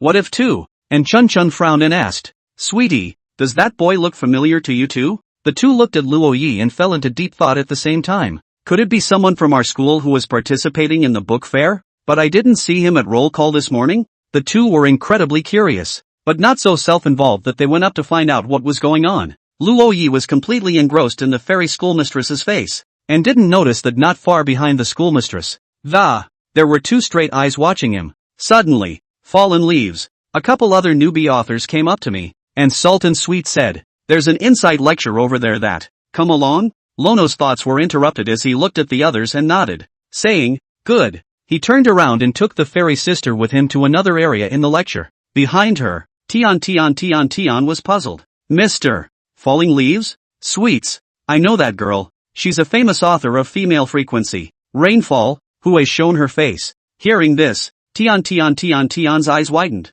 Surprised. Then wouldn't the Fallen Leaves teacher go back to his roots? At this point, she was still holding a sample copy of Youth Still Lives in her hand. If that's Mr. Rakaba, the pretty-looking girl next to her, the two of them looked at each other, and a strong color of excitement filled their eyes. Yes, that must be it. That girl is the archetypal character of the legendary fairy school sister. Falling Leaves' greatly girlfriend. Both of them took a step at the same time, their gazes becoming determined. Two objectives. First, get an autograph from Fallen Leaf Data. Secondly, witnessing the face of the much-loved heroine inside the youth continues. It's something all the bookworms are wondering about. The author's fairy schoolgirls that, how good-looking it really is. The two of them quickly stepped forward and chased towards Luo Yi and the others. Tian circled around to Luo Yi's front, while Chun came to Su Baijiao's front. The two men closed their eyes, bowed gently, and said in unison, Fallen Leaf Data, we're your fans. Lono froze. The rest of the group stopped here as well.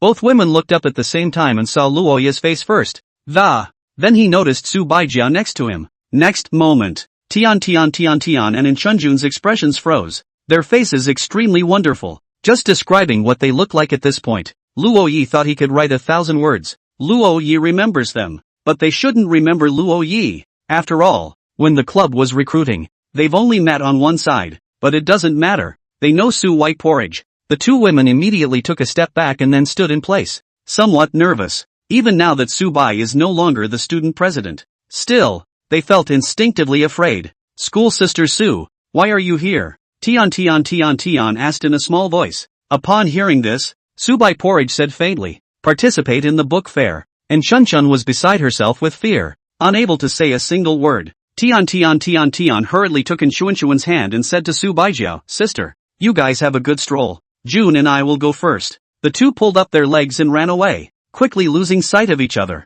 The crowd looked dumbfounded for a while, and Salt Sweet was not one to be surprised. Falling Leaves, are you acquainted? Alumni. Lono scratched his hair, also a little unsure. What are these two schoolmates running for? Go. Several people continued toward the lecture and then took their seats in the first row. The first and second rows were reserved for them, the invited authors and in-house staff. After all, it is they, the new authors, who really benefit from this level of lecture. Only on the podium, an old man was sitting up there, and next to him an assistant. A moderator. Luo Yi and the others stood in awe. One of the two titans of sci-fi literature, Old King. His book caught fire long ago, 30 years ago, and has been highly acclaimed internationally. Though with the advancement of time, few people today can appreciate pure science fiction literature. But no one could shake him, and before writing science fiction, he is also a senior engineer in the petroleum system. I'm 75 years old and have been writing science fiction for 30 years. Created at 45, now 75. His accomplishments and credentials are eclipsed by even the great writers. This is the most important figure in this book fair. In this age where fast food writing is popular, it's nice to be able to settle down and reading books by literary authors of the last era is a different experience. Lono was able to bookend his high school years, and because he read a lot of literature, learned a lot about writing techniques, he listened attentively to his predecessor's lecture, memorizing every word the other said. The hosts ask and answer questions with Lao Wang,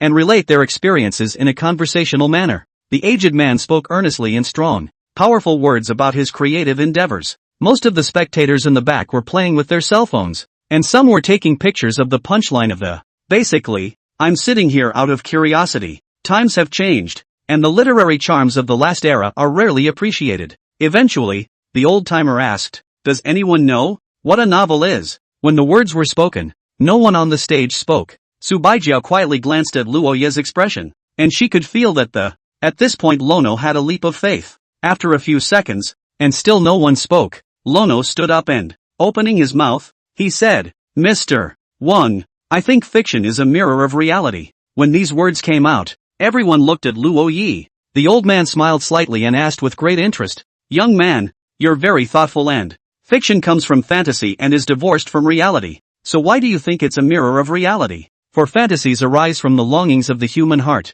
and what people long for. Just fantasize about whatever people fantasize about means that the society is missing something. the three newbie authors, Salt and Sweet Not One, Penumbra, and Rainfall, were lost in thought. The birth of science fiction literature meant that mankind's desire for a future world, the reason for which, it's because there isn't. Readers of psychic writing crave excitement. So why do they crave it? Isn't it because of a life that is boring to the point of being depressing day in and day out? Readers of metaphysical literature crave that power of the word. The power, like that of an immortal. 2. Who wouldn't want that? But can one become immortal, if everyone is happy? It doesn't seem to matter that much. And the readers of the romance text long for a sincere love. So why do you crave love? Because it's a fast food era. And there are more and more people who don't take their relationships seriously. Some people can change girlfriends in a few days and true love can fail. The novels of each era reflect the society of that era. Good point. The old king let out a laugh and continued. So tell me, how do you write a good story? At those words, Luo Yi didn't know how to answer and subconsciously looked at the nearby fairy school sister. Subai Kanji, who was sitting in his seat, raised his head and silently glanced at him as well. The moment the eyes met, the answer was already self-evident. Seeing this, the old king on the stage, who is a man who has been there before, immediately understood that. He showed a kind expression inside. You're still young. It's normal that you can't answer now. When you're my age, just know how to write a good story. Chapter 127, Heart Beating Too Fast. Tian and in Jun sneakily sat in the back row of the lecture. The two of them looked at Su Baijiao and Luo Yi, who were in front of them, and Chun couldn't help but say, is that really school sister Su? Is Sister Su the legendary fairy sister? Falling Leaf's girlfriend? I wouldn't have believed it if I hadn't seen it with my own eyes, but other than Subai Kanji, I really can't think of anyone who would be worthy of the title of fairy school sister. Tian also said. Earlier they had been wondering, if the heroine of The Young and the Restless is real, what kind of girl is it that qualifies to be the heroine of the story? Today, there is a perfect answer to this question. If this person was Subai Kanji, then they didn't have the slightest idea in their hearts to refute it, and they didn't realize that Fallen Leaf, greatly, was such a young boy. It seemed to be about their age. It's no wonder Sister Su showed up at the book fair, because she's Falling Leaf's dada's girlfriend. Thinking of this, the two men's expressions became incomparably excited. After all, no one in the entire Jiangdu city knew that Subai Porridge had fallen in love. But they know. At this point, the two of them hadn't realized that Luo Yi was a student at Jiangnan University. Still curious about how Subai Porridge met Fallen Leaf dada. After the lecture, they wanted to ask for autographs once again, but they didn't dare to do it in front of Su Baijiao. Asked for her boyfriend's signature, so had to settle for that. After the show dispersed, Luo Yi went to visit other places with Subai Porridge. After asking for signed books from all the great authors in a row, it's almost time for the book fair to come to a close. Outside the exhibition hall, college students from various colleges and universities gathered separately, ready to return to their schools. Not far away, Luo Yi sat on a bench with Subai Porridge, looking at the rows and rows of queues in front of him. Suddenly, Su Baijiao's cell phone rang. When she answered, Lena's voice came over the line. Hello? Ready to go. Where are you guys? Hearing this, Subai glanced at the youth next to him. Faintly, he said, I'm next to Lono. Porridge. You've changed. You can actually joke. No kidding. I'm right next to Lono. Lena. She used to be a nice little girl, but she's become a badass since she got a boyfriend. Su Baijiao handed the phone to Luo Yi. Luo Yi took the phone and spoke. Nana-san. You go back first. We have a party to attend in the evening, so we may have to take the high-speed train back. Banquet? What banquet? A school arrangement? How come I didn't know about this? Lena sent out a soul-crushing question. Obviously, she was the lead teacher at JNU, but at this point, Luo Yi said something that, surprisingly, she couldn't understand a single thing. Lena sighed. Little lovers have their little secrets. How is she, a single dog, supposed to understand that? In the line, Shin Xiao had put on a mask. With his fresh meat-like good looks, he didn't get asked for green bubbles at book fairs. A big handsome guy walking around a book fair is just too much to kill. Watermelon came over and shouted that Lono was going to the banquet hall. Luo Yi returned the cell phone to Su Baijiao, and after the latter hung up the phone, the two of them followed the watermelon towards the location of the banquet hall. Mr. Falling Leaves, the last thing Mr. Wang said to you during the lecture, do you know what that means? Watermelon asked. Hearing this, Luo Yi's mind recalled what happened during the lecture. Mr. Wang said that when he reached his age, just know how to write a good story. Luo Yi laughed softly and said, Teacher Watermelon, I understand what Teacher Wang means. Tell me about it? Watermelon said with a smirk. How does a good story get written? First of all, what is a good story? Who decides what's good or bad? Lono continued. Readers decide if it's good or bad. So a good story that. The only way to know for sure if it's good or bad is if it becomes a good story. Hearing this, Su Baijiu glanced at Luo Yi without any trace.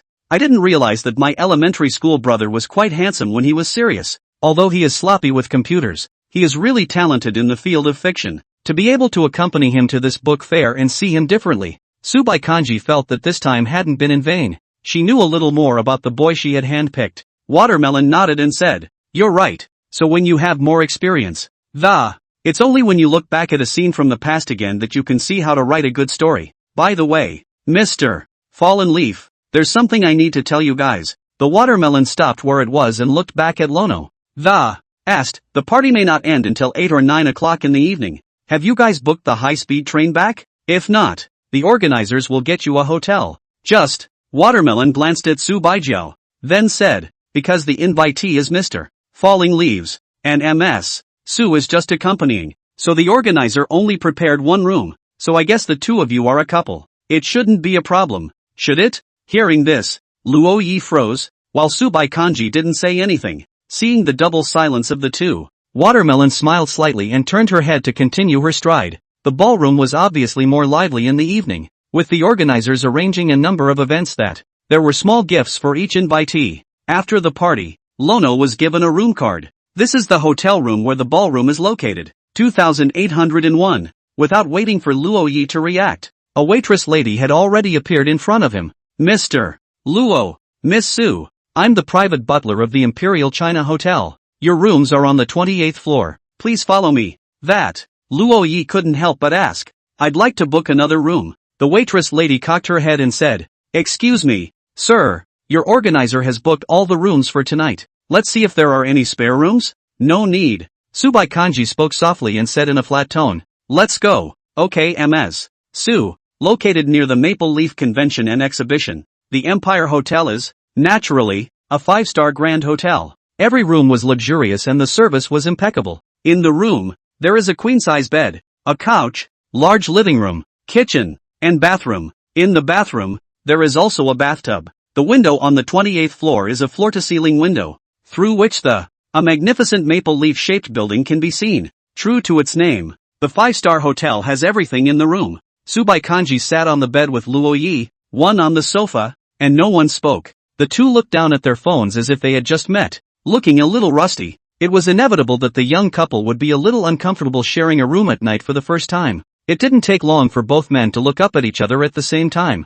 Noticing the other's gaze, both of them looked down at the same time again, at their cell phones. Chapter 128, More Like You. A moment of silence followed. Subai Kanji stood up first and walked in the direction of the door. "Senior sister, what are you doing?" Luo Yi subconsciously asked. "Take a bath." Su Baigui walked into the bathroom. It wasn't long before there was a sound of water draining from inside. Few people can resist the charm of a bathtub. Listening to the occasional waves of water coming from the bathroom, Lono tossed and turned on the couch. It's hard to have peace of mind, though when he was in the family building, he often heard his schoolmates' movements in the shower, too. But the circumstances are different at this point. This is a hotel. There's only one bed. The idea of sleeping on the couch or even hitting the floor had already arisen in Luo Yi's mind. But being a young man of blood and vigor, it is natural that there are oddities that are hard to resist. Come to think of it, he and his fairy schoolmate had been together for a whole week. 1 week. There was a time when he could be excited for a whole day if he could meet up with his fairy schoolmate.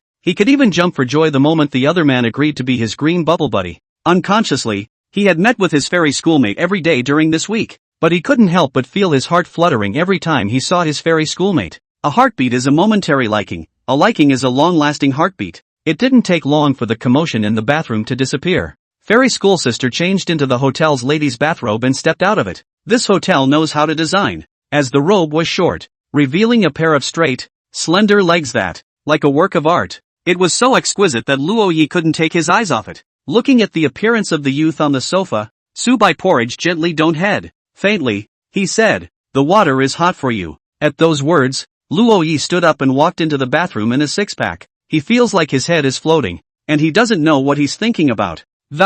Will only act on the instructions of the schoolmarm. Upon walking into the bathroom, Luo Yi smelled a hotel shower gel. He looked at the bathtub next to him, the water in it crystal clear and and just now the fairy schoolmistress was lying in it. The black uniform worn by the fairy schoolmistresses, as well as short skirts, hung on a hanger next to the cupboard, and put a black sock in it. Black socks. At the thought, Lono pinched himself and said to himself, "You pervert." Lono forced himself to calm down before he stripped off his clothes and hung them on a hanger. That is, next to the schoolgirl's uniform, and then into the bathtub. The water temperature is just right. Squeeze the bubble. After taking a bath, Luoyi put on a man's bathrobe and opened the bathroom door. In his line of sight, he did not see the figure of the fairy school sister. Lono turned his head to the bed and noticed a human-shaped bulge bulging out of the covers. Just about as good as a fairy schoolgirl. Luoyi came to the side of the bed and asked in a low voice, "Senior sister, are you asleep?" "No." Under the quilt came the mosquito-like voice of the fairy school sister. She then drilled a head out of the covers and looked at Luoyi with an expressionless face. Temperedly, he said, "Please turn off the lights, Lono-senpai." "Okay, sister." Instead of asking more questions, Luoyi turned off the lights in the room. The fairy schoolmistress only took up half of the bed. The other half was obviously reserved for him. Lono lay back up, staring up at the ceiling, not moving a muscle. The two were dressed in bathrobes, lying on the bed, neither of them speaking, but in the darkness, they could feel each other's breathing. At the moment they were lying one on each side of the bed, with their backs to each other. A watershed, if you will, appears in the middle. Because of using the same body wash, as well as the same shampoo, Lono now smells like, it's the same thing as sous vide porridge. The scent mingled in mid-air, entwining together with the sound of their restless heartbeats. Subai Kanji had thought she'd be nervous, but for some reason, the moment Luoyi laid down next to her, she suddenly felt a wave of sleepiness welling up. The original nervousness, as the distance to Luoyi grew closer and closer.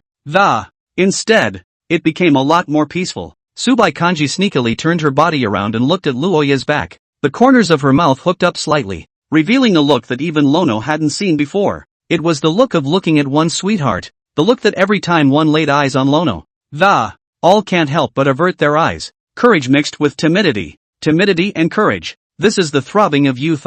It's really reassuring to be by your side, Rokuno-senpai. Without realizing it, Subaijo had already fallen asleep. Hearing the sound of even breathing next to him, Luoyi turned around and looked at the sleeping face of the fairy schoolmate in front of him. Schoolgirls asleep, listening to the fairy school sister's breathing. Luoyi's originally restless heart gradually calmed down. The way his schoolmate slept was breathtakingly beautiful, so that he couldn't bear to wake each other up. He looked at his fairy schoolmate's hand, which was exposed outside the quilt, and slowly took it in his hand. Feeling the warmth of the fairy schoolmate's hands, he slowly spoke, and, in a very small voice, he said, "Good night, Sue White Porridge." The first rays of sunlight in the morning passed through the gap in the curtains and shone on Subaijo's hair. She opened her eyes and realized she was holding something like an octopus. "No, it's not a thing, it's Lono." She blushed slightly and carefully moved her leg that was resting on Luoyi down. Normally, she had the habit of sleeping with a cuddle pillow, not realizing that the loss of the cuddle pillow, she had actually used Lono as a cuddle pillow in her sleep. She tried to get up, but found her hair pinned down by Lono. Looking at Lono's sleeping form, she sighed and gave up struggling with that. Instead, he observed silently, elementary school brother with pretty good eyes and a good-looking nose. Mouth too. Subai Kanji's gaze landed on the other party's mouth, and his face froze slightly. When it comes to relationships, guys aren't the only ones who crave girls. Girls crave it too. After living for 21 years, Subai Porridge didn't know what kissing felt like. She hesitated for a moment, closed her eyes, and eased her face into then a little on Lono's mouth. She then looked at the boy in front of her, feeling her racing heartbeat, and two blushes also gradually crept onto her expressionless face. Turns out boys have soft mouths too, but other than that, plus the fact that my heart would beat faster, it didn't seem to feel like much. Could it be that time is too short? Thinking of this, Subai Kanji contemplated for a moment and prepared to give it a second try. "Sister?" Luoyi suddenly opened his eyes and asked suspiciously.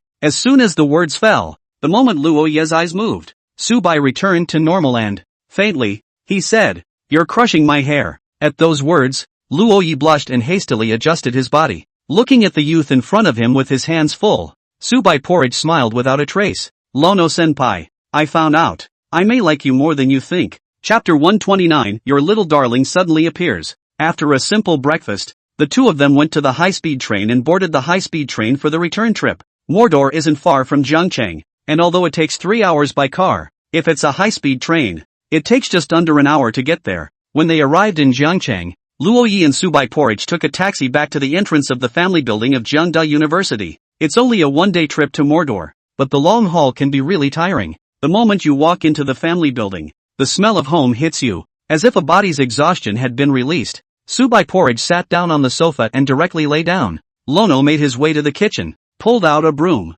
and skillfully began cleaning the house. After cleaning up, he looked at the clock again, and saw the fairy schoolmistress lying on the sofa. He put down the broom and prepared to leave the area. Going somewhere. Subai Kanji's voice suddenly came. Luo Yi turned around and said in surprise, "Senior sister.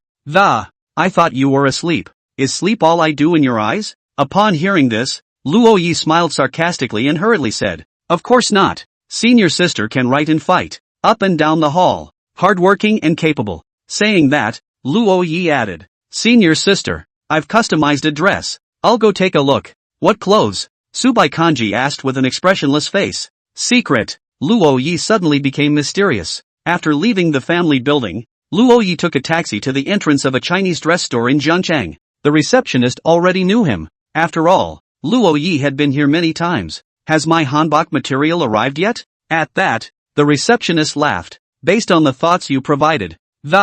We drew up the plans last week, and now the fabric has arrived and is waiting to be made by our specialized seamstress, which will be ready in 3 days if it's quick." Lono nodded. He gave the hanbok store ideas, and the other customized the pictures, and after he felt satisfied with them, he just sent over all the fabric for the hanbok. However, Lono wasn't going to let the other party do it, but wanted to do it himself. Making the fabric in the style of a hanbok is not difficult for a professional tailor, but for him, a layman, everything has to be learned from scratch. Luckily, today was only November 2nd, and there was still more than a week to go before the schoolteacher's birthday. "I'm going to do it myself," Luo Yi said faintly. Upon hearing this, the receptionist lady was puzzled. "It is possible, but you customized 5 copies of the same fabric. Are you really confident in yourself?" Luo Yi shook his head and asked, "Can I ask master to guide me from the side?" "Yes, it's going to cost extra." "No problem." Lanaroi agreed readily. He's a complete novice at this whole fabric making thing. This is a new skill that needs to be learned from scratch. Under the guidance of the front desk lady, Luo Yi came to the back of the store. There's a tailor's room here. Inside, 3 masters were customizing hanboks, and after seeing Luo Yi, a few of them just glanced at didn't say anything. They were tailors and weren't in charge of entertaining guests, so it was normal to ignore Luo Yi. But when the front desk lady said pay, the 3 masters were more enthusiastic than one another. Both greeted me with a smile and said enthusiastically, "Young man, talk to me if you have a problem. With your little skills, you're instructing others? Young man, ignore him. You 2 are rookies. Come to me and go from rookie to veteran in a week." The 3 master tailors argued. The front desk lady's mouth twitched as she reminded, "Master Li, Master Zhang, Master Wang." This handsome man customized that white fairy. Hearing this, the 3 of them looked at Luo Yi at the same time. White fairy. That was the name Luo Yi had given to her customized hanbok. A white dress, behind the upper jacket of a hanbok, knit a fairy silhouette with different colored threads. And the image reference for the fairy is of course the fairy schoolmistress. The semi-transparent green large-sleeved shirt wove a vaguely ancient image of a boy, meaning that he yearns for the fairy schoolmistress and will always be by her side. It will be in the place where the fairy schoolmistresses are when they turn around. The 3 tailor masters looked at Luo Yi seriously, and Master Li asked, "Young man, it's not hard to teach you how to make a hanbok, but it's not easy to get you to embroider the shapes of fairies and men in a short period of time. You may have to suffer a lot." "It's okay, I can." Lono nodded firmly. He stayed here all day today. Although there is a seamstress machine, some patterns can only be embroidered by hand. Some failures can be changed, but some failures have to be started all over again. It also means that a whole set of fabric is ruined. All day today, Lono was everywhere and got several pinholes in his hands. Master Wang could hardly stand it. He looked at the stubborn youth and advised, "Young man, why don't we do it? You don't have the talent for it." Hearing these words, Luo Yi's expression dimmed a bit, then he let out a bitter smile. Mumbles, "It's not my handiwork. It doesn't make sense." He continued to make the hanbok, rusty at first but now with some skill. "Kid, we're getting off work," Master Zhang said. "Ha?" Luo Yi showed a surprised expression, not realizing that time had passed so quickly, and at this point, he had only embroidered out about a third of a human outline. To complete it in a week, he would have to utilize every day after school. After returning to the dormitory, Luo Yi sat down on his seat, turned on the computer, and began to code. Xin Xiao noticed that he had a lot of band-aids wrapped around his hands, and queried, "Brother Luo Yi, what's wrong with you?" Wang the Hammer also looked over and realized that 7 of Luo Yi's 10 fingers were wrapped in band-aids. He was shocked. Dug out. "Wild child, don't you have school, Sister Su? How come the 5-fingered girl is still working so hard?" Hearing this, Luo Yi was first puzzled for a moment. 5-fingered girl? He looked at his palm and reacted instantly. "You think I'm you? Dating a 5-fingered girl every day," Lono said as he tapped on the keyboard. But because of his hand injury, his speed of coding has slowed down. At this moment, in the teacher's apartment, Subai Porridge was wearing furry pajamas and a rabbit ear hat.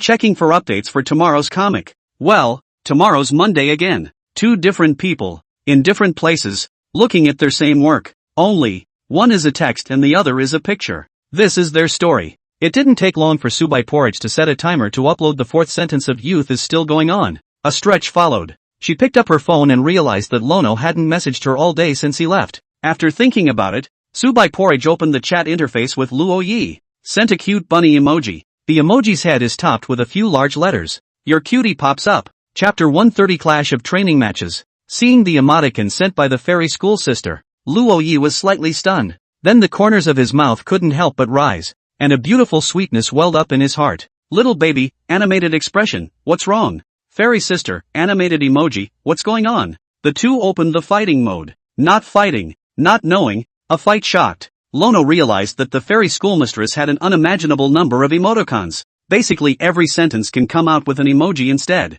It didn't take long for Luo Yi to realize that his input method had the function of automatically converting text into emoticons. The two of them used this one feature to fight for a full 10 minutes of charts, enjoying themselves. Finally, 2 goodnight emojis appeared to end the conversation. After Luo Yi set tomorrow's updated chapters to be posted on a timer, he also fell asleep. Early the next morning, Luo Yi woke up and went to the playground with Li Haoyang for a morning run. Not far away, Subai Porridge was still all in black, wearing a black duck-tongued cap, running alone in a circle. After catching up with the fairy schoolmistress, Luo Yi opened his mouth and said, "Good morning, schoolmistress." "Morning," Subai Kanji responded softly. Then, with her afterglow, she noticed a lot of band-aids on Lono's hands. At once he asked, "What happened to the hand?" This got pinched twice by a needle while making a dress." At those words, Subai Kanji's brows frowned lightly as she paused and looked at Luo Yi. Luono soon stopped as well, and he walked up to the fairy schoolmate's face, puzzled. "What's the matter, schoolteacher? Clothes?" Subai Kanji asked softly. "Yeah, I've liked a dress for a long time and I wanted to make it myself." Hearing this, Subai did not ask more questions. Instead, he began to wonder what kind of clothes Lono really liked. And, must he do it himself? Can't she do it? Thinking of this, Subai Porridge felt the need to show off her full-grade needlework skills. After the morning run, Subai Porridge, who didn't have classes for a day, went straight back to the family building, purchased a lot of needles and threads to knit a scarf for Lono. After all, it's fall now, and in a while, it'll be winter. She had never knitted anything for anyone but her own mother, and Lono was the first. Speaking of which, she learned her needlework from her mother, back in the day, and, ever since my mom left her job for that scumbag father, she's been idling around the house, and then she's been learning a lot of little life skills. One of Subai Kanji's favorite sweaters was knitted for her by her mother. To return the favor, she followed suit and learned needlework and knitted one for her mother as well. And Lono has a full day of classes today. He was so distracted in class today that he even slipped right out of the classroom. After class was over, leaving behind a bewildered remaining 3, Wang Sledgehammer frowned and asked, "What's wrong with the wild child? What secrets are you hiding from us?" "I'm not sure, but I don't think it's being kept from us. But the secret doesn't have much to do with us." Xin Xiao gave his judgment. Li Haoyang seemed to understand and nodded, while Su Xiaojia on the side was sleeping. Seeing this, Li Haoyang woke her up and said, "Class is over." Su Xiaojia raised his head in confusion, revealing a dumbfounded expression. She then looked around for a moment and plopped back down. The slurred, "Rise and shine. I'm supposed to be in a dorm, not a classroom." Li Haoyang was speechless for a while as he hit a brainbuster that bounced on Su Xiaojia's head.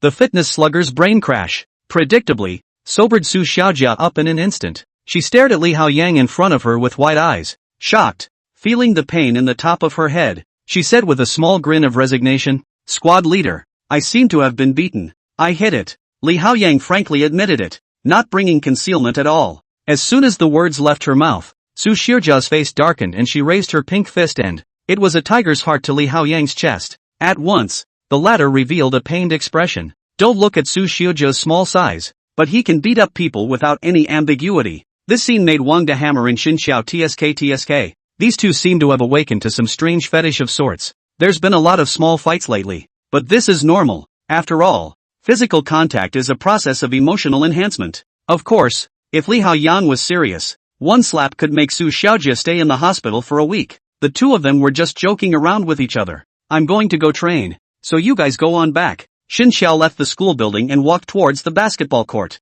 He's already starting in the basketball tournament for the computer science department. So every day after the afternoon session, go for a brief training session. It wasn't long, just an hour. Call it training. It's really nothing more than a few of them getting acquainted with each other. After all, it's not a professional basketball team. Plus it's a tournament coming up in a few days. Temporary training presses don't help much at all. The games are Thursday and Friday of this week. At this time, outside the basketball court, many girls were watching. Of course, they all came to see Xin Xiao. The male celebrities are a perfect sight to behold, just standing around. Not to mention that he was a great shot, and every time a basketball went in the hoop, it seemed to be thrown into the heart of the neighborhood girls' hearts and buses. At this time, the computer science department was playing a practice match against the English department's team. The two teams went back and forth, but on the computer side, with Xin Xiao and Gao Yuming on the, almost hung the English team in the balance. This, coupled with the cheering of the girls around them, made it difficult for the English department crowd to keep their heads up.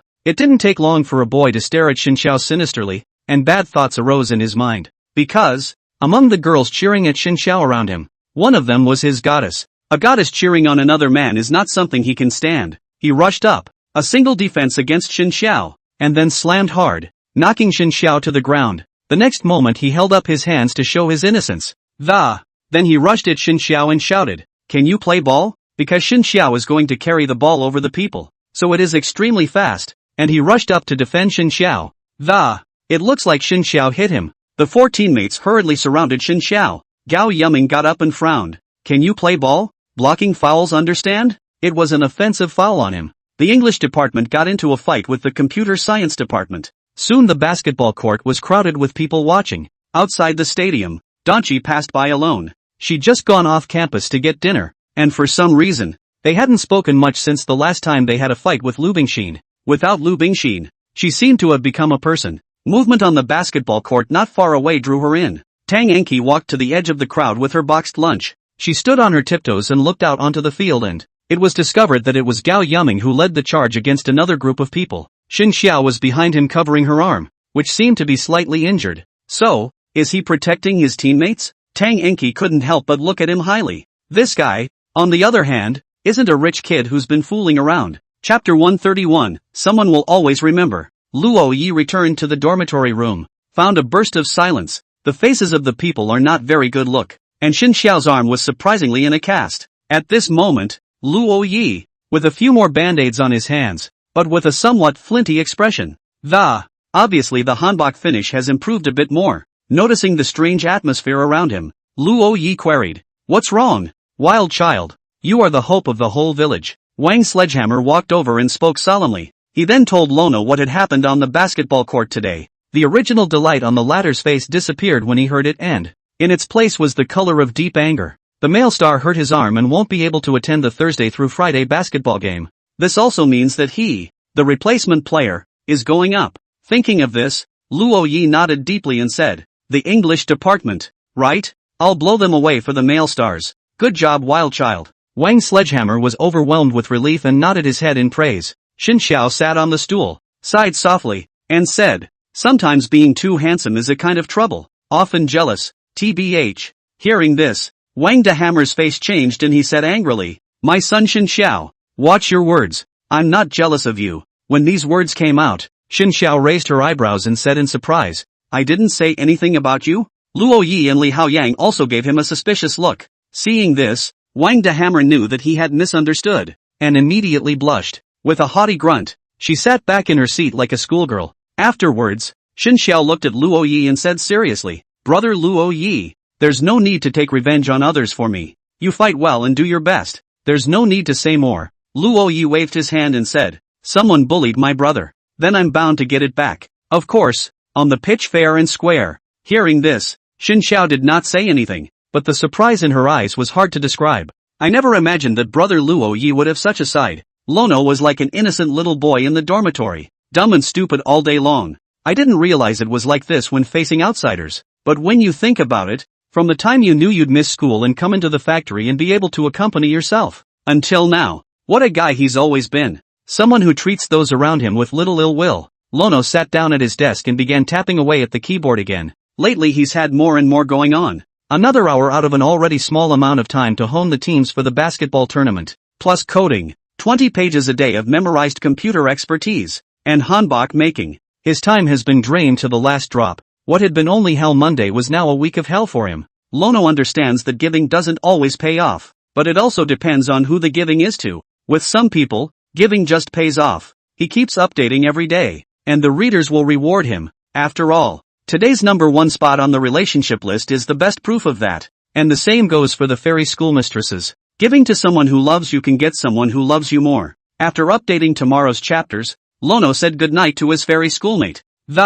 Then he crawled into bed and fell asleep. On the other side, the teacher's apartment. Su Baigue is wearing glasses frames without lenses and is knitting a white scarf. As for why she wears glasses so often if she's not nearsighted or has no eyeglass lenses, that's because she always felt that she would become more serious when she wore glasses. So when you're in class, when you're reading, when you're just focusing on one thing, she wears eyeglass frames out of habit. And at that moment, she hit the lamp and knitted the stitches in her hand with an attentive face. Behind her on the bed, Qin Yuan said sleepily, "Porridge, we'll knit tomorrow. Wait until I'm done with this pattern." Listening to Su Baikanji's flat voice, Qin Yuan sighed and said helplessly, "This Luo Yi kid, to be able to let you treat him like that, he better not fail you in the future." As soon as the words fell, Su Baijiao's heart seemed to flutter slightly, and the movements in her hands lurched. The needle accidentally went into one of the fingers. She made a small sound of pain, then bit down on her stubbed finger. You don't need fine needles to knit a scarf, but she wanted to give this white scarf on.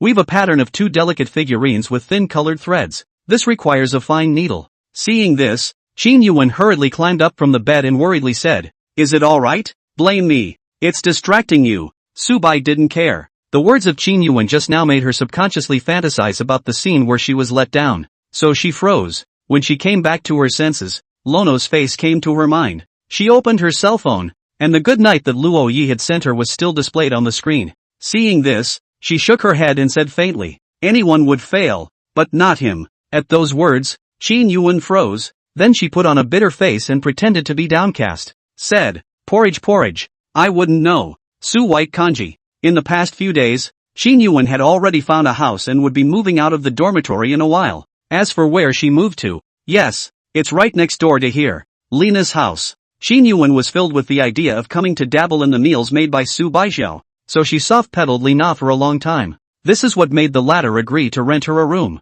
After knitting for a while longer, Su Bai Porridge left her seat and lay down next to Qin Yuan. Get ready for bed. Come to think of it, other than meeting up with my elementary school buddy on my morning run today, they didn't see each other for the rest of the day. This was the first time since being with Lono. She knew Lono had a full day of classes today, but usually Lono came here for dinner in the evenings. But why didn't you come today? Thinking of this, Su Baijia was ready to ask him on his cell phone. But the mind, suddenly recalling the morning when it had seen the way the other guy's hands were covered in band-aids, making clothes? And by the looks of that, he can't make clothes at all. So what is it, exactly, that can make someone who can't make clothes at all, trying so hard to study that it even makes him ignore his girlfriend? Su Baikanji wasn't stupid. She knew very well that there was only one answer to this question. Lono is just making her clothes. The only reason that could make her elementary school brother briefly ignore her would be herself. But she didn't understand why her elementary school brother had to suddenly make her some kind of mysterious clothes. Perhaps, even Su Baijiao herself had forgotten her birthday. But someone will always remember. Her mom. And Lono. Chapter 132 Xin Xiao's Confusion. In the past few days, Luo Yi was even busier than Li Haoyang, and he couldn't even see his shadow in the dormitory. And today was Lono's first training session. Although he was a substitute player, he never even thought he would be able to play. But the so-called training wasn't that important, and he didn't care. At that moment, Gao Yuming threw the basketball over. Luo Yi took the basketball and looked at Gao Yuming. The two of them looked at each other without saying anything, but they both understood each other's meaning. They'd already played basketball once, and for each other's playing styles and habits. There's already a primer. Luo Ye's union with Gao Yaming is greater than Xin Xiao and Gao Yaming. Although Luo Ye's ball skills were inferior to Xin Xiao's, his character was different from Xin Xiao's. Xin Xiao and Gao Yaming appeared on the same team at the same basketball court. There will be a two-core situation where the two of them have equal ball skills and barely match up. Both get the basketball and will just charge straight toward the opposite rim. But Luo Yi is different. For the sake of team victory, he will cooperate with Gao Yaming, and the two of them will join hands too. The strength of the play is 1+1. At this time, on the court, Gao Yaming, as a forward, has dribbled past 3 people in a row. Looking at the frame in front of him, he leaps up for a dunk. The last two, guarding the underside of the frame, jumped at the same time, tightly guarded, with no dead ends. Gao Yaming's eyes glazed over as he tossed the basketball in his hand to the side. At some point, Lono had appeared in that spot and caught the basketball. Everyone's attention was on him, and Gao Yaming had already changed his position. The duo worked together as if they were a breath of fresh air in a makeshift team of. It was surprisingly professional looking. Not far away, Xin Xiao was sitting on a chair watching this scene. Beside him, another substitute was surprised. Do these two know each other well? How to be so in tune? Not familiar. Xin Xiao smiled slightly, then said,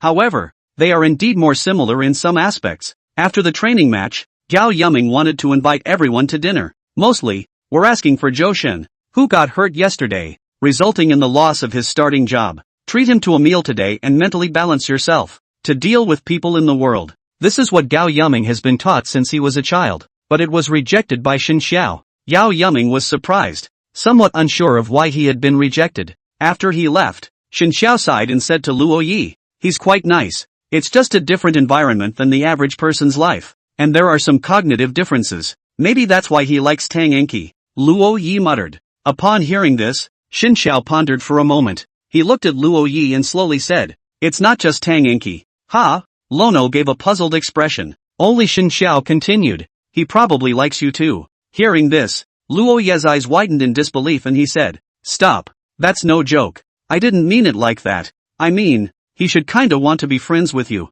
Gao Yaming has studied many things, but no one has ever been able to teach him what love is. How to go after girls. Thinking of this, Xin Xiao asked curiously, Brother Luo Yi, how would you feel if Donge was with someone else? What? What do I want? Luo Yi asked in disbelief. Tang Enki is quite nice. With her vision, her boyfriend will be pretty good, I think. Won't you feel uncomfortable in your heart? Xin Xiao looked at him with a smile. Luo Yi shook his head and said, that's not something to say. I did like Tang Enki in high school, but I've always been clean with her. At that mention, Lono continued, and I think high school was like, whether they end up together or not, it's a growth of its own, and now that she doesn't like it anymore, I wish her luck in meeting her destiny soon. Hearing this, Xin Xiao glanced at him in surprise. He suddenly understood somewhat why Tang Enki regretted missing Luo Yi. Maybe later she'll meet a relationship of her own, but the memory of that teenager will always be a regret. After all, that was the one person who was once within her reach, but now was out of her reach.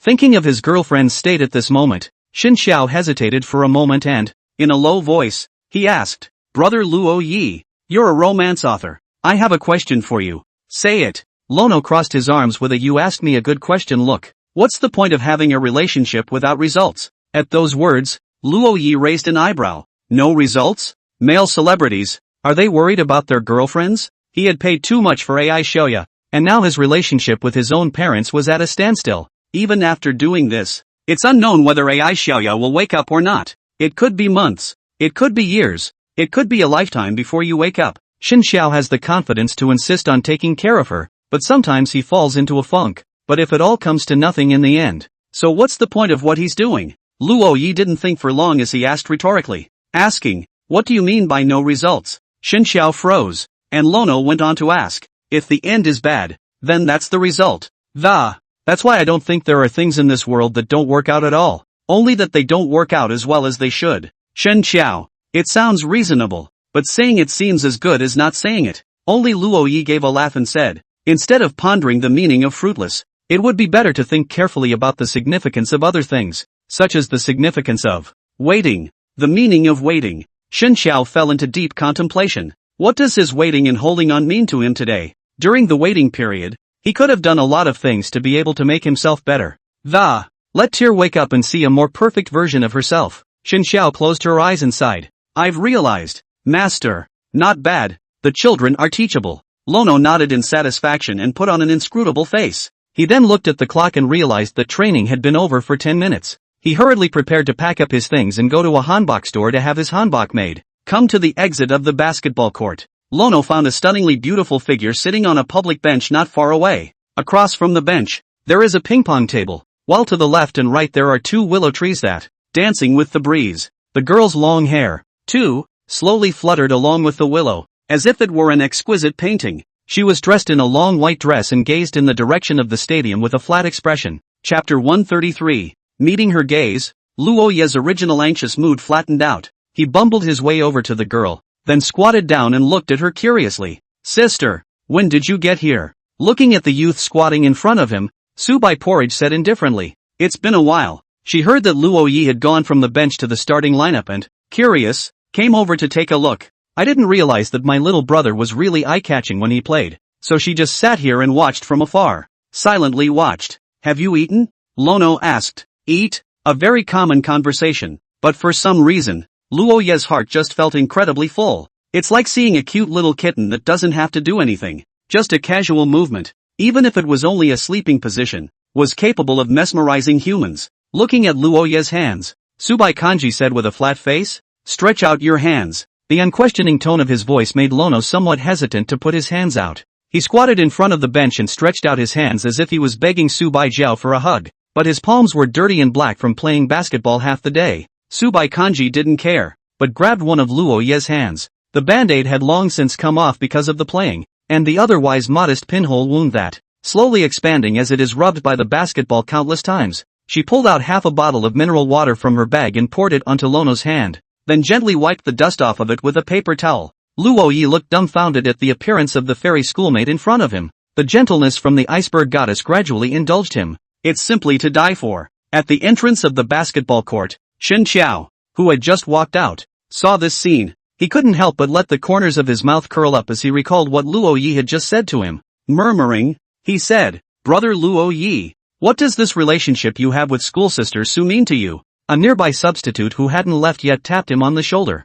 What are you looking at? He followed Shen Xiao's line of sight and looked not far away. He was dumbstruck and exclaimed, isn't that Luo Yi? Oh, and high-flying. Diggs? Gone. Shen Xiao stepped away and took this replacement with him as he prepared to leave the place. The latter followed beside him and said with a face full of shock, Shen Xiao, even though I'm a freshman, but I've also heard rumors about the high-flying school beauty of Jiang University, and as I recall, she's never been surrounded by members of the opposite sex. Either you're misremembering or you're looking at it wrong, Shen Xiao said. When he heard this, he looked back again. Not only was Subai Kanji very close to Luo Yi, but she even used her own hand and, taking a wet paper towel, he gently wiped Lono's hand. It's more than just having the opposite sex around. It's all physical contact. He was incredibly excited. Shen Qiao, I remember the last confession wall said that Lono was the brother of one of the professors, and now it seems obvious that there's more to the relationship than that. It's hard to describe the feeling of seeing a high-strung schoolgirl wiping a boy's hand with your own eyes.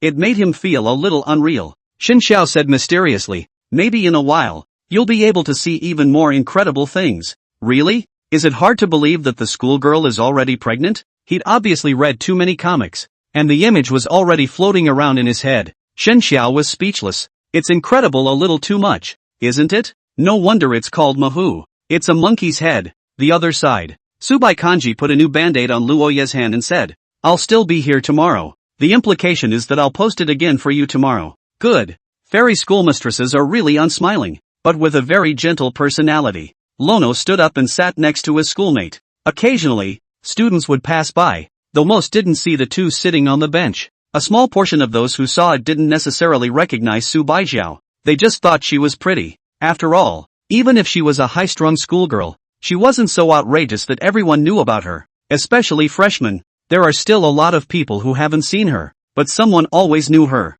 A few girls let out a unanimous gasp as they passed by, and others sucked in a breath of cool air.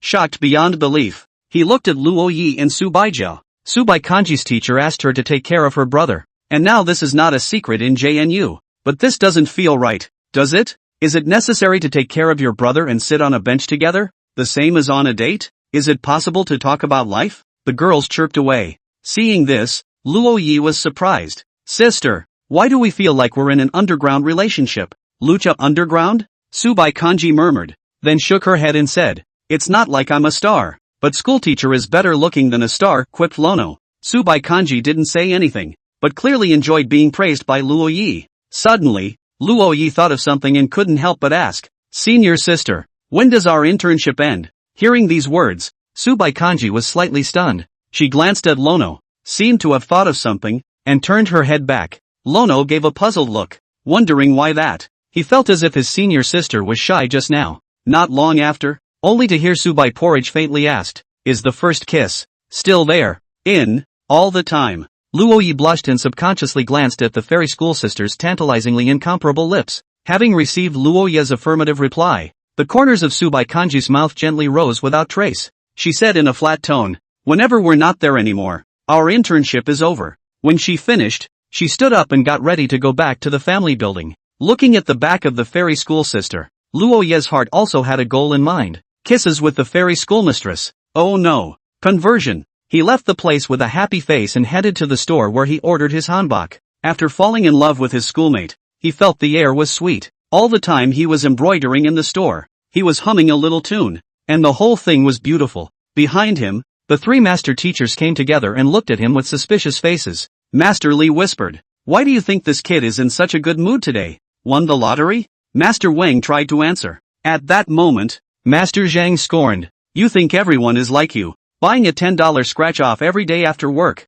Ha! I won $10 yesterday. Master Wang argued with a red face. So it's not unprofitable? I paid $10 and shaved twice. I earned it. So did you win the lottery the second time? No. That's nice. This last sentence was said by Lono. He took the hanbok in his hands and turned to unfold it for the three masters. He has embroidered himself on it. Well? Lono asked expectantly. The three masters looked at the humanoid creatures above them, not knowing how to respond. The next moment, the receptionist girl walked in to get something, and after seeing the pattern in Luo Yi's hand, she was surprised. Amazing. To be able to embroider a harem on a hanbok. Chapter 134, Fighting the Landlord. After returning to the family building, Subai Kanji found Xin Yuan dancing inside the living room. Porridge? You're back. Hearing the movement of opening the door, Xin Yuan stopped her movements. She wiped the sweat from her forehead and, it's obviously been practiced for a long time. Are there any activities for cheerleaders? Su White Porridge asked. Yeah,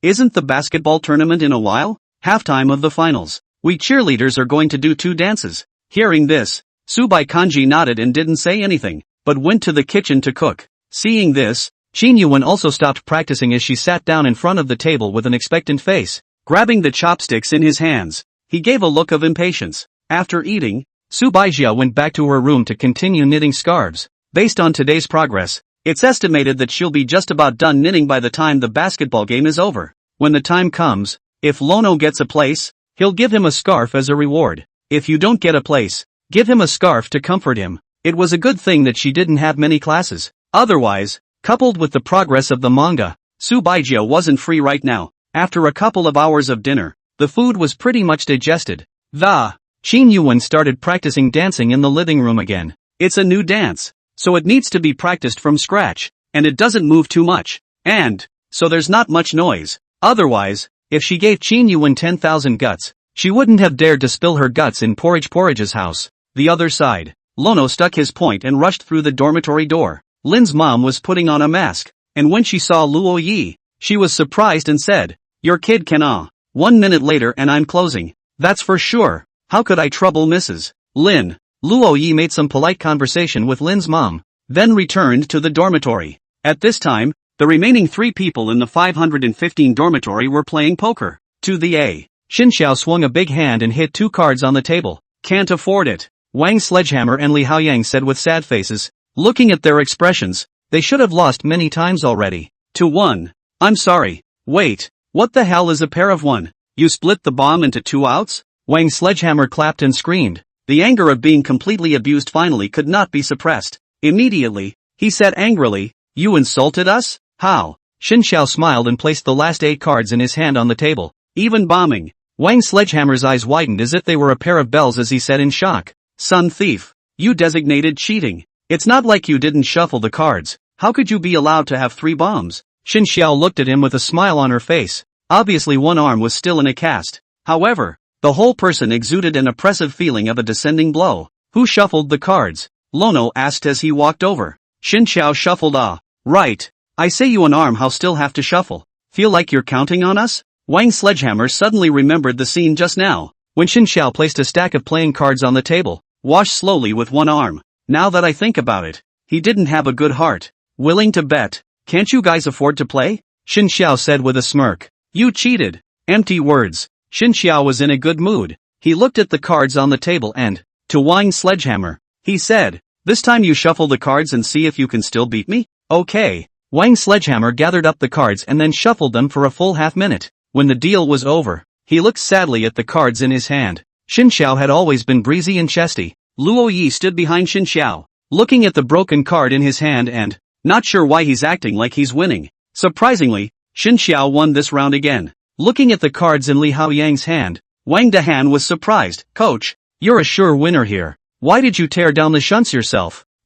Was cheated by a male star. Li Haoyang touched the back of his head. Luo Yi, who witnessed the whole process, exclaimed, amazing, male star. I thought you were going to lose with this card. As it turns out, you went so far as to trick the coach into splitting his own straight with two small cards. He used to think that poker was a game of luck, and now that he had seen Xin Xiao play it, it's still really beneficial. To tell you the truth, I did fiddle around with the shuffle a bit at first, but even if I don't do it, I can still win. So, willing to bet? Looking at Xin Xiao's appearance, Wang Dahammer's heart was very unwilling. Still, he said helplessly, okay, how much did I lose you with coach? Breakfast for a week. Wrap it around me. Wang Sledgehammer said disdainfully. It's just a week's worth of breakfasts in the district. Still playing? Xin Xiao asked. Play the hell out. Ape God. Activate. Hearing this, Li Haoyang brightened up and hurriedly went to play the game with Wang Dahammer. Lanaroi sat down at his desk and started tapping on the keyboard. I must say,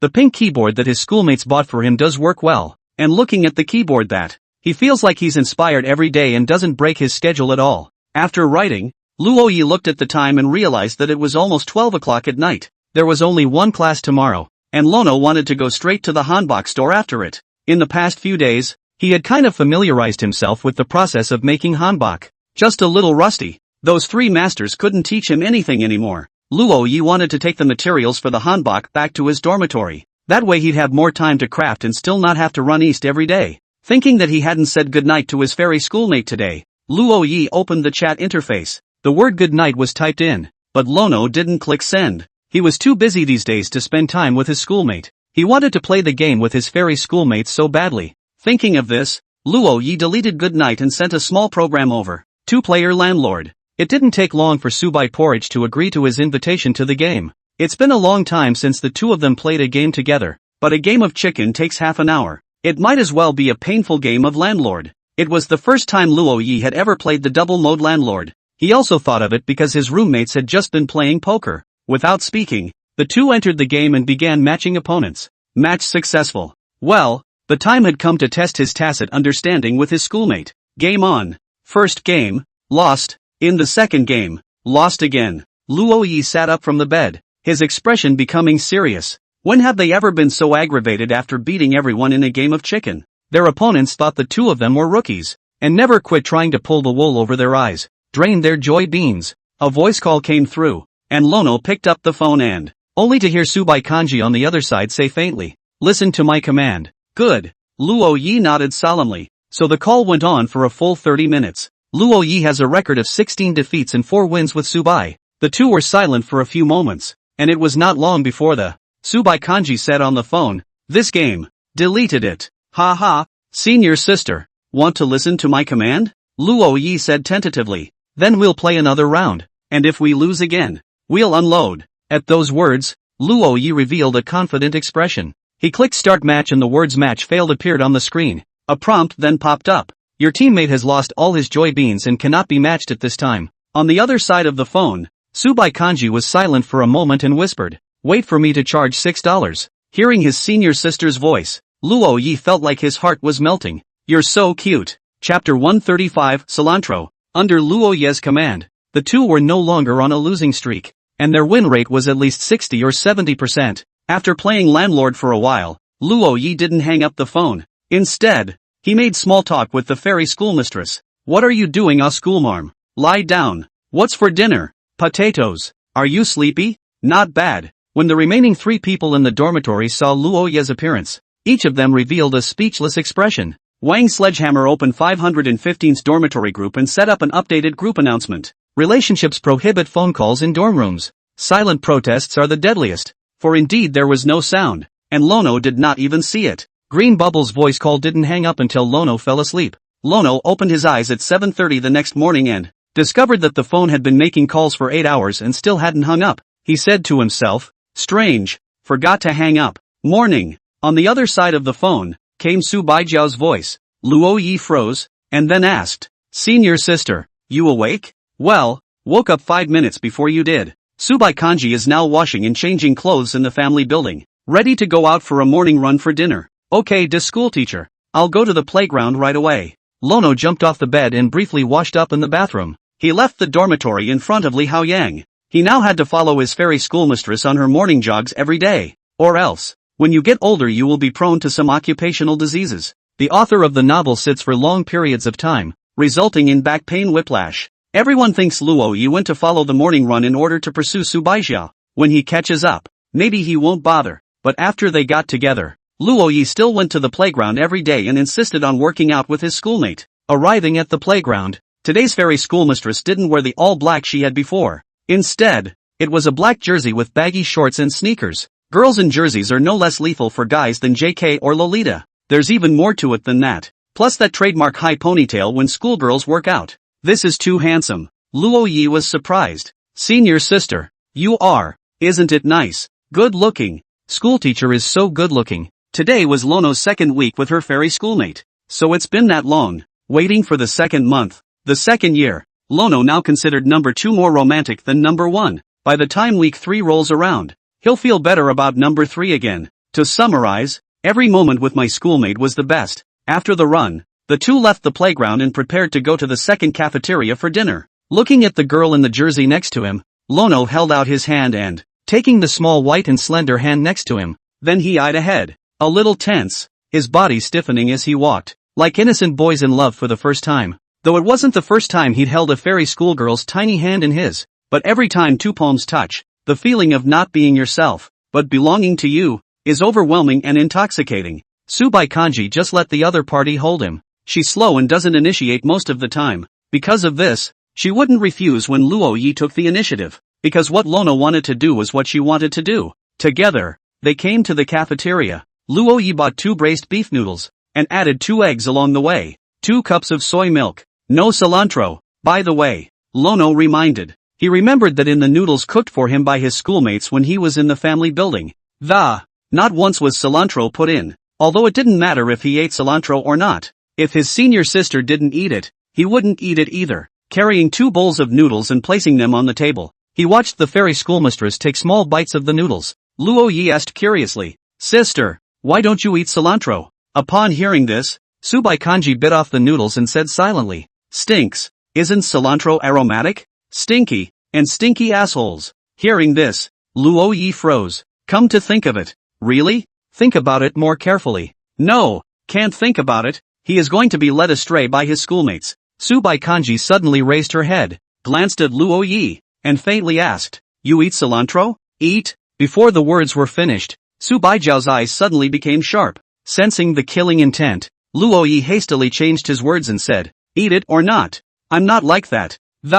It's just not annoying. Only then did Su Baijiao's face ease up. After leaving the cafeteria, Luo Yi didn't go back to the family building with his schoolmate. After all, Qin Senpai was still sleeping in her senior's bed. When school sister Qin moved next door, Luo Yi decided that he would get tired of being at his school sister's house every day. With classes in the second period in the morning and none in the afternoon, today was no different than a vacation. After class, Luo Yi went to the hanbok store to pick up his customized materials. Spent an afternoon messing with these things. Strappy pants hanbok. That's definitely not up to snuff. But Lono was able to embroider backpacking pants at this point. So how is that not an improvement? Luo Yi has already learned to embroider. It's just that the embroidery is a bit ugly. But it doesn't matter if he's ugly. A schoolmate can't be ugly. Lono put all his energy into the jacket, even taking out his calipers and, also customized with an ancient image drawing of a fairy schoolgirl, counting from the penny, carving from end to end, as per the chart. embroider the most beautiful fairy on top of the dress.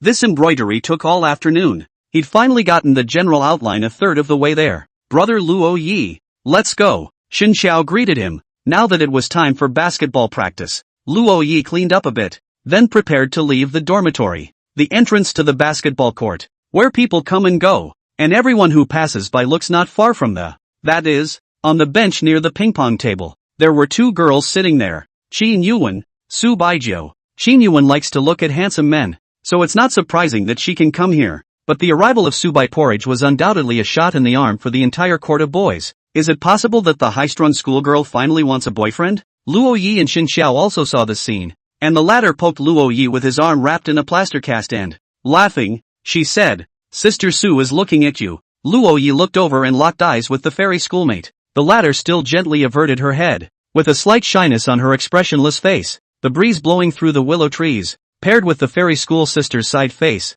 made Luo Yi blush slightly. Sister is so beautiful. Then, as if he had thought of something, Luo Yi froze slightly as he looked at Xin Xiao's arm and, puzzled, "Did you just pestle me with this thing?" "Nope." Luo Yi was shocked. "You wouldn't have been seriously injured at all," he said. "Just simply don't want to compete, right?" Upon hearing this, Xin Xiao revealed a mysterious expression and said with a smile, "You guessed right. Lono, it's still got to be you." "Ah, Belly Joe." On the other side, Qin Yuan said excitedly, "The school bully, Shen Xiao." Su Bai Kanji silently pulled away from her a little. "Porridge, why are you hiding so far away? Isn't Shen Xiao handsome?" Su Bai Gui ducked away some more. Hey, I know he has a girlfriend. I'm just simply admiring the handsome guy." Chapter 136, The Shura of the Basketball Court. It's an hour-long practice game with a high-flying schoolgirl on the sidelines. It was as if the finals of an international basketball tournament were as intense. The practice games were supposed to be just friendly exchanges, with everyone playing and laughing. Now it's as if he's facing some father killer, and he can't wait to dunk the basketball on the opposite side of his head. The whole stadium had an air of purgatory about it. Even Gao Yuming and Luo Yi felt the pressure. Across the street from the two was the Academy of Film and Television, the same academy where the tall and short duo was based. Normally, facing them, Luo Yi had no pressure, but now it gave him a full sense of oppression. Luo Yi looked back at the fairy schoolmistress outside the iron net, and with a clench of his teeth, hit the ground running. Sister is watching. He's the one who can't afford to lose, even if it's just a practice game. Gao Yuming stood next to him and spoke. "You'll be the front runner today. I'll assist you." Although he didn't know Luo Yi's relationship with Su Baijiao, he knew that Luo Yi liked Su Baijiao. At those words, Luo Yi gave him a surprised look. Between men, no words are needed. This time, it was Lono's home turf. Even if the opposite team is as good as beaten, the gap in hard power between the two sides is also unbridgeable. At this point, the boys playing on the basketball court all end up making moves that they once didn't care to make. All have been used at this time. The handsome shooting, the dashing dribbling, each one of them is so tired that they still have to pretend to be breezy, even wiping sweat to act high and mighty. In front of the schoolgirls, each of them put their best looks on display. Even if she is not favored by Su Bai Porridge, then Qin Yuan will be fine. Both of them are single. Qin Yuan was just not as good as Su Bai, but she was still a very pretty girl, and it's in great shape, and it's the captain of the varsity cheerleading squad. An hour passed quickly, and Lono bent over with his hands propped up on his knees. Sweaty and panting. It was exhausting, but it was a great fight. One by one, the people present left, and the crowd didn't dare to accost Su Bai Porridge. One could only pass by her and take a look at the schoolgirl's stunning face from afar. Maybe the schoolgirl came here simply because she was bored. Everyone passing by sighed. After all, this is Su Bai Ji. There's no way she'd be interested in a man at all. Their previous expectations were nothing more than fantasies. The court became less and less crowded, and eventually only a handful of people remained. Lono sat under the basketball rim and looked at the fairy schoolgirls beyond the iron net. The fairy schoolmistress was also looking at him. The two of them were at least 50 meters away from each other, and could only barely see each other's silhouettes. Lono's head tilted gently to the left. Seeing this, Su Bai Kanji also tilted his head, but the direction was towards the right. Luo Yi then tilted a little more towards the right, and Su Baijiao turned towards the left. Cute and cuddly, no head. Qin Yuan, who was at the side, looked at this scene with wide eyes, couldn't help but ask, "Are you guys playing some kind of game? Spacing out? Sidelining me?" She had absolutely no idea why these two were suddenly staring stupidly at each other. In fact, Su Baijiao and Luo Yi didn't understand either. But when it comes to relationships, There are times when you just do things that are no-brainers. Joyfully, a very boring thing, as long as it's done with each other. And it gets interesting. Gao Yuming sat next to Luo Yi. He looked at the latter and then at Su Baijiu in the distance. And, surprised, you're talking to Su Baikanji. You guys. Lao Gao. I'll go first. Luo Yi stood up and walked in the direction of Su Baijiu. Some of the only people left on the field watched the scene in disbelief, only to see Luo Yi arrive in front of Su Baikanji as the latter and Qin Yuan stood up. The three of them left the place together. That guy is the schoolteacher's brother? Dig it. Envy. To be taken care of by the schoolgirl. I also want to have a college teacher as my brother. Listening to the voices of the people talking in her ears, Xin Xiao shook her head. When Luo Yi and Su Bai left,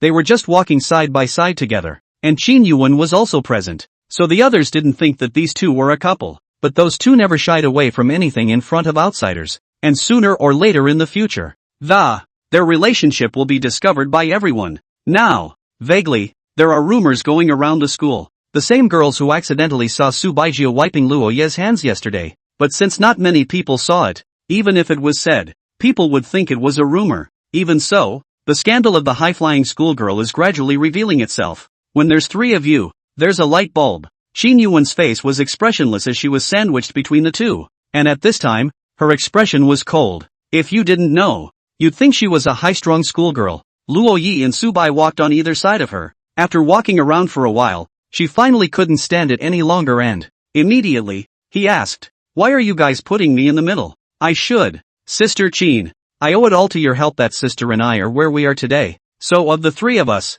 you're the biggest," Luo Yi said. "That's not." Ahem. Su Baikanji coughed lightly, and Qin Yuan's tone came to an abrupt end. Somewhat stammered. That's for sure." At those words, Luo Yi glanced at Su Baijiu in surprise. The latter walked with a flat face, but his heart was a bit tense. This elementary school kid isn't going to find out anything, is he? Qin Yuan was also a little apprehensive. After all, if she was really discovered by her elementary school brother, from the very beginning, Sister Qin was directed by Porridge, so Porridge must have killed her. But the next moment, the words Luo Yi uttered put them at ease. "Sister, you have a cold?" Hearing these words, Su Baikanji was slightly stunned. "I didn't realize that my little brother's first reaction would be to worry about her." "No, what's for dinner?" Su Baikanji chose to change the topic. "Shredded fish, red meat." The two men gave different advice and then glanced at each other, neither convinced. Seeing this, Su Baikanji said indifferently, "You guys rock paper scissors."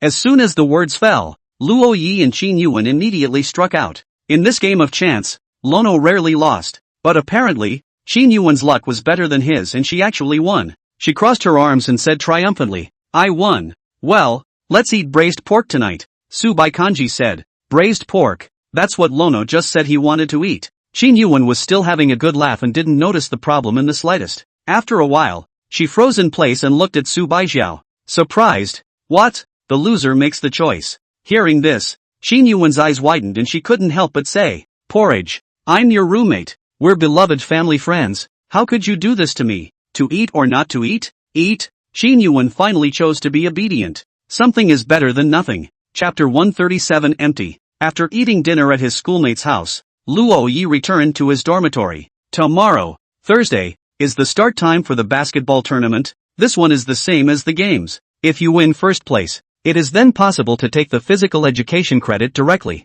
Don't look at the offer as tempting, but the first place team plus the replacement players. But there were only 12 of them, unless the motor cells are strong. Being able to win first place in sports events and other athletic activities. Otherwise the average student still needs to take credits little by little. Early the next morning, a large crowd gathered on all sides of the course. 5:15 a whole dormitory of people came. Even Yucho Yu from the track club was watching. But she just likes to play basketball and has little interest in the game. And instead of attending, she still found it more fun to watch others fight. The computer science department's jerseys were black, and Lono wore white sneakers. Standing in the lounge area of the stadium with a look on his face, there is no boy who loves basketball who will not get excited at a basketball game. Since there are no seats for spectators, the basketball game is standing room only, and even then, just watching the boys splash around on the field, it's all a visual treat. Of course, most of the spectators at the stadium were there to touch the fish. After all, as long as it's an event, you get credit for signing up,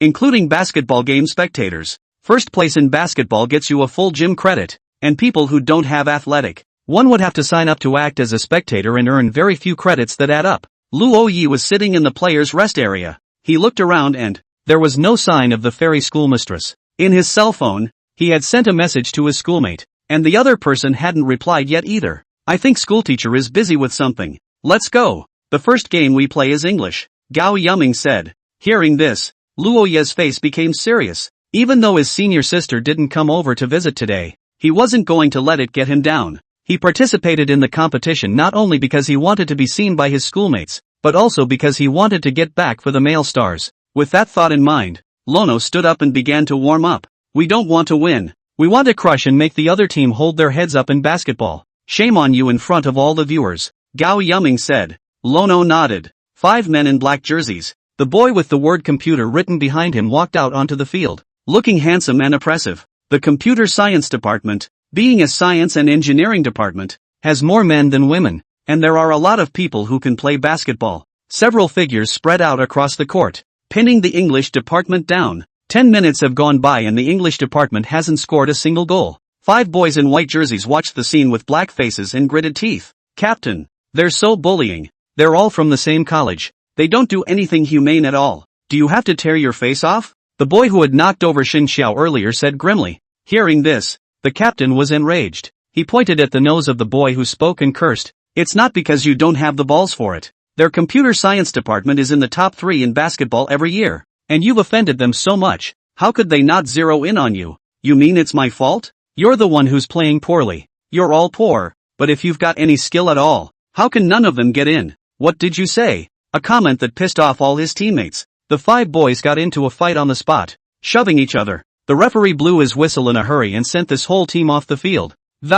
Kicked right out of this one, allowing the computer science department to advance. A few people from the computer science department got happy, and the substitutes sitting on the sidelines started cheering. After that, the computer science department went all the way to the end and advanced to the quarterfinals. Semi-finals tomorrow morning, finals in the afternoon. Luo Yi hadn't seen the fairy schoolmate all day. He was sitting in the players' lounge area, watching the crowd and the other players, who were gradually leaving, eyes a little disoriented. In his cell phone, the fairy sister had already messaged him back. Fairy schoolgirl, I've got something going on today. Did you make it to the semi-finals? Seeing this, Luo Yi replied. Enter. Fairy sister, confident of making it to the finals? Little babe, no.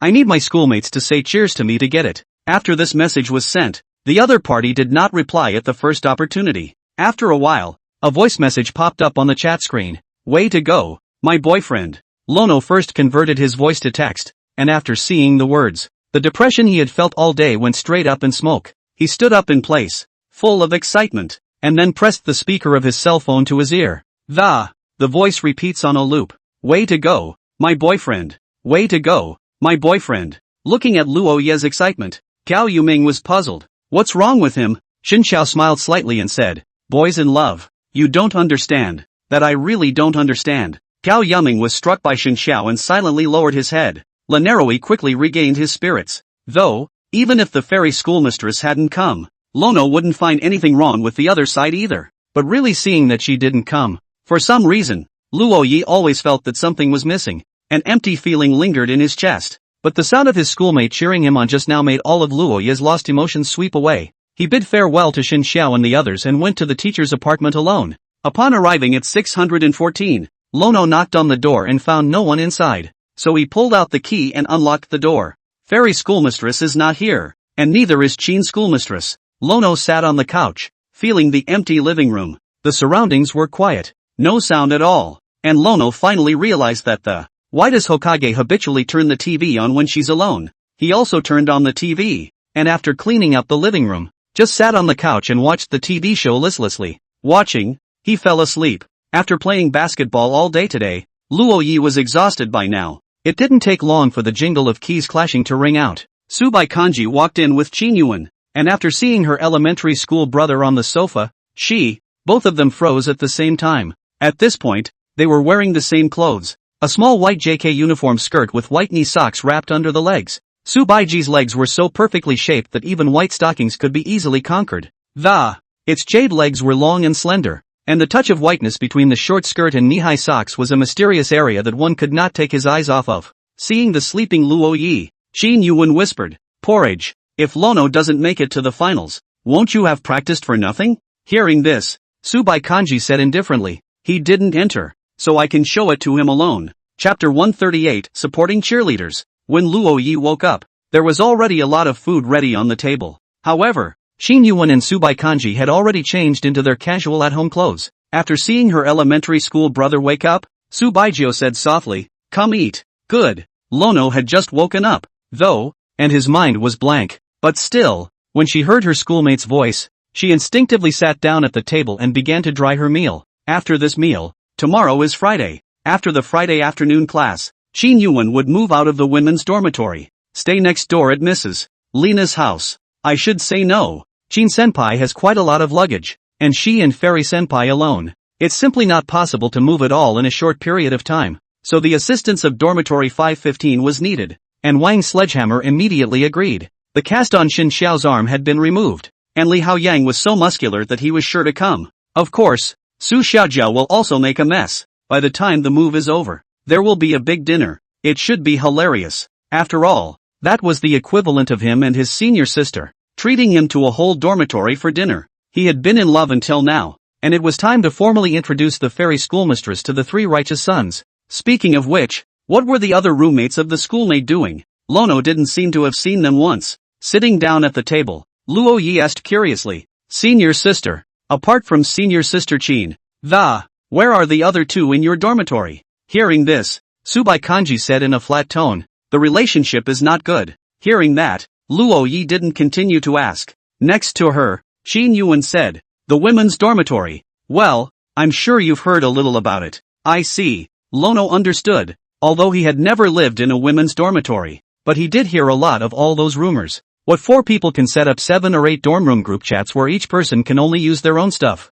Use someone else's and you might get yelled at. Where it's like the men's dormitory, where we're all fathers and sons, and it's your honor to use your stuff for a bit. Sure, dorm room stuff can be used for whatever you want. Snacks can all be eaten together, but you're not welcome in the dormitory if you're going to pass along a lighter. Sorry, it's a good thing Laneroi's dorm room doesn't have any smokers. Even so, the lighter used to light the mosquito coils was often stolen by the tall and short combination in the next dormitory. After eating, Luo Yi went back to his dorm room and started fiddling with his hanbok again. The outlines were already a third of the way through his embroidery. And, of course, there was no way he could have embroidered the fairy schoolmistress in one piece. After all, it's a hanbok, and it would be weird to embroider a person on it, so he customized the image to be a simple, old-fashioned caricature drawing that. Above is an ancient manga image of a fairy schoolgirl. He just has to embroider it as it is, because he had a match tomorrow. Lono fell asleep early. The next day's match was still at the same venue,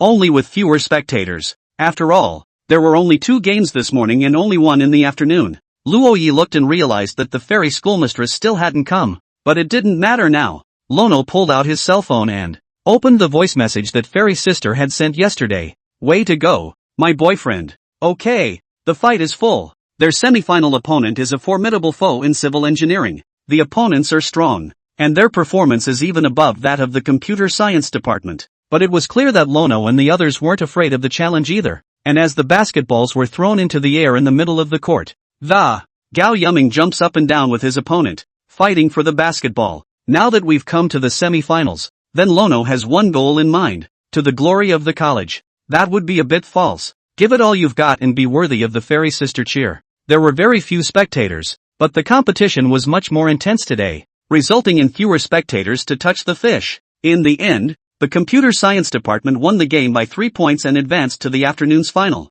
Laneroi sat down in the lounge area and wiped the sweat off his face. You can't really say that. When you meet an evenly matched opponent and have a good fight, that's really tiring. In the afternoon, the finals began. Even though it was just a small tournament run by a university, it went down to the wire. Banners remained outside the basketball court. The game may be small, but you can't lose the momentum. Anyone who can come here as a spectator for the finals is a friend or family member. Chen Xiangjian, the counselor of the computer science department, almost pulled the entire department's faculty over to cheer and support the students. And their opponents, the JNU architecture department, were even more formidable than the morning's civil engineering. As stated before, the gap in hard power is not bridged by ambition. In the first half, the computer science department was demoralized by a full-court press, and at halftime, The 5 men were sitting in their chairs, pondering their next response. They knew the architecture department was good, and they knew they probably couldn't beat it. But now that we've come to the finals, who wouldn't want to take first place? In the audience, Tang Enki was among the crowd. Although she loves basketball, it's the first time she's ever watched a basketball game in reality. Usually you can only watch live streams in basketball anime. Just when all the computer science department contestants were in a low mood, the big black stereo, there was a sound of pleasure. A dozen girls walked out onto the field in little white JK uniform skirts, started dancing in support to the rhythm of the music. If it's a normal day, the cheerleaders are just going through the motions. After all, no one is going to pay attention to any cheerleader dancing in this intense final. Even Lono's brain was thinking about what to play next. Suddenly, there was a chorus of gasps from the audience. The original tension of the stadium final seemed to be instantly dissolved by something. What is so incredible about being able to take the audience's attention away from the ballgame? Lono looked up suspiciously at the cheerleader's C-suite in front of him. The C-seat is Sister Chin, but Lono's eyes widened with an expression of dismay. Because Fairy schoolmate was right next to Chin's schoolmate, but Sister's movements were somewhat unskillful, and even after studying for days on end. But the time is still a bit rushed. There are times when a schoolteacher moves half a beat slower and she didn't have that trademark cheerleader smile on her face. Even so, her mere presence, in her cheerleader's uniform, it would have been enough to shock everyone. A high school girl? What's she doing on the cheerleading squad? Too idle for junior year? Holy, for real, Su White Porridge? Coerced by Chin Yuan. I think no one could have guessed her reason for joining the cheerleading squad. Because she will only be present in the here and now, answering for someone in the stadium. She was expressionless and her movements were stiff, but none of that mattered, because she's not for everyone. She knew that no matter what she danced like, the man would love it. Just as she thought, Luo Ye's gaze was fixed straight on her, not wanting to leave for a single minute. Chapter 139, Luo Ye's Goddess. It's obviously on the basketball court. It's obviously the finals of the JNU basketball tournament. Instead, everyone's attention was on the cheerleaders.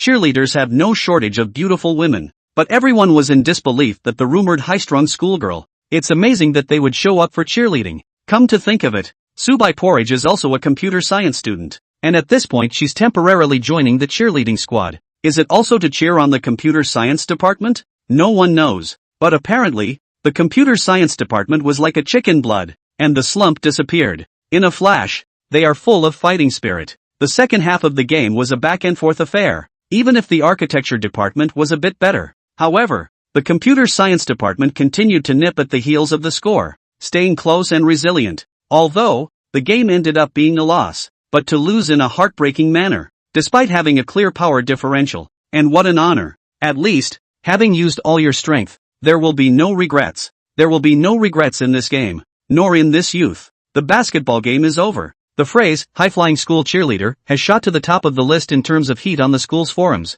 even if it's a classmate of Su Baiji's. Nor do I understand why she's suddenly a cheerleader. The cheerleaders made an equally big splash at last month's games, but Su Baijiao didn't join in at the time. Yvonne Chin joined the cheerleading squad her freshman year, became captain her sophomore year, and will be stepping down from her position after a while her junior year. It's been over 2 years. Not once did Su Bai Kanji accompany Chin Yuan to a cheerleading event. And now in basketball, she does this anticlimactic thing. There must be something different about this basketball game than before. At this time, in the forum of Jiangnan University, there is an alumnus whose name is behind the dog in the row of warm men. Said a quote with a lot of likes. If a person does a series of perverse things over a short period of time, then the odds are she's met love. The comment was a quick hit with alumni.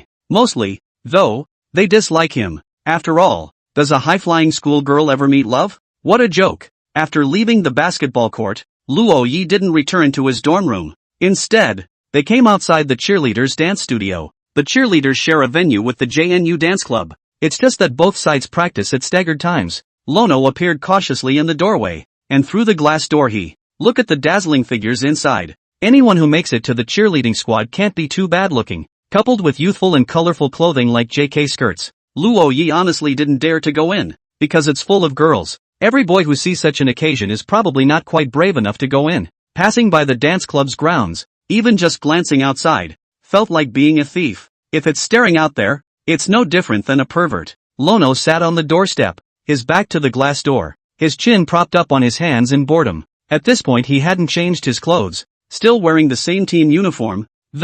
Behind it were the words computer. This cheerleading event was the last one that Qin Yuan participated in. The basketball tournament is over, and she's going to do the same thing with the change of the student body that passed the cheerleader position to a sophomore. At this point, they should be inside for some kind of handover ceremony. Lono looked down and played with his phone, somewhat unsure of what to do. Students kept passing by in front of him, and seeing him sitting in the doorway of the dance studio, it didn't show any strange expressions. After all, the girls in the cheerleading and dance clubs are usually pretty.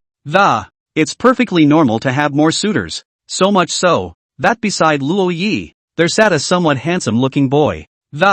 His girlfriend is a cheerleader and is waiting for her to come out at this point. And he was wearing the uniform of the architecture department's basketball team. At that moment, he spotted Luo Yi, then stood up and sat down next to him. Said, "Class, I remember you as a member of the computer science department just now." "Yes, you're the captain of the architecture department?" "Yeah, we were expecting to take it easy, but we didn't realize you guys were so good at it. We almost lost." No, you guys are still awesome." No, you guys are awesome." Where? Haha, my name is Yushili. And you? Lono. Okay, we'll play together sometime. Could be. An unpretentious conversation. The two sat for a while longer, and Yosli looked back at the puzzled, "Why isn't it out yet?" "I don't know." Luo Yi lowered his head and swiped the short video, also feeling a bit bored. But when he thought that his senior sister was also inside, he felt that it didn't matter how long he waited. "Lono, is your girlfriend a cheerleader too?" At that, Luo Yi thought for a moment. Hokage is most likely just temporarily jumping this time, and it's still a backdoor situation that Hokage Chin went through. "I don't suppose that counts as a cheerleader?" "No," Lono answered truthfully. Upon hearing this, Yu surely revealed a smug expression, with a hint of braggadocio on his face, said, "Got it, brother. Your goddess is in there." Ugh. Also right, cheerleading girls won more than one beautiful. With so many suitors, it's really not easy to stand out. Saying that, Yu surely said to himself, "My girlfriend will soon be the captain of the cheerleading squad." When I was pursuing her, with a handful of ball skills, and a humorous personality, it also took a lot of effort to get her to agree to be my girlfriend. Lono didn't say anything. However, Yosli is absolutely right. It's true that Fairy Schoolgirl wasn't a member of the cheerleading squad, and it's also true that his goddess was in there. Fairy Schoolmistress, of course, is his goddess. "Brother Luo Yi, do you want me to teach you how to chase girls?" "No need." Luo Yi lightly rejected the other party. After being rejected, Yu surely had nothing more to say and simply looked down and played with his cell phone. It wasn't long before the dance studio finally broke up. One by one, the JK ladies came out from inside, talking and laughing, showing their youthful vigor. However, the captains of the old and new cheerleaders stayed inside, and Qin Yuan should have something else to explain. Subai Kanji also waited on the sidelines. Seeing that Luo Yi hadn't left yet, Yu surely said suspiciously, "You're still waiting for your goddess wouldn't be Qin Yuan, would she?" "Lono, brother Luo Yi, it's not that I'm saying, don't look at Qin Yuan's fondness for handsome men and her lively personality, but it's actually hard to chase that." Lono was about to say something when he noticed Yushili standing up. Qin Yuan finally explained things and walked out from inside. Seeing this, Yu surely greeted him and came to the front of the girl next to Qin Yuan. Jumping up and down, he shouted, "Sissy." Seeing this, the corner of Luo Ye's mouth twitched. Yushili is tall and strong-looking. How come he turns into a sissy when he sees his girlfriend? Luo Ye's gaze looked to the other side of Qin Yuan's face, and then his face was pleased, happy to run over. Hokage. Chapter 140, Long-Distance Relationship. Yosli's smile was still on his face. It was then that he realized that the boy he had just waited with was actually coming towards the area as well. He turned his head to look at Luo Yi with a surprised look on his face. This freshman, he doesn't really like Qin Yuan, does he? You know, although Qin Yuan looked like she was a good catch, but that's just what it looks like. She likes handsome guys, but if a handsome guy confesses his love to her, he is rejected on the spot without mercy. It's not like this kind of thing hasn't happened before. You surely silently mourned this freshman apprentice for a moment in his heart. But soon, he realized that Luo Yi didn't walk to Qin Yuan. That's right, the original he likes not Qin Yuan, but Su. Next moment, Yushili's eyes widened in shock, including the girl in front of him who was called Sissy. Only Luo Yi stopped in front of Su Baijia and asked, "Tired?" "Not tired," Subai Kanji said softly. The two began to make small talk. Although the chat was all about trivial matters, Subai Porridge was surprisingly not silent. Every word was patiently answered by Lono. Seeing this scene, Yu surely was stunned. Shin Yuan stood in the middle of the two couples with a dark face and said somewhat helplessly, "You guys chat. I'm going back to my dorm room to pack. She's moving out of her dorm room today, so she'll be busy for the rest of the day." Upon hearing this, Luo Yi also remembered this matter and said, "Right-o. Senior sister. Let's go as well." Aha! Luo Yi left the place side by side with Subai Kanji. The two weren't holding hands, but their shoulders would touch every now and then as they walked. This is already considered intimate. Yosley and his girlfriend froze in place, looking at the scene, and he had a flash of insight that, suddenly it made sense why Subai Kanji was on the cheerleading squad this time. So it is. He looked at Luo Ye's back in admiration. Being able to get the favor of the high and cold schoolgirl, he didn't feel that Luo Yi was just lucky. There must be something about him that schoolgirls like. The door to the women's dormitory. Luo Yi shouted all the people in the 515 dormitory over. Qin Yuan, Subai Porridge, and Su Xiaojia, who's getting along? The three of them went back and forth to move the things in the dormitory out and put them at the entrance of the women's dormitory. Then Luo Yi and the others sent these things to the family building. There's a lot of stuff, but it's good to see that there's a lot of people, too. It took the four of them 4 or 5 moves to get it all done. At this point, the crowd was sitting in Lena's house somewhat restrained. Ever seen 4 boys crammed into a double couch? Qin Yuan now sees it. Wang de Hammer lowered his head. His usual lewd temperament disappeared. In its place was a shy look that seemed a bit coy. Shen Xiao was surprised. "What's wrong with you? Every day in the dormitory, you call out for beautiful women. How come you come to a girl's house and turn out like this? With you in charge?" Wang Sledgehammer lowered his head and showed a timid expression. Apparently, it was his first time being a guest in a girl's house. On top of that, he's embarrassed right now. Both Li Na and Qin Yuan were existences that he called goddesses in his dorm room. Both of these guys, he's asked for green bubbles either directly or indirectly, and they were right in front of him at the moment. And he was literally so ashamed that he could hardly cut his teeth. Su Xiaojia was fine. A self-made man, was helping out in the kitchen. It didn't take long for Subai Porridge to kick him out, together with Li Na, who had just gotten off work. There were 4 girls in total, and Su Baijia was the only one who could cook. Lono went very consciously to give his schoolmate a hand in the kitchen, and as he rose to his feet, the empty spot on the sofa was then occupied by Su Xiaojia. Qin Yuan moved a small stool and sat in front of the sofa, facing the 515 crowd. She asked with a face full of gossip, "Schoolmates, you are Luo Ye's roommates and hometown friends. Let me ask you this, what's he usually like in his dorm room?" As soon as these words came out, the 515 crowd's minds conjured up Luo Ye's appearance in the dormitory. In the minds of the three, a voice emerged at the same time. Hey, fairy sister." The thought of Lono staring at his cell phone in bed giggling at the worthlessness of it. Xin Xiao was the first to say, "Brother Luo Yi only knows academic sister Su every day in the dormitory. Yes, the wild child's look really pissed me off. Falling in love is great." As soon as Luo Yi was mentioned, Wang de Hammer was immediately energized and had a new outlook. It's as if there's a steady stream of things to say. Spitting on his roommate, that could be his home turf. At this moment, Wang Sledgehammer was talking at great length, and only his voice was left in the living room. The rest of the crowd listened attentively, occasionally showing a variety of expressions. In the kitchen, Lono could hear voices outside. Of course, Subai Porridge could hear it. She was wearing an apron and was flipping greens with a spatula. Looking at Lono, who was peeling garlic next to her and, she asked softly, "Is he telling the truth?" Lono looked up in confusion. "What? You're staring at your cell phone screen and giggling." Saying that, Subai Porridge added, "I'm curious what your cell phone wallpaper is." Hearing this, Luo Yi froze. Then, a jolt went through his mind. It's over. That's not curious. His lock screen wallpaper was the day after he confessed his love. The first day they were officially together. The sleeping face of a fairy schoolmate lying on the couch sleeping. And the desktop wallpaper. It's the schoolgirl's mouth red from being spiced up when she eats. If she saw this, the consequences would be unimaginable. "No, schoolmarm, my wallpaper is a kitten." "Really? Show me." Subai Kanji didn't believe it at all. "Sister, there's nothing to see in a cat." Luo Ye's face was full of nervousness. In front of the fairy school sister, he felt guilty even lying. The look on his face was almost as if he had written the word cheat on it. Subai Kanji poured the green vegetables into the plate after serving them out, then said lightly, "Serve it out." "Okay." Lono slipped his cell phone into his pocket and walked out with his plate. Seeing this, Subai Kanji hummed lightly and muttered, "Cheap bastard." The second course was next. For dinner today, there was Luo Ye's favorite braised pork, and there was also shredded pork with fish that Qin Yuan wanted to eat, as well as chicken stew, grilled fish, plus a variety of vegetarian dishes.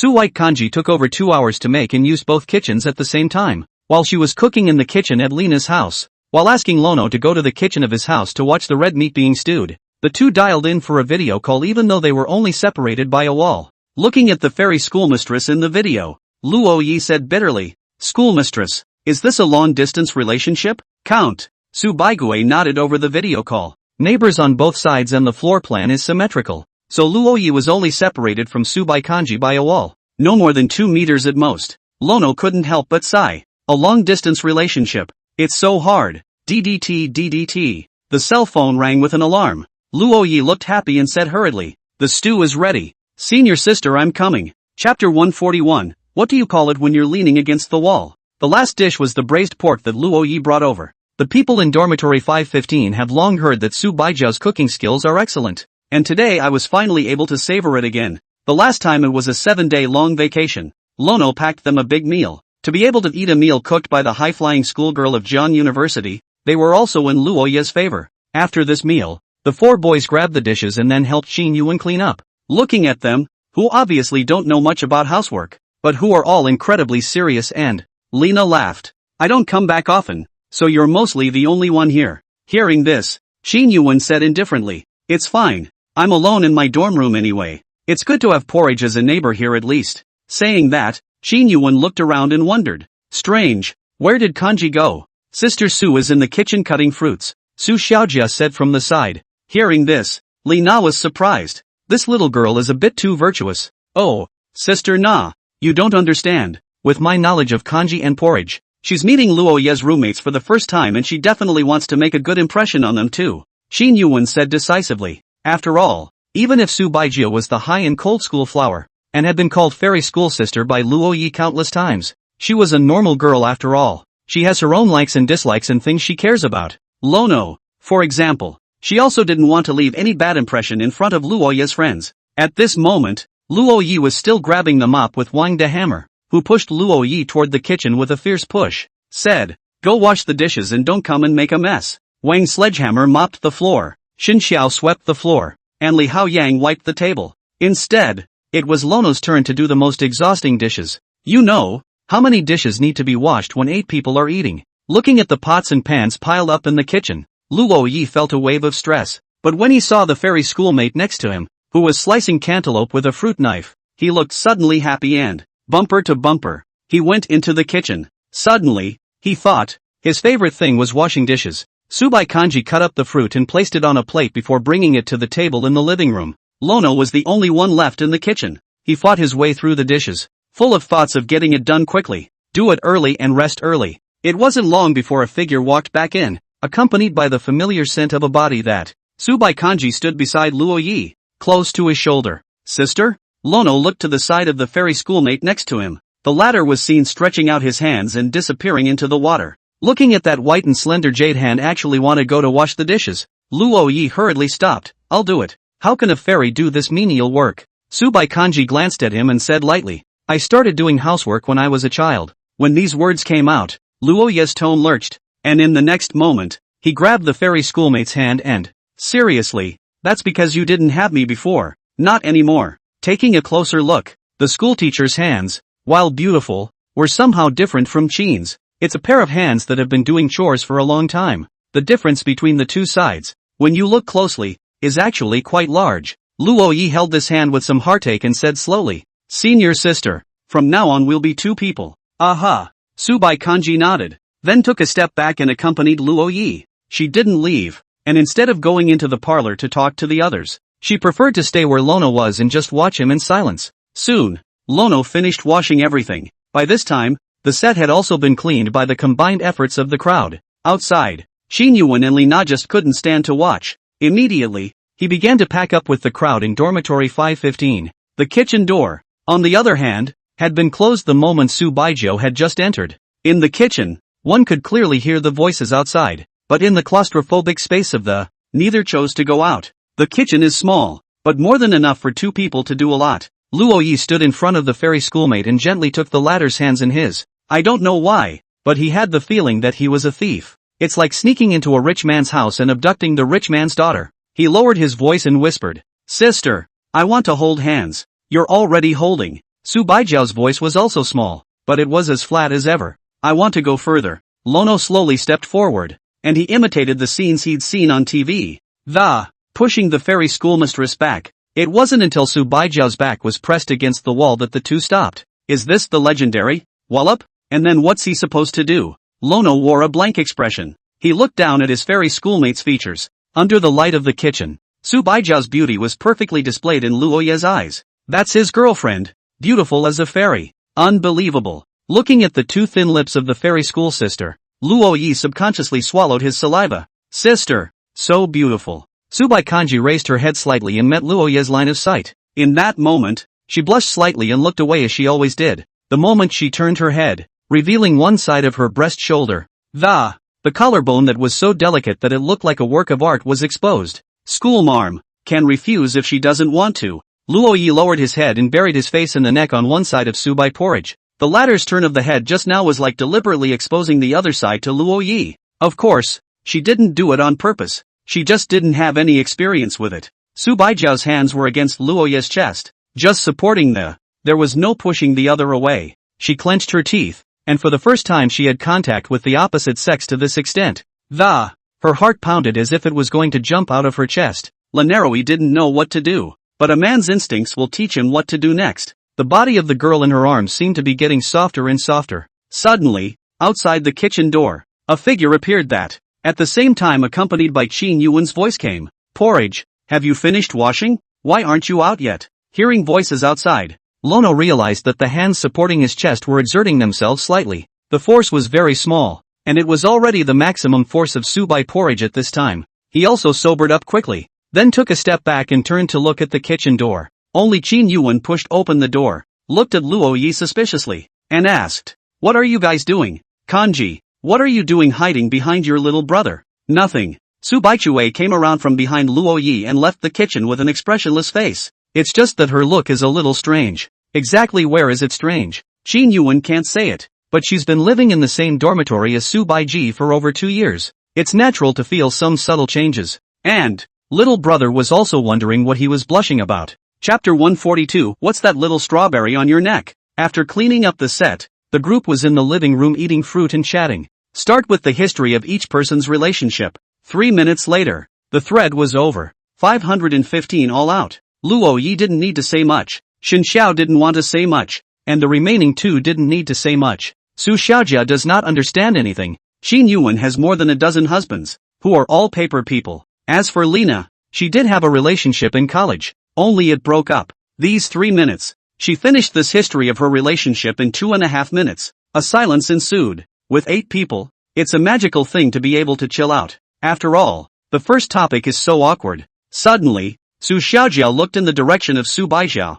and she cocked her head and, puzzled, "Sister Su, do you have a strawberry tattoo on your neck?" The moment these words came out, the eyes of the entire room gathered on Su Baikanji's body. Only Shen Xiao glanced at Luo Yi first, finding the latter silently lowering his head with a look of embarrassment.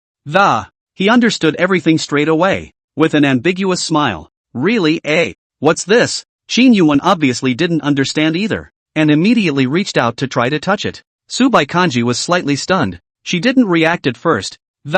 Think it should just be something rubbing on my neck. But looking at Qin Yuan's outstretched hand, she suddenly realized that the other party wanted to touch the place that is just elementary school brother. Thinking about this, Subai Porridge understood what this so-called strawberry was. She didn't know it at first, simply because she had never experienced it. She pushed Qin Yuan's hand away and said faintly, "Bitten by a mosquito." Mosquitoes? It's all November. Qin Yuan revealed a bewildered expression. Lina looked at it seriously, then set her eyes on Lono's again. The look became foxy. "Lono brother, I just saw a mosquito on my schoolmate's neck in the kitchen, and then I hissed." Lono sucked in a breath of cold air. Too nervous, talked too fast, bit my tongue. The crowd's eyes grew skeptical. The 4 of them, Wang Da Hammer, Su Xiaojia, Li Haoyang, and Qin Yuan, were filled with confusion, and while Lina was pondering, Shen Xiao seemed to be smiling. Gone. Subai Kanji stood up and left the place without looking back. Seeing this, Luo Yi hurriedly chased after her and left with her. "I say I'm leaving, but I'm really just back next door." Luo Ye's departure also meant that Shen Xiao and the others had no more reason to stay here. The 3 of them stood up, said their goodbyes, and left with Su Xiaojia as well. On the other side, room 614, Su Baikanji locked the door of the room, then silently stared at Luo Yi without saying anything. Lono lowered his head. Gutsy, Su Baikanji said in a flat tone. Senior sister, I won't dare next time. Luo Yi whispered. Next time? Su Baikanji looked at Luo Yi, but the latter's pitiful expression of it made the words she wanted to say get stuck in her mouth. Wanted to curse, but couldn't bear to accuse him. Su Baikanji clasped his hands on his chest, his eyes flicked up, and he said indifferently, You want there to be a next time? Think, Luo Yi is a boy who, without anything else, is from the heart and never speaks from the heart. Su Baikanji obviously also did not expect that this elementary school brother would not follow the rules. She didn't know what to say for a moment. She then turned and walked into her room before closing the door behind her. Seeing this, Luo Yi thought to himself that he wouldn't have made his senior sister angry, right? However, it didn't take long for Su Baikanji to walk out from inside. At the same time, she had a white scarf in her hand. She didn't say a word, just shoved the scarf into Lono's hand and then it was back to his room. Lono froze in place with a blank look on his face. He looked down at the scarf in his hand with a curious expression. What's this? Oh, it's a scarf. A gift from the fairy schoolmistress? Lono sat down on the couch and looked at it carefully. On each side of the scarf, there are two cartoon figurines, one for a boy and one for a girl. The embroidery is lovely. The two cartoon villains are reaching motions that seem to be trying to grab something, but they were on opposite sides of the scarf and couldn't catch each other at all. Suddenly, Luo Yi had a flash of light and seemed to have thought of something. He put the scarf around his neck, then angled it and looked down again. Sure enough, the hands of the two little people on the scarf touched and they held hands. This scarf features two cartoon characters that want to get together on the top of. He was about to put the scarf on. Was this a reminder from the fairy schoolmarm to keep him warm? Thinking of this, Lono took a picture with his cell phone of two little people holding hands on a scarf. Then it was sent to Su Baijiao. The other person answered back in seconds. What is this? Little baby, this is the scarf my schoolmate gave me. Fairy sister, I didn't. Little baby, you just handed it to me yourself. Fairy sister, that's not me. Little baby, it's you.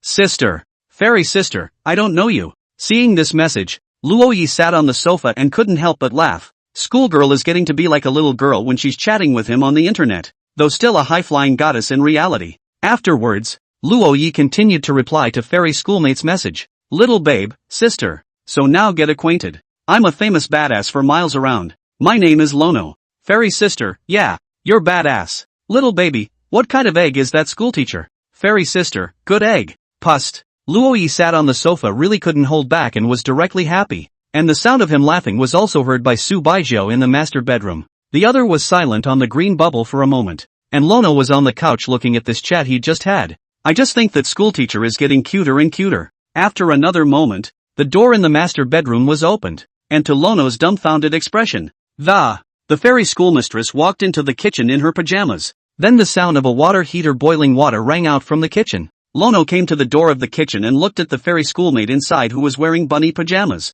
I'm drinking water. Do you want some? Su Baikanji said faintly. Su Baikanji didn't look at Luo Yi the entire time. And he didn't know if he didn't want to look or was embarrassed to look. I'm bad. Bad people don't drink water. Bad people only do bad things. Lono walked into the kitchen and came up behind the fairy schoolgirl. But this time he didn't do anything. He just gently wrapped his arms around Su Baijiao's waist. Just hold her from behind. Sister, I like you so much. His faint voice rang in the latter's ears. Looking at the hot water in front of him that had already boiled to boiling, Su Baikanji pursed her lips and muttered in a small voice. Badass. Chapter 143, We're together. Even though it was Friday, Luo Yi still chose to go back to his dormitory. His hanbok was still in his dorm room. And this weekend, he was going to finish it anyhow. After all, next Tuesday is fairy schoolgirl's birthday. When he returned to his dormitory, he sat down at his desk and drummed up some needles and threads, without saying a word.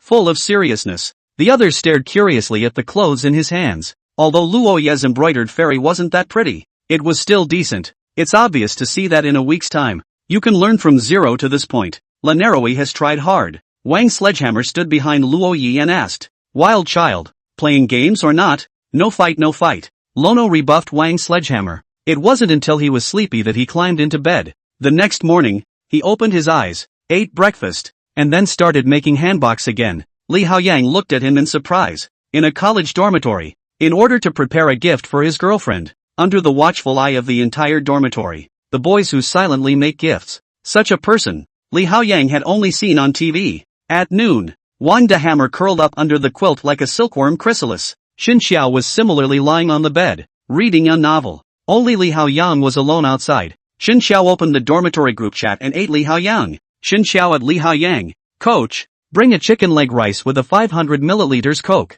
Wang De Hammer, I'll have the cassoulet and a bottle of Sprite. He then looked at Luo Yi and asked, Wild child, what do you want to eat? A bowl of cassoulet rice noodles. Luo Yi said subconsciously. What? Cassoulet rice noodles? Wang Sledgehammer revealed a puzzled expression. Why did he feel that this thing was somewhat familiar? Give him 2 tails of beef noodles. Eating beef has spirit, Xin Xiao said. He told Li Haoyang in the dormitory group to bring food for the 3 of them. By mealtime, whoever is out there is out of luck. But Li Haoyang is so muscular. It's a shame that he doesn't go to bring food. Plus he's the class president. When he's not doing anything, he goes to the office to help the counselor. So he'll be given the job of bringing food. It wasn't long before Li Haoyang returned to the dormitory with a large bag. He didn't eat in the cafeteria himself, so he carried 4 meals by himself. After dividing the lunch down, Xin Xiao and Wang De Hammer got out of bed and started eating. Lono pushes the hanbok aside, then looks for a down-home drama that started eating it. At this time, Wang Sledgehammer was wearing a big pants, sitting on a chair and crossing his legs, mesmerizing and eating. Boys basically don't care about image in their dorm rooms. In the afternoon, Wang Sledgehammer remained curled up under the covers, eating snacks and watching anime. Without a girlfriend or a fling, he doesn't know what to do come the weekend. In the afternoon, Li Haoyang was not there again. Most likely he went out with Su Xiaojia to play. The 2 of them liked each other and knew each other liked them, but neither told the other. Lono also wonders when they'll be together under these circumstances. Toward evening, he stretched. At this time, he finally embroidered the beginnings of the fairy pattern. All that's left to do is to perfect the details, and the hanbok will basically have taken shape. Lono sighed in relief and wore an expression of relief. Finally, the progress is catching up. He thought he wouldn't be able to get his gift in time for his fairy schoolmate's birthday. At this point, Lono was ready to take a break, and he opened his computer and wanted to see what the fanbase had to say. These days, because of the handbox as well as the basketball games, the novel Youth Still Lives hasn't been updated much, only 1 or 2 times a day. Readers thought he was terminally ill and could only update so much each day. It's already starting to divide up the property within the readership, mainly thinking about the heroine's belonging. Lono got directly involved, telling everyone he was fine and informing them that after November 10th, he'll be back to his normal update rate. For the sake of love, I'll just have to commiserate with my brother readers. Luo Yi sighed and went back to work on the hanbok. This weekend, too, is quickly coming to an end. By Monday, the hanbok was basically done. At the end of the day's lessons, Lono rushed to the cake store near the school in a hurry. Wanted to order a birthday cake for Fairy Scholar. Tomorrow, it's Fairy Scholar's 21st birthday. Lono couldn't help but begin to look forward to it. After a long time of choosing a cake at the bakery, Lono made an appointment to pick it up tomorrow. And then it's outta here. Originally, Lono wanted to go to the teacher's apartment, but he was afraid that his senior sister would ask something.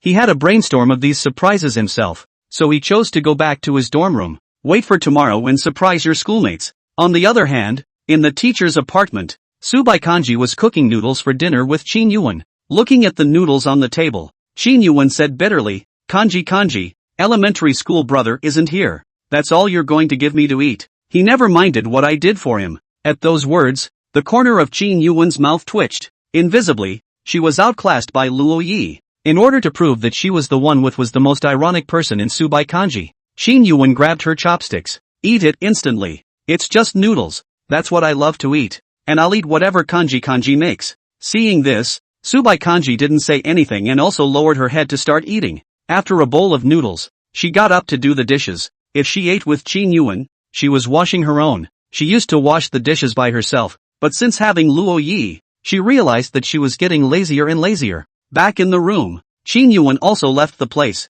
Subai Kanji was lying on the bed, hugging her pillow, her eyes staring at the ceiling. It seemed to be thinking about something. It was like she had forgotten something, but she couldn't remember how. It didn't take long for the cell phone to ring, and Subai Porridge took out her cell phone to take a look at it. It turns out it was her mom who called the video. She sat up, picked up the phone and the first thing that came into view was the large face of his uncle Fanjian. Gu, Ai-chan, you've gotten prettier again after not seeing you for a month. Just as he finished speaking, he was pushed aside by Su Baijiao's mother. Fan Shenya, Ai-chan, do you know what tomorrow is? At those words, Subai Kanji was slightly stunned. The fact that I can get my mom to call means that tomorrow's day has something to do with her. Come to think of it, tomorrow is her birthday. Subai Kanji nodded and said in a flat tone, my birthday. But, shouldn't be too far off this year. Rice, don't you have fewer classes junior year? Why don't you go home tomorrow? Mommy will make you your favorite chicken soup. Too much trouble. Subaicho shook his head. A round trip from Jiangcheng to Hongqing's countryside would also take a day. It's not too far, but you have to take all kinds of public transportation in addition to the high-speed train. That's fine then. Rice, remember to eat something nice tomorrow. By the way, that little boy who came to our house the other day. Looking at her mother's expression of desire to speak, Su Baijiao's face finally showed a hint of a smile. We're together. Chapter 144. Surprise. What? What did you say? Hearing this, Fan Jian squeezed into the cell phone screen again, his face full of shock. He had thought about the possibility that Su Baijiao might develop that kind of relationship with Luo Yi, but I didn't expect it to be so fast. Yeah. Fan Xinya laughed in the video and said, bring Lo to the house once more sometime. Aha. After the phone hung up, Subai Porridge sat on the edge of the bed, somewhat unsure of what to do. Tomorrow is her birthday. By the time she came to JNU for the past 2 years or so, she hadn't had a single birthday. Her mom used to give her birthdays when she was in Hangtown. We'll buy her a piece of birthday cake and make her something she likes to eat. Everyone sings the birthday song. But on this side of River City, no one remembers her birthday. Of course, she hadn't told anyone else either. Should I tell the schoolboy? Subai Kanji picked up his cell phone and opened the chat interface with Luo Yi. She only ever told Lanaroi she was a Scorpio. Never told each other what month their birthday was. After thinking about it, she put the phone down. Forget it, it's his birthday tomorrow. It's not hard to tell him now. Such a sudden thing, such a short period of time. With the character of the elementary school brother, it would not be anxious to die. Tomorrow he just needs to be there. Not asking for anything he can do. Subai Kanji laid down on the bed, hugged the pillow, and quickly fell asleep. Early the next morning, Luo Yi hurriedly ran to class after his morning jog with his fairy schoolmates. After the morning's lessons were over, Lono rushed to the cake store near the school in a hurry, picked up the cake that had been ordered yesterday, then went back to the dormitory and grabbed the hanbok that had been packed in a gift box.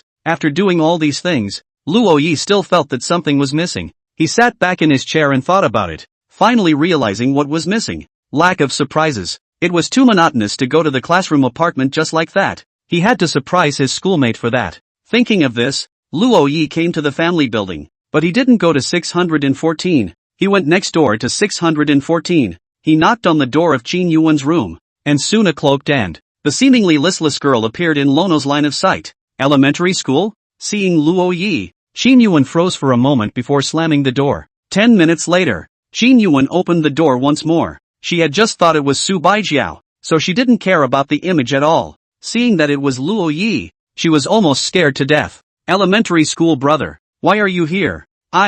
What a day it is today. You've come all the way here, and bring stuff for what? Qin Yuan warmly greeted Luo Yi, and when she saw that Luo Yi didn't say anything, she wondered, what's wrong? Is Porridge not home? She thought it was because Su Baijiao wasn't home that Luo Yi came to her house to play. No. Luo Yi placed his things on the table and then looked a little restrained. Qin, today is Fairy's birthday. What kind of surprise should we prepare for her? Hearing this, Qin Yuan was slightly stunned. What? Porridge's birthday? How does she not know? Seeing that Qin Yuan didn't say anything, Luo Yi was puzzled. Senior sister Qin, what's wrong with you? No how? How could I not know Porridge's birthday? Ha ha. Lono. Okay. No, you don't know anymore. The schoolmate's best friend in JNU turned out to be like this. Luo Yi sighed. How in the world did schoolmates get through the last 2 years? Sister Qin is really unreliable, and it has to be him, her boyfriend. A hint of narcissism appeared on Luo Yi's face when he thought of this, but he just wanted to put the cake and the presents here,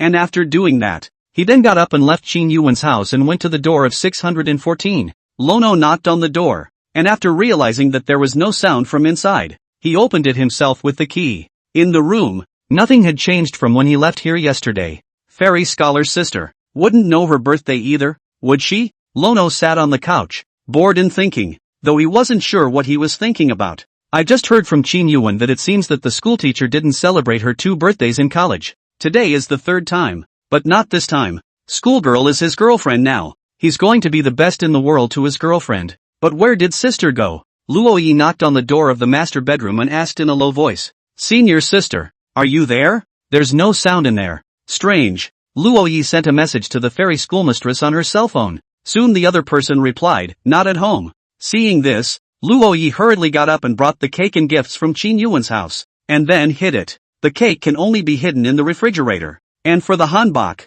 let's hide it in the schoolmarm's room. Lono gently turned the doorknob of the fairy schoolgirl's room. The door wasn't locked. If it was in the past, there was no way that Luo Yi would have been able to enter his schoolmate's room. But the schoolmate is now his girlfriend, and he goes into his girlfriend's room for a bit. It shouldn't be a problem, should it? It's not like he's doing anything anyway. He's just putting something away. In the room, the quilt was unfolded. Fairy sister, like other college students, did not like folding quilts. There were 3 pillows on the bed, 1 lying down, 2 cuddled up, and it's convenient to have something to hold on both sides when your schoolmate rolls over. There was a computer on the table, and a tablet. Next to the tablet, there is a stylus. Is this where the school teacher's office is? Not bad for a talented computer science department. It's pretty well equipped. Lono placed the gift box next to the tablet and tiptoed out. Next, he had to prepare some other things in the room. Balloons, banners, night lights. As for today's dinner, school sister is not here. Is it difficult to make him do it?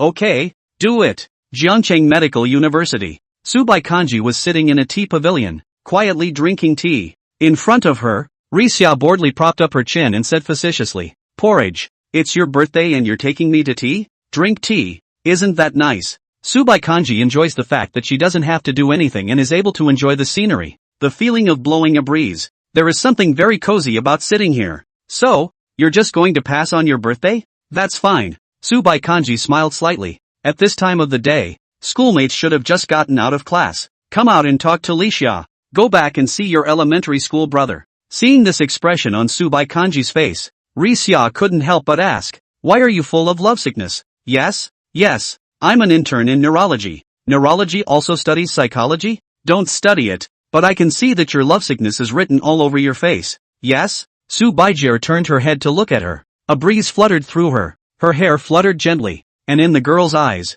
there was no longer any icy look. In its place was the eagerness to see the person he wanted to see. Chapter 145, The Soft-Hearted Luo Yi. It was already afternoon when Subai came back from Jiangcheng Medical University. She returned to her house and saw Lono, who was lying on the couch. She walked over and sat down next to Lono, staring at the latter with a blink of her eyes, seemingly sensing the sight. In a sleepy haze, Luo Yi opened his eyes. Upon seeing the fairy schoolmarm, he sat up and then lay back down. However, he didn't lie back in his original position, but instead lay on Subaijia's lap. It was just like the first day they were together. When Subai Porridge was lying on his lap, Luo Yi wasn't quite awake at this point, and these actions were all subconscious. Of course, he was awake when he lay down, but since he was awake, he'll just have to lie down even more. After all, it's a knee pillow you've only seen in anime. He waited at home for Subaijia to come back and waited until he fell asleep. The latter reached out his hand and placed it on Luo Yi's head, stroking it gently.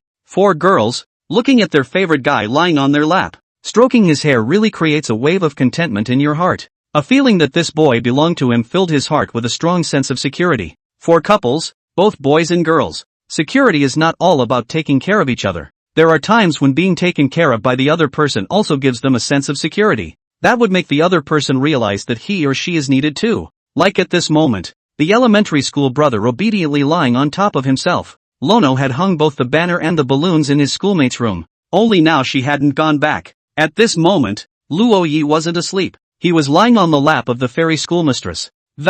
Whispering, "Sister, your legs are so soft." Upon hearing this, Subai said faintly, "You're being a hooligan." "Yeah, I'm being a jerk." Having said that, Lono lay down for a while longer and he didn't lie down for long, though, for he remembered that the last time his schoolmistress had fallen asleep lying on his lap, and when she awoke, one can no longer feel one's legs. After getting up, Luo Yi sat next to Subaijia. He looked at the time, then stood up and, volunteering, she said, "Sister, I'll make dinner." Good. Although Luo Yi's cooking was not good, Subaijia still promised him, "It's actually nice to have a schoolboy meal for your birthday." Luo Yi had already bought the ingredients and went to the kitchen in a rush of excitement. Even though he can't cook, that doesn't stop him from enjoying it. Every time he cooks, it's a novel challenge for him. Even though he failed every time, he still enjoyed himself. Granted, To this day, his cooking is still not very good, but under the guidance of the fairy schoolmistress, he no longer knew how to make dark dishes. It's just not good, not to the point of being inedible. Luo Yi rushed into the kitchen and made 3 dishes, more than he and his schoolmate could not finish. After setting the plates on the table, Lono took out another large square box from the refrigerator. In the box, a very beautiful and delicate cake was placed. Seeing this scene, Su Baijiu, who was sitting on the sofa, was slightly stunned. She seemed to be trying to say something, and she seemed to be trying to ask something, but when 1,000 words were all gathered in his mouth, he could not speak them. Lono opened the cake and placed it in the very center of the table, and a few dishes on the side surrounded the cake. Su Baiji got up and walked over, looked at the table and, she said with some surprise, "How did you know? Identity card schoolmate. Go to Taoyuan town, I asked for your identity card." Lono gave a look like I'm awesome, right? Upon hearing this, Su Bai looked at him, and after a moment of silence, whispered, "Thank you, you're welcome, sister." The two sat at the table, while Su Bai porridge realized that of the 3 dishes Luo Yi had made, one of them is chicken soup. Noticing her line of sight, Luo Yi heatedly smiled and said, "Senior sister, I've heard it's your favorite, but I didn't get it right last time, so I don't know if I've improved this time." Hearing this, Su Bai slowly shook his head and said, "What I like to eat, not by flavor." Ha! Lono looked at her quizzically, only to see Su Bai porridge continue. "Rather, it's by the people. She likes to eat her mom's chicken soup because that's what she makes. She liked to eat Luo Ye's cooking, and that was because the person who cooked it was Luo Yi. Want to make a wish?" Lono asked. "No need." Su Bai Kanji directly unwrapped the cake and didn't even use the candles. "Sister, you only have one birthday a year, so you might as well make one." Su Bai Kanji still shook her head and said, "To whom do I wish?" Not waiting for Luo Yi to say anything, she said faintly, "It's better than wishing to the heavens for a. I'd rather wish it on you." As the words left her mouth, she looked over at Lono, then closed her eyes and, brainstorming birthday wishes for this year. She knows that it's not luck that will make her wish come true, much less any kind of divine providence. She even celebrated her birthday with her elementary school brother, so the one who can grant her wishes. It was elementary school from start to finish. If that's the case, why bother praying to heaven? The sky won't be soft, but Lono will. The god who belonged to her soft heart was sitting right in front of her. Her wish is, since it's a wish, it's okay for her to be selfish, right? She can be selfish too, right? She hoped that Lono-senpai would always like her. Su Bai Kanji opened her eyes and saw Luoya's bright eyes. "What did you wish for, sister?" "It doesn't work if you say it," Su Bai Kanji said. "Oh, it doesn't work if you say it." When Lono had his birthday, the fairy schoolmates had said the same thing to him. "Let's eat." Aha! I have to say, Lono's cooking skills have grown quite a bit. His stagnant cooking skills only began to improve after he met Su Baijiu. It looks like the reason to improve one's cooking skills is not always to make an effort to learn to cook. There's also the possibility of meeting someone who wants to cook for her. The cake was just a ceremonial gesture, and Su Bai porridge ate all of Luo Ye's cooking. On her 3rd birthday when she came to JNU, she finally wasn't by herself. At this time the phone rang. Su Bai porridge looked at it and found that it was still his own mother calling. "Who?" Lono asked. "My mom's video call." As soon as the words fell, Luo Ye's face changed. He hastily scratched his hair and positioned himself as if he were in a job interview. And it became formal. Su Bai Kanji smiled without a trace, then picked up the phone. "Ai-chan, it's your birthday today. What's for dinner?" Before the words were finished, Fan Xinya saw Luo Yi whose body was sitting straight up. Su Bai Kanji turned on the rear camera, so the moment the video was connected, it was Lono's appearance that appeared on the screen. Chapter 146, Lucky to have you. "Hello auntie," Lono greeted very politely. "Yo, Xiao Luo, you're spending your birthday with Thi Na?" "Yes auntie." As soon as the words fell, Fan Jian's face appeared in the screen, gritting his teeth. "Brat, this is the only girl doll in my old Van family." He had a son, and all the relatives and friends with whom he was somewhat related by blood had sons as well, when just one Van Xinya was a daughter. So she grew up under the protection of a group of big brothers. Because of this, Famkin's siblings were so close that he brought his sister from the center of HCM City to his hometown. Now Fan Xinya is divorced, but the property has not yet been divided, and in the meantime, he has given his sister living expenses without complaint. Aside from Fan Xinya, Su Bai porridge is the only female doll in their old Fan family nowadays. That's more like a treasure in the palm of your hand. With Fan Xinya's previous experience, the old Fan family's standards for Su Bai porridge's boyfriend are ridiculously high. It also meant that the next time Lono went to his schoolmate's house, I'm afraid I'm going to have to face a lot of torture from my sister's 7 aunts and various other relatives. After talking to fairy schoolgirl's mom for a while, Lono felt like he had no secrets left. Last time it was just a preliminary understanding, but this time it was as if the other man was trying to look him over, ask about everything, and the fairy schoolmistress was sitting right in front of herself, listening the whole time. After the phone hung up, Luo Yi lowered his head and became a little embarrassed. Subai Kanji propped her chin up with both hands. Facelessly, he asked, "So, you got lost at the mall when you were a kid, and your sister-in-law was carrying a trumpet and yelling all over the mall?" Lono's head lowered another point. Subai Kanji continued, "You graduated from high school. Your sister-in-law brings all her relatives and friends over to show off, and gives you a blind date on the spot?" No. Luo Yi snapped his head up and said decisively, "I refused all of them. I didn't agree to any of them. Oh no. I didn't have a blind date. That was my sister-in-law." Without waiting for Luo Yi to finish, the corner of Su Baijiao's mouth curled up and asked again, "I heard that when you were a child.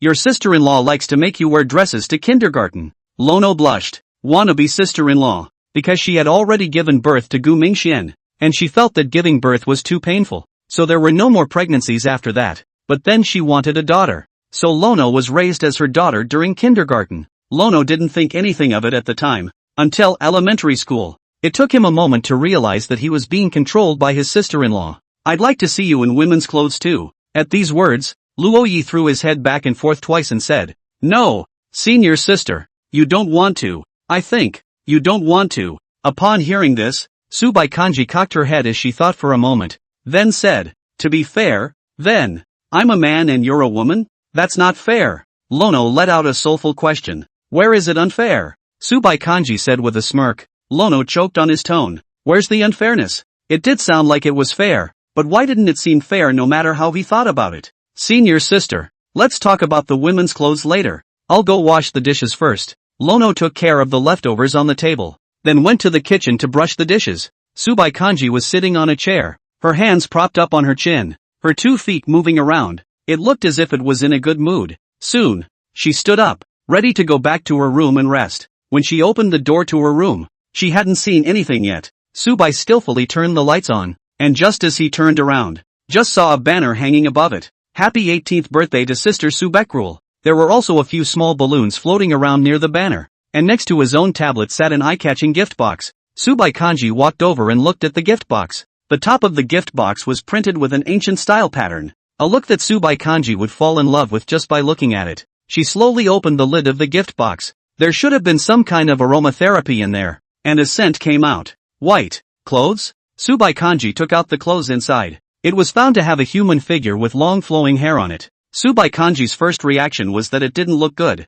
Yes, the pattern is generically not aesthetically pleasing, but I can see that the handmade marks are sufficient. No, this is pure handmade. Thinking about the way my elementary school brother's hands were covered in all sorts of band-aids earlier, Subai Kanji suddenly understood what he was doing at that time. She lifted the hanbok up and looked at every corner of it. The workmanship isn't pretty, but it's exquisite, and you can tell that every detail was taken care of. The more Subai Kanji looked at it, the more he liked it. The one inside the hanbok has a fairy embroidered on it, and there's a boy on the jacket outside. When you wear both, you look like a fairy embracing her beloved. It was similar to the scarf she had given to Lono. Subai Kanji changed her hanbok onto her body. She stood in front of the full-length mirror and turned around twice, showing a satisfied expression. This is Su Baijiao's first white Chinese dress, and her name also has the word white in it, and the hanbok has elements of both her and Luo Yi on it. Plus she'd seen a band-aid on the other woman's hand a week ago. It turned out he had known about his birthday and had been preparing for it since that time. She wore this hanbok and carefully took various pictures around the room. The first thing you do when you receive a gift is, of course, take pictures to document it. After photographing herself, she took off her hanbok and changed into her pajamas. Then another photo of the hanbok. After placing the hanbok in the gift box, she took another picture of the box. Finally, she put the gift box in a cabinet and stowed it away. After doing this series of things, she sat down on the bed. Come to think of him, she hadn't posted a friend in a long time. Previously, because of her job, she forwarded all kinds of boring messages every day. And now, she uploaded the photo she had just taken to her friends, with the caption, 21 years old and fortunate to have you. Click send. There are 3 photos in all. A photo of a hanbok, a photo of a gift box that, a picture of the meal Lono had just made as well as the cake on the table. As for the photo of her in hanbok, she didn't post it on her friend's circle. Subai Kanji opened the chat interface with Luo Yi, sent this one-of-a-kind photo to him separately. Lono had just finished scrubbing the dishes, and at that moment walked out of the kitchen. Seeing that the light in the fairy sister's room was already on, anticipation began to build in his mind. How would the schoolmarm feel when she saw his gift? Sister won't mind that the hanbok he made is ugly, right? Lono sat down on the couch and picked up his cell phone. Found a message from Fairy Scholar above. He opened his cell phone to see that the other person had sent him a picture. It's a picture of him in the hanbok he made. Luo Yi showed a heartfelt expression. What is it like to see your favorite person wearing a dress you made? And the fairy schoolmistress sent a circle of friends. When he saw the words, fortunately for you, Rano knew. I'm going to be too excited to sleep again tonight myself. Chapter 147, accompanying you to class. Subaijio sent a friend circle, and a rather ambiguous circle of friends at that. Fortunately for you. Anyone? Who is she talking about? The only people who first fell into shock were the junior computer science department, those who had Subai porridge green bubble friends. It didn't take long for the news to fester for a short period of time afterward, and it was soon passed on to all the major faculties. Being talked about by everyone. Some people have already begun to analyze in depth. What is the meaning of that sentence in Subai porridge's friend circle? Only, everyone was talking about what she really meant by that, fortunately for you. But no one noticed that, 21 years old, in the first half of the sentence. No one cares if it was the high school girl's birthday yesterday. All they care about is whether the high-flying schoolgirl is in love or not. If you do fall in love, you'll still make a complaint about why it's not you. As for Subai porridge said fortunate to have you. In the end, who is it? What is the relationship? No one knows. However, coupled with the scandal a while back about some high-flying schoolgirls, and then associated with this thing, the authenticity of the Subai Kanji scandal has been getting higher and higher. And the main subject of the scandal, who was just now opening his eyes, with a pair of great dark circles under his, staring at the ceiling for a second. I'm so sleepy, so hungry, and I miss my sister so much. Lono sat up from his bed. He had slept in the family building yesterday and stayed up late. The thought of the fairy schoolmarm wearing the hanbok he gave her and sending him pictures of it. He then got so excited that he couldn't sleep until 4 a.m. And today, there are morning classes. Classes start at 8:30. It's 8:15 now. Although the family building was next to JNU, it wasn't inside JNU after all. And trying to walk to the classroom, 15 minutes is a bit strong. And Lono's mind went blank. My mind was filled with three things: sleepy, hungry and sister. The rest simply wouldn't squeeze into his brain. At this time, the sound of knocking sounded outside the door. Lono stood up and opened the door. Saw the face of the fairy schoolmistress. The misses in his mind about his schoolmate appeared in front of his eyes. Now all that's left is sleepy and hungry. Because of this, other things could finally be squeezed into his brain. The brunt of this is the classes. Thinking of this, Luoya's expression changed and he exclaimed, "It's over. Su White Kanji, you're going to be late," she said lightly. "It's okay, it's already late anyway." Not bad. Lono suddenly became relaxed. He might be nervous about being late, but it's already late, so it's fine. There's no use rushing. 15 minutes. Oh no, it's just 12 minutes now. This is ironically going to be late. Lono left the bedroom and sat down at the table, eating the breakfast that fairy sister had already bought. Subai Kanji sat down across from Luo Yi and looked at the other's dark circles under his eyes. "You stayed up late again? Hokage, I was too happy to sleep yesterday." Upon hearing this, Subai Kanji pondered for a moment and got up and walked into his room. When she came out again, she had something in her hand that she didn't know what it was,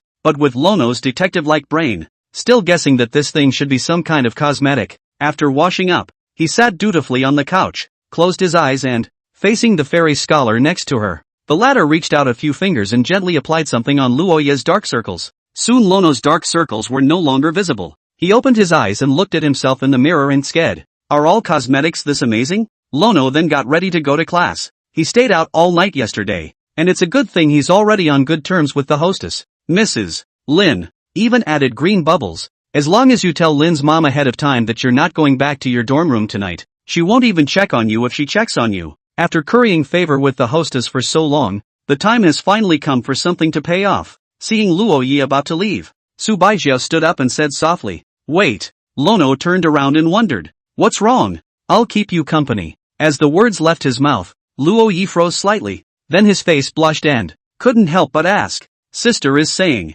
accompany me to class? Won't you?" Willing to be willing. Luo Yi instantly stopped being sleepy, and his entire body became energized. But he had to wait for Su Baijiao to change his clothes. She didn't have any makeup on. Just a change of clothes would have taken her 2 or 3 minutes. A plain, white, slim-fitting long-sleeved dress with baggy blue jeans underneath. But it was still hard to hide her perfectly slender legs as she stepped away. The first class was with Prof. Li Ping, also known as Su Baigui's master. On the way, Su Baikanji said expressionlessly, "In the future, less absenteeism, it will affect graduate school." Hearing this, Luo Yi looked back at his schoolmate and whispered, "I'm not bailing out of graduate school. And no graduate school. Why?" Su Baigui frowned. She believed that Luo Yi would be able to bail out of graduate school with her help. But it didn't occur to me that the other person would be reluctant, not willing to become a better person. Luo Yi laughed as he took Su Baijiao's hand and patiently explained, "School sister, you know why we need to be better people?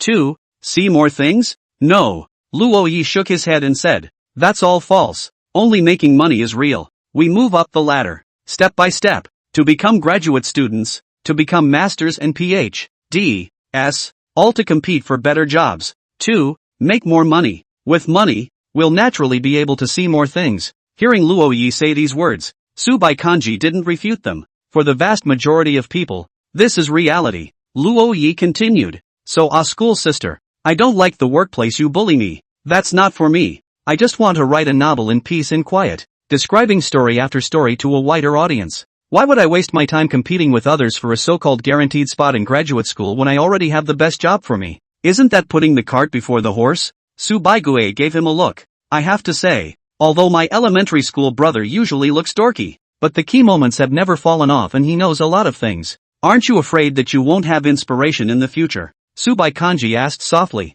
"It's not all smooth sailing in the workplace, and you can be sacked if you don't do a good job. The risks are the same in every industry." Saying that, the two had already arrived in the school building. They went up the stairs one after the other, heading for the classroom on the 4th floor. Luo Yi sneakily appeared at the back door, then turned back to his schoolmate and said, "I'll sneak in first and you can just go in through the front door later." "Sister, Su Baikanji is not from this class after all, and Li Ping will not give her a hard time when she comes over." But Lono was different, and the fact that he was late was a fact that no one could change. But when Luo Yi slipped in, he was still spotted by Li Ping. He stood on the podium and said in a loud voice, "Class rep, you're finally here." Lono's movements lurched. He looked to the podium and said bitterly, "Professor, would you believe me when I say I have diarrhea?" Li Ping just looked at him and didn't say anything, obviously not believing it. At this time, Su Bai Porridge has already arrived at the front door. In a somewhat flat tone, he said, "He really isn't feeling well." The crowd sniffed and looked over, filled with shock. "Isn't that the schoolgirl? Why is she here?" Chapter 148. The moment I saw the schoolgirl appear in the doorway, there was a fantastic feeling in the class. That rumored iceberg goddess would actually appear in the class of them freshmen. Li Ping pushed his own presbyopic glasses and opened his mouth to ask, "Little Su, is something wrong?" Dabbling. It was surprising that the words should not have come out of her mouth. Let's not even talk about what classes a talented computer science student needs to dabble in. Just because of her junior status, to come and dabble in a freshman class is a bit outrageous. So she could be here for any reason but to dabble in class. Plus the fact that just now Luo Yi had just come in on the front foot and Su Baikanji appeared at the front door on the back foot. Besides, she had just spoken for Luo Yi. The crowd sighed, thinking that having a good brother is lucky. Brother my ass. With the rumored character of the high-flying schoolgirl, how is it possible to take care of the other person to such an extent just because they are the teacher's brother? There's something going on with these two.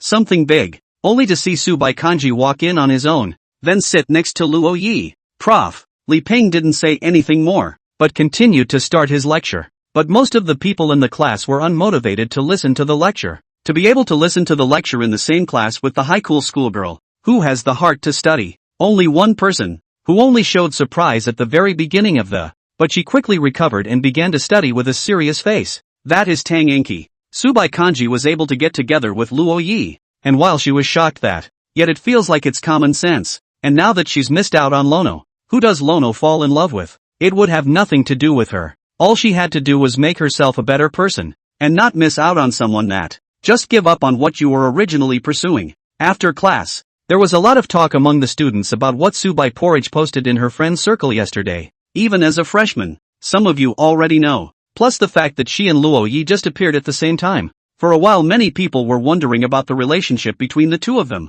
The crowd was wondering if they would leave together next. It was the only time that not many people in the class left their seats after class. Only Subai Kanji slowly stood up. She looked at Luo Yi and said faintly, "Go." Aha. Luo Yi turned around and rushed to say goodbye to his roommate before leaving with his fairy schoolmate. The rest of the class gave a look that said it all, and had pretty much concluded that they were related to each other. Even if it wasn't a couple, it was ambiguous at the very least, but no one took pictures to expose the scene. After all, the basic principle of melon eating is not to interfere with the main event. If you take a picture and post it in the JNU forum, it won't be eating watermelon. Rather, it's interrupting someone's normal life. We are all adults. We still have that quality. And Lonely Planet's pretty good. We all went to school together. There's no need to eat your heart out and expose people's relationships. Of course, once the two left, the class finally stopped being silent and a voice of even more intense discussion than before rang out. The three of them, Shen Qiao, glanced at each other and all revealed helpless expressions. Knew things would turn out this way. Rumors have been swirling lately about the Subai porridge scandal. Now it's finally completely exploded in the first class of freshman computer science majors. At this moment, Tang Enki stood up and said to the girl next to her, "Excuse me, I'm going back to my dorm room." The girl next to her looked at her. She's Tang Enki's roommate. She's on good terms with Lu Bingxin, and now Tang Enki has been isolated from the dormitory. They just couldn't stand to see Tang Enki being courted by a rich second generation and acting all noble. Still, the real schoolgirl is pretty, unlike some fake schoolgirls. Hearing this, Tang Enki's brows frowned slightly. She had never called herself a schoolgirl before, and the name freshman schoolgirl had been passed down by others. Honestly, she didn't know where she'd offended them with what was going on in the women's dormitory.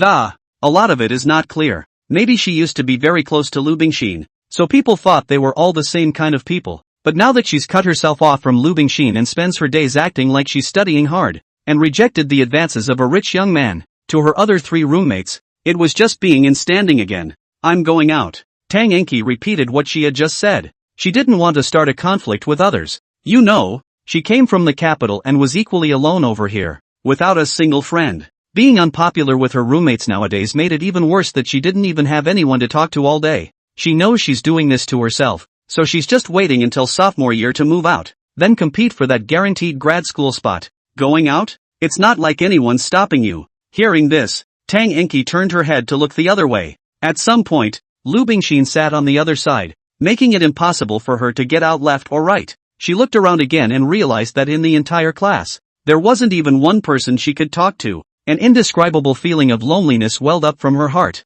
making her emotions a little suppressed for a while. Subai Kanji walked towards the entrance of Jian University. Luo Yi was puzzled beside him. "Sister, where are we going?" "Purple Garden." The Purple Garden? It was a neighborhood near JNU, and Luo Yi had passed by a few times. "Going there for what?" "Professor Li invited us to his house for lunch." Hearing this, Luo Yi froze slightly. Then he began to get nervous. "Prof. Li Ping lives in Zifu Garden. He is his cousin's teacher, his schoolmate's mentor. Going to his house for dinner is a lot of pressure. Would he hate it if he knew he wasn't going to graduate school?" Lono didn't know, but he could only go hard. The Purple Garden wasn't far, and the two of them took a 2-stop bus ride to get there. The neighborhood was considered upscale, and the two stood at the entrance to the neighborhood, reported his name to the security guard. Li Ping had already greeted them, and the security guards would let them in when they heard their names. Mr. and Mrs. Li Ping bought a house on the first floor because they were older. The doorway comes with a small garden. At this time, Li Ping's wife, Nyue Zhu, was in the courtyard at the entrance, bending over to water the flowers. Upon seeing Subai Kanji, she stood up and revealed a gentle smile. "Porridge is here." "Well, Mr. An, let me help you." As soon as these words came out, Luo Yi immediately stepped forward and stopped the fairy school sister. Opening his mouth, he said, "It's better for me to do this kind of small thing." He walked up and took the shower from Nyuezhu's hand and started watering the flowers in the yard. Seeing this, Nyuezhu smiled faintly. The young man is in good spirits. Good for him. Subaigue walked through the door with her. Before entering the door, Subai Porridge turned around and turned back, saying softly to Luo Yi, "Don't pour it, idiot." Hearing this, Luo Yi put the shower aside and followed his ass in. The three of them sat on the sofa, with Subai Porridge and Luo Yi sitting on either side of Nyuezhu. "Old Li isn't back yet, so you guys can stay with me for a while and chat." Nyuezhu is also a university professor, only not at JNU. She was in her early 50s, but she didn't have many silver strands on her head, and she looked very spry and as if they were only in their 40s. Mr. Did you ask us to come over for dinner? Su Baikanji asked. Yeah, last time I heard from Old Lee that you got a boyfriend, or Ming Xian's brother. I just thought I'd meet you guys. Saying that, and Yueju looked between the two young men in front of her and revealed a satisfied smile. Road. I know Old Lee from college, too, and seeing you guys, I just thought about when I was young. Chapter 149, like yesterday. Teacher On and Professor Lee were together in college too? Lono showed a surprised expression. From the time they were in college to now, the two have been together for more than 30 years. Yes, in our time, we didn't have all these fancy things that we have now. Once two people are together, it's for life. And Yueju broke the peeled orange in her hand into two halves and handed them to Su Baiju and Luo Yi respectively. Thank you, MS. Thank you, MS. Both said at the same time. And Yueju laughed. Just treat it like your own home. No need to be polite. Let's cook later when Nana and Old Lee come back from grocery shopping. Good. Su Baikanji nodded and said. It wasn't long before two people, Li Na and Li Ping, walked in carrying several large bags. It was filled with a variety of fruits, vegetables and meats. Seeing this, and Yuru pulled Su Baikanji's hand and said, Kanji come and help me in the kitchen. Good. The two walked into the kitchen together. Lono wanted to go too, but felt a little out of place and stayed on the couch. Li Ping sat down next to him after putting his things in the kitchen. This sitting immediately made Lono sit up and take notice. Confronted by a university vice-chancellor, a Ph.D. professor of computer science, and it was also a teacher who was a generation older than himself, the pressure in Luo Ye's heart skyrocketed. This situation was not alleviated until Lena was also sitting on the couch. Lena, pour tea for the guests. Li Ping said. No need, Mr. Li, I'll just do it myself. Sister Na is a teacher too. How can I ask my teacher to pour me tea? Luo Yi stood up and started making tea with the tea leaves and teapot on the table. At least being raised by Qin Xiaoman and Gu Ranchang, Luo Ye's tea-making skills were still online. Oh Luo, how is your cousin these days? At those words, Luo Yi shook his head and said, I don't know, he doesn't usually talk to me. So, Li Ping sighed and said, that kid Xiao Gu, excellent is excellent, but he's Gu's only son, and he's not destined to make it big in the computer industry. Hearing these words, Luo Ye's heart snapped. Does that mean that the professor is ready to find someone else to carry on the mantle? Is it a schoolmate, or is it can't be him? Lono tensed up, said, that's why the professor released a spot in our class. Professor Li Ping's mentor slot. That's an opportunity that the entire computing department would go crazy for. Becoming a graduate student is one thing. If the mentor was Li Ping, that's another story. Li Ping's students, without exception, are now each very famous and have a bright future.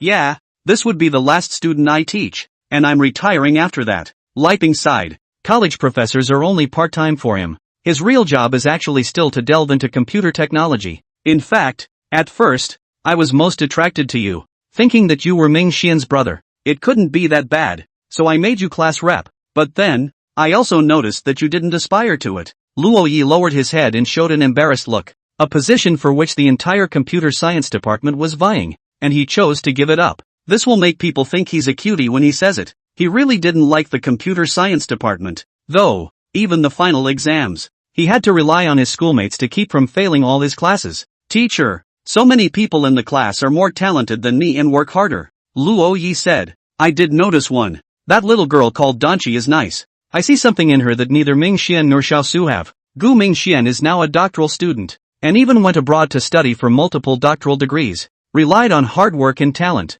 But he was only aiming to make his resume rich for when he inherited the company in the future. Let all the patriarchs pick out any stains. As for Su Bai, until she met Luo Yi, she was doubting herself. Don't know what I should be doing. Just going with the flow. Only Danchi, with a clear goal and a clear mind. Hearing the familiar name, Lono nodded and said, she does work hard, Professor.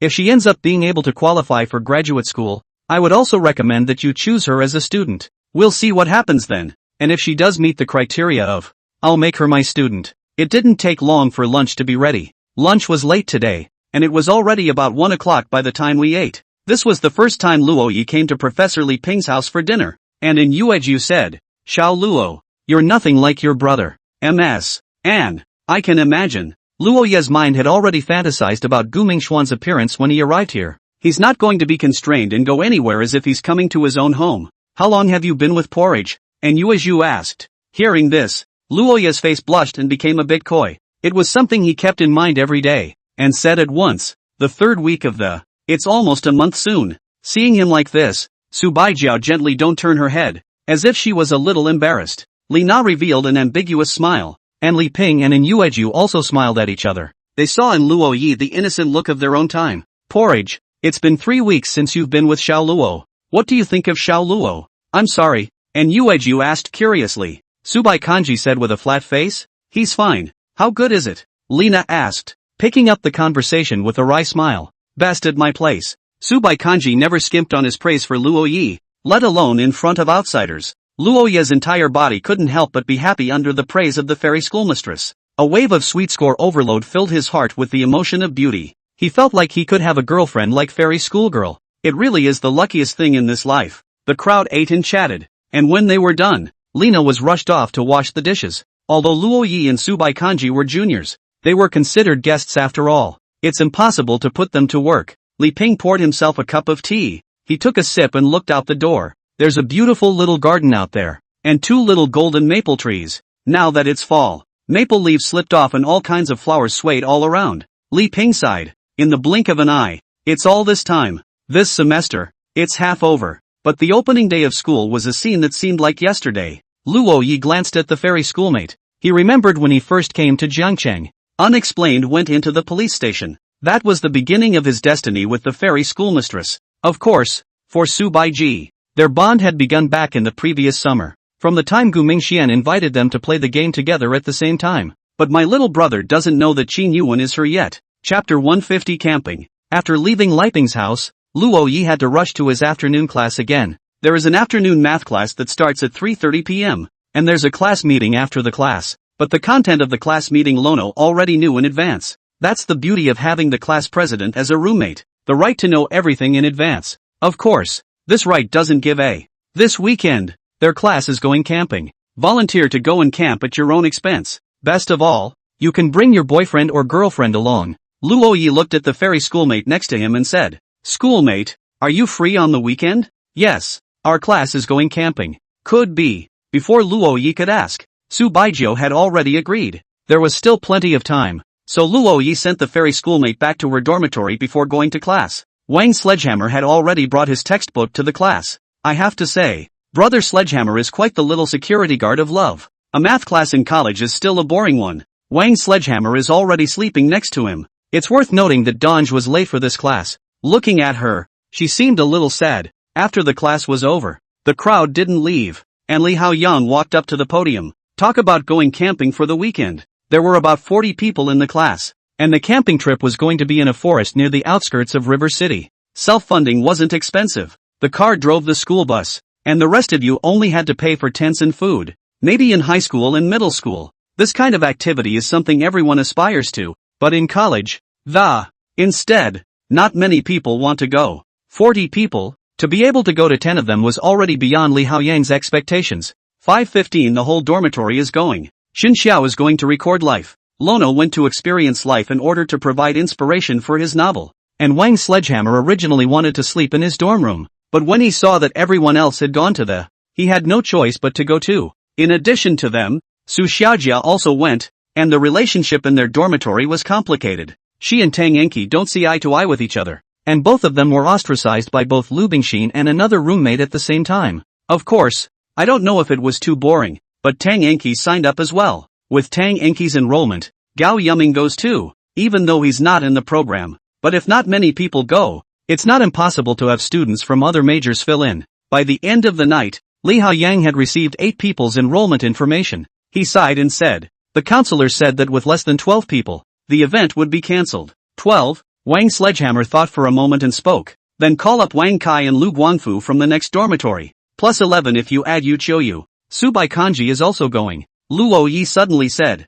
That makes 12. Li Haoyang looked delighted and immediately submitted the list. When the time comes, the counselor, Chen Xiangjian, will personally lead the camping trip. Seeing Li Haoyang's excitement, Xin Xiao said lightly. Such a troublesome thing. You're so interested. You're not planning something, are you? Hearing this, Luo Yi and Wang De Hammer looked at Li Haoyang. Only after a moment's silence, the latter said earnestly, I've decided to take advantage of this opportunity to. I want to confess. Oh, The remaining three let out a gasp of surprise. The coach had finally made up his mind, and a wave of relief washed over the crowd. Alas, since the wild child fell in love, this family is as good as falling apart. And if the coach had talked, too, is this home still a home? Wang Sledgehammer suddenly sighed. Hearing this, Xin Xiao also nodded and said, this is unavoidable. The child is older. Surely it is time to spread my wings and soar, and there is nothing I, as a father, can do to stop it. Without realizing it, everyone was again taken advantage of by Xin Xiao.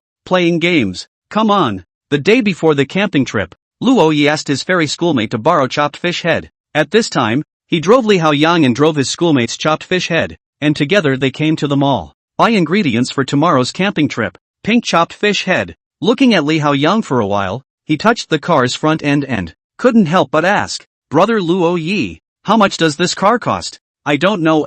Schoolmarm's car. Cute, isn't it? Cute. Want to buy it. Li Haoyang loved it. Obviously a fierce man, but he liked some little pink things. It's not an expensive car though, maybe just a little over $10,000 with a down payment, but $10,000 is a lot of money for a college student. Besides, Li Haoyang doesn't have a driver's license. Luo Yi patted the instructor's shoulder and said, if you want to drive, enroll in a driving school first. I see. I'll sign up at the driving school registration site across the street from the school next semester. His mind had already fantasized about a future in which he drove a chop suey. The scene of driving Su Xiaojia out to play is up. The more he thought about it, the more he realized he should buy a small car to drive. But to save up $10,000. I don't know if the relatives will still give him New Year's money this year. After all, he's already so big. Walking into the middle of the mall, one of the two men pushed a shopping cart. Since we're camping, the staple food is, of course, barbecue. With food for a dozen people, the two don't have any idea yet how much they should buy. After all, we are using the money that we all contributed together, so it is a waste to buy too much, and it is not enjoyable to buy too little. This is the time of year when you need someone who cooks a lot to help out on the floor. But both were students, and it was impossible to cook in a dormitory. And who could and who couldn't? Pressing on, the two of them were in a dilemma, and in the end, it was Luo Yi who dialed Fairy School Sister's number. It was an activity for their class. He had thought of being self-sufficient. Just have the fairy schoolgirls come over and play. I didn't realize that he would have to rely on his fairy schoolmate before he even started. When the phone was connected, Subai Porridge's light voice came from the other side. Which one? Knowing that it was him who hit him, the fairy schoolmistress had to ask which one. Sister is so naughty. It's me, senior sister. Luo Ye's tone became incredibly gentle and it was completely different from when he was talking to Li Haoyang. What is it? That's right. Lono told the fairy schoolmistress about the problem he was having. After hearing this, Subai Porridge said softly, you borrowed my car, but you also want to borrow my people? Hokage, please. After a short silence, 3 words came from the other end of the line. Come and get me. Coming. Luo Yi said to Li Haoyang. Coach, wait here for a moment. I'll go pick up my senior sister. The mall isn't far from the school. 2 or 3 kilometers in total. Lono will be back in no time with a round-trip drive. Chapter 151 Luo Yi. Roasted rabbit. Luo Yi drove the chopped fish head and stopped at the entrance of the building of the fairy schoolmistress. After getting into the car, Subai Porridge asked, how many people? With the teacher, it should be 13. Then get it at 15. Subai Kanji gave his judgment. And when the two came to the mall, Li Haoyang is gone. Lono messages the other guy on his cell phone, and the coach says he's gone to get something else ready. The task of purchasing ingredients was left to him and his schoolmate. Lono's brain went black. Such an important task was given to him.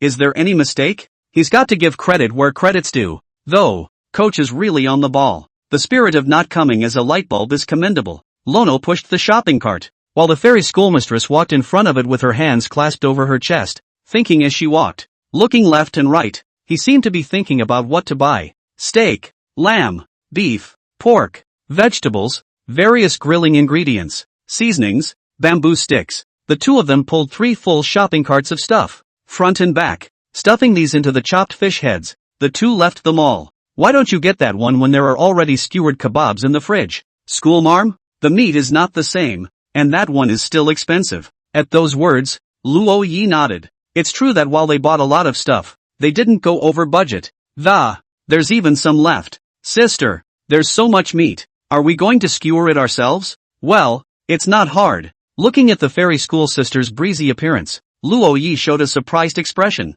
Hokage is so good at everything. I worked part-time as a waitress at a barbecue restaurant the summer I graduated from high school. The first thing I learned at that time was to make kebabs. Subai Kanji spoke as she drove and seemed to have thought of the events of that time as well. In those days, there were 3 or 4 of them, and they had to skewer the kebabs of all the customers for a day. So the ingredients for the district's 15 servings are a breeze. Hearing this, Luo Yi was puzzled. Wouldn't that be hard? Will, waiters are tired, and waiters at barbecue joints are even more tired. When it comes to meals, there's not a single break. Seeing the fairy school sister's appearance, Luo Yi also thought of that scene, and was instantly a little heartbroken. Subai Kanji added, but I quit after only a week. Ha? For what? Lono wondered. Because other waitresses have confessed their love for me. When these words came out, the corners of Luo Ye's mouth twitched. It's also true that at that time, the fairy sister had just gone through that whole graduation thing, and was being rumored about. So as soon as someone else confesses, the schoolteacher just runs away. After returning to the family building, Luo Yi sat down at the table with her fairy schoolmate. He even called Qin Yuan to join him in cutting the pile of meat into small pieces and skewering them. Seeing Luo Ye's inability to get it right, Subai Porridge sat next to him and said faintly, "It's simple. I'll demonstrate and you'll know." Subai Kanji skewered 2 of them in front of the 2. 1 skinny, 1 fat, 2 skinny bunches. She then went off to the kitchen to cut up the meat. Luo Yi and Qin Yuan were full of boredom as they sat at the table in the living room skewering kebabs. Qin Yuan complained, "I'm not going, so why should I help too? Sister Qin, you can go too, in case you just meet your true love." "Shencho? That's not so bad." "Then I'm not going." Lono, all afternoon, until it was getting late in the day. They finally had all the ingredients for 15 servings organized. Lamb kebabs, lamb tenders, beef kebabs, etc. And some vegetables like potatoes. Qin Yuan stretched her back before lying down on the sofa. Subai Kanji looked at the rows of kebabs that had already been put on a plate. Asked, "Is this really good?" "Trust me, school marm, everyone's had too much southern barbecue. I'll make you northern this time, because the staple food is lamb kebabs. Subai porridge has not been eaten like this. The staple of southern barbecue is not lamb kebabs. But what's barbecue in the north if you don't eat lamb kebabs?" In the dormitory group, Li Haoyang used the remaining money to buy drinks. And as for the tent, the counselor said to leave it to him. In this way, everything is ready. At noon the next day, Subai Kanji drove a chopped pepperfish head, followed the bus, and loaded with food for this one. Lanaroi was playing with his cell phone in the passenger seat. Speaking of which, it's been schoolteacher driving for the past 2 days. The schoolmate's driving skills have improved so much that Luo Yi won't be scared at all when he sits in the passenger seat. If it's his sister-in-law, he's more nervous sitting in the passenger seat than he is driving. I was afraid that the car would flip at some point. The camping site was in a forest, a very famous camping forest in the neighborhood. The name is called the Forest of Fireflies. It's some company working with a forest management agency. A specialized contracted picnic and camping area has been created, with safety guaranteed, patrolled and supervised at all times, and problems can be resolved in a timely manner. The bus is parked on the side of the road near the forest. Right behind it was a pink chopper. After the crowd of people in dormitory 515 got off the bus, they came to the side of the chopped fish head, opened the trunk and take the food over, while Counselor Chen Xiongjian led the others in preparing to head to the camping site to pitch their tents. Tables, chairs and benches have been set up. Speaking of camping, Lono had never participated in such an activity in his life, so he was still looking forward to it. The 4 of them carried the large iron platter containing the kebabs while Su Baizhu walked at the end. By camping, it's usually the boys who do the physical work and the girls who boil the water and cook the food. But camping can't be all that. Chen Xiongjian wore a professional equipment, and those who didn't know thought he was going to climb the mountain. And next to him, a surprising person appeared, and seeing her, Luo Yi was surprised. "Sister Nana, why are you here?" "Where there's hilarity, there's Lena," Su Baigue said from the side. Lena crossed her arms and said with a happy face, "Porridge is right. It's so boring inside the school. There's camping here, so of course I'm going to come and play. The boys will follow me, and the girls will follow MS. Lena." When Lena said she wanted to participate in this event, Chen Xiongjian agreed without even thinking about it. After all, it's a lot easier for a teacher to do anything if he or she has a man and a woman. This campsite is surrounded on all sides by trees. Only the center was empty with close to 400 square meters of open space. Each campsite is separated by at least a kilometer or more. The forest is also full of harmless critters. There are even mountain chickens, hares, and other torrential beasts. At this moment, a hare passed in front of Su Baizhou. Her face, Even when Hare saw it, he couldn't help but stare slightly. The Hare stared blankly at the human woman in front of him.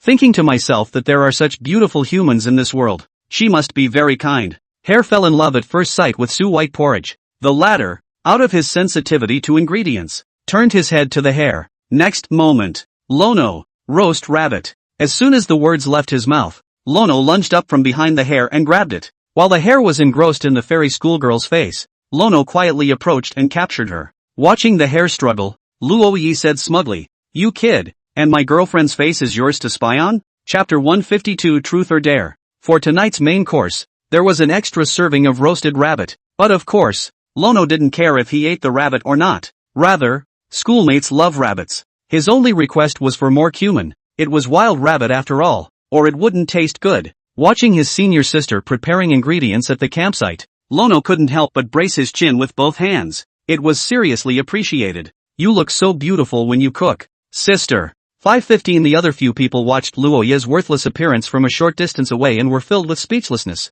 Soup porridge can come. For the entire class of computer science majors is an unexpected thing. Even the counselor Chen Xiongjian's feel magical. He purposely called Luo Yi over and asked with a face full of gossip, "I say, fellow student Luo Yi, are you and this talented girl from our computer science department?" "She's my girlfriend." Luo Yi rubbed the back of his head and said with some embarrassment. "Roar, don't you lie to me, even though I'm a counselor. But you're still the first class I've ever led. I haven't been here at JNU as long as Su Baijue. Even I've heard rumors about her. You boys managed to get her to be your girlfriend? Hey." The only thing that responded to him was Lono's giggling. It was as great a surprise for himself as it was for him to be with the fairy schoolmistress.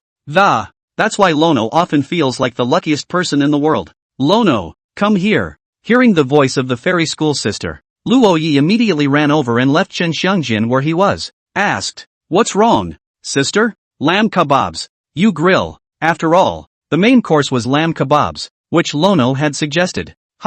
Luo Yi showed a bitter expression. He came to bake. "So is this still edible?" "No. Aren't there two other northerners in the class? Su Xiaojia, Tang Enki." Thinking of this, Luo Yi directly called these two people over. At this moment, Su Xiaojia and Tang Enki were staring wide-eyed at each other. The two were very much at odds, and looking at the situation, they looked like two kittens that looked at each other like they were. It could choke at any time. In the end, it was Tang Enki who took a step back, and she spoke softly and, whispering, "Thank you for that thing.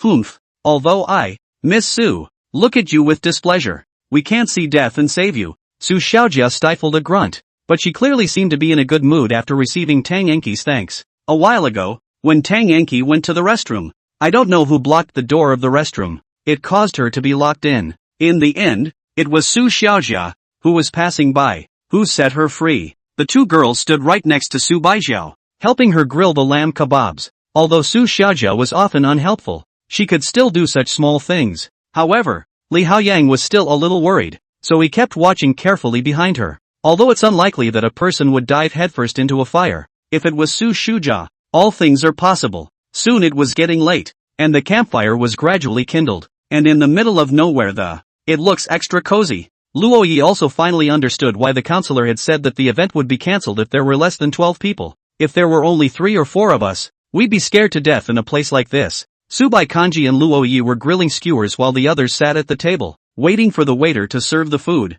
The so-called waiter was Xin Xiao in a tuxedo. Li Haoyang thought about it again and again and felt that it was still Xin Xiao who was suitable for the role. Around the campfire, looking at the fairy schoolmistress next to her, Luo Yi said somewhat less kindly, "Sorry, senior sister, I only wanted you to come and play, but I didn't realize that we were busy the whole time." "Aha." Su Baijiao nodded. "Baked." Luo Yi took out the batch of kebabs and called Xin Xiao over again. The latter took the skewers and prepared to deliver them to the table. Luo Yi left a skewer behind, and he handed it to the fairy school sister's mouth. Smiling, "Taste it?" Subai Kanji slowly opened her mouth and took a small bite on it. She only took one bite, and Lono withdrew his hand, looking at the skewer that the fairy schoolmate had taken a bite of. Blush. Is it time for an indirect kiss next? He hadn't even kissed yet, and the last time he had just accidentally drank the milk tea that his schoolmate drank. Seeing him staring at the kebabs out of his mind, but hesitant to take a bite, Subai Kanji raised her eyebrows and, in a flat tone,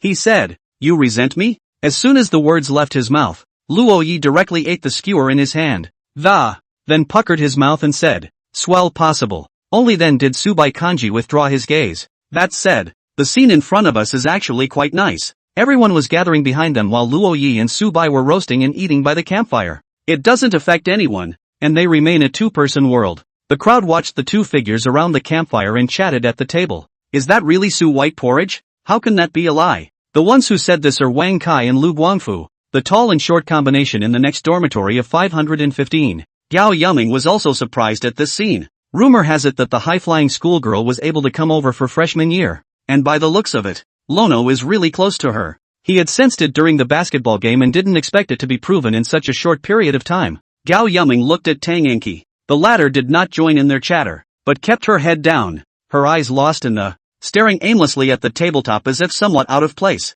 Gao Yuming felt that Tang Enki seemed to have changed somewhere. At this time, after the meal, Xin Qiao and Wang De Hammer were gone. Luo Yi looked over to Su Baijia and whispered, "Sister, coach is going to confess to Su Xiaojia. I'll go get ready." Hearing this, Subai Kanji looked back at the two people who were chatting at the table. Murmured, "Confession." There was a time when she could not help but flinch at the sound of those two words. But now, instead, she thought those two words were wonderful. October's peach blossom confession turns gray into pink and makes her envious of no one. Luo Yi, Xin Qiao, and Wang De Hammer hid behind the tent, and they prepared a lot of things. But really, they don't seem to help when you're about to confess. The real thing to look at was actually Li Haoyang himself. After getting things ready that would be used later, the three returned to the table. At this point, everyone is playing truth or dare. The little carousel on the table is spinning. The pointer kept tumbling and finally stopped in the direction of Wang's sledgehammer. At that moment, several unsuspecting gazes looked over, and Wang De Hammer's complexion changed, looking toward Xin Xiao and the others. "What do you want? Truth or dare?" Sincerely, Wang's sledgehammer chose this without hesitation. For him, there are no secrets in the press, so feel free to say anything you want with all your heart. Xin Xiao laughed softly. He knew that Wang De Hammer would choose to speak from the heart, so get ready ahead of time. Of course, just in case, long before coming to camp, our beloved Joe then has a one-hit kill question for his three roommates, but he looked at Tang Enki, who hadn't been involved and was clearly a bit out of place. Not far away, after a moment's hesitation, he dropped his original question and, opening his mouth, he asked, "Do you think the freshman school flower, Tang Enki, is pretty?" A word that made all eyes go to the girl in the corner who didn't say a word. Chapter 153, Subai Kanji's Great Adventure. Wang Sledgehammer glanced at Xin Xiao in surprise and said with some doubt, "Good-looking ah? Aside from the wild child's girlfriend, I think the best-looking person in our school is the freshman schoolgirl,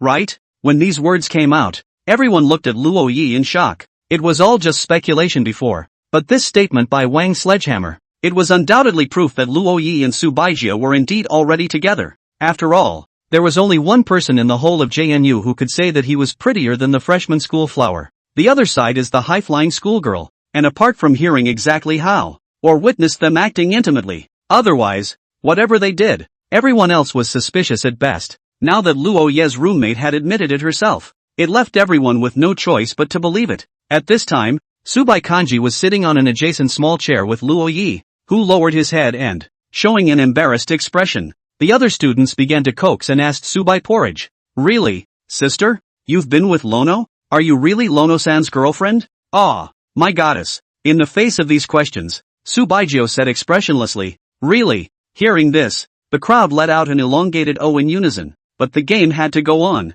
and with the little interlude that had just occurred, it also relaxed Donchi's. The people here seemed to be very kind, making her look forward to what was to come as well. The little carousel started spinning once more and stopped on a girl with somewhat darker skin. It was Wang Sledgehammer who pulled over to fill in the blanks. Yu Qiuyu of the other majors. Seeing this, the crowd looked at Yu Qiuyu again, and Chen Xiangjian said, "Wang Sledgehammer, you called this girl over. We don't even know her. Let me guess. You like her?" "What? Slanderer teacher. I and Yu Qiuyu that is an iron brother." "Yeah, iron buddies." Yu Qiuyu also said, "Alright, then you can ask this question. We don't know her either." Chen Xiangjian said. Upon hearing this, Wang De Hammer stroked his chin and couldn't help but look at Yu Qiuyu. At this moment, Yu Qiuyu's pair of bright eyes stared at him with a blink. The anticipation was mixed with a hint of nervousness. What are some good questions to ask? Finally, Wang Sledgehammer's eyes lit up and immediately asked, "Do you play Yuan Shin?" "Play." The two seemed to have reached some sort of consensus,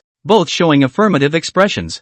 I didn't realize that even this interest they shared. But everyone else who heard the question wore a speechless expression. What a question to expect for nothing. Chen Xiongjian glared at him and said, "You kid. Less skin with me. Next time, ask some golden questions." The first two questions were not great and did not liven up the atmosphere. The little carousel went back to spinning. This time, it unexpectedly stopped in front of Su Baijiao. She flinched slightly, but her face was flat and she looked as if she had no reaction. Seeing this, the crowd showed ambiguous expressions. Originally, Su Bai Porridge wouldn't play this kind of game, but with the first two questions as a prelude, she immersed herself. At that moment, meeting everyone's gaze, she spoke softly and said faintly, "Dare." She didn't want to choose to be sincere because there was nothing to say. She and Lono, who will be documenting all of their experiences, for readers of comics and novels to watch. But the moment the words "dare" came out of his mouth, Xin Xiao revealed a treacherous expression. He'd been waiting for this moment for a long time.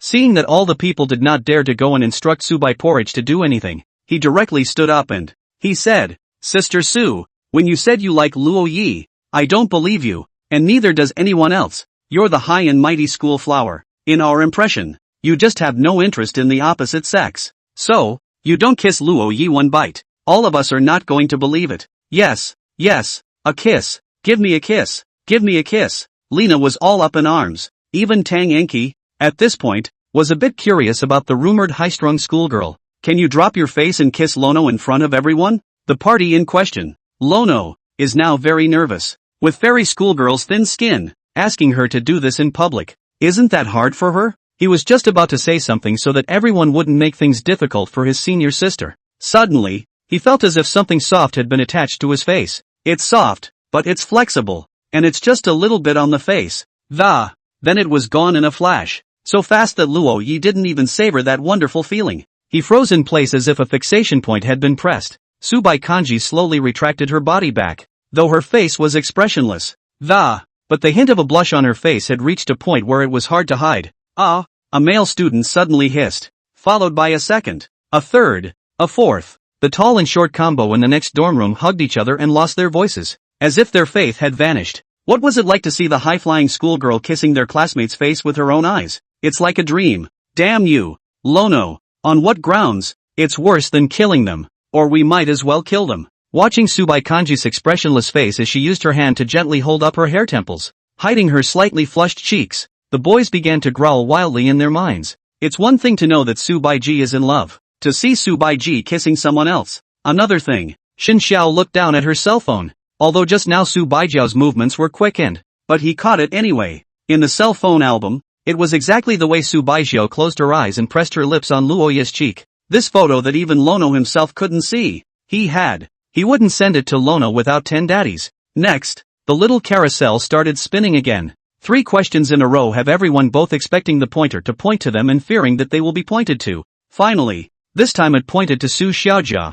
5:15 The 4 people's complexion changed. Here we go. Su Xiaojia crossed her arms and stood up at once, saying, "Sincerely, I never have secrets. Just ask." The atmosphere around them suddenly became quiet. Su Xiaojia looked around in confusion, wondering, why aren't you guys talking? Suddenly, Xin Xiao laughed, a smile that was devious and incomparable, making Su Xiaojia like a frightened white rabbit. She couldn't help but sit back in her chair, using Li Haoyang's body next to her to block Xin Xiao's line of sight. Chen Xiongjian was unsure and puzzled. Did no one ask? Then let me ask. Su Xiaojia student, teacher heard that you came from the capital. Your side. Ha ha. The voice that came from nowhere made Chen Xiongjian look confused and directly interrupted his question. He looked over at Wang Sledgehammer and said suspiciously, "That voice kind of sounds like you." The latter sniffed and looked at Xin Xiao next to him with an incredulous expression. That was clearly Xin Xiao imitating him, but seeing the male star's belabored expression, Wang de Hammer understood that there was no way he could deny it.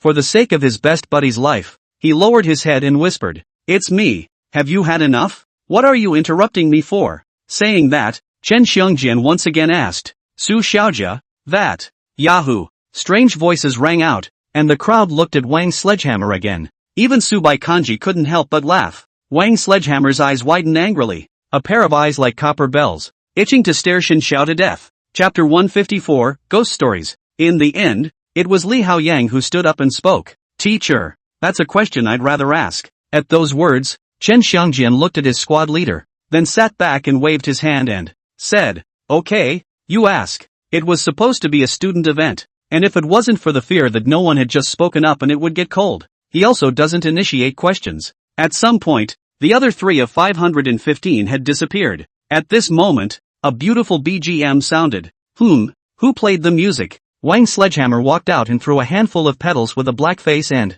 Luo Yi shoved a bouquet of roses into Li Haoyang's hands. At this moment, Wang Sledgehammer revealed a lifeless expression. Why should he be the one to do something so embarrassing? He's an emotionless flower spreading machine. Seeing this, the people around them also understood. It's a little awkward to play music and scatter petals, but as soon as everyone starts getting up in arms, there would be no such thing as embarrassment. It's up to the person to decide if they're embarrassed or not. And if the person isn't embarrassed, things won't be. It's just that poor Wang Sledgehammer became the backdrop, only to see Li Haoyang stuffing the rose into Su Xiaojia's hand. I have to say, the rose was bought too big. Su Xiaojia hugged it, and the upper half of her body was covered by only half of the head was showing. Li Haoyang's face was a bit tense. His body stood straight as if he had stood at attention, opened his mouth and said, Su Xiaojia, my question is, I like you, do you like me? If it wasn't for Luo Yi telling him ahead of time that Su Xiaojia liked him too, I guess he'll have to work up a lot of courage before he dares to confess. But now that both men know what the other has in mind, and they need to cross it's just a layer of window paper. Between them, anyone could have easily stabbed. Li Haoyang felt that it was better for him to do it. Su Xiaojia instantly blushed. From just now, she'd realized what was going on. She didn't react until she heard the other person's confession with her own ears at this very moment. Seeing that Su Xiaojia had no intention of refusing, Xin Xiao was the first to start clapping. Promise him. The others then followed him. Promise him. Promise him. Promise him. The crowd was so up in arms because they saw that Su Xiaojia had no intention of refusing. They wouldn't have gotten so worked up if Su Xiaojia had looked disgusted. Instead, you'll be thinking about how to ease the awkwardness. I only saw Su Xiaojia holding the roses. Somewhat coyly, he said, I like it too. Hearing this, the crowd let out another gasp. Well, this event is not a camping trip, but a singles eye candy convention. After a few more moments, the game of truth or dare was over. The next is even more of a heavy hitter event. Storytelling. What a cozy scene with everyone telling stories around the campfire. Telling ghost stories, of course. Su Xiaojia shrank in Li Haoyang's arms, shivering. Looking aside, Wang Sledgehammer gritted his teeth. Couldn't help but say, what gives you guys the right to stick so close together when you just got together? Brother Sledgehammer. Xin Xiao patted his shoulder inside. People have known each other for quite a long time, and they usually hang out together. They were already familiar with each other, and now that they've poked through the window paper, of course they're going to stick together. Wang Sledgehammer looked to the other side again. Seeing that Luo Yi and Subai Kanji weren't like this, he felt relieved in his heart. It's okay, just don't look at the coach's side. Out of sight, out of mind. At this point, the story hasn't even begun to be told. This was Xin Xiao's strong point, and he pulled out the ghost story book from his backpack. Seeing this book, Wang Sledgehammer was shocked. Male star, you stepped on a horse. Why do you have everything? I'm the man with the script in my hand. Xin Xiao opened the storybook, turned on the flashlight of his cell phone, and placed it on the ground. Illuminated a ghastly white face of his own. He then began to tell the first ghost story in a surrogate voice. Once upon a time, long ago, there was a forest, and in the forest, a group of students came to camp here. Haoyang, I'm afraid. Su Xiaojia suddenly said. Shen Xiao, what a bummer. He hasn't even started talking yet. Don't be afraid. I'm here. Looking at his bird-like girlfriend, Li Haoyang's entire body was floating. Xin Xiao looked at this scene and began to vomit in her heart as well. These two usually get along by fighting and joking around. Being so clingy these days is just a novelty. Once the novelty wore off, Su Xiaojia would still beat up Li Haoyang. Coach, your happiness is only momentary. Be prepared to get beat up a lot in the future. Xin Xiao continued to speak. This made Luo Yi couldn't help but think of the scene when he first watched a movie with his fairy schoolmate. Oh no, he's only seen the movie once with his schoolmate. It was a horror movie at the time, and sister wasn't scared at all. At this time, the school sister is still not afraid. Her calm expression made Luo Yi simply unable to think of what exactly her senior sister would be afraid of. What's there to be afraid of? Sister? Xin Xiao is an amazing storyteller, with a strong sense of vicariousness I think it's from telling people stories all the time. Luo Yi could imagine him sitting on the edge of the hospital bed, telling a story to the sleepy little tears. An atmosphere of horror surfaced from all around, and not far from the darkness of the jungle. It was as if something was lurking there. Luo Yi just looked at it and withdrew his gaze. I don't dare to look at it. I'd better look at my schoolmates. If I look at my schoolmates, I won't be afraid. He's a fiction writer. He's so vicarious. Every word Shen Xiao said would appear in real time in his mind, plus the fact that the scene in Shen Xiao's story was exactly the same as where they were at this point. Lono even felt a little empathetic. In the forest, a crowd was gathered around a campfire telling stories, when suddenly, a girl wanted to go to the bathroom. Her boyfriend accompanies her and the first apparition, finally, appears. Shen Xiao said quietly. Suddenly, Su Baikanji stood up, turned around and silently left. Seeing this, Luo Yi followed up and asked in a low voice, Sister, where are you going? Toilet. I'll accompany you. Sister, the forest public toilet is hundreds of meters away. It's so dark. It's not safe for you to be a girl. Aha. Lono followed beside the fairy schoolmistress. In his mind, thinking of Shen Xiao's story just now,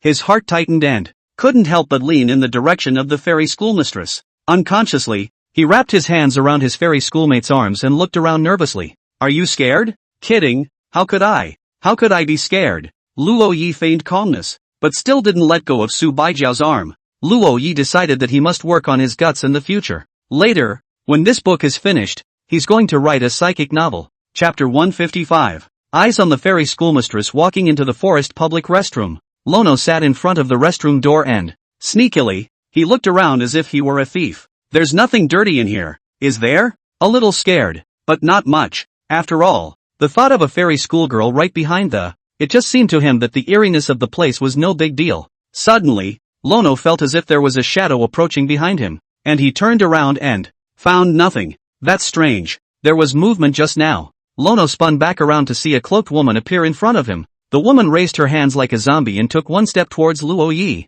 I am a demon monster. The woman's mouth spat out those 4 words in a raw, emotionless tone, and because of that, it sounds a little funny instead. Lono stood up and walked over to the figure. He held out his hand and, gently peeling back the hair that blocked the fairy schoolgirl's stunning face, by the light of the moon, Su Baikanji's beauty that was like a fairy descending to earth was displayed in front of Luo Yi. She blushed slightly, and the 2 blushes were not conspicuous in the moonlight. But the way she subconsciously averted her gaze was clearly seen by Luo Yi. He froze in front of the fairy schoolmate, his hand still resting in the latter's hair.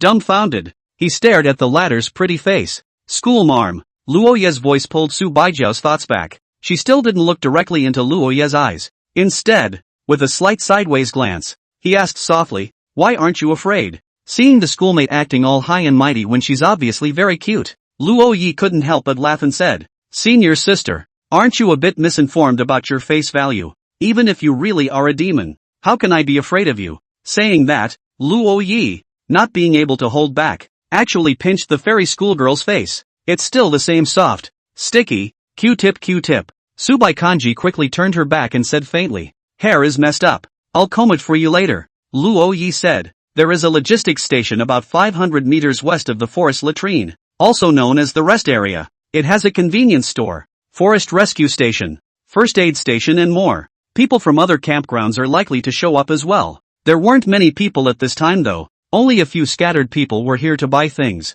Lono took a chair and made the fairy schoolmistress sit on it, and he pulled a wooden comb out of the other man's bag. Nowadays, Luo Yi knew exactly what was in his schoolmate's bag. He stood behind the fairy schoolmistress, and held the latter's long hair in his hands, and, in a gentle motion, slid the comb over it little by little. Such a small matter as combing her hair. Su Baijiao could naturally do it alone, but Lono gave her a different feeling with her comb. After being combed once, she wanted the other person to comb her hair a second time, and gradually became addicted to having her hair combed by Luo Yi. Quickly, Lono put the comb back in his bag and took out a small leather band that tied up the fairy schoolgirl's hair. It's just that he doesn't have much experience, so it's a little ugly to tie. But Su Baikanji didn't care and stood up. Go back. Aha. There are a lot of trails in the forest. It's not a pure forest, after all. Instead, it's been integrated with the camping establishment and has long been made to resemble a commercial attraction. Looking at the moon above his head, Luo Yi casually asked,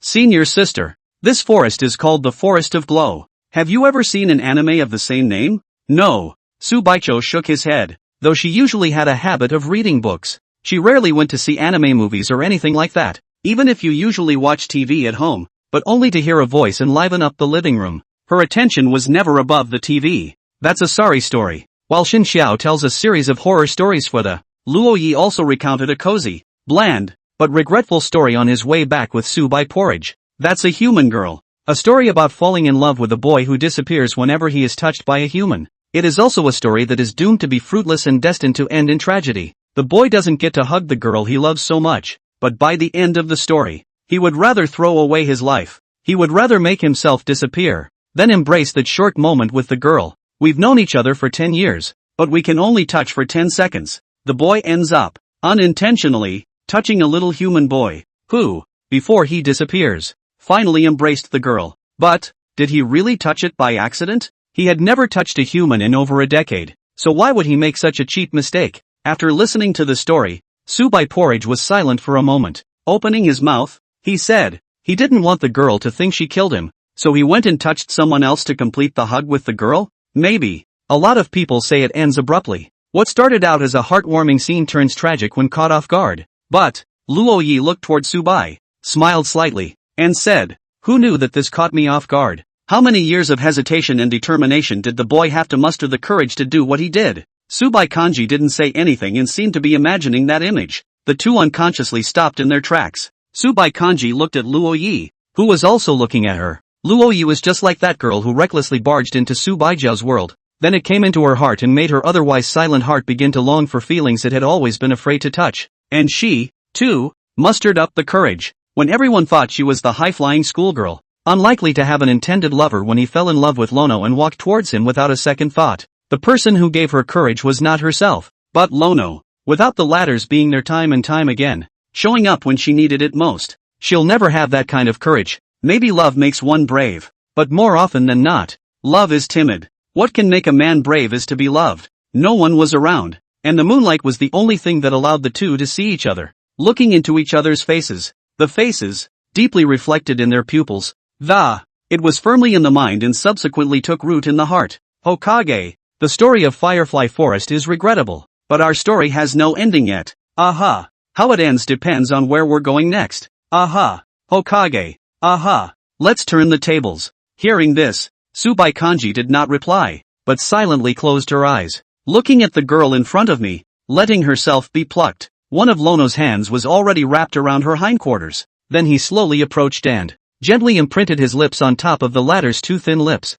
The mouth and the face feel different. Even if Lono was inexperienced and would just stick to it and not move, but it still couldn't suppress his wildly agitated heartbeat, because he knows, from now on, he's Su Baijiao's real boyfriend. 156. Tents are not safe. After a long time, Luo Yi looked at the fairy schoolmate in front of him who was blushing red but still looking straight at him. Somewhat embarrassed, she said, sister, this is still my first kiss. No. Ha? Hearing the other party's sudden denial, Luo Yi instantly panicked, hurriedly explaining, heaven and earth is kinda senior sister. I really is the first kiss. You are my first girlfriend.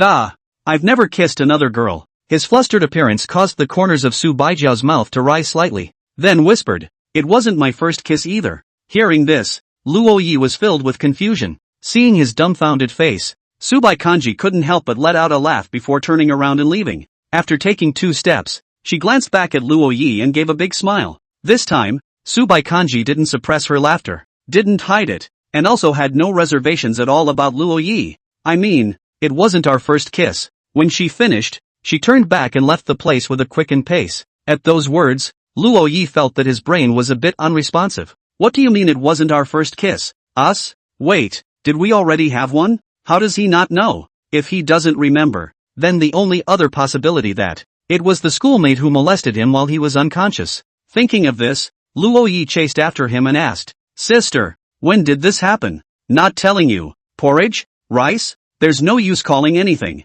Another kiss then. Nice try. Su Bai Kanji looks so happy. It's like he's flirting with the two returned to the camping site. At this time, the crowd was huddled together in pairs of 3, and only Xin Xiao was talking. It looked like his horror stories had scared the crowd. Hearing the commotion, Wang the Hammer was the first to look in the direction of Luo Yi and Su Bai. Immediately, he shouted. That shout took everyone by surprise.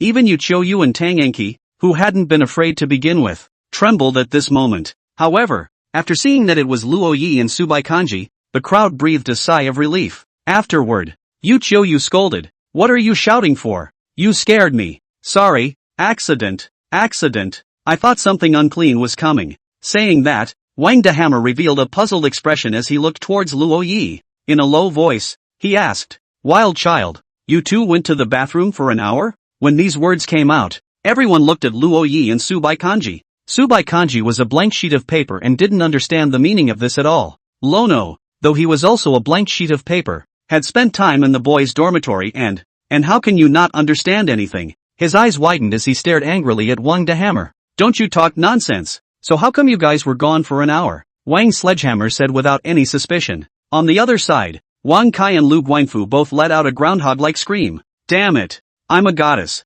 Oh, come on. That's not going to explain it. But he didn't need to explain. After all, everyone was just kidding around. The originally tense atmosphere became active with Luo Ye's return with Subai Kanji. Shin Xiao sighed and said, I've been telling stories for an hour and might as well you guys come back for a minute. Tough on the male celebrities. Drink a bottle of Fat House Happy Water to moisturize your throat. It's okay, or you know what you're doing. I've been speaking for an hour and the others don't even give me a sip of water. Shin Xiao opened the cap of the bottle and smothered it in one gulp. He ended up drinking too fast, and the bubbles came up, making him burp constantly. It was getting late. What makes this forest a camping spot, besides the fact that the air is great, and the endless night sky? The starry sky, a scene I saw every night as a child, became very rare as I grew up. How long has it been since we've seen the stars? Lanaroi doesn't remember. He was lying in his tent with his hands folded behind his head, staring out at this beautiful night sky. They had 3 tents in all. One for boys,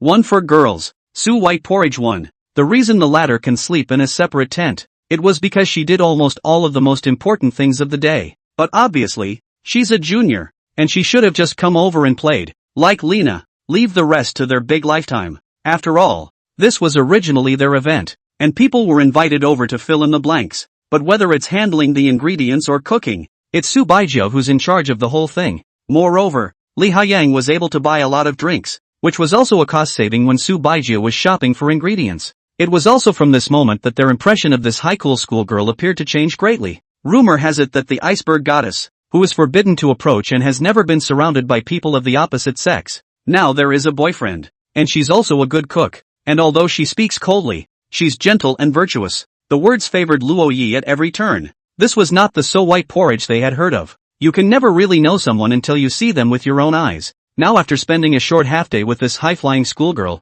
everyone's impression of her, it also went from fear to respect. Let's just say that it's not just the computer science department that's known as the talented girl. It also lives up to its name. At this time, Luo Yi was still in the tent looking at the night sky. One piece of the top of the tent was transparent, so he could see it even as he lay in it. Suddenly, he found his arms and legs pinned down. In the next moment, his body was suspended in midair, only to see the other 3 people of 515 lifting him up and then threw out the tent. Wang Sledgehammer bristled. Why is your kid still here looking at the stars? Do you think it's safe for Su-senpai to sleep alone? Lono patted the dust on his body, then looked a short distance away. The location, the facility, the protection, all extremely secure tents. It does seem a little unsafe. Luo Yi walked over to the side of Fairy School Sister's tent and asked in a low voice, School Sister, do you want a boyfriend delivered to your door? I didn't order takeout. In the tent, Subaya's clear and cold voice came from the tent,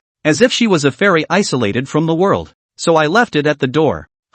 Send it in. Soon, Su Baijiao opened the tent, revealing a gap that would allow Luo Yi to enter. The tent was narrow for 6 or 7 people, but spacious for 2. At this moment, Fairy School Sister was wearing bunny pajamas and was looking at Luo Yi expressionlessly. What's wrong, senior? Why are you looking at me like that? Only to see Subai Kanji coldly say, Bad man, what are you doing here? Sister, do you have a dual personality? The high and mighty personality is out? Poof. Hearing the muffled grunt, Luo Yi's heart melted. The schoolteacher who gets cocky is too cute. Chapter 157, The Lazy Sister. The tent wasn't soundproofed until late at night. Both the boys' tent and the girls' tent have also been yakking away. Only Luo Yi and Su Baijiao's tent had been quiet. It's like some kind of chemical reaction between the two. Whenever and wherever, as soon as they laid down beside each other, a wave of sleepiness would well up and they could easily fall asleep. When he opened his eyes the next day, Lono was awakened by a blast of cold air. He sat up from the tent and looked around in some confusion.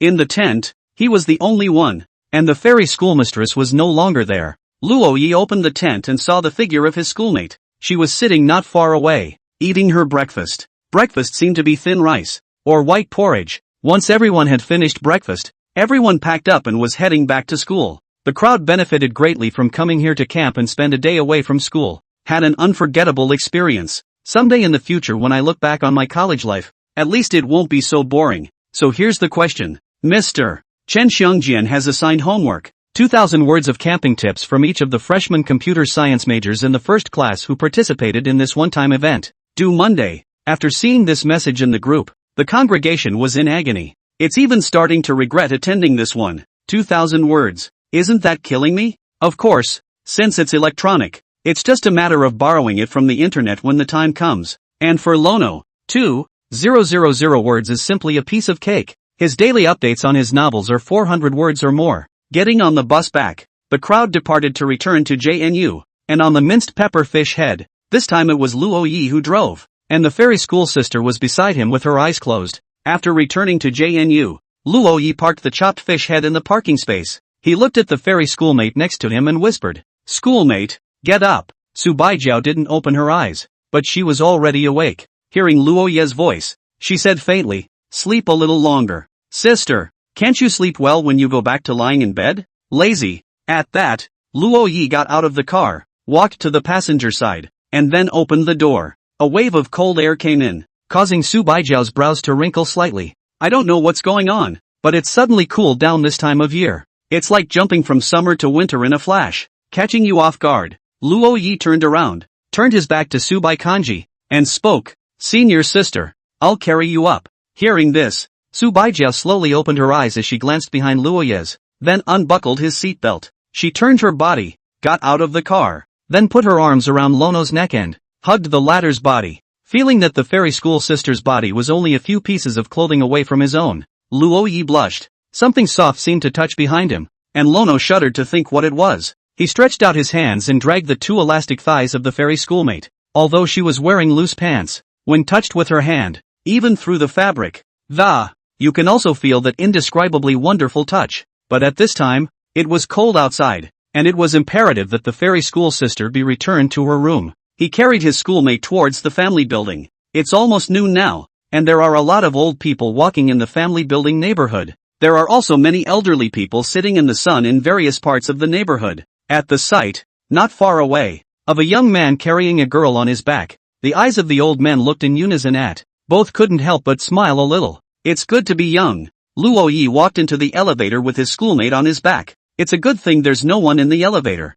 so the two don't feel awkward. Fairy sister's height was about 167 and her weight was about 95 pounds, so she's in great shape and her meat is growing where it should. Coming to the door of 614, Lono tried to pull the key out of his pocket but realized he couldn't draw his hand. He carefully turned his head to find the fairy schoolmate's head resting on his shoulder. As soon as he turned his head, he could easily touch the face of the fairy schoolmate. "Why are you still sleeping?" Lono realized that his schoolmate was sleepy most of the time he spent with him. He'd looked up why, and the internet said that it's easy to get sleepy when you're with someone you like. It's a normal thing, so he's also often sleepy. Together with this trip, he had already shared a bed with a fairy schoolmate twice. He couldn't sleep when the fairy schoolmistress wasn't sleeping, either. After all, it would be strange to fall asleep with a stunning beauty next to you. But after the fairy schoolmistress fell asleep, and he began to get sleepy, it was easy to fall asleep at the sight of that exquisite, unbelievable beauty sleeping peacefully. Hokage is like a sleeping beauty that one can't bear to wake her up,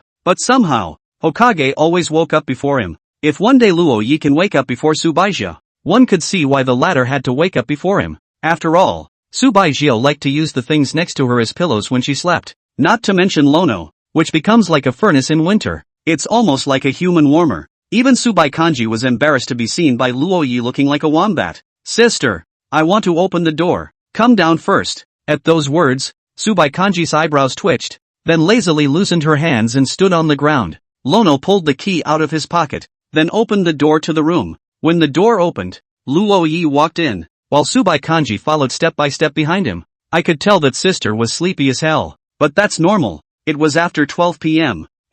Last night when we all took a break from work, they were up and ready to leave just after 6 o'clock this morning. Even Lono was a little stuck. Watching the fairy schoolmistress lie down on the couch and sleep, Lono went back to his room and grabbed a blanket and covered her up. He then turned on his cell phone, ready to finish the 2,000 words of insight from the camping trip. A mere 2,000 words is simply a handful. A minute later, Luo Yi finished writing 80 words and had finished the beginning. 10 minutes later, Luo Yi finished writing 81 words. The beginning ends with an extra period. Lono deleted the period. Still 80 words. It's not right. Mindfulness is not the same as writing a novel. He can't write it. After all, what are insights? Camping epiphanies? What sense can he have? Apart from fairy schoolmasters, or fairy schoolmasters. Wait, he seems to be having an epiphany. When it came to the fairy sisters, Lono's inspiration was almost constant. From the very beginning, when we went to the mall to purchase ingredients, until we got home, Lono wrote a whole 4,000 words about the experience.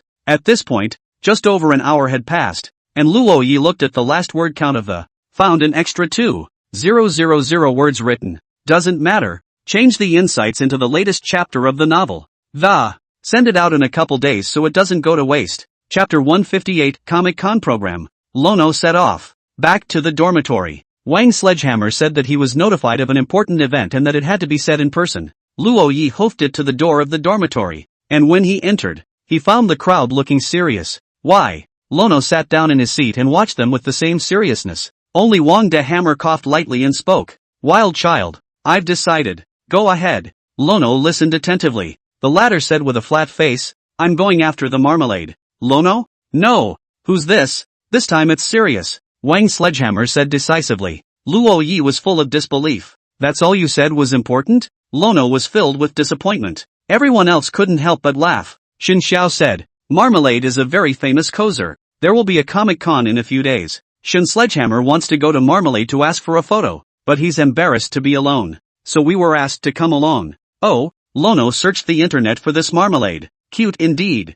Beautiful looking. And the roleplays are all very reductive. It's said to be famous within the circle of secondary characters. It just so happened that Wang de Hammer was also mixed with the secondary Yuan. So naturally he had heard of Orange Marmalade's great name. Comic-Con? Lono hesitated. He's been to a couple of them, but they've all been small Comic-Cons. That Comic-Con in a while is said to be quite large. I wonder if Fairy Sister wants to accompany him to the Comic-Con. Wild child, you come to judge. Male celebrities' female costumes so good looking. He'd look even better than Marmalade in a cosplay costume. When it comes to looking up to male celebrities, it's easy for me to ask my goddess for a picture. Hearing this, Xin Xiao's brain went black and couldn't help but ask, aren't there any male characters? Yes. No suggestions. I think it's appropriate for you to wear women's clothing. Wang Sledgehammer replied without hesitation. Luo Yi also looked at Xin Xiao with great interest. Li Haoyang didn't react much. He was chatting on his cell phone with his head down. After all, he had only just gotten together with Su Xiaojia, and at this point he was in the heat of the moment, all excited like a maddened bull. The feeling of falling in love with Su Xiaojia was different from falling in love with Lu Bingxin. One is happy from the bottom of his heart, and the other, not to mention, is terrified every day, of worrying about suddenly seeing the other person walking with another boy at school one day. So where to buy clothes? Lono asked. That's easy. I'm in the anime club. I'll just go borrow it from the others. Wang Sledgehammer waved his hand. Then his gaze lingered for a moment on each of the three people in front of him. With a bitter face, he said, they're all in the same dormitory. Why am I the only one without a girlfriend? You tell me. Lono glanced at him. Love is never more than lip service. Go ask for a green bubble, at best. And then there was no more. It was obvious that Wang Sledgehammer didn't want to fall in love at all. It's just that I feel out of place when I see all my roommates off the grid. At this moment, Luo Ye's cell phone rang with a special concerned tone. Oh, you're awake. Little baby, sister is awake? Fairy SCHOLMAID, aha. Fairy schoolgirl, hungry. Seeing this reply of only one word, a thick smile suddenly appeared on Luo Ye's face. Is sister relying on him? Hokage is so cute. Luo Yi, whose but hadn't yet sat down and warmed up, directly stood up and then left the dormitory. Looking at his windy back, Wang de Hammer smacked his lips. Hesitantly, he said, people in love are so busy. I'm leaving too. Li Haoyang changed his clothes. He's the one who's really busy. Not only is he in a relationship, also had to go to the office to help the counselor with midterms. Speaking of the midterm exam, Wang de Hammer felt a pang of egg pain. It's college, and there's some kind of midterm that's really breathless. Doesn't matter though, except for the final exams anyway. Just muddle through the rest of the exams. After all, you won't fail even if you get a 0. At best, it makes a bad impression on the teacher. And college teachers are an amazing species. After all, while the grade on the final exam directly determines whether or not you fail the course, but it can also be affected by other scores, like the usual points. The so-called usual score is a whole semester's worth of performance, such as completing assignments that, whether or not you are late for school, absenteeism, etc. These types of scores are determined solely by the teacher. At the beginning of the school year, the teacher will talk about how important the usual points are, and when it comes time to grade at the end of the semester, the teachers will rack their brains on how to raise your grade in order to keep you from failing the class. So the usual points are usually nothing to worry about. Thinking of this, Wang Sledgehammer began to review. Don't look at him as usually hanging around. If he can go to JNU, his grades won't be too bad. The other side. Luo Yi returned to the door of the teacher's apartment carrying a cassoulet. Entering the door, he found the fairy schoolmistress sitting on the sofa with her hands on her knees. Watching TV in bunny pajamas and a hat with bunny ears. On the TV, Crayola was playing. Lanaroi put the cassoulet on the table. Sister, it's time to eat. It's still hot. Su Baigui left the sofa and sat down at the table. Looking at the cassoulet on the table, she asked lightly, did you only get one? Yeah. Wait. Luo Yi seemed to have thought of something and suddenly his face changed. He forgot that he hadn't eaten either. He went back to the family building with his fairy schoolmate, then back to his dormitory, and finally back here.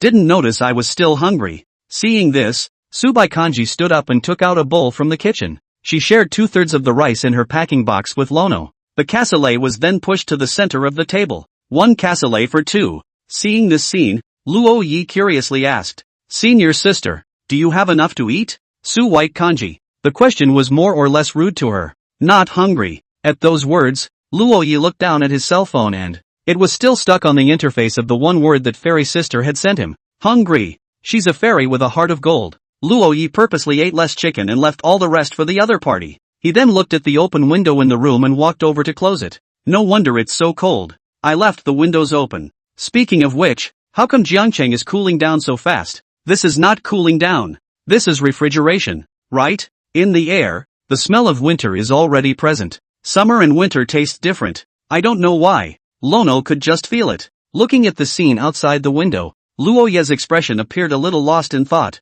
It turns out that in the south, the leaves on the side of the road don't turn yellow and the leaves don't fall off. On the street, there won't be a janitor constantly sweeping up leaves. It's been so long since he came to Jiangcheng alone. I used to feel alone, but now I have 3 good brothers, and with such a great girlfriend. A city's sense of belonging depends on the people you meet here. He was lucky to have met his fairy sister, and everyone in the dormitory. At this time, Luo Ye's cell phone rang. Caller, sister-in-law. Chapter 159, Buying Clothes. Seeing those 2 words, Luo Yi was so scared that he almost threw his cell phone out. He sat down at the table in a hurry, assumed a proper position, and then to the fairy schoolmistress. She said, a video call from my sister-in-law. At those words, Subai Kanji's face changed slightly, and a trace of being at a loss for words appeared on his face. Lono picked up the phone, only to see the stern voice of his sister-in-law, Chen Xiaoman, coming from the other end of the phone. 18 seconds. Lono, it took you 18 seconds to answer my call and say, what could possibly make you ignore me for 18 seconds? Auntie was worthy of being the big boss of the whole family, and the moment she opened her mouth, she made Luo Yi sweat. The corner of his mouth twitched in defense. Auntie, I just fell asleep and woke up. If you don't believe me, you just don't love me anymore. Forgetting that you have a sister-in-law far away. At these words, Luo Yi was silent for a while. Subai Kanji also looked away. After all, there was something intolerable about Luo Ye's expression in front of him. If she looked any further, she was afraid she wouldn't be able to stop herself from laughing. Auntie, what's the matter? His sister-in-law doesn't call him when she's not doing anything, but whenever she does, she doesn't start with business. As soon as the call is answered, she's going to tease Lono and wait for him to ask her before she gets to the point. It's snowing over here, and I figured it would have cooled down over there, too. You didn't bring any winter clothes with you to school, so Auntie was thinking about getting you some. Hearing this, Luo Yi then remembered that he had no winter clothes. No Auntie, I've made a little money now too. I can buy it for myself. Luo Ye's heart warmed, but he couldn't keep relying on his sister-in-law, so he still refused the other party. You child, if your mother is not here, Auntie is your mother. What's the point of being polite with me? Upon hearing this, Luo Yi sighed and said, Auntie, I've grown up and have to learn to live on my own. How else will I take care of my girlfriend later? Said as if it made sense. Chen Xiaoman was surprised. unable to imagine that Luo Yi even had this kind of realization. Auntie, I'll hang up first then, okay? Remember to stay warm and don't catch a cold. Aha. After the phone hung up, Chen Xiaoman sat on the large, exquisite and luxurious sofa and fell into deep contemplation. Something always felt wrong, but I couldn't put my finger on it. What a strange feeling. She looked to the aunt of the family at the side and asked, Aunt Lu, am I overlooking something? Aunt Lu stopped her hands that were sweeping the floor. She smiled faintly and said, Madam. Just now Ono said girlfriend. When these words came out, Chen Xiaoman's eyes widened. Yeah, girlfriend. Why does this kid suddenly mention the word girlfriend when he has nothing better to do? It's the kind of thing that can make a guy suddenly say something like he wants to take care of his girlfriend in the future. At the very least, there's a favorite. Thinking of this, a flash of surprise passed through Chen Xiaoman's eyes. This was followed by a deep sigh of relief. Sister, brother-in-law, Ono has really grown up and already has someone she likes. I'm sure you'll be relieved to know that. She stood up and walked over to a picture of her family in a group photo. Only 2 people are featured in the photo. They were dressed in a police uniform. And even now that she and Gu Ranchang own such a large company, yet it's still hard to hide the splendor of those two. In the moment of becoming that identity, those two are the brightest beings in their respective homes. Sister, I haven't seen you in 16 years. Luo Yi looks more and more like you. After the phone hung up, Luo Yi realized that the fairy schoolmate was staring at him. Schoolmarm, my sister-in-law. She just talks like a willful little girl, but she really is my sister-in-law. I know. Subai Kanji stood up and didn't say anything more, but returned to his room. By the time she came out, she had changed into civilian clothes. Black hoodie with long sleeves and a black jacket. Underneath were black baggy jeans, and black Martin boots, and walking. It will make a crisp sound. All in black. The schoolgirl's everyday outfit is plain and simple. Every day is either a long dress or a neutral style. The only time I made an exception was when I went to the book fair and my schoolmate wore her uniform black silk. But I have to say, the neutral style schoolmates are really handsome. Luo Yi looked at this appearance of the fairy school sister in surprise and wondered. Going out? Well, to the mall. What are you doing? Catching dolls? Su White Kanji. She glanced gently at Luo Yi and said expressionlessly, buy clothes. Saying that, she stepped away and habitually threw her bag in front of Luo Yi. Then get out of here. Luo Yi looked at the scene dumbfounded, then picked up his schoolmate's bag and got up to follow. In the chopped pepper fish head, Subai Porridge left the family building with a foot of gas. Drive towards the mall 2 kilometers away. After getting out of the car and walking into the mall, the two came in front of a clothing store. The guide's face became very enthusiastic when he saw them and hurriedly greeted, the two come in to take a look at it. Men's and women's clothing have As she said that, a look of amazement appeared in her eyes. This girl is also too handsome. Exquisite features, like a fairy's, all dressed in black. Paired with her slightly icy expression and unmoving eyes. This face value is simply unisex. The guide looked at Lono again. The boy's pretty durable, too, and it's not hard to tell. His eyes were full of this girl next to him. Are you two a couple? Hearing this, Luo Ye's eyes lit up. You see? Well, after all, you guys are a good match, the shopper lady said with a smile. If you can be a shopper, you still have that eye. If you two are couples, our store also offers popular couples clothing. Want to come in and take a look? Look, Subai Kanji said faintly. Okay, over here. Following the lead of the shopper lady, the two of them arrived in this clothing store. There were a couple other couples here buying clothes as well. We have couples pajamas, couples jackets, and couples sweaters. Which one would you two like to try on? At those words, Luo Yi looked at the clothes placed around. What to do? All want to try. Subai Kanji also looked around, and finally his eyes settled on the top of a couple's sweater. The guide's eyes were very venomous, and she immediately walked over and took the dress down. It was handed to Su Baijiao. Beauty has a good eye. This dress is our best seller here. Subai Kanji didn't take it the first time, but looked at Luo Yi. The latter looked at the men's sweater of the same style, nodded and said, yes, schoolmarm, shall we try it on? Aha. Subai Kanji took the sweater from the shopper's hand and walked into the fitting room. But since there were other customers, there was no longer a fitting room for Lono. He had to wait for the others to finish changing. Chapter 160, Couple's Costume. Not long after, in Luo Ye's line of sight, the fairy school sister walked out from the fitting room. Underneath were still the same baggy black jeans, but the top half of the body had turned into a white sweater that seemed to be warm. The one in Lono's hand was black. I only saw Subai Kanji walk up to Luo Yi and asked softly, does it look good? Good looking, Lono said dully. Good looks are one thing. The feeling of your own girlfriend standing in front of you, asking if you look good, It was the main reason that made Luo Ye's heart flutter at this point. He stood up and walked over to the fitting room and quickly put this black sweater on. After walking out, without waiting for the fairy schoolmistress to say anything, the shopper then said, "The two of you are a good match. This dress is simply tailor-made for the two of you, and now we have activities in the store. You can buy a couple's suit for 10% off." Hearing this, Luo Yi did not hesitate. "Load up our clothes, this one we'll just wear." "Okay." The shopper looked happy and hurriedly went to the side to get the bag.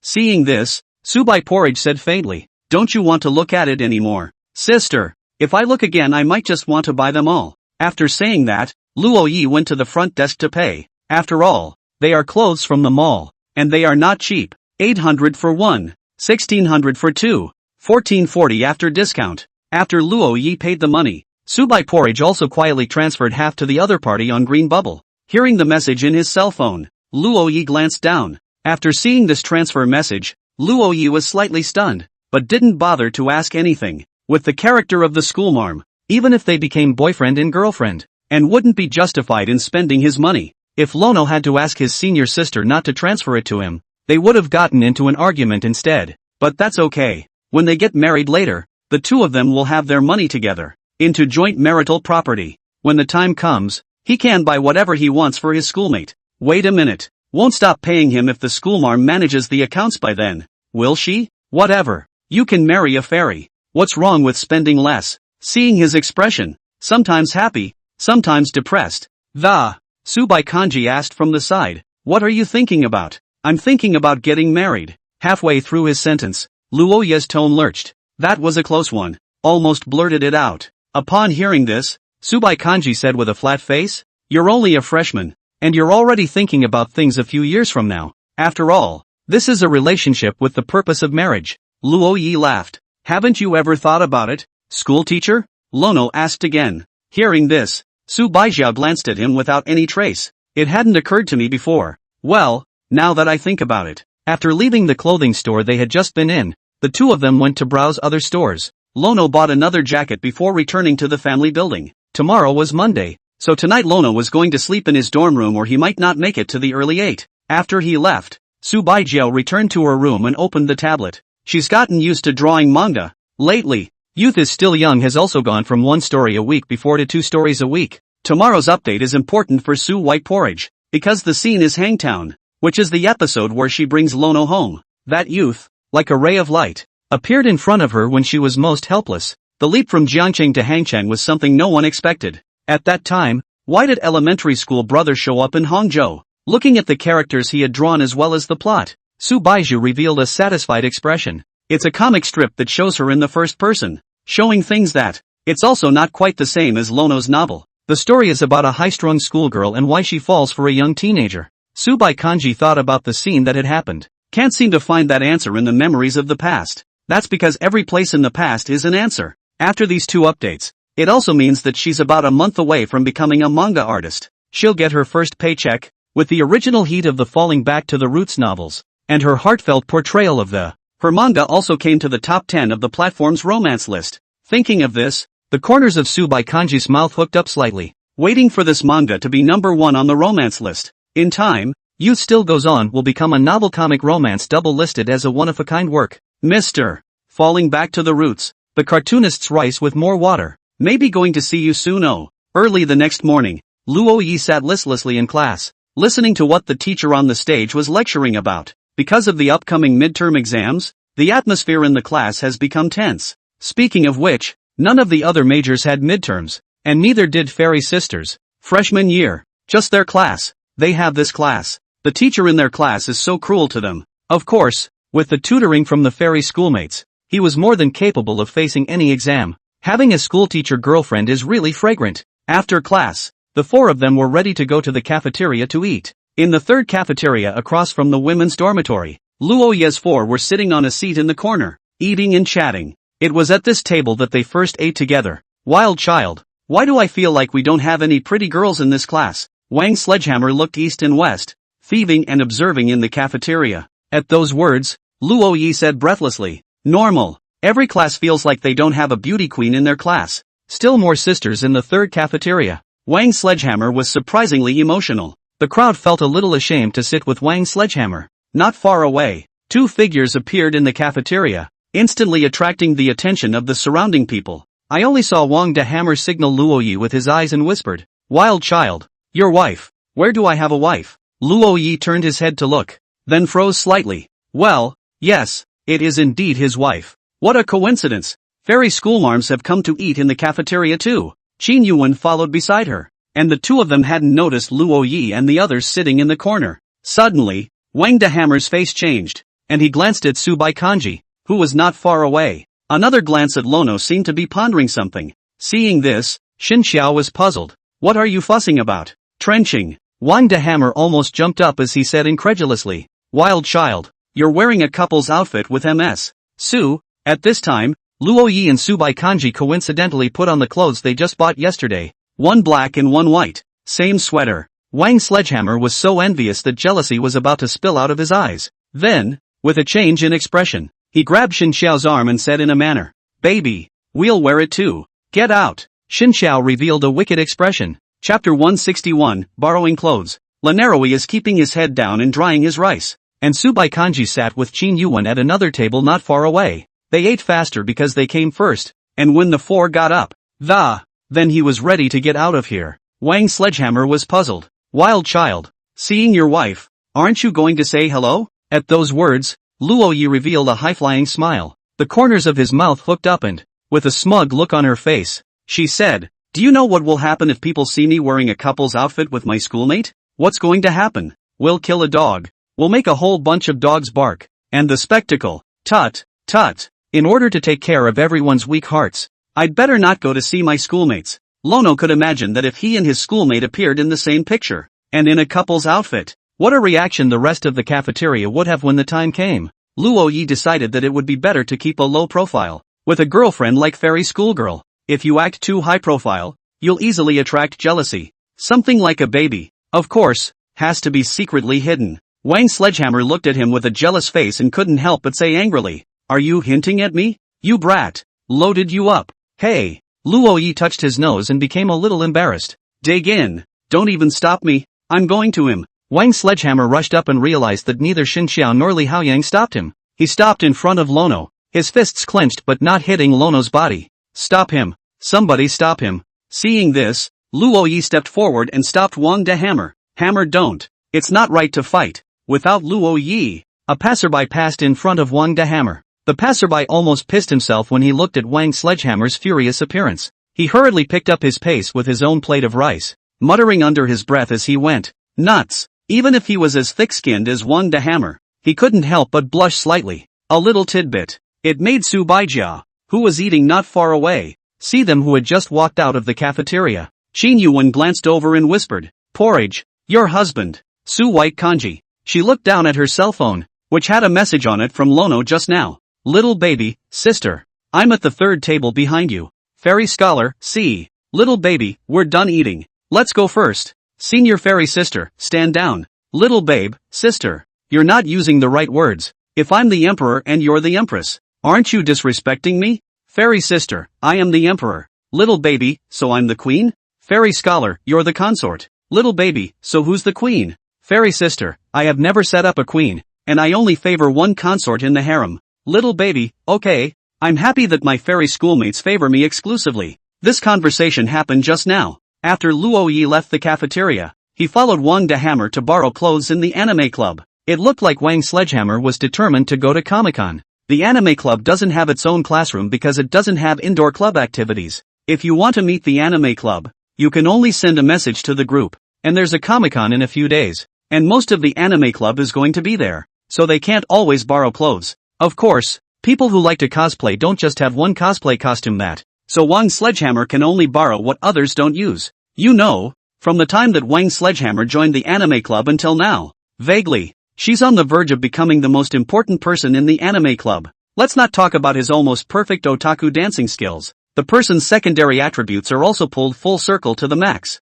A large portion of the boys who join the anime club do so to meet pretty cosplayer ladies. Wang Sledgehammer, on the other hand, is really into secondaries. I can see that in the future, Wang Sledgehammer will be able to pick up the reins of the anime club. It's not impossible to become president of the anime club in your sophomore year. This guy might actually be able to do it. Lono froze at the thought. How is it that his inner monologue has suddenly become middle of the road? Not good. Can't be influenced by Brother Hammer. The four of them came together to the JDU dance studio. For the past few days, the anime club has borrowed the dance club's space to rehearse a dance for Comic-Con. And Wang Sledgehammer is so popular in the anime club that he's practically unknown. After all, this guy saw a bunch of young ladies doing an otaku dance on the day of the club's recruitment, rushed right up and danced with them, and danced better than everyone else. Here comes the sledgehammer. Duanji, the president of the anime club, walked over. At this time, Duanji was wearing Hatsune Miiku's clothes, topped off with a long double ponytail. Upon seeing Shin Xiao beside Wang the Hammer,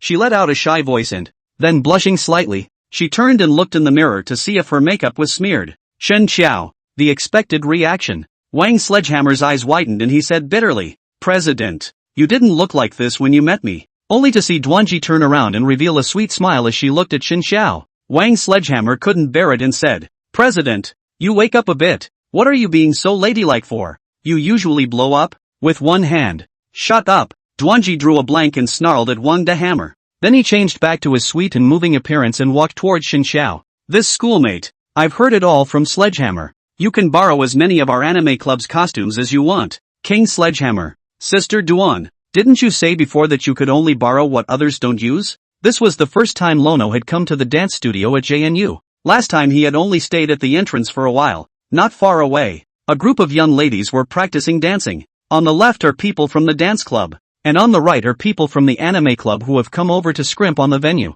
The good thing is that it's big enough and the two clubs are pretty well connected. Saying that, Duanji also looked toward the dance club not far away and whispered, "Schoolmates, there's only one deserved school flower in our school, but there are 3 or 4 school herbs, and besides Shin Xiao, the other one is Su Liang from the dance club."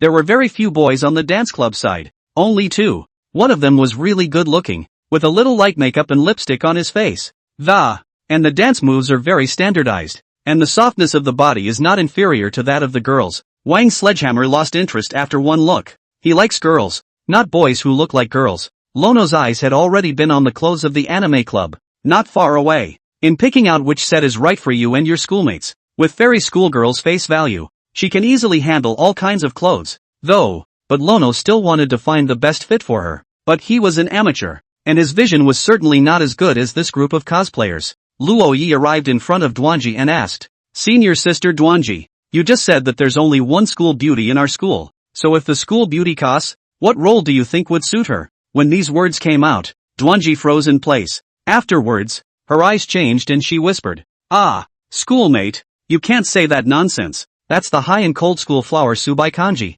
How can sister Su cost? I can't even think about it." Hearing this, Luo Yi looked down at his cell phone. He has just sent a message to his schoolmate. Fairy sister and Sheen sister should be here soon after they finish eating. Chapter 162 Angel Girlfriend. Not too far away, on the ground, were many pieces of clothing of different colors and whatnot. The floor of the dance studio is clean, so dropping on it won't get your clothes dirty. The clothes are all very restored, depending on which character you want to play. After the introductions, Duanji returned to the rehearsals for the anime club. Luo Yi looked over each piece of clothing carefully, pondering which one would be suitable for the fairy schoolgirl. And Shin Xiao's clothes had already been chosen by Wang the Hammer, only to see Wang the Hammer throw a set of clothes along with a wig at Shin Xiao. With a face full of anticipation, she said, "Transform, invincible beauty." The latter was slammed by the clothes and had a head full of black lines and a look of displeasure. But for some reason, thinking about the last experience with women's clothing, the meditative, it was as if there was a force that drove him to pick the set up. His mind was in denial, but his body was not in control. Not long after, Shin Xiao bent down and picked up the set of clothes. Crown of Sin, Small Prayer, Trenching? Is this really suitable for male celebrities? Though the male star's usual personality doesn't seem to be the same as the small dish, but he's practically identical to this character when he's in women's clothing. Doesn't say much, seems a little shy, very dull, but not stupid, and has a soft, supple body. Even Luo Yi couldn't help but begin to look forward to it, only to see Shin Xiao walking into the men's restroom, holding his clothes. Wang the Hammer also very sweetly asked Duanji to lend him cosmetics, and Lono was still picking out clothes. What's a schoolgirl fit for? Suddenly, he saw a dress he really liked. That's Angel Girlfriend, Sheena Shinji? See author's avatar, Angel Wife. At first glance, Sheena Shinji's character doesn't seem to be quite the same as that of a fairy schoolmate. But That was Shina Shinji's character after she met the male lead. Before Angel Girlfriend met the male lead, she was pretty much the same as Fairy Schoolgirl before she met Luo Yi, right? One is an angelic girlfriend and the other is a fairy schoolgirl. So how does it look, right? And fairy schoolmarms are just as good at cooking and housekeeping as their angelic girlfriends. The habitat skills are almost fully lit. Most importantly, the fairy schoolmate is a little more powerful than her angel girlfriend. She can also drive. With the look of his schoolmate driving a chopped fish head flashing in his mind, Lono had decided. In this cosplay, the schoolgirl is his angelic girlfriend. Luo Yi did not hesitate to choose to borrow this set of clothes. But this anime male protagonist's cosplay anime club doesn't have. Lanaroi may have to buy it himself. At this time, at the entrance of the dance studio, Subai Porridge and Qin Yuan were already waiting there. The two didn't come in. Yvonne Chin has stepped down as cheerleader. And now, in one visit to the dance studio, she began to reminisce about the time when she had been a cheerleader. Porridge, this place is full of memories. Upon hearing this, Subai Porridge said expressionlessly, "How long have you only been off the cheerleading squad? 1 week? 2 weeks? I don't remember. Porridge, I'm so sad. Give me a hug." Qin Yuan transformed into a demented woman and stretched out her sinful claws, grabbing towards Subai Porridge. The latter turned his head and gave her a cold look. At once, her two hands stopped in midair, revealing an embarrassed expression. "I'm just kidding. By the way, aren't we going in?" Qin Yuan looked back at the scene inside the dance studio. Subai Jiao didn't turn around. She thought of a while ago, the way Lono looked as he sat waiting for his time. For some reason, she enjoyed repeating what Lono had done. It's an amazing feeling. Doing so would make her feel that she was getting closer to the other person. Men and women in love are really a strange pair of creatures. By the time Luo Yi's 4 came out from inside, they had become 3 men and 1 woman. Xin Xiao had put on a pink wig and stunning makeup. The face value was only slightly inferior even to Subai. When he had just come out of the men's restroom, the people in the anime club had looked dumbfounded. Subai Kanji didn't care, but glanced at the clothes Luo Yi was holding in his hands. "Mine? Yours?" Luo Yi walked up to the fairy school sister and handed the clothes in her hand to the other party. Said, "Sister, this was borrowed from the anime club. I have a class in a while, so I'll go back to my dormitory to get the book first." Aha! After Luo Yi and the others left,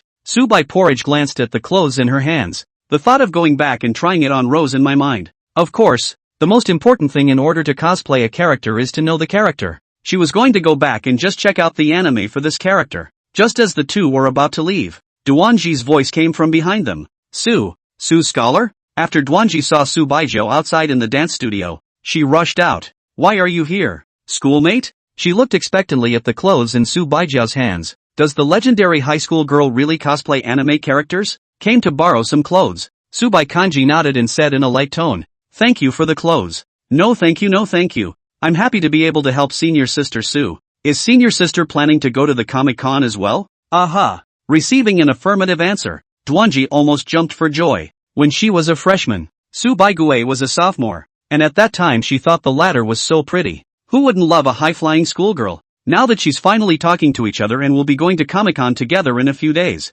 it's exciting to think about. Then, she pursued, "Senior sister Su, are you going with senior sister Qin? I can bring you guys." "No," Subai Kanji said faintly. "I'll accompany my boyfriend." "Yes, so boyfriend I can also bring." "What? Boyfriend?" Duanji showed a shocked expression. Come to think of it, wasn't there a boy who just asked Subai Porridge what to wear? Who was it again? Just look at Xin Xiao and don't remember. Why would I not remember Su-senpai's boyfriend?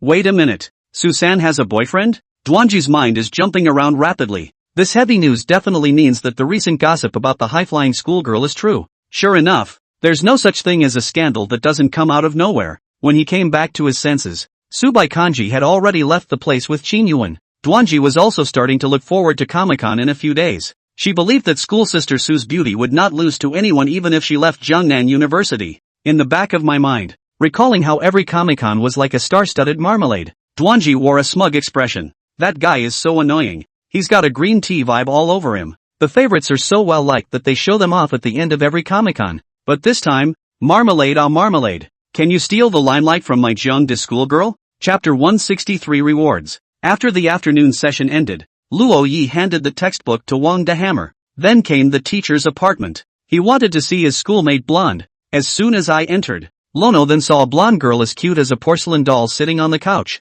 watching an anime. She's not only pretty, she's cute, and she's got a great body. Especially the long legs trimmed by JK uniforms and black one-piece stockings. The only difference between her and the anime heroine is that her eyes are too cold. But the moment Lono came in, the ice melted. Tsubai Kanji's eyes were no longer as cold, but they were still flat. Hokage! Seeing how the fairy schoolmate looked, Lono was so nervous that he sat down next to her. Aha! Tsubai Kanji answered softly. How about this role? Upon hearing this, Tsubai Kanji looked at the anime heroine in the TV projection screen, and then opened her mouth slightly, and, whispering, "It's pathetic." Lono looked at her in surprise. Tsubai Kanji added, "But he was lucky again to meet the male lead." Hearing this, Luoyi smiled helplessly and said, "Senior sister, I'd like to think it was the hero who was lucky to meet her." The two were having a conversation that went beyond just discussing the plot. Or are they disguised as telling each other the true emotions of their hearts? But the anime of this work isn't that great compared to the novel and manga of the same name. Now that the novelization of Youth is Still Young is good enough too, the comics are also very well received. In the future, if there's a chance for an anime adaptation, or a live-action adaptation, Lono decided that he must find a reliable team. Soon, Tsubai Porridge returned to her room and took off this set of clothes, changed into a white sweater, aka the couple's costume they just bought. When she came back, Tsubai Kanji had already bought dinner, and she walked into the kitchen and started cooking. Listening to the sound of stir-frying in the kitchen, Lono sat down on the couch and, I feel that such a life, though dull, is really desirable. Today's dinner was just a home-cooked meal, so it was done quickly. Luoyi was sitting on one side of the table with Tsubai Kanji, both wearing the same sweater. It looks very well matched. Since when? He had grown accustomed to having his fairy schoolmate by his side. Looking at the side of the girl next to him, Lono moved his chair in her direction. The two chairs stuck together, and Tsubai Porridge spoke. "You squeezed me, Hokage. Next time you have to say sticker." White Kanji. She glanced at Luoyi and unconsciously blanked the latter. Looking at this charming little eyes of the fairy schoolmistress, Luoyi's entire body drifted up and down. The heart felt as if it had been struck by Cupid's arrow. After that, it was a familiar process for Lono. Do the dishes, sweep the floor, wipe the table. Lastly, endorsements. For so many days, Lono had practically memorized this basic computer theory book from cover to cover. Looking at the book in his hands, Lono couldn't believe it himself. It's amazing that he can memorize an entire book by heart. Of course, he was unaware of how much Su Baijiao's bestie, Ri Xia, had to carry. There's a mountain of stuff that medical students have to memorize. Su Baijiao, who could be her best friend, naturally wouldn't be any worse. Luoyi thought it was a stretch to memorize a book, but in the eyes of Su Baijiao, it's like just reading the synopsis of a book. She was able to become a talented girl in the computer department, and was spotted by Gu Mingxian and Li Ping. The knowledge base is just the basics. After completing his memorization goal for the day, Luoyi stretched his back and then let out a long breath. "Sister, I've memorized all of this book. Am I ready to be released?" Lono said smugly. From now on, he'll be the talented guy in the computer science department. Oh no, it's the talented guy. Just in time to form a pair with the fairy schoolmarm. Tsubai Kanji silently glanced at him, then got up and returned to her room. When she came out again, she had another book in her hand, Elementary Theory of Computing.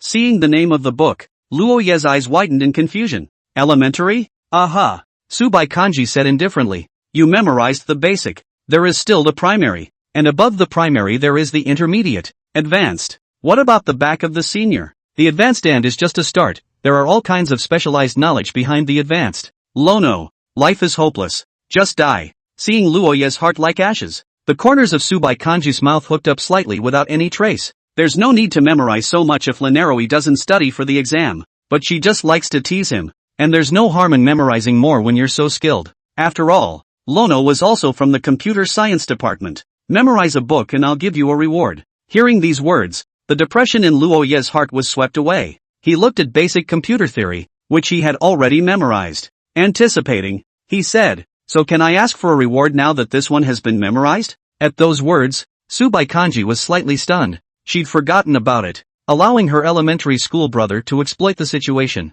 But words spoken are like water thrown out. And she said, with an expressionless face, "Speak, what you want, kisses, hugs, and high fives. Is this the only thing you pursue?" Tsubai Kanji looked at him somewhat speechlessly. Could it have gone further? Luoyi's eyes narrowed as he looked curiously at Su Baijiao. The latter choked on his tone, then looked away and said softly, "You can only choose one, then kiss it." Lono thought about camping. He had simply touched his mouth with fairy schoolgirls. When he went back, he searched for all kinds of kissing methods on top of short video apps. Then it was like discovering a new world. Now that he thought about it, he had lost his first kiss. At this point, the two men's chairs were pressed together, and Subai Porridge pushed her chair to the side a little. And then he turned his body around to face Lono. She slowly closed her eyes and waited for Lono's next move. The sight of JNU's high-flying schoolgirl closing her eyes in front of her, Luo Ye's heart began to beat faster. Just like when he first saw the fairy schoolmate, the heartbeat is refreshed every day. He approached slowly in the direction of his schoolmate. After covering his lips over the others, Lono began the next step. Subai Kanji's face was originally quite normal, only her cheeks were slightly red. It showed her not so peaceful heart. The last time was a camping trip, a ceremonial first kiss for Lono, and this time it was at home, and it was for couples that favored everyday kissing. In the next moment, Subai Kanji's tightly closed eyes instantly opened. There was something that timidly touched her lips, but it didn't dare to be too indulgent. She then touched the other with the same thing, as if it were a dragonfly, as if electrified. They both pulled away at the same time, and then looked away from each other. His face was red and he didn't dare to look the other man in the eye. The feeling of being in love for the first time gradually blends into an ambiguous atmosphere in the minds of two raw people. Chapter 164, The vest of a hot pot lover dropped off.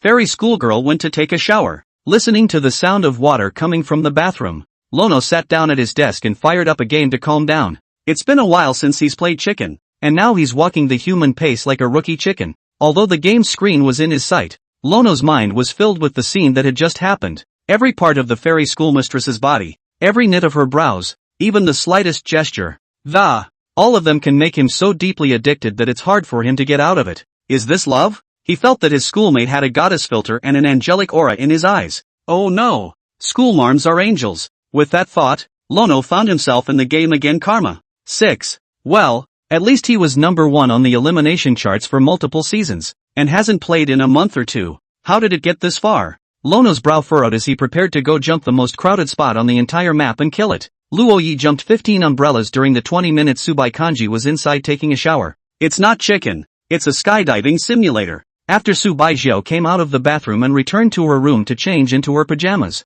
Lono had just about finished jumping 20 parachutes. He slumped over the table, a little skeptical, and Subai sat down next to him, one hand propped up on her chin, and, with his other hand, he pulled out the tablet he had brought from his room and said in a flat tone, "Times have changed, Hokage." Seeing the tablet that was more than 3 times bigger than his cell phone, Luo Yi was surprised. "Senior sister, does this thing really work? Those who have used it say it's good." Subai Kanji opened the game, then invited Luo Yi to come in for a one-on-one fight. One-on-one? It's a matter of a man's dignity. Although he hadn't played for such a long time, his schoolmate had likewise not played. He had just made 20 parachute jumps under rusty conditions on both sides. He has the advantage. There was no way Luo Yi would lose to a fairy schoolmate in this kind of gunfighting game. During the game, the two meet, and Lono's character lets out a miserable shriek and is karma'd on the spot. Luo Ye's eyes narrowed slightly as he began round 2. He's getting serious. The first photo op between the two sides. Lono got down in place,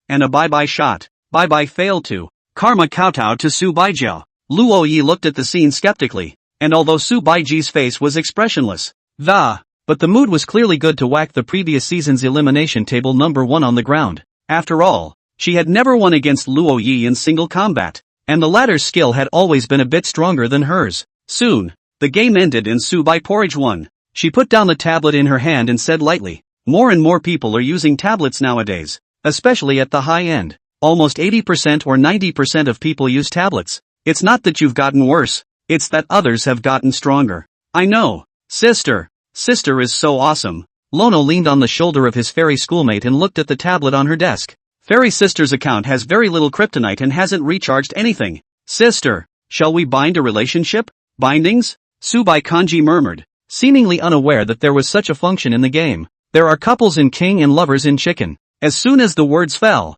Subaija tapped on the interface for binding intimacy. "I don't know until I see it, because I play a lot of games." Coupled with the fact that they had rushed through the highest segment of the double row together, the two already had a proximity of more than 4,000, which had long exceeded the standard of bound intimacy. Subaicho operated on it and sent a request for intimacy to Luo Yi. Lono returned to his seat and hastily clicked agree. In this way, Luo Yi and Fairy Schoolgirl were already legally married above the game. Luo Yi looked at the cell phone screen with a happy face.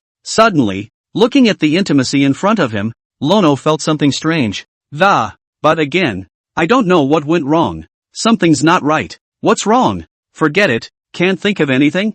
Don't think about it. Luoyi looked at the battle results he had just achieved, and his expression flashed with a happy frown. It was impossible for him to really defeat the fairy schoolgirl no matter how novice his gaming skills were. The reason why Subai Porridge won just now, that's because Lono wanted to see how Hokage reacted when she won. After all, if the girl you love wants to win, let her win. She peopled herself anyway. Chicken is going to be bound, and so is King. And the King is bound to the game relationship, which can be shown in the game.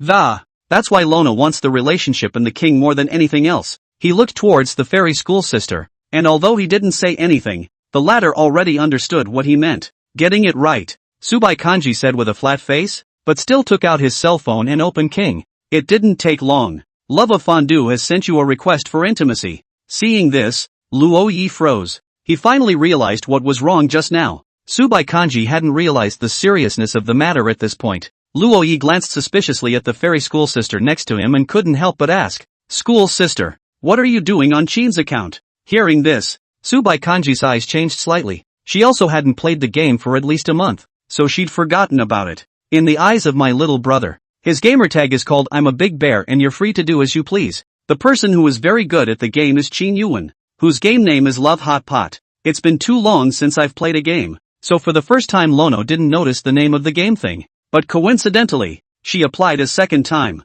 But now that they're together, something like that, there's really no point in hiding it or not. Subai Kanji was just a bit thin-skinned, so she never said anything. If my elementary school brother knew that he'd been talking to him under a different identity from the start, how embarrassing that would be. In the eyes of his elementary school brother, he was a high and cold iceberg, so how could he possibly do that kind of thing? Only after hesitating for a moment, Subai Kanji opened his mouth and said, "Schoolmate, there is one thing that I lied to you." Hearing this, Luoyi glanced at the fairy school sister and realized that the other party's expression was very serious. At once, he subconsciously swallowed and asked nervously, "What is it?" Subai Kanji stared into his eyes and said faintly, "Loving hot pot has been me from the beginning. It wasn't Chin Yuan." At those words, Luoyi hadn't reacted yet and just had a somewhat dumbfounded expression. What? What do you mean? In the next moment, his brain raced, thinking about a series of things. In the mind's eye, image after image of it finally came to a point where he said,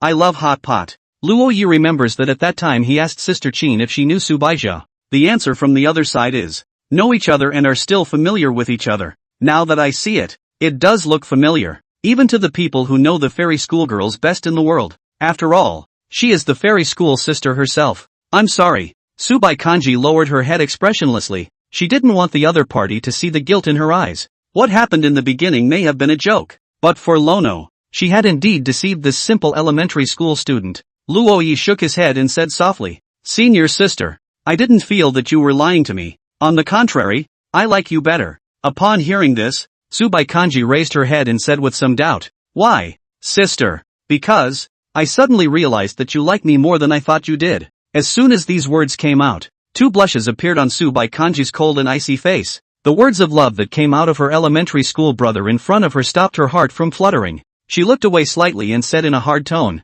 "It's good that you don't blame me." "No, of course I blame you. Schoolmarm, what kind of punishment do you want?" Lono wore an expression like a flower picker about to get his way. Hearing this, Subaijiao recovered her original state. She stood up and clasped her hands to her chest. Coldly, he said, "Since you're my boyfriend, you should willingly take my punishment for me, right?"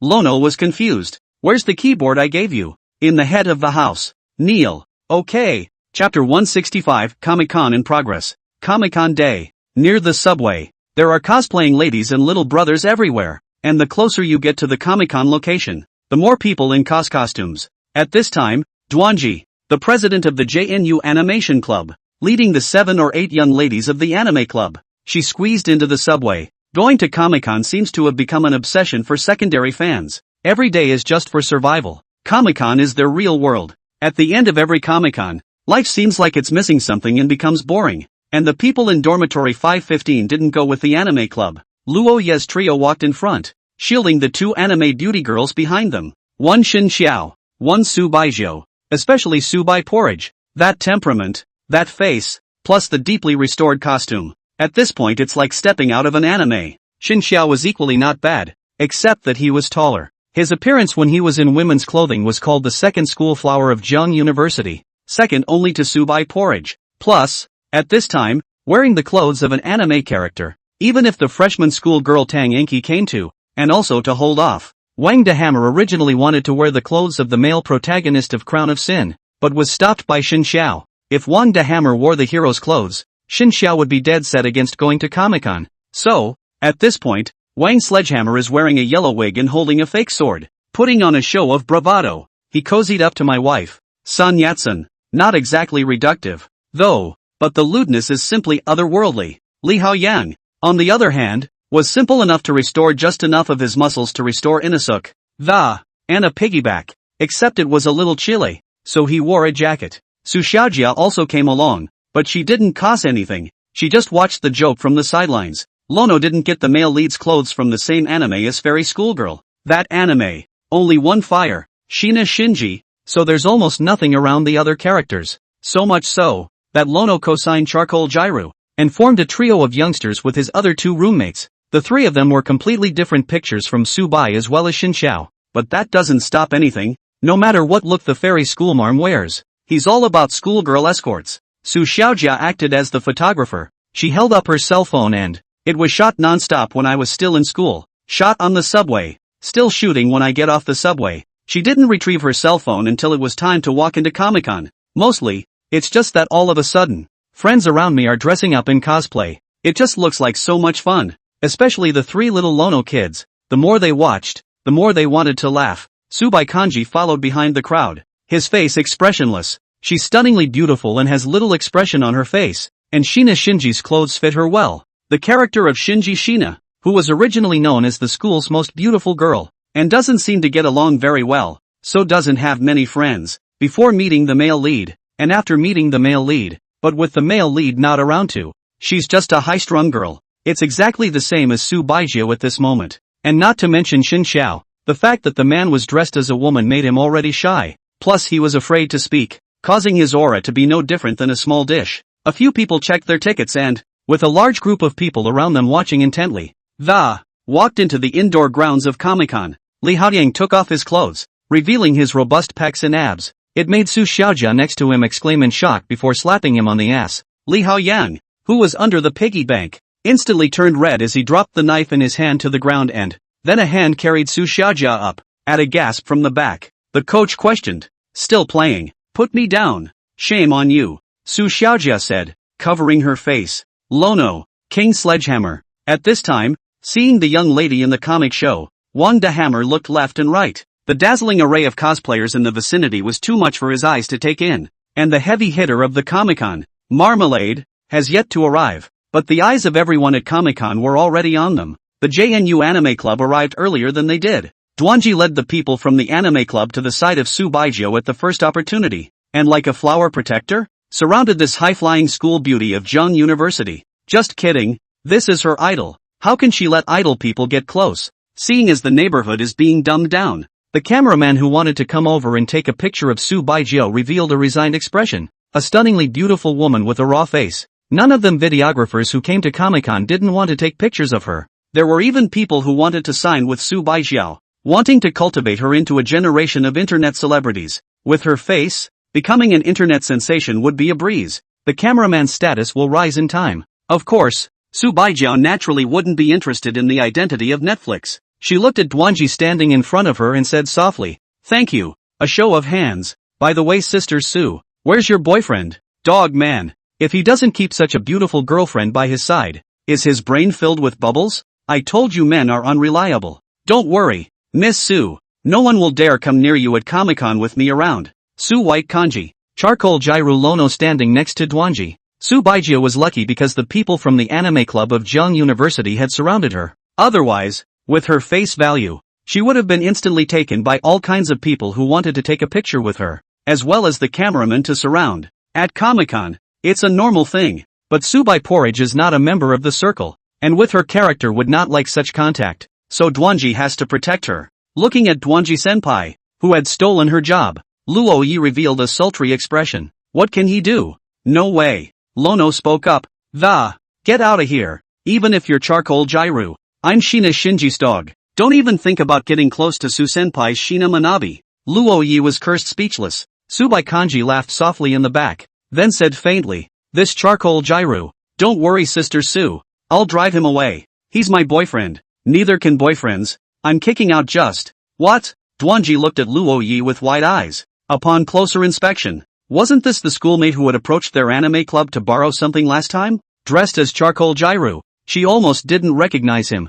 Duanji showed an embarrassed expression. Hawk. Schoolmate sorry, it's okay. Luo Yi revealed a deep expression and said seriously. Senior sister Duanji. I'm relieved that my girlfriend has you to protect her. Very middle of the road words. But at Comic-Con, it becomes perfectly normal. Any exaggeration is normal here. It's a secondary lover's paradise. Duanji nodded heavily. Don't worry, schoolmate. Our anime club is Sister Su's escort. Well, thank you, Duanji-senpai. After saying that, Luo Yi looked around and realized that Xin Xiao had disappeared. As I said before, Subai Porridge is lucky to have the protection of the anime club. But Xin Xiao was unfortunate. At this point, he's being greeted by a group of cameramen who are gathering around him to take pictures of the. There are also all sorts of poses that are awkward for boys. At this point, no one could tell he was a boy. Yet, people just think this girl is pretty. Chapter 166, I am his. One of the heavy hitters at this Comic-Con is the famous light novel author,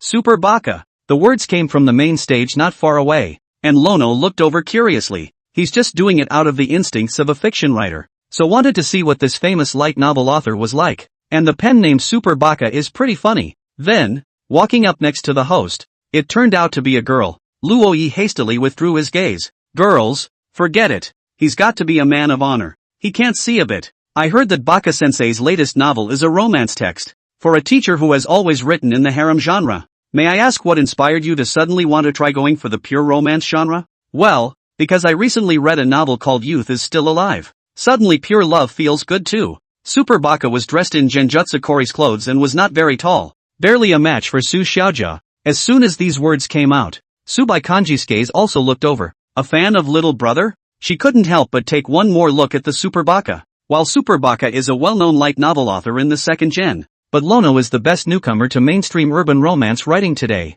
The latter is much more golden than the former, so it came as no surprise to Su Baijia that she was a fan of Luo Yi. It's just that, if she knew that Raggedy and herself was inside Comic-Con, what would be a reaction? Not far away, the entrance to the indoor Comic-Con. A girl with pink hair walked in surrounded by a large group of fans. The lawgiver of men, Alicia. Also the cosplayer with the most fans and the most popular cosplayer at this Comic-Con, Marmalade. She has over 2 million followers on the short video platform alone. As soon as she appeared on stage, she captured the attention of the room, with fans and cameramen swarming over there, ran toward her. Her scenery, for a time, could even be on par with Su Baijia, but only for a time. She walked up to Duanji, the president of the JNU Animation Club, and with a slight smile, said, who's the first person that comes to mind when you think of cute girls with pink hair? Don't you fool with me? Orange, Duanji said angrily. Marmalade then noticed a calm girl behind Duanji. The next moment, she froze in place. This girl is also too beautiful. Marmalade stepped forward, bypassing Duanji and coming in front of Su Baijia. Duanji didn't react the entire time, mostly because she didn't react to the. Marmalade had the audacity to cross over her to Su Baijiao's face. The collision of the two beauties made the air around them tense. Everyone watched the scene, curious as to what they would say, only to see Marmalade hold out her hand and give a sunny smile that asked, can I make a friend? Her smile was irresistible, and Su Baijio silently looked at her face, as well as her eyes. Marmalade does look pretty, but she wears a lot of makeup. Even so, it was still possible to see that her bottom wasn't bad, and it was reasonable to say that she shouldn't have worn such heavy makeup. Seeing Subai Kanji's delayed response, Marmalade laughed softly and then withdrew her hand. She shook her head, a little lost. It's rare to see a girl prettier than me. She bypassed Su Baijio and headed towards the main stage not far away. With her fans cheering her on, she took a step across the stage and, standing next to the host and Super Baka, he repeated the line he had just made. Speaking of cute girls with pink hair, before the words were out of his mouth, the same name rang out from the audience on stage. Ellie, Ellie. Watching the audience cheer from the stage, Marmalade waved at everyone. Not far away, Duanji, who saw this scene, skimmed her lips and said, see, she's annoying, isn't she? And Subai Kanji watched the scene with an expressionless face. Luo Yi came next to her and said suspiciously, "What's wrong? Seen your sister? That girl? There's something strange, right?" Duanji also nodded her head and said, "It's really annoying, obviously so popular, but show off with me every time. Maybe, she just wants to share it with you?" Lono whispered next to him. Hearing this, Duanji froze. She and Marmalade were originally friends who met at Comic-Con, but the latter suddenly got hot and, sitting on 2 million followers. So much so that every daily share of Marmalade changed flavor with Duanji. Maybe, the Marmalade really just wants to make friends. Looking at the cute girl on the stage, a feeling of guilt suddenly welled up in Duanji's heart. They used to be good friends. The JNU Anime Club had a dance performance, so they left soon after. Luo Yi arrived in front of Su Baizhu and took the latter's small hand. "Let's take a stroll around. Seen your sister." Aha! The combination of Gyro Charcoal and Shinji Shina makes the two look a bit odd at this Comic-Con. But they didn't care what other people were looking at. Tickets are required for indoor Comic-Con, but not outside. The two left the chamber and went outside. There's a whole food court outside in addition to Comic-Con. All sorts of secondary fans are out there. And the buzz and the number of people out there that, all far higher than indoors. On the street, Subai Kanji saw one of the vendors selling kebabs at a glance. His kebabs are so meaty that you can fill up on a single skewer, and the aroma is overwhelming. Makes it hard to say no. "Schoolmate, are you hungry?" Luo Yi asked. Subai Kanji didn't say anything, but gave him a faint look. "I see. I'm hungry. Sister, do I want some spicy hot pot?" Subai Kanji still didn't say anything. Only a hint of skepticism appeared in her eyes. "Got it. I want a kebab." Luo Yi also knew that his schoolmate wanted to eat, but he just deliberately said the wrong answer. Wanted to see what Fairy Sister's reaction was. Not far away, someone caused the fallen lady, who was ranked 6th in the 12 ghost moons in the upper chord. That body, it's drool-worthy. So much so that Wang Sledgehammer shouted the name of Ghost Killer and ran after her with a fake sword. It freaked the little girl out. And after Lono bought the kebabs, he realized that a large group of cameramen had appeared beside the fairy schoolmistress, was pestering her wanting to take pictures. One of them, and a disturbed one, kept asking for green bubbles. Luo Yi frowned and walked up, carrying a skewer, shielding the fairy school sister behind him. To everyone in front of him, he said, "Sorry, this is my cosplayer, only I can take the picture. If you say it's yours, it's yours. First come, first served. Understand?" The cameraman who had been asking for green bubbles said, thinking Lono was a fellow traveler. "I'm his." Suddenly, Su Baijiao's voice came from behind Luo Yi, and she hugged Luo Yi's arm and, coldly watching each one, the aura of a high-strung schoolgirl radiated from her, causing the cameraman to sigh and, had to leave. And the one cameraman who wanted contact information gritted his teeth, showing a resigned expression of, a small voice muttered, "What a pretense of innocence." When these words came out, Luo Yi's face changed. "How dare you scold your sister?" Couldn't stand it at all. Lono, dressed in charcoal Gyro's clothes, charged with his fake sword. Meanwhile, the passing Wang De Hammer and Li Hao Yang, although unknown, saw Luo wildly angry and, they are also brainless support. "I want to kill ghosts," Wang Sledgehammer roared and charged. Although the strength of the three little ones fluctuated up and down, their aura was the best in the world. Immediately, the cameraman was so scared lest that he ran away, crawling and crawling. Even the camera was dropped on the floor. There are already several cosplayers around who are deeply harassed by this cameraman. Seeing this scene at this moment, he hastily clapped his hands. And that camera on the ground. A passerby picked it up and realized it was a fake. Chapter 167, Beauty and Talent. By the time Luo Yi came back, Subai Kanji had already eaten half of this big, long meat skewer. The other half, obviously, was reserved for Lono. He took the kebabs from the hands of the fairy schoolmistress and ate them indignantly. With an angry look on his face, he said, "Count on him running fast." Subai Kanji shook her head, then looked at Luo Yi and said seriously, "Senior, thank you." A show of hands. Luo Yi touched his nose and showed an embarrassed expression. Not far away, 2 or 3 girls stood writhing, looking eager to try and, but it's like you're afraid to get close. They were supposed to want to come over and ask for a picture, or in Comic-Con parlance, stamp collecting. However, they didn't really dare to open their mouths due to Su Baijiao's high and cold temperament. Seeing this, Luo Yi queried, "Sister, there are girls who want to take a picture with you as a character." Subai Kanji looked back at the group of girls. The girls were supposed to be in high school. They looked so young, was looking at her with envy in her eyes. In their eyes, this good-looking, well-built sister, simply a dream goddess. In the end, A little girl gathered her courage and walked towards Luo Yi. Timidly, she said, "Brother, can we collect a stamp with your girlfriend?" "Your girlfriend? Who's that?" "Mine." The little girl is so talkative. Since Luo Yi had just said that this sister was one of his people, they had come over to ask Luo Yi's first. Quite a simple little girl. Luo Yi laughed and said, "That comment wasn't directed at you guys. If you want to collect stamps, you can ask her opinion yourselves." Upon hearing this, the little girl came in front of Su Baijiu and looked at her with an expectant face. She's the boldest of the little girls. The rest of the group watched the scene nervously from the back. "Sister, can we collect stamps?" This time Subai Kanji didn't refuse. She just has a personality that seems a little uninviting, but she's actually a normal girl on the inside. After taking a picture with a couple of little girls, these guys took another picture with the 3 little ones, then left with a mouthful of thanks. After Wang Sledgehammer took a picture with Marmalade, today's mission was over. At this time, Xin Xiao was still missing. Wang Sledgehammer was puzzled. How come this guy isn't here at the critical time when he's not?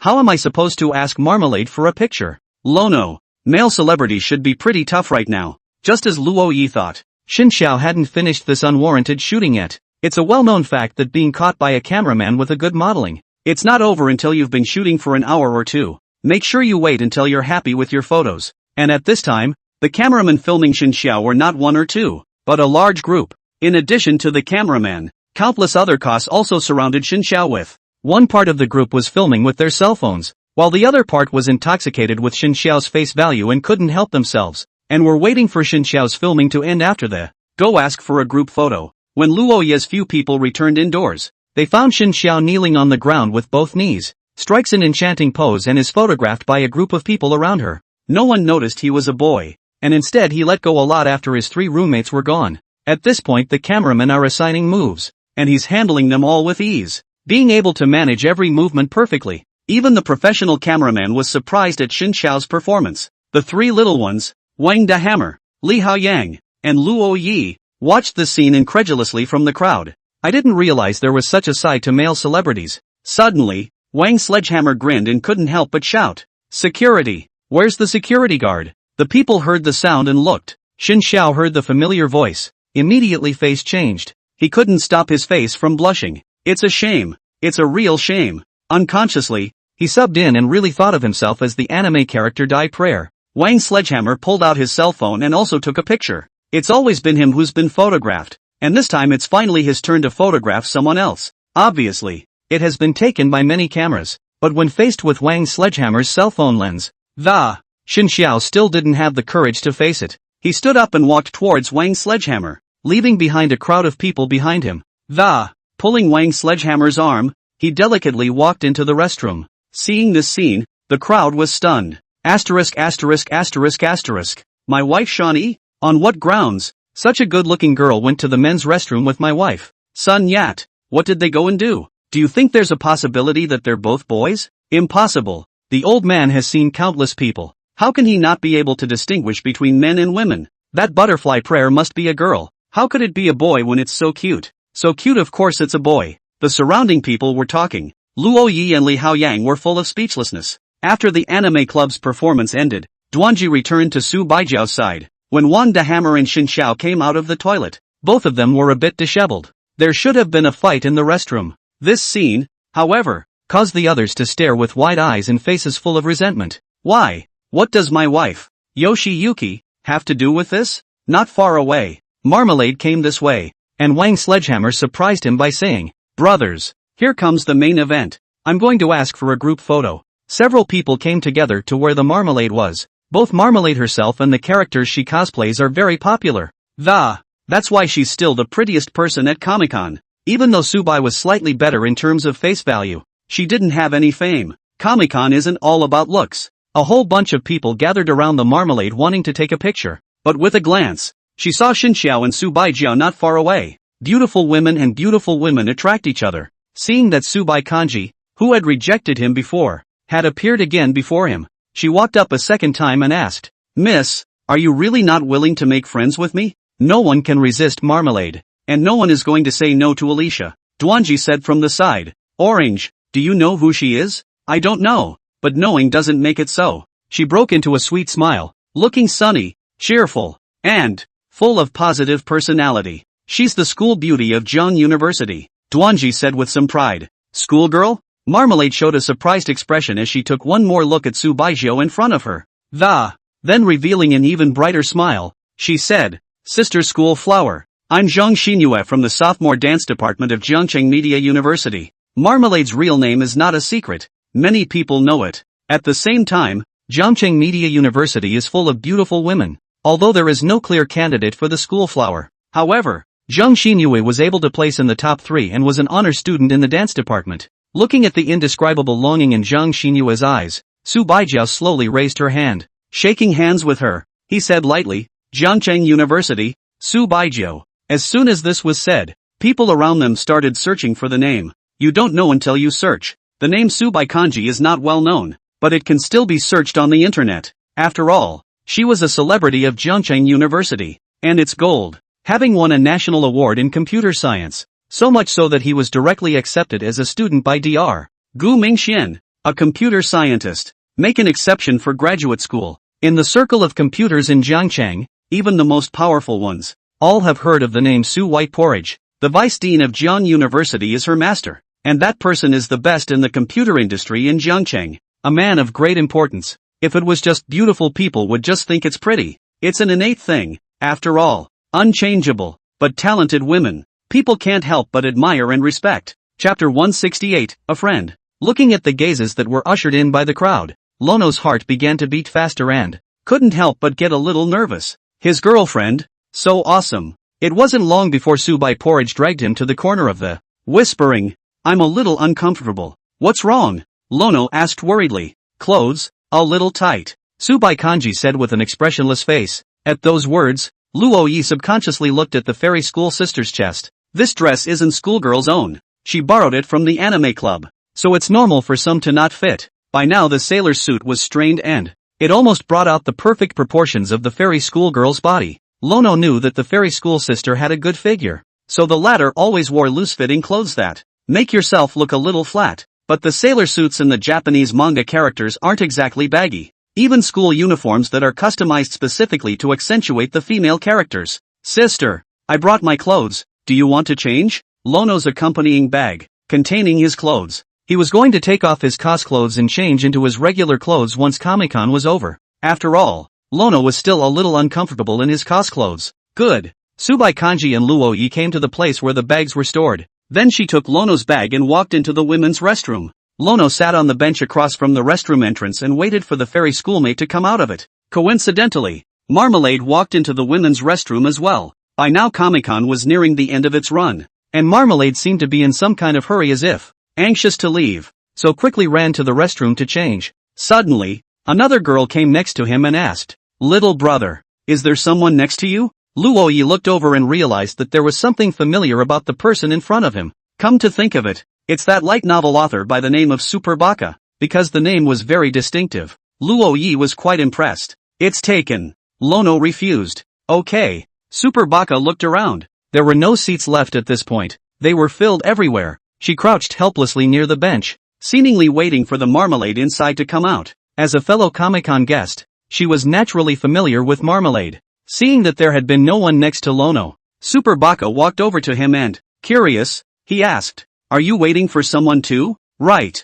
I see. You're waiting for Marmalade to come out of the bathroom and ask for a picture, right? Lono is not. Humph, mouthy man. She's obviously made a fan of Lono's Marmalade, so sat down directly at the other end of the bench and spoke. Marmalade won't be coming out. There's no use waiting. What that meant, Lono didn't know and didn't want to know. He stood up and left the bench, going to wait in front of the restroom for his schoolmate. Seeing this, Super Baka was surprised. This little boy is quite innocent, kind of like the hero in my favorite novel. In the women's restroom, Subai Kanji put on Luoya's clothes and came to the sink. Lono's clothes were a bit too big for her, but they weren't unwearable. She hugged Shina Shinji's clothes and saw a bald man next to her removing his makeup. Bald? Subai Kanji looked over curiously. The look was unfamiliar, but those passionate eyes, she remembered. The bald girl also spotted Subaijo. She smiled gently and asked, Surprised? Aha, a tumor in the head. There was a moment of silence between the two men. I'm very fond of Alicia.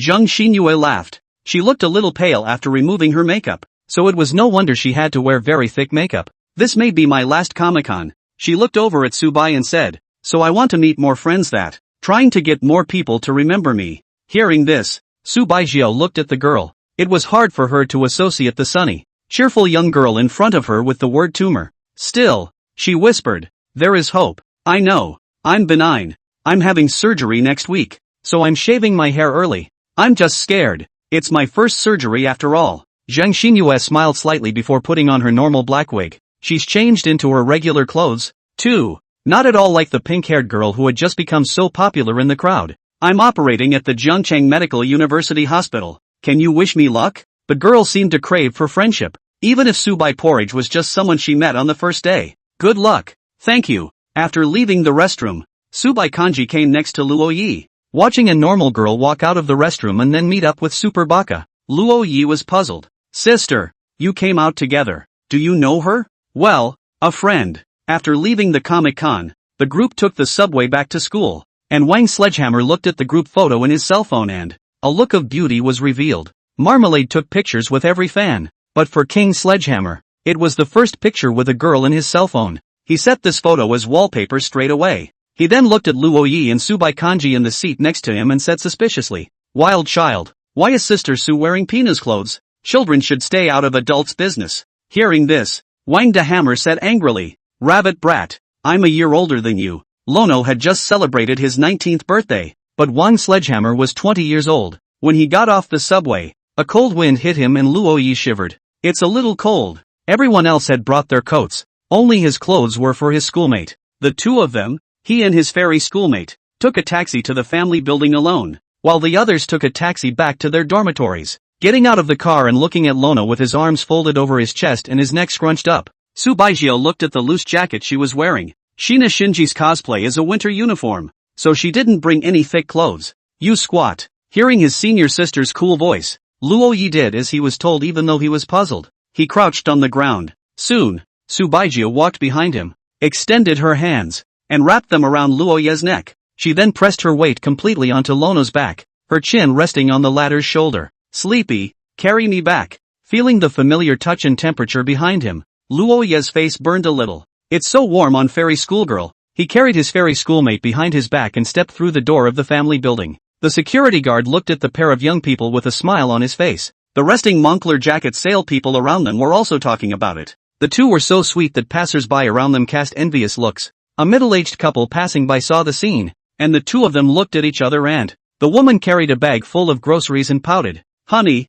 you used to carry me like this. Now I can do it too. Wife, come up here." The man smiled and carried his wife on his back as well. They rubbed shoulders with Luo Yi as well as Subai Kanji. Not far away on a bench, an elderly couple looked at them with a kind smile. Chapter 169, A Stupid Student Can't Live Without His Sister. Back in the living room, Lono turned on the air conditioner. He stood underneath the air conditioner and closed his eyes, feeling the hot air blowing in his face from the air conditioner. "That's great. Who the hell invented air conditioning? What a genius. There's no heat in the south, but that's okay. Air conditioning is everything." After the temperature came up, Subai Porridge changed into her own clothes in her room. Then he threw Lono's clothes on the couch. Looking at Luo Yi, who stood frozen under the air conditioner, she said faintly, "Come and change." "Come on, schoolmarm." Lono took the clothes and walked to his room. On top of his clothes, he still retained the scent of the fairy schoolmate's body. "It smells so good." A dress worn by a schoolmate.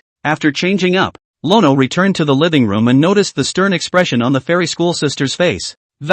Just like a teacher. Looking at Luo Yi, Subai Kanji said in a flat tone, "Come here." Luo Yi obediently sat down next to the fairy schoolmistress. "What day is the exam?" "The day after tomorrow." "What are all the tests?" "Computer theory, hands-on computer, math, English." Saying that, Luo Yi hurriedly said, "Senior sister, I have no problem with computers. Tell me about the high school entrance exam results." Subai Kanji asked. Hearing this, Luo Yi's tone lurched, but in the presence of the fairy schoolmistress, he didn't dare to keep his mouth shut. Lono lowered his head and whispered, "Math 136. Aha. Language 142. At those words, Subai Kanji gave him a surprised look before nodding. Aha. It's a real talent to get 142 in languages. It's not without reason that you can become a well-known fiction author. Science 272. Subai Kanji's brows frowned slightly. 136. 142. 272. The total score of the 3 subjects is already 550. This year the JNU Computer Science Department scoreline is 612. I've heard that Lono is the scoreline. He's stepping on the scoreline. Stuck with the number of admissions. Barely got in. That is to say. You scored 62 in English? Lono's head dropped even lower. In the next moment, he lifted his head again and said proudly, "Sister, I've worked very hard to. I only scored a 20 in English in the first semester of my senior year. And I overachieved and got a 62 on the college entrance exam." Su Baijio looked at him silently. Lono put his head back down again. The reason he didn't score enough to go to JNU was because his English was so poor. So he studied hard in his senior year of high school. And the main thing he learned was English. 20 points to 60 points. God knows how many English words he memorized. As for the grammar, he couldn't read or understand it. English composition is still at the level of copying reading comprehension. The exam is the day after tomorrow. But it's just a midterm. If you don't do well, you don't do well. But English as a subject was available freshman year, not sophomore year. With Luo Yi in this state today, he'll more than likely fail English on the final exam. This time it was all about improving Lono's computer scores, neglecting his other subjects. Subai Kanji rummaged through half a day from her room and finally found the English book from her freshman year. She dropped her English book on the table and said lightly, "Freshman year exams are easy. It's basically from the book." Luo Yi said bitterly, "I'm not going to have to memorize again, am I? No. Just memorize the words, and then translate all the texts in the book. Just remember the translation." Just after finishing, Subai Porridge realized that Luo Yi was rustily flipping through the textbook. It's as if you don't recognize the book. Textbook revision? I don't think so. The cover is the same. Then why do you have that look on your face? Lono. He didn't speak, and he didn't dare. All the English lessons, he used to code, and hardly ever listened to a single lesson. Didn't even flip through the book. Seeing this, Subai Porridge did not say anything. Instead,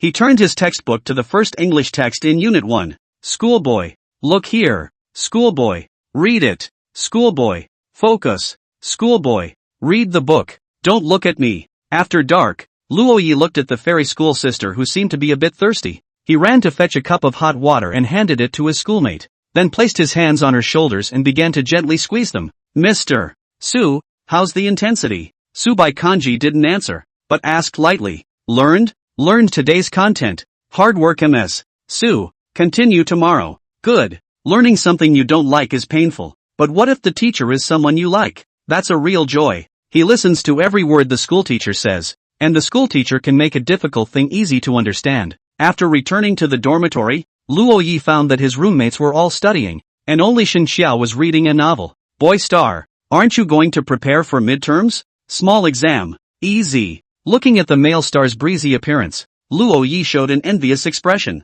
It's nice to be a schoolteacher. Li Hao Yang and Shin Xiao, who both did very well in 515, especially Shin Xiao. High scores in every subject. Totally gifted players. Li Hao Yang is the class president, so he has to take the lead. His grades can't be too low. That's why he's the hardest working of the 515. Wang's sledgehammer will only sharpen his gun in battle, but he can sharpen it to a razor-sharp edge. At the very least there is no problem dealing with the exam. And Lono. He had the hangover of the fairy sisters. All in all it's all about the advantages of each. "Going to the library tomorrow?" Li Hao Yang suddenly asked. "Go. Studying should be in the library." Wang's sledgehammer was the first to agree. Lono nodded back. Shin Xiao refused. He wanted to sleep in his dorm room. By the next day, the computer science program is caught up in an intense study atmosphere because the exam is 1 day away. Yes, they're the only ones in the whole school who are nervous. After all, they're the only ones with midterms. In the library, the three sat at a table and began to review what they had learned. Luo Yi read over what the fairy schoolmaster had taught him yesterday, found that I was able to master it, so he turned over a new leaf, then looked at his textbook with a confused face. "What's this? Completely unreadable. It's over. He's a loser without his fairy schoolmates." Thinking of this, Luo Yi opened his cell phone and sent a message to the fairy school sister. "Little baby, jungle rescue. Fairy scholar. Little babe, the opposite party sent you a library study request. Fairy scholar, the other party rejected your application. Little baby, sister. Stupid schoolmates can't do without you. Fairy scholar." It didn't take long for another message to be sent. It's an emoji. If Subai Kanji couldn't say anything, he would usually use emoticons instead. The emoji is a man dressed in black who is taking off his glasses with the text. "Can't really do anything with you. Chapter 170, 1 breath of air will kill you. Subai Kanji left from the family building and walked in the direction of the library. Speaking of which, she hadn't been to the library in a long time. The last time, it was the first day of freshman school, and it was here that she met the elementary school kid for the first time. Luo Yi had already greeted his schoolmate at the door ahead of time, although he could have sat in his seat and waited for his schoolmate to come over. The thought of his girlfriend coming too, he simply couldn't sit still. The library is the second and third floors of this building. The stairs are external. It requires ascending tall, long stairs from the outside. Luo Yi sat on the top staircase and waited with an expectant face for his schoolmate to come over. Soon, in the line of sight, the figure of the fairy school sister appeared. Today's schoolmate was wearing a white sweater on top and black pants underneath. A thick black trench coat was draped over it. Looking warm, Luo Yi stood up and waved at Subaija below. The latter stood at the bottom of the stairs, looking up at the youth above. Last time we met here we were strangers. This time, this youth is already her boyfriend. Boyfriend? These three words, in the original world of Subai Porridge, would not have been possible. But now she was still in love with this elementary schooler who had suddenly burst into her heart. Thinking of this, Subai Kanji took a step and walked towards his direction step by step. Coming to Lono, the two walked into the library together. Looking at the face recognition in front of him, Lono swept open the access door with his own face. Please come in, school teacher. Last time it was his senior sister who helped him brush it open. This time it was his turn to help his senior sister. Subaigue walked in, followed by Luo Yi. The two came to the table, next door to where dormitory 515 was located. When the fairy schoolmistress arrived, Lono placed his books on the table next to him. Enjoy the world of two with your schoolmate. This puts the original table Wang de Hammer angry gnashing teeth. Cannot learn at all. Soon, Su Xiaojia came carrying a small school bag and sat next to Li Haoyang. At this time, there was a couple sitting in front of Wang's sledgehammer, and the table behind him. Sitting there was another couple. He finally realized why the male stars weren't coming. Wang's sledgehammer sat grudgingly in his seat, staring at his textbook, but can't read anything at all. Single people who see other people in relationships generally develop feelings of envy. Wang de Hammer was no exception. He lay on the table and began to fantasize about his future girlfriend. After half a day's thought, he realized he couldn't picture the face. Damn, is it so hard to even imagine now? Suddenly, his cell phone vibrated and a message popped up. Why Yu Chiuyu, playing ball? Hammer? Seeing this, the face of Yu Chiuyu unconsciously appeared in Wang de Hammer's mind. He then picked up his cell phone and replied, review, not fight. Why Yu Chiuyu, review? What's this? Reviewing now? Are you preparing for graduate school? Wang Sledgehammer, midterm exam. Why you, haha, midterms. I laugh equally at every major that has a midterm. Yu Chiuyu, play ball? Hammer, she asked again. Wang Sledgehammer looked left and right and realized that he couldn't learn at all, so he decided to leave the library. Play ball, waste of time and energy studying and all that. Watching Wang Sledgehammer leave the library, Li Haoyang and Su Xiaojia both revealed strange expressions, but the two got up in a hurry and sat down at Lono's table. This filled all four seats, with a couple sitting on one side. Su Baijia was using Luo Ye's pen to write the translations of the English sentences in the textbook. Her handwriting is beautiful, unlike Lono's, which is as good as a spider's crawl. And I don't know if his handwriting is so ugly that if anyone asks him for an autograph in the future, how is he going to sign for people? Subai only translated some of the more difficult sentences. Some of the simpler ones, she would let Lono memorize the words and translate them herself. While this is the sort of thing that can easily be done on the internet, but Lono still likes studying with his fairy schoolmates. Whatever he can do with his schoolmate will become something he enjoys doing. The two of them studied earnestly, Subai Porridge patiently writing and Luo Yi patiently reading. And after Li Haoyang had learned from Su Xiaojia for a while, the latter felt a little bored. Then he stretched out a finger and poked Li Haoyang in his abdomen. The fierce man Li Haoyang immediately changed his face. Su Xiaojia is not big, but it really hurts to poke people. He returned the favor with a backhanded elbow strike. Light in strength. Of course, it's like just a gentle nudge. At once, Su Xiaojia was anxious. Yes, she obviously started it, but she was in a hurry. The two interacted back and forth without making a sound. It was a silent battle. In the end, Su Xiaojia couldn't fight and even started spitting. Not really throwing up, of course, just exhaling. A beautifully named air attack. Unwilling to show weakness, Li Haoyang countered with the same approach. Xin Xiao was right. The two of them would only stick together at the beginning of their relationship. It won't be long before they reveal their nature and return to their original way of getting along. As the saying goes, the best friends are men and women, when not stuck together. Boyfriends and girlfriends don't seem to get along any differently than best friends. At some point, Su Xiaojia and Li Haoyang simultaneously puffed up their mouths, wanting to spray each other with a mouthful of air. The next moment, the two froze, because if it goes any further, they're about to kiss. The two looked at each other with wide eyes, neither advancing nor retreating. Luo Yi and Subai Kanji raised their heads and looked at the scene suspiciously. What kind of weird games are these two playing in the library? Noticing the other two's line of sight, Li Haoyang and Su Xiaojia turned their heads at the same time, lying down on the table. The face was flushed. Luo Yi whispered to Subai Kanji, "Sister, give them a little time alone. We've been studying for so long. Let's go out for a walk." Aha! Subai Kanji nodded gently. That said, if they leave, then aren't they alone? She had seen right through her schoolmate's caution, but she willingly jumped into the trap, because she also wanted to walk with her schoolmate. She was not good with words, but all love was hidden in her behavior. After the two left, Su Xiaojia and Li Haoyang seemed to be even more awkward, but it's just a phase that needs to be crossed by the two of them themselves. After Luo Yi left the library with Subai, found nothing worth walking around the school either. As they walked, they came to the entrance to the grove. They had come to the library in the morning and it was now noon. Although it's not very warm right now, the sun is huge and is hanging high overhead. This weather is perfect for sunbathing. The grove at night reveals a sense of mystery and taboo, but the grove in the middle of the day and in the afternoon looks like a small park. Somewhat cozy. The two walked side by side on the cobblestone path and had come to the inside of the grove. This wasn't the first time Lono had come to the grove. Some time ago, the four of them from their dorm room had come here together to explore, only to find nothing and end up having to sit on the grass and play the game in 4 rows. There was a couple that passed by 7 or 8 times back and forth, seemingly waiting for them to leave. When they leave after the game, it was only then that the couple sneaked over to where they were playing the game. Of course, what the 4 Lonos didn't know was that the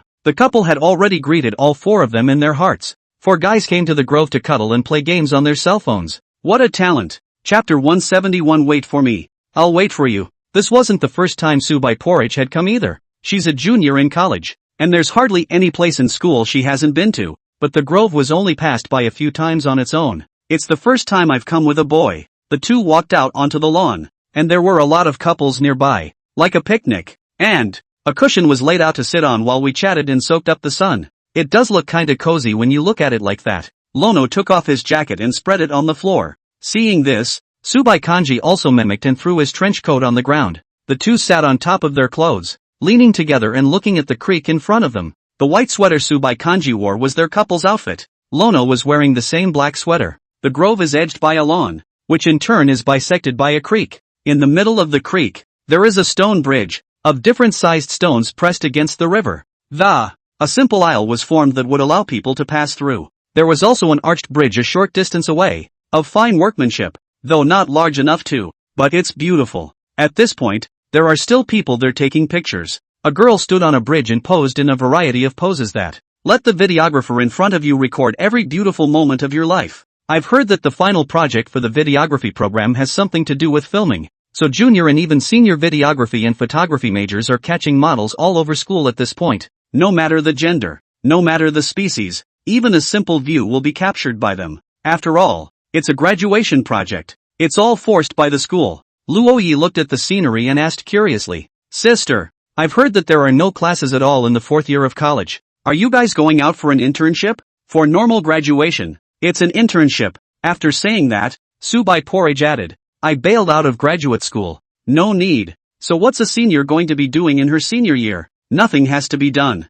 A year's vacation? Aha." Hearing this, Luo Yi was astonished. A year's vacation? What kind of concept is that? The longest vacation Lono has had since he started kindergarten was the summer after he graduated from high school. Put in for 3 months. You're so happy. Sister. He's all a little heartbroken. Of course, he himself still knew exactly how much he weighed. Not to mention graduate school. He probably wouldn't have passed either graduate school or the exam. It was even a toss-up whether he would be able to graduate properly if his senior sister wasn't there. Lono spends most of his time writing, which is his main occupation. Even for Lono today, going to college is all about having a college experience that enhances his writing. After all, most people go to college to get a good job but he already has the job that suits him best. There's no need to put the cart before the horse. It's just for Lono. Every person is different in what they are good at and what they like. Learning is not the only way out, but it is the lower limit and foundation of any way out. Even Lono wouldn't have had a college life if he hadn't gone to college. Much less would he have met the fairy schoolgirl,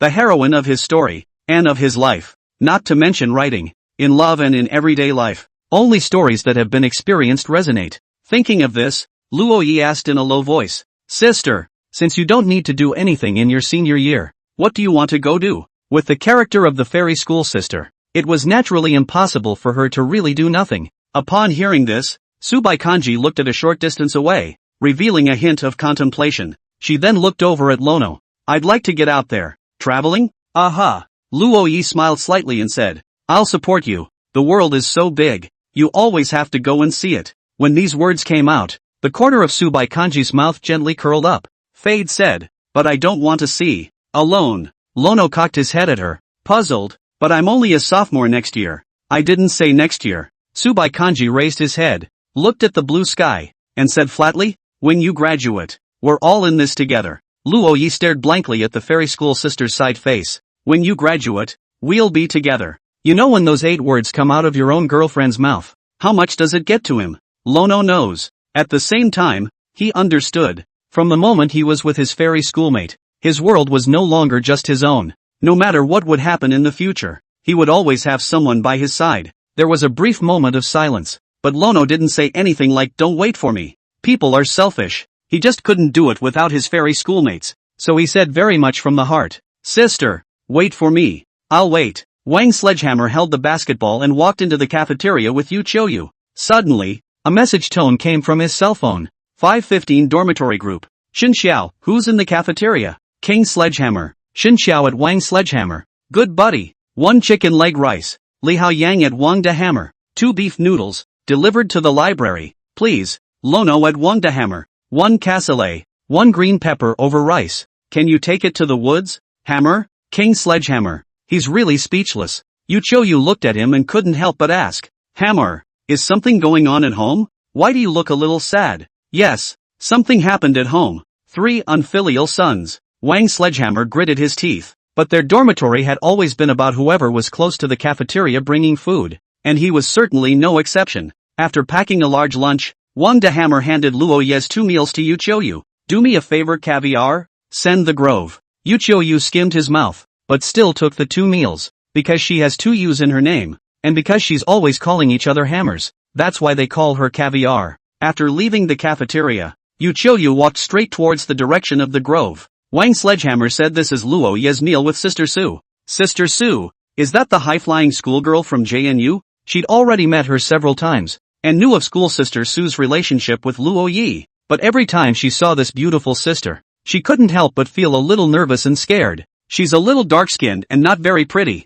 so when she sees a pretty girl, the heart will unconsciously feel a tinge of inferiority. After coming to the Grove, Yu Qiuyu looked around for Luo Ye's location. She had Luo Ye's contact information, so if she couldn't find it, she could just ask. She was just about to pull out her cell phone when suddenly, she froze in place. Not far away, Meng Chao, the president of the athletic club. He was sitting on a public bench with a girl. Seeing Yu Qiuyu, Meng Chao waved his hand, signaling for her to come over. Yu Qiuyu walked up to him, and the latter asked, "Schoolmate Yu, why are you here?" Yu Qiuyu couldn't say anything for a while. She couldn't say she was helping to deliver food, could she? Looking at the girl next to Meng Chao, she gave a far-fetched smile and said, "President, you and Sister Jiang are finally together." "Yeah, you told me last time you had a favorite. You have to be as brave as I am, or how else will you hold your own?" Zhang Wenli is the manager of the athletic club, and Meng Chao has liked her for a long time. "Ha ha, President, Sister Jiang, I wish you happiness." Yu Qiuyu left the place with a bitter face. Meng Chao had always taken care of her in the club, never because she wasn't pretty, much less treat her differently because she's a girl. Gradually, she came to like the hot-headed president, but she knew that the other woman was just taking care of the few female athletes in the club. She fell out of love. No, she didn't even start. Woohoo! Chapter 172, Photos of Graduation Designs. "Thank you, Yu-san. We'll treat you to dinner in our dorm room when we have time," Luo Yi said to Yu Qiuyu in a less than kind manner. He didn't even think that Wang De Hammer would let Yu Qiuyu deliver the food. Look at how bad this Yu Qiuyu's face looks. He must be furious. She crossed her little face and said bitterly, "You're welcome." Oh, with that, little tears barfed down his face. Lono, .. It's over. For crying out loud. Luono glanced back at the fairy school sister, revealing a look of being at a loss for words. Subai Kanji was also a bit unclear about the situation, so she just watched with a calm face. Afterwards, Luoyi was just about to say something to Yuchoyu. It was then realized that the latter had already turned around and left the place, with an incredibly lonely background. Luoyi hurriedly dialed Wang Sledgehammer's phone and asked, "Brother Hammer, the matter of our dormitory room, how can you trouble a girl? 3 places, you're going to wear me out. I'm just asking Caviar to do me a favor." People get angry and cry. What? Caviar can cry? Ha ha, that's the best joke I've ever heard. Really crying? Luoyi wasn't very good at lying. Which one the Hammer knew? Crying can be sad. Digging the groove? Brother Caviar is crying? Ha ha, such a rare thing. I'd like to see it then. Phone hangs up. Luoyi showed a speechless expression. Can it work, Hammer? He put his lunch on the lawn. Subai Kanji said lightly, "Next time I'll make bento, so I don't have to ask anyone else to bring food." "You're welcome, sister. This one was an accident. I usually bring them. They're all mutual." Only this time Hammer actually asked someone else to carry it. Lono wore an indignant expression. The love/hate relationship in 515 is only available within the dorm room, counting family members at most. You is not a family member, and Wang Sledgehammer has crossed the line this time. We'll go back later and call the 13th criticism conference of 515. Criticize Wang Sledgehammer properly. After dinner, a cloud blocked out the sun and the weather around us became overcast. A cold wind hit Lono, and he stood up, putting his finished lunchbox into a bag, said, "Senior sister, let's go back." Aha! Subai Kanji also stood up, and she draped her trench coat over her body. Seeing that Luoyi was holding garbage in his hands, she picked up Luoyi's jacket again and helped him put it on. The thoughtfulness of the fairy school sister in front of her caused Luoyi to blush slightly, and her heartbeat gradually became faster. They seemed like a loving couple. Lono looked at his schoolmate as she dressed herself. There was little expression on that beautiful face, but it was taking care of him with the gentlest of gestures. Luoyi lowered his head and placed a kiss on the fairy school sister's mouth before quickly retracting it. The latter froze slightly, and her movements stopped, and, somewhat surprised, he looked at his nearer elementary school brother. She then subconsciously moved her mouth, opening it slightly and pursing it again. The schoolmistress's lips without lipstick were rather more alluring, and these little unconscious gestures of watching Luoyi was so tantalizing that he even wanted to do it again. At this moment, Subaijiao's hands were still grasping the 2 sides of Luoyi's clothes respectively. It doesn't seem to have reacted. Next moment, Luoyi lowered his head, and under her somewhat dazed expression, he once again imprinted on her lips. The garbage bag fell to the ground, and Lono's hands wrapped around the fairy schoolgirl's waist,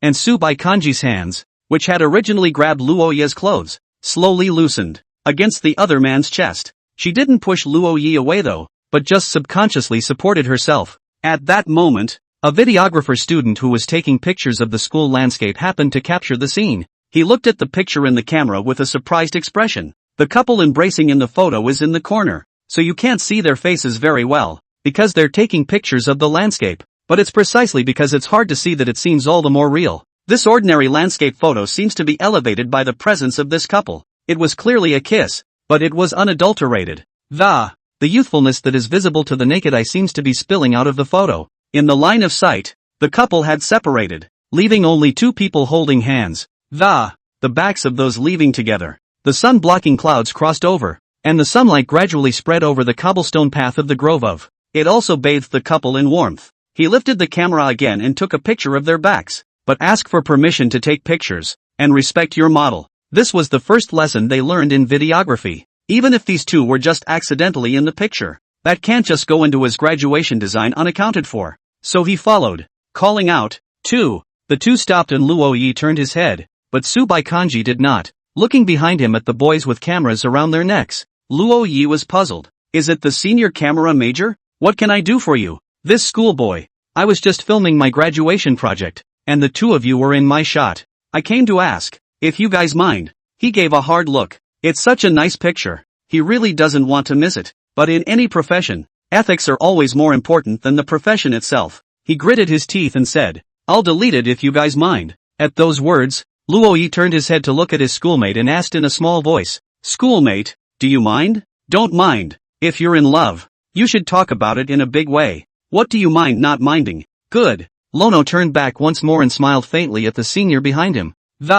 Said, "It's also our luck to appear in the senior's camera." and we hope that the seniors' graduation design will get a good grade. Upon hearing this, the boys' faces showed carnal joy. Thank you, schoolboy. Thank you, this schoolgirl. Thank you. Looking at the back of the couple leaving, he couldn't stop the smile on his face. It's so good. It makes him want to fall in love just watching it. Back to the library. Li Haoyang and Su Xiaojia had disappeared, and so had their books. These two, even if they had gone out to duel, Luo Yi would have believed it without hesitation. After all, everyone falls in love differently. Sister, let's go back to the family building to study. We can't talk loudly here. Su Baijiao nodded. The two of them took their textbooks with them and prepared to leave the library. At this time, on the third floor of the library, Tang Enki also walked down. Seeing the backs of Luo Yi and Su Baikanji who were descending the stairs, she froze, then took 2 more steps back.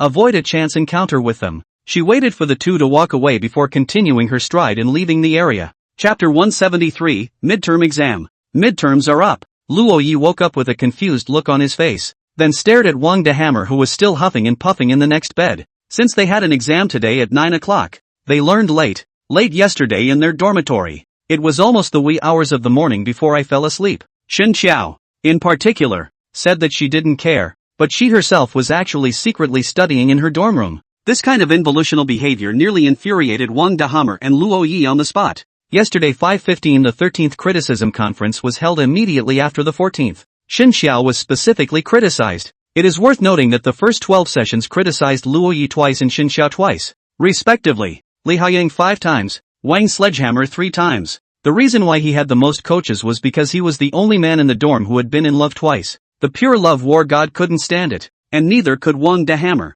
And at this time, Li Haoyang was no longer in his bed. As the class president, it was a normal thing for him to leave the dormitory early to go to the examination center to work. Luo Yi looked at his phone and realized that the dormitory group had been swept up by the coach. Li Haoyang, are you up yet, guys? Li Haoyang, it's 8:30. Time to get up. Li Haoyang, I have to take the test at 9 o'clock, and now it is 8:45. Brothers, get up and take the test. Luo Yi looked at the time and realized that it was now 9:01. He watched the scene with an expressionless face, thinking that since he was late, he might as well not go. He then retreated back under the covers, closed his eyes, and went back to sleep. 3 seconds later. No, today is not a class. It is an exam. His eyes snapped open, and in one swift movement, he leapt from the bed, then dropped to one knee and one hand braced against the ground. Move fast and have a handsome posture. The Wang de Hammer and Shen Xiao, who were sleeping, made Luo Yi's heart burst with a sense of security, but he still wanted to finish this exam. He could be sorry for himself, but he couldn't be sorry for the tutoring that Fairy Sister had been giving him all this time. Lono slapped the other 2 roommates up with 2 slaps, then quickly rushed into the bathroom. Wash my ass. Luo Yi peed, then changed his clothes, stepped on his slippers and rushed towards the exam room. Shen Xiao and Wang de Hammer looked at the time when they woke up and realized the seriousness of the matter. The two of them immediately changed their clothes and followed Luo Yi's lead. Starting a 100-meter sprint, Wang Sledgehammer, even in his pajamas, rushed out of the dormitory with a scowl on his face. Blame it on you male stars. They're all brothers. What are you playing with the inside role? I just love learning what's wrong with me. The two of them were running and arguing, creating a beautiful scenery on the road of JNU. Everyone else is a junior or senior in college before they let their hair down and skate all over school in their slippers and pajamas. It's not uncommon to not even wash your face for early 8 classes. The only time I was willing to go out was freshman and sophomore year, when I dressed myself up smart and pretty every day. Lono jumped right over the process, and the 3 of them, with their cocked heads on there. The sound of slippers dragging the ground startled every passerby. Finally, they stormed into the exam room. The trio then looked confused, because they don't know where they're supposed to sit. Sitting on the podium is actually Li Haoyang? Seeing them, the coach said helplessly, "Feel free to sit down." The teacher didn't care, because it was a midterm, so much so that it made Li Haoyang the invigilator, and the seats aren't assigned. You can sit wherever you want. Not even people are separated from each other. Nobody cares about midterm grades. It's just a way to get an early taste of what finals will be like. The 3 Lineros breathed a sigh of relief. No wonder they're the only majors with midterms. Turns out midterms are surprisingly casual for college? And yes, after all, there are no more high school exams, and midterms have lost their meaning. In that case, wouldn't they look like clowns if they studied hard before? No, learning is honorable at all times, and the beneficiary is always yourself. The 3 of them received a paper from the podium and walked over to sit in the last row. In less than 20 minutes, The three finished the subject. Turn in your papers and you're good to go. Luo Yi placed the paper on the podium, which was in front of Li Haoyang. He glanced at his coach, who grinned when he noticed his cockamamie head. Seeing the coach laugh, Luo Yi didn't hold back his joy. Sometimes it's not the funny stuff that makes you laugh. It's the fact that your brother is staring at you and laughing. At that moment, a big blonde wave walked into the classroom. Seeing this woman, Li Haoyang was surprised. Ms. Li Na? When did this woman get her hair done? Last time it was just blonde, and I realized it had turned into big waves. I'll invigilate the exam for Professor Li Ping. You go down. Oh. Li Haoyang returned to the side of the three people in the dormitory. Li Na, JNU's famous that skate. Wherever there is a hustle and bustle, there is Li Na. She was also known as a swinging pup and a beautiful teacher. It was no surprise to Luo Yi that she would come here to invigilate the exam. Even though she wasn't a teacher in this department, her father was Li Ping, so it was a matter of honor. Sitting at the podium, Lena pulled out her cell phone and has been playing a game of. She didn't even look at the following exam. The beauty of it is that it's just another day of mixing. After the morning exams were over, Lena waved at Luo Yi and the others and said, Luo Yi, going to dinner with sis? Nana-chan, there's no need. I'll eat at my schoolmate's house. Oh, eat at schoolmarm's house. Lena made a conspiratorial sound, then laughed and didn't say anything more about it. Instead, they just left the classroom. Eat at schoolmarm's house. The three next to him made the same sound. Luo Yi was filled with speechlessness. After leaving the classroom, Luo Yi came to the family building, and the fairy schoolmistress knew that he had an exam today. Lunch has been prepared in advance. Simple nutritious meals. Luo Yi sat down at the table and saw the fairy schoolmate in front of him before he finally sighed. It's a beautiful day, and it's starting all over again. Honestly, from the time I woke up in the morning until I finished my exam at noon, Lono had been feeling confused in the head. It wasn't until she saw the fairy schoolmistress that the feeling disappeared and became sober. At this point, Lono was eating his lunch and, curious, she asked, did sister have a midterm in her freshman year? Not freshman year, sophomore year. Subai Kanji said indifferently, the midterm exam. It's just a test with the class. It's dispensable. No need to take it to heart. Lono wore an expression of dawning realization. It was also their first time taking a midterm in college and they were inexperienced, which is why they were blundered. Even so, whether midterms are important or not does not depend on the school, but on the individual. Although this exam was random, Lono could still use the results of this exam to come and see how much you've really improved. Under the tutelage of the fairy sisters, his computer, as well as his English grades. What kind of level is it exactly? After eating, Luo Yi was just about to leave when he was stopped by the fairy schoolmistress. The latter handed a black rechargeable treasure to Luo Yi and said, Lena's cell phone is out of battery. At those words, the corner of Luo Yi's mouth twitched. She played the game the whole time, so of course her cell phone would run out of battery. I just didn't expect her to send a message to her schoolmate asking her to bring her a rechargeable battery. It looked like she had not only come to the computer science program to proctor the exam, she was going to proctor all day. Chapter 174, The High Cool Beautiful Boy and the Little Mudman. Lono set off. Unlike his appearance in the morning, Lono was in high spirits in the afternoon.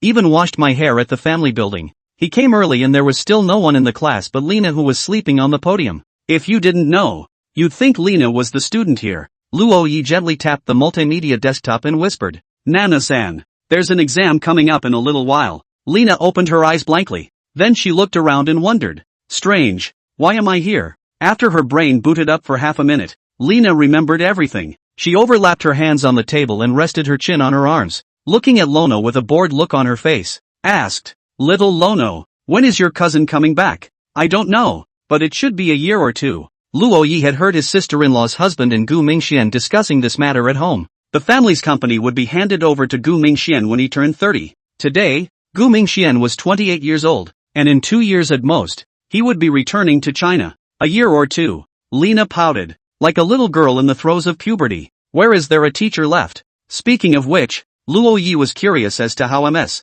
Lena and Gu Mingxian knew each other. Was it really just because the latter was his father's student that he knew him? Nana-chan, why do you like my cousin? At that, Lena sat up. She wasn't bored at the mention of it. Xiao Luono, this matter is a long story. Gu Mingxian was the person I used to hate the most. Hearing this, Luo Yi revealed a surprised expression, and Lena went on and on. He was my senior in college, just like you in Porridge. My freshman year, he was a junior in college, and at that time, he was known as the school bully. Rich, a good student, handsome, and No girl can resist such a perfect man. So Nana-chan likes him too? No. I'm different and hate him the most because my dad made me enroll in computer science. I took English, so I even got into a fight with him about it. And at that time, the person on dad's lips every day was that Gu Mingxian, like he was the real son. Speaking of which, Lena wore an indignant expression. Lono could understand the feeling of mentioning someone else's child every day when it was clearly his own father. Then I was looking for Gu Mingxuan's trouble everywhere in the school.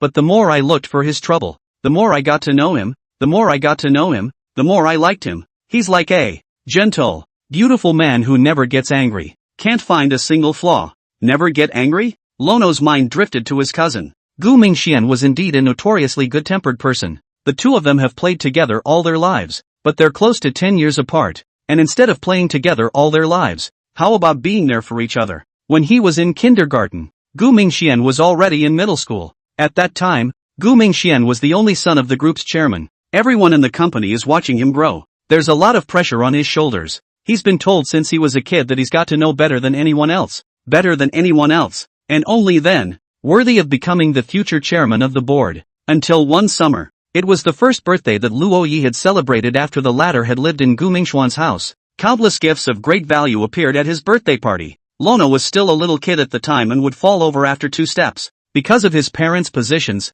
Luo Yi was born without having seen his parents a few times originally. Plus, he was young, so he didn't have much of a concept of death. All he knew was that he had been lost to his parents and that his mom and dad didn't want him. Upon arriving at his new home, he spent his days watching the eyes of others. Even though his sister-in-law gave him enviable favor, Luo Yi was still a bit terrified. He was afraid that he would be left behind again, so he became too knowledgeable to cause trouble for his sister-in-law's family. Realized that he was in his early 20s when he lost his parents. Little kids don't think much in their minds. They only think about when they will eat, when they will sleep, and when they can play, as well as who loves him. That's why little kids will let out a cry when they are hugged by strangers and only mom and dad are allowed to hug them, because strangers can upset small children. That's when Lono started learning how to love someone. It was the first birthday Gu Mingxian had celebrated since he came to his sister-in-law's house. He had nothing to give his cousin as a gift. So, when he shows up dirty and covered in mud at an upscale hotel, when faced with an exquisite and luxurious 5-star assembly hall and holding an ugly and broken little clay figure in your hand,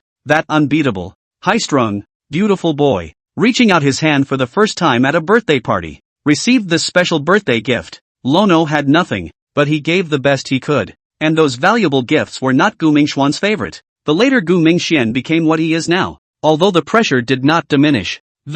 But there is more childlike fun in the heart. The name is Lono's Child's Play. Thoughts return to the present, and Lena is still talking about the past. The second student came to the exam room and Lono returned to his seat and began to prepare for the afternoon exam. While finals will be 2 days long, midterms are over in 1 day. The main focus is an exam extreme version. The last subject is English. Starting with English listening, Luo Yi answered with a serious face. In the past, he wrote English listening blindly. Now Lono realized he could understand. It's not that his English has gotten stronger. It's that Fairy Sister said that the freshman exam is basically in the book. So much so, that this time, the English listening was the text from the English book. And in the past 2 days, Fairy Sister had read English texts to him many times. Watching Luo Yi's quick answers on the test paper, the 3 people next to him scared. Is this the power of love? Wang Sledgehammer's eyes flickered and he began to copy. This scene was met by Lena's sharp gaze. Originally she didn't care, but because it was so boring, she stood up and moved her stool to sit at the end. And a few people from Luo Yi just happened to be sitting in the last row. Although Wang Sledgehammer knew that the midterm exam was not important, he did not dare to cheat in front of the teacher, or a beautiful teacher. He lowered his head and began to write himself, but his English wasn't great either, just half as good as Lono's. After the day's exams were over, Lono acted as if he had accomplished some important task. A long sigh of relief. Finally the test is over. He leaned over the table and looked out the window. It's going to rain again. Chapter 175-92. Lono slipped his pen into his pocket and prepared to leave the classroom. From the podium, Lena called out to Lono. Little Lono, are you going to look for porridge? Yeah, Lono replied with some confusion. Okay, then you give her the papers from your computer exam. Saying that, Lena placed a stack of papers in front of Luo Yi. The latter was surprised. Sister judged the papers? Or what? My dad's a professor at least, and aside from the classes, wouldn't it be a waste of time for him to do anything else? Good point. Lanaroi took the stack of test papers. It was drizzling outside. Not too much, but it could get your clothes wet. That test paper will basically get wet too. Luo Yi stood in the doorway of the first floor to escape the rain, while next to him Wang Sledgehammer patted his shoulder and said, "Wild child, don't worry, I'll give you an umbrella." With that, Wang Sledgehammer rolled up his sleeves and stepped into the rain with a righteous, "Prepare to make a mad dash back to your dorm room." Li Haoyang and Xin shouted the same. Luo Yi could only stay where he was and wait for Wang the Hammer to come back to deliver the umbrella. After all, he was concerned about the safety of this midterm exam paper. Weather forecasts in the south are not accurate, and this rain came out of nowhere. There weren't many in the class with umbrellas, and one of the only few people with an umbrella was Don Enki. She looked at Luo Yi and Su Xiaojia, who were also waiting for the rain not far away, and walked over to them. Softly, he asked, "Su Xiaojia, go back together." Su Xiaojia turned her head in bewilderment. Lono also looked behind him at this high school friend. It seemed a long time since he'd heard Donchi's voice, a time that the latter also rarely spoke. At this point, her voice didn't seem to have become quite the same as before. A little tired and with a hint of coolness. Good. Su Xiaojia was in the same dormitory as Tang Enki, and the two just happened to be on their way back together. Since the last time Tang Enki thanked Su Xiaojia, the relationship between the two is still not that great, but it is much stronger than before. After Tang Enki left, Lu Bingxin stood not far behind Luo Yi. She smiled faintly and, to the girl next to her, she said, "It's kind of funny to see two isolated people walking together." As soon as the words left her mouth, the girl next to her laughed too. "Yeah, a missy, a freshman schoolgirl, why is she being isolated? Don't you know what you're doing? Laughing my ass off. It's really true that things come and go. The unpopular will eventually hug it out." Looking at Tang Enki's back with Su Xiaojia, Luo Yi turned his head and, lightly, he said, "You guys are right. Things come in different packages, right?" Lu Bingxin cast a look of approval, but Lono was no longer paying attention to her. He knew Tang Enki from high school and counted himself as the person who knew the latter best in the entire Jiangda University, so he knew very well that Tang Enki was able to become friends with Lu Bingxin in the beginning. It's just that the two were forced to be friends because they were in the same dorm room. Things come in small packages. She didn't belong to Lu Bingxin's circle, and sooner or later, she'd be at odds with the latter. Then get out of that filthy place. It's like a phoenix egg dropped in a chicken coop. Tang Enki was not destined to be bound by these things, and her future did not belong in this place. Her goal has never been a more dazzling and expansive stage. Not far away, a figure walked step by step with an oil paper umbrella. Lono smiled. He knew that she would come. He sent a message to Wang the Hammer on his cell phone, telling the latter that there was no need to send him an umbrella. He then cradled the test paper in his arms so that it wouldn't get wet from the rain. He took a step and ran out into the rain to get under the oil paper umbrella. Looking at the youth next to him with some wet hair, Subai Porridge said expressionlessly, "Are you stupid? Hey." Lono let out a laugh. He knew that Fairy Sister would come inside the building to pick him up. He only had to wait another 10 seconds or even a few seconds. But seeing his senior sister coming towards him, how could he stay where he was? No matter what, he was willing to run in the direction of his schoolmate Ah. After returning to the family building, Subai Porridge turned on the light and put the test paper on the table. She then put on her round black glasses with no lenses, took out her red water-based pen and started scoring on it. Lono sat in front of her, looking at elementary theory of computing and reciting today's assignment. Schoolmarm has said that she wears glasses because it gets her in the zone faster. Become more serious, not because of myopia. So Luo Yi also bought a spectacle frame and put it on at this time as well. Not to mention, the half-rimmed glasses are pretty cool. Lono, this one has lenses, just no prescription. Carrying on, Luo Yi suddenly realized that the fairy school sister's expression had become serious. Almost instantly, Luo Yi realized that his senior sister had seen his role, only to see Subai Kanji staring at the answers he had written on with a serious face from the first question. Luo Yi subconsciously swallowed. Should we be so serious? It makes him weirdly nervous, watching one right hook after another. Lono's heart became more and more relaxed. Then, a big X hit a question. Luo Yi's face changed. Heart in throat. It's over. He's going to get yelled at. Fairy schoolgirl was his everyday girlfriend. His schoolmate, his academic teacher. Playing a different role. At this point, tension builds, and with the appearance of the second X, Lono's heart had gone cold. Well, by the time the third X appeared, the papers had already been graded. Su Baigui scored at the top. 92. Out of 100. He got 92. Subai Kanji said lightly. Not bad. Keep up the good work. She handed the roll directly to Luo Yi and then proceeded to start looking at the others' rolls. Lono sighed in relief. Sighing, I thought you'd scold me. Why would I curse you? Subai Kanji pushed his glasses and said in a flat tone, 60 points pass, 80 points excellent. You are 12 points above excellent. She didn't hate people with bad grades, she just didn't have a problem with people who didn't get ahead but still complained about it. Lono was able to go from knowing nothing to getting a 92 on the test. She had witnessed his efforts during this time. How could she criticize such a cute elementary school brother? Having received the affirmation of the fairy schoolmistress, Luo Ye's mood became visibly happier. He looked at the book in his hands, and for some reason,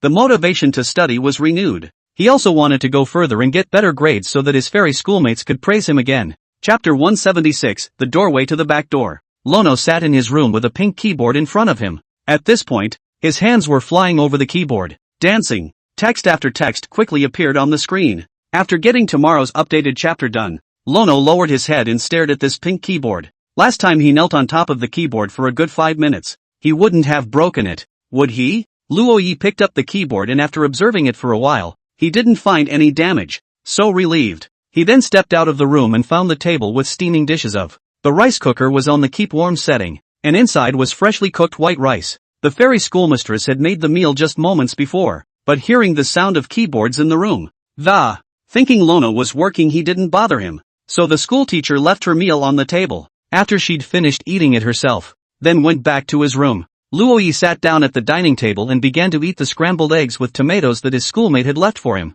It's one of Lono's favorite dishes, and having scrambled eggs with tomatoes and, be sure to serve it with rice. Add the soup from the tomato scrambled eggs to the rice and stir it in. The flavor was really something he couldn't resist. What's more, it's a meal cooked by a schoolmate. This feeling of having a meal right after you've finished yards and left the room. What's the difference between that and heaven for Lono? The difference is that he also has to do the dishes. But the older sister was cooking, so what was the big deal if he washed the dishes? After cleaning up the living room and kitchen, Lono knocked on the door of the fairy school girls' room. Then he gently turned the doorknob, poked his head in, and whispered, Sister, the dishes have been washed, and the rain has stopped. I'll go back to my dorm room first. Oh. In the line of sight, the fairy sister was sitting at her desk, looking at her tablet, drawing something on it with a metal pen. Do you still draw? However, since the tablet was blocked by the fairy schoolmistress, Lono couldn't see exactly what was on it. Aha! Subaijio nodded. Then, as if she thought that was a bit cold, she turned her head to look at Luo Yi again and, whispering, Be safe, boyfriend. Okay, girlfriend, how about a kiss before I go? Go well. Subai Kanji said faintly. Lono grinned and gently closed the door again, taking a step away from the place. The air was fresh after the rain, and Lono came to the back door of the family building, through which you can come directly inside the school of JNU. It's a long way around if you take the main entrance. Coming to the front of the back door, Luo Yi took a step to cross over and entered Jiangdae. He stretched, sat down on the side steps, pulled out his cell phone and, write down what just inspired you. After each inspiration, he records it on his cell phone. After all, sudden inspirations that go unrecorded, it will also be forgotten without realizing it. Behind him, the big security guard who was in charge of watching the back door came over and asked, Are you a classmate or a teacher at JNU? I'm a student, grandpa. Lono got up and got ready to leave after writing down his inspiration on his cell phone memo, but the security Moncler outlet store guard's sudden hitch made him a little puzzled. Luo Yi turned back to the security master. What? It was the first time a security guard here had ever taken the initiative to ask him. Students, right? There's going to be facial recognition access control installed at this back door from now on. Only teachers are allowed in and out. Hearing this, Luo Yi was slightly stunned, then asked, Why? Hasn't this door always been freely accessible? It's always been impossible. It's just that no one cares, and with all the scrutiny lately, I'm just going to give a heads up. If you want to go to the family building, you'll have to use the main entrance from now on. This back entrance is not open to students. Hearing this, Luo Yi revealed a bitter expression. That's not suppressing students, that's suppressing couples. Suddenly, Luo Yi seemed to have thought of something and queried, Grand Master, students can't come and go freely on their own, so what about having a teacher with them? Could be. Oh, that's okay. Lono left the place beautifully again. Although Fairy Sister is not a teacher, she is also a famous and talented woman in Jiangnan University. This door doesn't allow students to come and go freely, so it can't be that it doesn't allow schoolmates to come and go freely as well. If you can't either, the big deal is just a long detour. The main gates of JNU and the family house neighborhood are opposite each other, on each side of a large square area. The back door is right in the middle where the two meet, making it easy for teachers to get in and out, so it's not open to students. It's about a kilometer or so more if you go the long way around. Lanaroi thought about buying a battery-operated car. JNU is so big, not only going to look for schoolmates later, even getting to and from class during the week is a lot easier. Thinking like this, Luo Yi felt a great need to buy an electric car. In this way, the schoolmarm has chopped fish head and he has a small electric donkey. Upon returning to his dorm room, Luo Yi realized that all three of his roommates were absent. He sat down alone at his table and began to play the game. Is this the environment Hammer usually lives in? Empty dorm rooms, frigid temperatures, dim skies. It's too lonely. Lono empathized and started killing on the chicken battlefield. After a few days of familiarization, he was back in the hands of the knockout king he once was. A solo 4-0 can kill it. After a game, the three roommates came back from dinner. Seeing this, Luo Yi put down his cell phone and said in a contemptuous tone, "Yo, brothers ghosting back?" Hearing this, the corner of Wang De Hammer's mouth twitched. Can't help but say, what qualifications do you kid have to say that we fool around? The dormitory is either you come back the latest or the coach. You all should be criticized. Lono smiled. What's for dinner? Beef noodles, cassoulet, chicken thighs and rice. Lono, how come it feels like these three things seem to appear so many times? Is there no other food in this world? Most of college is boring, but nothing seems boring to do when you have a brother around. Oh yeah, brother Hammer, didn't you cry last time?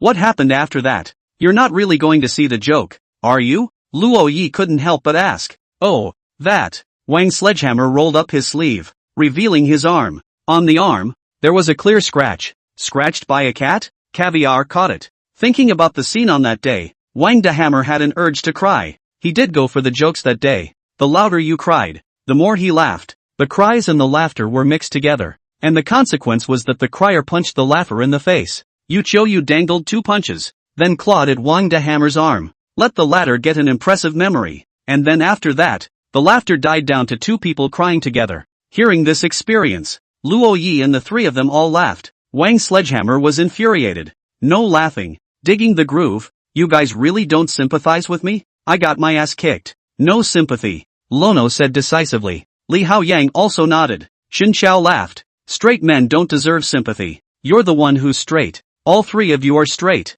I, Wang De Hammer, am Jianqing's little Hikaru. Ha ha, just you. Xin Xiao let out a loud laugh. But soon he couldn't stop laughing, because Wang Sledgehammer had come to his bed with a vicious dog pounce. Get out of here. Chapter 177, Who Loves Who More? Classes were held the next day. The midterm exams were as if they hadn't happened. The teacher lectured. As usual, it looked like they didn't know there was a midterm. And the ranking of the grades, the tallying of the scores, all of that is done by the study committee of the class. By noon, the results were tabulated. Danchi is in first place, pulling away from second place by a full 30 points. It's almost like a one-of-a-kind achievement in the computer science department. It's not scary to have talent. It's scary to have unattainable talent, and work harder than anyone else. The second member of the study committee, Wang Yongfeng, from the second class. This person usually does not have much presence. Lono had only ever seen him in public classes, and every time he was burying his head in the sand. Third place Xin Xiao,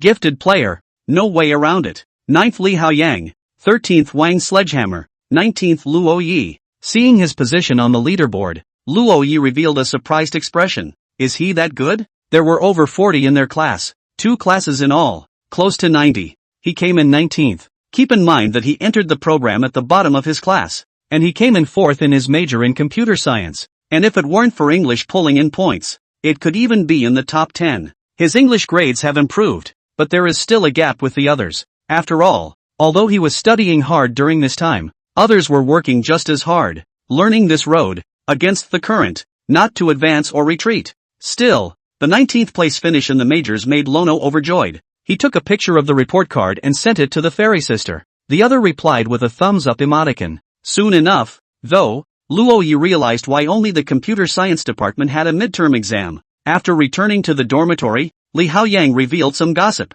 Namely, the college debate tournament a while back. Perennial top 3 in the computer science department. Of course, it's the countdown. So this time, the counselor, Chen Xiangjian, specially arranged the midterm exam. Examined the general level of each student to see who is suitable for this debate. The last counselors didn't care about this kind of competition. Spots were on a first-come, first-served basis, so every single time it was cleared by the other majors as a straggler. But not this time. Chen Xiangjian is a first-time counselor, and for every activity, he has to compete for a place. Li Haoyang looked at Luo Yi and said in a condensed voice, "Brother Luo Yi, the counselor will probably be looking for you in the next few days." "Ha? For what?" Lono wondered. "Your language arts grades are horrible." Li Haoyang said. Out of 100 points, Luo Yi scored 99. Originally, the adjudicating teacher wanted to deduct a point for him on the essay, but after reading Lono's essay 4 or 5 times, couldn't find a place where I could deduct points either. In the end, the point was deducted on top of Lono's poor handwriting. Plus, Lono's computer scores are pretty good. The counselor judged that Lono had a very high literary standard and also possessed a notable logical mind. In the eyes of the counselors, the candidates for the computer science debate tournament already booked a spot at Lono's, but with Luo Yi's character, he shouldn't be participating in such ostentatious activities. Could be. Lono smiled. "You're willing to participate?" Li Haoyang was surprised. In his eyes, Lono should be indifferent to any activities in school. Only Lono nodded. He always remembered the freshman party when the fairy schoolmarm stood on the stage and the figure that was as dazzling as a bright star. She is not only the university flower of JNU, she is also known to be a talented woman. If he wanted to walk side by side with such a fairy schoolmate, he couldn't be too bad in order to do so. Besides, isn't that Laneroi's forte, an event like a debate? Even though he hadn't participated in this kind of competition, he could guess what it was probably like. After the afternoon session, Lono went to the electric car for sale store near the school. Looking at the dazzling little car in front of him, Luo Yi's heart was moved beyond measure. But possessing dyslexia, he was not sure which one he should buy. He then took a picture of it and gave it to the fairy schoolmistress. "Fairy sister? Little baby, pick up the car." "Fairy schoolgirl, do you have any complaints about my car?" "Little baby, of course not. It's just that the electric car is more convenient." "Fairy schoolgirl, do you like pink?" "Little baby, love it. Laneroi bought a pink battery-operated car. It's not a big car because you don't need to go too far, but the rear cushion is soft and enough to seat 2 people." Luo Yi rode a small car beautifully toward the family building line. Get ready to find a fairy schoolgirl to charge the car. As a result, they were stopped by the traffic police on the road. "Where's your helmet?" At those words, Luo Yi froze. "Helmet? Just bought the car. Haven't got a helmet yet." "You need to wear a helmet on an electric bike, you know?" "Got it." Lono lowered his head. "Careless." "Okay. First verbal criticism. Remember to bring your helmet next time." "Yes, please uncle." Lono rode his little pink donkey to the family building, stopped next to Fairy Scholar's pink chopped fish head. Looking at the 2 pink-colored carts in front of him, Luo Yi showed a satisfied expression. Then he took another picture and sent it to his schoolmate. "Little baby, it's a good match, isn't it? Fairy schoolmarm, it's nice to look at." Luo Yi smiled, then rode the little electric donkey onto the bike parking shed and began charging. There were 2 keys to the small electric donkey, and Luo Yi left one at the family building, the other kicked in his pocket. Looking at the way the fairy schoolgirl in front of him was reading a book, Luo Yi couldn't help but ask, "Schoolgirl, I might have to enter a debate of some kind." Hearing this, Subai Kanji froze slightly, and then took off his glasses. Seriously, he looked at Lono in front of him. This elementary school brother, how he doesn't look like he'd argue with anyone else. Will it be okay to participate in JNU's debate tournament? Noticing the questioning look in his senior sister's eyes, Luo Yi hurriedly said, "Senior sister, don't you trust me?" Subai Kanji placed the book on the table, then clasped her hands over her chest and, faintly, he said, "Win me the debate first. Come on, do I love you more, or do you love me more?" At these words, Luo Yi froze. He then said decisively, "Then of course I love senior sister more." "Oh?" Subai Kanji raised her eyebrows and asked with a cool face, "You mean, I don't love you?" No, that's not what I meant." Luo Yi hastily shook his head and said, "Senior sister definitely loves me." Narcissism. Lono. Nope. How can he win a debate with a schoolmate? He'd have dared to theorize about anyone in the world but the fairy schoolmistress. He may never win a debate. Then, senior sister, who really loves who more? Luo Yi asked suspiciously. Upon hearing this, Subai Kanji did not reply. Who loves who more? She doesn't know. But one thing is certain. She will love Lono more when he loves her. Likewise, in her love for Lono, Lono would love her more. After all, the only way to grow love is to love each other. Chapter 178, Li Xia, Jiangcheng Medical University. Ri Xia was following her mentor to check the condition of one patient after another. The girl in front of me is only 21 years old, still in college, and she's got something like a brain tumor. It's really quite sad. Fortunately, it was a benign tumor and the risks of surgery were not great. In a little while it's time for this girl's surgery. After the mentor left, Ri Xia stayed in the ward, since it was almost considered the same age. So she's been taking care of this patient lately. At this moment, looking at her sitting on the hospital bed staring at her cell phone, Ri Xia couldn't help but ask, Xin Yue, what are you looking at? Looking at old pictures. Inside her cell phone were pictures of her at various Comic-Con events. In the photo, she is very pretty and has a huge smile. It'll be fine. And in the future you'll be even prettier than in the picture. Ri Xia comforted. I know, Sister Richelle, but Zheng Xinyue's face was still worried. After all, it was her first time having an operation. It's still surgery inside your head, and it's impossible to say you're not nervous. But at Ri Xia's side, her face was still filled with a sunny and cheerful smile. Sister Ri Xia, you go and get busy. Okay, I'll go first then. Ri Xia left the hospital room, and her expression became a bit melancholy. She's doing very well in school, and has finished a lot of her studies ahead of schedule. So make an exception for a year early internship. The school is making a conscious effort to cultivate her. It made her a student of the best neurosurgeon in the hospital. Her position in the hospital attached to Zhengcheng Medical University was just like Su Baijue of Jiangda University.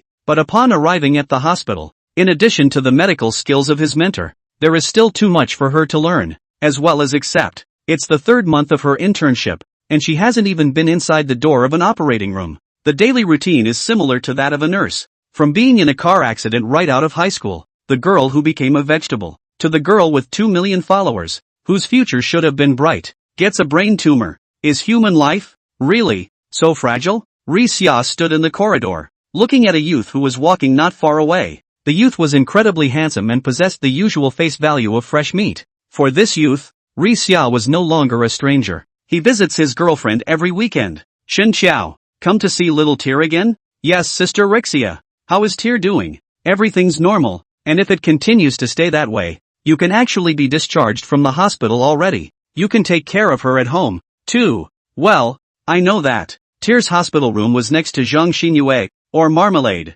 Shen Xiao walked in and sat next to his girlfriend. It started when I graduated from high school and continues to this day. His girlfriend, who's been in a hospital bed for almost 6 months now. The girl who once smiled sweetly now spends her days without expression and can't even move. Tears, I wonder if you can hear it. Shen Xiao grabbed Tyr's hand, then began to tell what had happened in school this week. Every single thing he shared with her. As if this way, he had her in his life. Tyr, when you wake up, pay me back for all the company you owe me.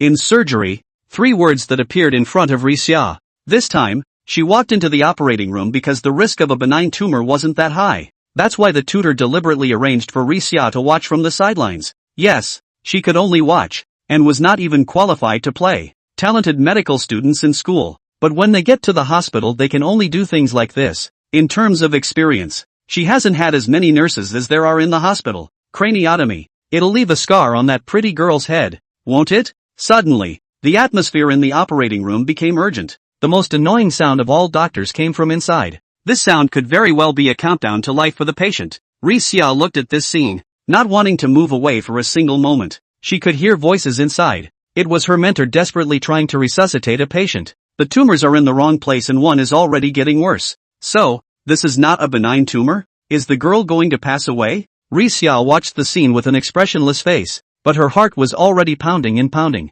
Her whole body was on edge. Intracranial hemorrhage. Stop the bleeding. Wipe the sweat. Her mentor is a nationally renowned neurosurgeon, and this surgery, as treacherous as it was, but it still saved the patient's life. Only, because of the deterioration of the part, this girl may never be able to, in the future, back to what was once so beautiful. She's going to be on medication all the time, checkups all the time, and may even face the third surgery. And now she's lying on a surgical bed, unconscious and unaware of it, but she'll know about it soon enough. End of surgery. Ri Xia left the operating room with a somewhat forlorn look. Zhang Xinyue had been pushed into a higher-level ward for observation, and in the other operating room, 2 nurses pushing a cart covered with a white cloth rubbed shoulders with Ri Xia. She looked back at the fading figures of the understand that she's at yin and yang away from this stranger whom she hasn't even met face to face. So, what is a doctor? After work, Ri Xia came to a place where no one was, and looked at the empty space in front of her eyes. She crouched silently. An uncontrollable wave of pessimism surged through her, and her tears fell one by one. Quickly, she pulled out her cell phone and dialed the number of the person she knew best. Porridge. Hearing the sobbing on the phone, Subai Porridge only said 2 words. Wait for me. Not long after, Luo Yi appeared at the entrance of the hospital with Subai Kanji. The moment she saw Subai Kanji, Ri Xia jumped onto her and let out a loud cry. Why are you still crying when you're a doctor? Subai Kanji gently patted her back, just like coaxing a small child. Porridge, I don't know anything. I can't do anything. All I can do is watch it get worse and there's nothing I can do to wake up the plant. And I can't help that pretty girl. A voice with a sobbing tone reached Su Baijiao's ears. But they're alive, Luo Yi said from the sidelines, not knowing what he had thought of. His expression was also a bit downcast. Hearing this, Subai Kanji also spoke up. Yes, they're still alive. So xia.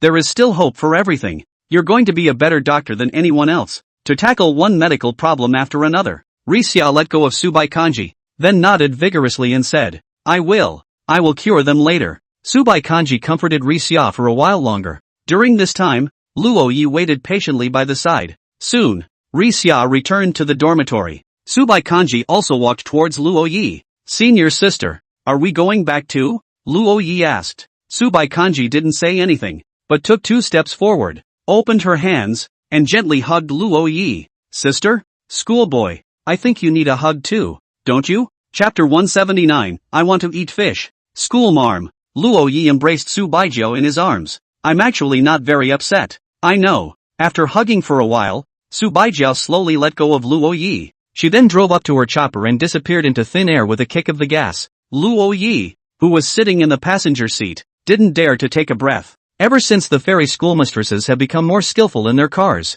Luo Yi realized that her schoolmate's driving style was becoming more and more like her uncle Fan Jian's, the man who can make a motorized tricycle feel like a supercar. And the schoolmarm drove the chopped fish head into a supercar. You don't say. It's quite handsome. The car pulled into the family building parking lot. I only saw a car parked on both sides of my schoolmate's parking space. Seeing the scene in front of him, Su Baijiao's face became serious. Reverse parking. She hadn't been successful at parking other than when she passed her driver's test. Usually there were no cars to the left or right, so she could park with a big wiggle. But things are different now. Lono was sitting in the passenger seat and hadn't realized the seriousness of the situation. Only Subai glanced at the rearview mirror while turning the steering wheel.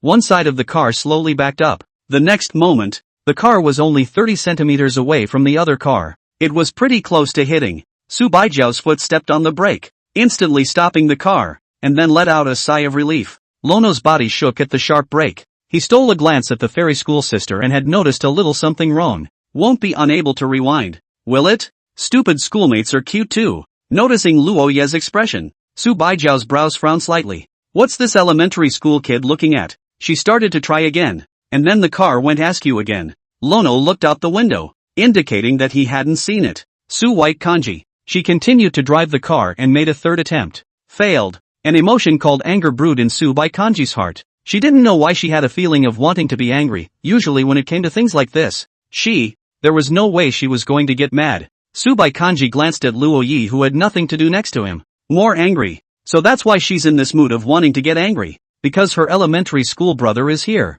And the reason? Understand. She subconsciously felt that her elementary school brother should have to help her. Instead of sitting there like it's nothing. Is this what it means to be in love? Take dependence on the other person for granted. Subai Kanji turned her head to look at Luo Yi. She didn't say anything, just stared straight at the other woman. The latter had actually been secretly observing the fairy schoolmistress, and upon realizing that she was being stared at that moment, Lono also turned his head and locked eyes with his schoolmate. Seeing the emotions brewing in the fairy school sister's eyes, Luo Yi opened the car door. Okay, got it. Sister needs his help. Lono came to the front of the car and began counseling with a combination of verbal and gestural. Leave it to the fairy schoolmistress to park the car perfectly in the parking space. The fourth time, it finally worked. Subai got off the bus and came next to Luo Yi. Where's your car? The cool tone of voice reached Luo Yi's ears, and he queried, where do I have a car? Electric car. Oh haha schoolgirl, just got it. I almost forgot I have a little electric donkey.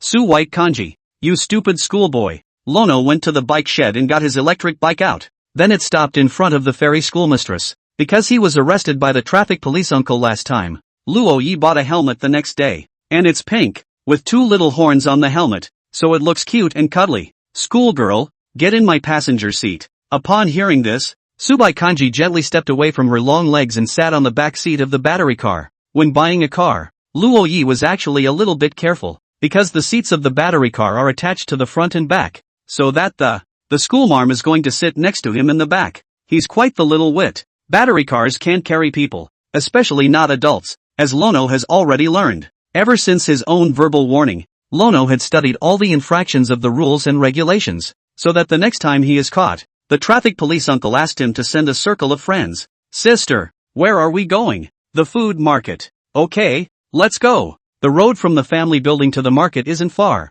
just a little over a kilometer. There are no traffic police on this stretch. Then he can take off with his sister in his arms. Luo Yi turned the handle and the battery car traveled all the way in the direction of the food market. Because the seats were connected together, Su Baijia was almost pressed against Luo Yi's back. She blushed slightly at first, then held out her hands and, wrapping his arms around Lono's back, he overlapped his two hands in front of the latter's. She leaned her head against Lono's back and whispered, "Bad thoughts." Lono didn't hear it. The car had arrived at the entrance to the food market, and after he had parked it, asked, "What are we going to eat tonight? Senior sister? What do you want to eat?" "I don't know." "Then I don't know." At those words, Luo Yi froze slightly. The corner of Subai Kanji's mouth gently curved up in an imperceptible arc. After handing the bag in his hand to Luo Yi, he turned around and walked into the food market. The yells of vendors came from the food market, and every time the two passed a vendor, the vendors asked if they want to buy anything. There were also some vendors who were swinging,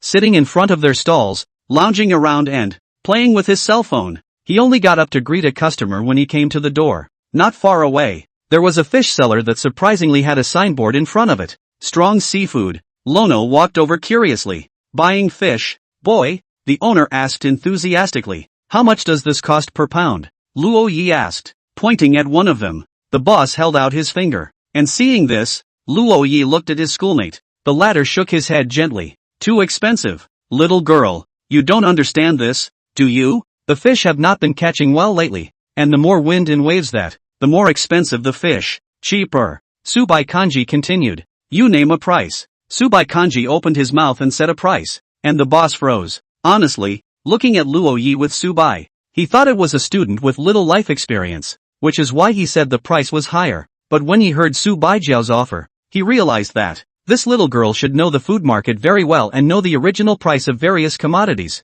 "Okay, sold." With a big wave of his hand, the boss processed the fish and handed it to Luo Yi. After leaving the stall, Subai Porridge asked, "You want to eat fish?" Only Luo Yi pretended to say, "Tell old Mo that I want to eat fish." "Subai Kanji?" She glanced at Lono and muttered in a small voice, "Cutie pie." She then quickened her pace and walked ahead of Luo Yi. Lono laughed, and went after him, carrying the fish in one hand. The other hand took the little hand of the fairy schoolmistress. Chapter 180, Candidates for the Debate. After eating at his schoolmate's house, Luo Yi rode the small electric donkey to the dormitory door. By now, all three of the 515s were under the building to meet and greet. Even the hostess aunt couldn't help but look over. After Luo Yi parked the car downstairs, Wang Sledgehammer walked over and touched the lights of the small electric donkey, sighing, "Out of the blue, a wild child. Are a family with a car. Where? Give me a ride. Ride. Forget the pink. Shame on you." Wang Sledgehammer skimmed his mouth, revealing an expression of disgust. Hearing this, before Luo Yi could say anything, Li Haoyang angrily said, "What's wrong with the color pink? I just love the color pink." Saying this, he fondled the little electric donkey lovingly, and rode on, spinning around the neighborhood. Wang Sledgehammer was very speechless as he watched the scene. Shen Qiao asked, "There are 4 of us, but only one car." At these words, the crowd fell into deep contemplation. Wang Sledgehammer suddenly had a flash of light. He pulled out his cell phone, and found a photo that said, "Look, you guys." Only in the photo, a battery-operated car guy was carrying 5 girls. Luo Yi was surprised. "So powerful. Awesome. Wild child. I think your car will do. You'll get caught by the police uncle, won't you? What does it matter if you drive for fun at school?" Saying that, Wang Sledgehammer stopped Li Haoyang, who was riding around in circles, then sat on his ass in the back seat. Seeing this, Luo Yi half crouched down where the footrest was. "Come on, boy star, take the front of the bus. You're all that's missing." Shen Qiao looked over with a face of resistance. "Come on, Shen Qiao." Li Haoyang and Luo Yi both said one after another. "It's just you, male star. Come on, just try it." "I refuse," Shen Qiao said with a black face. "It is too shameful. People cannot, at least should not be like this." Hearing this, Luo Yi's trio was struck by lightning. The three of them left the little electric donkey, also feeling that the scene they had just witnessed seemed a bit unpleasant. The hostess, Auntie Lynn's mom, stood in the doorway and burst out laughing. A few people pretended that the incident hadn't happened and rushed back into the dormitory. But what they didn't know was that Xin Xiao had just taken the picture. It's a picture of the three of them crammed into a small electric donkey. At this point, the photo was posted by him to the dormitory group. Hearing the message tone, the three of them looked at their phones at the same time, only to see the comical scene that had just surfaced once again. And it was actually recorded in a photo. Luo Ye's face changed. He's the dumbest of them all, to be standing in front of it. The three of them looked at Xin Xiao at the same time. Male stars, I understand hammer a little bit. And Li Haoyang was actually pushing up his sleeves. Don't worry, it won't hit you in the face. Soon, in the 515 dormitory, there was the sound of the handsome man's agonized screams. The next day, at noon, the school made the official announcement of the debate tournament. Every major is electing contestants. Computer science major, Chen Xiangjian, based on the results of the midterm exams and the fact that since the beginning of the school year, all the combined performances all the way up to this point have resulted in 4 initial selections. Luo Yi, Tang Enki, Su Xiaojia, Shen Qiao, Lono and Tang Enki both came out of the ring on merit, and Su Xiaojia, recommended by class president Li Haoyang. I heard that this little girl is eloquent, never lost a fight. As for Xin Xiao, it's Chen Xiangjian's crushing tactic. 4 women, there's Tang Enki. 4 men, there's Xin Xiao. When the time comes,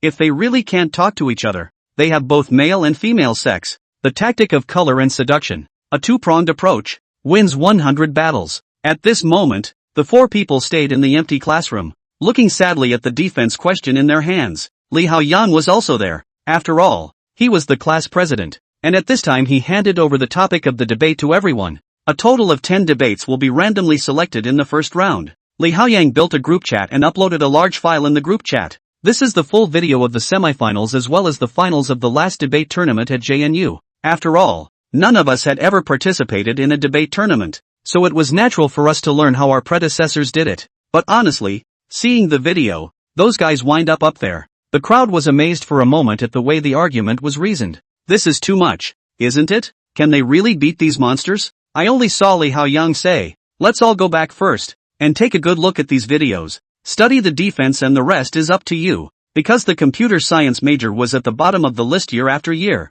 Li Haoyang didn't expect anything. Being able to stay out of the first round is progress for them. After returning to the dormitory, Luo Yi sent these videos to the fairy schoolmistress. Soon the latter replied to him. Fairy sister, we also have a debate tournament. Little babe, do you have schoolmates too? Fairy sister, yes, but I didn't attend. Su Bai knew that she was not suited for this type of activity, so she had not participated in it since her freshman year. Even if you participate, the computer science program is gone in the first round, let alone computer science majors. Even the computer science department is at the bottom of the list for overall grades. Luo Yi watched the videos carefully and searched the internet for some more relevant information. Each of those 10 debates was complex. For example, are men more tired or are women more tired? For example, if you know ahead of time that a relationship is not going to work out, do you still choose to meet each other? The debate tournament is not what Luo Yi thought at the beginning. Just talk to win the other side. It's a grand clash of minds, because no matter what the answer is,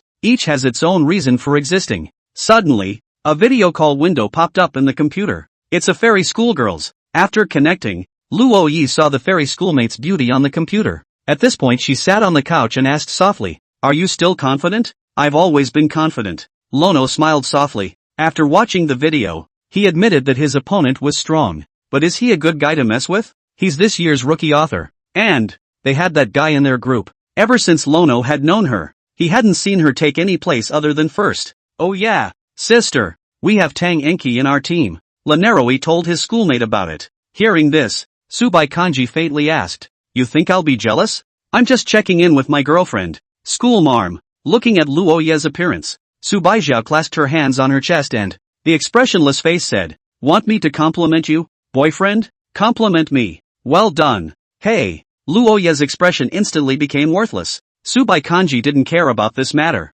Even if Luo Yi was on the same team as Tang Enki, she was still confident. This confidence was not just confidence in Luo Yi, and confidence in herself. Maybe Danchi is really good, but she'll be even better. From the moment Lono followed her around, she believed that with her charms, no one could take Lono from her. What's more, she knew Lono, this elementary school brother. He's already dead to her yet. Thinking of this, Subaijia gently smiled. Chapter 181 You'll be punished by eating kanji every day. Freshman debate begins after the first round of sophomore and junior debate. It's also meant to be a demonstration for freshman underclassmen to go over. What is the flow of a debate from start to finish? Of course, there was a rehearsal for the debate. At this time, Luo Yi sneakily arrived at the site of the junior debate tournament. There were many spectators gathered here, and he caught a glimpse of the fairy schoolmates sitting in the last row. He sneaked over and sat next to Subaijia. It was sneaky, but there was no way that such a large living person could be unseen. The senior who had sat next to Luo Yi and slept last time had his eyes wide with shock at this moment.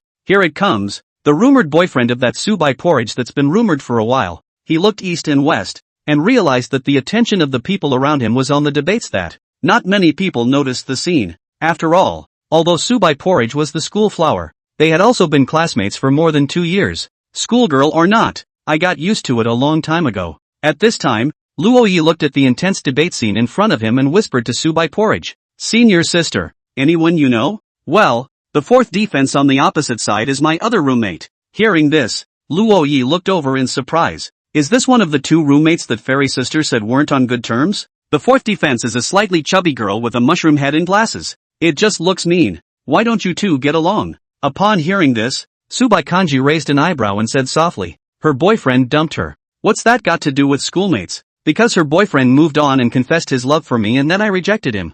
Lono, you can't beat the charm of a schoolmate. How can a relationship be good after what happened? Even if this girl knew that this matter had nothing to do with the fairy schoolmistress, it's also impossible to pretend that nothing happened. After watching this debate, Luo Yi left the place with Subai Kanji. Together, the 2 men made their way to the back door of the family building. The security guard obviously recognized Subai porridge and said with a smile, Professor Gu's teaching assistant. Off duty? Hearing this, Luo Yi's eyes widened as he looked at the fairy schoolgirl in incomparable shock. It's only junior year. Where's the assistant coach? The schoolteacher actually lied to the security guard. Subai Kanji gently nodded and said, well, this is a student from our class. Now facial recognition hasn't been installed, and even if it had been, Subai Kanji also has a way of registering a human face. After walking into the family building, Luo Yi couldn't help but laugh. Mr. Su, when did you become a teaching assistant? Upon hearing this, Subai glanced at him and said indifferently, I'll teach you English and computers. Not counting your teaching assistant? Count on it, Ms. Su. Saying that, Luo Yi wrapped his arm around the fairy schoolmate's waist, and he turned his head to look at his girlfriend. Asked. Then Mr. Su, what are we going to eat for lunch later? Fried pork with chili peppers. Is that okay with Lono-san? Yes. Then thank you, Mr. Su, for your hospitality. The 2 walked along the curb of the family building, taking a stroll as they made their way toward the 5th building. Unit 4. It's late November now, and both men are wearing thick clothes that, now that Luo Yi was walking with his arm around his senior sister, this feeling of sticking together seemed to become a little warmer. But Lono's hands soon became restless. At a certain moment, the hand that was originally on Subaijiao's waist dropped down and, touching down further, Subai Kanji directly stopped in place as an icy aura swept over him. Frightened, Lono took his hand back to his schoolmate's waist again. You really can't touch a tiger's ass. Only to see her gently turn her head and look at Luo Yi with an expressionless face. Lightly, he said, do you have any complaints about the chili pepper stir-fry? Full satisfaction. When will this nervous stuttering break? Not satisfied. Let's have white porridge for lunch. Subai Kanji withdrew his gaze and took another step. Lono breathed a sigh of relief. Thankfully his senior sister wasn't angry. Subai Kanji really wasn't angry, just taken aback. After all, it had just been the first time the opposite sex had touched that spot. Elementary school boys getting really bold. If we don't give him a break, it'll get even better in the future. So, just give him some white porridge. White porridge. Just white porridge. Luo Yi looked at the kanji at the table and asked, Sister, no squash? In the refrigerator. Even though it was white porridge that didn't have much flavor, Luo Yi still drank 3 big bowls of it in a row with the squash. The main focus is a no-fuss diet. After finishing his drink, Luo Yi realized that fairy school sister's bowl was empty, and was puzzled. School sister. Why don't you eat? Subai Kanji didn't answer, and after seeing Luo Yi had eaten her fill, she stood up and walked into the kitchen. Soon, the sound of stir-frying came, and an aroma of chili fried meat floated out from the kitchen. Luo Yi watched this scene with a dumbfounded expression. only to see Subai Kanji carrying a plate of chili fried pork on the table and began to eat. After taking 2 bites, she looked up and asked in confusion, "Why aren't you eating, Lono-san? Is it the teacher's food that's not good?" I'm full. Lono wanted to cry. Retribution. Everything is retribution. Though but, come back next time. Luoyi looked at the fairy school sister with an impish expression. The latter looked up and asked, "What are you thinking?" "Think bad." Subai Kanji was slightly stunned. The sudden confession left her unsure of how to respond. She then said with a grimace, "If you do something bad again, just..." Subai Kanji hesitated, as if he hadn't thought of how to punish his elementary school brother. Quickly, she noticed the bowl at Lono's table. Opening his mouth, he said, "You'll just have to eat white porridge every day." "Ha?" Lono cocked his head. "Is this a punishment or a reward?" But looking at the time, it was time for Lono to go practice for the debate. Every day at noon and in the evening, under the leadership of Li Haoyang, they would find an empty classroom to practice. "Sister, I'm going to mock debate." "Go on." Lono stood up. However, looking at the way the fairy school sister was eating, he suddenly thought of what the school sister had just said. "Sister, how come there's still a bite of my white porridge left?" Hearing this, Subaijiao subconsciously glanced at Luoye's bowl, eaten and empty. Next moment, Lono suddenly gave her a kiss on the cheek. Then he ran quickly to the door, and before closing it, he laughed from the doorway. "Last bite to eat? School marm, bye." After the door to the room was closed, Subaijiao's expression was frozen. Ryoko touched her kissed face. That originally bland and boring daily routine has become colorful since the appearance of his elementary school brother. It was as if a light had shone through the dark clouds and into the ruins. "Aha! The person who lives in my heart is you. I'm lucky." Chapter 182 Recitation. Lono was the last to arrive in the empty classroom, at which point, the others are already practicing for the debate. People have found a random thesis and are discussing it here breathlessly. Why is it breathless? Because Lono's seen the junior debate scene, knowing what a real debate is like, and the scene in their class at this point was just smashing. It's like everyone's reading from a script. Every word is soulless. It doesn't add to your own thinking at all. Simply put, there is no cooperation. Xinxiao's face was full of disinterest, and every time it was his turn to speak, he would bring it up in one sentence. Although Su Xiaojia could talk a lot, but that was when she was arguing. Now it's just like a mute, still asking Li Haoyang when it's going to end. As for Tang Enki, since everyone else was like this, she also acted very casually. When Luo Yi walked in, Li Haoyang was like seeing a savior. He hurriedly came over and said, "Brother Luo Yi, what should we do? Everyone can't get into shape.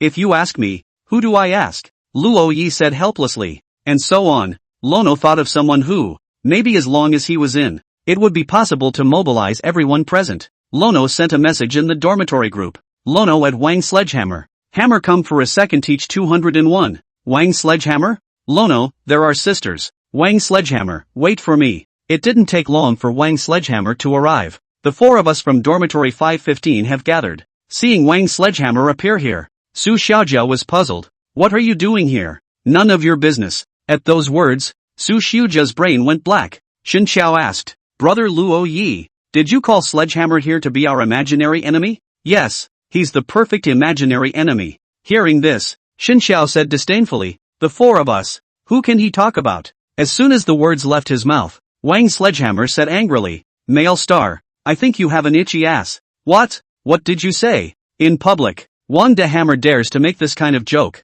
Xin Xiao only felt like looking for a crack in the ground to burrow into, and the whole person became embarrassed. Upon seeing Tang Enki, Wang de Hammer's face was delighted as he walked over and said, "Sister Enki, are you still single? Would you mind having another boyfriend?" "Donchi. Well, everyone's motivated." Li Haoyang saw a gap and immediately said, "Everyone, Wang Sledgehammer and I will be your opponents in the debate. From now on, let's practice the debate thing." When these words came out, the crowd looked at Wang Sledgehammer in unison. The latter only felt a great pressure gathering on his body. The 4 men in front of him seemed as if they were demons and were staring at him intently. The others were fine, but why did the wild child look at him like that? "You're a quick convert." What Wang Sledgehammer doesn't know is that Luo Yi is a fiction writer, and the generation is very strong. Make up any story to bring yourself into it, and you can look at Wang Sledgehammer like the other guy owes you $2 million. The ability of the freshman computer debate group finally exploded in this moment. Wang de Hammer and Li Haoyang were sitting at the table and had been dumbfounded. The two were so dumbfounded by what they said that they didn't even have the ability to talk back, especially Wang de Hammer. Surprisingly, there was some skepticism at this point. After the noon practice, A few people walked out of the classroom and it just so happened that someone from the next classroom walked out as well. This time the debates are class-based. That's why both classes of computer science majors are sending a team to participate. Both classes were computer science majors, but in addition to the open class together, the usual specialized classes are taken separately. If the first class of the computer science program has a specialization in the morning, then the second class will have a specialization in the afternoon. Of course, according to the debate schedule, which begins with a class versus class debate. Then there is an internal debate within the department and faculty, and finally the whole JNU debate tournament. So, their first opponent was the second class of computer science majors.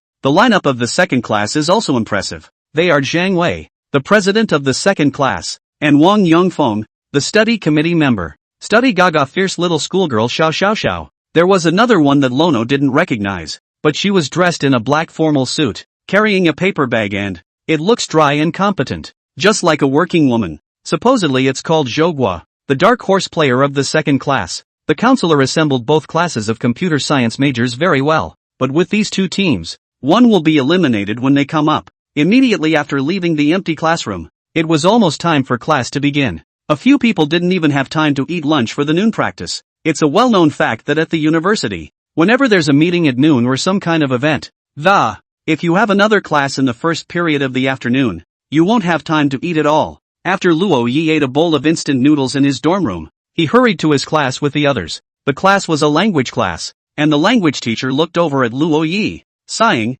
"It's a shame that certain students are so good at languages that they stay at computers." Lono froze. Is that a nod to him? The language teacher added, "At the end of your freshman year, there's an opportunity to change your major. Don't forget to fill out the application form with your counselor when the time comes if students find that they are not a good fit for the program." After that, the language teacher began to lecture. This text is a classic recitation. I'll give you 10 minutes to familiarize yourselves with it. In 10 minutes, we'll have a little recital, either by ourselves or with friends. I dare you to get on stage and I dare you to get extra credit. The students on stage erupted when they heard the words extra credit. Lono looked down at the article. Farewell to Cambridge. He read it. Basically, he has read all the slightly famous prose and poetry collections many times. When you are in an irritable mood, read the last article patiently to calm yourself down. Wild child, let's go up together in dormitory 515 later. We'll get the credits. Right. Li Haoyang nodded and said, "Could be." Luo Yi and Xin Xiao both nodded.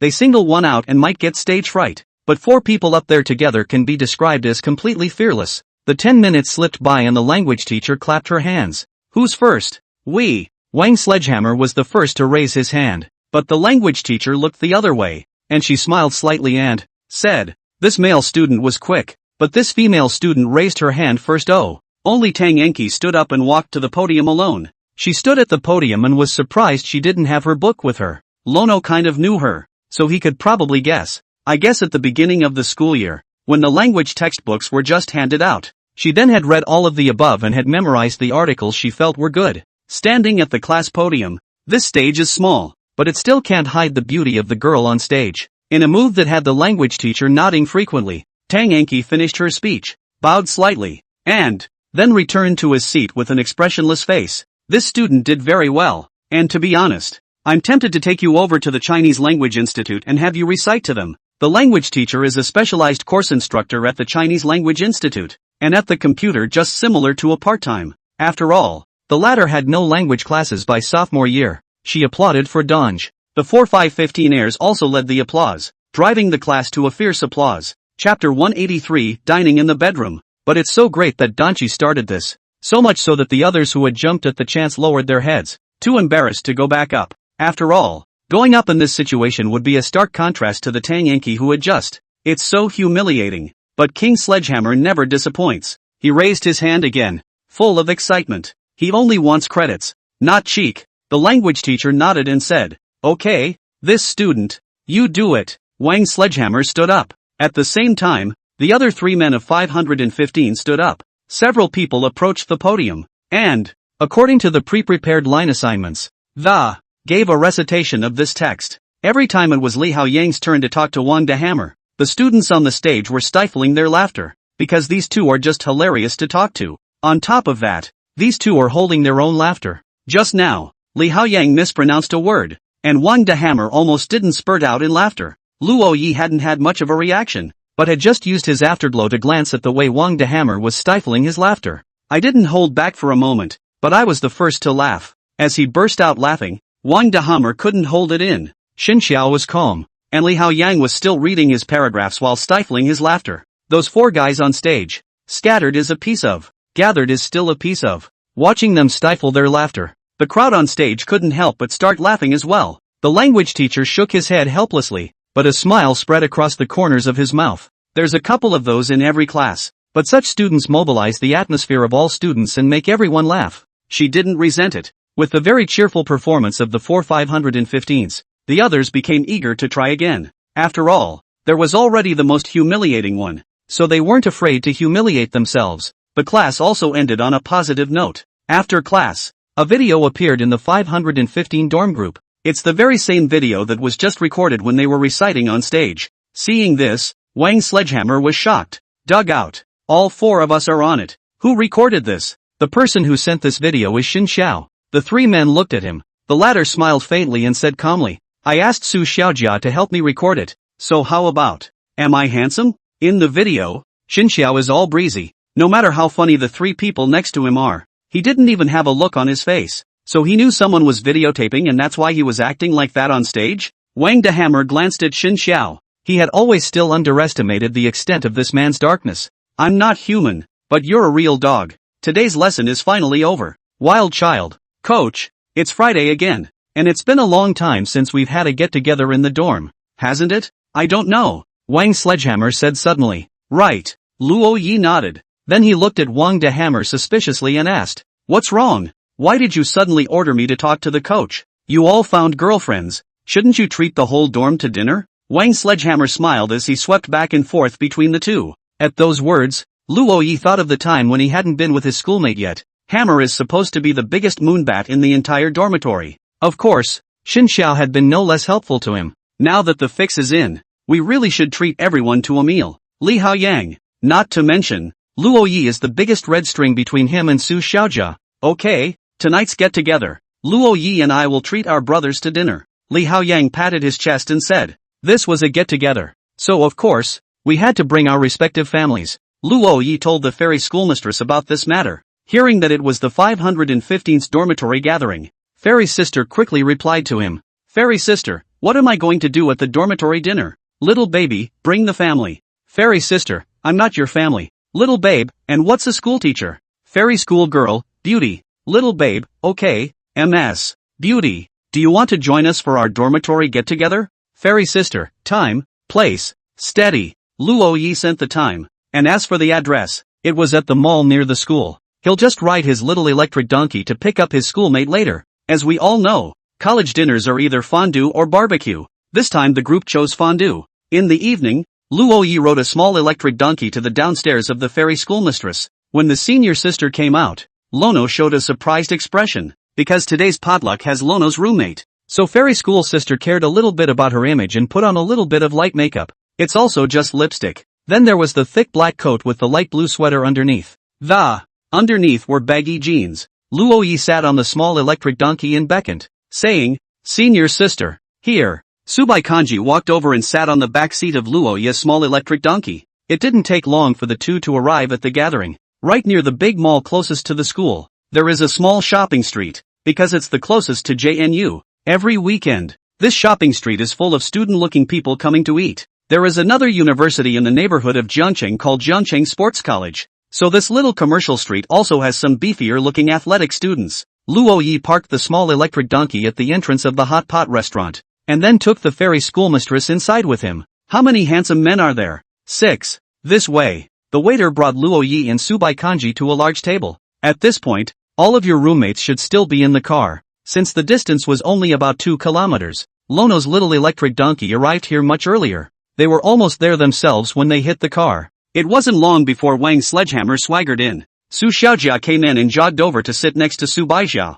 and Luo Yi and Li Haoyang sat on both sides of the two women. Wang Sledgehammer sat on the other side with a black face. The whole damn thing. He's going to slaughter these two guys who found girlfriends in college this time. Thinking like this, Wang Sledgehammer waved his hand and asked the waiter for a menu. Then he glanced at Luo Yi and Li Haoyang with thieving eyes and said, You too. One from the capital and one local from Jiangchang. You shouldn't be short of money, right? Eat whatever you want, Li Haoyang said indifferently. I've made a little money on the side, so it's still more than enough to buy you dinner. I don't know, Lono said, rubbing his nose in it. Xin Xiao glanced at him. Authors at that level of newbie king do make $1 billion little bucks on the side. I can't talk about great wealth, but in the 4 or 5 months between summer vacation and now, making $300, 000 to $400, 000 in manuscript fees has been a savings that was out of reach for most people when they were students. That's good. I'll let go a little. Since there were 6 people, Wang de Hammer ordered a lot of things. And of course,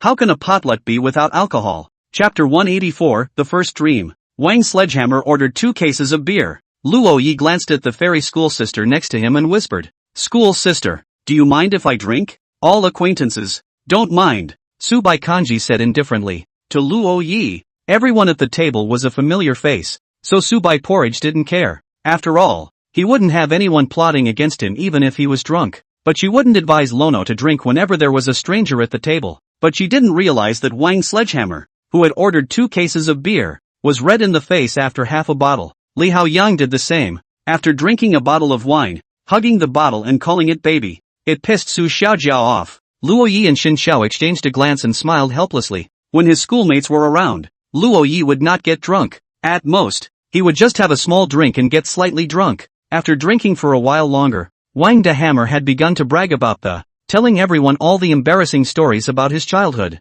Xin Xiao recorded one after the other, and Li Haoyang is already worshipping with the wine bottle. From this day forward, I will only love my wine sister for the rest of my life. Hearing this, Su Xiaojia stretched out her hand and twisted Li Haoyang's ear around. Angrily, she said, Old lady isn't as good as a bottle of wine, is she? Seeing this scene, even Su Bai Kanji couldn't help but smile slightly. It was obvious how lively Lono's dorm room usually was. Xin Xiao drank another toast with Luo Yi, and the two of them took a sip from each other. Then Luo Yi said, I'm afraid you'll have to send Hammer back in a while. He and his fairy schoolmate came by bicycle. Li Haoyang had Su Xiaojia, and only Wang de Hammer was alone. Good. Xin Xiao seemed happy to do it. This was the first time Luo Yi had brought his fairy schoolmate along for a dormitory get-together. Wang de Hammer ordered so many things that although he was drunk, it didn't affect his eating. After eating, seeing several people from the dormitory and Su Xiaojia get into a cab, Luo Yi also brought the fairy school sister to the side of the small electric donkey,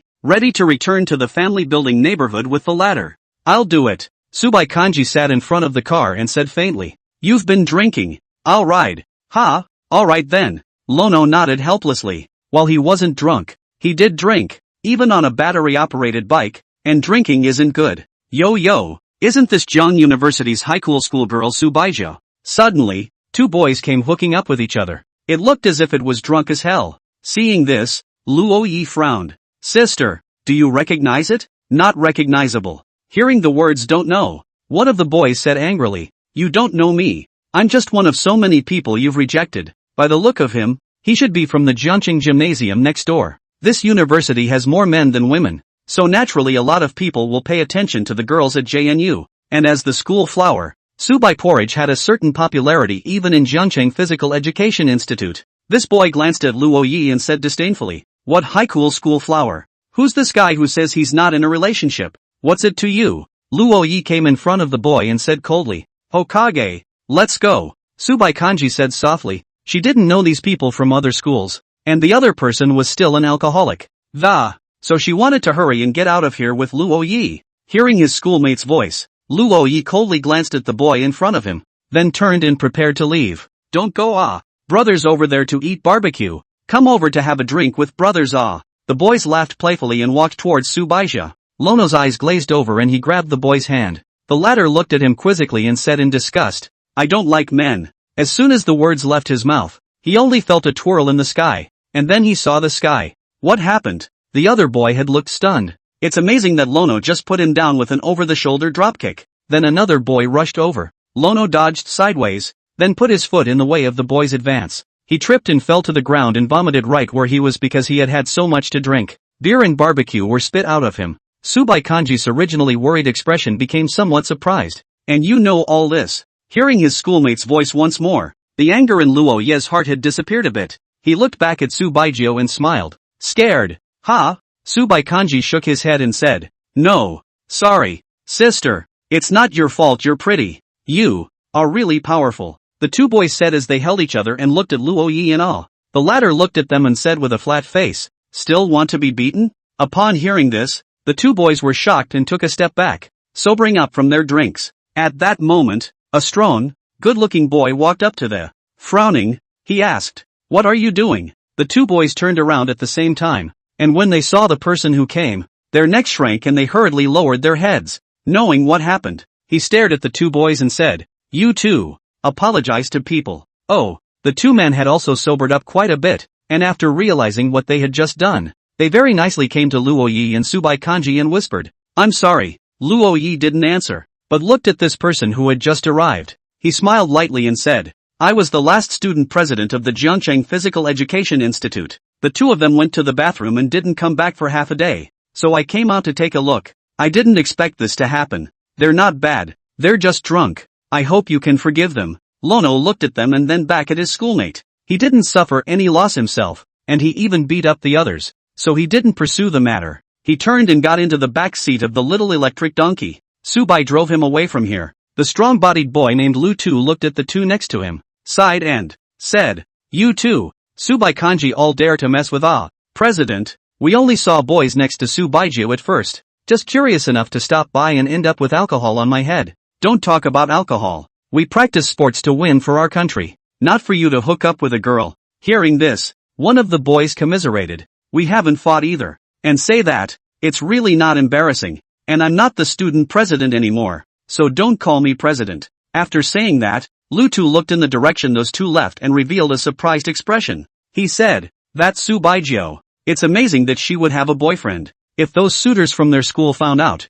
they'd have to cry." Because of the school, he'd had a chance to meet Subai Porridge, but the girl was too dazzling for that. Just one side made him remember the other. At the time, he wondered what kind of boy could fall into the eyes of such a girl. Forget it. What's the point of thinking about it? They can be together. Must have been going through something he didn't know about. Go back and punish yourselves with 3 drinks. Okay, President. Don't call me President. On the other hand, Luo Yi was sitting on the back seat of the small electric donkey, wrapping his arms around Fairy School Sister's voluminous waist. The schoolteacher's hair was tossed in his face by the wind. Smelling the scent of Fairy School Sister's hair, Luo Yi said, "School Sister, my first dream as a kid was to become a police officer, so I learned some martial arts. That physical strength of yours, you will still fight." Subai Kanji said faintly. She remembered that Luo Yi had to come up for air at first when he ran laps with her at Jiangde. It's just some borrowed energy. Plus they're not sober from drinking. What happened? Why didn't you want to be a cop anymore?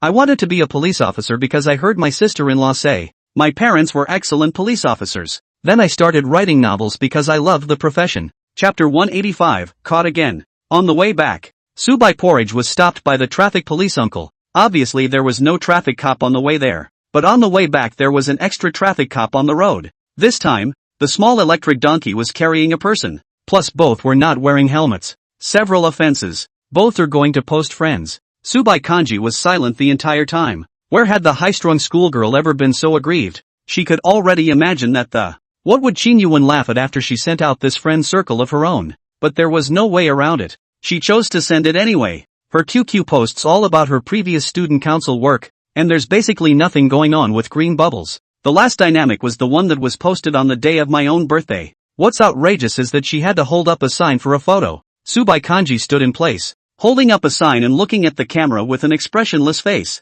Even if she was penalized, her face could carry and fight, and pedestrians passing by stopped to watch. The traffic policeman patted Luo Ye's shoulder and said, "Young man, your girlfriend is so beautiful. Remember to wear a helmet, or you won't have anywhere to cry if anything happens." "I know." Lono laughed bitterly, then went up to take a picture as well. "Take a picture and send it to your friends." After posting it, Xin Xiao was the first to like it and sent him an emoji of laughing like crazy. It was a good thing Hammer wasn't sober now that he was drunk, or this guy would have gone even further. On the way back, Subai Porridge was silent the whole way. Just now, her mom and uncle both called her. Nothing else. The phone just picked up with a burst of laughter. Subai Kanji hung up decisively. After returning to the family building, Subai Porridge parked the small electric donkey in the carport, then straight towards the 5 building and 4 units. Lono followed. "Are you mad at me?" "And yeah, that's the kind of thing that would piss anyone off, right?" It was indeed a bit awkward for the high-flying schoolgirl to be stopped by the traffic police. As he walked, Su Baijiao suddenly turned back. Looking behind her at her elementary school brother, she asked faintly, "Are you angry?" At those words, Luo Yi raised his head and said in confusion, "No, I thought school sister was angry. I'm not mad." Su Baijiao turned around and continued to step away. She was the one who rode in on the bike and got penalized along with Lono, and she thought Lono was mad. After returning to the room, Su Baikanji went to take a shower in the bathroom. Luo Yi sat on the sofa, turned on the TV, and waited for the fairy schoolmate to come out after washing. When his schoolmate came out, he was next to go in and wash. Why can't they all go in the wash together? It's one step, saves water and saves time. Lono didn't mind, but he was afraid that his schoolmate would kill him. Soon, Su Bai Porridge came out from inside with her hair wet, and while in the bathroom she had then changed into fresh pajamas. New? When did you buy your new pajamas? It's white, fluffy, and looks thick and warm. The pajamas also have a hood on the back and a pair of bunny ears on the hood. You like bunnies so much? This nightgown was like a dress, with a hemline long enough to cover the knees of the fairy schoolgirls. Only a section of white, smooth calf was exposed. Lono stepped into the bathroom and prepared to take a shower. Then, after seeing the scene in the bathroom, he froze slightly, because there was also a black nightgown hanging on the wall. Best of all, it's the same model as the white one from my schoolmate, both with hoods. Even the coat and hat have rabbits on them. Hokage is really giving him such a big surprise without saying anything. After taking a shower, Lono walked out in his pajamas. Seeing the white bunny sitting on the couch watching TV, Lono sat over. Remembering the last time he had sat on the sofa with his fairy schoolmate, there was still a punch between the two. It's only a finger away now. Hardly. Luo Yi secretly moved to the side, and his shoulder had touched with the fairy schoolmate. Okay, now it's really not. Surrounded by the scent of the fairy schoolmistresses. Of course, the smell on herself was the same as her schoolmate. After all, they used the same body wash and shampoo. But for some reason, the schoolteacher just smelled a bit better than him. And a bathing beauty sitting next to her, next to herself. Luo Yi was immensely moved, but somewhat tormented. He was afraid he wouldn't be able to resist skinning and eating the bunny next to him, but realized that fairy schoolgirls just look like bunnies. In fact, she could transform into a brain axe and claw herself to death at any moment. Pretend to be a pig in a poke. Yes, schoolmarms aren't rabbits, they're pigs. Lono's mind jumped around quickly, froze while fantasizing in her head about her schoolmate turning into a small animal. Meanwhile, one strange story after another comes to mind, all featuring fairy schoolgirls. Subai Kanji glanced over and after noticing the strange expression on Luoya's face, she asked lightly, "What are you thinking?" The only way to save the world is for schoolteacher to become a pig. Su White Kanji. The gaze beside him suddenly became cold and incomparable, and Luoya's face changed. "It's over. How did I say what I was thinking?" "No, schoolmarm, I mean you're as cute as a piggy." No, I mean, you're cuter than a piglet." "Not." Lono himself was stunned. What the hell is he talking about? Subai Kanji's eyes narrowed as she got up and stood in front of Luo Yi. Condescendingly, he asked, "I bought a rabbit on purpose, and you think I'm a pig?" "I'm a pig. Schoolteacher, I'm a pig. Isn't it true that all good cabbages are swept away by pigs? Sister is so beautiful. I'm a pig to be able to arch over sister." Hearing this, Subai Kanji turned towards the dining table and then sat down on a chair. She took her rabbit ear hood off and shook her hair out. "Blow dry my hair." Lono was relieved to see the subject skimmed over, then got up and went to the bathroom. Took the hair dryer out. This wasn't the first time he had blown out a fairy schoolmate's hair, but every time, it feels the same as the first time. They say computer science students lose their hair, but fairy sister is a talented computer science student. The hair is not only voluminous, it's also comfortable to touch. Hokage hadn't blown out her hair since she came out of the bathroom, so it couldn't be for him to do it, could it? A feeling of being relied upon filled Luoya's heart, giving him a feeling of fulfillment. The schoolmate was obviously a strong woman, but she was willing to rely on him willingly. Who wouldn't love a girlfriend like that? After blow-drying their schoolmate's hair clean, the two returned to their respective rooms. One's on the keyboard, the other's drawing. That's their routine every weekend now. Luo Yi wrote about being caught by the traffic police uncle today into his novel, and the progress on Su Bai's side is far behind the novel. There's still a ways to go before October's peachy confession. That scene is the same image that every reader is waiting for, on whether this newcomer cartoonist can handle the confessional scene. Already, it's a hot topic in the comments section of the novel. Chapter 186, Five Stones Grandmaster Subaiguei. This weekend was not much of a break for Lono. In the group chat of the debate, Li Haoyang aided all the members and told them to go to the empty classroom.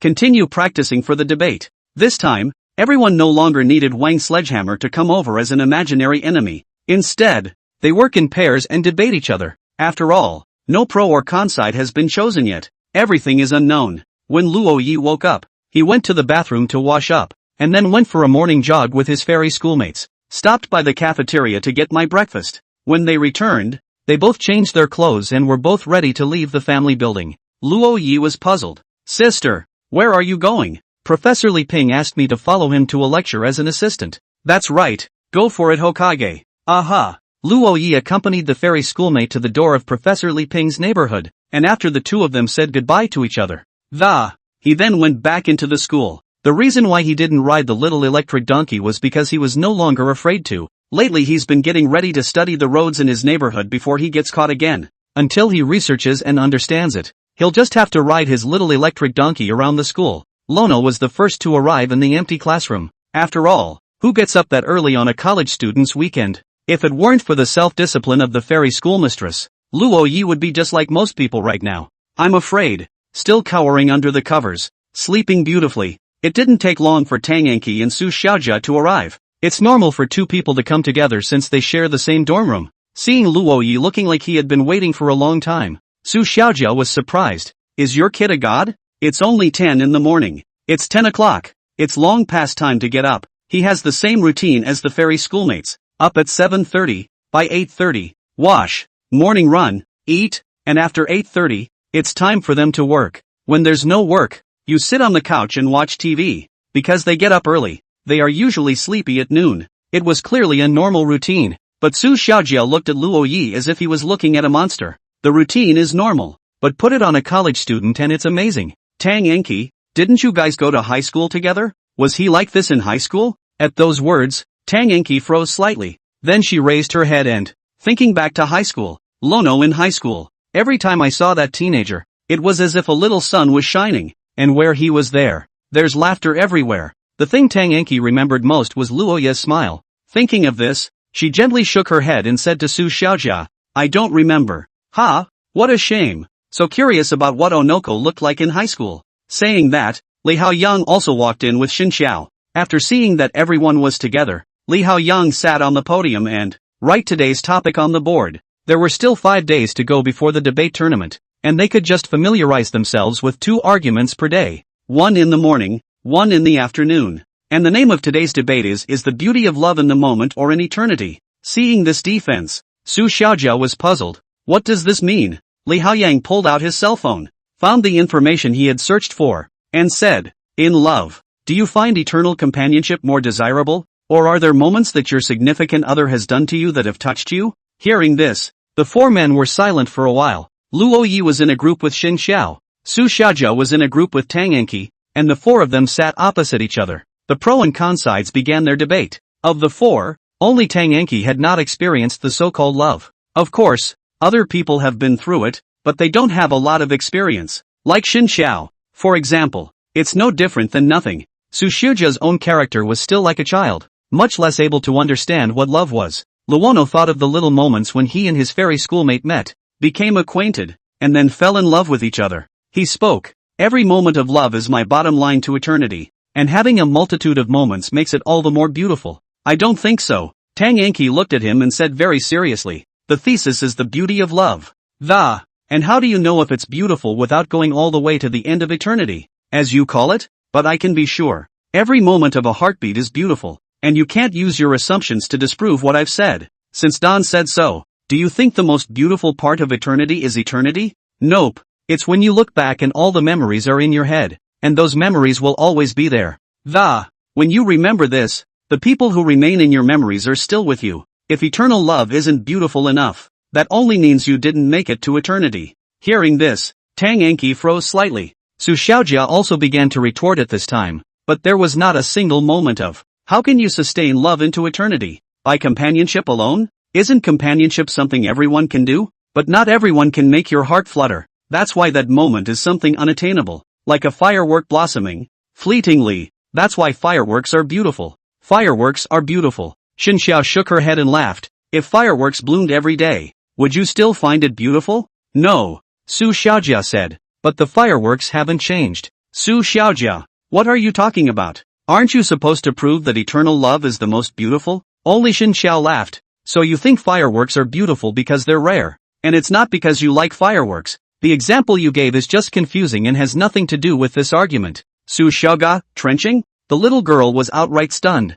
watching the four men in intense discussion. The counselor, Chen Xiangjian, who was lying in the doorway and peeking, revealed a satisfied expression. That's right. Last year's debate team of computer science majors was like 4 salted fish. I can't believe I was convinced by the other side in the debate scene. Thinking of this, Chen Xiangjian looked again at the next classroom. The second computer class. The centerpiece of the second class is Xiao Xiao Xiao, a girl of thunder and lightning. She's not like a computer science student, more like a law student. After the morning's practice, Lono looked at his cell phone and discovered that Fairy Sister had sent him many messages. Seeing these messages, Luo Yi smiled and replied, Sister, playing chess? Fairy Sister? Little baby, quintuplets. Only to see a message pop up in Su Baijiao's cell phone. The little baby sends you a little program, backgammon PK. The other person accepts your challenge. Entering the interface of 5 in a row, Luo Yi looked like some kind of Jedi master, showed a breezy expression. Half a minute later, he lost.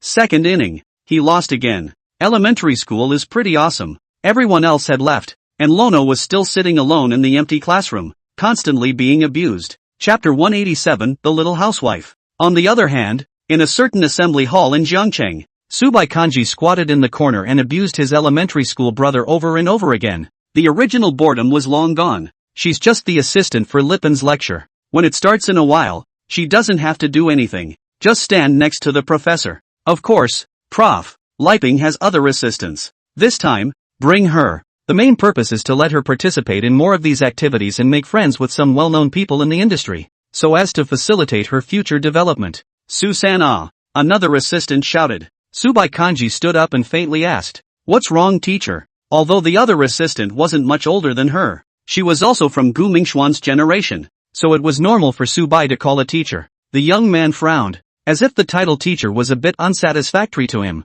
Just call me Brother Su. You and I are both surnamed Su, or Professor Li's assistant. Don't be so rusty. I'm not familiar with you, Subai Kanji said in a flat tone. The other assistant, whose name was Su Qi, choked on his tone and didn't know what to say. I've heard that the high-cooled school beauty of Jiangnan University is as beautiful as a heavenly fairy, but she doesn't get close to men. And today, when I see it, it's true to its name. Even though he was a graduate student at JNU, he had heard of the reputation of the school's flower, but never had the chance to meet. This time Li Ping attended an event and lacked an assistant. The opportunity was finally caught by him, trying to grow up and see the world at the same time. He also wanted to see if he could get to know the rumored high-strung schoolgirl. For Su Baijiao, this is the first time she has followed Li Ping to an event. The last time was still following Gu Mingxian. Of course, it was also Gu Mingxian who used to follow Li Ping's attendance, with the latter also acting as an assistant. But this semester Gu Mingxian was out of the country, and that's where Su Qi came in. People go from unfamiliarity to familiarity. Su, I'm kind of a little bit handsome, still a graduate student. Before he could finish his words, Subai Kanji turned around and left, not even interested in chatting with him further. Seeing this, Su Qi shook his head inside. Worthy of being a high-cool school flower, this kind of girl. I don't suppose any of the boys will be able to get hitched. The who? Li Ping's voice came from behind him, and Su Qi turned around with a jerk, saying excitedly, Professor, my name is Su Qi. Oh, Su Qi student right. When the lecture starts in a while, you take a picture for me. Okay, Professor. Then, he seemed to have thought of something and wondered, Professor, how can I take a picture on stage? On the stage? Oh, you're not here. Porridge on the stage will do. You'll be taking pictures of us from the stage when we get there. Oh, yes, Professor. The enthusiasm in Su Qi's heart seemed to be doused by a pot of cold water, but he didn't look around to see who was around. This lecture. Those who came were all well-known figures in the computer industry in Jiangcheng. Sitting in the first few rows were either master's degree holders, Ph.D.S., or industry gurus, executives in computer-related industries, as well as representatives from major companies and more. Graduate students had to sit at the very back of the room and were not even admitted. Su White Kanji can go up. It's because she won the last nationals. It's real competence and has nothing to do with education. Soon the lecture began. On the other hand, Luo Yi came to the family building and opened Fairy Schoolmate's chopped fish head. Prepare to pick up your senior sister from the place where she's giving her lecture. Sister was following Prof. Li Ping's car. The lecture was in the assembly hall of a hotel, and Lono parked his car in front of the hotel's entrance. Then sit in the car and look out the front door of the hotel. Fairy sister had stopped replying to his messages, and was supposed to be on stage. Sister is on stage, eh? Sister is awesome. Luo Ye's heart was filled with pride. The lobby manager of the hotel saw a pink car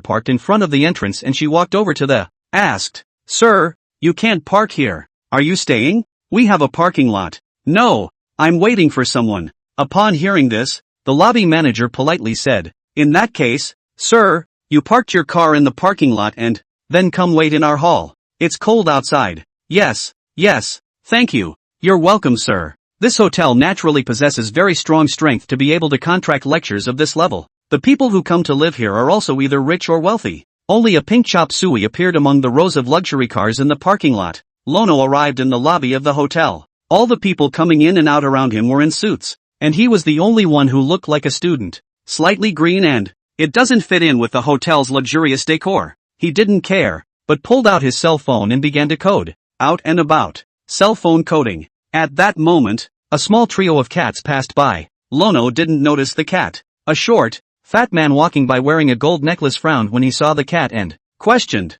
"Where did you get a feral cat?" The lobby manager rushed over and explained, "Sir, this store is in the spirit of humanitarianism." "What humane and inhumane? This feral cat is so dirty. I now suspect your hotel is not clean." "I'm sorry, sir. I'll get rid of it right away." The lobby manager took a look at the little three-flower and revealed a look of intolerance. "But if a customer complains, she's done for. She can't help it." At that moment, Luo Yi walked over and picked up this little sansua. The little thing wasn't afraid of people either and was well behaved. "That's my cat." Lono looked over at the man. "Your cat?" The man glanced at Lono. Student-like, to be in this hotel, presumably the son of some rich man. He didn't say anything more, but just left the place. "Thank you, sir," the lobby manager said with a bow. "Ah, you're welcome." "Oh yeah, when will Prof. Li Ping's lecture end?" "Professor Li's? I'll check." She went to the computer at the front desk and looked at it, then walked back and said, "It's over." "Good." Lono sat down on the couch and stared at the elevator while rubbing his hand over his cat head. The kitten looks like it's only 2 months old. It was probably born to a stray cat, and then got separated from mom, I guess. Soon, wave after wave of people came out of the elevator, and it wasn't long before the elevator came up to the first floor once more. Li Ping, Su Baikanji, and Su Qi walked out of the elevator. Upon seeing Luo Yi, Li Ping froze slightly before looking back at Su Baijiao. The latter was also a bit surprised. Elementary school brother actually came to pick her up. She then said, with a hint of apology in her tone, "Professor, I'm not going back with you guys." "Oh, go on." Li Ping couldn't help but smile. He was full of joy, and it's as if the old man who walks the first front of the sugar bump. Seeing this, Su Qi was puzzled. "Professor, who is that one?" "That one, that's Porridge's boyfriend." Chapter 188, Su Yukai. Male. Boyfriend? Su Qi looked at this scene in shock. He had just been thinking that no boy should be able to get close to a girl like that. He would never have thought that such a girl would already have a boyfriend.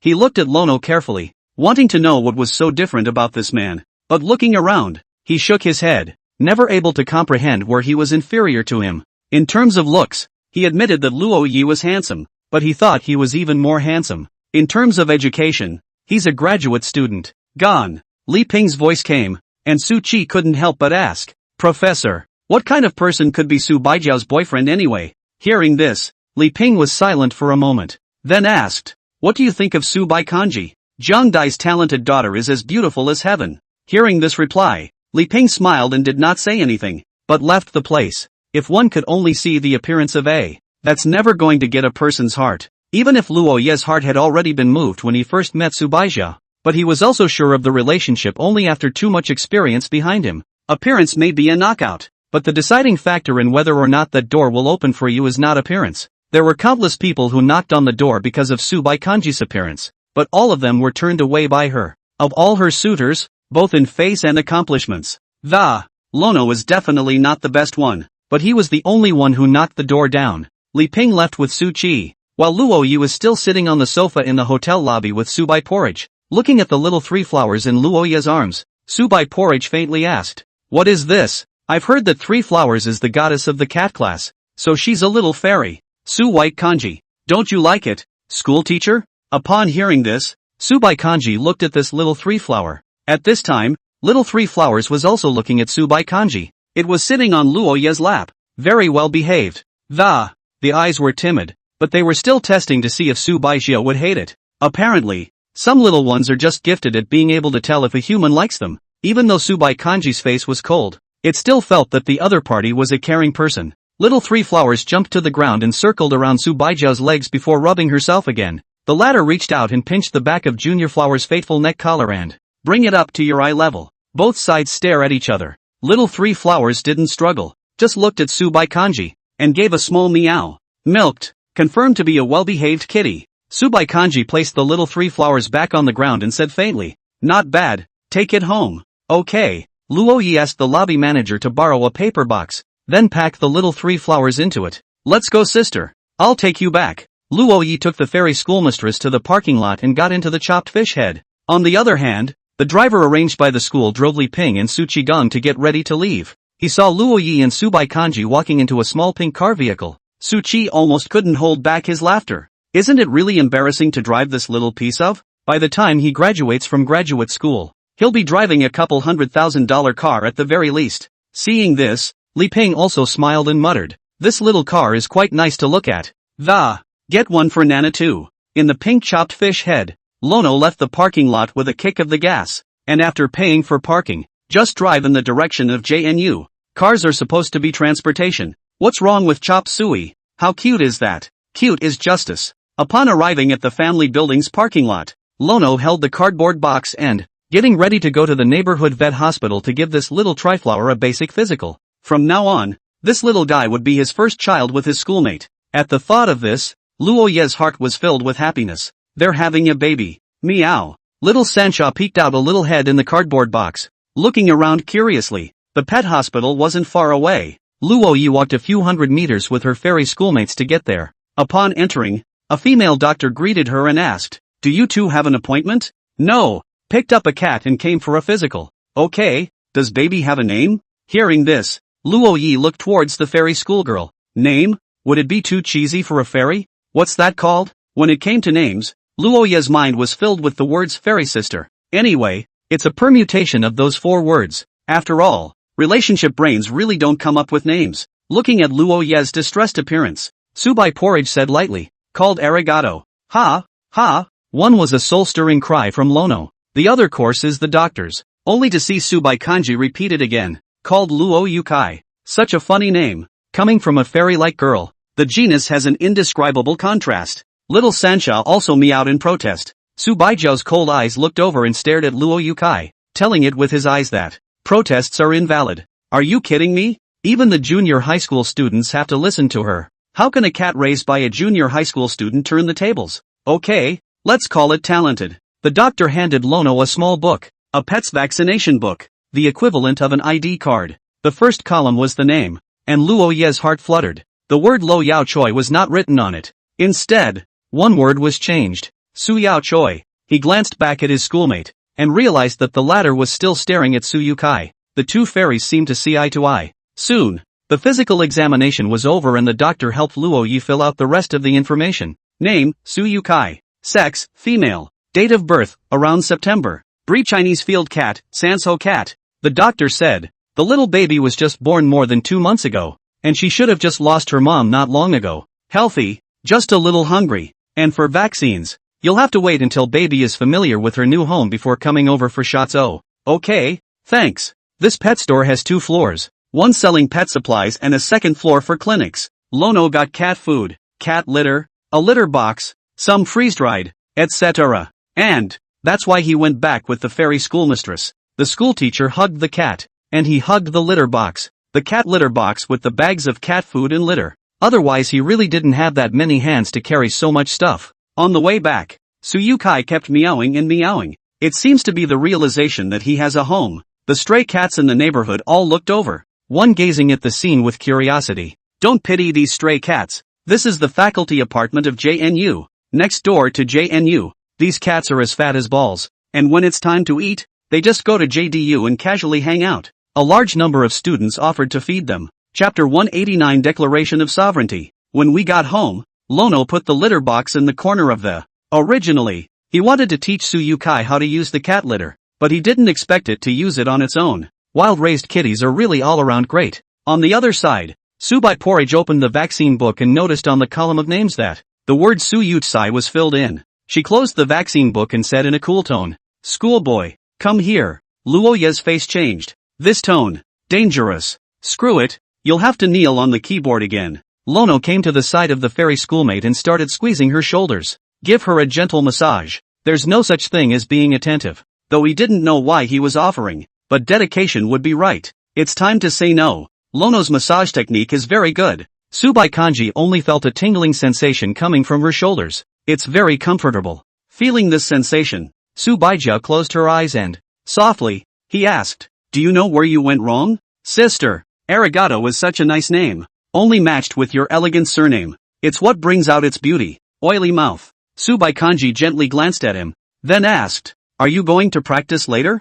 "Well, practice for the debate. Do you want to keep me company? School teacher? Beg me and I will go." Lono. He wondered how his senior sister had said that with a cold face. "Please," Lono said grandly. "After all, what's the shame in bowing down to your own mother-in-law?" At those words, Subaija nodded. There was nothing to do in the afternoon anyway, so it would be nice for her to go watch her little brother practice. Lately, she seemed to be spending more and more time with her little brother. They seemed to see each other every day since being with him. Never went more than 24 hours without seeing each other. Even during the time of the basketball game, when Lono was at his busiest, they both meet with each other. She's from being used to living alone. It becomes a habit to have another person in your life at all times. Even the other one would be out of place when she wasn't there. Downstairs, Lono rode a small electric donkey that, carrying Fairy Sister to the empty classroom where the debate competition was practiced. Lono was the last to come to the afternoon practice. However, seeing that Subai Kanji had also come along, all of them revealed expressions of surprise.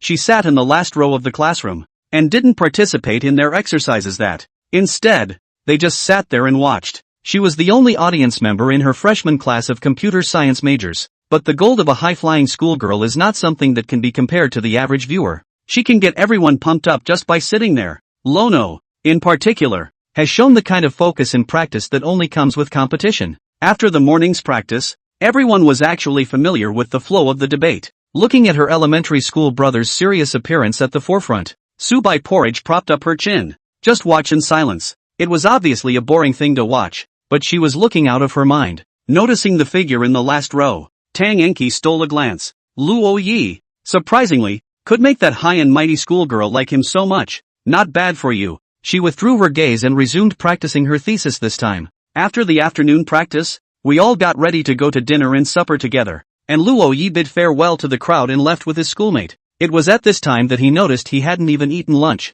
After the morning's debate, he went to pick up his schoolmate, and came back to the vet's hospital and, then it was time to participate in the afternoon practice. There's no time to eat at all. Seeing that his elementary school brother looked like he was very hungry, Subai Porridge seemed to have thought of something. Asked, "Going to that place once?" "Where?" "Roast." Hearing this, Luo Yi suddenly remembered that when he and his schoolmate hadn't been together yet, went to a barbecue restaurant. That store. Schoolteacher seems to go there often. The name is Sister Chow's Barbecue. That was also the store he had been to the first time he and his schoolmate had eaten together. Thinking of this, Luo Yi sighed. It's been a long time since schoolteacher went there. Aha. Subai Kanji nodded. The last time they went, they hadn't known each other long. Early September. It is now the end of November. Haven't been there in about 3 months. Before she met her little brother, she went almost once a week. That restaurant is quiet enough to eat barbecue alone. Luo Yi was ready to ride his bike back to the family building to open the chopped fish head,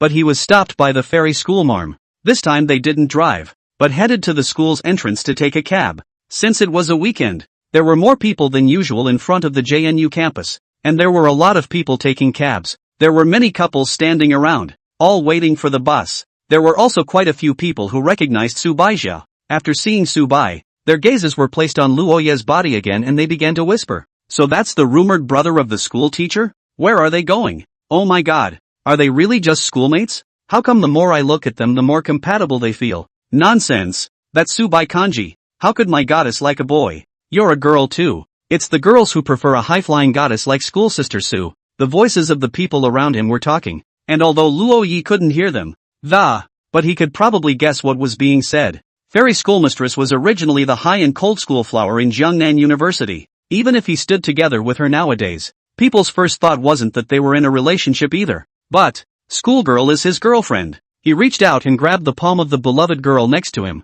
Then, 10 fingers interlocked. Noticing this scene, Subai Porridge glanced at him and didn't say anything. But a hint of a smile came to his eyes. That's good. You've got more guts than before. And everyone else who saw it was going crazy. Asterisk asterisk. Holding hands. 10 fingers. My ass. He. Sister Sue didn't resist? Asterisk asterisk. Amazing news. The next moment, without waiting for any other reaction from the crowd, the cab had stopped in front of the two. Luo Yi opened the car door, then let his schoolmate go up first. He followed close behind and resumed holding the hand of the fairy schoolmarm in the car. Sitting in the car, the corners of Subai Kanji's mouth hooked up slightly as she asked softly, "How does it feel? What does it feel like?" There's something about having a fairy girlfriend. I feel like I'm the happiest person in the world. Cab drivers. But senior sister, won't you be angry if I declare my sovereignty in front of so many people? Why be angry? Subai Kanji turned her head to look at Luo Yi, then gently leaned her head on his shoulder.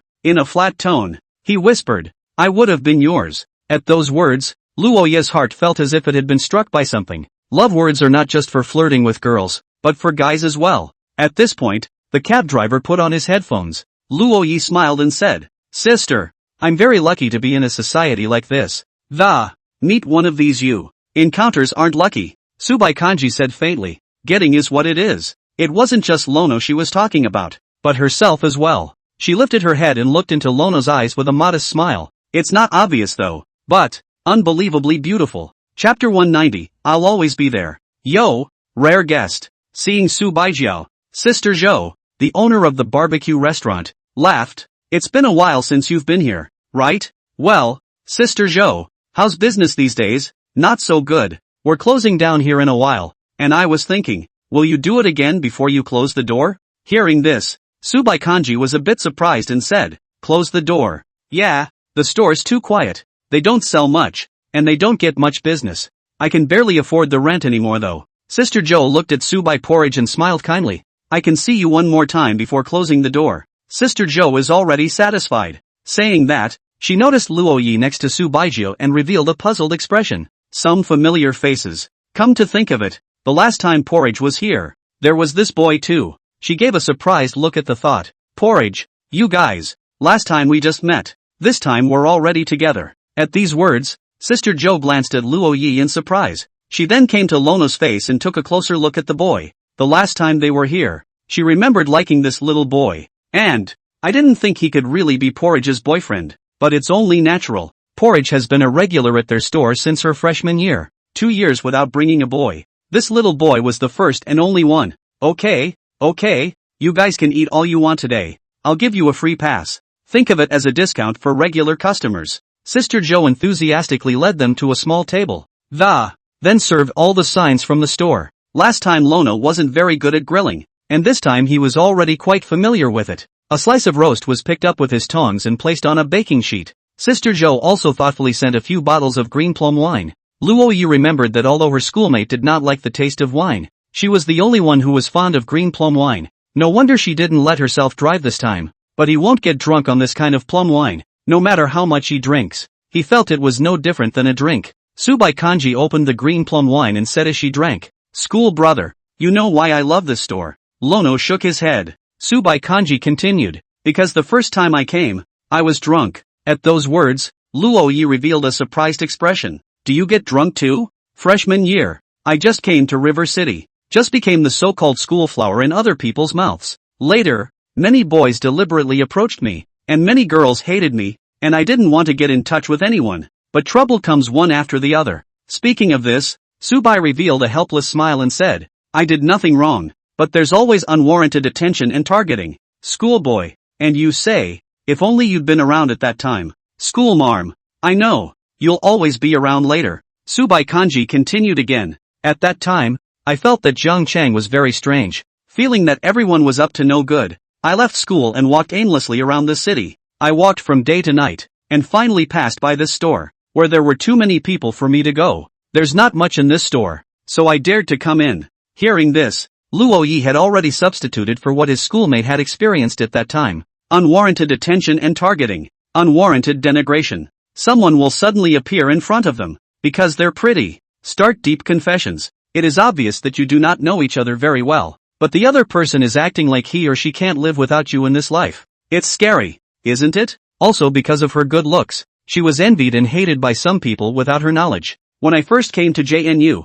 I think Fairy's sister liked to wear those pretty clothes, too. And then why? She started wearing baggy clothes and began to hide her figure. I was drunk at dinner here the other day. Su Baijio looked into Luo Ye's eyes. These eyes were unadulterated, with only that one emotion of heartache for his own that. It's all about to overflow. She laughed and said, as I was leaving this store, another person came to me and said they were going to take me home, and then I argued with them and I said I didn't know them. At this time, Sister Jo walked over, and after hearing the conversation between the two, she laughed and said, it's all old news. I heard a brawl outside, so I went out to look. A few big men were scolding a little girl, which I cannot tolerate. You Sister Jo, I rushed out to beat up those boys. Beat them all away. Hearing this, Su Baijia also smiled. Lono also knew why her schoolmate liked this store. It's hard not to love the first person you meet in a strange place who is willing to protect you, isn't it? After Sister Jo left, Su Baijia took another sip of the green plum wine and said, so, I only dare to drink here. But, the words turned. Subai Porridge blushed slightly. She propped up her chin and scrutinized the boy in front of her. In a soft tone, he said, now there's another place. Where? Lono asked, cocking his head. He knew the answer, but he liked to hear it from his schoolmate. The look of the fairy schoolmistress in front of her eyes may not even be known to the schoolmistress herself. How cute she is now. Stupid. Subai Kanji blankly glanced at Luo Yi and whispered, of course it's beside you. When she finished, she took another sip. Schoolgirls drinking can only be described as average. Last time, a bottle of plum wine was only slightly drunk. But now, she's had 3 bottles. The original high and cold temperament was gone, leaving only a flavorful and absolutely beautiful face. However, even when she was drunk, she was just as demure and didn't act in an exaggerated manner. Hokage is like a natural fairy. Even when she is blurred in consciousness, she sits there with grace. She propped her chin up and kept looking at Lono. Schoolboy. I'm here. Schoolmarm. Schoolboy. What's wrong, Schoolmarm? I just wanted to call you. Schoolboy. Aha.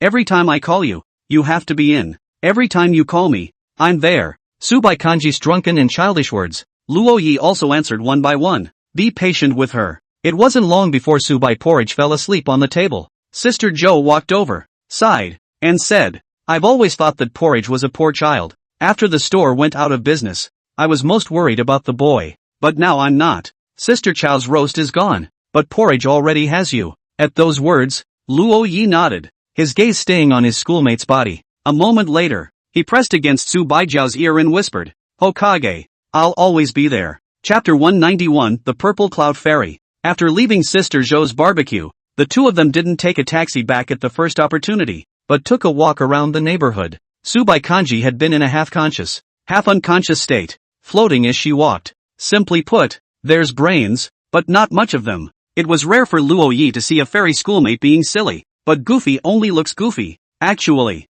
our fairy schoolmistresses are so smart. Who dares to call our schoolmate stupid? Luo Yi was praising his schoolmate, and he used all the language skills he had in his life. One complimentary word after another came out of his mouth, praising Subai Porridge to the point of pride. At this moment, Subai Kanji clasped her hands to her chest, her face flushed red, and her small mouth bulged. She turned to look at Lono behind her and nodded repeatedly. That's right, I'm the high-flying goddess. Subai Kanji raised her head, wanting to write the word high and cold on her face. Looking at fairy school sister's puffed-up cheeks, Luo Yi couldn't help but reach out and poke his hand. As soon as Luo Yi poked, Su Baijiao spat the air out of her mouth. Luo Yi withdrew his hand, and Subai Porridge took another breath and repuffed her mouth out. And, like a little blowfish, cute and fun, Luo Yi was happy to go back and forth 2 or 3 times. After Subai frowned and crossed her arms and, questioning, who is this person who comes here and dares to molest this fairy? Luo Yi's drunkenness Subai Porridge had seen, but the way she was drunk, it was the first time Lono had seen it. Hearing this, Luo Yi immediately turned serious as he said, back to the fairy. I am the great sage of Chi Tian. Shrewd monkey. 2 words came out of his schoolmate's mouth, and Luo Yi froze slightly. You dare to scold me? I, the great sage of Chi Tian, am not even afraid of your 100. 000 heavenly soldiers and generals of the heavenly court. Still afraid of a little fairy like you? Luoyi stepped forward and gave Su Baijiu a kiss on her mouth. Wanted to see what the schoolteacher's reaction was. Because of the plum wine, the fairy school sister's mouth smelled like plums, which was very nice. The latter gave a dumbfounded expression, and then crouched down, like an angry pufferfish, and, puffing his mouth and drawing circles on the floor. Lono also squatted down to see what his schoolmate was doing. Only pearl-like tears fell out of the fairy school sister's eyes and landed on the ground. Seeing this, Luoyi was anxious and immediately consoled. What's wrong with senior sister? Why are you crying? I'm not clean anymore. I've been molested. Whoops. Subai Kanji is very strong. Even when she is crying, she is very quiet. The originally icy expression became resigned and looked pitiful. I felt sorry for him. Luoyi's heart ached, and he touched both sides of his schoolmate's face with both hands and, holding up the stunning face. When a girl gets drunk, she has a lot of mood swings. She cries real tears. A pretty face full of teardrops the size of bean drops. Like water. Sister, look, who am I? At those words, Subai Kanji looked at Luoyi dumbfounded. Then she froze slightly and said in surprise, Schoolmate? It's me. Hokage is Chi Tian de Shang? Yes, I am. Although he didn't know what his senior sister was talking about, Lono made sure to nod his head in acknowledgement. If he dares to disobey his senior sister when she's drunk, the consequences will be the same as they were just now. Crying like a pear. Then I'm Zisha Fairy and you're supreme. Good. Say you love me. I love you. After saying that, Luoyi pretended to be deep. I love you. If I had to put a time limit on this love, I would want it to be 10,000 years. At those words, Subai Porridge was like a child, obviously with teardrops everywhere on her face, but with a big smile. It was the kind Lono had never seen before. Maybe, this is the original look of the schoolmarm, and also the smile that a schoolteacher is supposed to have when she's having a good time. But she'd held on to the title of high-flying schoolgirl for too long, and that title was the schoolgirl's way of protecting herself from the, it's also a bondage to yourself. But lately the schoolteacher had been smiling more and more when she was around herself. One day, even if she didn't get drunk, Hokage would be able to show such a smile without any worries. Then let's all start this relationship right away. Hearing this, Luoyi sighed. I didn't think that schoolteacher would be able to think of these lines even when she was drunk like this. Not bad for a talented woman. Good. Just start right away. Luoyi smiled faintly. You kiss me first. Upon hearing this, Luoyi didn't hesitate to kiss Subai Kanji's soft and sticky little mouth. The latter froze, and she pouted, unsatisfied. Nope.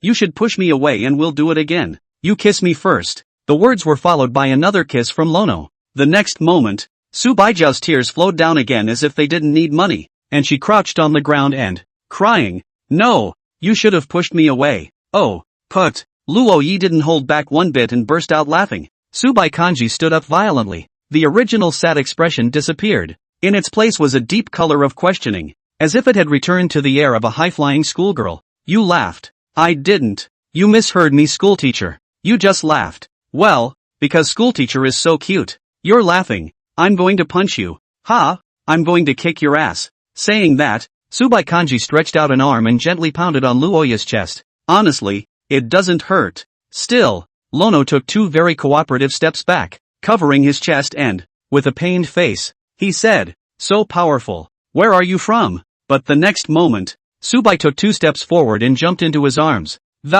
In a heartfelt voice he whispered, I didn't mean to hit you. Luoyi smiled and also hugged his girlfriend who was so cute that she made him feel sweet inside. Hokage, we should go home. Aha. Lanaroi took a cab. Subaigui fell asleep on his lap in the cab. When he got home, Lono carried his schoolmate to her bed in her own room. After helping her out of her heavy coat and then tucking her in, she left the room. I don't know if tomorrow's schoolmate will remember today's events. Shouldn't remember. If this remembers, then tomorrow might be the day he dies. Chapter 192, Different Meanings. The next morning, the fairy schoolgirl really didn't remember anything. All she remembered was falling asleep at Sister Chow's barbecue, and the rest of the story was straight out of context. Because of the wine he drank last night, Subai Porridge took a rare nap. When I woke up, it was after 9 in the morning. She patted her head, still feeling a little dizzy. Getting out of bed, she walked out into the living room. Luoyi wasn't at home, only Su Yukai was in the living room, and when he saw Su Baijiao open the door,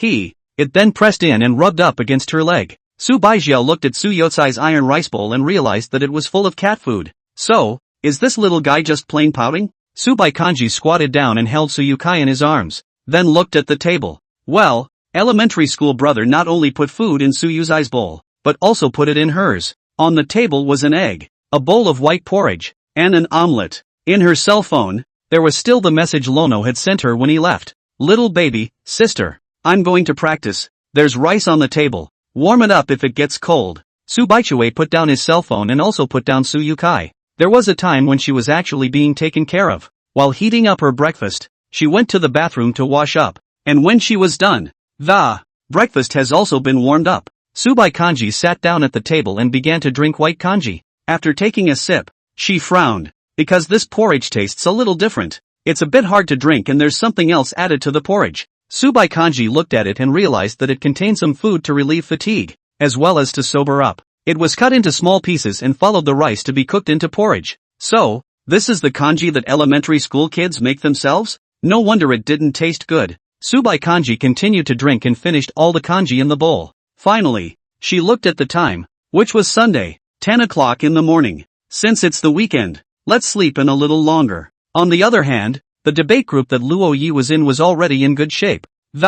Some specialized terminology can be used flexibly. Tomorrow, Hell Monday, a day full of classes, with lunch and dinner breaks for practicing. Luo Yi felt like he was living worse than a dog. Of course, if a fairy schoolgirl was with him, forget he said anything. After practice, Lono packed up his things and got ready to leave with his roommates. 515 4 people, a class president, 2 debate contestants. Just when Sledgehammer has nothing to do. It seemed like he was the loner in the dorm room at every turn. The 3 of them left the classroom in a hurry and rushed back into the dormitory. They are worried about Wang Sledgehammer, want to see Wang Sledgehammer jokes. In the dormitory, Hammer is the soul of the 515. And after Su Xiaojia and Tang Enki were ready to leave, they noticed a figure hugging a flower that, it seemed to have been waiting at the door for quite some time. Su Xiaojia frowned as she looked at Gao Yuming in front of her, and she said indignantly, "You, how many times do you have to be rejected before you stop?" Upon hearing this, Gao Yuming smiled and said, "I don't know either. Do you have nothing to do?" Has nothing to do. Gao Yuming really didn't have much to do. He wasn't a member of the class committee, and he didn't participate in the student council. No signing up for clubs, much less preparing for grad school. This, coupled with the fact that his family has money, causes him to be idle every day. Su Xiaojia sighed. What do people who have nothing better to do? Will fall in love. That's why it's normal for Gao Yuming to be frantically pursuing Tang Enki right now. She waved her hand and said to Tang Enki, "You guys take care of it yourselves. I'll leave first." Glancing at Su Xiaojia's departing back, Tang Enki turned her head to look at Gao Yuming. Faintly, he said, "Take a walk." Good. This is the first time Danj has ever volunteered to talk about going for a walk. The 2 walked side by side on the school's curb, separated if anything by a distance. Neither spoke, as if the purpose was simply to take a walk. But it wasn't long before Danj asked, "How much is that supercar you parked at school? How much did it cost?" $4 million.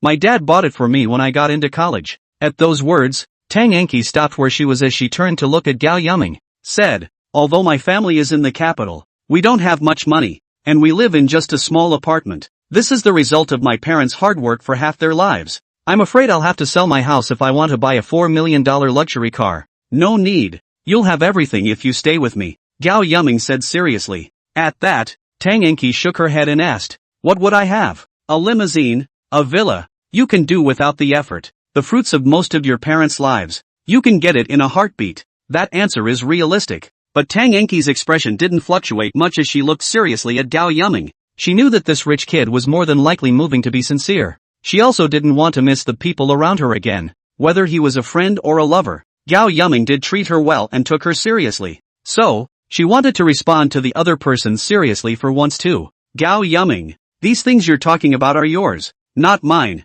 Hearing this, Gao Yuming was puzzled. "I don't understand the meaning of this sentence. Let me put it another way. Then, the limousine and villa that you're talking about, that you gave me, instead of me earning it myself, you can give it to me and take it away whenever you want." "I won't do that," Gao Yuming said seriously. "Maybe you won't do it, and I might be able to trust you, but I wouldn't bet my fate on anyone else." With that, Danchi turned around, and continued to take steps that, while walking, I said, "First of all, I don't want to be in a relationship right now, and I don't like you. Even if I like you now, I won't be with you." Gao Yuming froze slightly and looked at Tang Enki next to him with some surprise. "Why mess with money? My dad said that having money means having everything." Upon hearing this, Tang Enki smiled gently and said, indeed, having money means having everything. But only if it's your money. Money you've earned. She stopped where she was once more and said, if someday in the future, I can buy a multi-million-dollar luxury car on my own, and when that happens, I should have faced up to your feelings for me. But right now, I can't. Do you understand? Mr. Gao Yuming, you sent me a luxury car and villa. It's one thing, but it means something different than the limousine villa that I worked so hard to buy on my own. After saying that, Tang Enki said goodbye to him. Looking at her back, Gao Yuming froze in place. Money earned by yourself doesn't mean the same thing as money given by someone else. He also relies on the money given by his parents and is known by others as the so-called rich kid. What will happen to him if one day in the future, his parents don't have the means to give him money? Gao Yuming pondered the matter in his head. Soon, as if he had figured something out, his gaze became a little different. It's only right that he has things he should be doing as well. Chapter 193, Formal Dress. Wang Sledgehammer. The three Lineros rushed into the dormitory and chanted Hammer's name, only to see that Wang the Hammer, who was immersed in a certain two-word game, trembled and was obviously taken aback. Trenching? What does that mean? Wang Sledgehammer leapt down from the bed, looking at his three righteous sons with an arrogant face. Yo, you still know to go back to the dormitory. Those who don't know would think you guys forgot about me. Upon hearing this, Luo Yi walked over to hook shoulders with Wang the Hammer and laughed. How can that be? Hammer is unrivaled in the 515. Good to know. Where's what I want? Here it is. Xin Xiao took out the chicken leg rice and placed it on Wang the Hammer's table. Not bad, not bad. Ha! Where's my chicken leg? Son thief. Who ate my chicken leg? His sharp gaze swept over the three people in front of him. The three people's faces changed. Luo Yi was not good at lying, and Li Haoyang was a straight man. Only Xin Xiao said in a serious manner, Hammer you know, the stray cats at school don't have a mother. To you, it's just a chicken leg. To them, it's a gourmet meal. Stray cat, so? Where's the chicken leg? I don't believe it. If you don't believe me, here's the chicken leg. Li Haoyang finally couldn't help himself. He pulled out a small box and there was a separate chicken drumstick in there, and a lion's head. Brother Hammer has worked hard guarding the dormitory all by himself. The lion's head is a reward for you. Seeing this, Wang Sledgehammer revealed a touched expression. You guys, you are so impressed. He wiped the corners of his eyes, which were free of tears, and then began to eat. The weekend, after the afternoon practice, went by. It's a new week, and from this week onwards, the learning atmosphere at JNU has gone up a notch, because it's almost December, and in a month or so, it's finals. If you don't study, you're going to fail the class, and the freshman debate tournament begins this week. An event like a debate is something that you only know how much fun it can be if you've seen it. When the time comes, the first row of judges in the freshman debate arena will be the officers of the Student Government Association. It was led by Lu Jiang, with ministers from various departments. In the second row is the Freshman Student Council, which is responsible for grading. Only for the finals and semifinals will there be an audience at the school leadership level. For this first round, a counselor comes in at most. So, when the debate starts, Xiang Jianchen will come. For him, the debate between the two classes of computer science majors, hand on heart is he would have preferred the computer class one to win. Though, after all, the schoolgirls and herbs are all there, and they'll eat up the competition later. But the second class is no slouch either. Everyone's running for first place. No one wants to be eliminated in the first round. Participating in a debate tournament means wearing formal attire. So the day before the debate, Lono and the others were in the mall, and prepare to rent a formal uniform. Lono had already seen his schoolmate in formal wear, but what did he look like in formal wear? He doesn't even know it himself. Arriving in the suit store, the attendant greeted them when he saw them and, laughing, he said, Are a few of you here to customize your formal wear? No, we're renting clothes. Rent. The attendant led several people into the store and said, All the clothes over here can be rented. You can try it first. The price of the regulars isn't cheap for students. Low hundreds of dollars. Expensive thousands or even tens of thousands of dollars are available. But they're only freshmen, so even if they buy a formal suit it's no big deal. After all, there's still a long time to go, and there's a chance you'll need it in the future. For a couple $100, bite the bullet. For example, Su Xiaojia, she didn't even bite her teeth and breeze through a set for $3,000. She doesn't live on that much herself, but mention it to the family. Her old man just transferred her money. After all, Su Xiaojia's father was a daughter slave. Because she had gotten into Jiangcheng. Straight away, I bought a small apartment near JNU.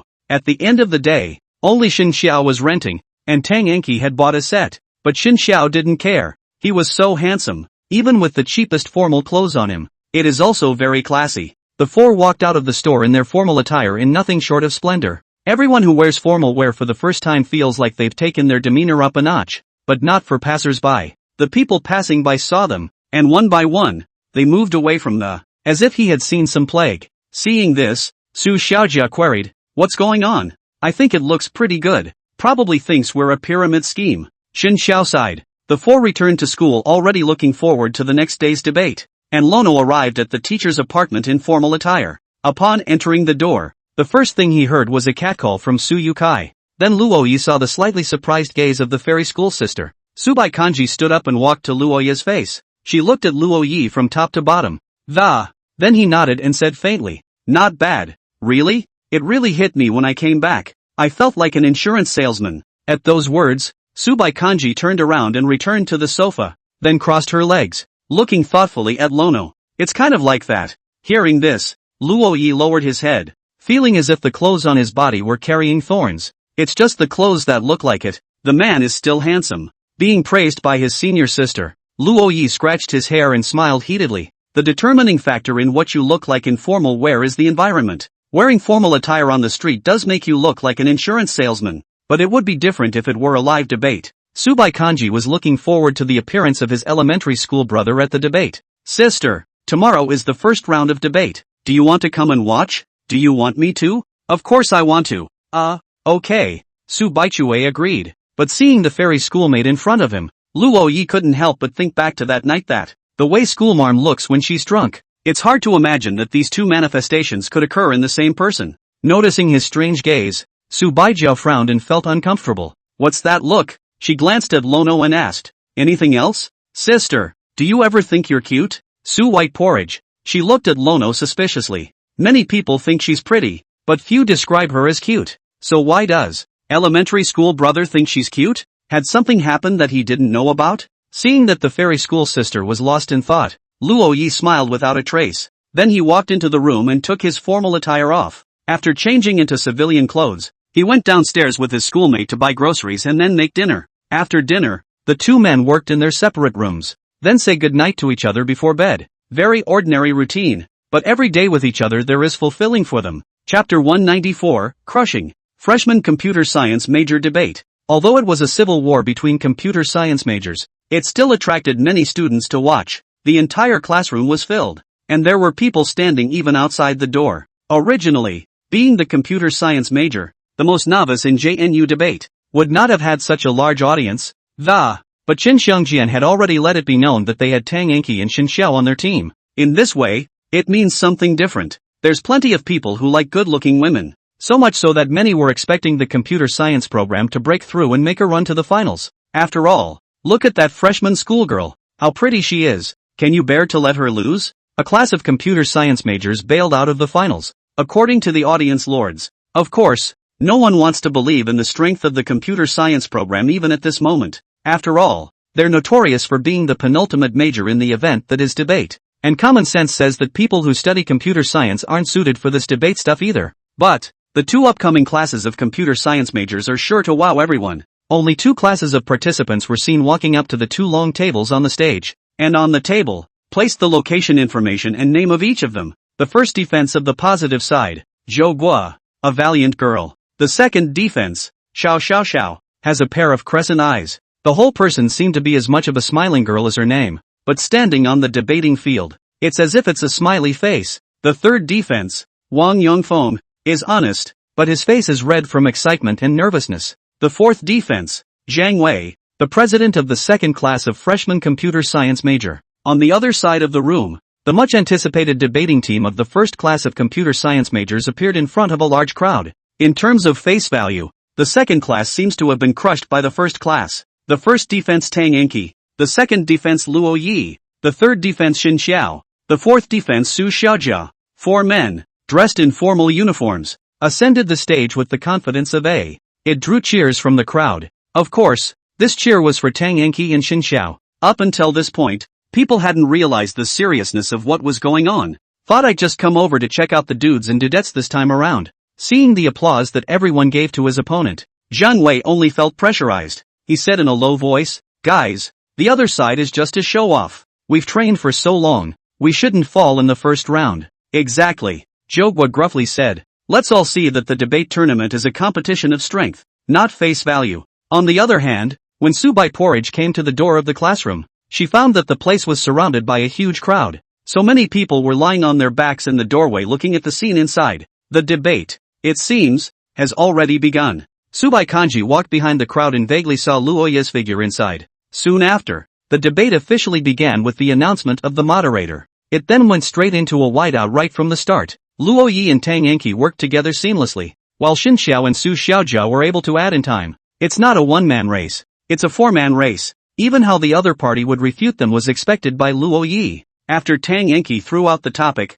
the other person retorted on the spot. After the rebuttal, Luo Yi smiled faintly, disliking the other party's speechlessness. But instead of disliking him, he left the other side with a reason that could be refuted. The opponent attacked according to the gap left by Luo Yi, but entered Xin Xiao's trap. Computer Science 2 was led by the nose by Computer Science I the entire time. Step by step, you walk into a deeper and deeper trap until you can't roll over. The crowd watching the stage was stunned. Is this the kind of power a computer science major can muster? Even that second class of computer science majors, who were suppressed on all fronts. It also showed strength beyond previous years. It's just a shame that they met an even sicker class of computer science majors. The opponent's second defense, called Luo Yi, was like a strategist who was strategizing the whole time. Every time it came to a critical point, he was the one who stepped up and threw perfect thinking logic out there to get the other side to take the bait step by step. And like a female general, Danchi got right to the point with every word. Xin Xiao doesn't stand out that much,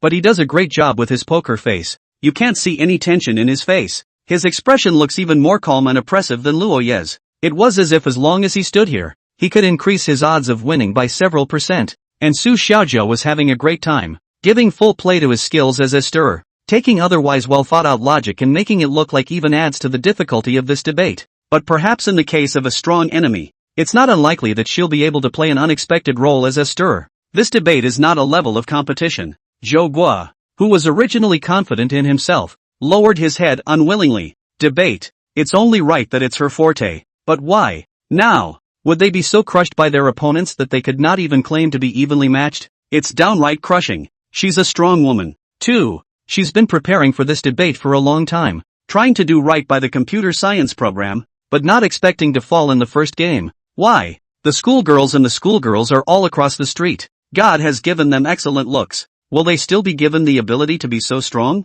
Which window did God close for them? After the dispersal, Chen Xiongjian walked over and looked at these four people who were in a low mood. He consoled. You guys don't have to feel bad. I can see you're trying hard, but the four of them are trying harder. How can it be? We went to training every day at noon and didn't even eat. Zhou Guo asked. They practice every day at noon, every night, even on weekends. Chen Xiongjian sighed, said, being able to perfectly think of all the possible points of view of a thesis, and then think of a way to respond to them, is absolutely impossible without spending a very long time.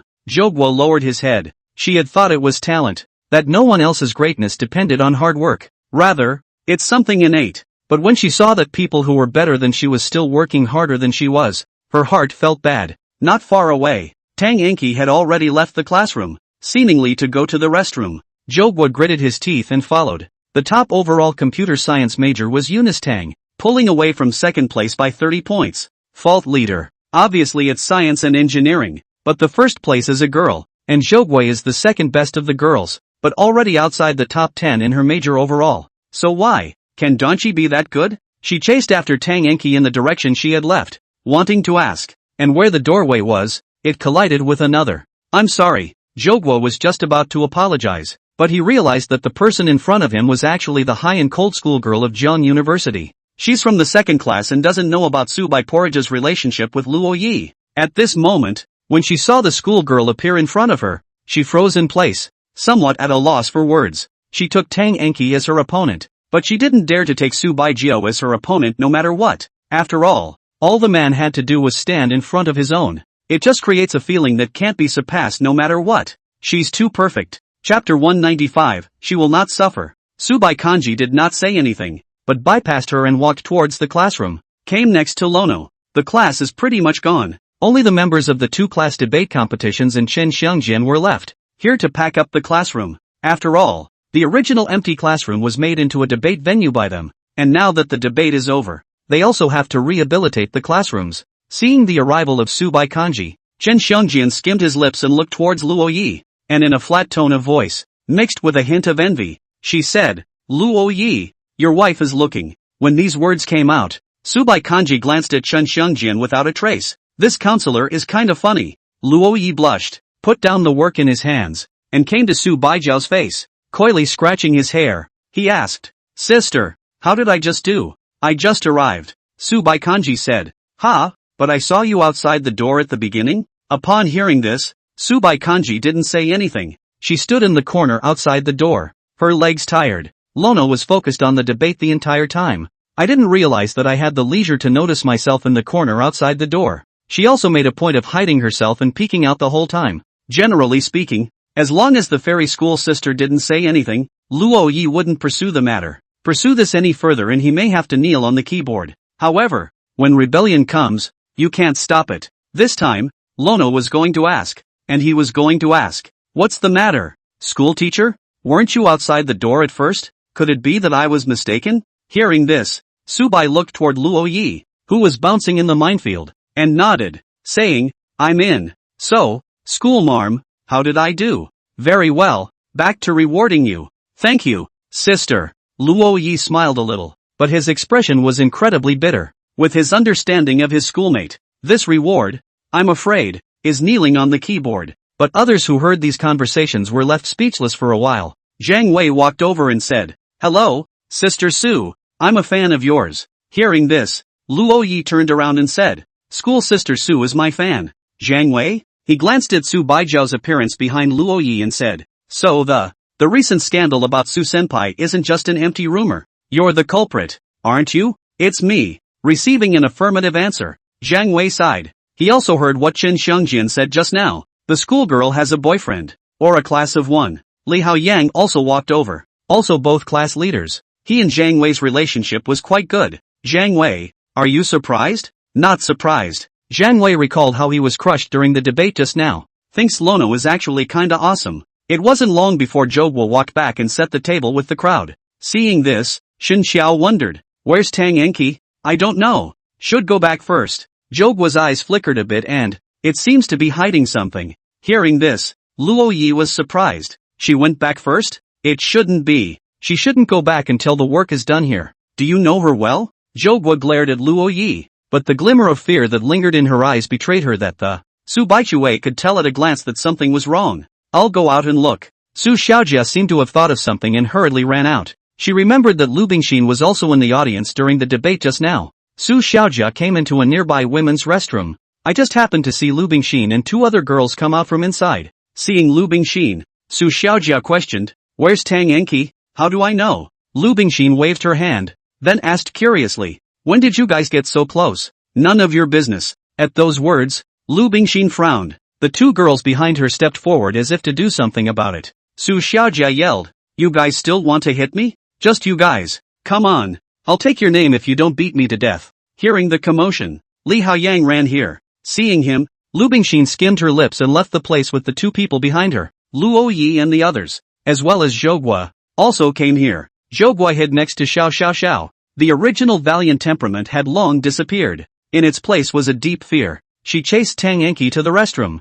only to see her being bullied by three girls. She heard the girl named Lu Bingxin, grabbing Tang Enki's hair and insulted her with a lot of ugly words. "Aren't you not interested in rich kids? How come I saw you walking with him? What are you pretending to be here?" The debate was quite a sight, and the formal wear was quite nice. The day Tang Enki confessed to Gao Yuming, she was seen by Lu Bingxin, mistook them for dating, and Zhogwei is threatened not to tell anyone about this scene or she'll be next. She flinched and went back into the classroom. In the restroom, only one door was unlocked. Su Xiaojia knocked on the door and asked, "Don Enki, are you in there?" A faint sob came from inside, and Su Xiaojia was in a hurry, but there wasn't much she could do. A message from Lono came through on her cell phone. "Lono, we'll go first. Tang Enki is a strong person. There's no way she's coming out if we're there." Seeing this, Su Xiaojia tapped on the door again and said, "They've all left, and I'm the only one here that." "You open the door." It wasn't long before the door to the restroom finally opened. After seeing the inside, even Su Xiaojia revealed an angry expression. Tang Enki's clothes were torn up a lot, and there were some droplets of water in her hair, but it was definitely not water. She had several red marks on her face, all of them slap marks, and she was clutching her knees and curled up in the corner. Her eyes were lightless as she looked at Su Xiaojia. It's a ing crime, Su Xiaojia said. Go, I'll take you to the police. No need. Tang Enki stood up. Her formal dress was torn in some places, revealing a large expanse of spring like that. Good thing the key areas were well protected by herself. No police? Are you crazy? Su Xiaojia was surprised. Well, no police. The tears on Tang Enki's face were not even dry yet, but in her eyes, there was no sadness or pain. There was only endless coldness that even made Su Xiaojia feel scared. But when she saw Su Xiaojia, she withdrew this icy coldness and, with a hint of gratitude, he said, "Thank you. What are you talking about? They're all girls. I'm sure I should help you. I'd help you even if you were a stranger." At those words, Tang Enki smiled softly. She was down and out at the moment in a way that even she hadn't seen before. School violence? She hadn't thought she'd ever go through something like this. Jealous of her? She's going to climb the ladder to a place they'll never reach in their lifetimes, and then trample them all underfoot. And even if the police are called, they won't be punished much. They'll lose a little money. At most, a few days in jail. Expulsion from school. What difference does it make to them whether they have this degree or not? This kind of scum? That would be too cheap for them. Tang Enki gave a light smile. This smile looked very sweet, but it made Su Xiaojia next to her not dare to speak. She had just faced the three Lu Bingxin and she dared to curse against them. And now, she actually felt scared when facing Tang Enki. That dress. Su Xiaojia took off his jacket and handed it to Tang Enki. Thank you. Tang Enki put on this jacket and then left the place with Su Xiaojia. Chapter 196, The School Hostess. Teacher's Apartments. Luo Yi knelt on the keyboard and asked curiously, "Sister, are 10 minutes up? 2 minutes to go." Subai Kanji sat on the chair, looking at the elementary school brother in front of him, seemingly smiling, said, "Outside, I give you face. At home, in the family, the schoolmistress is the biggest, and I put her first in everything." Luo Yi took over Subai Kanji's words and said sincerely, "Good." Subai Kanji crossed her legs and sat in front of Luo Yi, but then she looked at the time. Elementary had been kneeling for 8 minutes. She gave a heartbroken expression and said, "Get up, my lord. Receive the decree and thank you." Lono stood up, treating the keyboard like holy writ. Subai Kanji raised an eyebrow. "Role-played it for you. It does seem pretty interesting though." Lono looked at the keyboard, and after realizing that nothing was damaged, then he moved a stool and sat next to the fairy schoolmistress. "Sister, what are you crossing your legs for? Put it down, put it down." Saying that, Luo Yi stretched out his hand and put Subai's overlapping legs down, into a normal sitting position. He then placed both hands on the fairy schoolmate's legs and began to massage them. Sister must be tired after standing outside for so long. Even though it was through his pants, Lono could feel the softness of the fairy schoolmate's legs. It's very comfortable to touch. But thinking of his schoolmate standing outside for so long, he didn't have any bad intentions. "That old flame of yours, don't you worry?" The sudden remark caused Luo Yi to show a puzzled expression. "An old flame? What's that?" "Sister, heaven and earth, I don't have any old flame. That high school friend from your class, Don Enki, I don't have anything with her?" Looking at Luo Yi's appearance, Subai Porridge said lightly, "I know, but after all, they are also high school classmates. It's kind of a friend. Aren't you worried?" "No worries." Luo Yi shook his head and said, "I'm rather worried about the bullies who are bullying her." Tang Enki, as a person, is the type of person who can do anything well if she wants to. If she was bullied, it could only be because she hadn't thought about it. If she gets serious, then the bullies will be in trouble. That said, schoolteacher, next time I'll save you a spot in advance, lest you stand out there again. Good. Subai Kanji got up and returned to his room. Seeing this, Luo Yi smiled and also left the teacher's apartment, preparing to return to his dormitory. After he left, Subai Porridge was in his room and found his keyboard. After a moment's hesitation, she actually knelt down. At the end of each punishment of her little brother, she would experience it herself. Then you can grasp the extent of the next punishment. It was because she had experienced it herself that she dared to punish it. After all, if she really hurt her little brother, the one whose heart would hurt would be her own. After 8 minutes of kneeling, she stood up and tossed the keyboard aside. The rumored high-strung schoolgirl had such a face when she was alone. It wasn't long before Qin Yuan came to visit her home. After Subai Kanji went to open the door, she saw Qin Yuan carrying a variety of ingredients in her hands. Good lord, Do dabblers bring their own ingredients now? Ha! Elementary school brother isn't here, eh? Qin Yuan walked in very nonchalantly, as if it were her own home. Then I can have the food all to myself today. Upon hearing this, Subai Kanji said indifferently, I didn't say I would do it. Hearing this, Qin Yuan's face fell and she pouted. Kanji, can you bear it? A sweet and charming little beauty like me is going hungry. White Kanji. Her face was cold, and a very disdainful look appeared in her eyes. At once, Qin Yuan became anxious. Today she'd say anything to rub this meal in. She's Porridge's roommate. She's Porridge's best friend at JNU. You can't rely on your little brother for every meal, can you? That's right. Ever since elementary came to town, she could only dabble when elementary was around. When her little brother wasn't around, she'd just have a fried rice with egg or noodles in clear soup. Is that really all there is to a 2-year relationship? Qin Yuan showed a sad expression. Okay, I'm going to make dinner. Subai Kanji revealed a helpless expression. Yeah. Qin Yuan jumped up, her whole body as happy as a child. The days were filled with rounds and rounds of debates in an orderly fashion. Lono's 4 have killed their way to first place in the computer science department. It's time to represent the department in a battle with another college. It should be said that the overall performance of the computer science department is really poor. Luoya's few people didn't meet any opponents at all, and chopped their way into first place.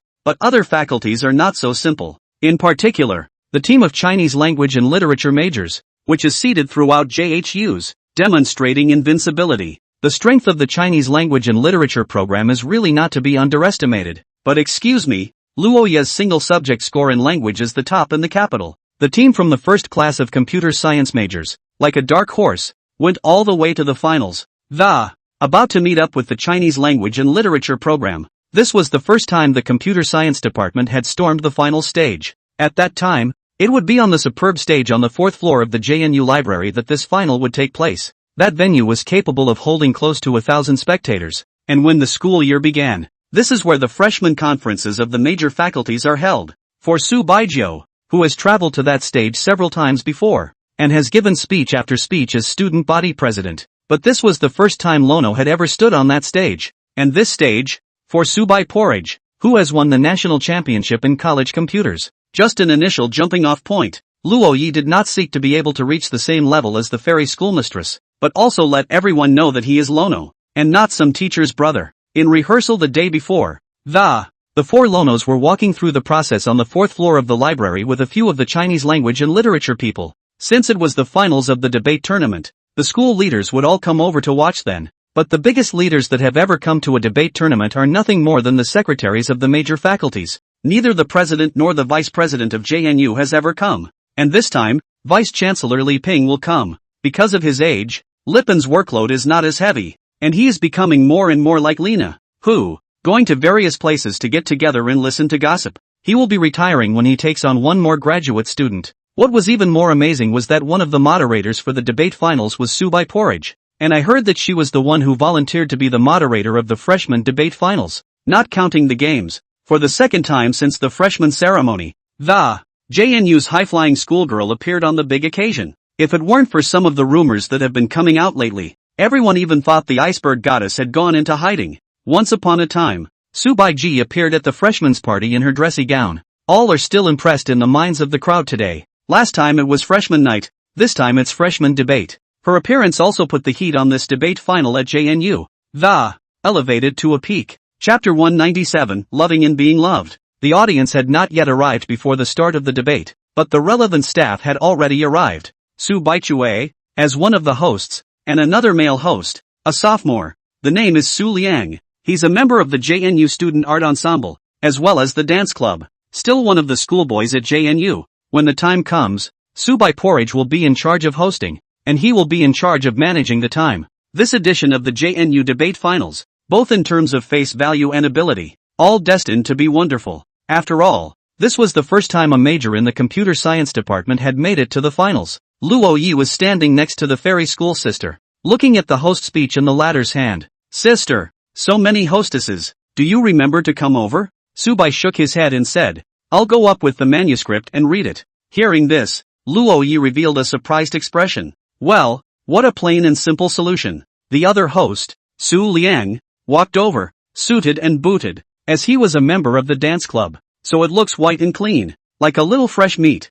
Sister Su, The last rehearsal is about to start. Shall we pair up the words? Aha. Su Baijiao nodded. Afterwards, Su Liang asked, isn't this the freshman participant Luo Yi? I heard that he's Professor Gu's brother. Long time no see. Su Liang said politely. Upon hearing this, Su Baijiao said lightly, he is my boyfriend. Oh, Su Liang's eyes widened and his mouth opened, revealing an expression of incomparable shock. The boyfriend of a high-strung schoolgirl? Su Liang couldn't help but look at Luo Yi and sighed. I didn't expect it. Luo Yi walked over and said politely, Senior Su Liang, it's been hard work hosting. No hard work, no hard work. I'm just quoting the time. Your girlfriend's the moderator in charge of the whole thing, and for the debate in a little while, go for it. Thanks. After saying that, Luo Yi returned to the team, while Subai Porridge and Su Liang stood in the middle of the two teams. Start the process. Fairy sister is wearing the same light blue dress she wore to the last freshman party today. It looks very pretty,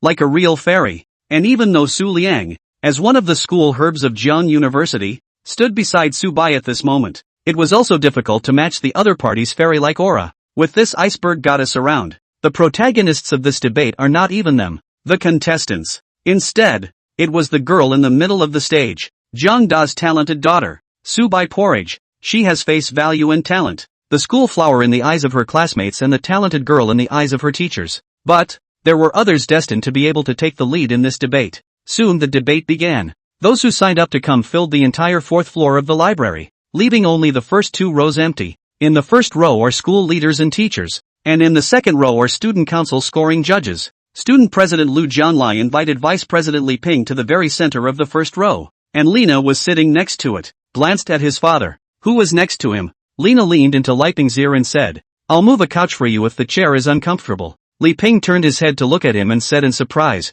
you just know how to be sarcastic to an old man like me. My daughter is worried about you. Looking at this father and daughter, Lu Jianlai stifled his laughter from the side. Prof. Li Ping was very nice, and he loved to hear some gossip among the students. So it's a good relationship with a lot of students. Once all the spectators were seated, the debate was about to begin. There were 10 people on stage, 8 of them contestants and 2 hosts. As Subai Kanji walked to the center of the stage, a chorus of gasps erupted from the audience. Even if this is the second time Subai Porridge has shown up this semester, but she still has a face that everyone finds stunning. It's been a while since she went off the radar, and a lot of people have been thinking that, who can be the next schoolgirl of JNU? But with her showing up here at this very moment, there is no point in continuing this conversation. As long as Subai Porridge is around, the school flower of Jiangnan University will always be her. Soon, Subai Porridge lifted the script, raised the microphone, and began to read the host speech. Though his voice is flat and doesn't have the crisp, booming voice of a professional presenter, but her voice managed to silence the entire venue, and eventually she was the only one left. Then the voices came through clear and unmistakable to each and every one of them. The topic of the debate final, which is more important, to love or to be loved? What are clearly two indispensable options have been split up and made into a defense. Facing a strong opponent in Chinese language and literature, Luo Yi remained the second defense. Tang Enki is the first defense of the positive side. Soon she spoke faintly, in a tone that went straight to her heartstrings and, kicking off this debate final, loving someone is a choice one can make, but being loved is not a choice, so it's more important to love, because I can decide. At this statement, the opposing defender immediately countered, precisely because being loved is not an option, that's why it's even more important and cherished. Afterwards, Luo Yi spoke. Opposing debater, I don't recognize what you're saying. Can't choose, that's why it's more important. Is it really impossible to choose to be loved? Loving someone, can't you let yourself be loved? Saying that, Luo Yi closed his eyes, as if he had thought of something, and he opened his eyes and continued. When you love someone, you don't get to be loved, so you desperately want to be loved, and you think it's more important to be loved that, but is it important to be loved? Not really, it's being loved by the person you love. You love someone when, can you really see the love that other people have for you? I'm sure most people have experienced love without love, and the reason is because they weren't loved? Where in this world are there so many people who are in love with each other at the very beginning? And is it not the appearance of love on one side that gives one the right to be loved? Upon hearing this, the opposing defender retorted. Opposing defender, doesn't the fact that you yourself say there aren't that many true lovers emphasize the importance of being loved? If there's no such thing as not being loved, can you continue to hold on to love someone? Luo Yi smiled faintly, revealing an expression that said it all.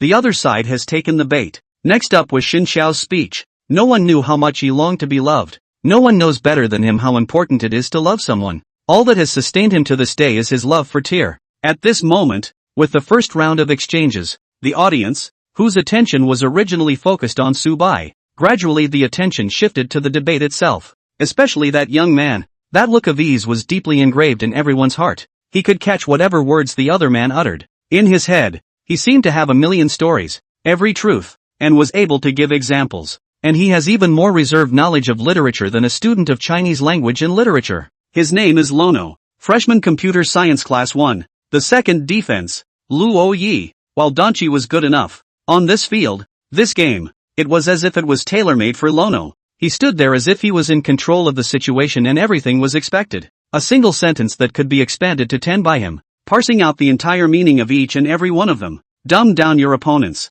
And every example is just right. Clearly a 50-50 thesis. Yet it showed overwhelming dominance. The youth, it seemed, was glowing in everyone's eyes. Originally, the crowd only noticed that Shen Xiao was very handsome, although Luo Ye's face was also very handsome, but not as instantly noticeable as Shen Xiao or Su Liang. But Lono is the type that, as soon as he is noticed, he grows more and more handsome. Subai Kanji stood in the center. Looking at the youth in front of her left, she smiled gently, and, continuing with his hosting speech, Luo Yi looked at the fairy schoolmistress, who was also looking at him. It was the first time they had been on the same stage, and while each had his own role to play, but they only have each other in their eyes. He would try and move in her direction. She'll wait for him, she'll notice him, she'll find his sparkle, she'll turn and run. At the end of the day, this debate was like a dual performance between Luo Yi and Subai. It was as if their voices were the only ones left on the stage, and the performances of Tang Enki, Xin Xiao and Su Xiaojia were equally wonderful. Even with the Chinese language and literature majors, they still don't lose. Su Xiaojia, the stirrer, also played his part, putting the other party's logic to. Li Haoyang almost laughed out loud in the audience. The debate is over. What an uninhibited debate. Although the results are not out, anyone with a clear eye can see who will come out victorious in this match. And the best debater, Lono, was chosen almost as soon as it was over. With both debate groups dispersing, the student body scored a quick. It soon became clear who the first place winner was for this one. The winner of the debate can be a non-handwriting and literature major, but it's a bit of a pipe dream for a computing major to get this title. And the best debater, Lono, got an award. Subai Kanji handed it to him personally. Standing in front of Luo Yi, she handed out the award in her hand and said softly, "Congratulations, best defense, Hokage." It was just a fluke. Luo Yi extended his hand and took the award. He stood on the stage, finally and for the first time, and was inspired by the audience with applause. At that moment, the fairy schoolmistress was standing right next to him, holding the microphone, and her expression wasn't icy cold. There was even a smirk if nothing else. It's a look that people have never seen before yet. Lono, dressed in formal attire and standing straight, inherited the image of his mother and father. Standing on stage, his stance was almost flawless, a blend of righteousness interspersed with sunshine, and dressed in a light blue gown, beautiful as heaven. Subai stood next to this young man, holding up the microphone. A faint smile played at the corners of his mouth. She laughed, not as cold as before. CP sense. This word appeared for the first time in Su Baijiao's body. Even Su Liang of the university art troupe had never felt that way when he stood next to Su Baijiao. But this young man, he was able to be on par with the aura of Subai Porridge. It even created a feeling of being a good match in everyone's mind. Once upon a time everyone wondered what could be worthy of this iceberg goddess. But, where is the worthy or unworthy? Just like the thesis of this debate, love and be loved. When they all appear at the same time, everything becomes less important. Iceberg goddesses don't go well with anyone. But, see the smile at the corner of her mouth? Iceberg goddesses don't. Su White Porridge do. When this smile appeared, the girl beside Luo Yi was no longer an iceberg goddess. Instead, it's his Su White Porridge. After the awards were over, Su Baijiao took another award from Luo Yi's hands. Lono froze in place. The audience froze too. What kind of mistake is this? Why did the high school girl take the award again? Stand down. Subai Kanji stood behind Luo Yi and whispered, Oh. Lono left the stage in a daze. Why did Subai Porridge take the award away in the end? Was it a mistake or deliberate? This is a doubt that people no longer have the opportunity to learn about. Because this debate, it's completely over. Dispersed, leaving the student council staff to clean up the place. The computer department crowd was ready to go to a potluck dinner to celebrate the effort. Chapter 198, 2 Group Photos. Chen Xiongjian invited guests and was going to bring the participants of Computer Class 1 and Class 2 to eat with him. Li Haoyang was busy the entire time, so Chen Xiongjian let him come as well. Of course, Subai Kanji would also go to the gathering, and Chen Xiongjian did not refuse, even though he's a counselor. He's new to JNU and doesn't look like much of a teacher yet. It was easy to mingle with the students. At the door of the library's bathroom, Luo Yi and Subai Porridge were ready to go in and change clothes, but before going in, Luo Yi stopped the fairy schoolgirl. Sister, it's a shame to end it like this when I rarely wear a suit. Upon hearing this, Subai Kanji turned her head and gave him a faint look. What Lona was thinking, she knew very well. She pulled out her cell phone and whispered, "I'll do it." Good. Luo Yi struck a handsome pose and stood in front of the bathroom mirror with Subai Kanji. The men's restroom is on the left. The women's restroom is on the right. And the area for hand washing is communal. He was so close to Subai Kanji that the average person would think they were a couple if they saw them. The two then took a group photo in front of the mirror. In a shot of Subai Porridges, flipped the camera again and took a selfie. In the opposite mirror shot, Luo Yi was full of joy, while Subai Porridge was cold and icy, just like a couple in I. The boys are heartless and the girls are getting angry. And in the selfie, Luo Yi perceived that her schoolmate's expression was a bit cold just now, so it became sad. While Subai Porridge revealed a smug look, the corner of his mouth slightly hooked up. It seems to be holding back a smile, like a boy being teased and a girl showing a winning expression. After filming, Luo Yi said expectantly, "Sister, what does it look like? Send it to me." No. Leaving these words behind, Subai Kanji walked into the restroom and prepared to change her clothes. Luo Yi showed a helpless expression and walked into the restroom as well. But because of the habit of following the fairy schoolmistress, so it was surprising that he unconsciously headed toward the ladies' restroom. It was only when he was at the door of the women's restroom that he realized this. Luo Yi looked up, and after realizing that it was the women's restroom, he revealed an embarrassed expression and, hastily, he took 2 steps back and looked around to see if the scene had been seen. Not far away, Xin Xiao turned off the camera on her cell phone and stuffed it back into her pocket. Then he walked over and asked, "What's wrong, brother Luo Yi? Male stars, you didn't see that, did you?" "See what? I'll go to the women." "Oh no, just don't see it." Luo Yi and Xin Xiao carried their bags and walked into the restroom together. Not long after, Li Haoyang and Su Xiaojia also came to the door of the restroom. The two also took a selfie after seeing the large mirror in front of the restroom door. Then go in and change clothes separately. Finally, there's Dawn Enki. She didn't change her clothes, but directly left the 4th floor of the library, ready to go back to her dorm room. She knew that she had other things to take care of. After returning to the dormitory, sure enough, Lu Bingxin and another roommate had been waiting for a long time. The latter was sitting on her bed and said in a conspiratorial manner, "First place in the debate. Ha, that's awesome. Is Gao Yuming going to reward you later? Let me guess. Which hotel to go to?" Saying that, Lu Bingxin laughed. "When we get a room, will we come back and have to say, 'You don't give a damn about rich kids yourself, and you have to act like a jade girl'?" Ha! Hearing those words, Tang Enki didn't react much, but walked over to Lu Bingxin's face and, in a flat tone, he said, "Get up." "Ha? Did I not hurt you last time? How dare you talk to me like that?" Lu Bingxin frowned and was just about to continue saying something. Suddenly, a crisp slap sounded. She covered her face and looked incredulously at Tang Enki in front of her. "How dare she? Or do it first. Get up." Danchi repeated once more. "How dare you hit me? You, meh." Tang Enki grunted coldly. "Are you talking about yourself?" Hearing this, Lu Bingxin felt as if she had been stimulated by something. Sitting up from the bed, he reached out and began to tear Tang Enki's hair out. Another roommate started to help. Feeling the pain of her hair being pulled, Tang Enki pulled out the scissors she carried in her pocket. "Cut your own hair right off." Lu Bingxin's hand grabbed empty, then looked at the handful of hair in shock. The hair, which is incredibly important to a girl, was cut by Tang Enki just by saying so? And last time, the other guy didn't have scissors in his hands. Why is this one there? Is it just for them? The sight of the scissors made her and her other roommate afraid to move. Tang Enki revealed a rather disdainful expression and said faintly, "What? Scared? Don't worry, I'm not that stupid. My scissors, they're just for cutting my own hair. Illegal and criminal things. How could I possibly do it?" said Tang Enki, dropping the scissors on the table. Just like that, he silently looked at Lu Bingxin in front of him. Those eyes, there was no look of fear. There was just playfulness. And a hint of madness. There's over 3 years of college left, so if you think there's enough of you to take your time, come on down and, let's see if you guys are good, or if I am. Saying that, Tang Enki stepped forward.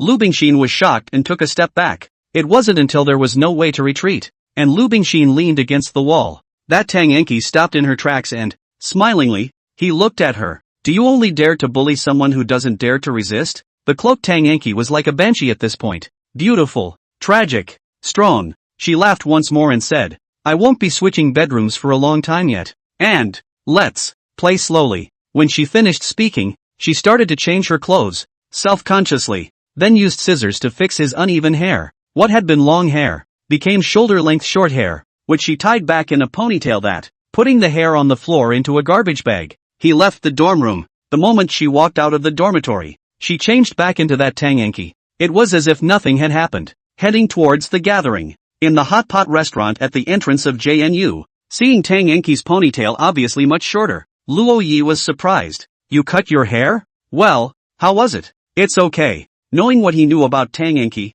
suddenly going from long hair to short, must have given up on something, and those things go away with the hair. Seeing Tang Enki in this state, Su Xiaojia worried. Are you alright? It's okay. Tang Enki sat down next to Su Xiaojia. Not a single word was revealed about what was going on in his dormitory. After seeing that the people were all together, Chen Xiangjian stood up, replacing the wine with fatty happy water and said, Students, this debate, to do justice to our computer science program, it also became the first accomplishment of my counseling career, and I thank you all for that. You're welcome, Brother Xiong. Li Haoyang and Zhang Wei, the two squad leaders, said at the same time, teachers take their students to dinner, so naturally, they don't drink. The crowd talked and laughed, and after the gathering was over, Lono took a walk through the school with his fairy schoolmates. Sister, when will I get my award? I'll hold it for you, Subai Kanji said faintly. Then won't I lose my prize? Hearing this, Subai Kanji raised an eyebrow and asked softly, what prize?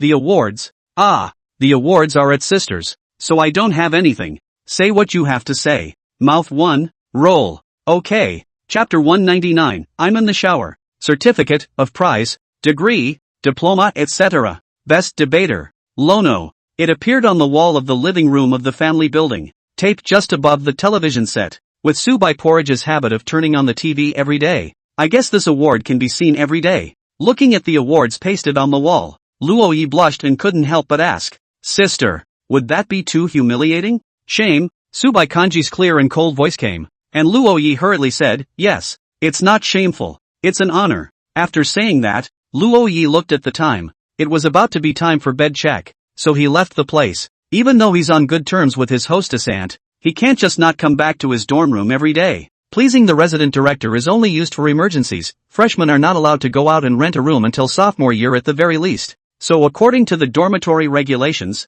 the hosts can't keep freshman students out of the house every night. It just means that once in a while, the hostess can turn a blind eye to Lono. Except for double holidays. If there weren't any special circumstances, Luo Yi wouldn't stay out at night. On the way back to the dormitory on the small electric donkey, Luo Yi felt the piercing cold wind, thinking about what has happened in the meantime. In the meantime, he's been around almost every place in the neighborhood and, now it was finally possible to safely and boldly drive schoolmate around. In front of the school, it's nighttime, but it's all lit up. There were quite a few other students hanging out, mostly couples. Seeing this, Luo Yi couldn't help but sigh. There really are so many people in college who are in love. Even in their 515 dormitory, the ratio of those who got off was 3 to 1. Not far away, Luo Yi also saw a figure that was somewhat familiar, but not very familiar. Taking a closer look, Lono remembered. Shuaikuan, the senior who intervened in when Li Haoyang was in love with Lu Bingxin before. 4 guys from 515 even beat him up at the time. At this time, Shuaikuan had already followed another girl by his side. Seeing this scene, Luo Yi sighed. Although there were many couples in the university but how many of them really make it to the end? What is the point of changing and changing? One scummy guy has a high chance of spawning many scummy girls. One scummy woman has a high chance of spawning many scummy men as well. There's less and less genuine love in our society. It's not because there are more and more people who don't take relationships seriously. Walking into the school, Lono headed in the direction of his dorm room. The road to the men's dormitory is rarely filled with girls, but the road to the women's dormitory is filled with boys. After returning to his dorm room, Luo Yi pushed the door and found several of his roommates doing their own things, mutually exclusive. Lono didn't have to look to know what they were doing. Xin Xiao was reading a novel, and Wang De Hammer was playing some kind of 2-character game, and Li Haoyang was on a video call with Su Xiaojia. These two video call every night, and Lono is used to it. And when you pass, you may have to fight. And when you fight, you don't realize that you've made up. That's how the two of them get along. Lono's entrance didn't go unnoticed, and after months of living together, the four of them had become so familiar with each other that they could lift their asses and know what the other was farting about. After coming to his bed, Luo Yi began to code. With his fairy schoolmates around, he had a lot of inspiration every day. Today's yardage consists of a fairy schoolgirl taking herself to Sister Chow's barbecue, and then that scene when the schoolteacher is drunk. Lono laughed as the scene just appeared in his mind's eye. Just find it very interesting. And that, in a nutshell, is tomorrow's update. After he finished writing, Lono stretched his back and was just about to watch anime for a while when, as it turned out, it was already time for lights out in the dormitory. Lights out at JNU is at 11:30 every day, and it is postponed to 12:30 on double holidays. In the dark, Lono climbed into his bed and then the chat interface with the fairy school sister was opened. Looking at the next door, Li Hao Yang is still on a video call. Luo Yi heart envy. With that, he made a video call over to the fairy scholar. The other party rejected your request for a video call. Just as Luo Yi was wondering, a message popped up. Fairy sister, I'm in the shower. Seeing this, Luo Yi made another video call. The second time, it was still a second rejection. The other person then sent another message. Fairy sister? Little baby, look. Fairy schoolgirl, what are you looking at? Little baby is requesting a video call. Fairy sister, the other party rejected your request for a video call. Fairy sister, animated emoji, angry. It wasn't long before a video call request hit. Perhaps because Subai Kanji had already finished her shower. Luo Yi put on his headphones, and when he connected, he saw the cold and icy pretty face of the fairy school sister. Little rascal, Subai Kanji said faintly. Injustice school sister. Want to see his girlfriend shower, also called hooligan?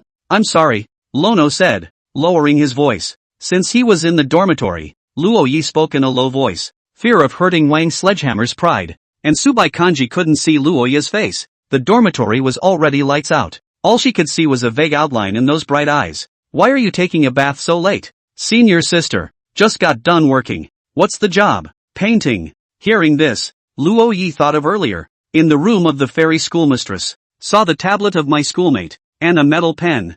I didn't realize that in addition to being a talented computer science major, my sister could also draw. He knew that sister could draw. But I didn't realize that the level of the other side had become so powerful that it could be a part-time job. But it's fine. Painting is a part-time job. Definitely a lot easier than the previous part-time job in computer science. After all, if one did learn to do computers every day. Luo Yi was really afraid that one day the fairy schoolmate would lose her hair and end up becoming a bald fairy. Thinking about it, Lono looked at the video call in his cell phone and started fantasizing about what the other guy would look like when he was bald. I can only say that the schoolmarm is worthy of being a fairy, even if she's bald. A beautiful woman in Lono's fantasies as well. Noticing Luo Yi's gaze, Subai Porridge said faintly, Schoolmate. How schoolteacher? I don't know why, but the look in your eyes makes me sick. At those words, Luo Yi froze. Can you see through people's hearts? Aren't you going to sleep yet? Schoolmate. Subai Kanji asked again. Go back to sleep at 12 o'clock. Schoolmate,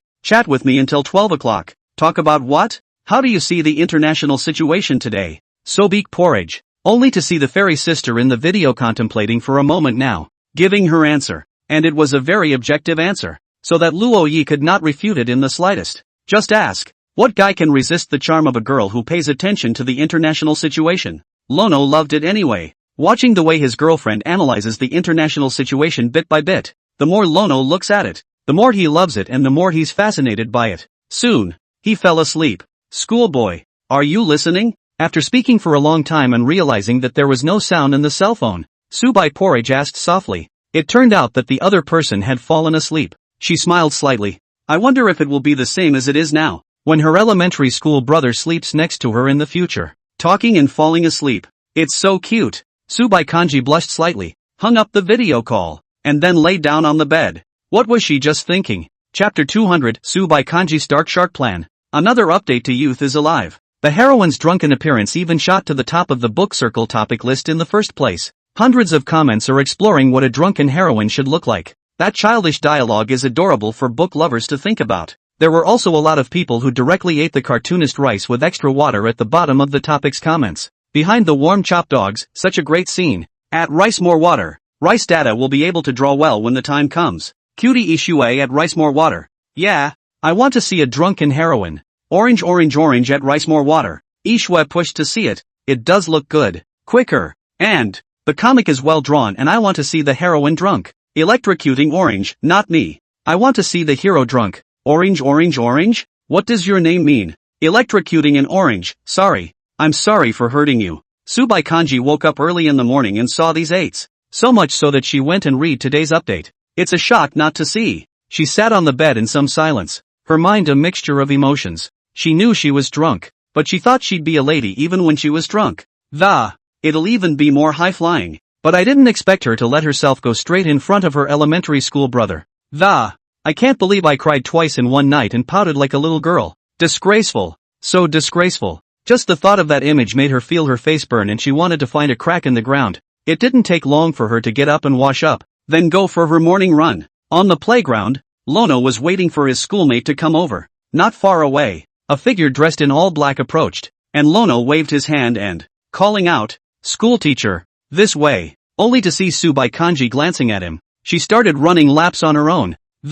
Completely as if he didn't exist. Lono? Strange. It is said that a girl's anger is a sudden thing, with no reason at all. I didn't realize that Fairy Sister was no exception. But, of course, girls get angry for a reason. It's just that guys don't know that. The girls don't want to talk about it either. Luo Yi chased after him and followed beside the fairy school sister, asking, "School sister, what's wrong? Did I suddenly fall asleep yesterday without saying good night? Su White Kanji, am I that petty in your eyes?" She's even angrier. Then he quickened his pace, leaving Lono behind. Luo Yi followed up again and asked, "I'm sorry, senior sister. I shouldn't have made the video call while you were in the shower." Su White Kanji. She's really going crazy. Even though she was running, Su Baiji was like a sulking little potato that, every time Lono went after her, she picked up speed and pulled away a fraction of a second. Not far away, Li Haoyang looked at this scene suspiciously. What kind of fun game are these two playing? It's worth mentioning that after Su Xiaojia got together with Li Haoyang, just didn't get up early enough to get on the playground. For all her little pea-sized height and bone skinny, instead of being here with him on his morning run, he could have slept in his dorm room. On the other side, Luo Yi and Subai Kanji had already finished running. The latter left the school on her own, and this time she didn't go to the cafeteria in the school. Instead, they go to the breakfast place across the street from the school. Lono trailed a dozen meters behind her, looking sneaky and, like a thief. Subai Kanji looked back and realized that no one was behind him. Looking further into the distance, he saw Lono's pathetic figure. Even though she was furious, she couldn't help but feel a surge of wanting to laugh in her heart. What kind of species of creature is this elementary schooler? Why is he so cute? She deliberately slowed her pace. Luo Yi was getting closer and closer to his schoolmate. Neither spoke until they were side by side once more, but sat down at a table at the breakfast place. Luo Yi stared at Su Baijio suspiciously. The latter glanced aside, not meeting his eyes. Shortly afterward, breakfast came. 2 bowls of soy milk, 2 eggs, 2 bowls of fried noodles. Luo Yi first lowered his head and took a sip of soybean milk. Then his brows knitted together. Lifting his head bitterly, he said, "This soybean milk is so sweet." Sweet? Subai Kanji's expression was devoid of sadness or joy. She said lightly, "Aren't you an author who writes sweet articles? I gave you extra sugar for inspiration. Here it comes. Here it comes." The schoolmarm gave the clue. The reason for her anger has to do with the novel. But how could Luono have thought that the reason for the other party's anger would be her latest chapter? After all, Subai Porridge herself didn't even know what she looked like drunk. I didn't realize it would turn out to be a crybaby. Damn it, the schoolboy saw it. Then schoolboy, you'll just have to be dark-sharked by me. Take sugar to sweeten you up. Subai Kanji looked at Luo Yi viciously until the other party finished the bowl of white kanji altogether. Wait, gruel? Where's the gruel? Subai Kanji revealed a slightly surprised expression. Just now, Luo Yi thought it was too sweet and bought another bowl of thin rice. 1 bite of soy milk and 1 bite of thin rice to neutralize the sweetness of the soy milk. Dark Shark failed.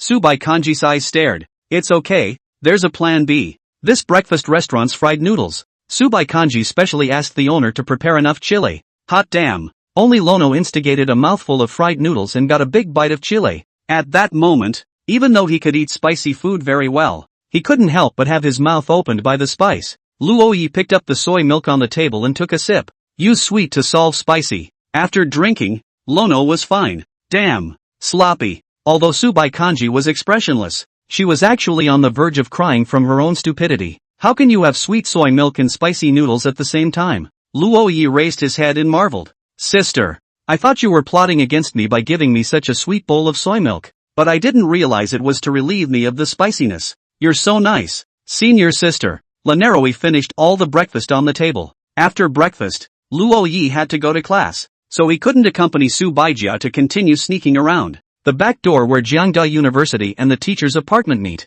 Luo Yi sent the fairy schoolmate here. Looking at his senior sister's expression, which was still a bit angry, Luo Yi gently hugged his fairy senior sister, pressed against her ear and whispered, "Sister, sweet and spicy, the punishment is over. Good girl, don't be angry." As he said that, he also rubbed the head of the fairy schoolmate. It was amazing that she was just being coaxed like a child. But, I don't know why, but at this very moment, a surge of her heart, it's not a bad emotion to just become a little kid. After a long time, Lono let go of her. "Sister, I'm going to class." Well, looking at Luo Ye's back as he turned to leave, for some reason, Subai Kanji's heart was very reluctant to let go. "Idiot, I'm not angry anymore. But, thank you, for indulging my sudden caprice." Chapter 201 Taste Buds Conquered. In language class, Lono began to code, as usual. Anyway, the teacher was talking about what was in the book, and he'd read everything in the book, so it doesn't matter if you listen to it or not.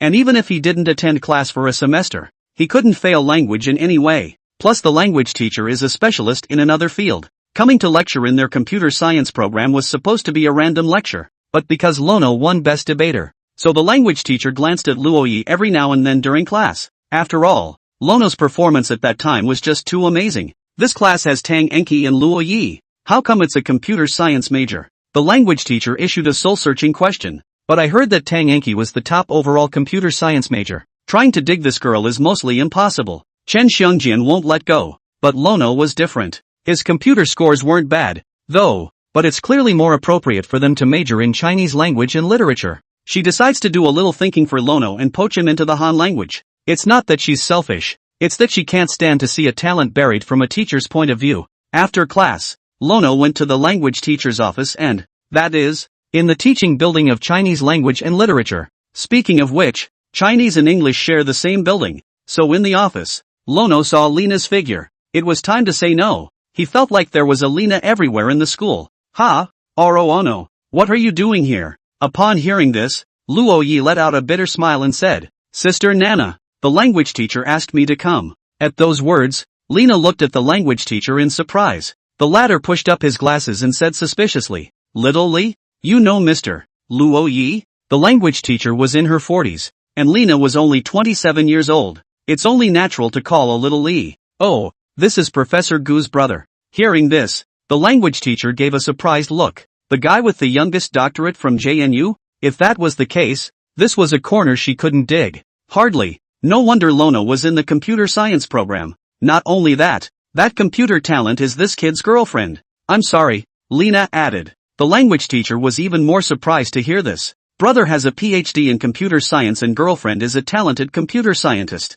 What's this background? Did the whole family go to computer school? Pity. The language teacher shook his head and said helplessly, "In that case, teacher, I'll make this short and sweet. Mr. Loner, your family is in the computer science program, and there's nothing wrong with you staying in that program, but I think you are more suitable for our major. You can seriously consider it, and the teacher will take your personal wishes as the main consideration." At those words, Luo Yi shook his head and said, "Teacher, right now for me, it's the same with every major. It's not what you can learn in your major that matters. It's what you'll experience in your major." The cultural level of his novel's authorship is only the foundation, personal insight is the sublimation. Only by experiencing more interesting things and seeing a more colorful world. It's the only way he could have written a more mesmerizing story. And the level of literacy, even if not in the Chinese language program, he was able to acquire by self-study. Lanaroi thought he'd have more fun staying in the computer science program. As for Chinese language and literature,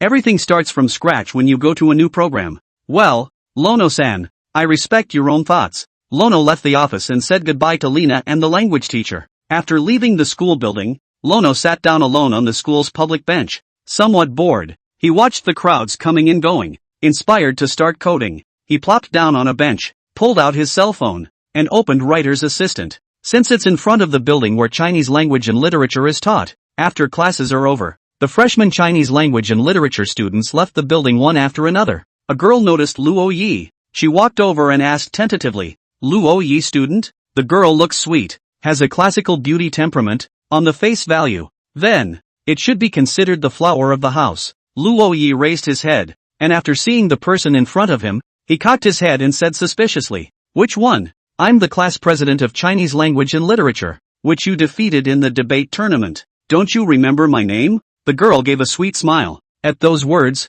Luo Yi thought for a moment and realized that he still hadn't remembered. Not only the name and looks of the girl in front of him he doesn't remember, even the information related to his own 4 opponents in the debate at that time. He didn't remember any of it. Doesn't ring a bell. Never noticed. Lono shook his head. "You're not doing anything? I admire you. Maybe we can get to know each other and make friends. Appreciate it? Thanks." With that, Luo Yi stood up and left the place. Looking at the boy's back, she wore a thoughtful expression that murmured, "Such a high-strung boy." Another girl came over and asked, "Anzi, come on, let's go eat." Aha! Lanaroi didn't take what had just happened to heart. After all, given 100 guts, he wouldn't dare to know a strange girl. Upon returning to the family building, Lono first admired the awards hanging above the television. Best debater. Lono. It's so true that the more you look at it, the more you like it. After that, Luo Yi gently opened the door of the fairy school sister's room again. "I wanted to see if my sister was at home."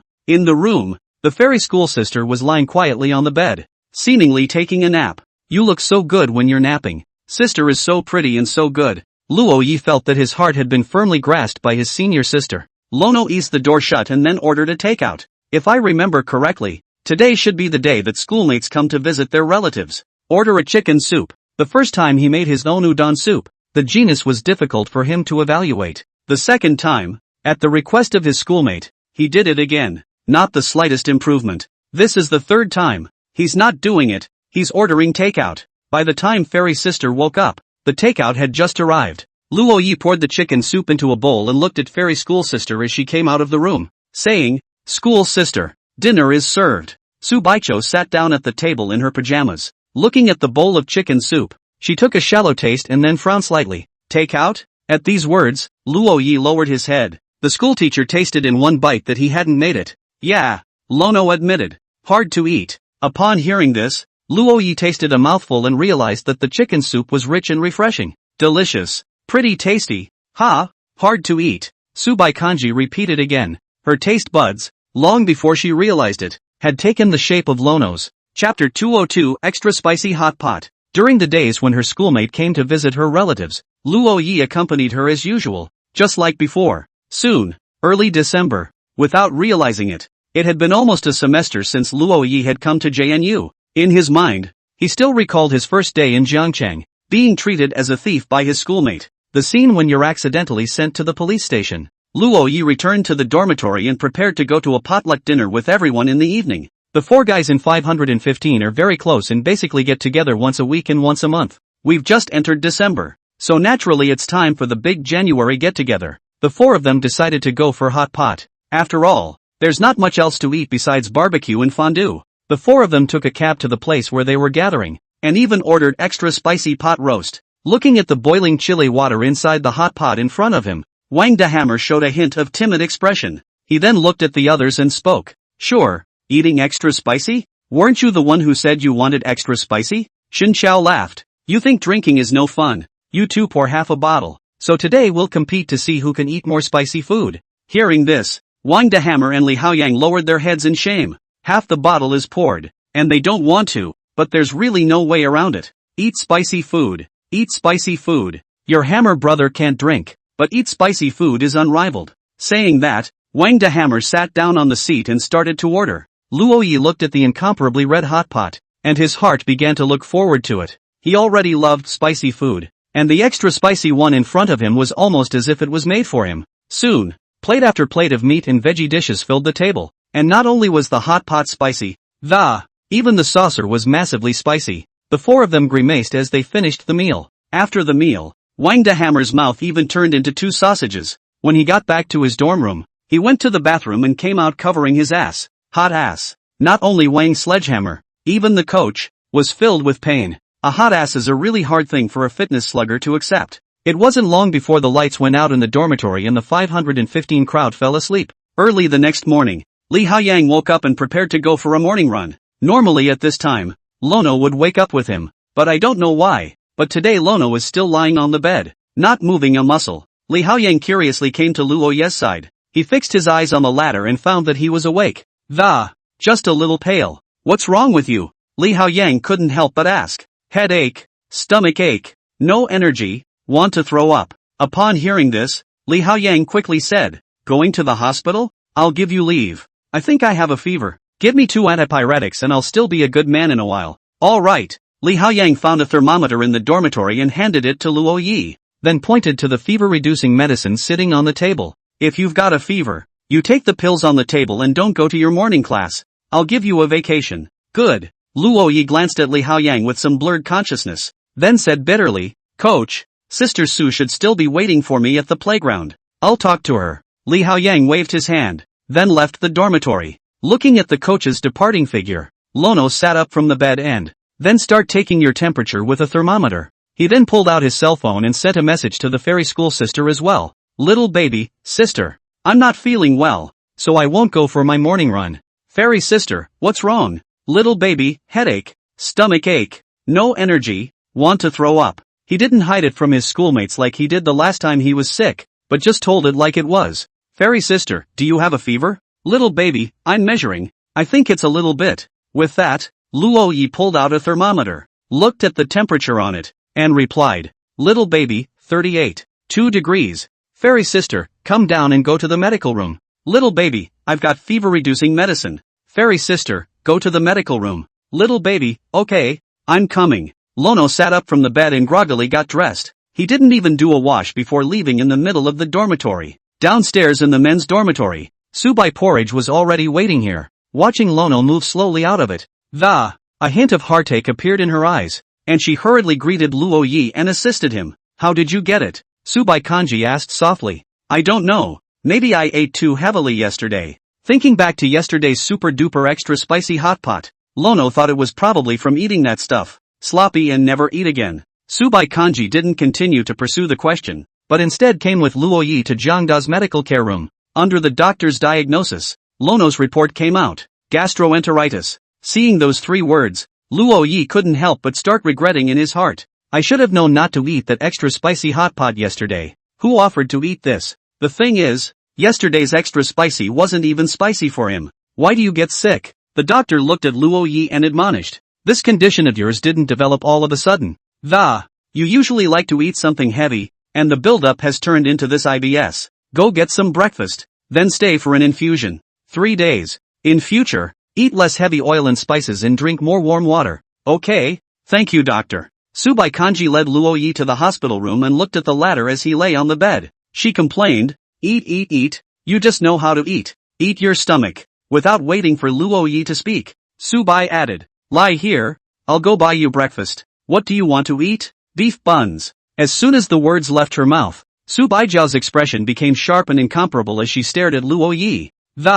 Faintly, he said, that thing was a spicy bun. Don't you remember? 2 white bread buns and a bowl of white porridge. That's it. After saying that, Subai Kanji turned around and left the place at a quick pace, much faster than she usually did. Since it was morning, the medical room was quiet. Not a soul in sight. Luo Yi took out his cell phone, ready to code, but realized that because of his headache, can't write a word. I feel like I get a headache when I think about it. Lono tried again and realized that there was still no way to write. If my head still hurts after today's infusion, I'll have to take tomorrow's update off. Sorry readers. He usually writes the next day's update on the first day, so if he can't write it today, I won't be able to update tomorrow. It wasn't long before Subai Kanji returned with his breakfast. Looking at her schoolmate's breathlessness, Lono knew that after she left the medical room, just run all the way to the cafeteria. Then the fairy schoolmistress came running back. Thinking of this, Luo Ye's heart was so bad that he even had an urge to cry. Sister is so good to him. He'll never be sick again. Eat your breakfast and I'll go back to the family building and bring you some hot water. After saying that, Subai Kanji left the place again. Chapter 203. Luo Yi was lying on the hospital bed with mixed feelings in his heart. After breakfast, the doctor walked in and stuck a needle in the back of Lono's hand. Young man, I've been a doctor at JNU for so long, and I've seen a lot of couples. But this girlfriend of yours, genuinely, is still enviable. Well, having her as my girlfriend would be the biggest blessing of my life. I don't know. Lono exclaimed. Ugh, It's been a while since I've seen a girl who's been working her ass off for her boyfriend. When the girls are sick, it's nice to see their boyfriends running around. Hearing this, Luo Yi laughed. Seeing less doesn't mean there isn't any. Except for schoolmates. There are still plenty of girls willing to run around for boys. Just like his side. The previous Su Xiaozhou woke up early every day to go to the playground to secretly observe for the sake of Li Haoyang. And then there was Li Na, who had waited for Gu Mingxian for so long. These have nothing to do with gender.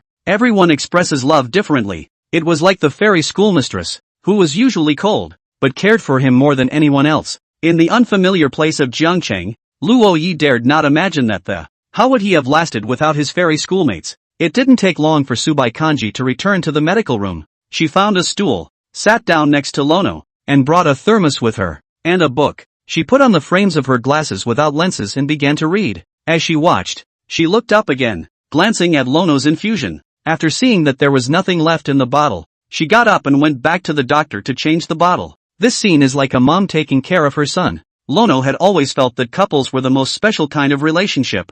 No blood relatives, and it's the nearest and dearest. You know, there's only one relationship in this world that can be mutual, to accompany you into old age. That's the husband-wife relationship. So two people in a couple can play any role in life. For the entire morning, Luo Yi was in the medical room getting fluids. At noon, the three men from 515 arrived in a playful frenzy, and rushed into the ward. Be quiet. The doctor's words came, and the three of them immediately stood in place, like little children who had done something wrong. After that, Wang Sledgehammer walked over to the side of the hospital bed, and looking at Luo Yi's appearance at this moment, he skimmed his mouth and, disdainfully, he said, "It's fine if you're not dead, wild child. Admit defeat if you can't eat spicy food. You're all brothers, there's no need to hold on. Hammer, what kind of big tail are you pretending to be? When you heard brother Luo Yi's infusion, you're the one who was the most anxious and regretted it all morning, saying that you shouldn't have eaten the extra spicy hot pot yesterday," Xin Xiao said with a smile.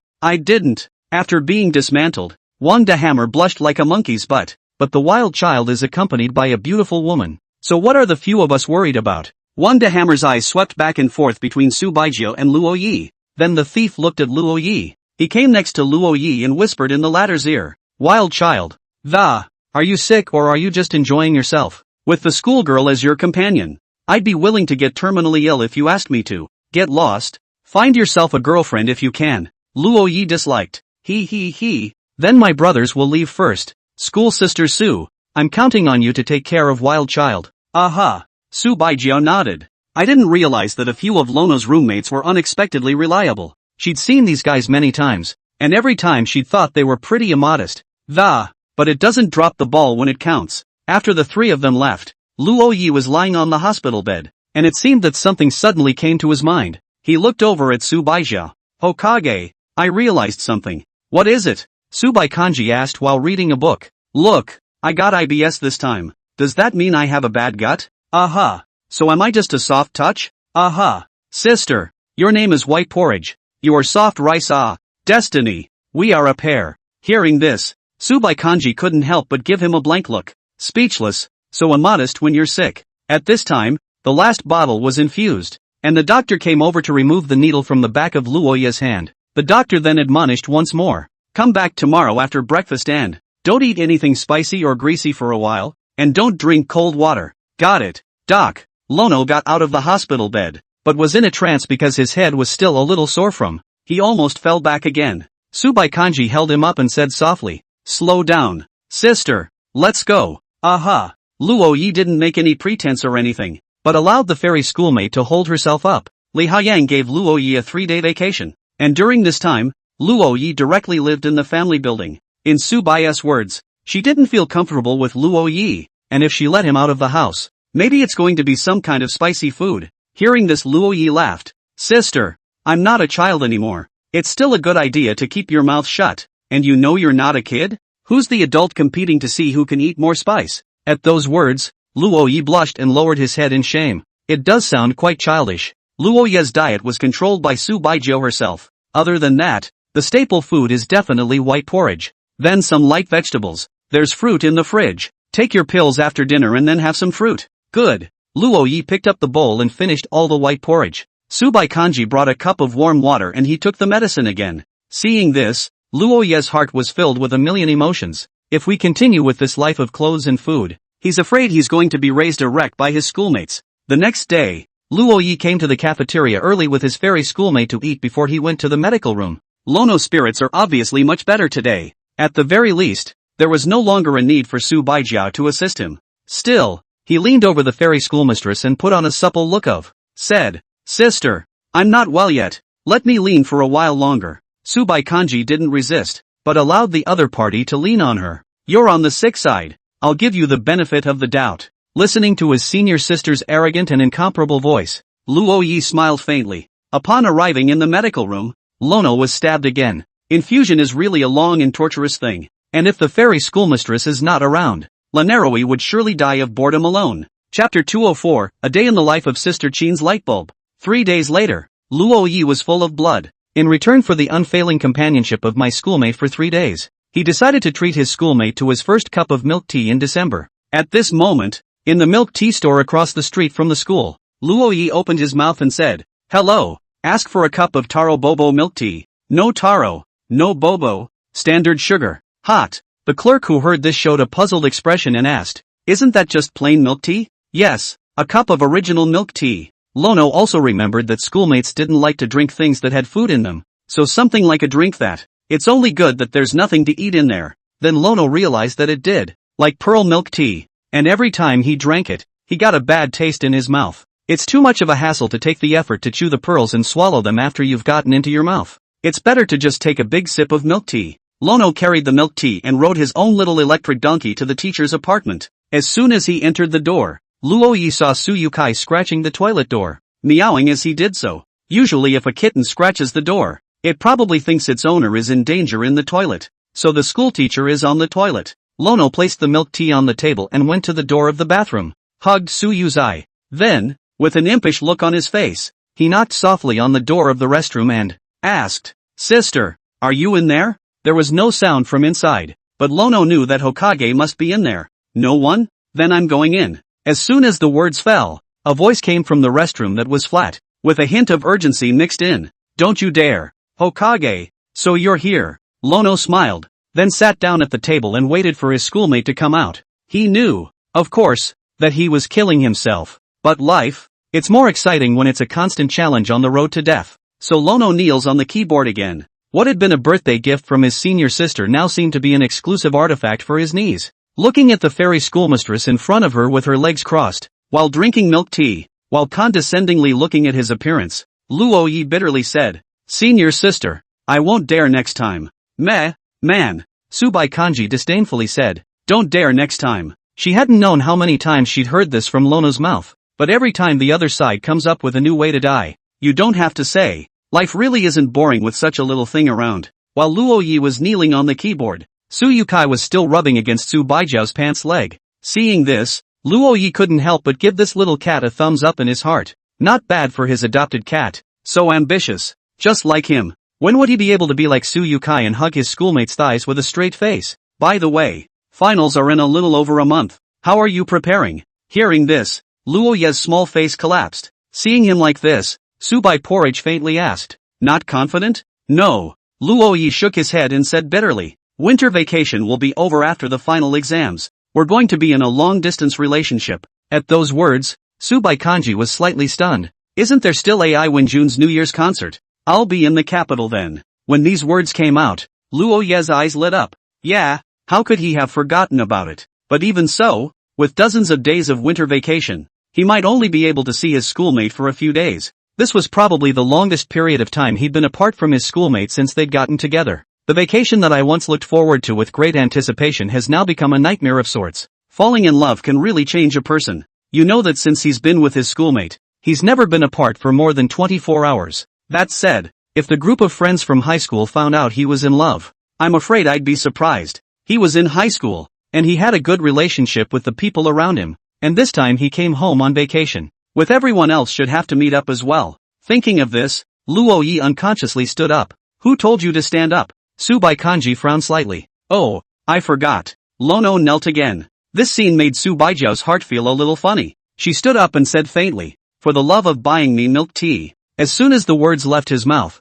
Luo Yi stood up again and said, "Needless to say, senior sister, I know your heart aches for me." Lono threw the keyboard into his room and then he went to the kitchen and peeled an orange for his fairy schoolmate to eat. Subai Kanji watched this scene with a flat face. The good thing about being in a relationship with a schoolboy is obedient, well-behaved, occasionally naughty, and occasionally very caring. Suddenly, a knock sounded on the door and Luo Yi's face changed. Who wants to disturb his love life with his sister? God damn it, let him know who it was. He had to teach the other guy some lessons. Luo Yi went to the door and opened it, realizing that the person who came was actually Qin Yuan. Yo, you're here, schoolmate, great, I'm finally rubbing my nose in this meal today. Hearing this, Luo Yi skimmed his lips and said with a sideways glance, congratulations, senior sister Qin. You're bound to starve to death if you live alone by yourself. Where would I know this to go? Lono said with a black face. Things are a little tricky, and here comes a matchmaker, a figure he can't say no to no matter what.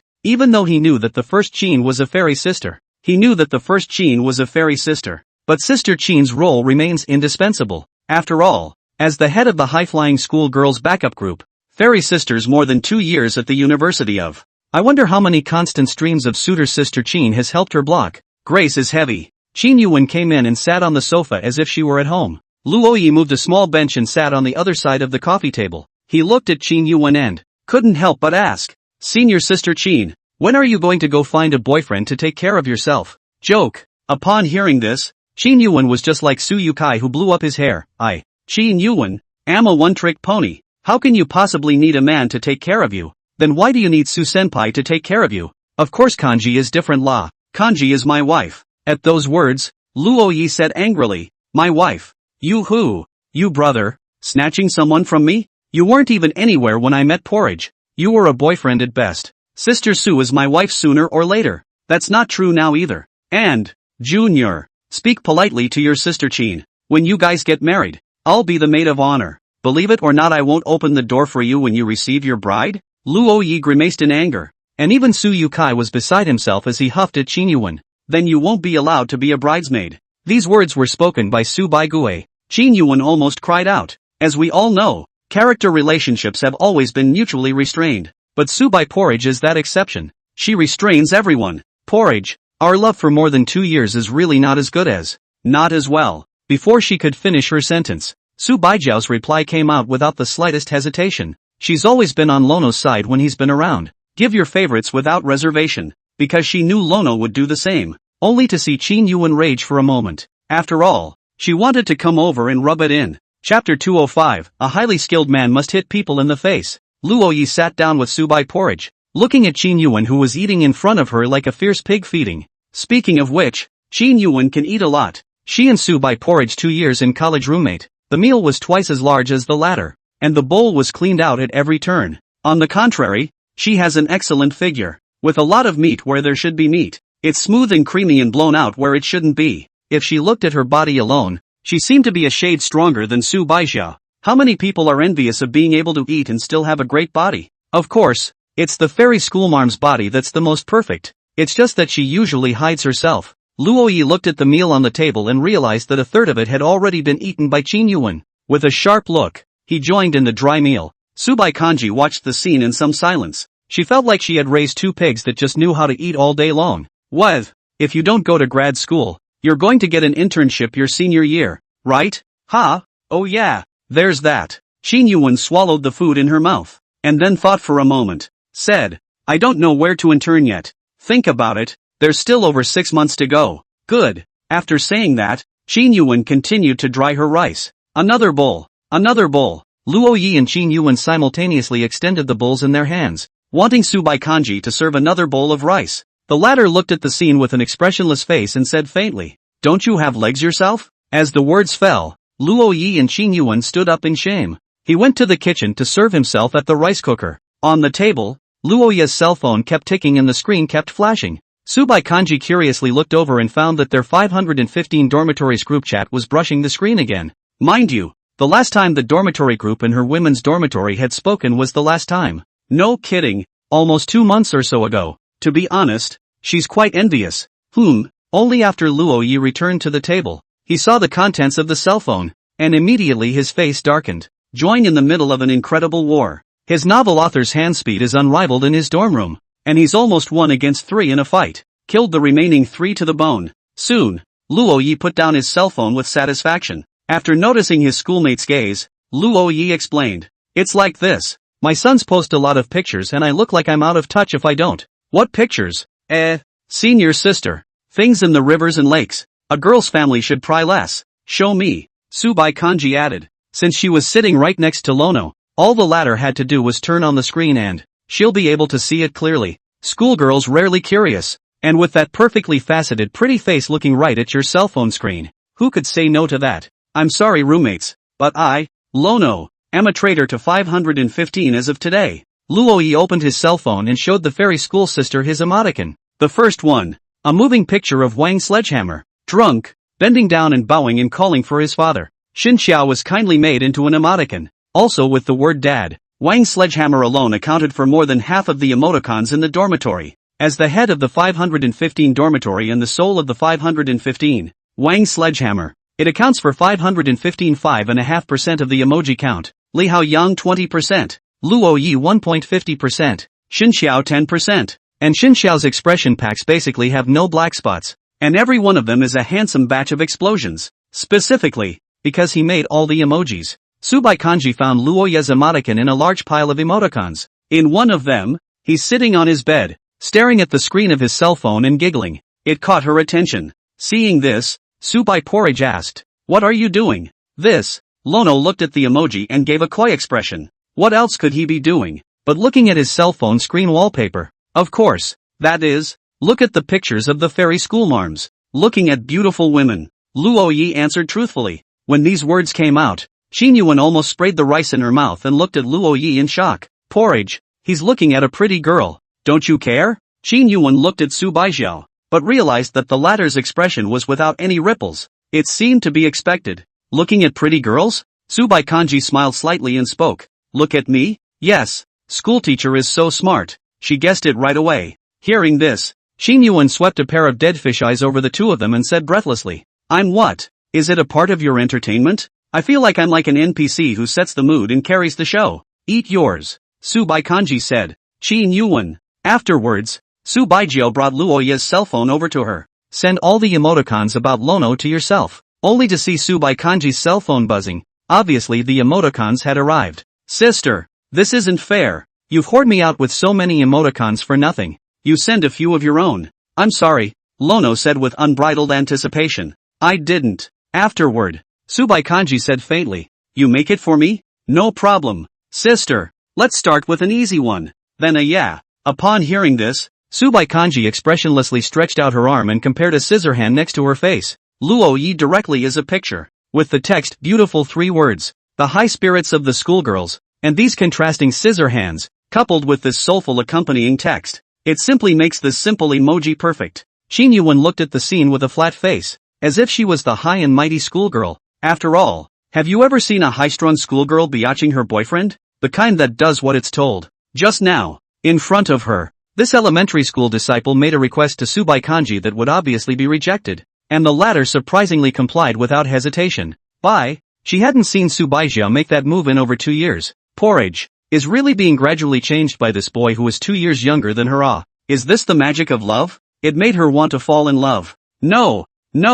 Falling in love deserves death. She, Qin Yuan, will never become a slave to love. Still dry rice smells good. After dinner, Qin Yuan made the offer to go play ping pong as an after-dinner exercise. Lono laughed. When he was in elementary school, he was the ping pong boys singles champion. Grab 2 paddles and a ping pong ball and head over to the metal ping pong table in the family building. Luo Yi's first opponent was the fairy schoolgirl. Facing his girlfriend, Luo Yi felt an unprecedented pressure. I just saw fairy sister throw the ping pong ball into midair, just like a tennis ball. Sent the ball flying with his racket. That's right, it flew over, coming straight at Luo Yi. The ping pong ball collided with Lono's face with a snap that. It made a sound as crisp as a slap. On the spot, Qin Yuan burst out laughing.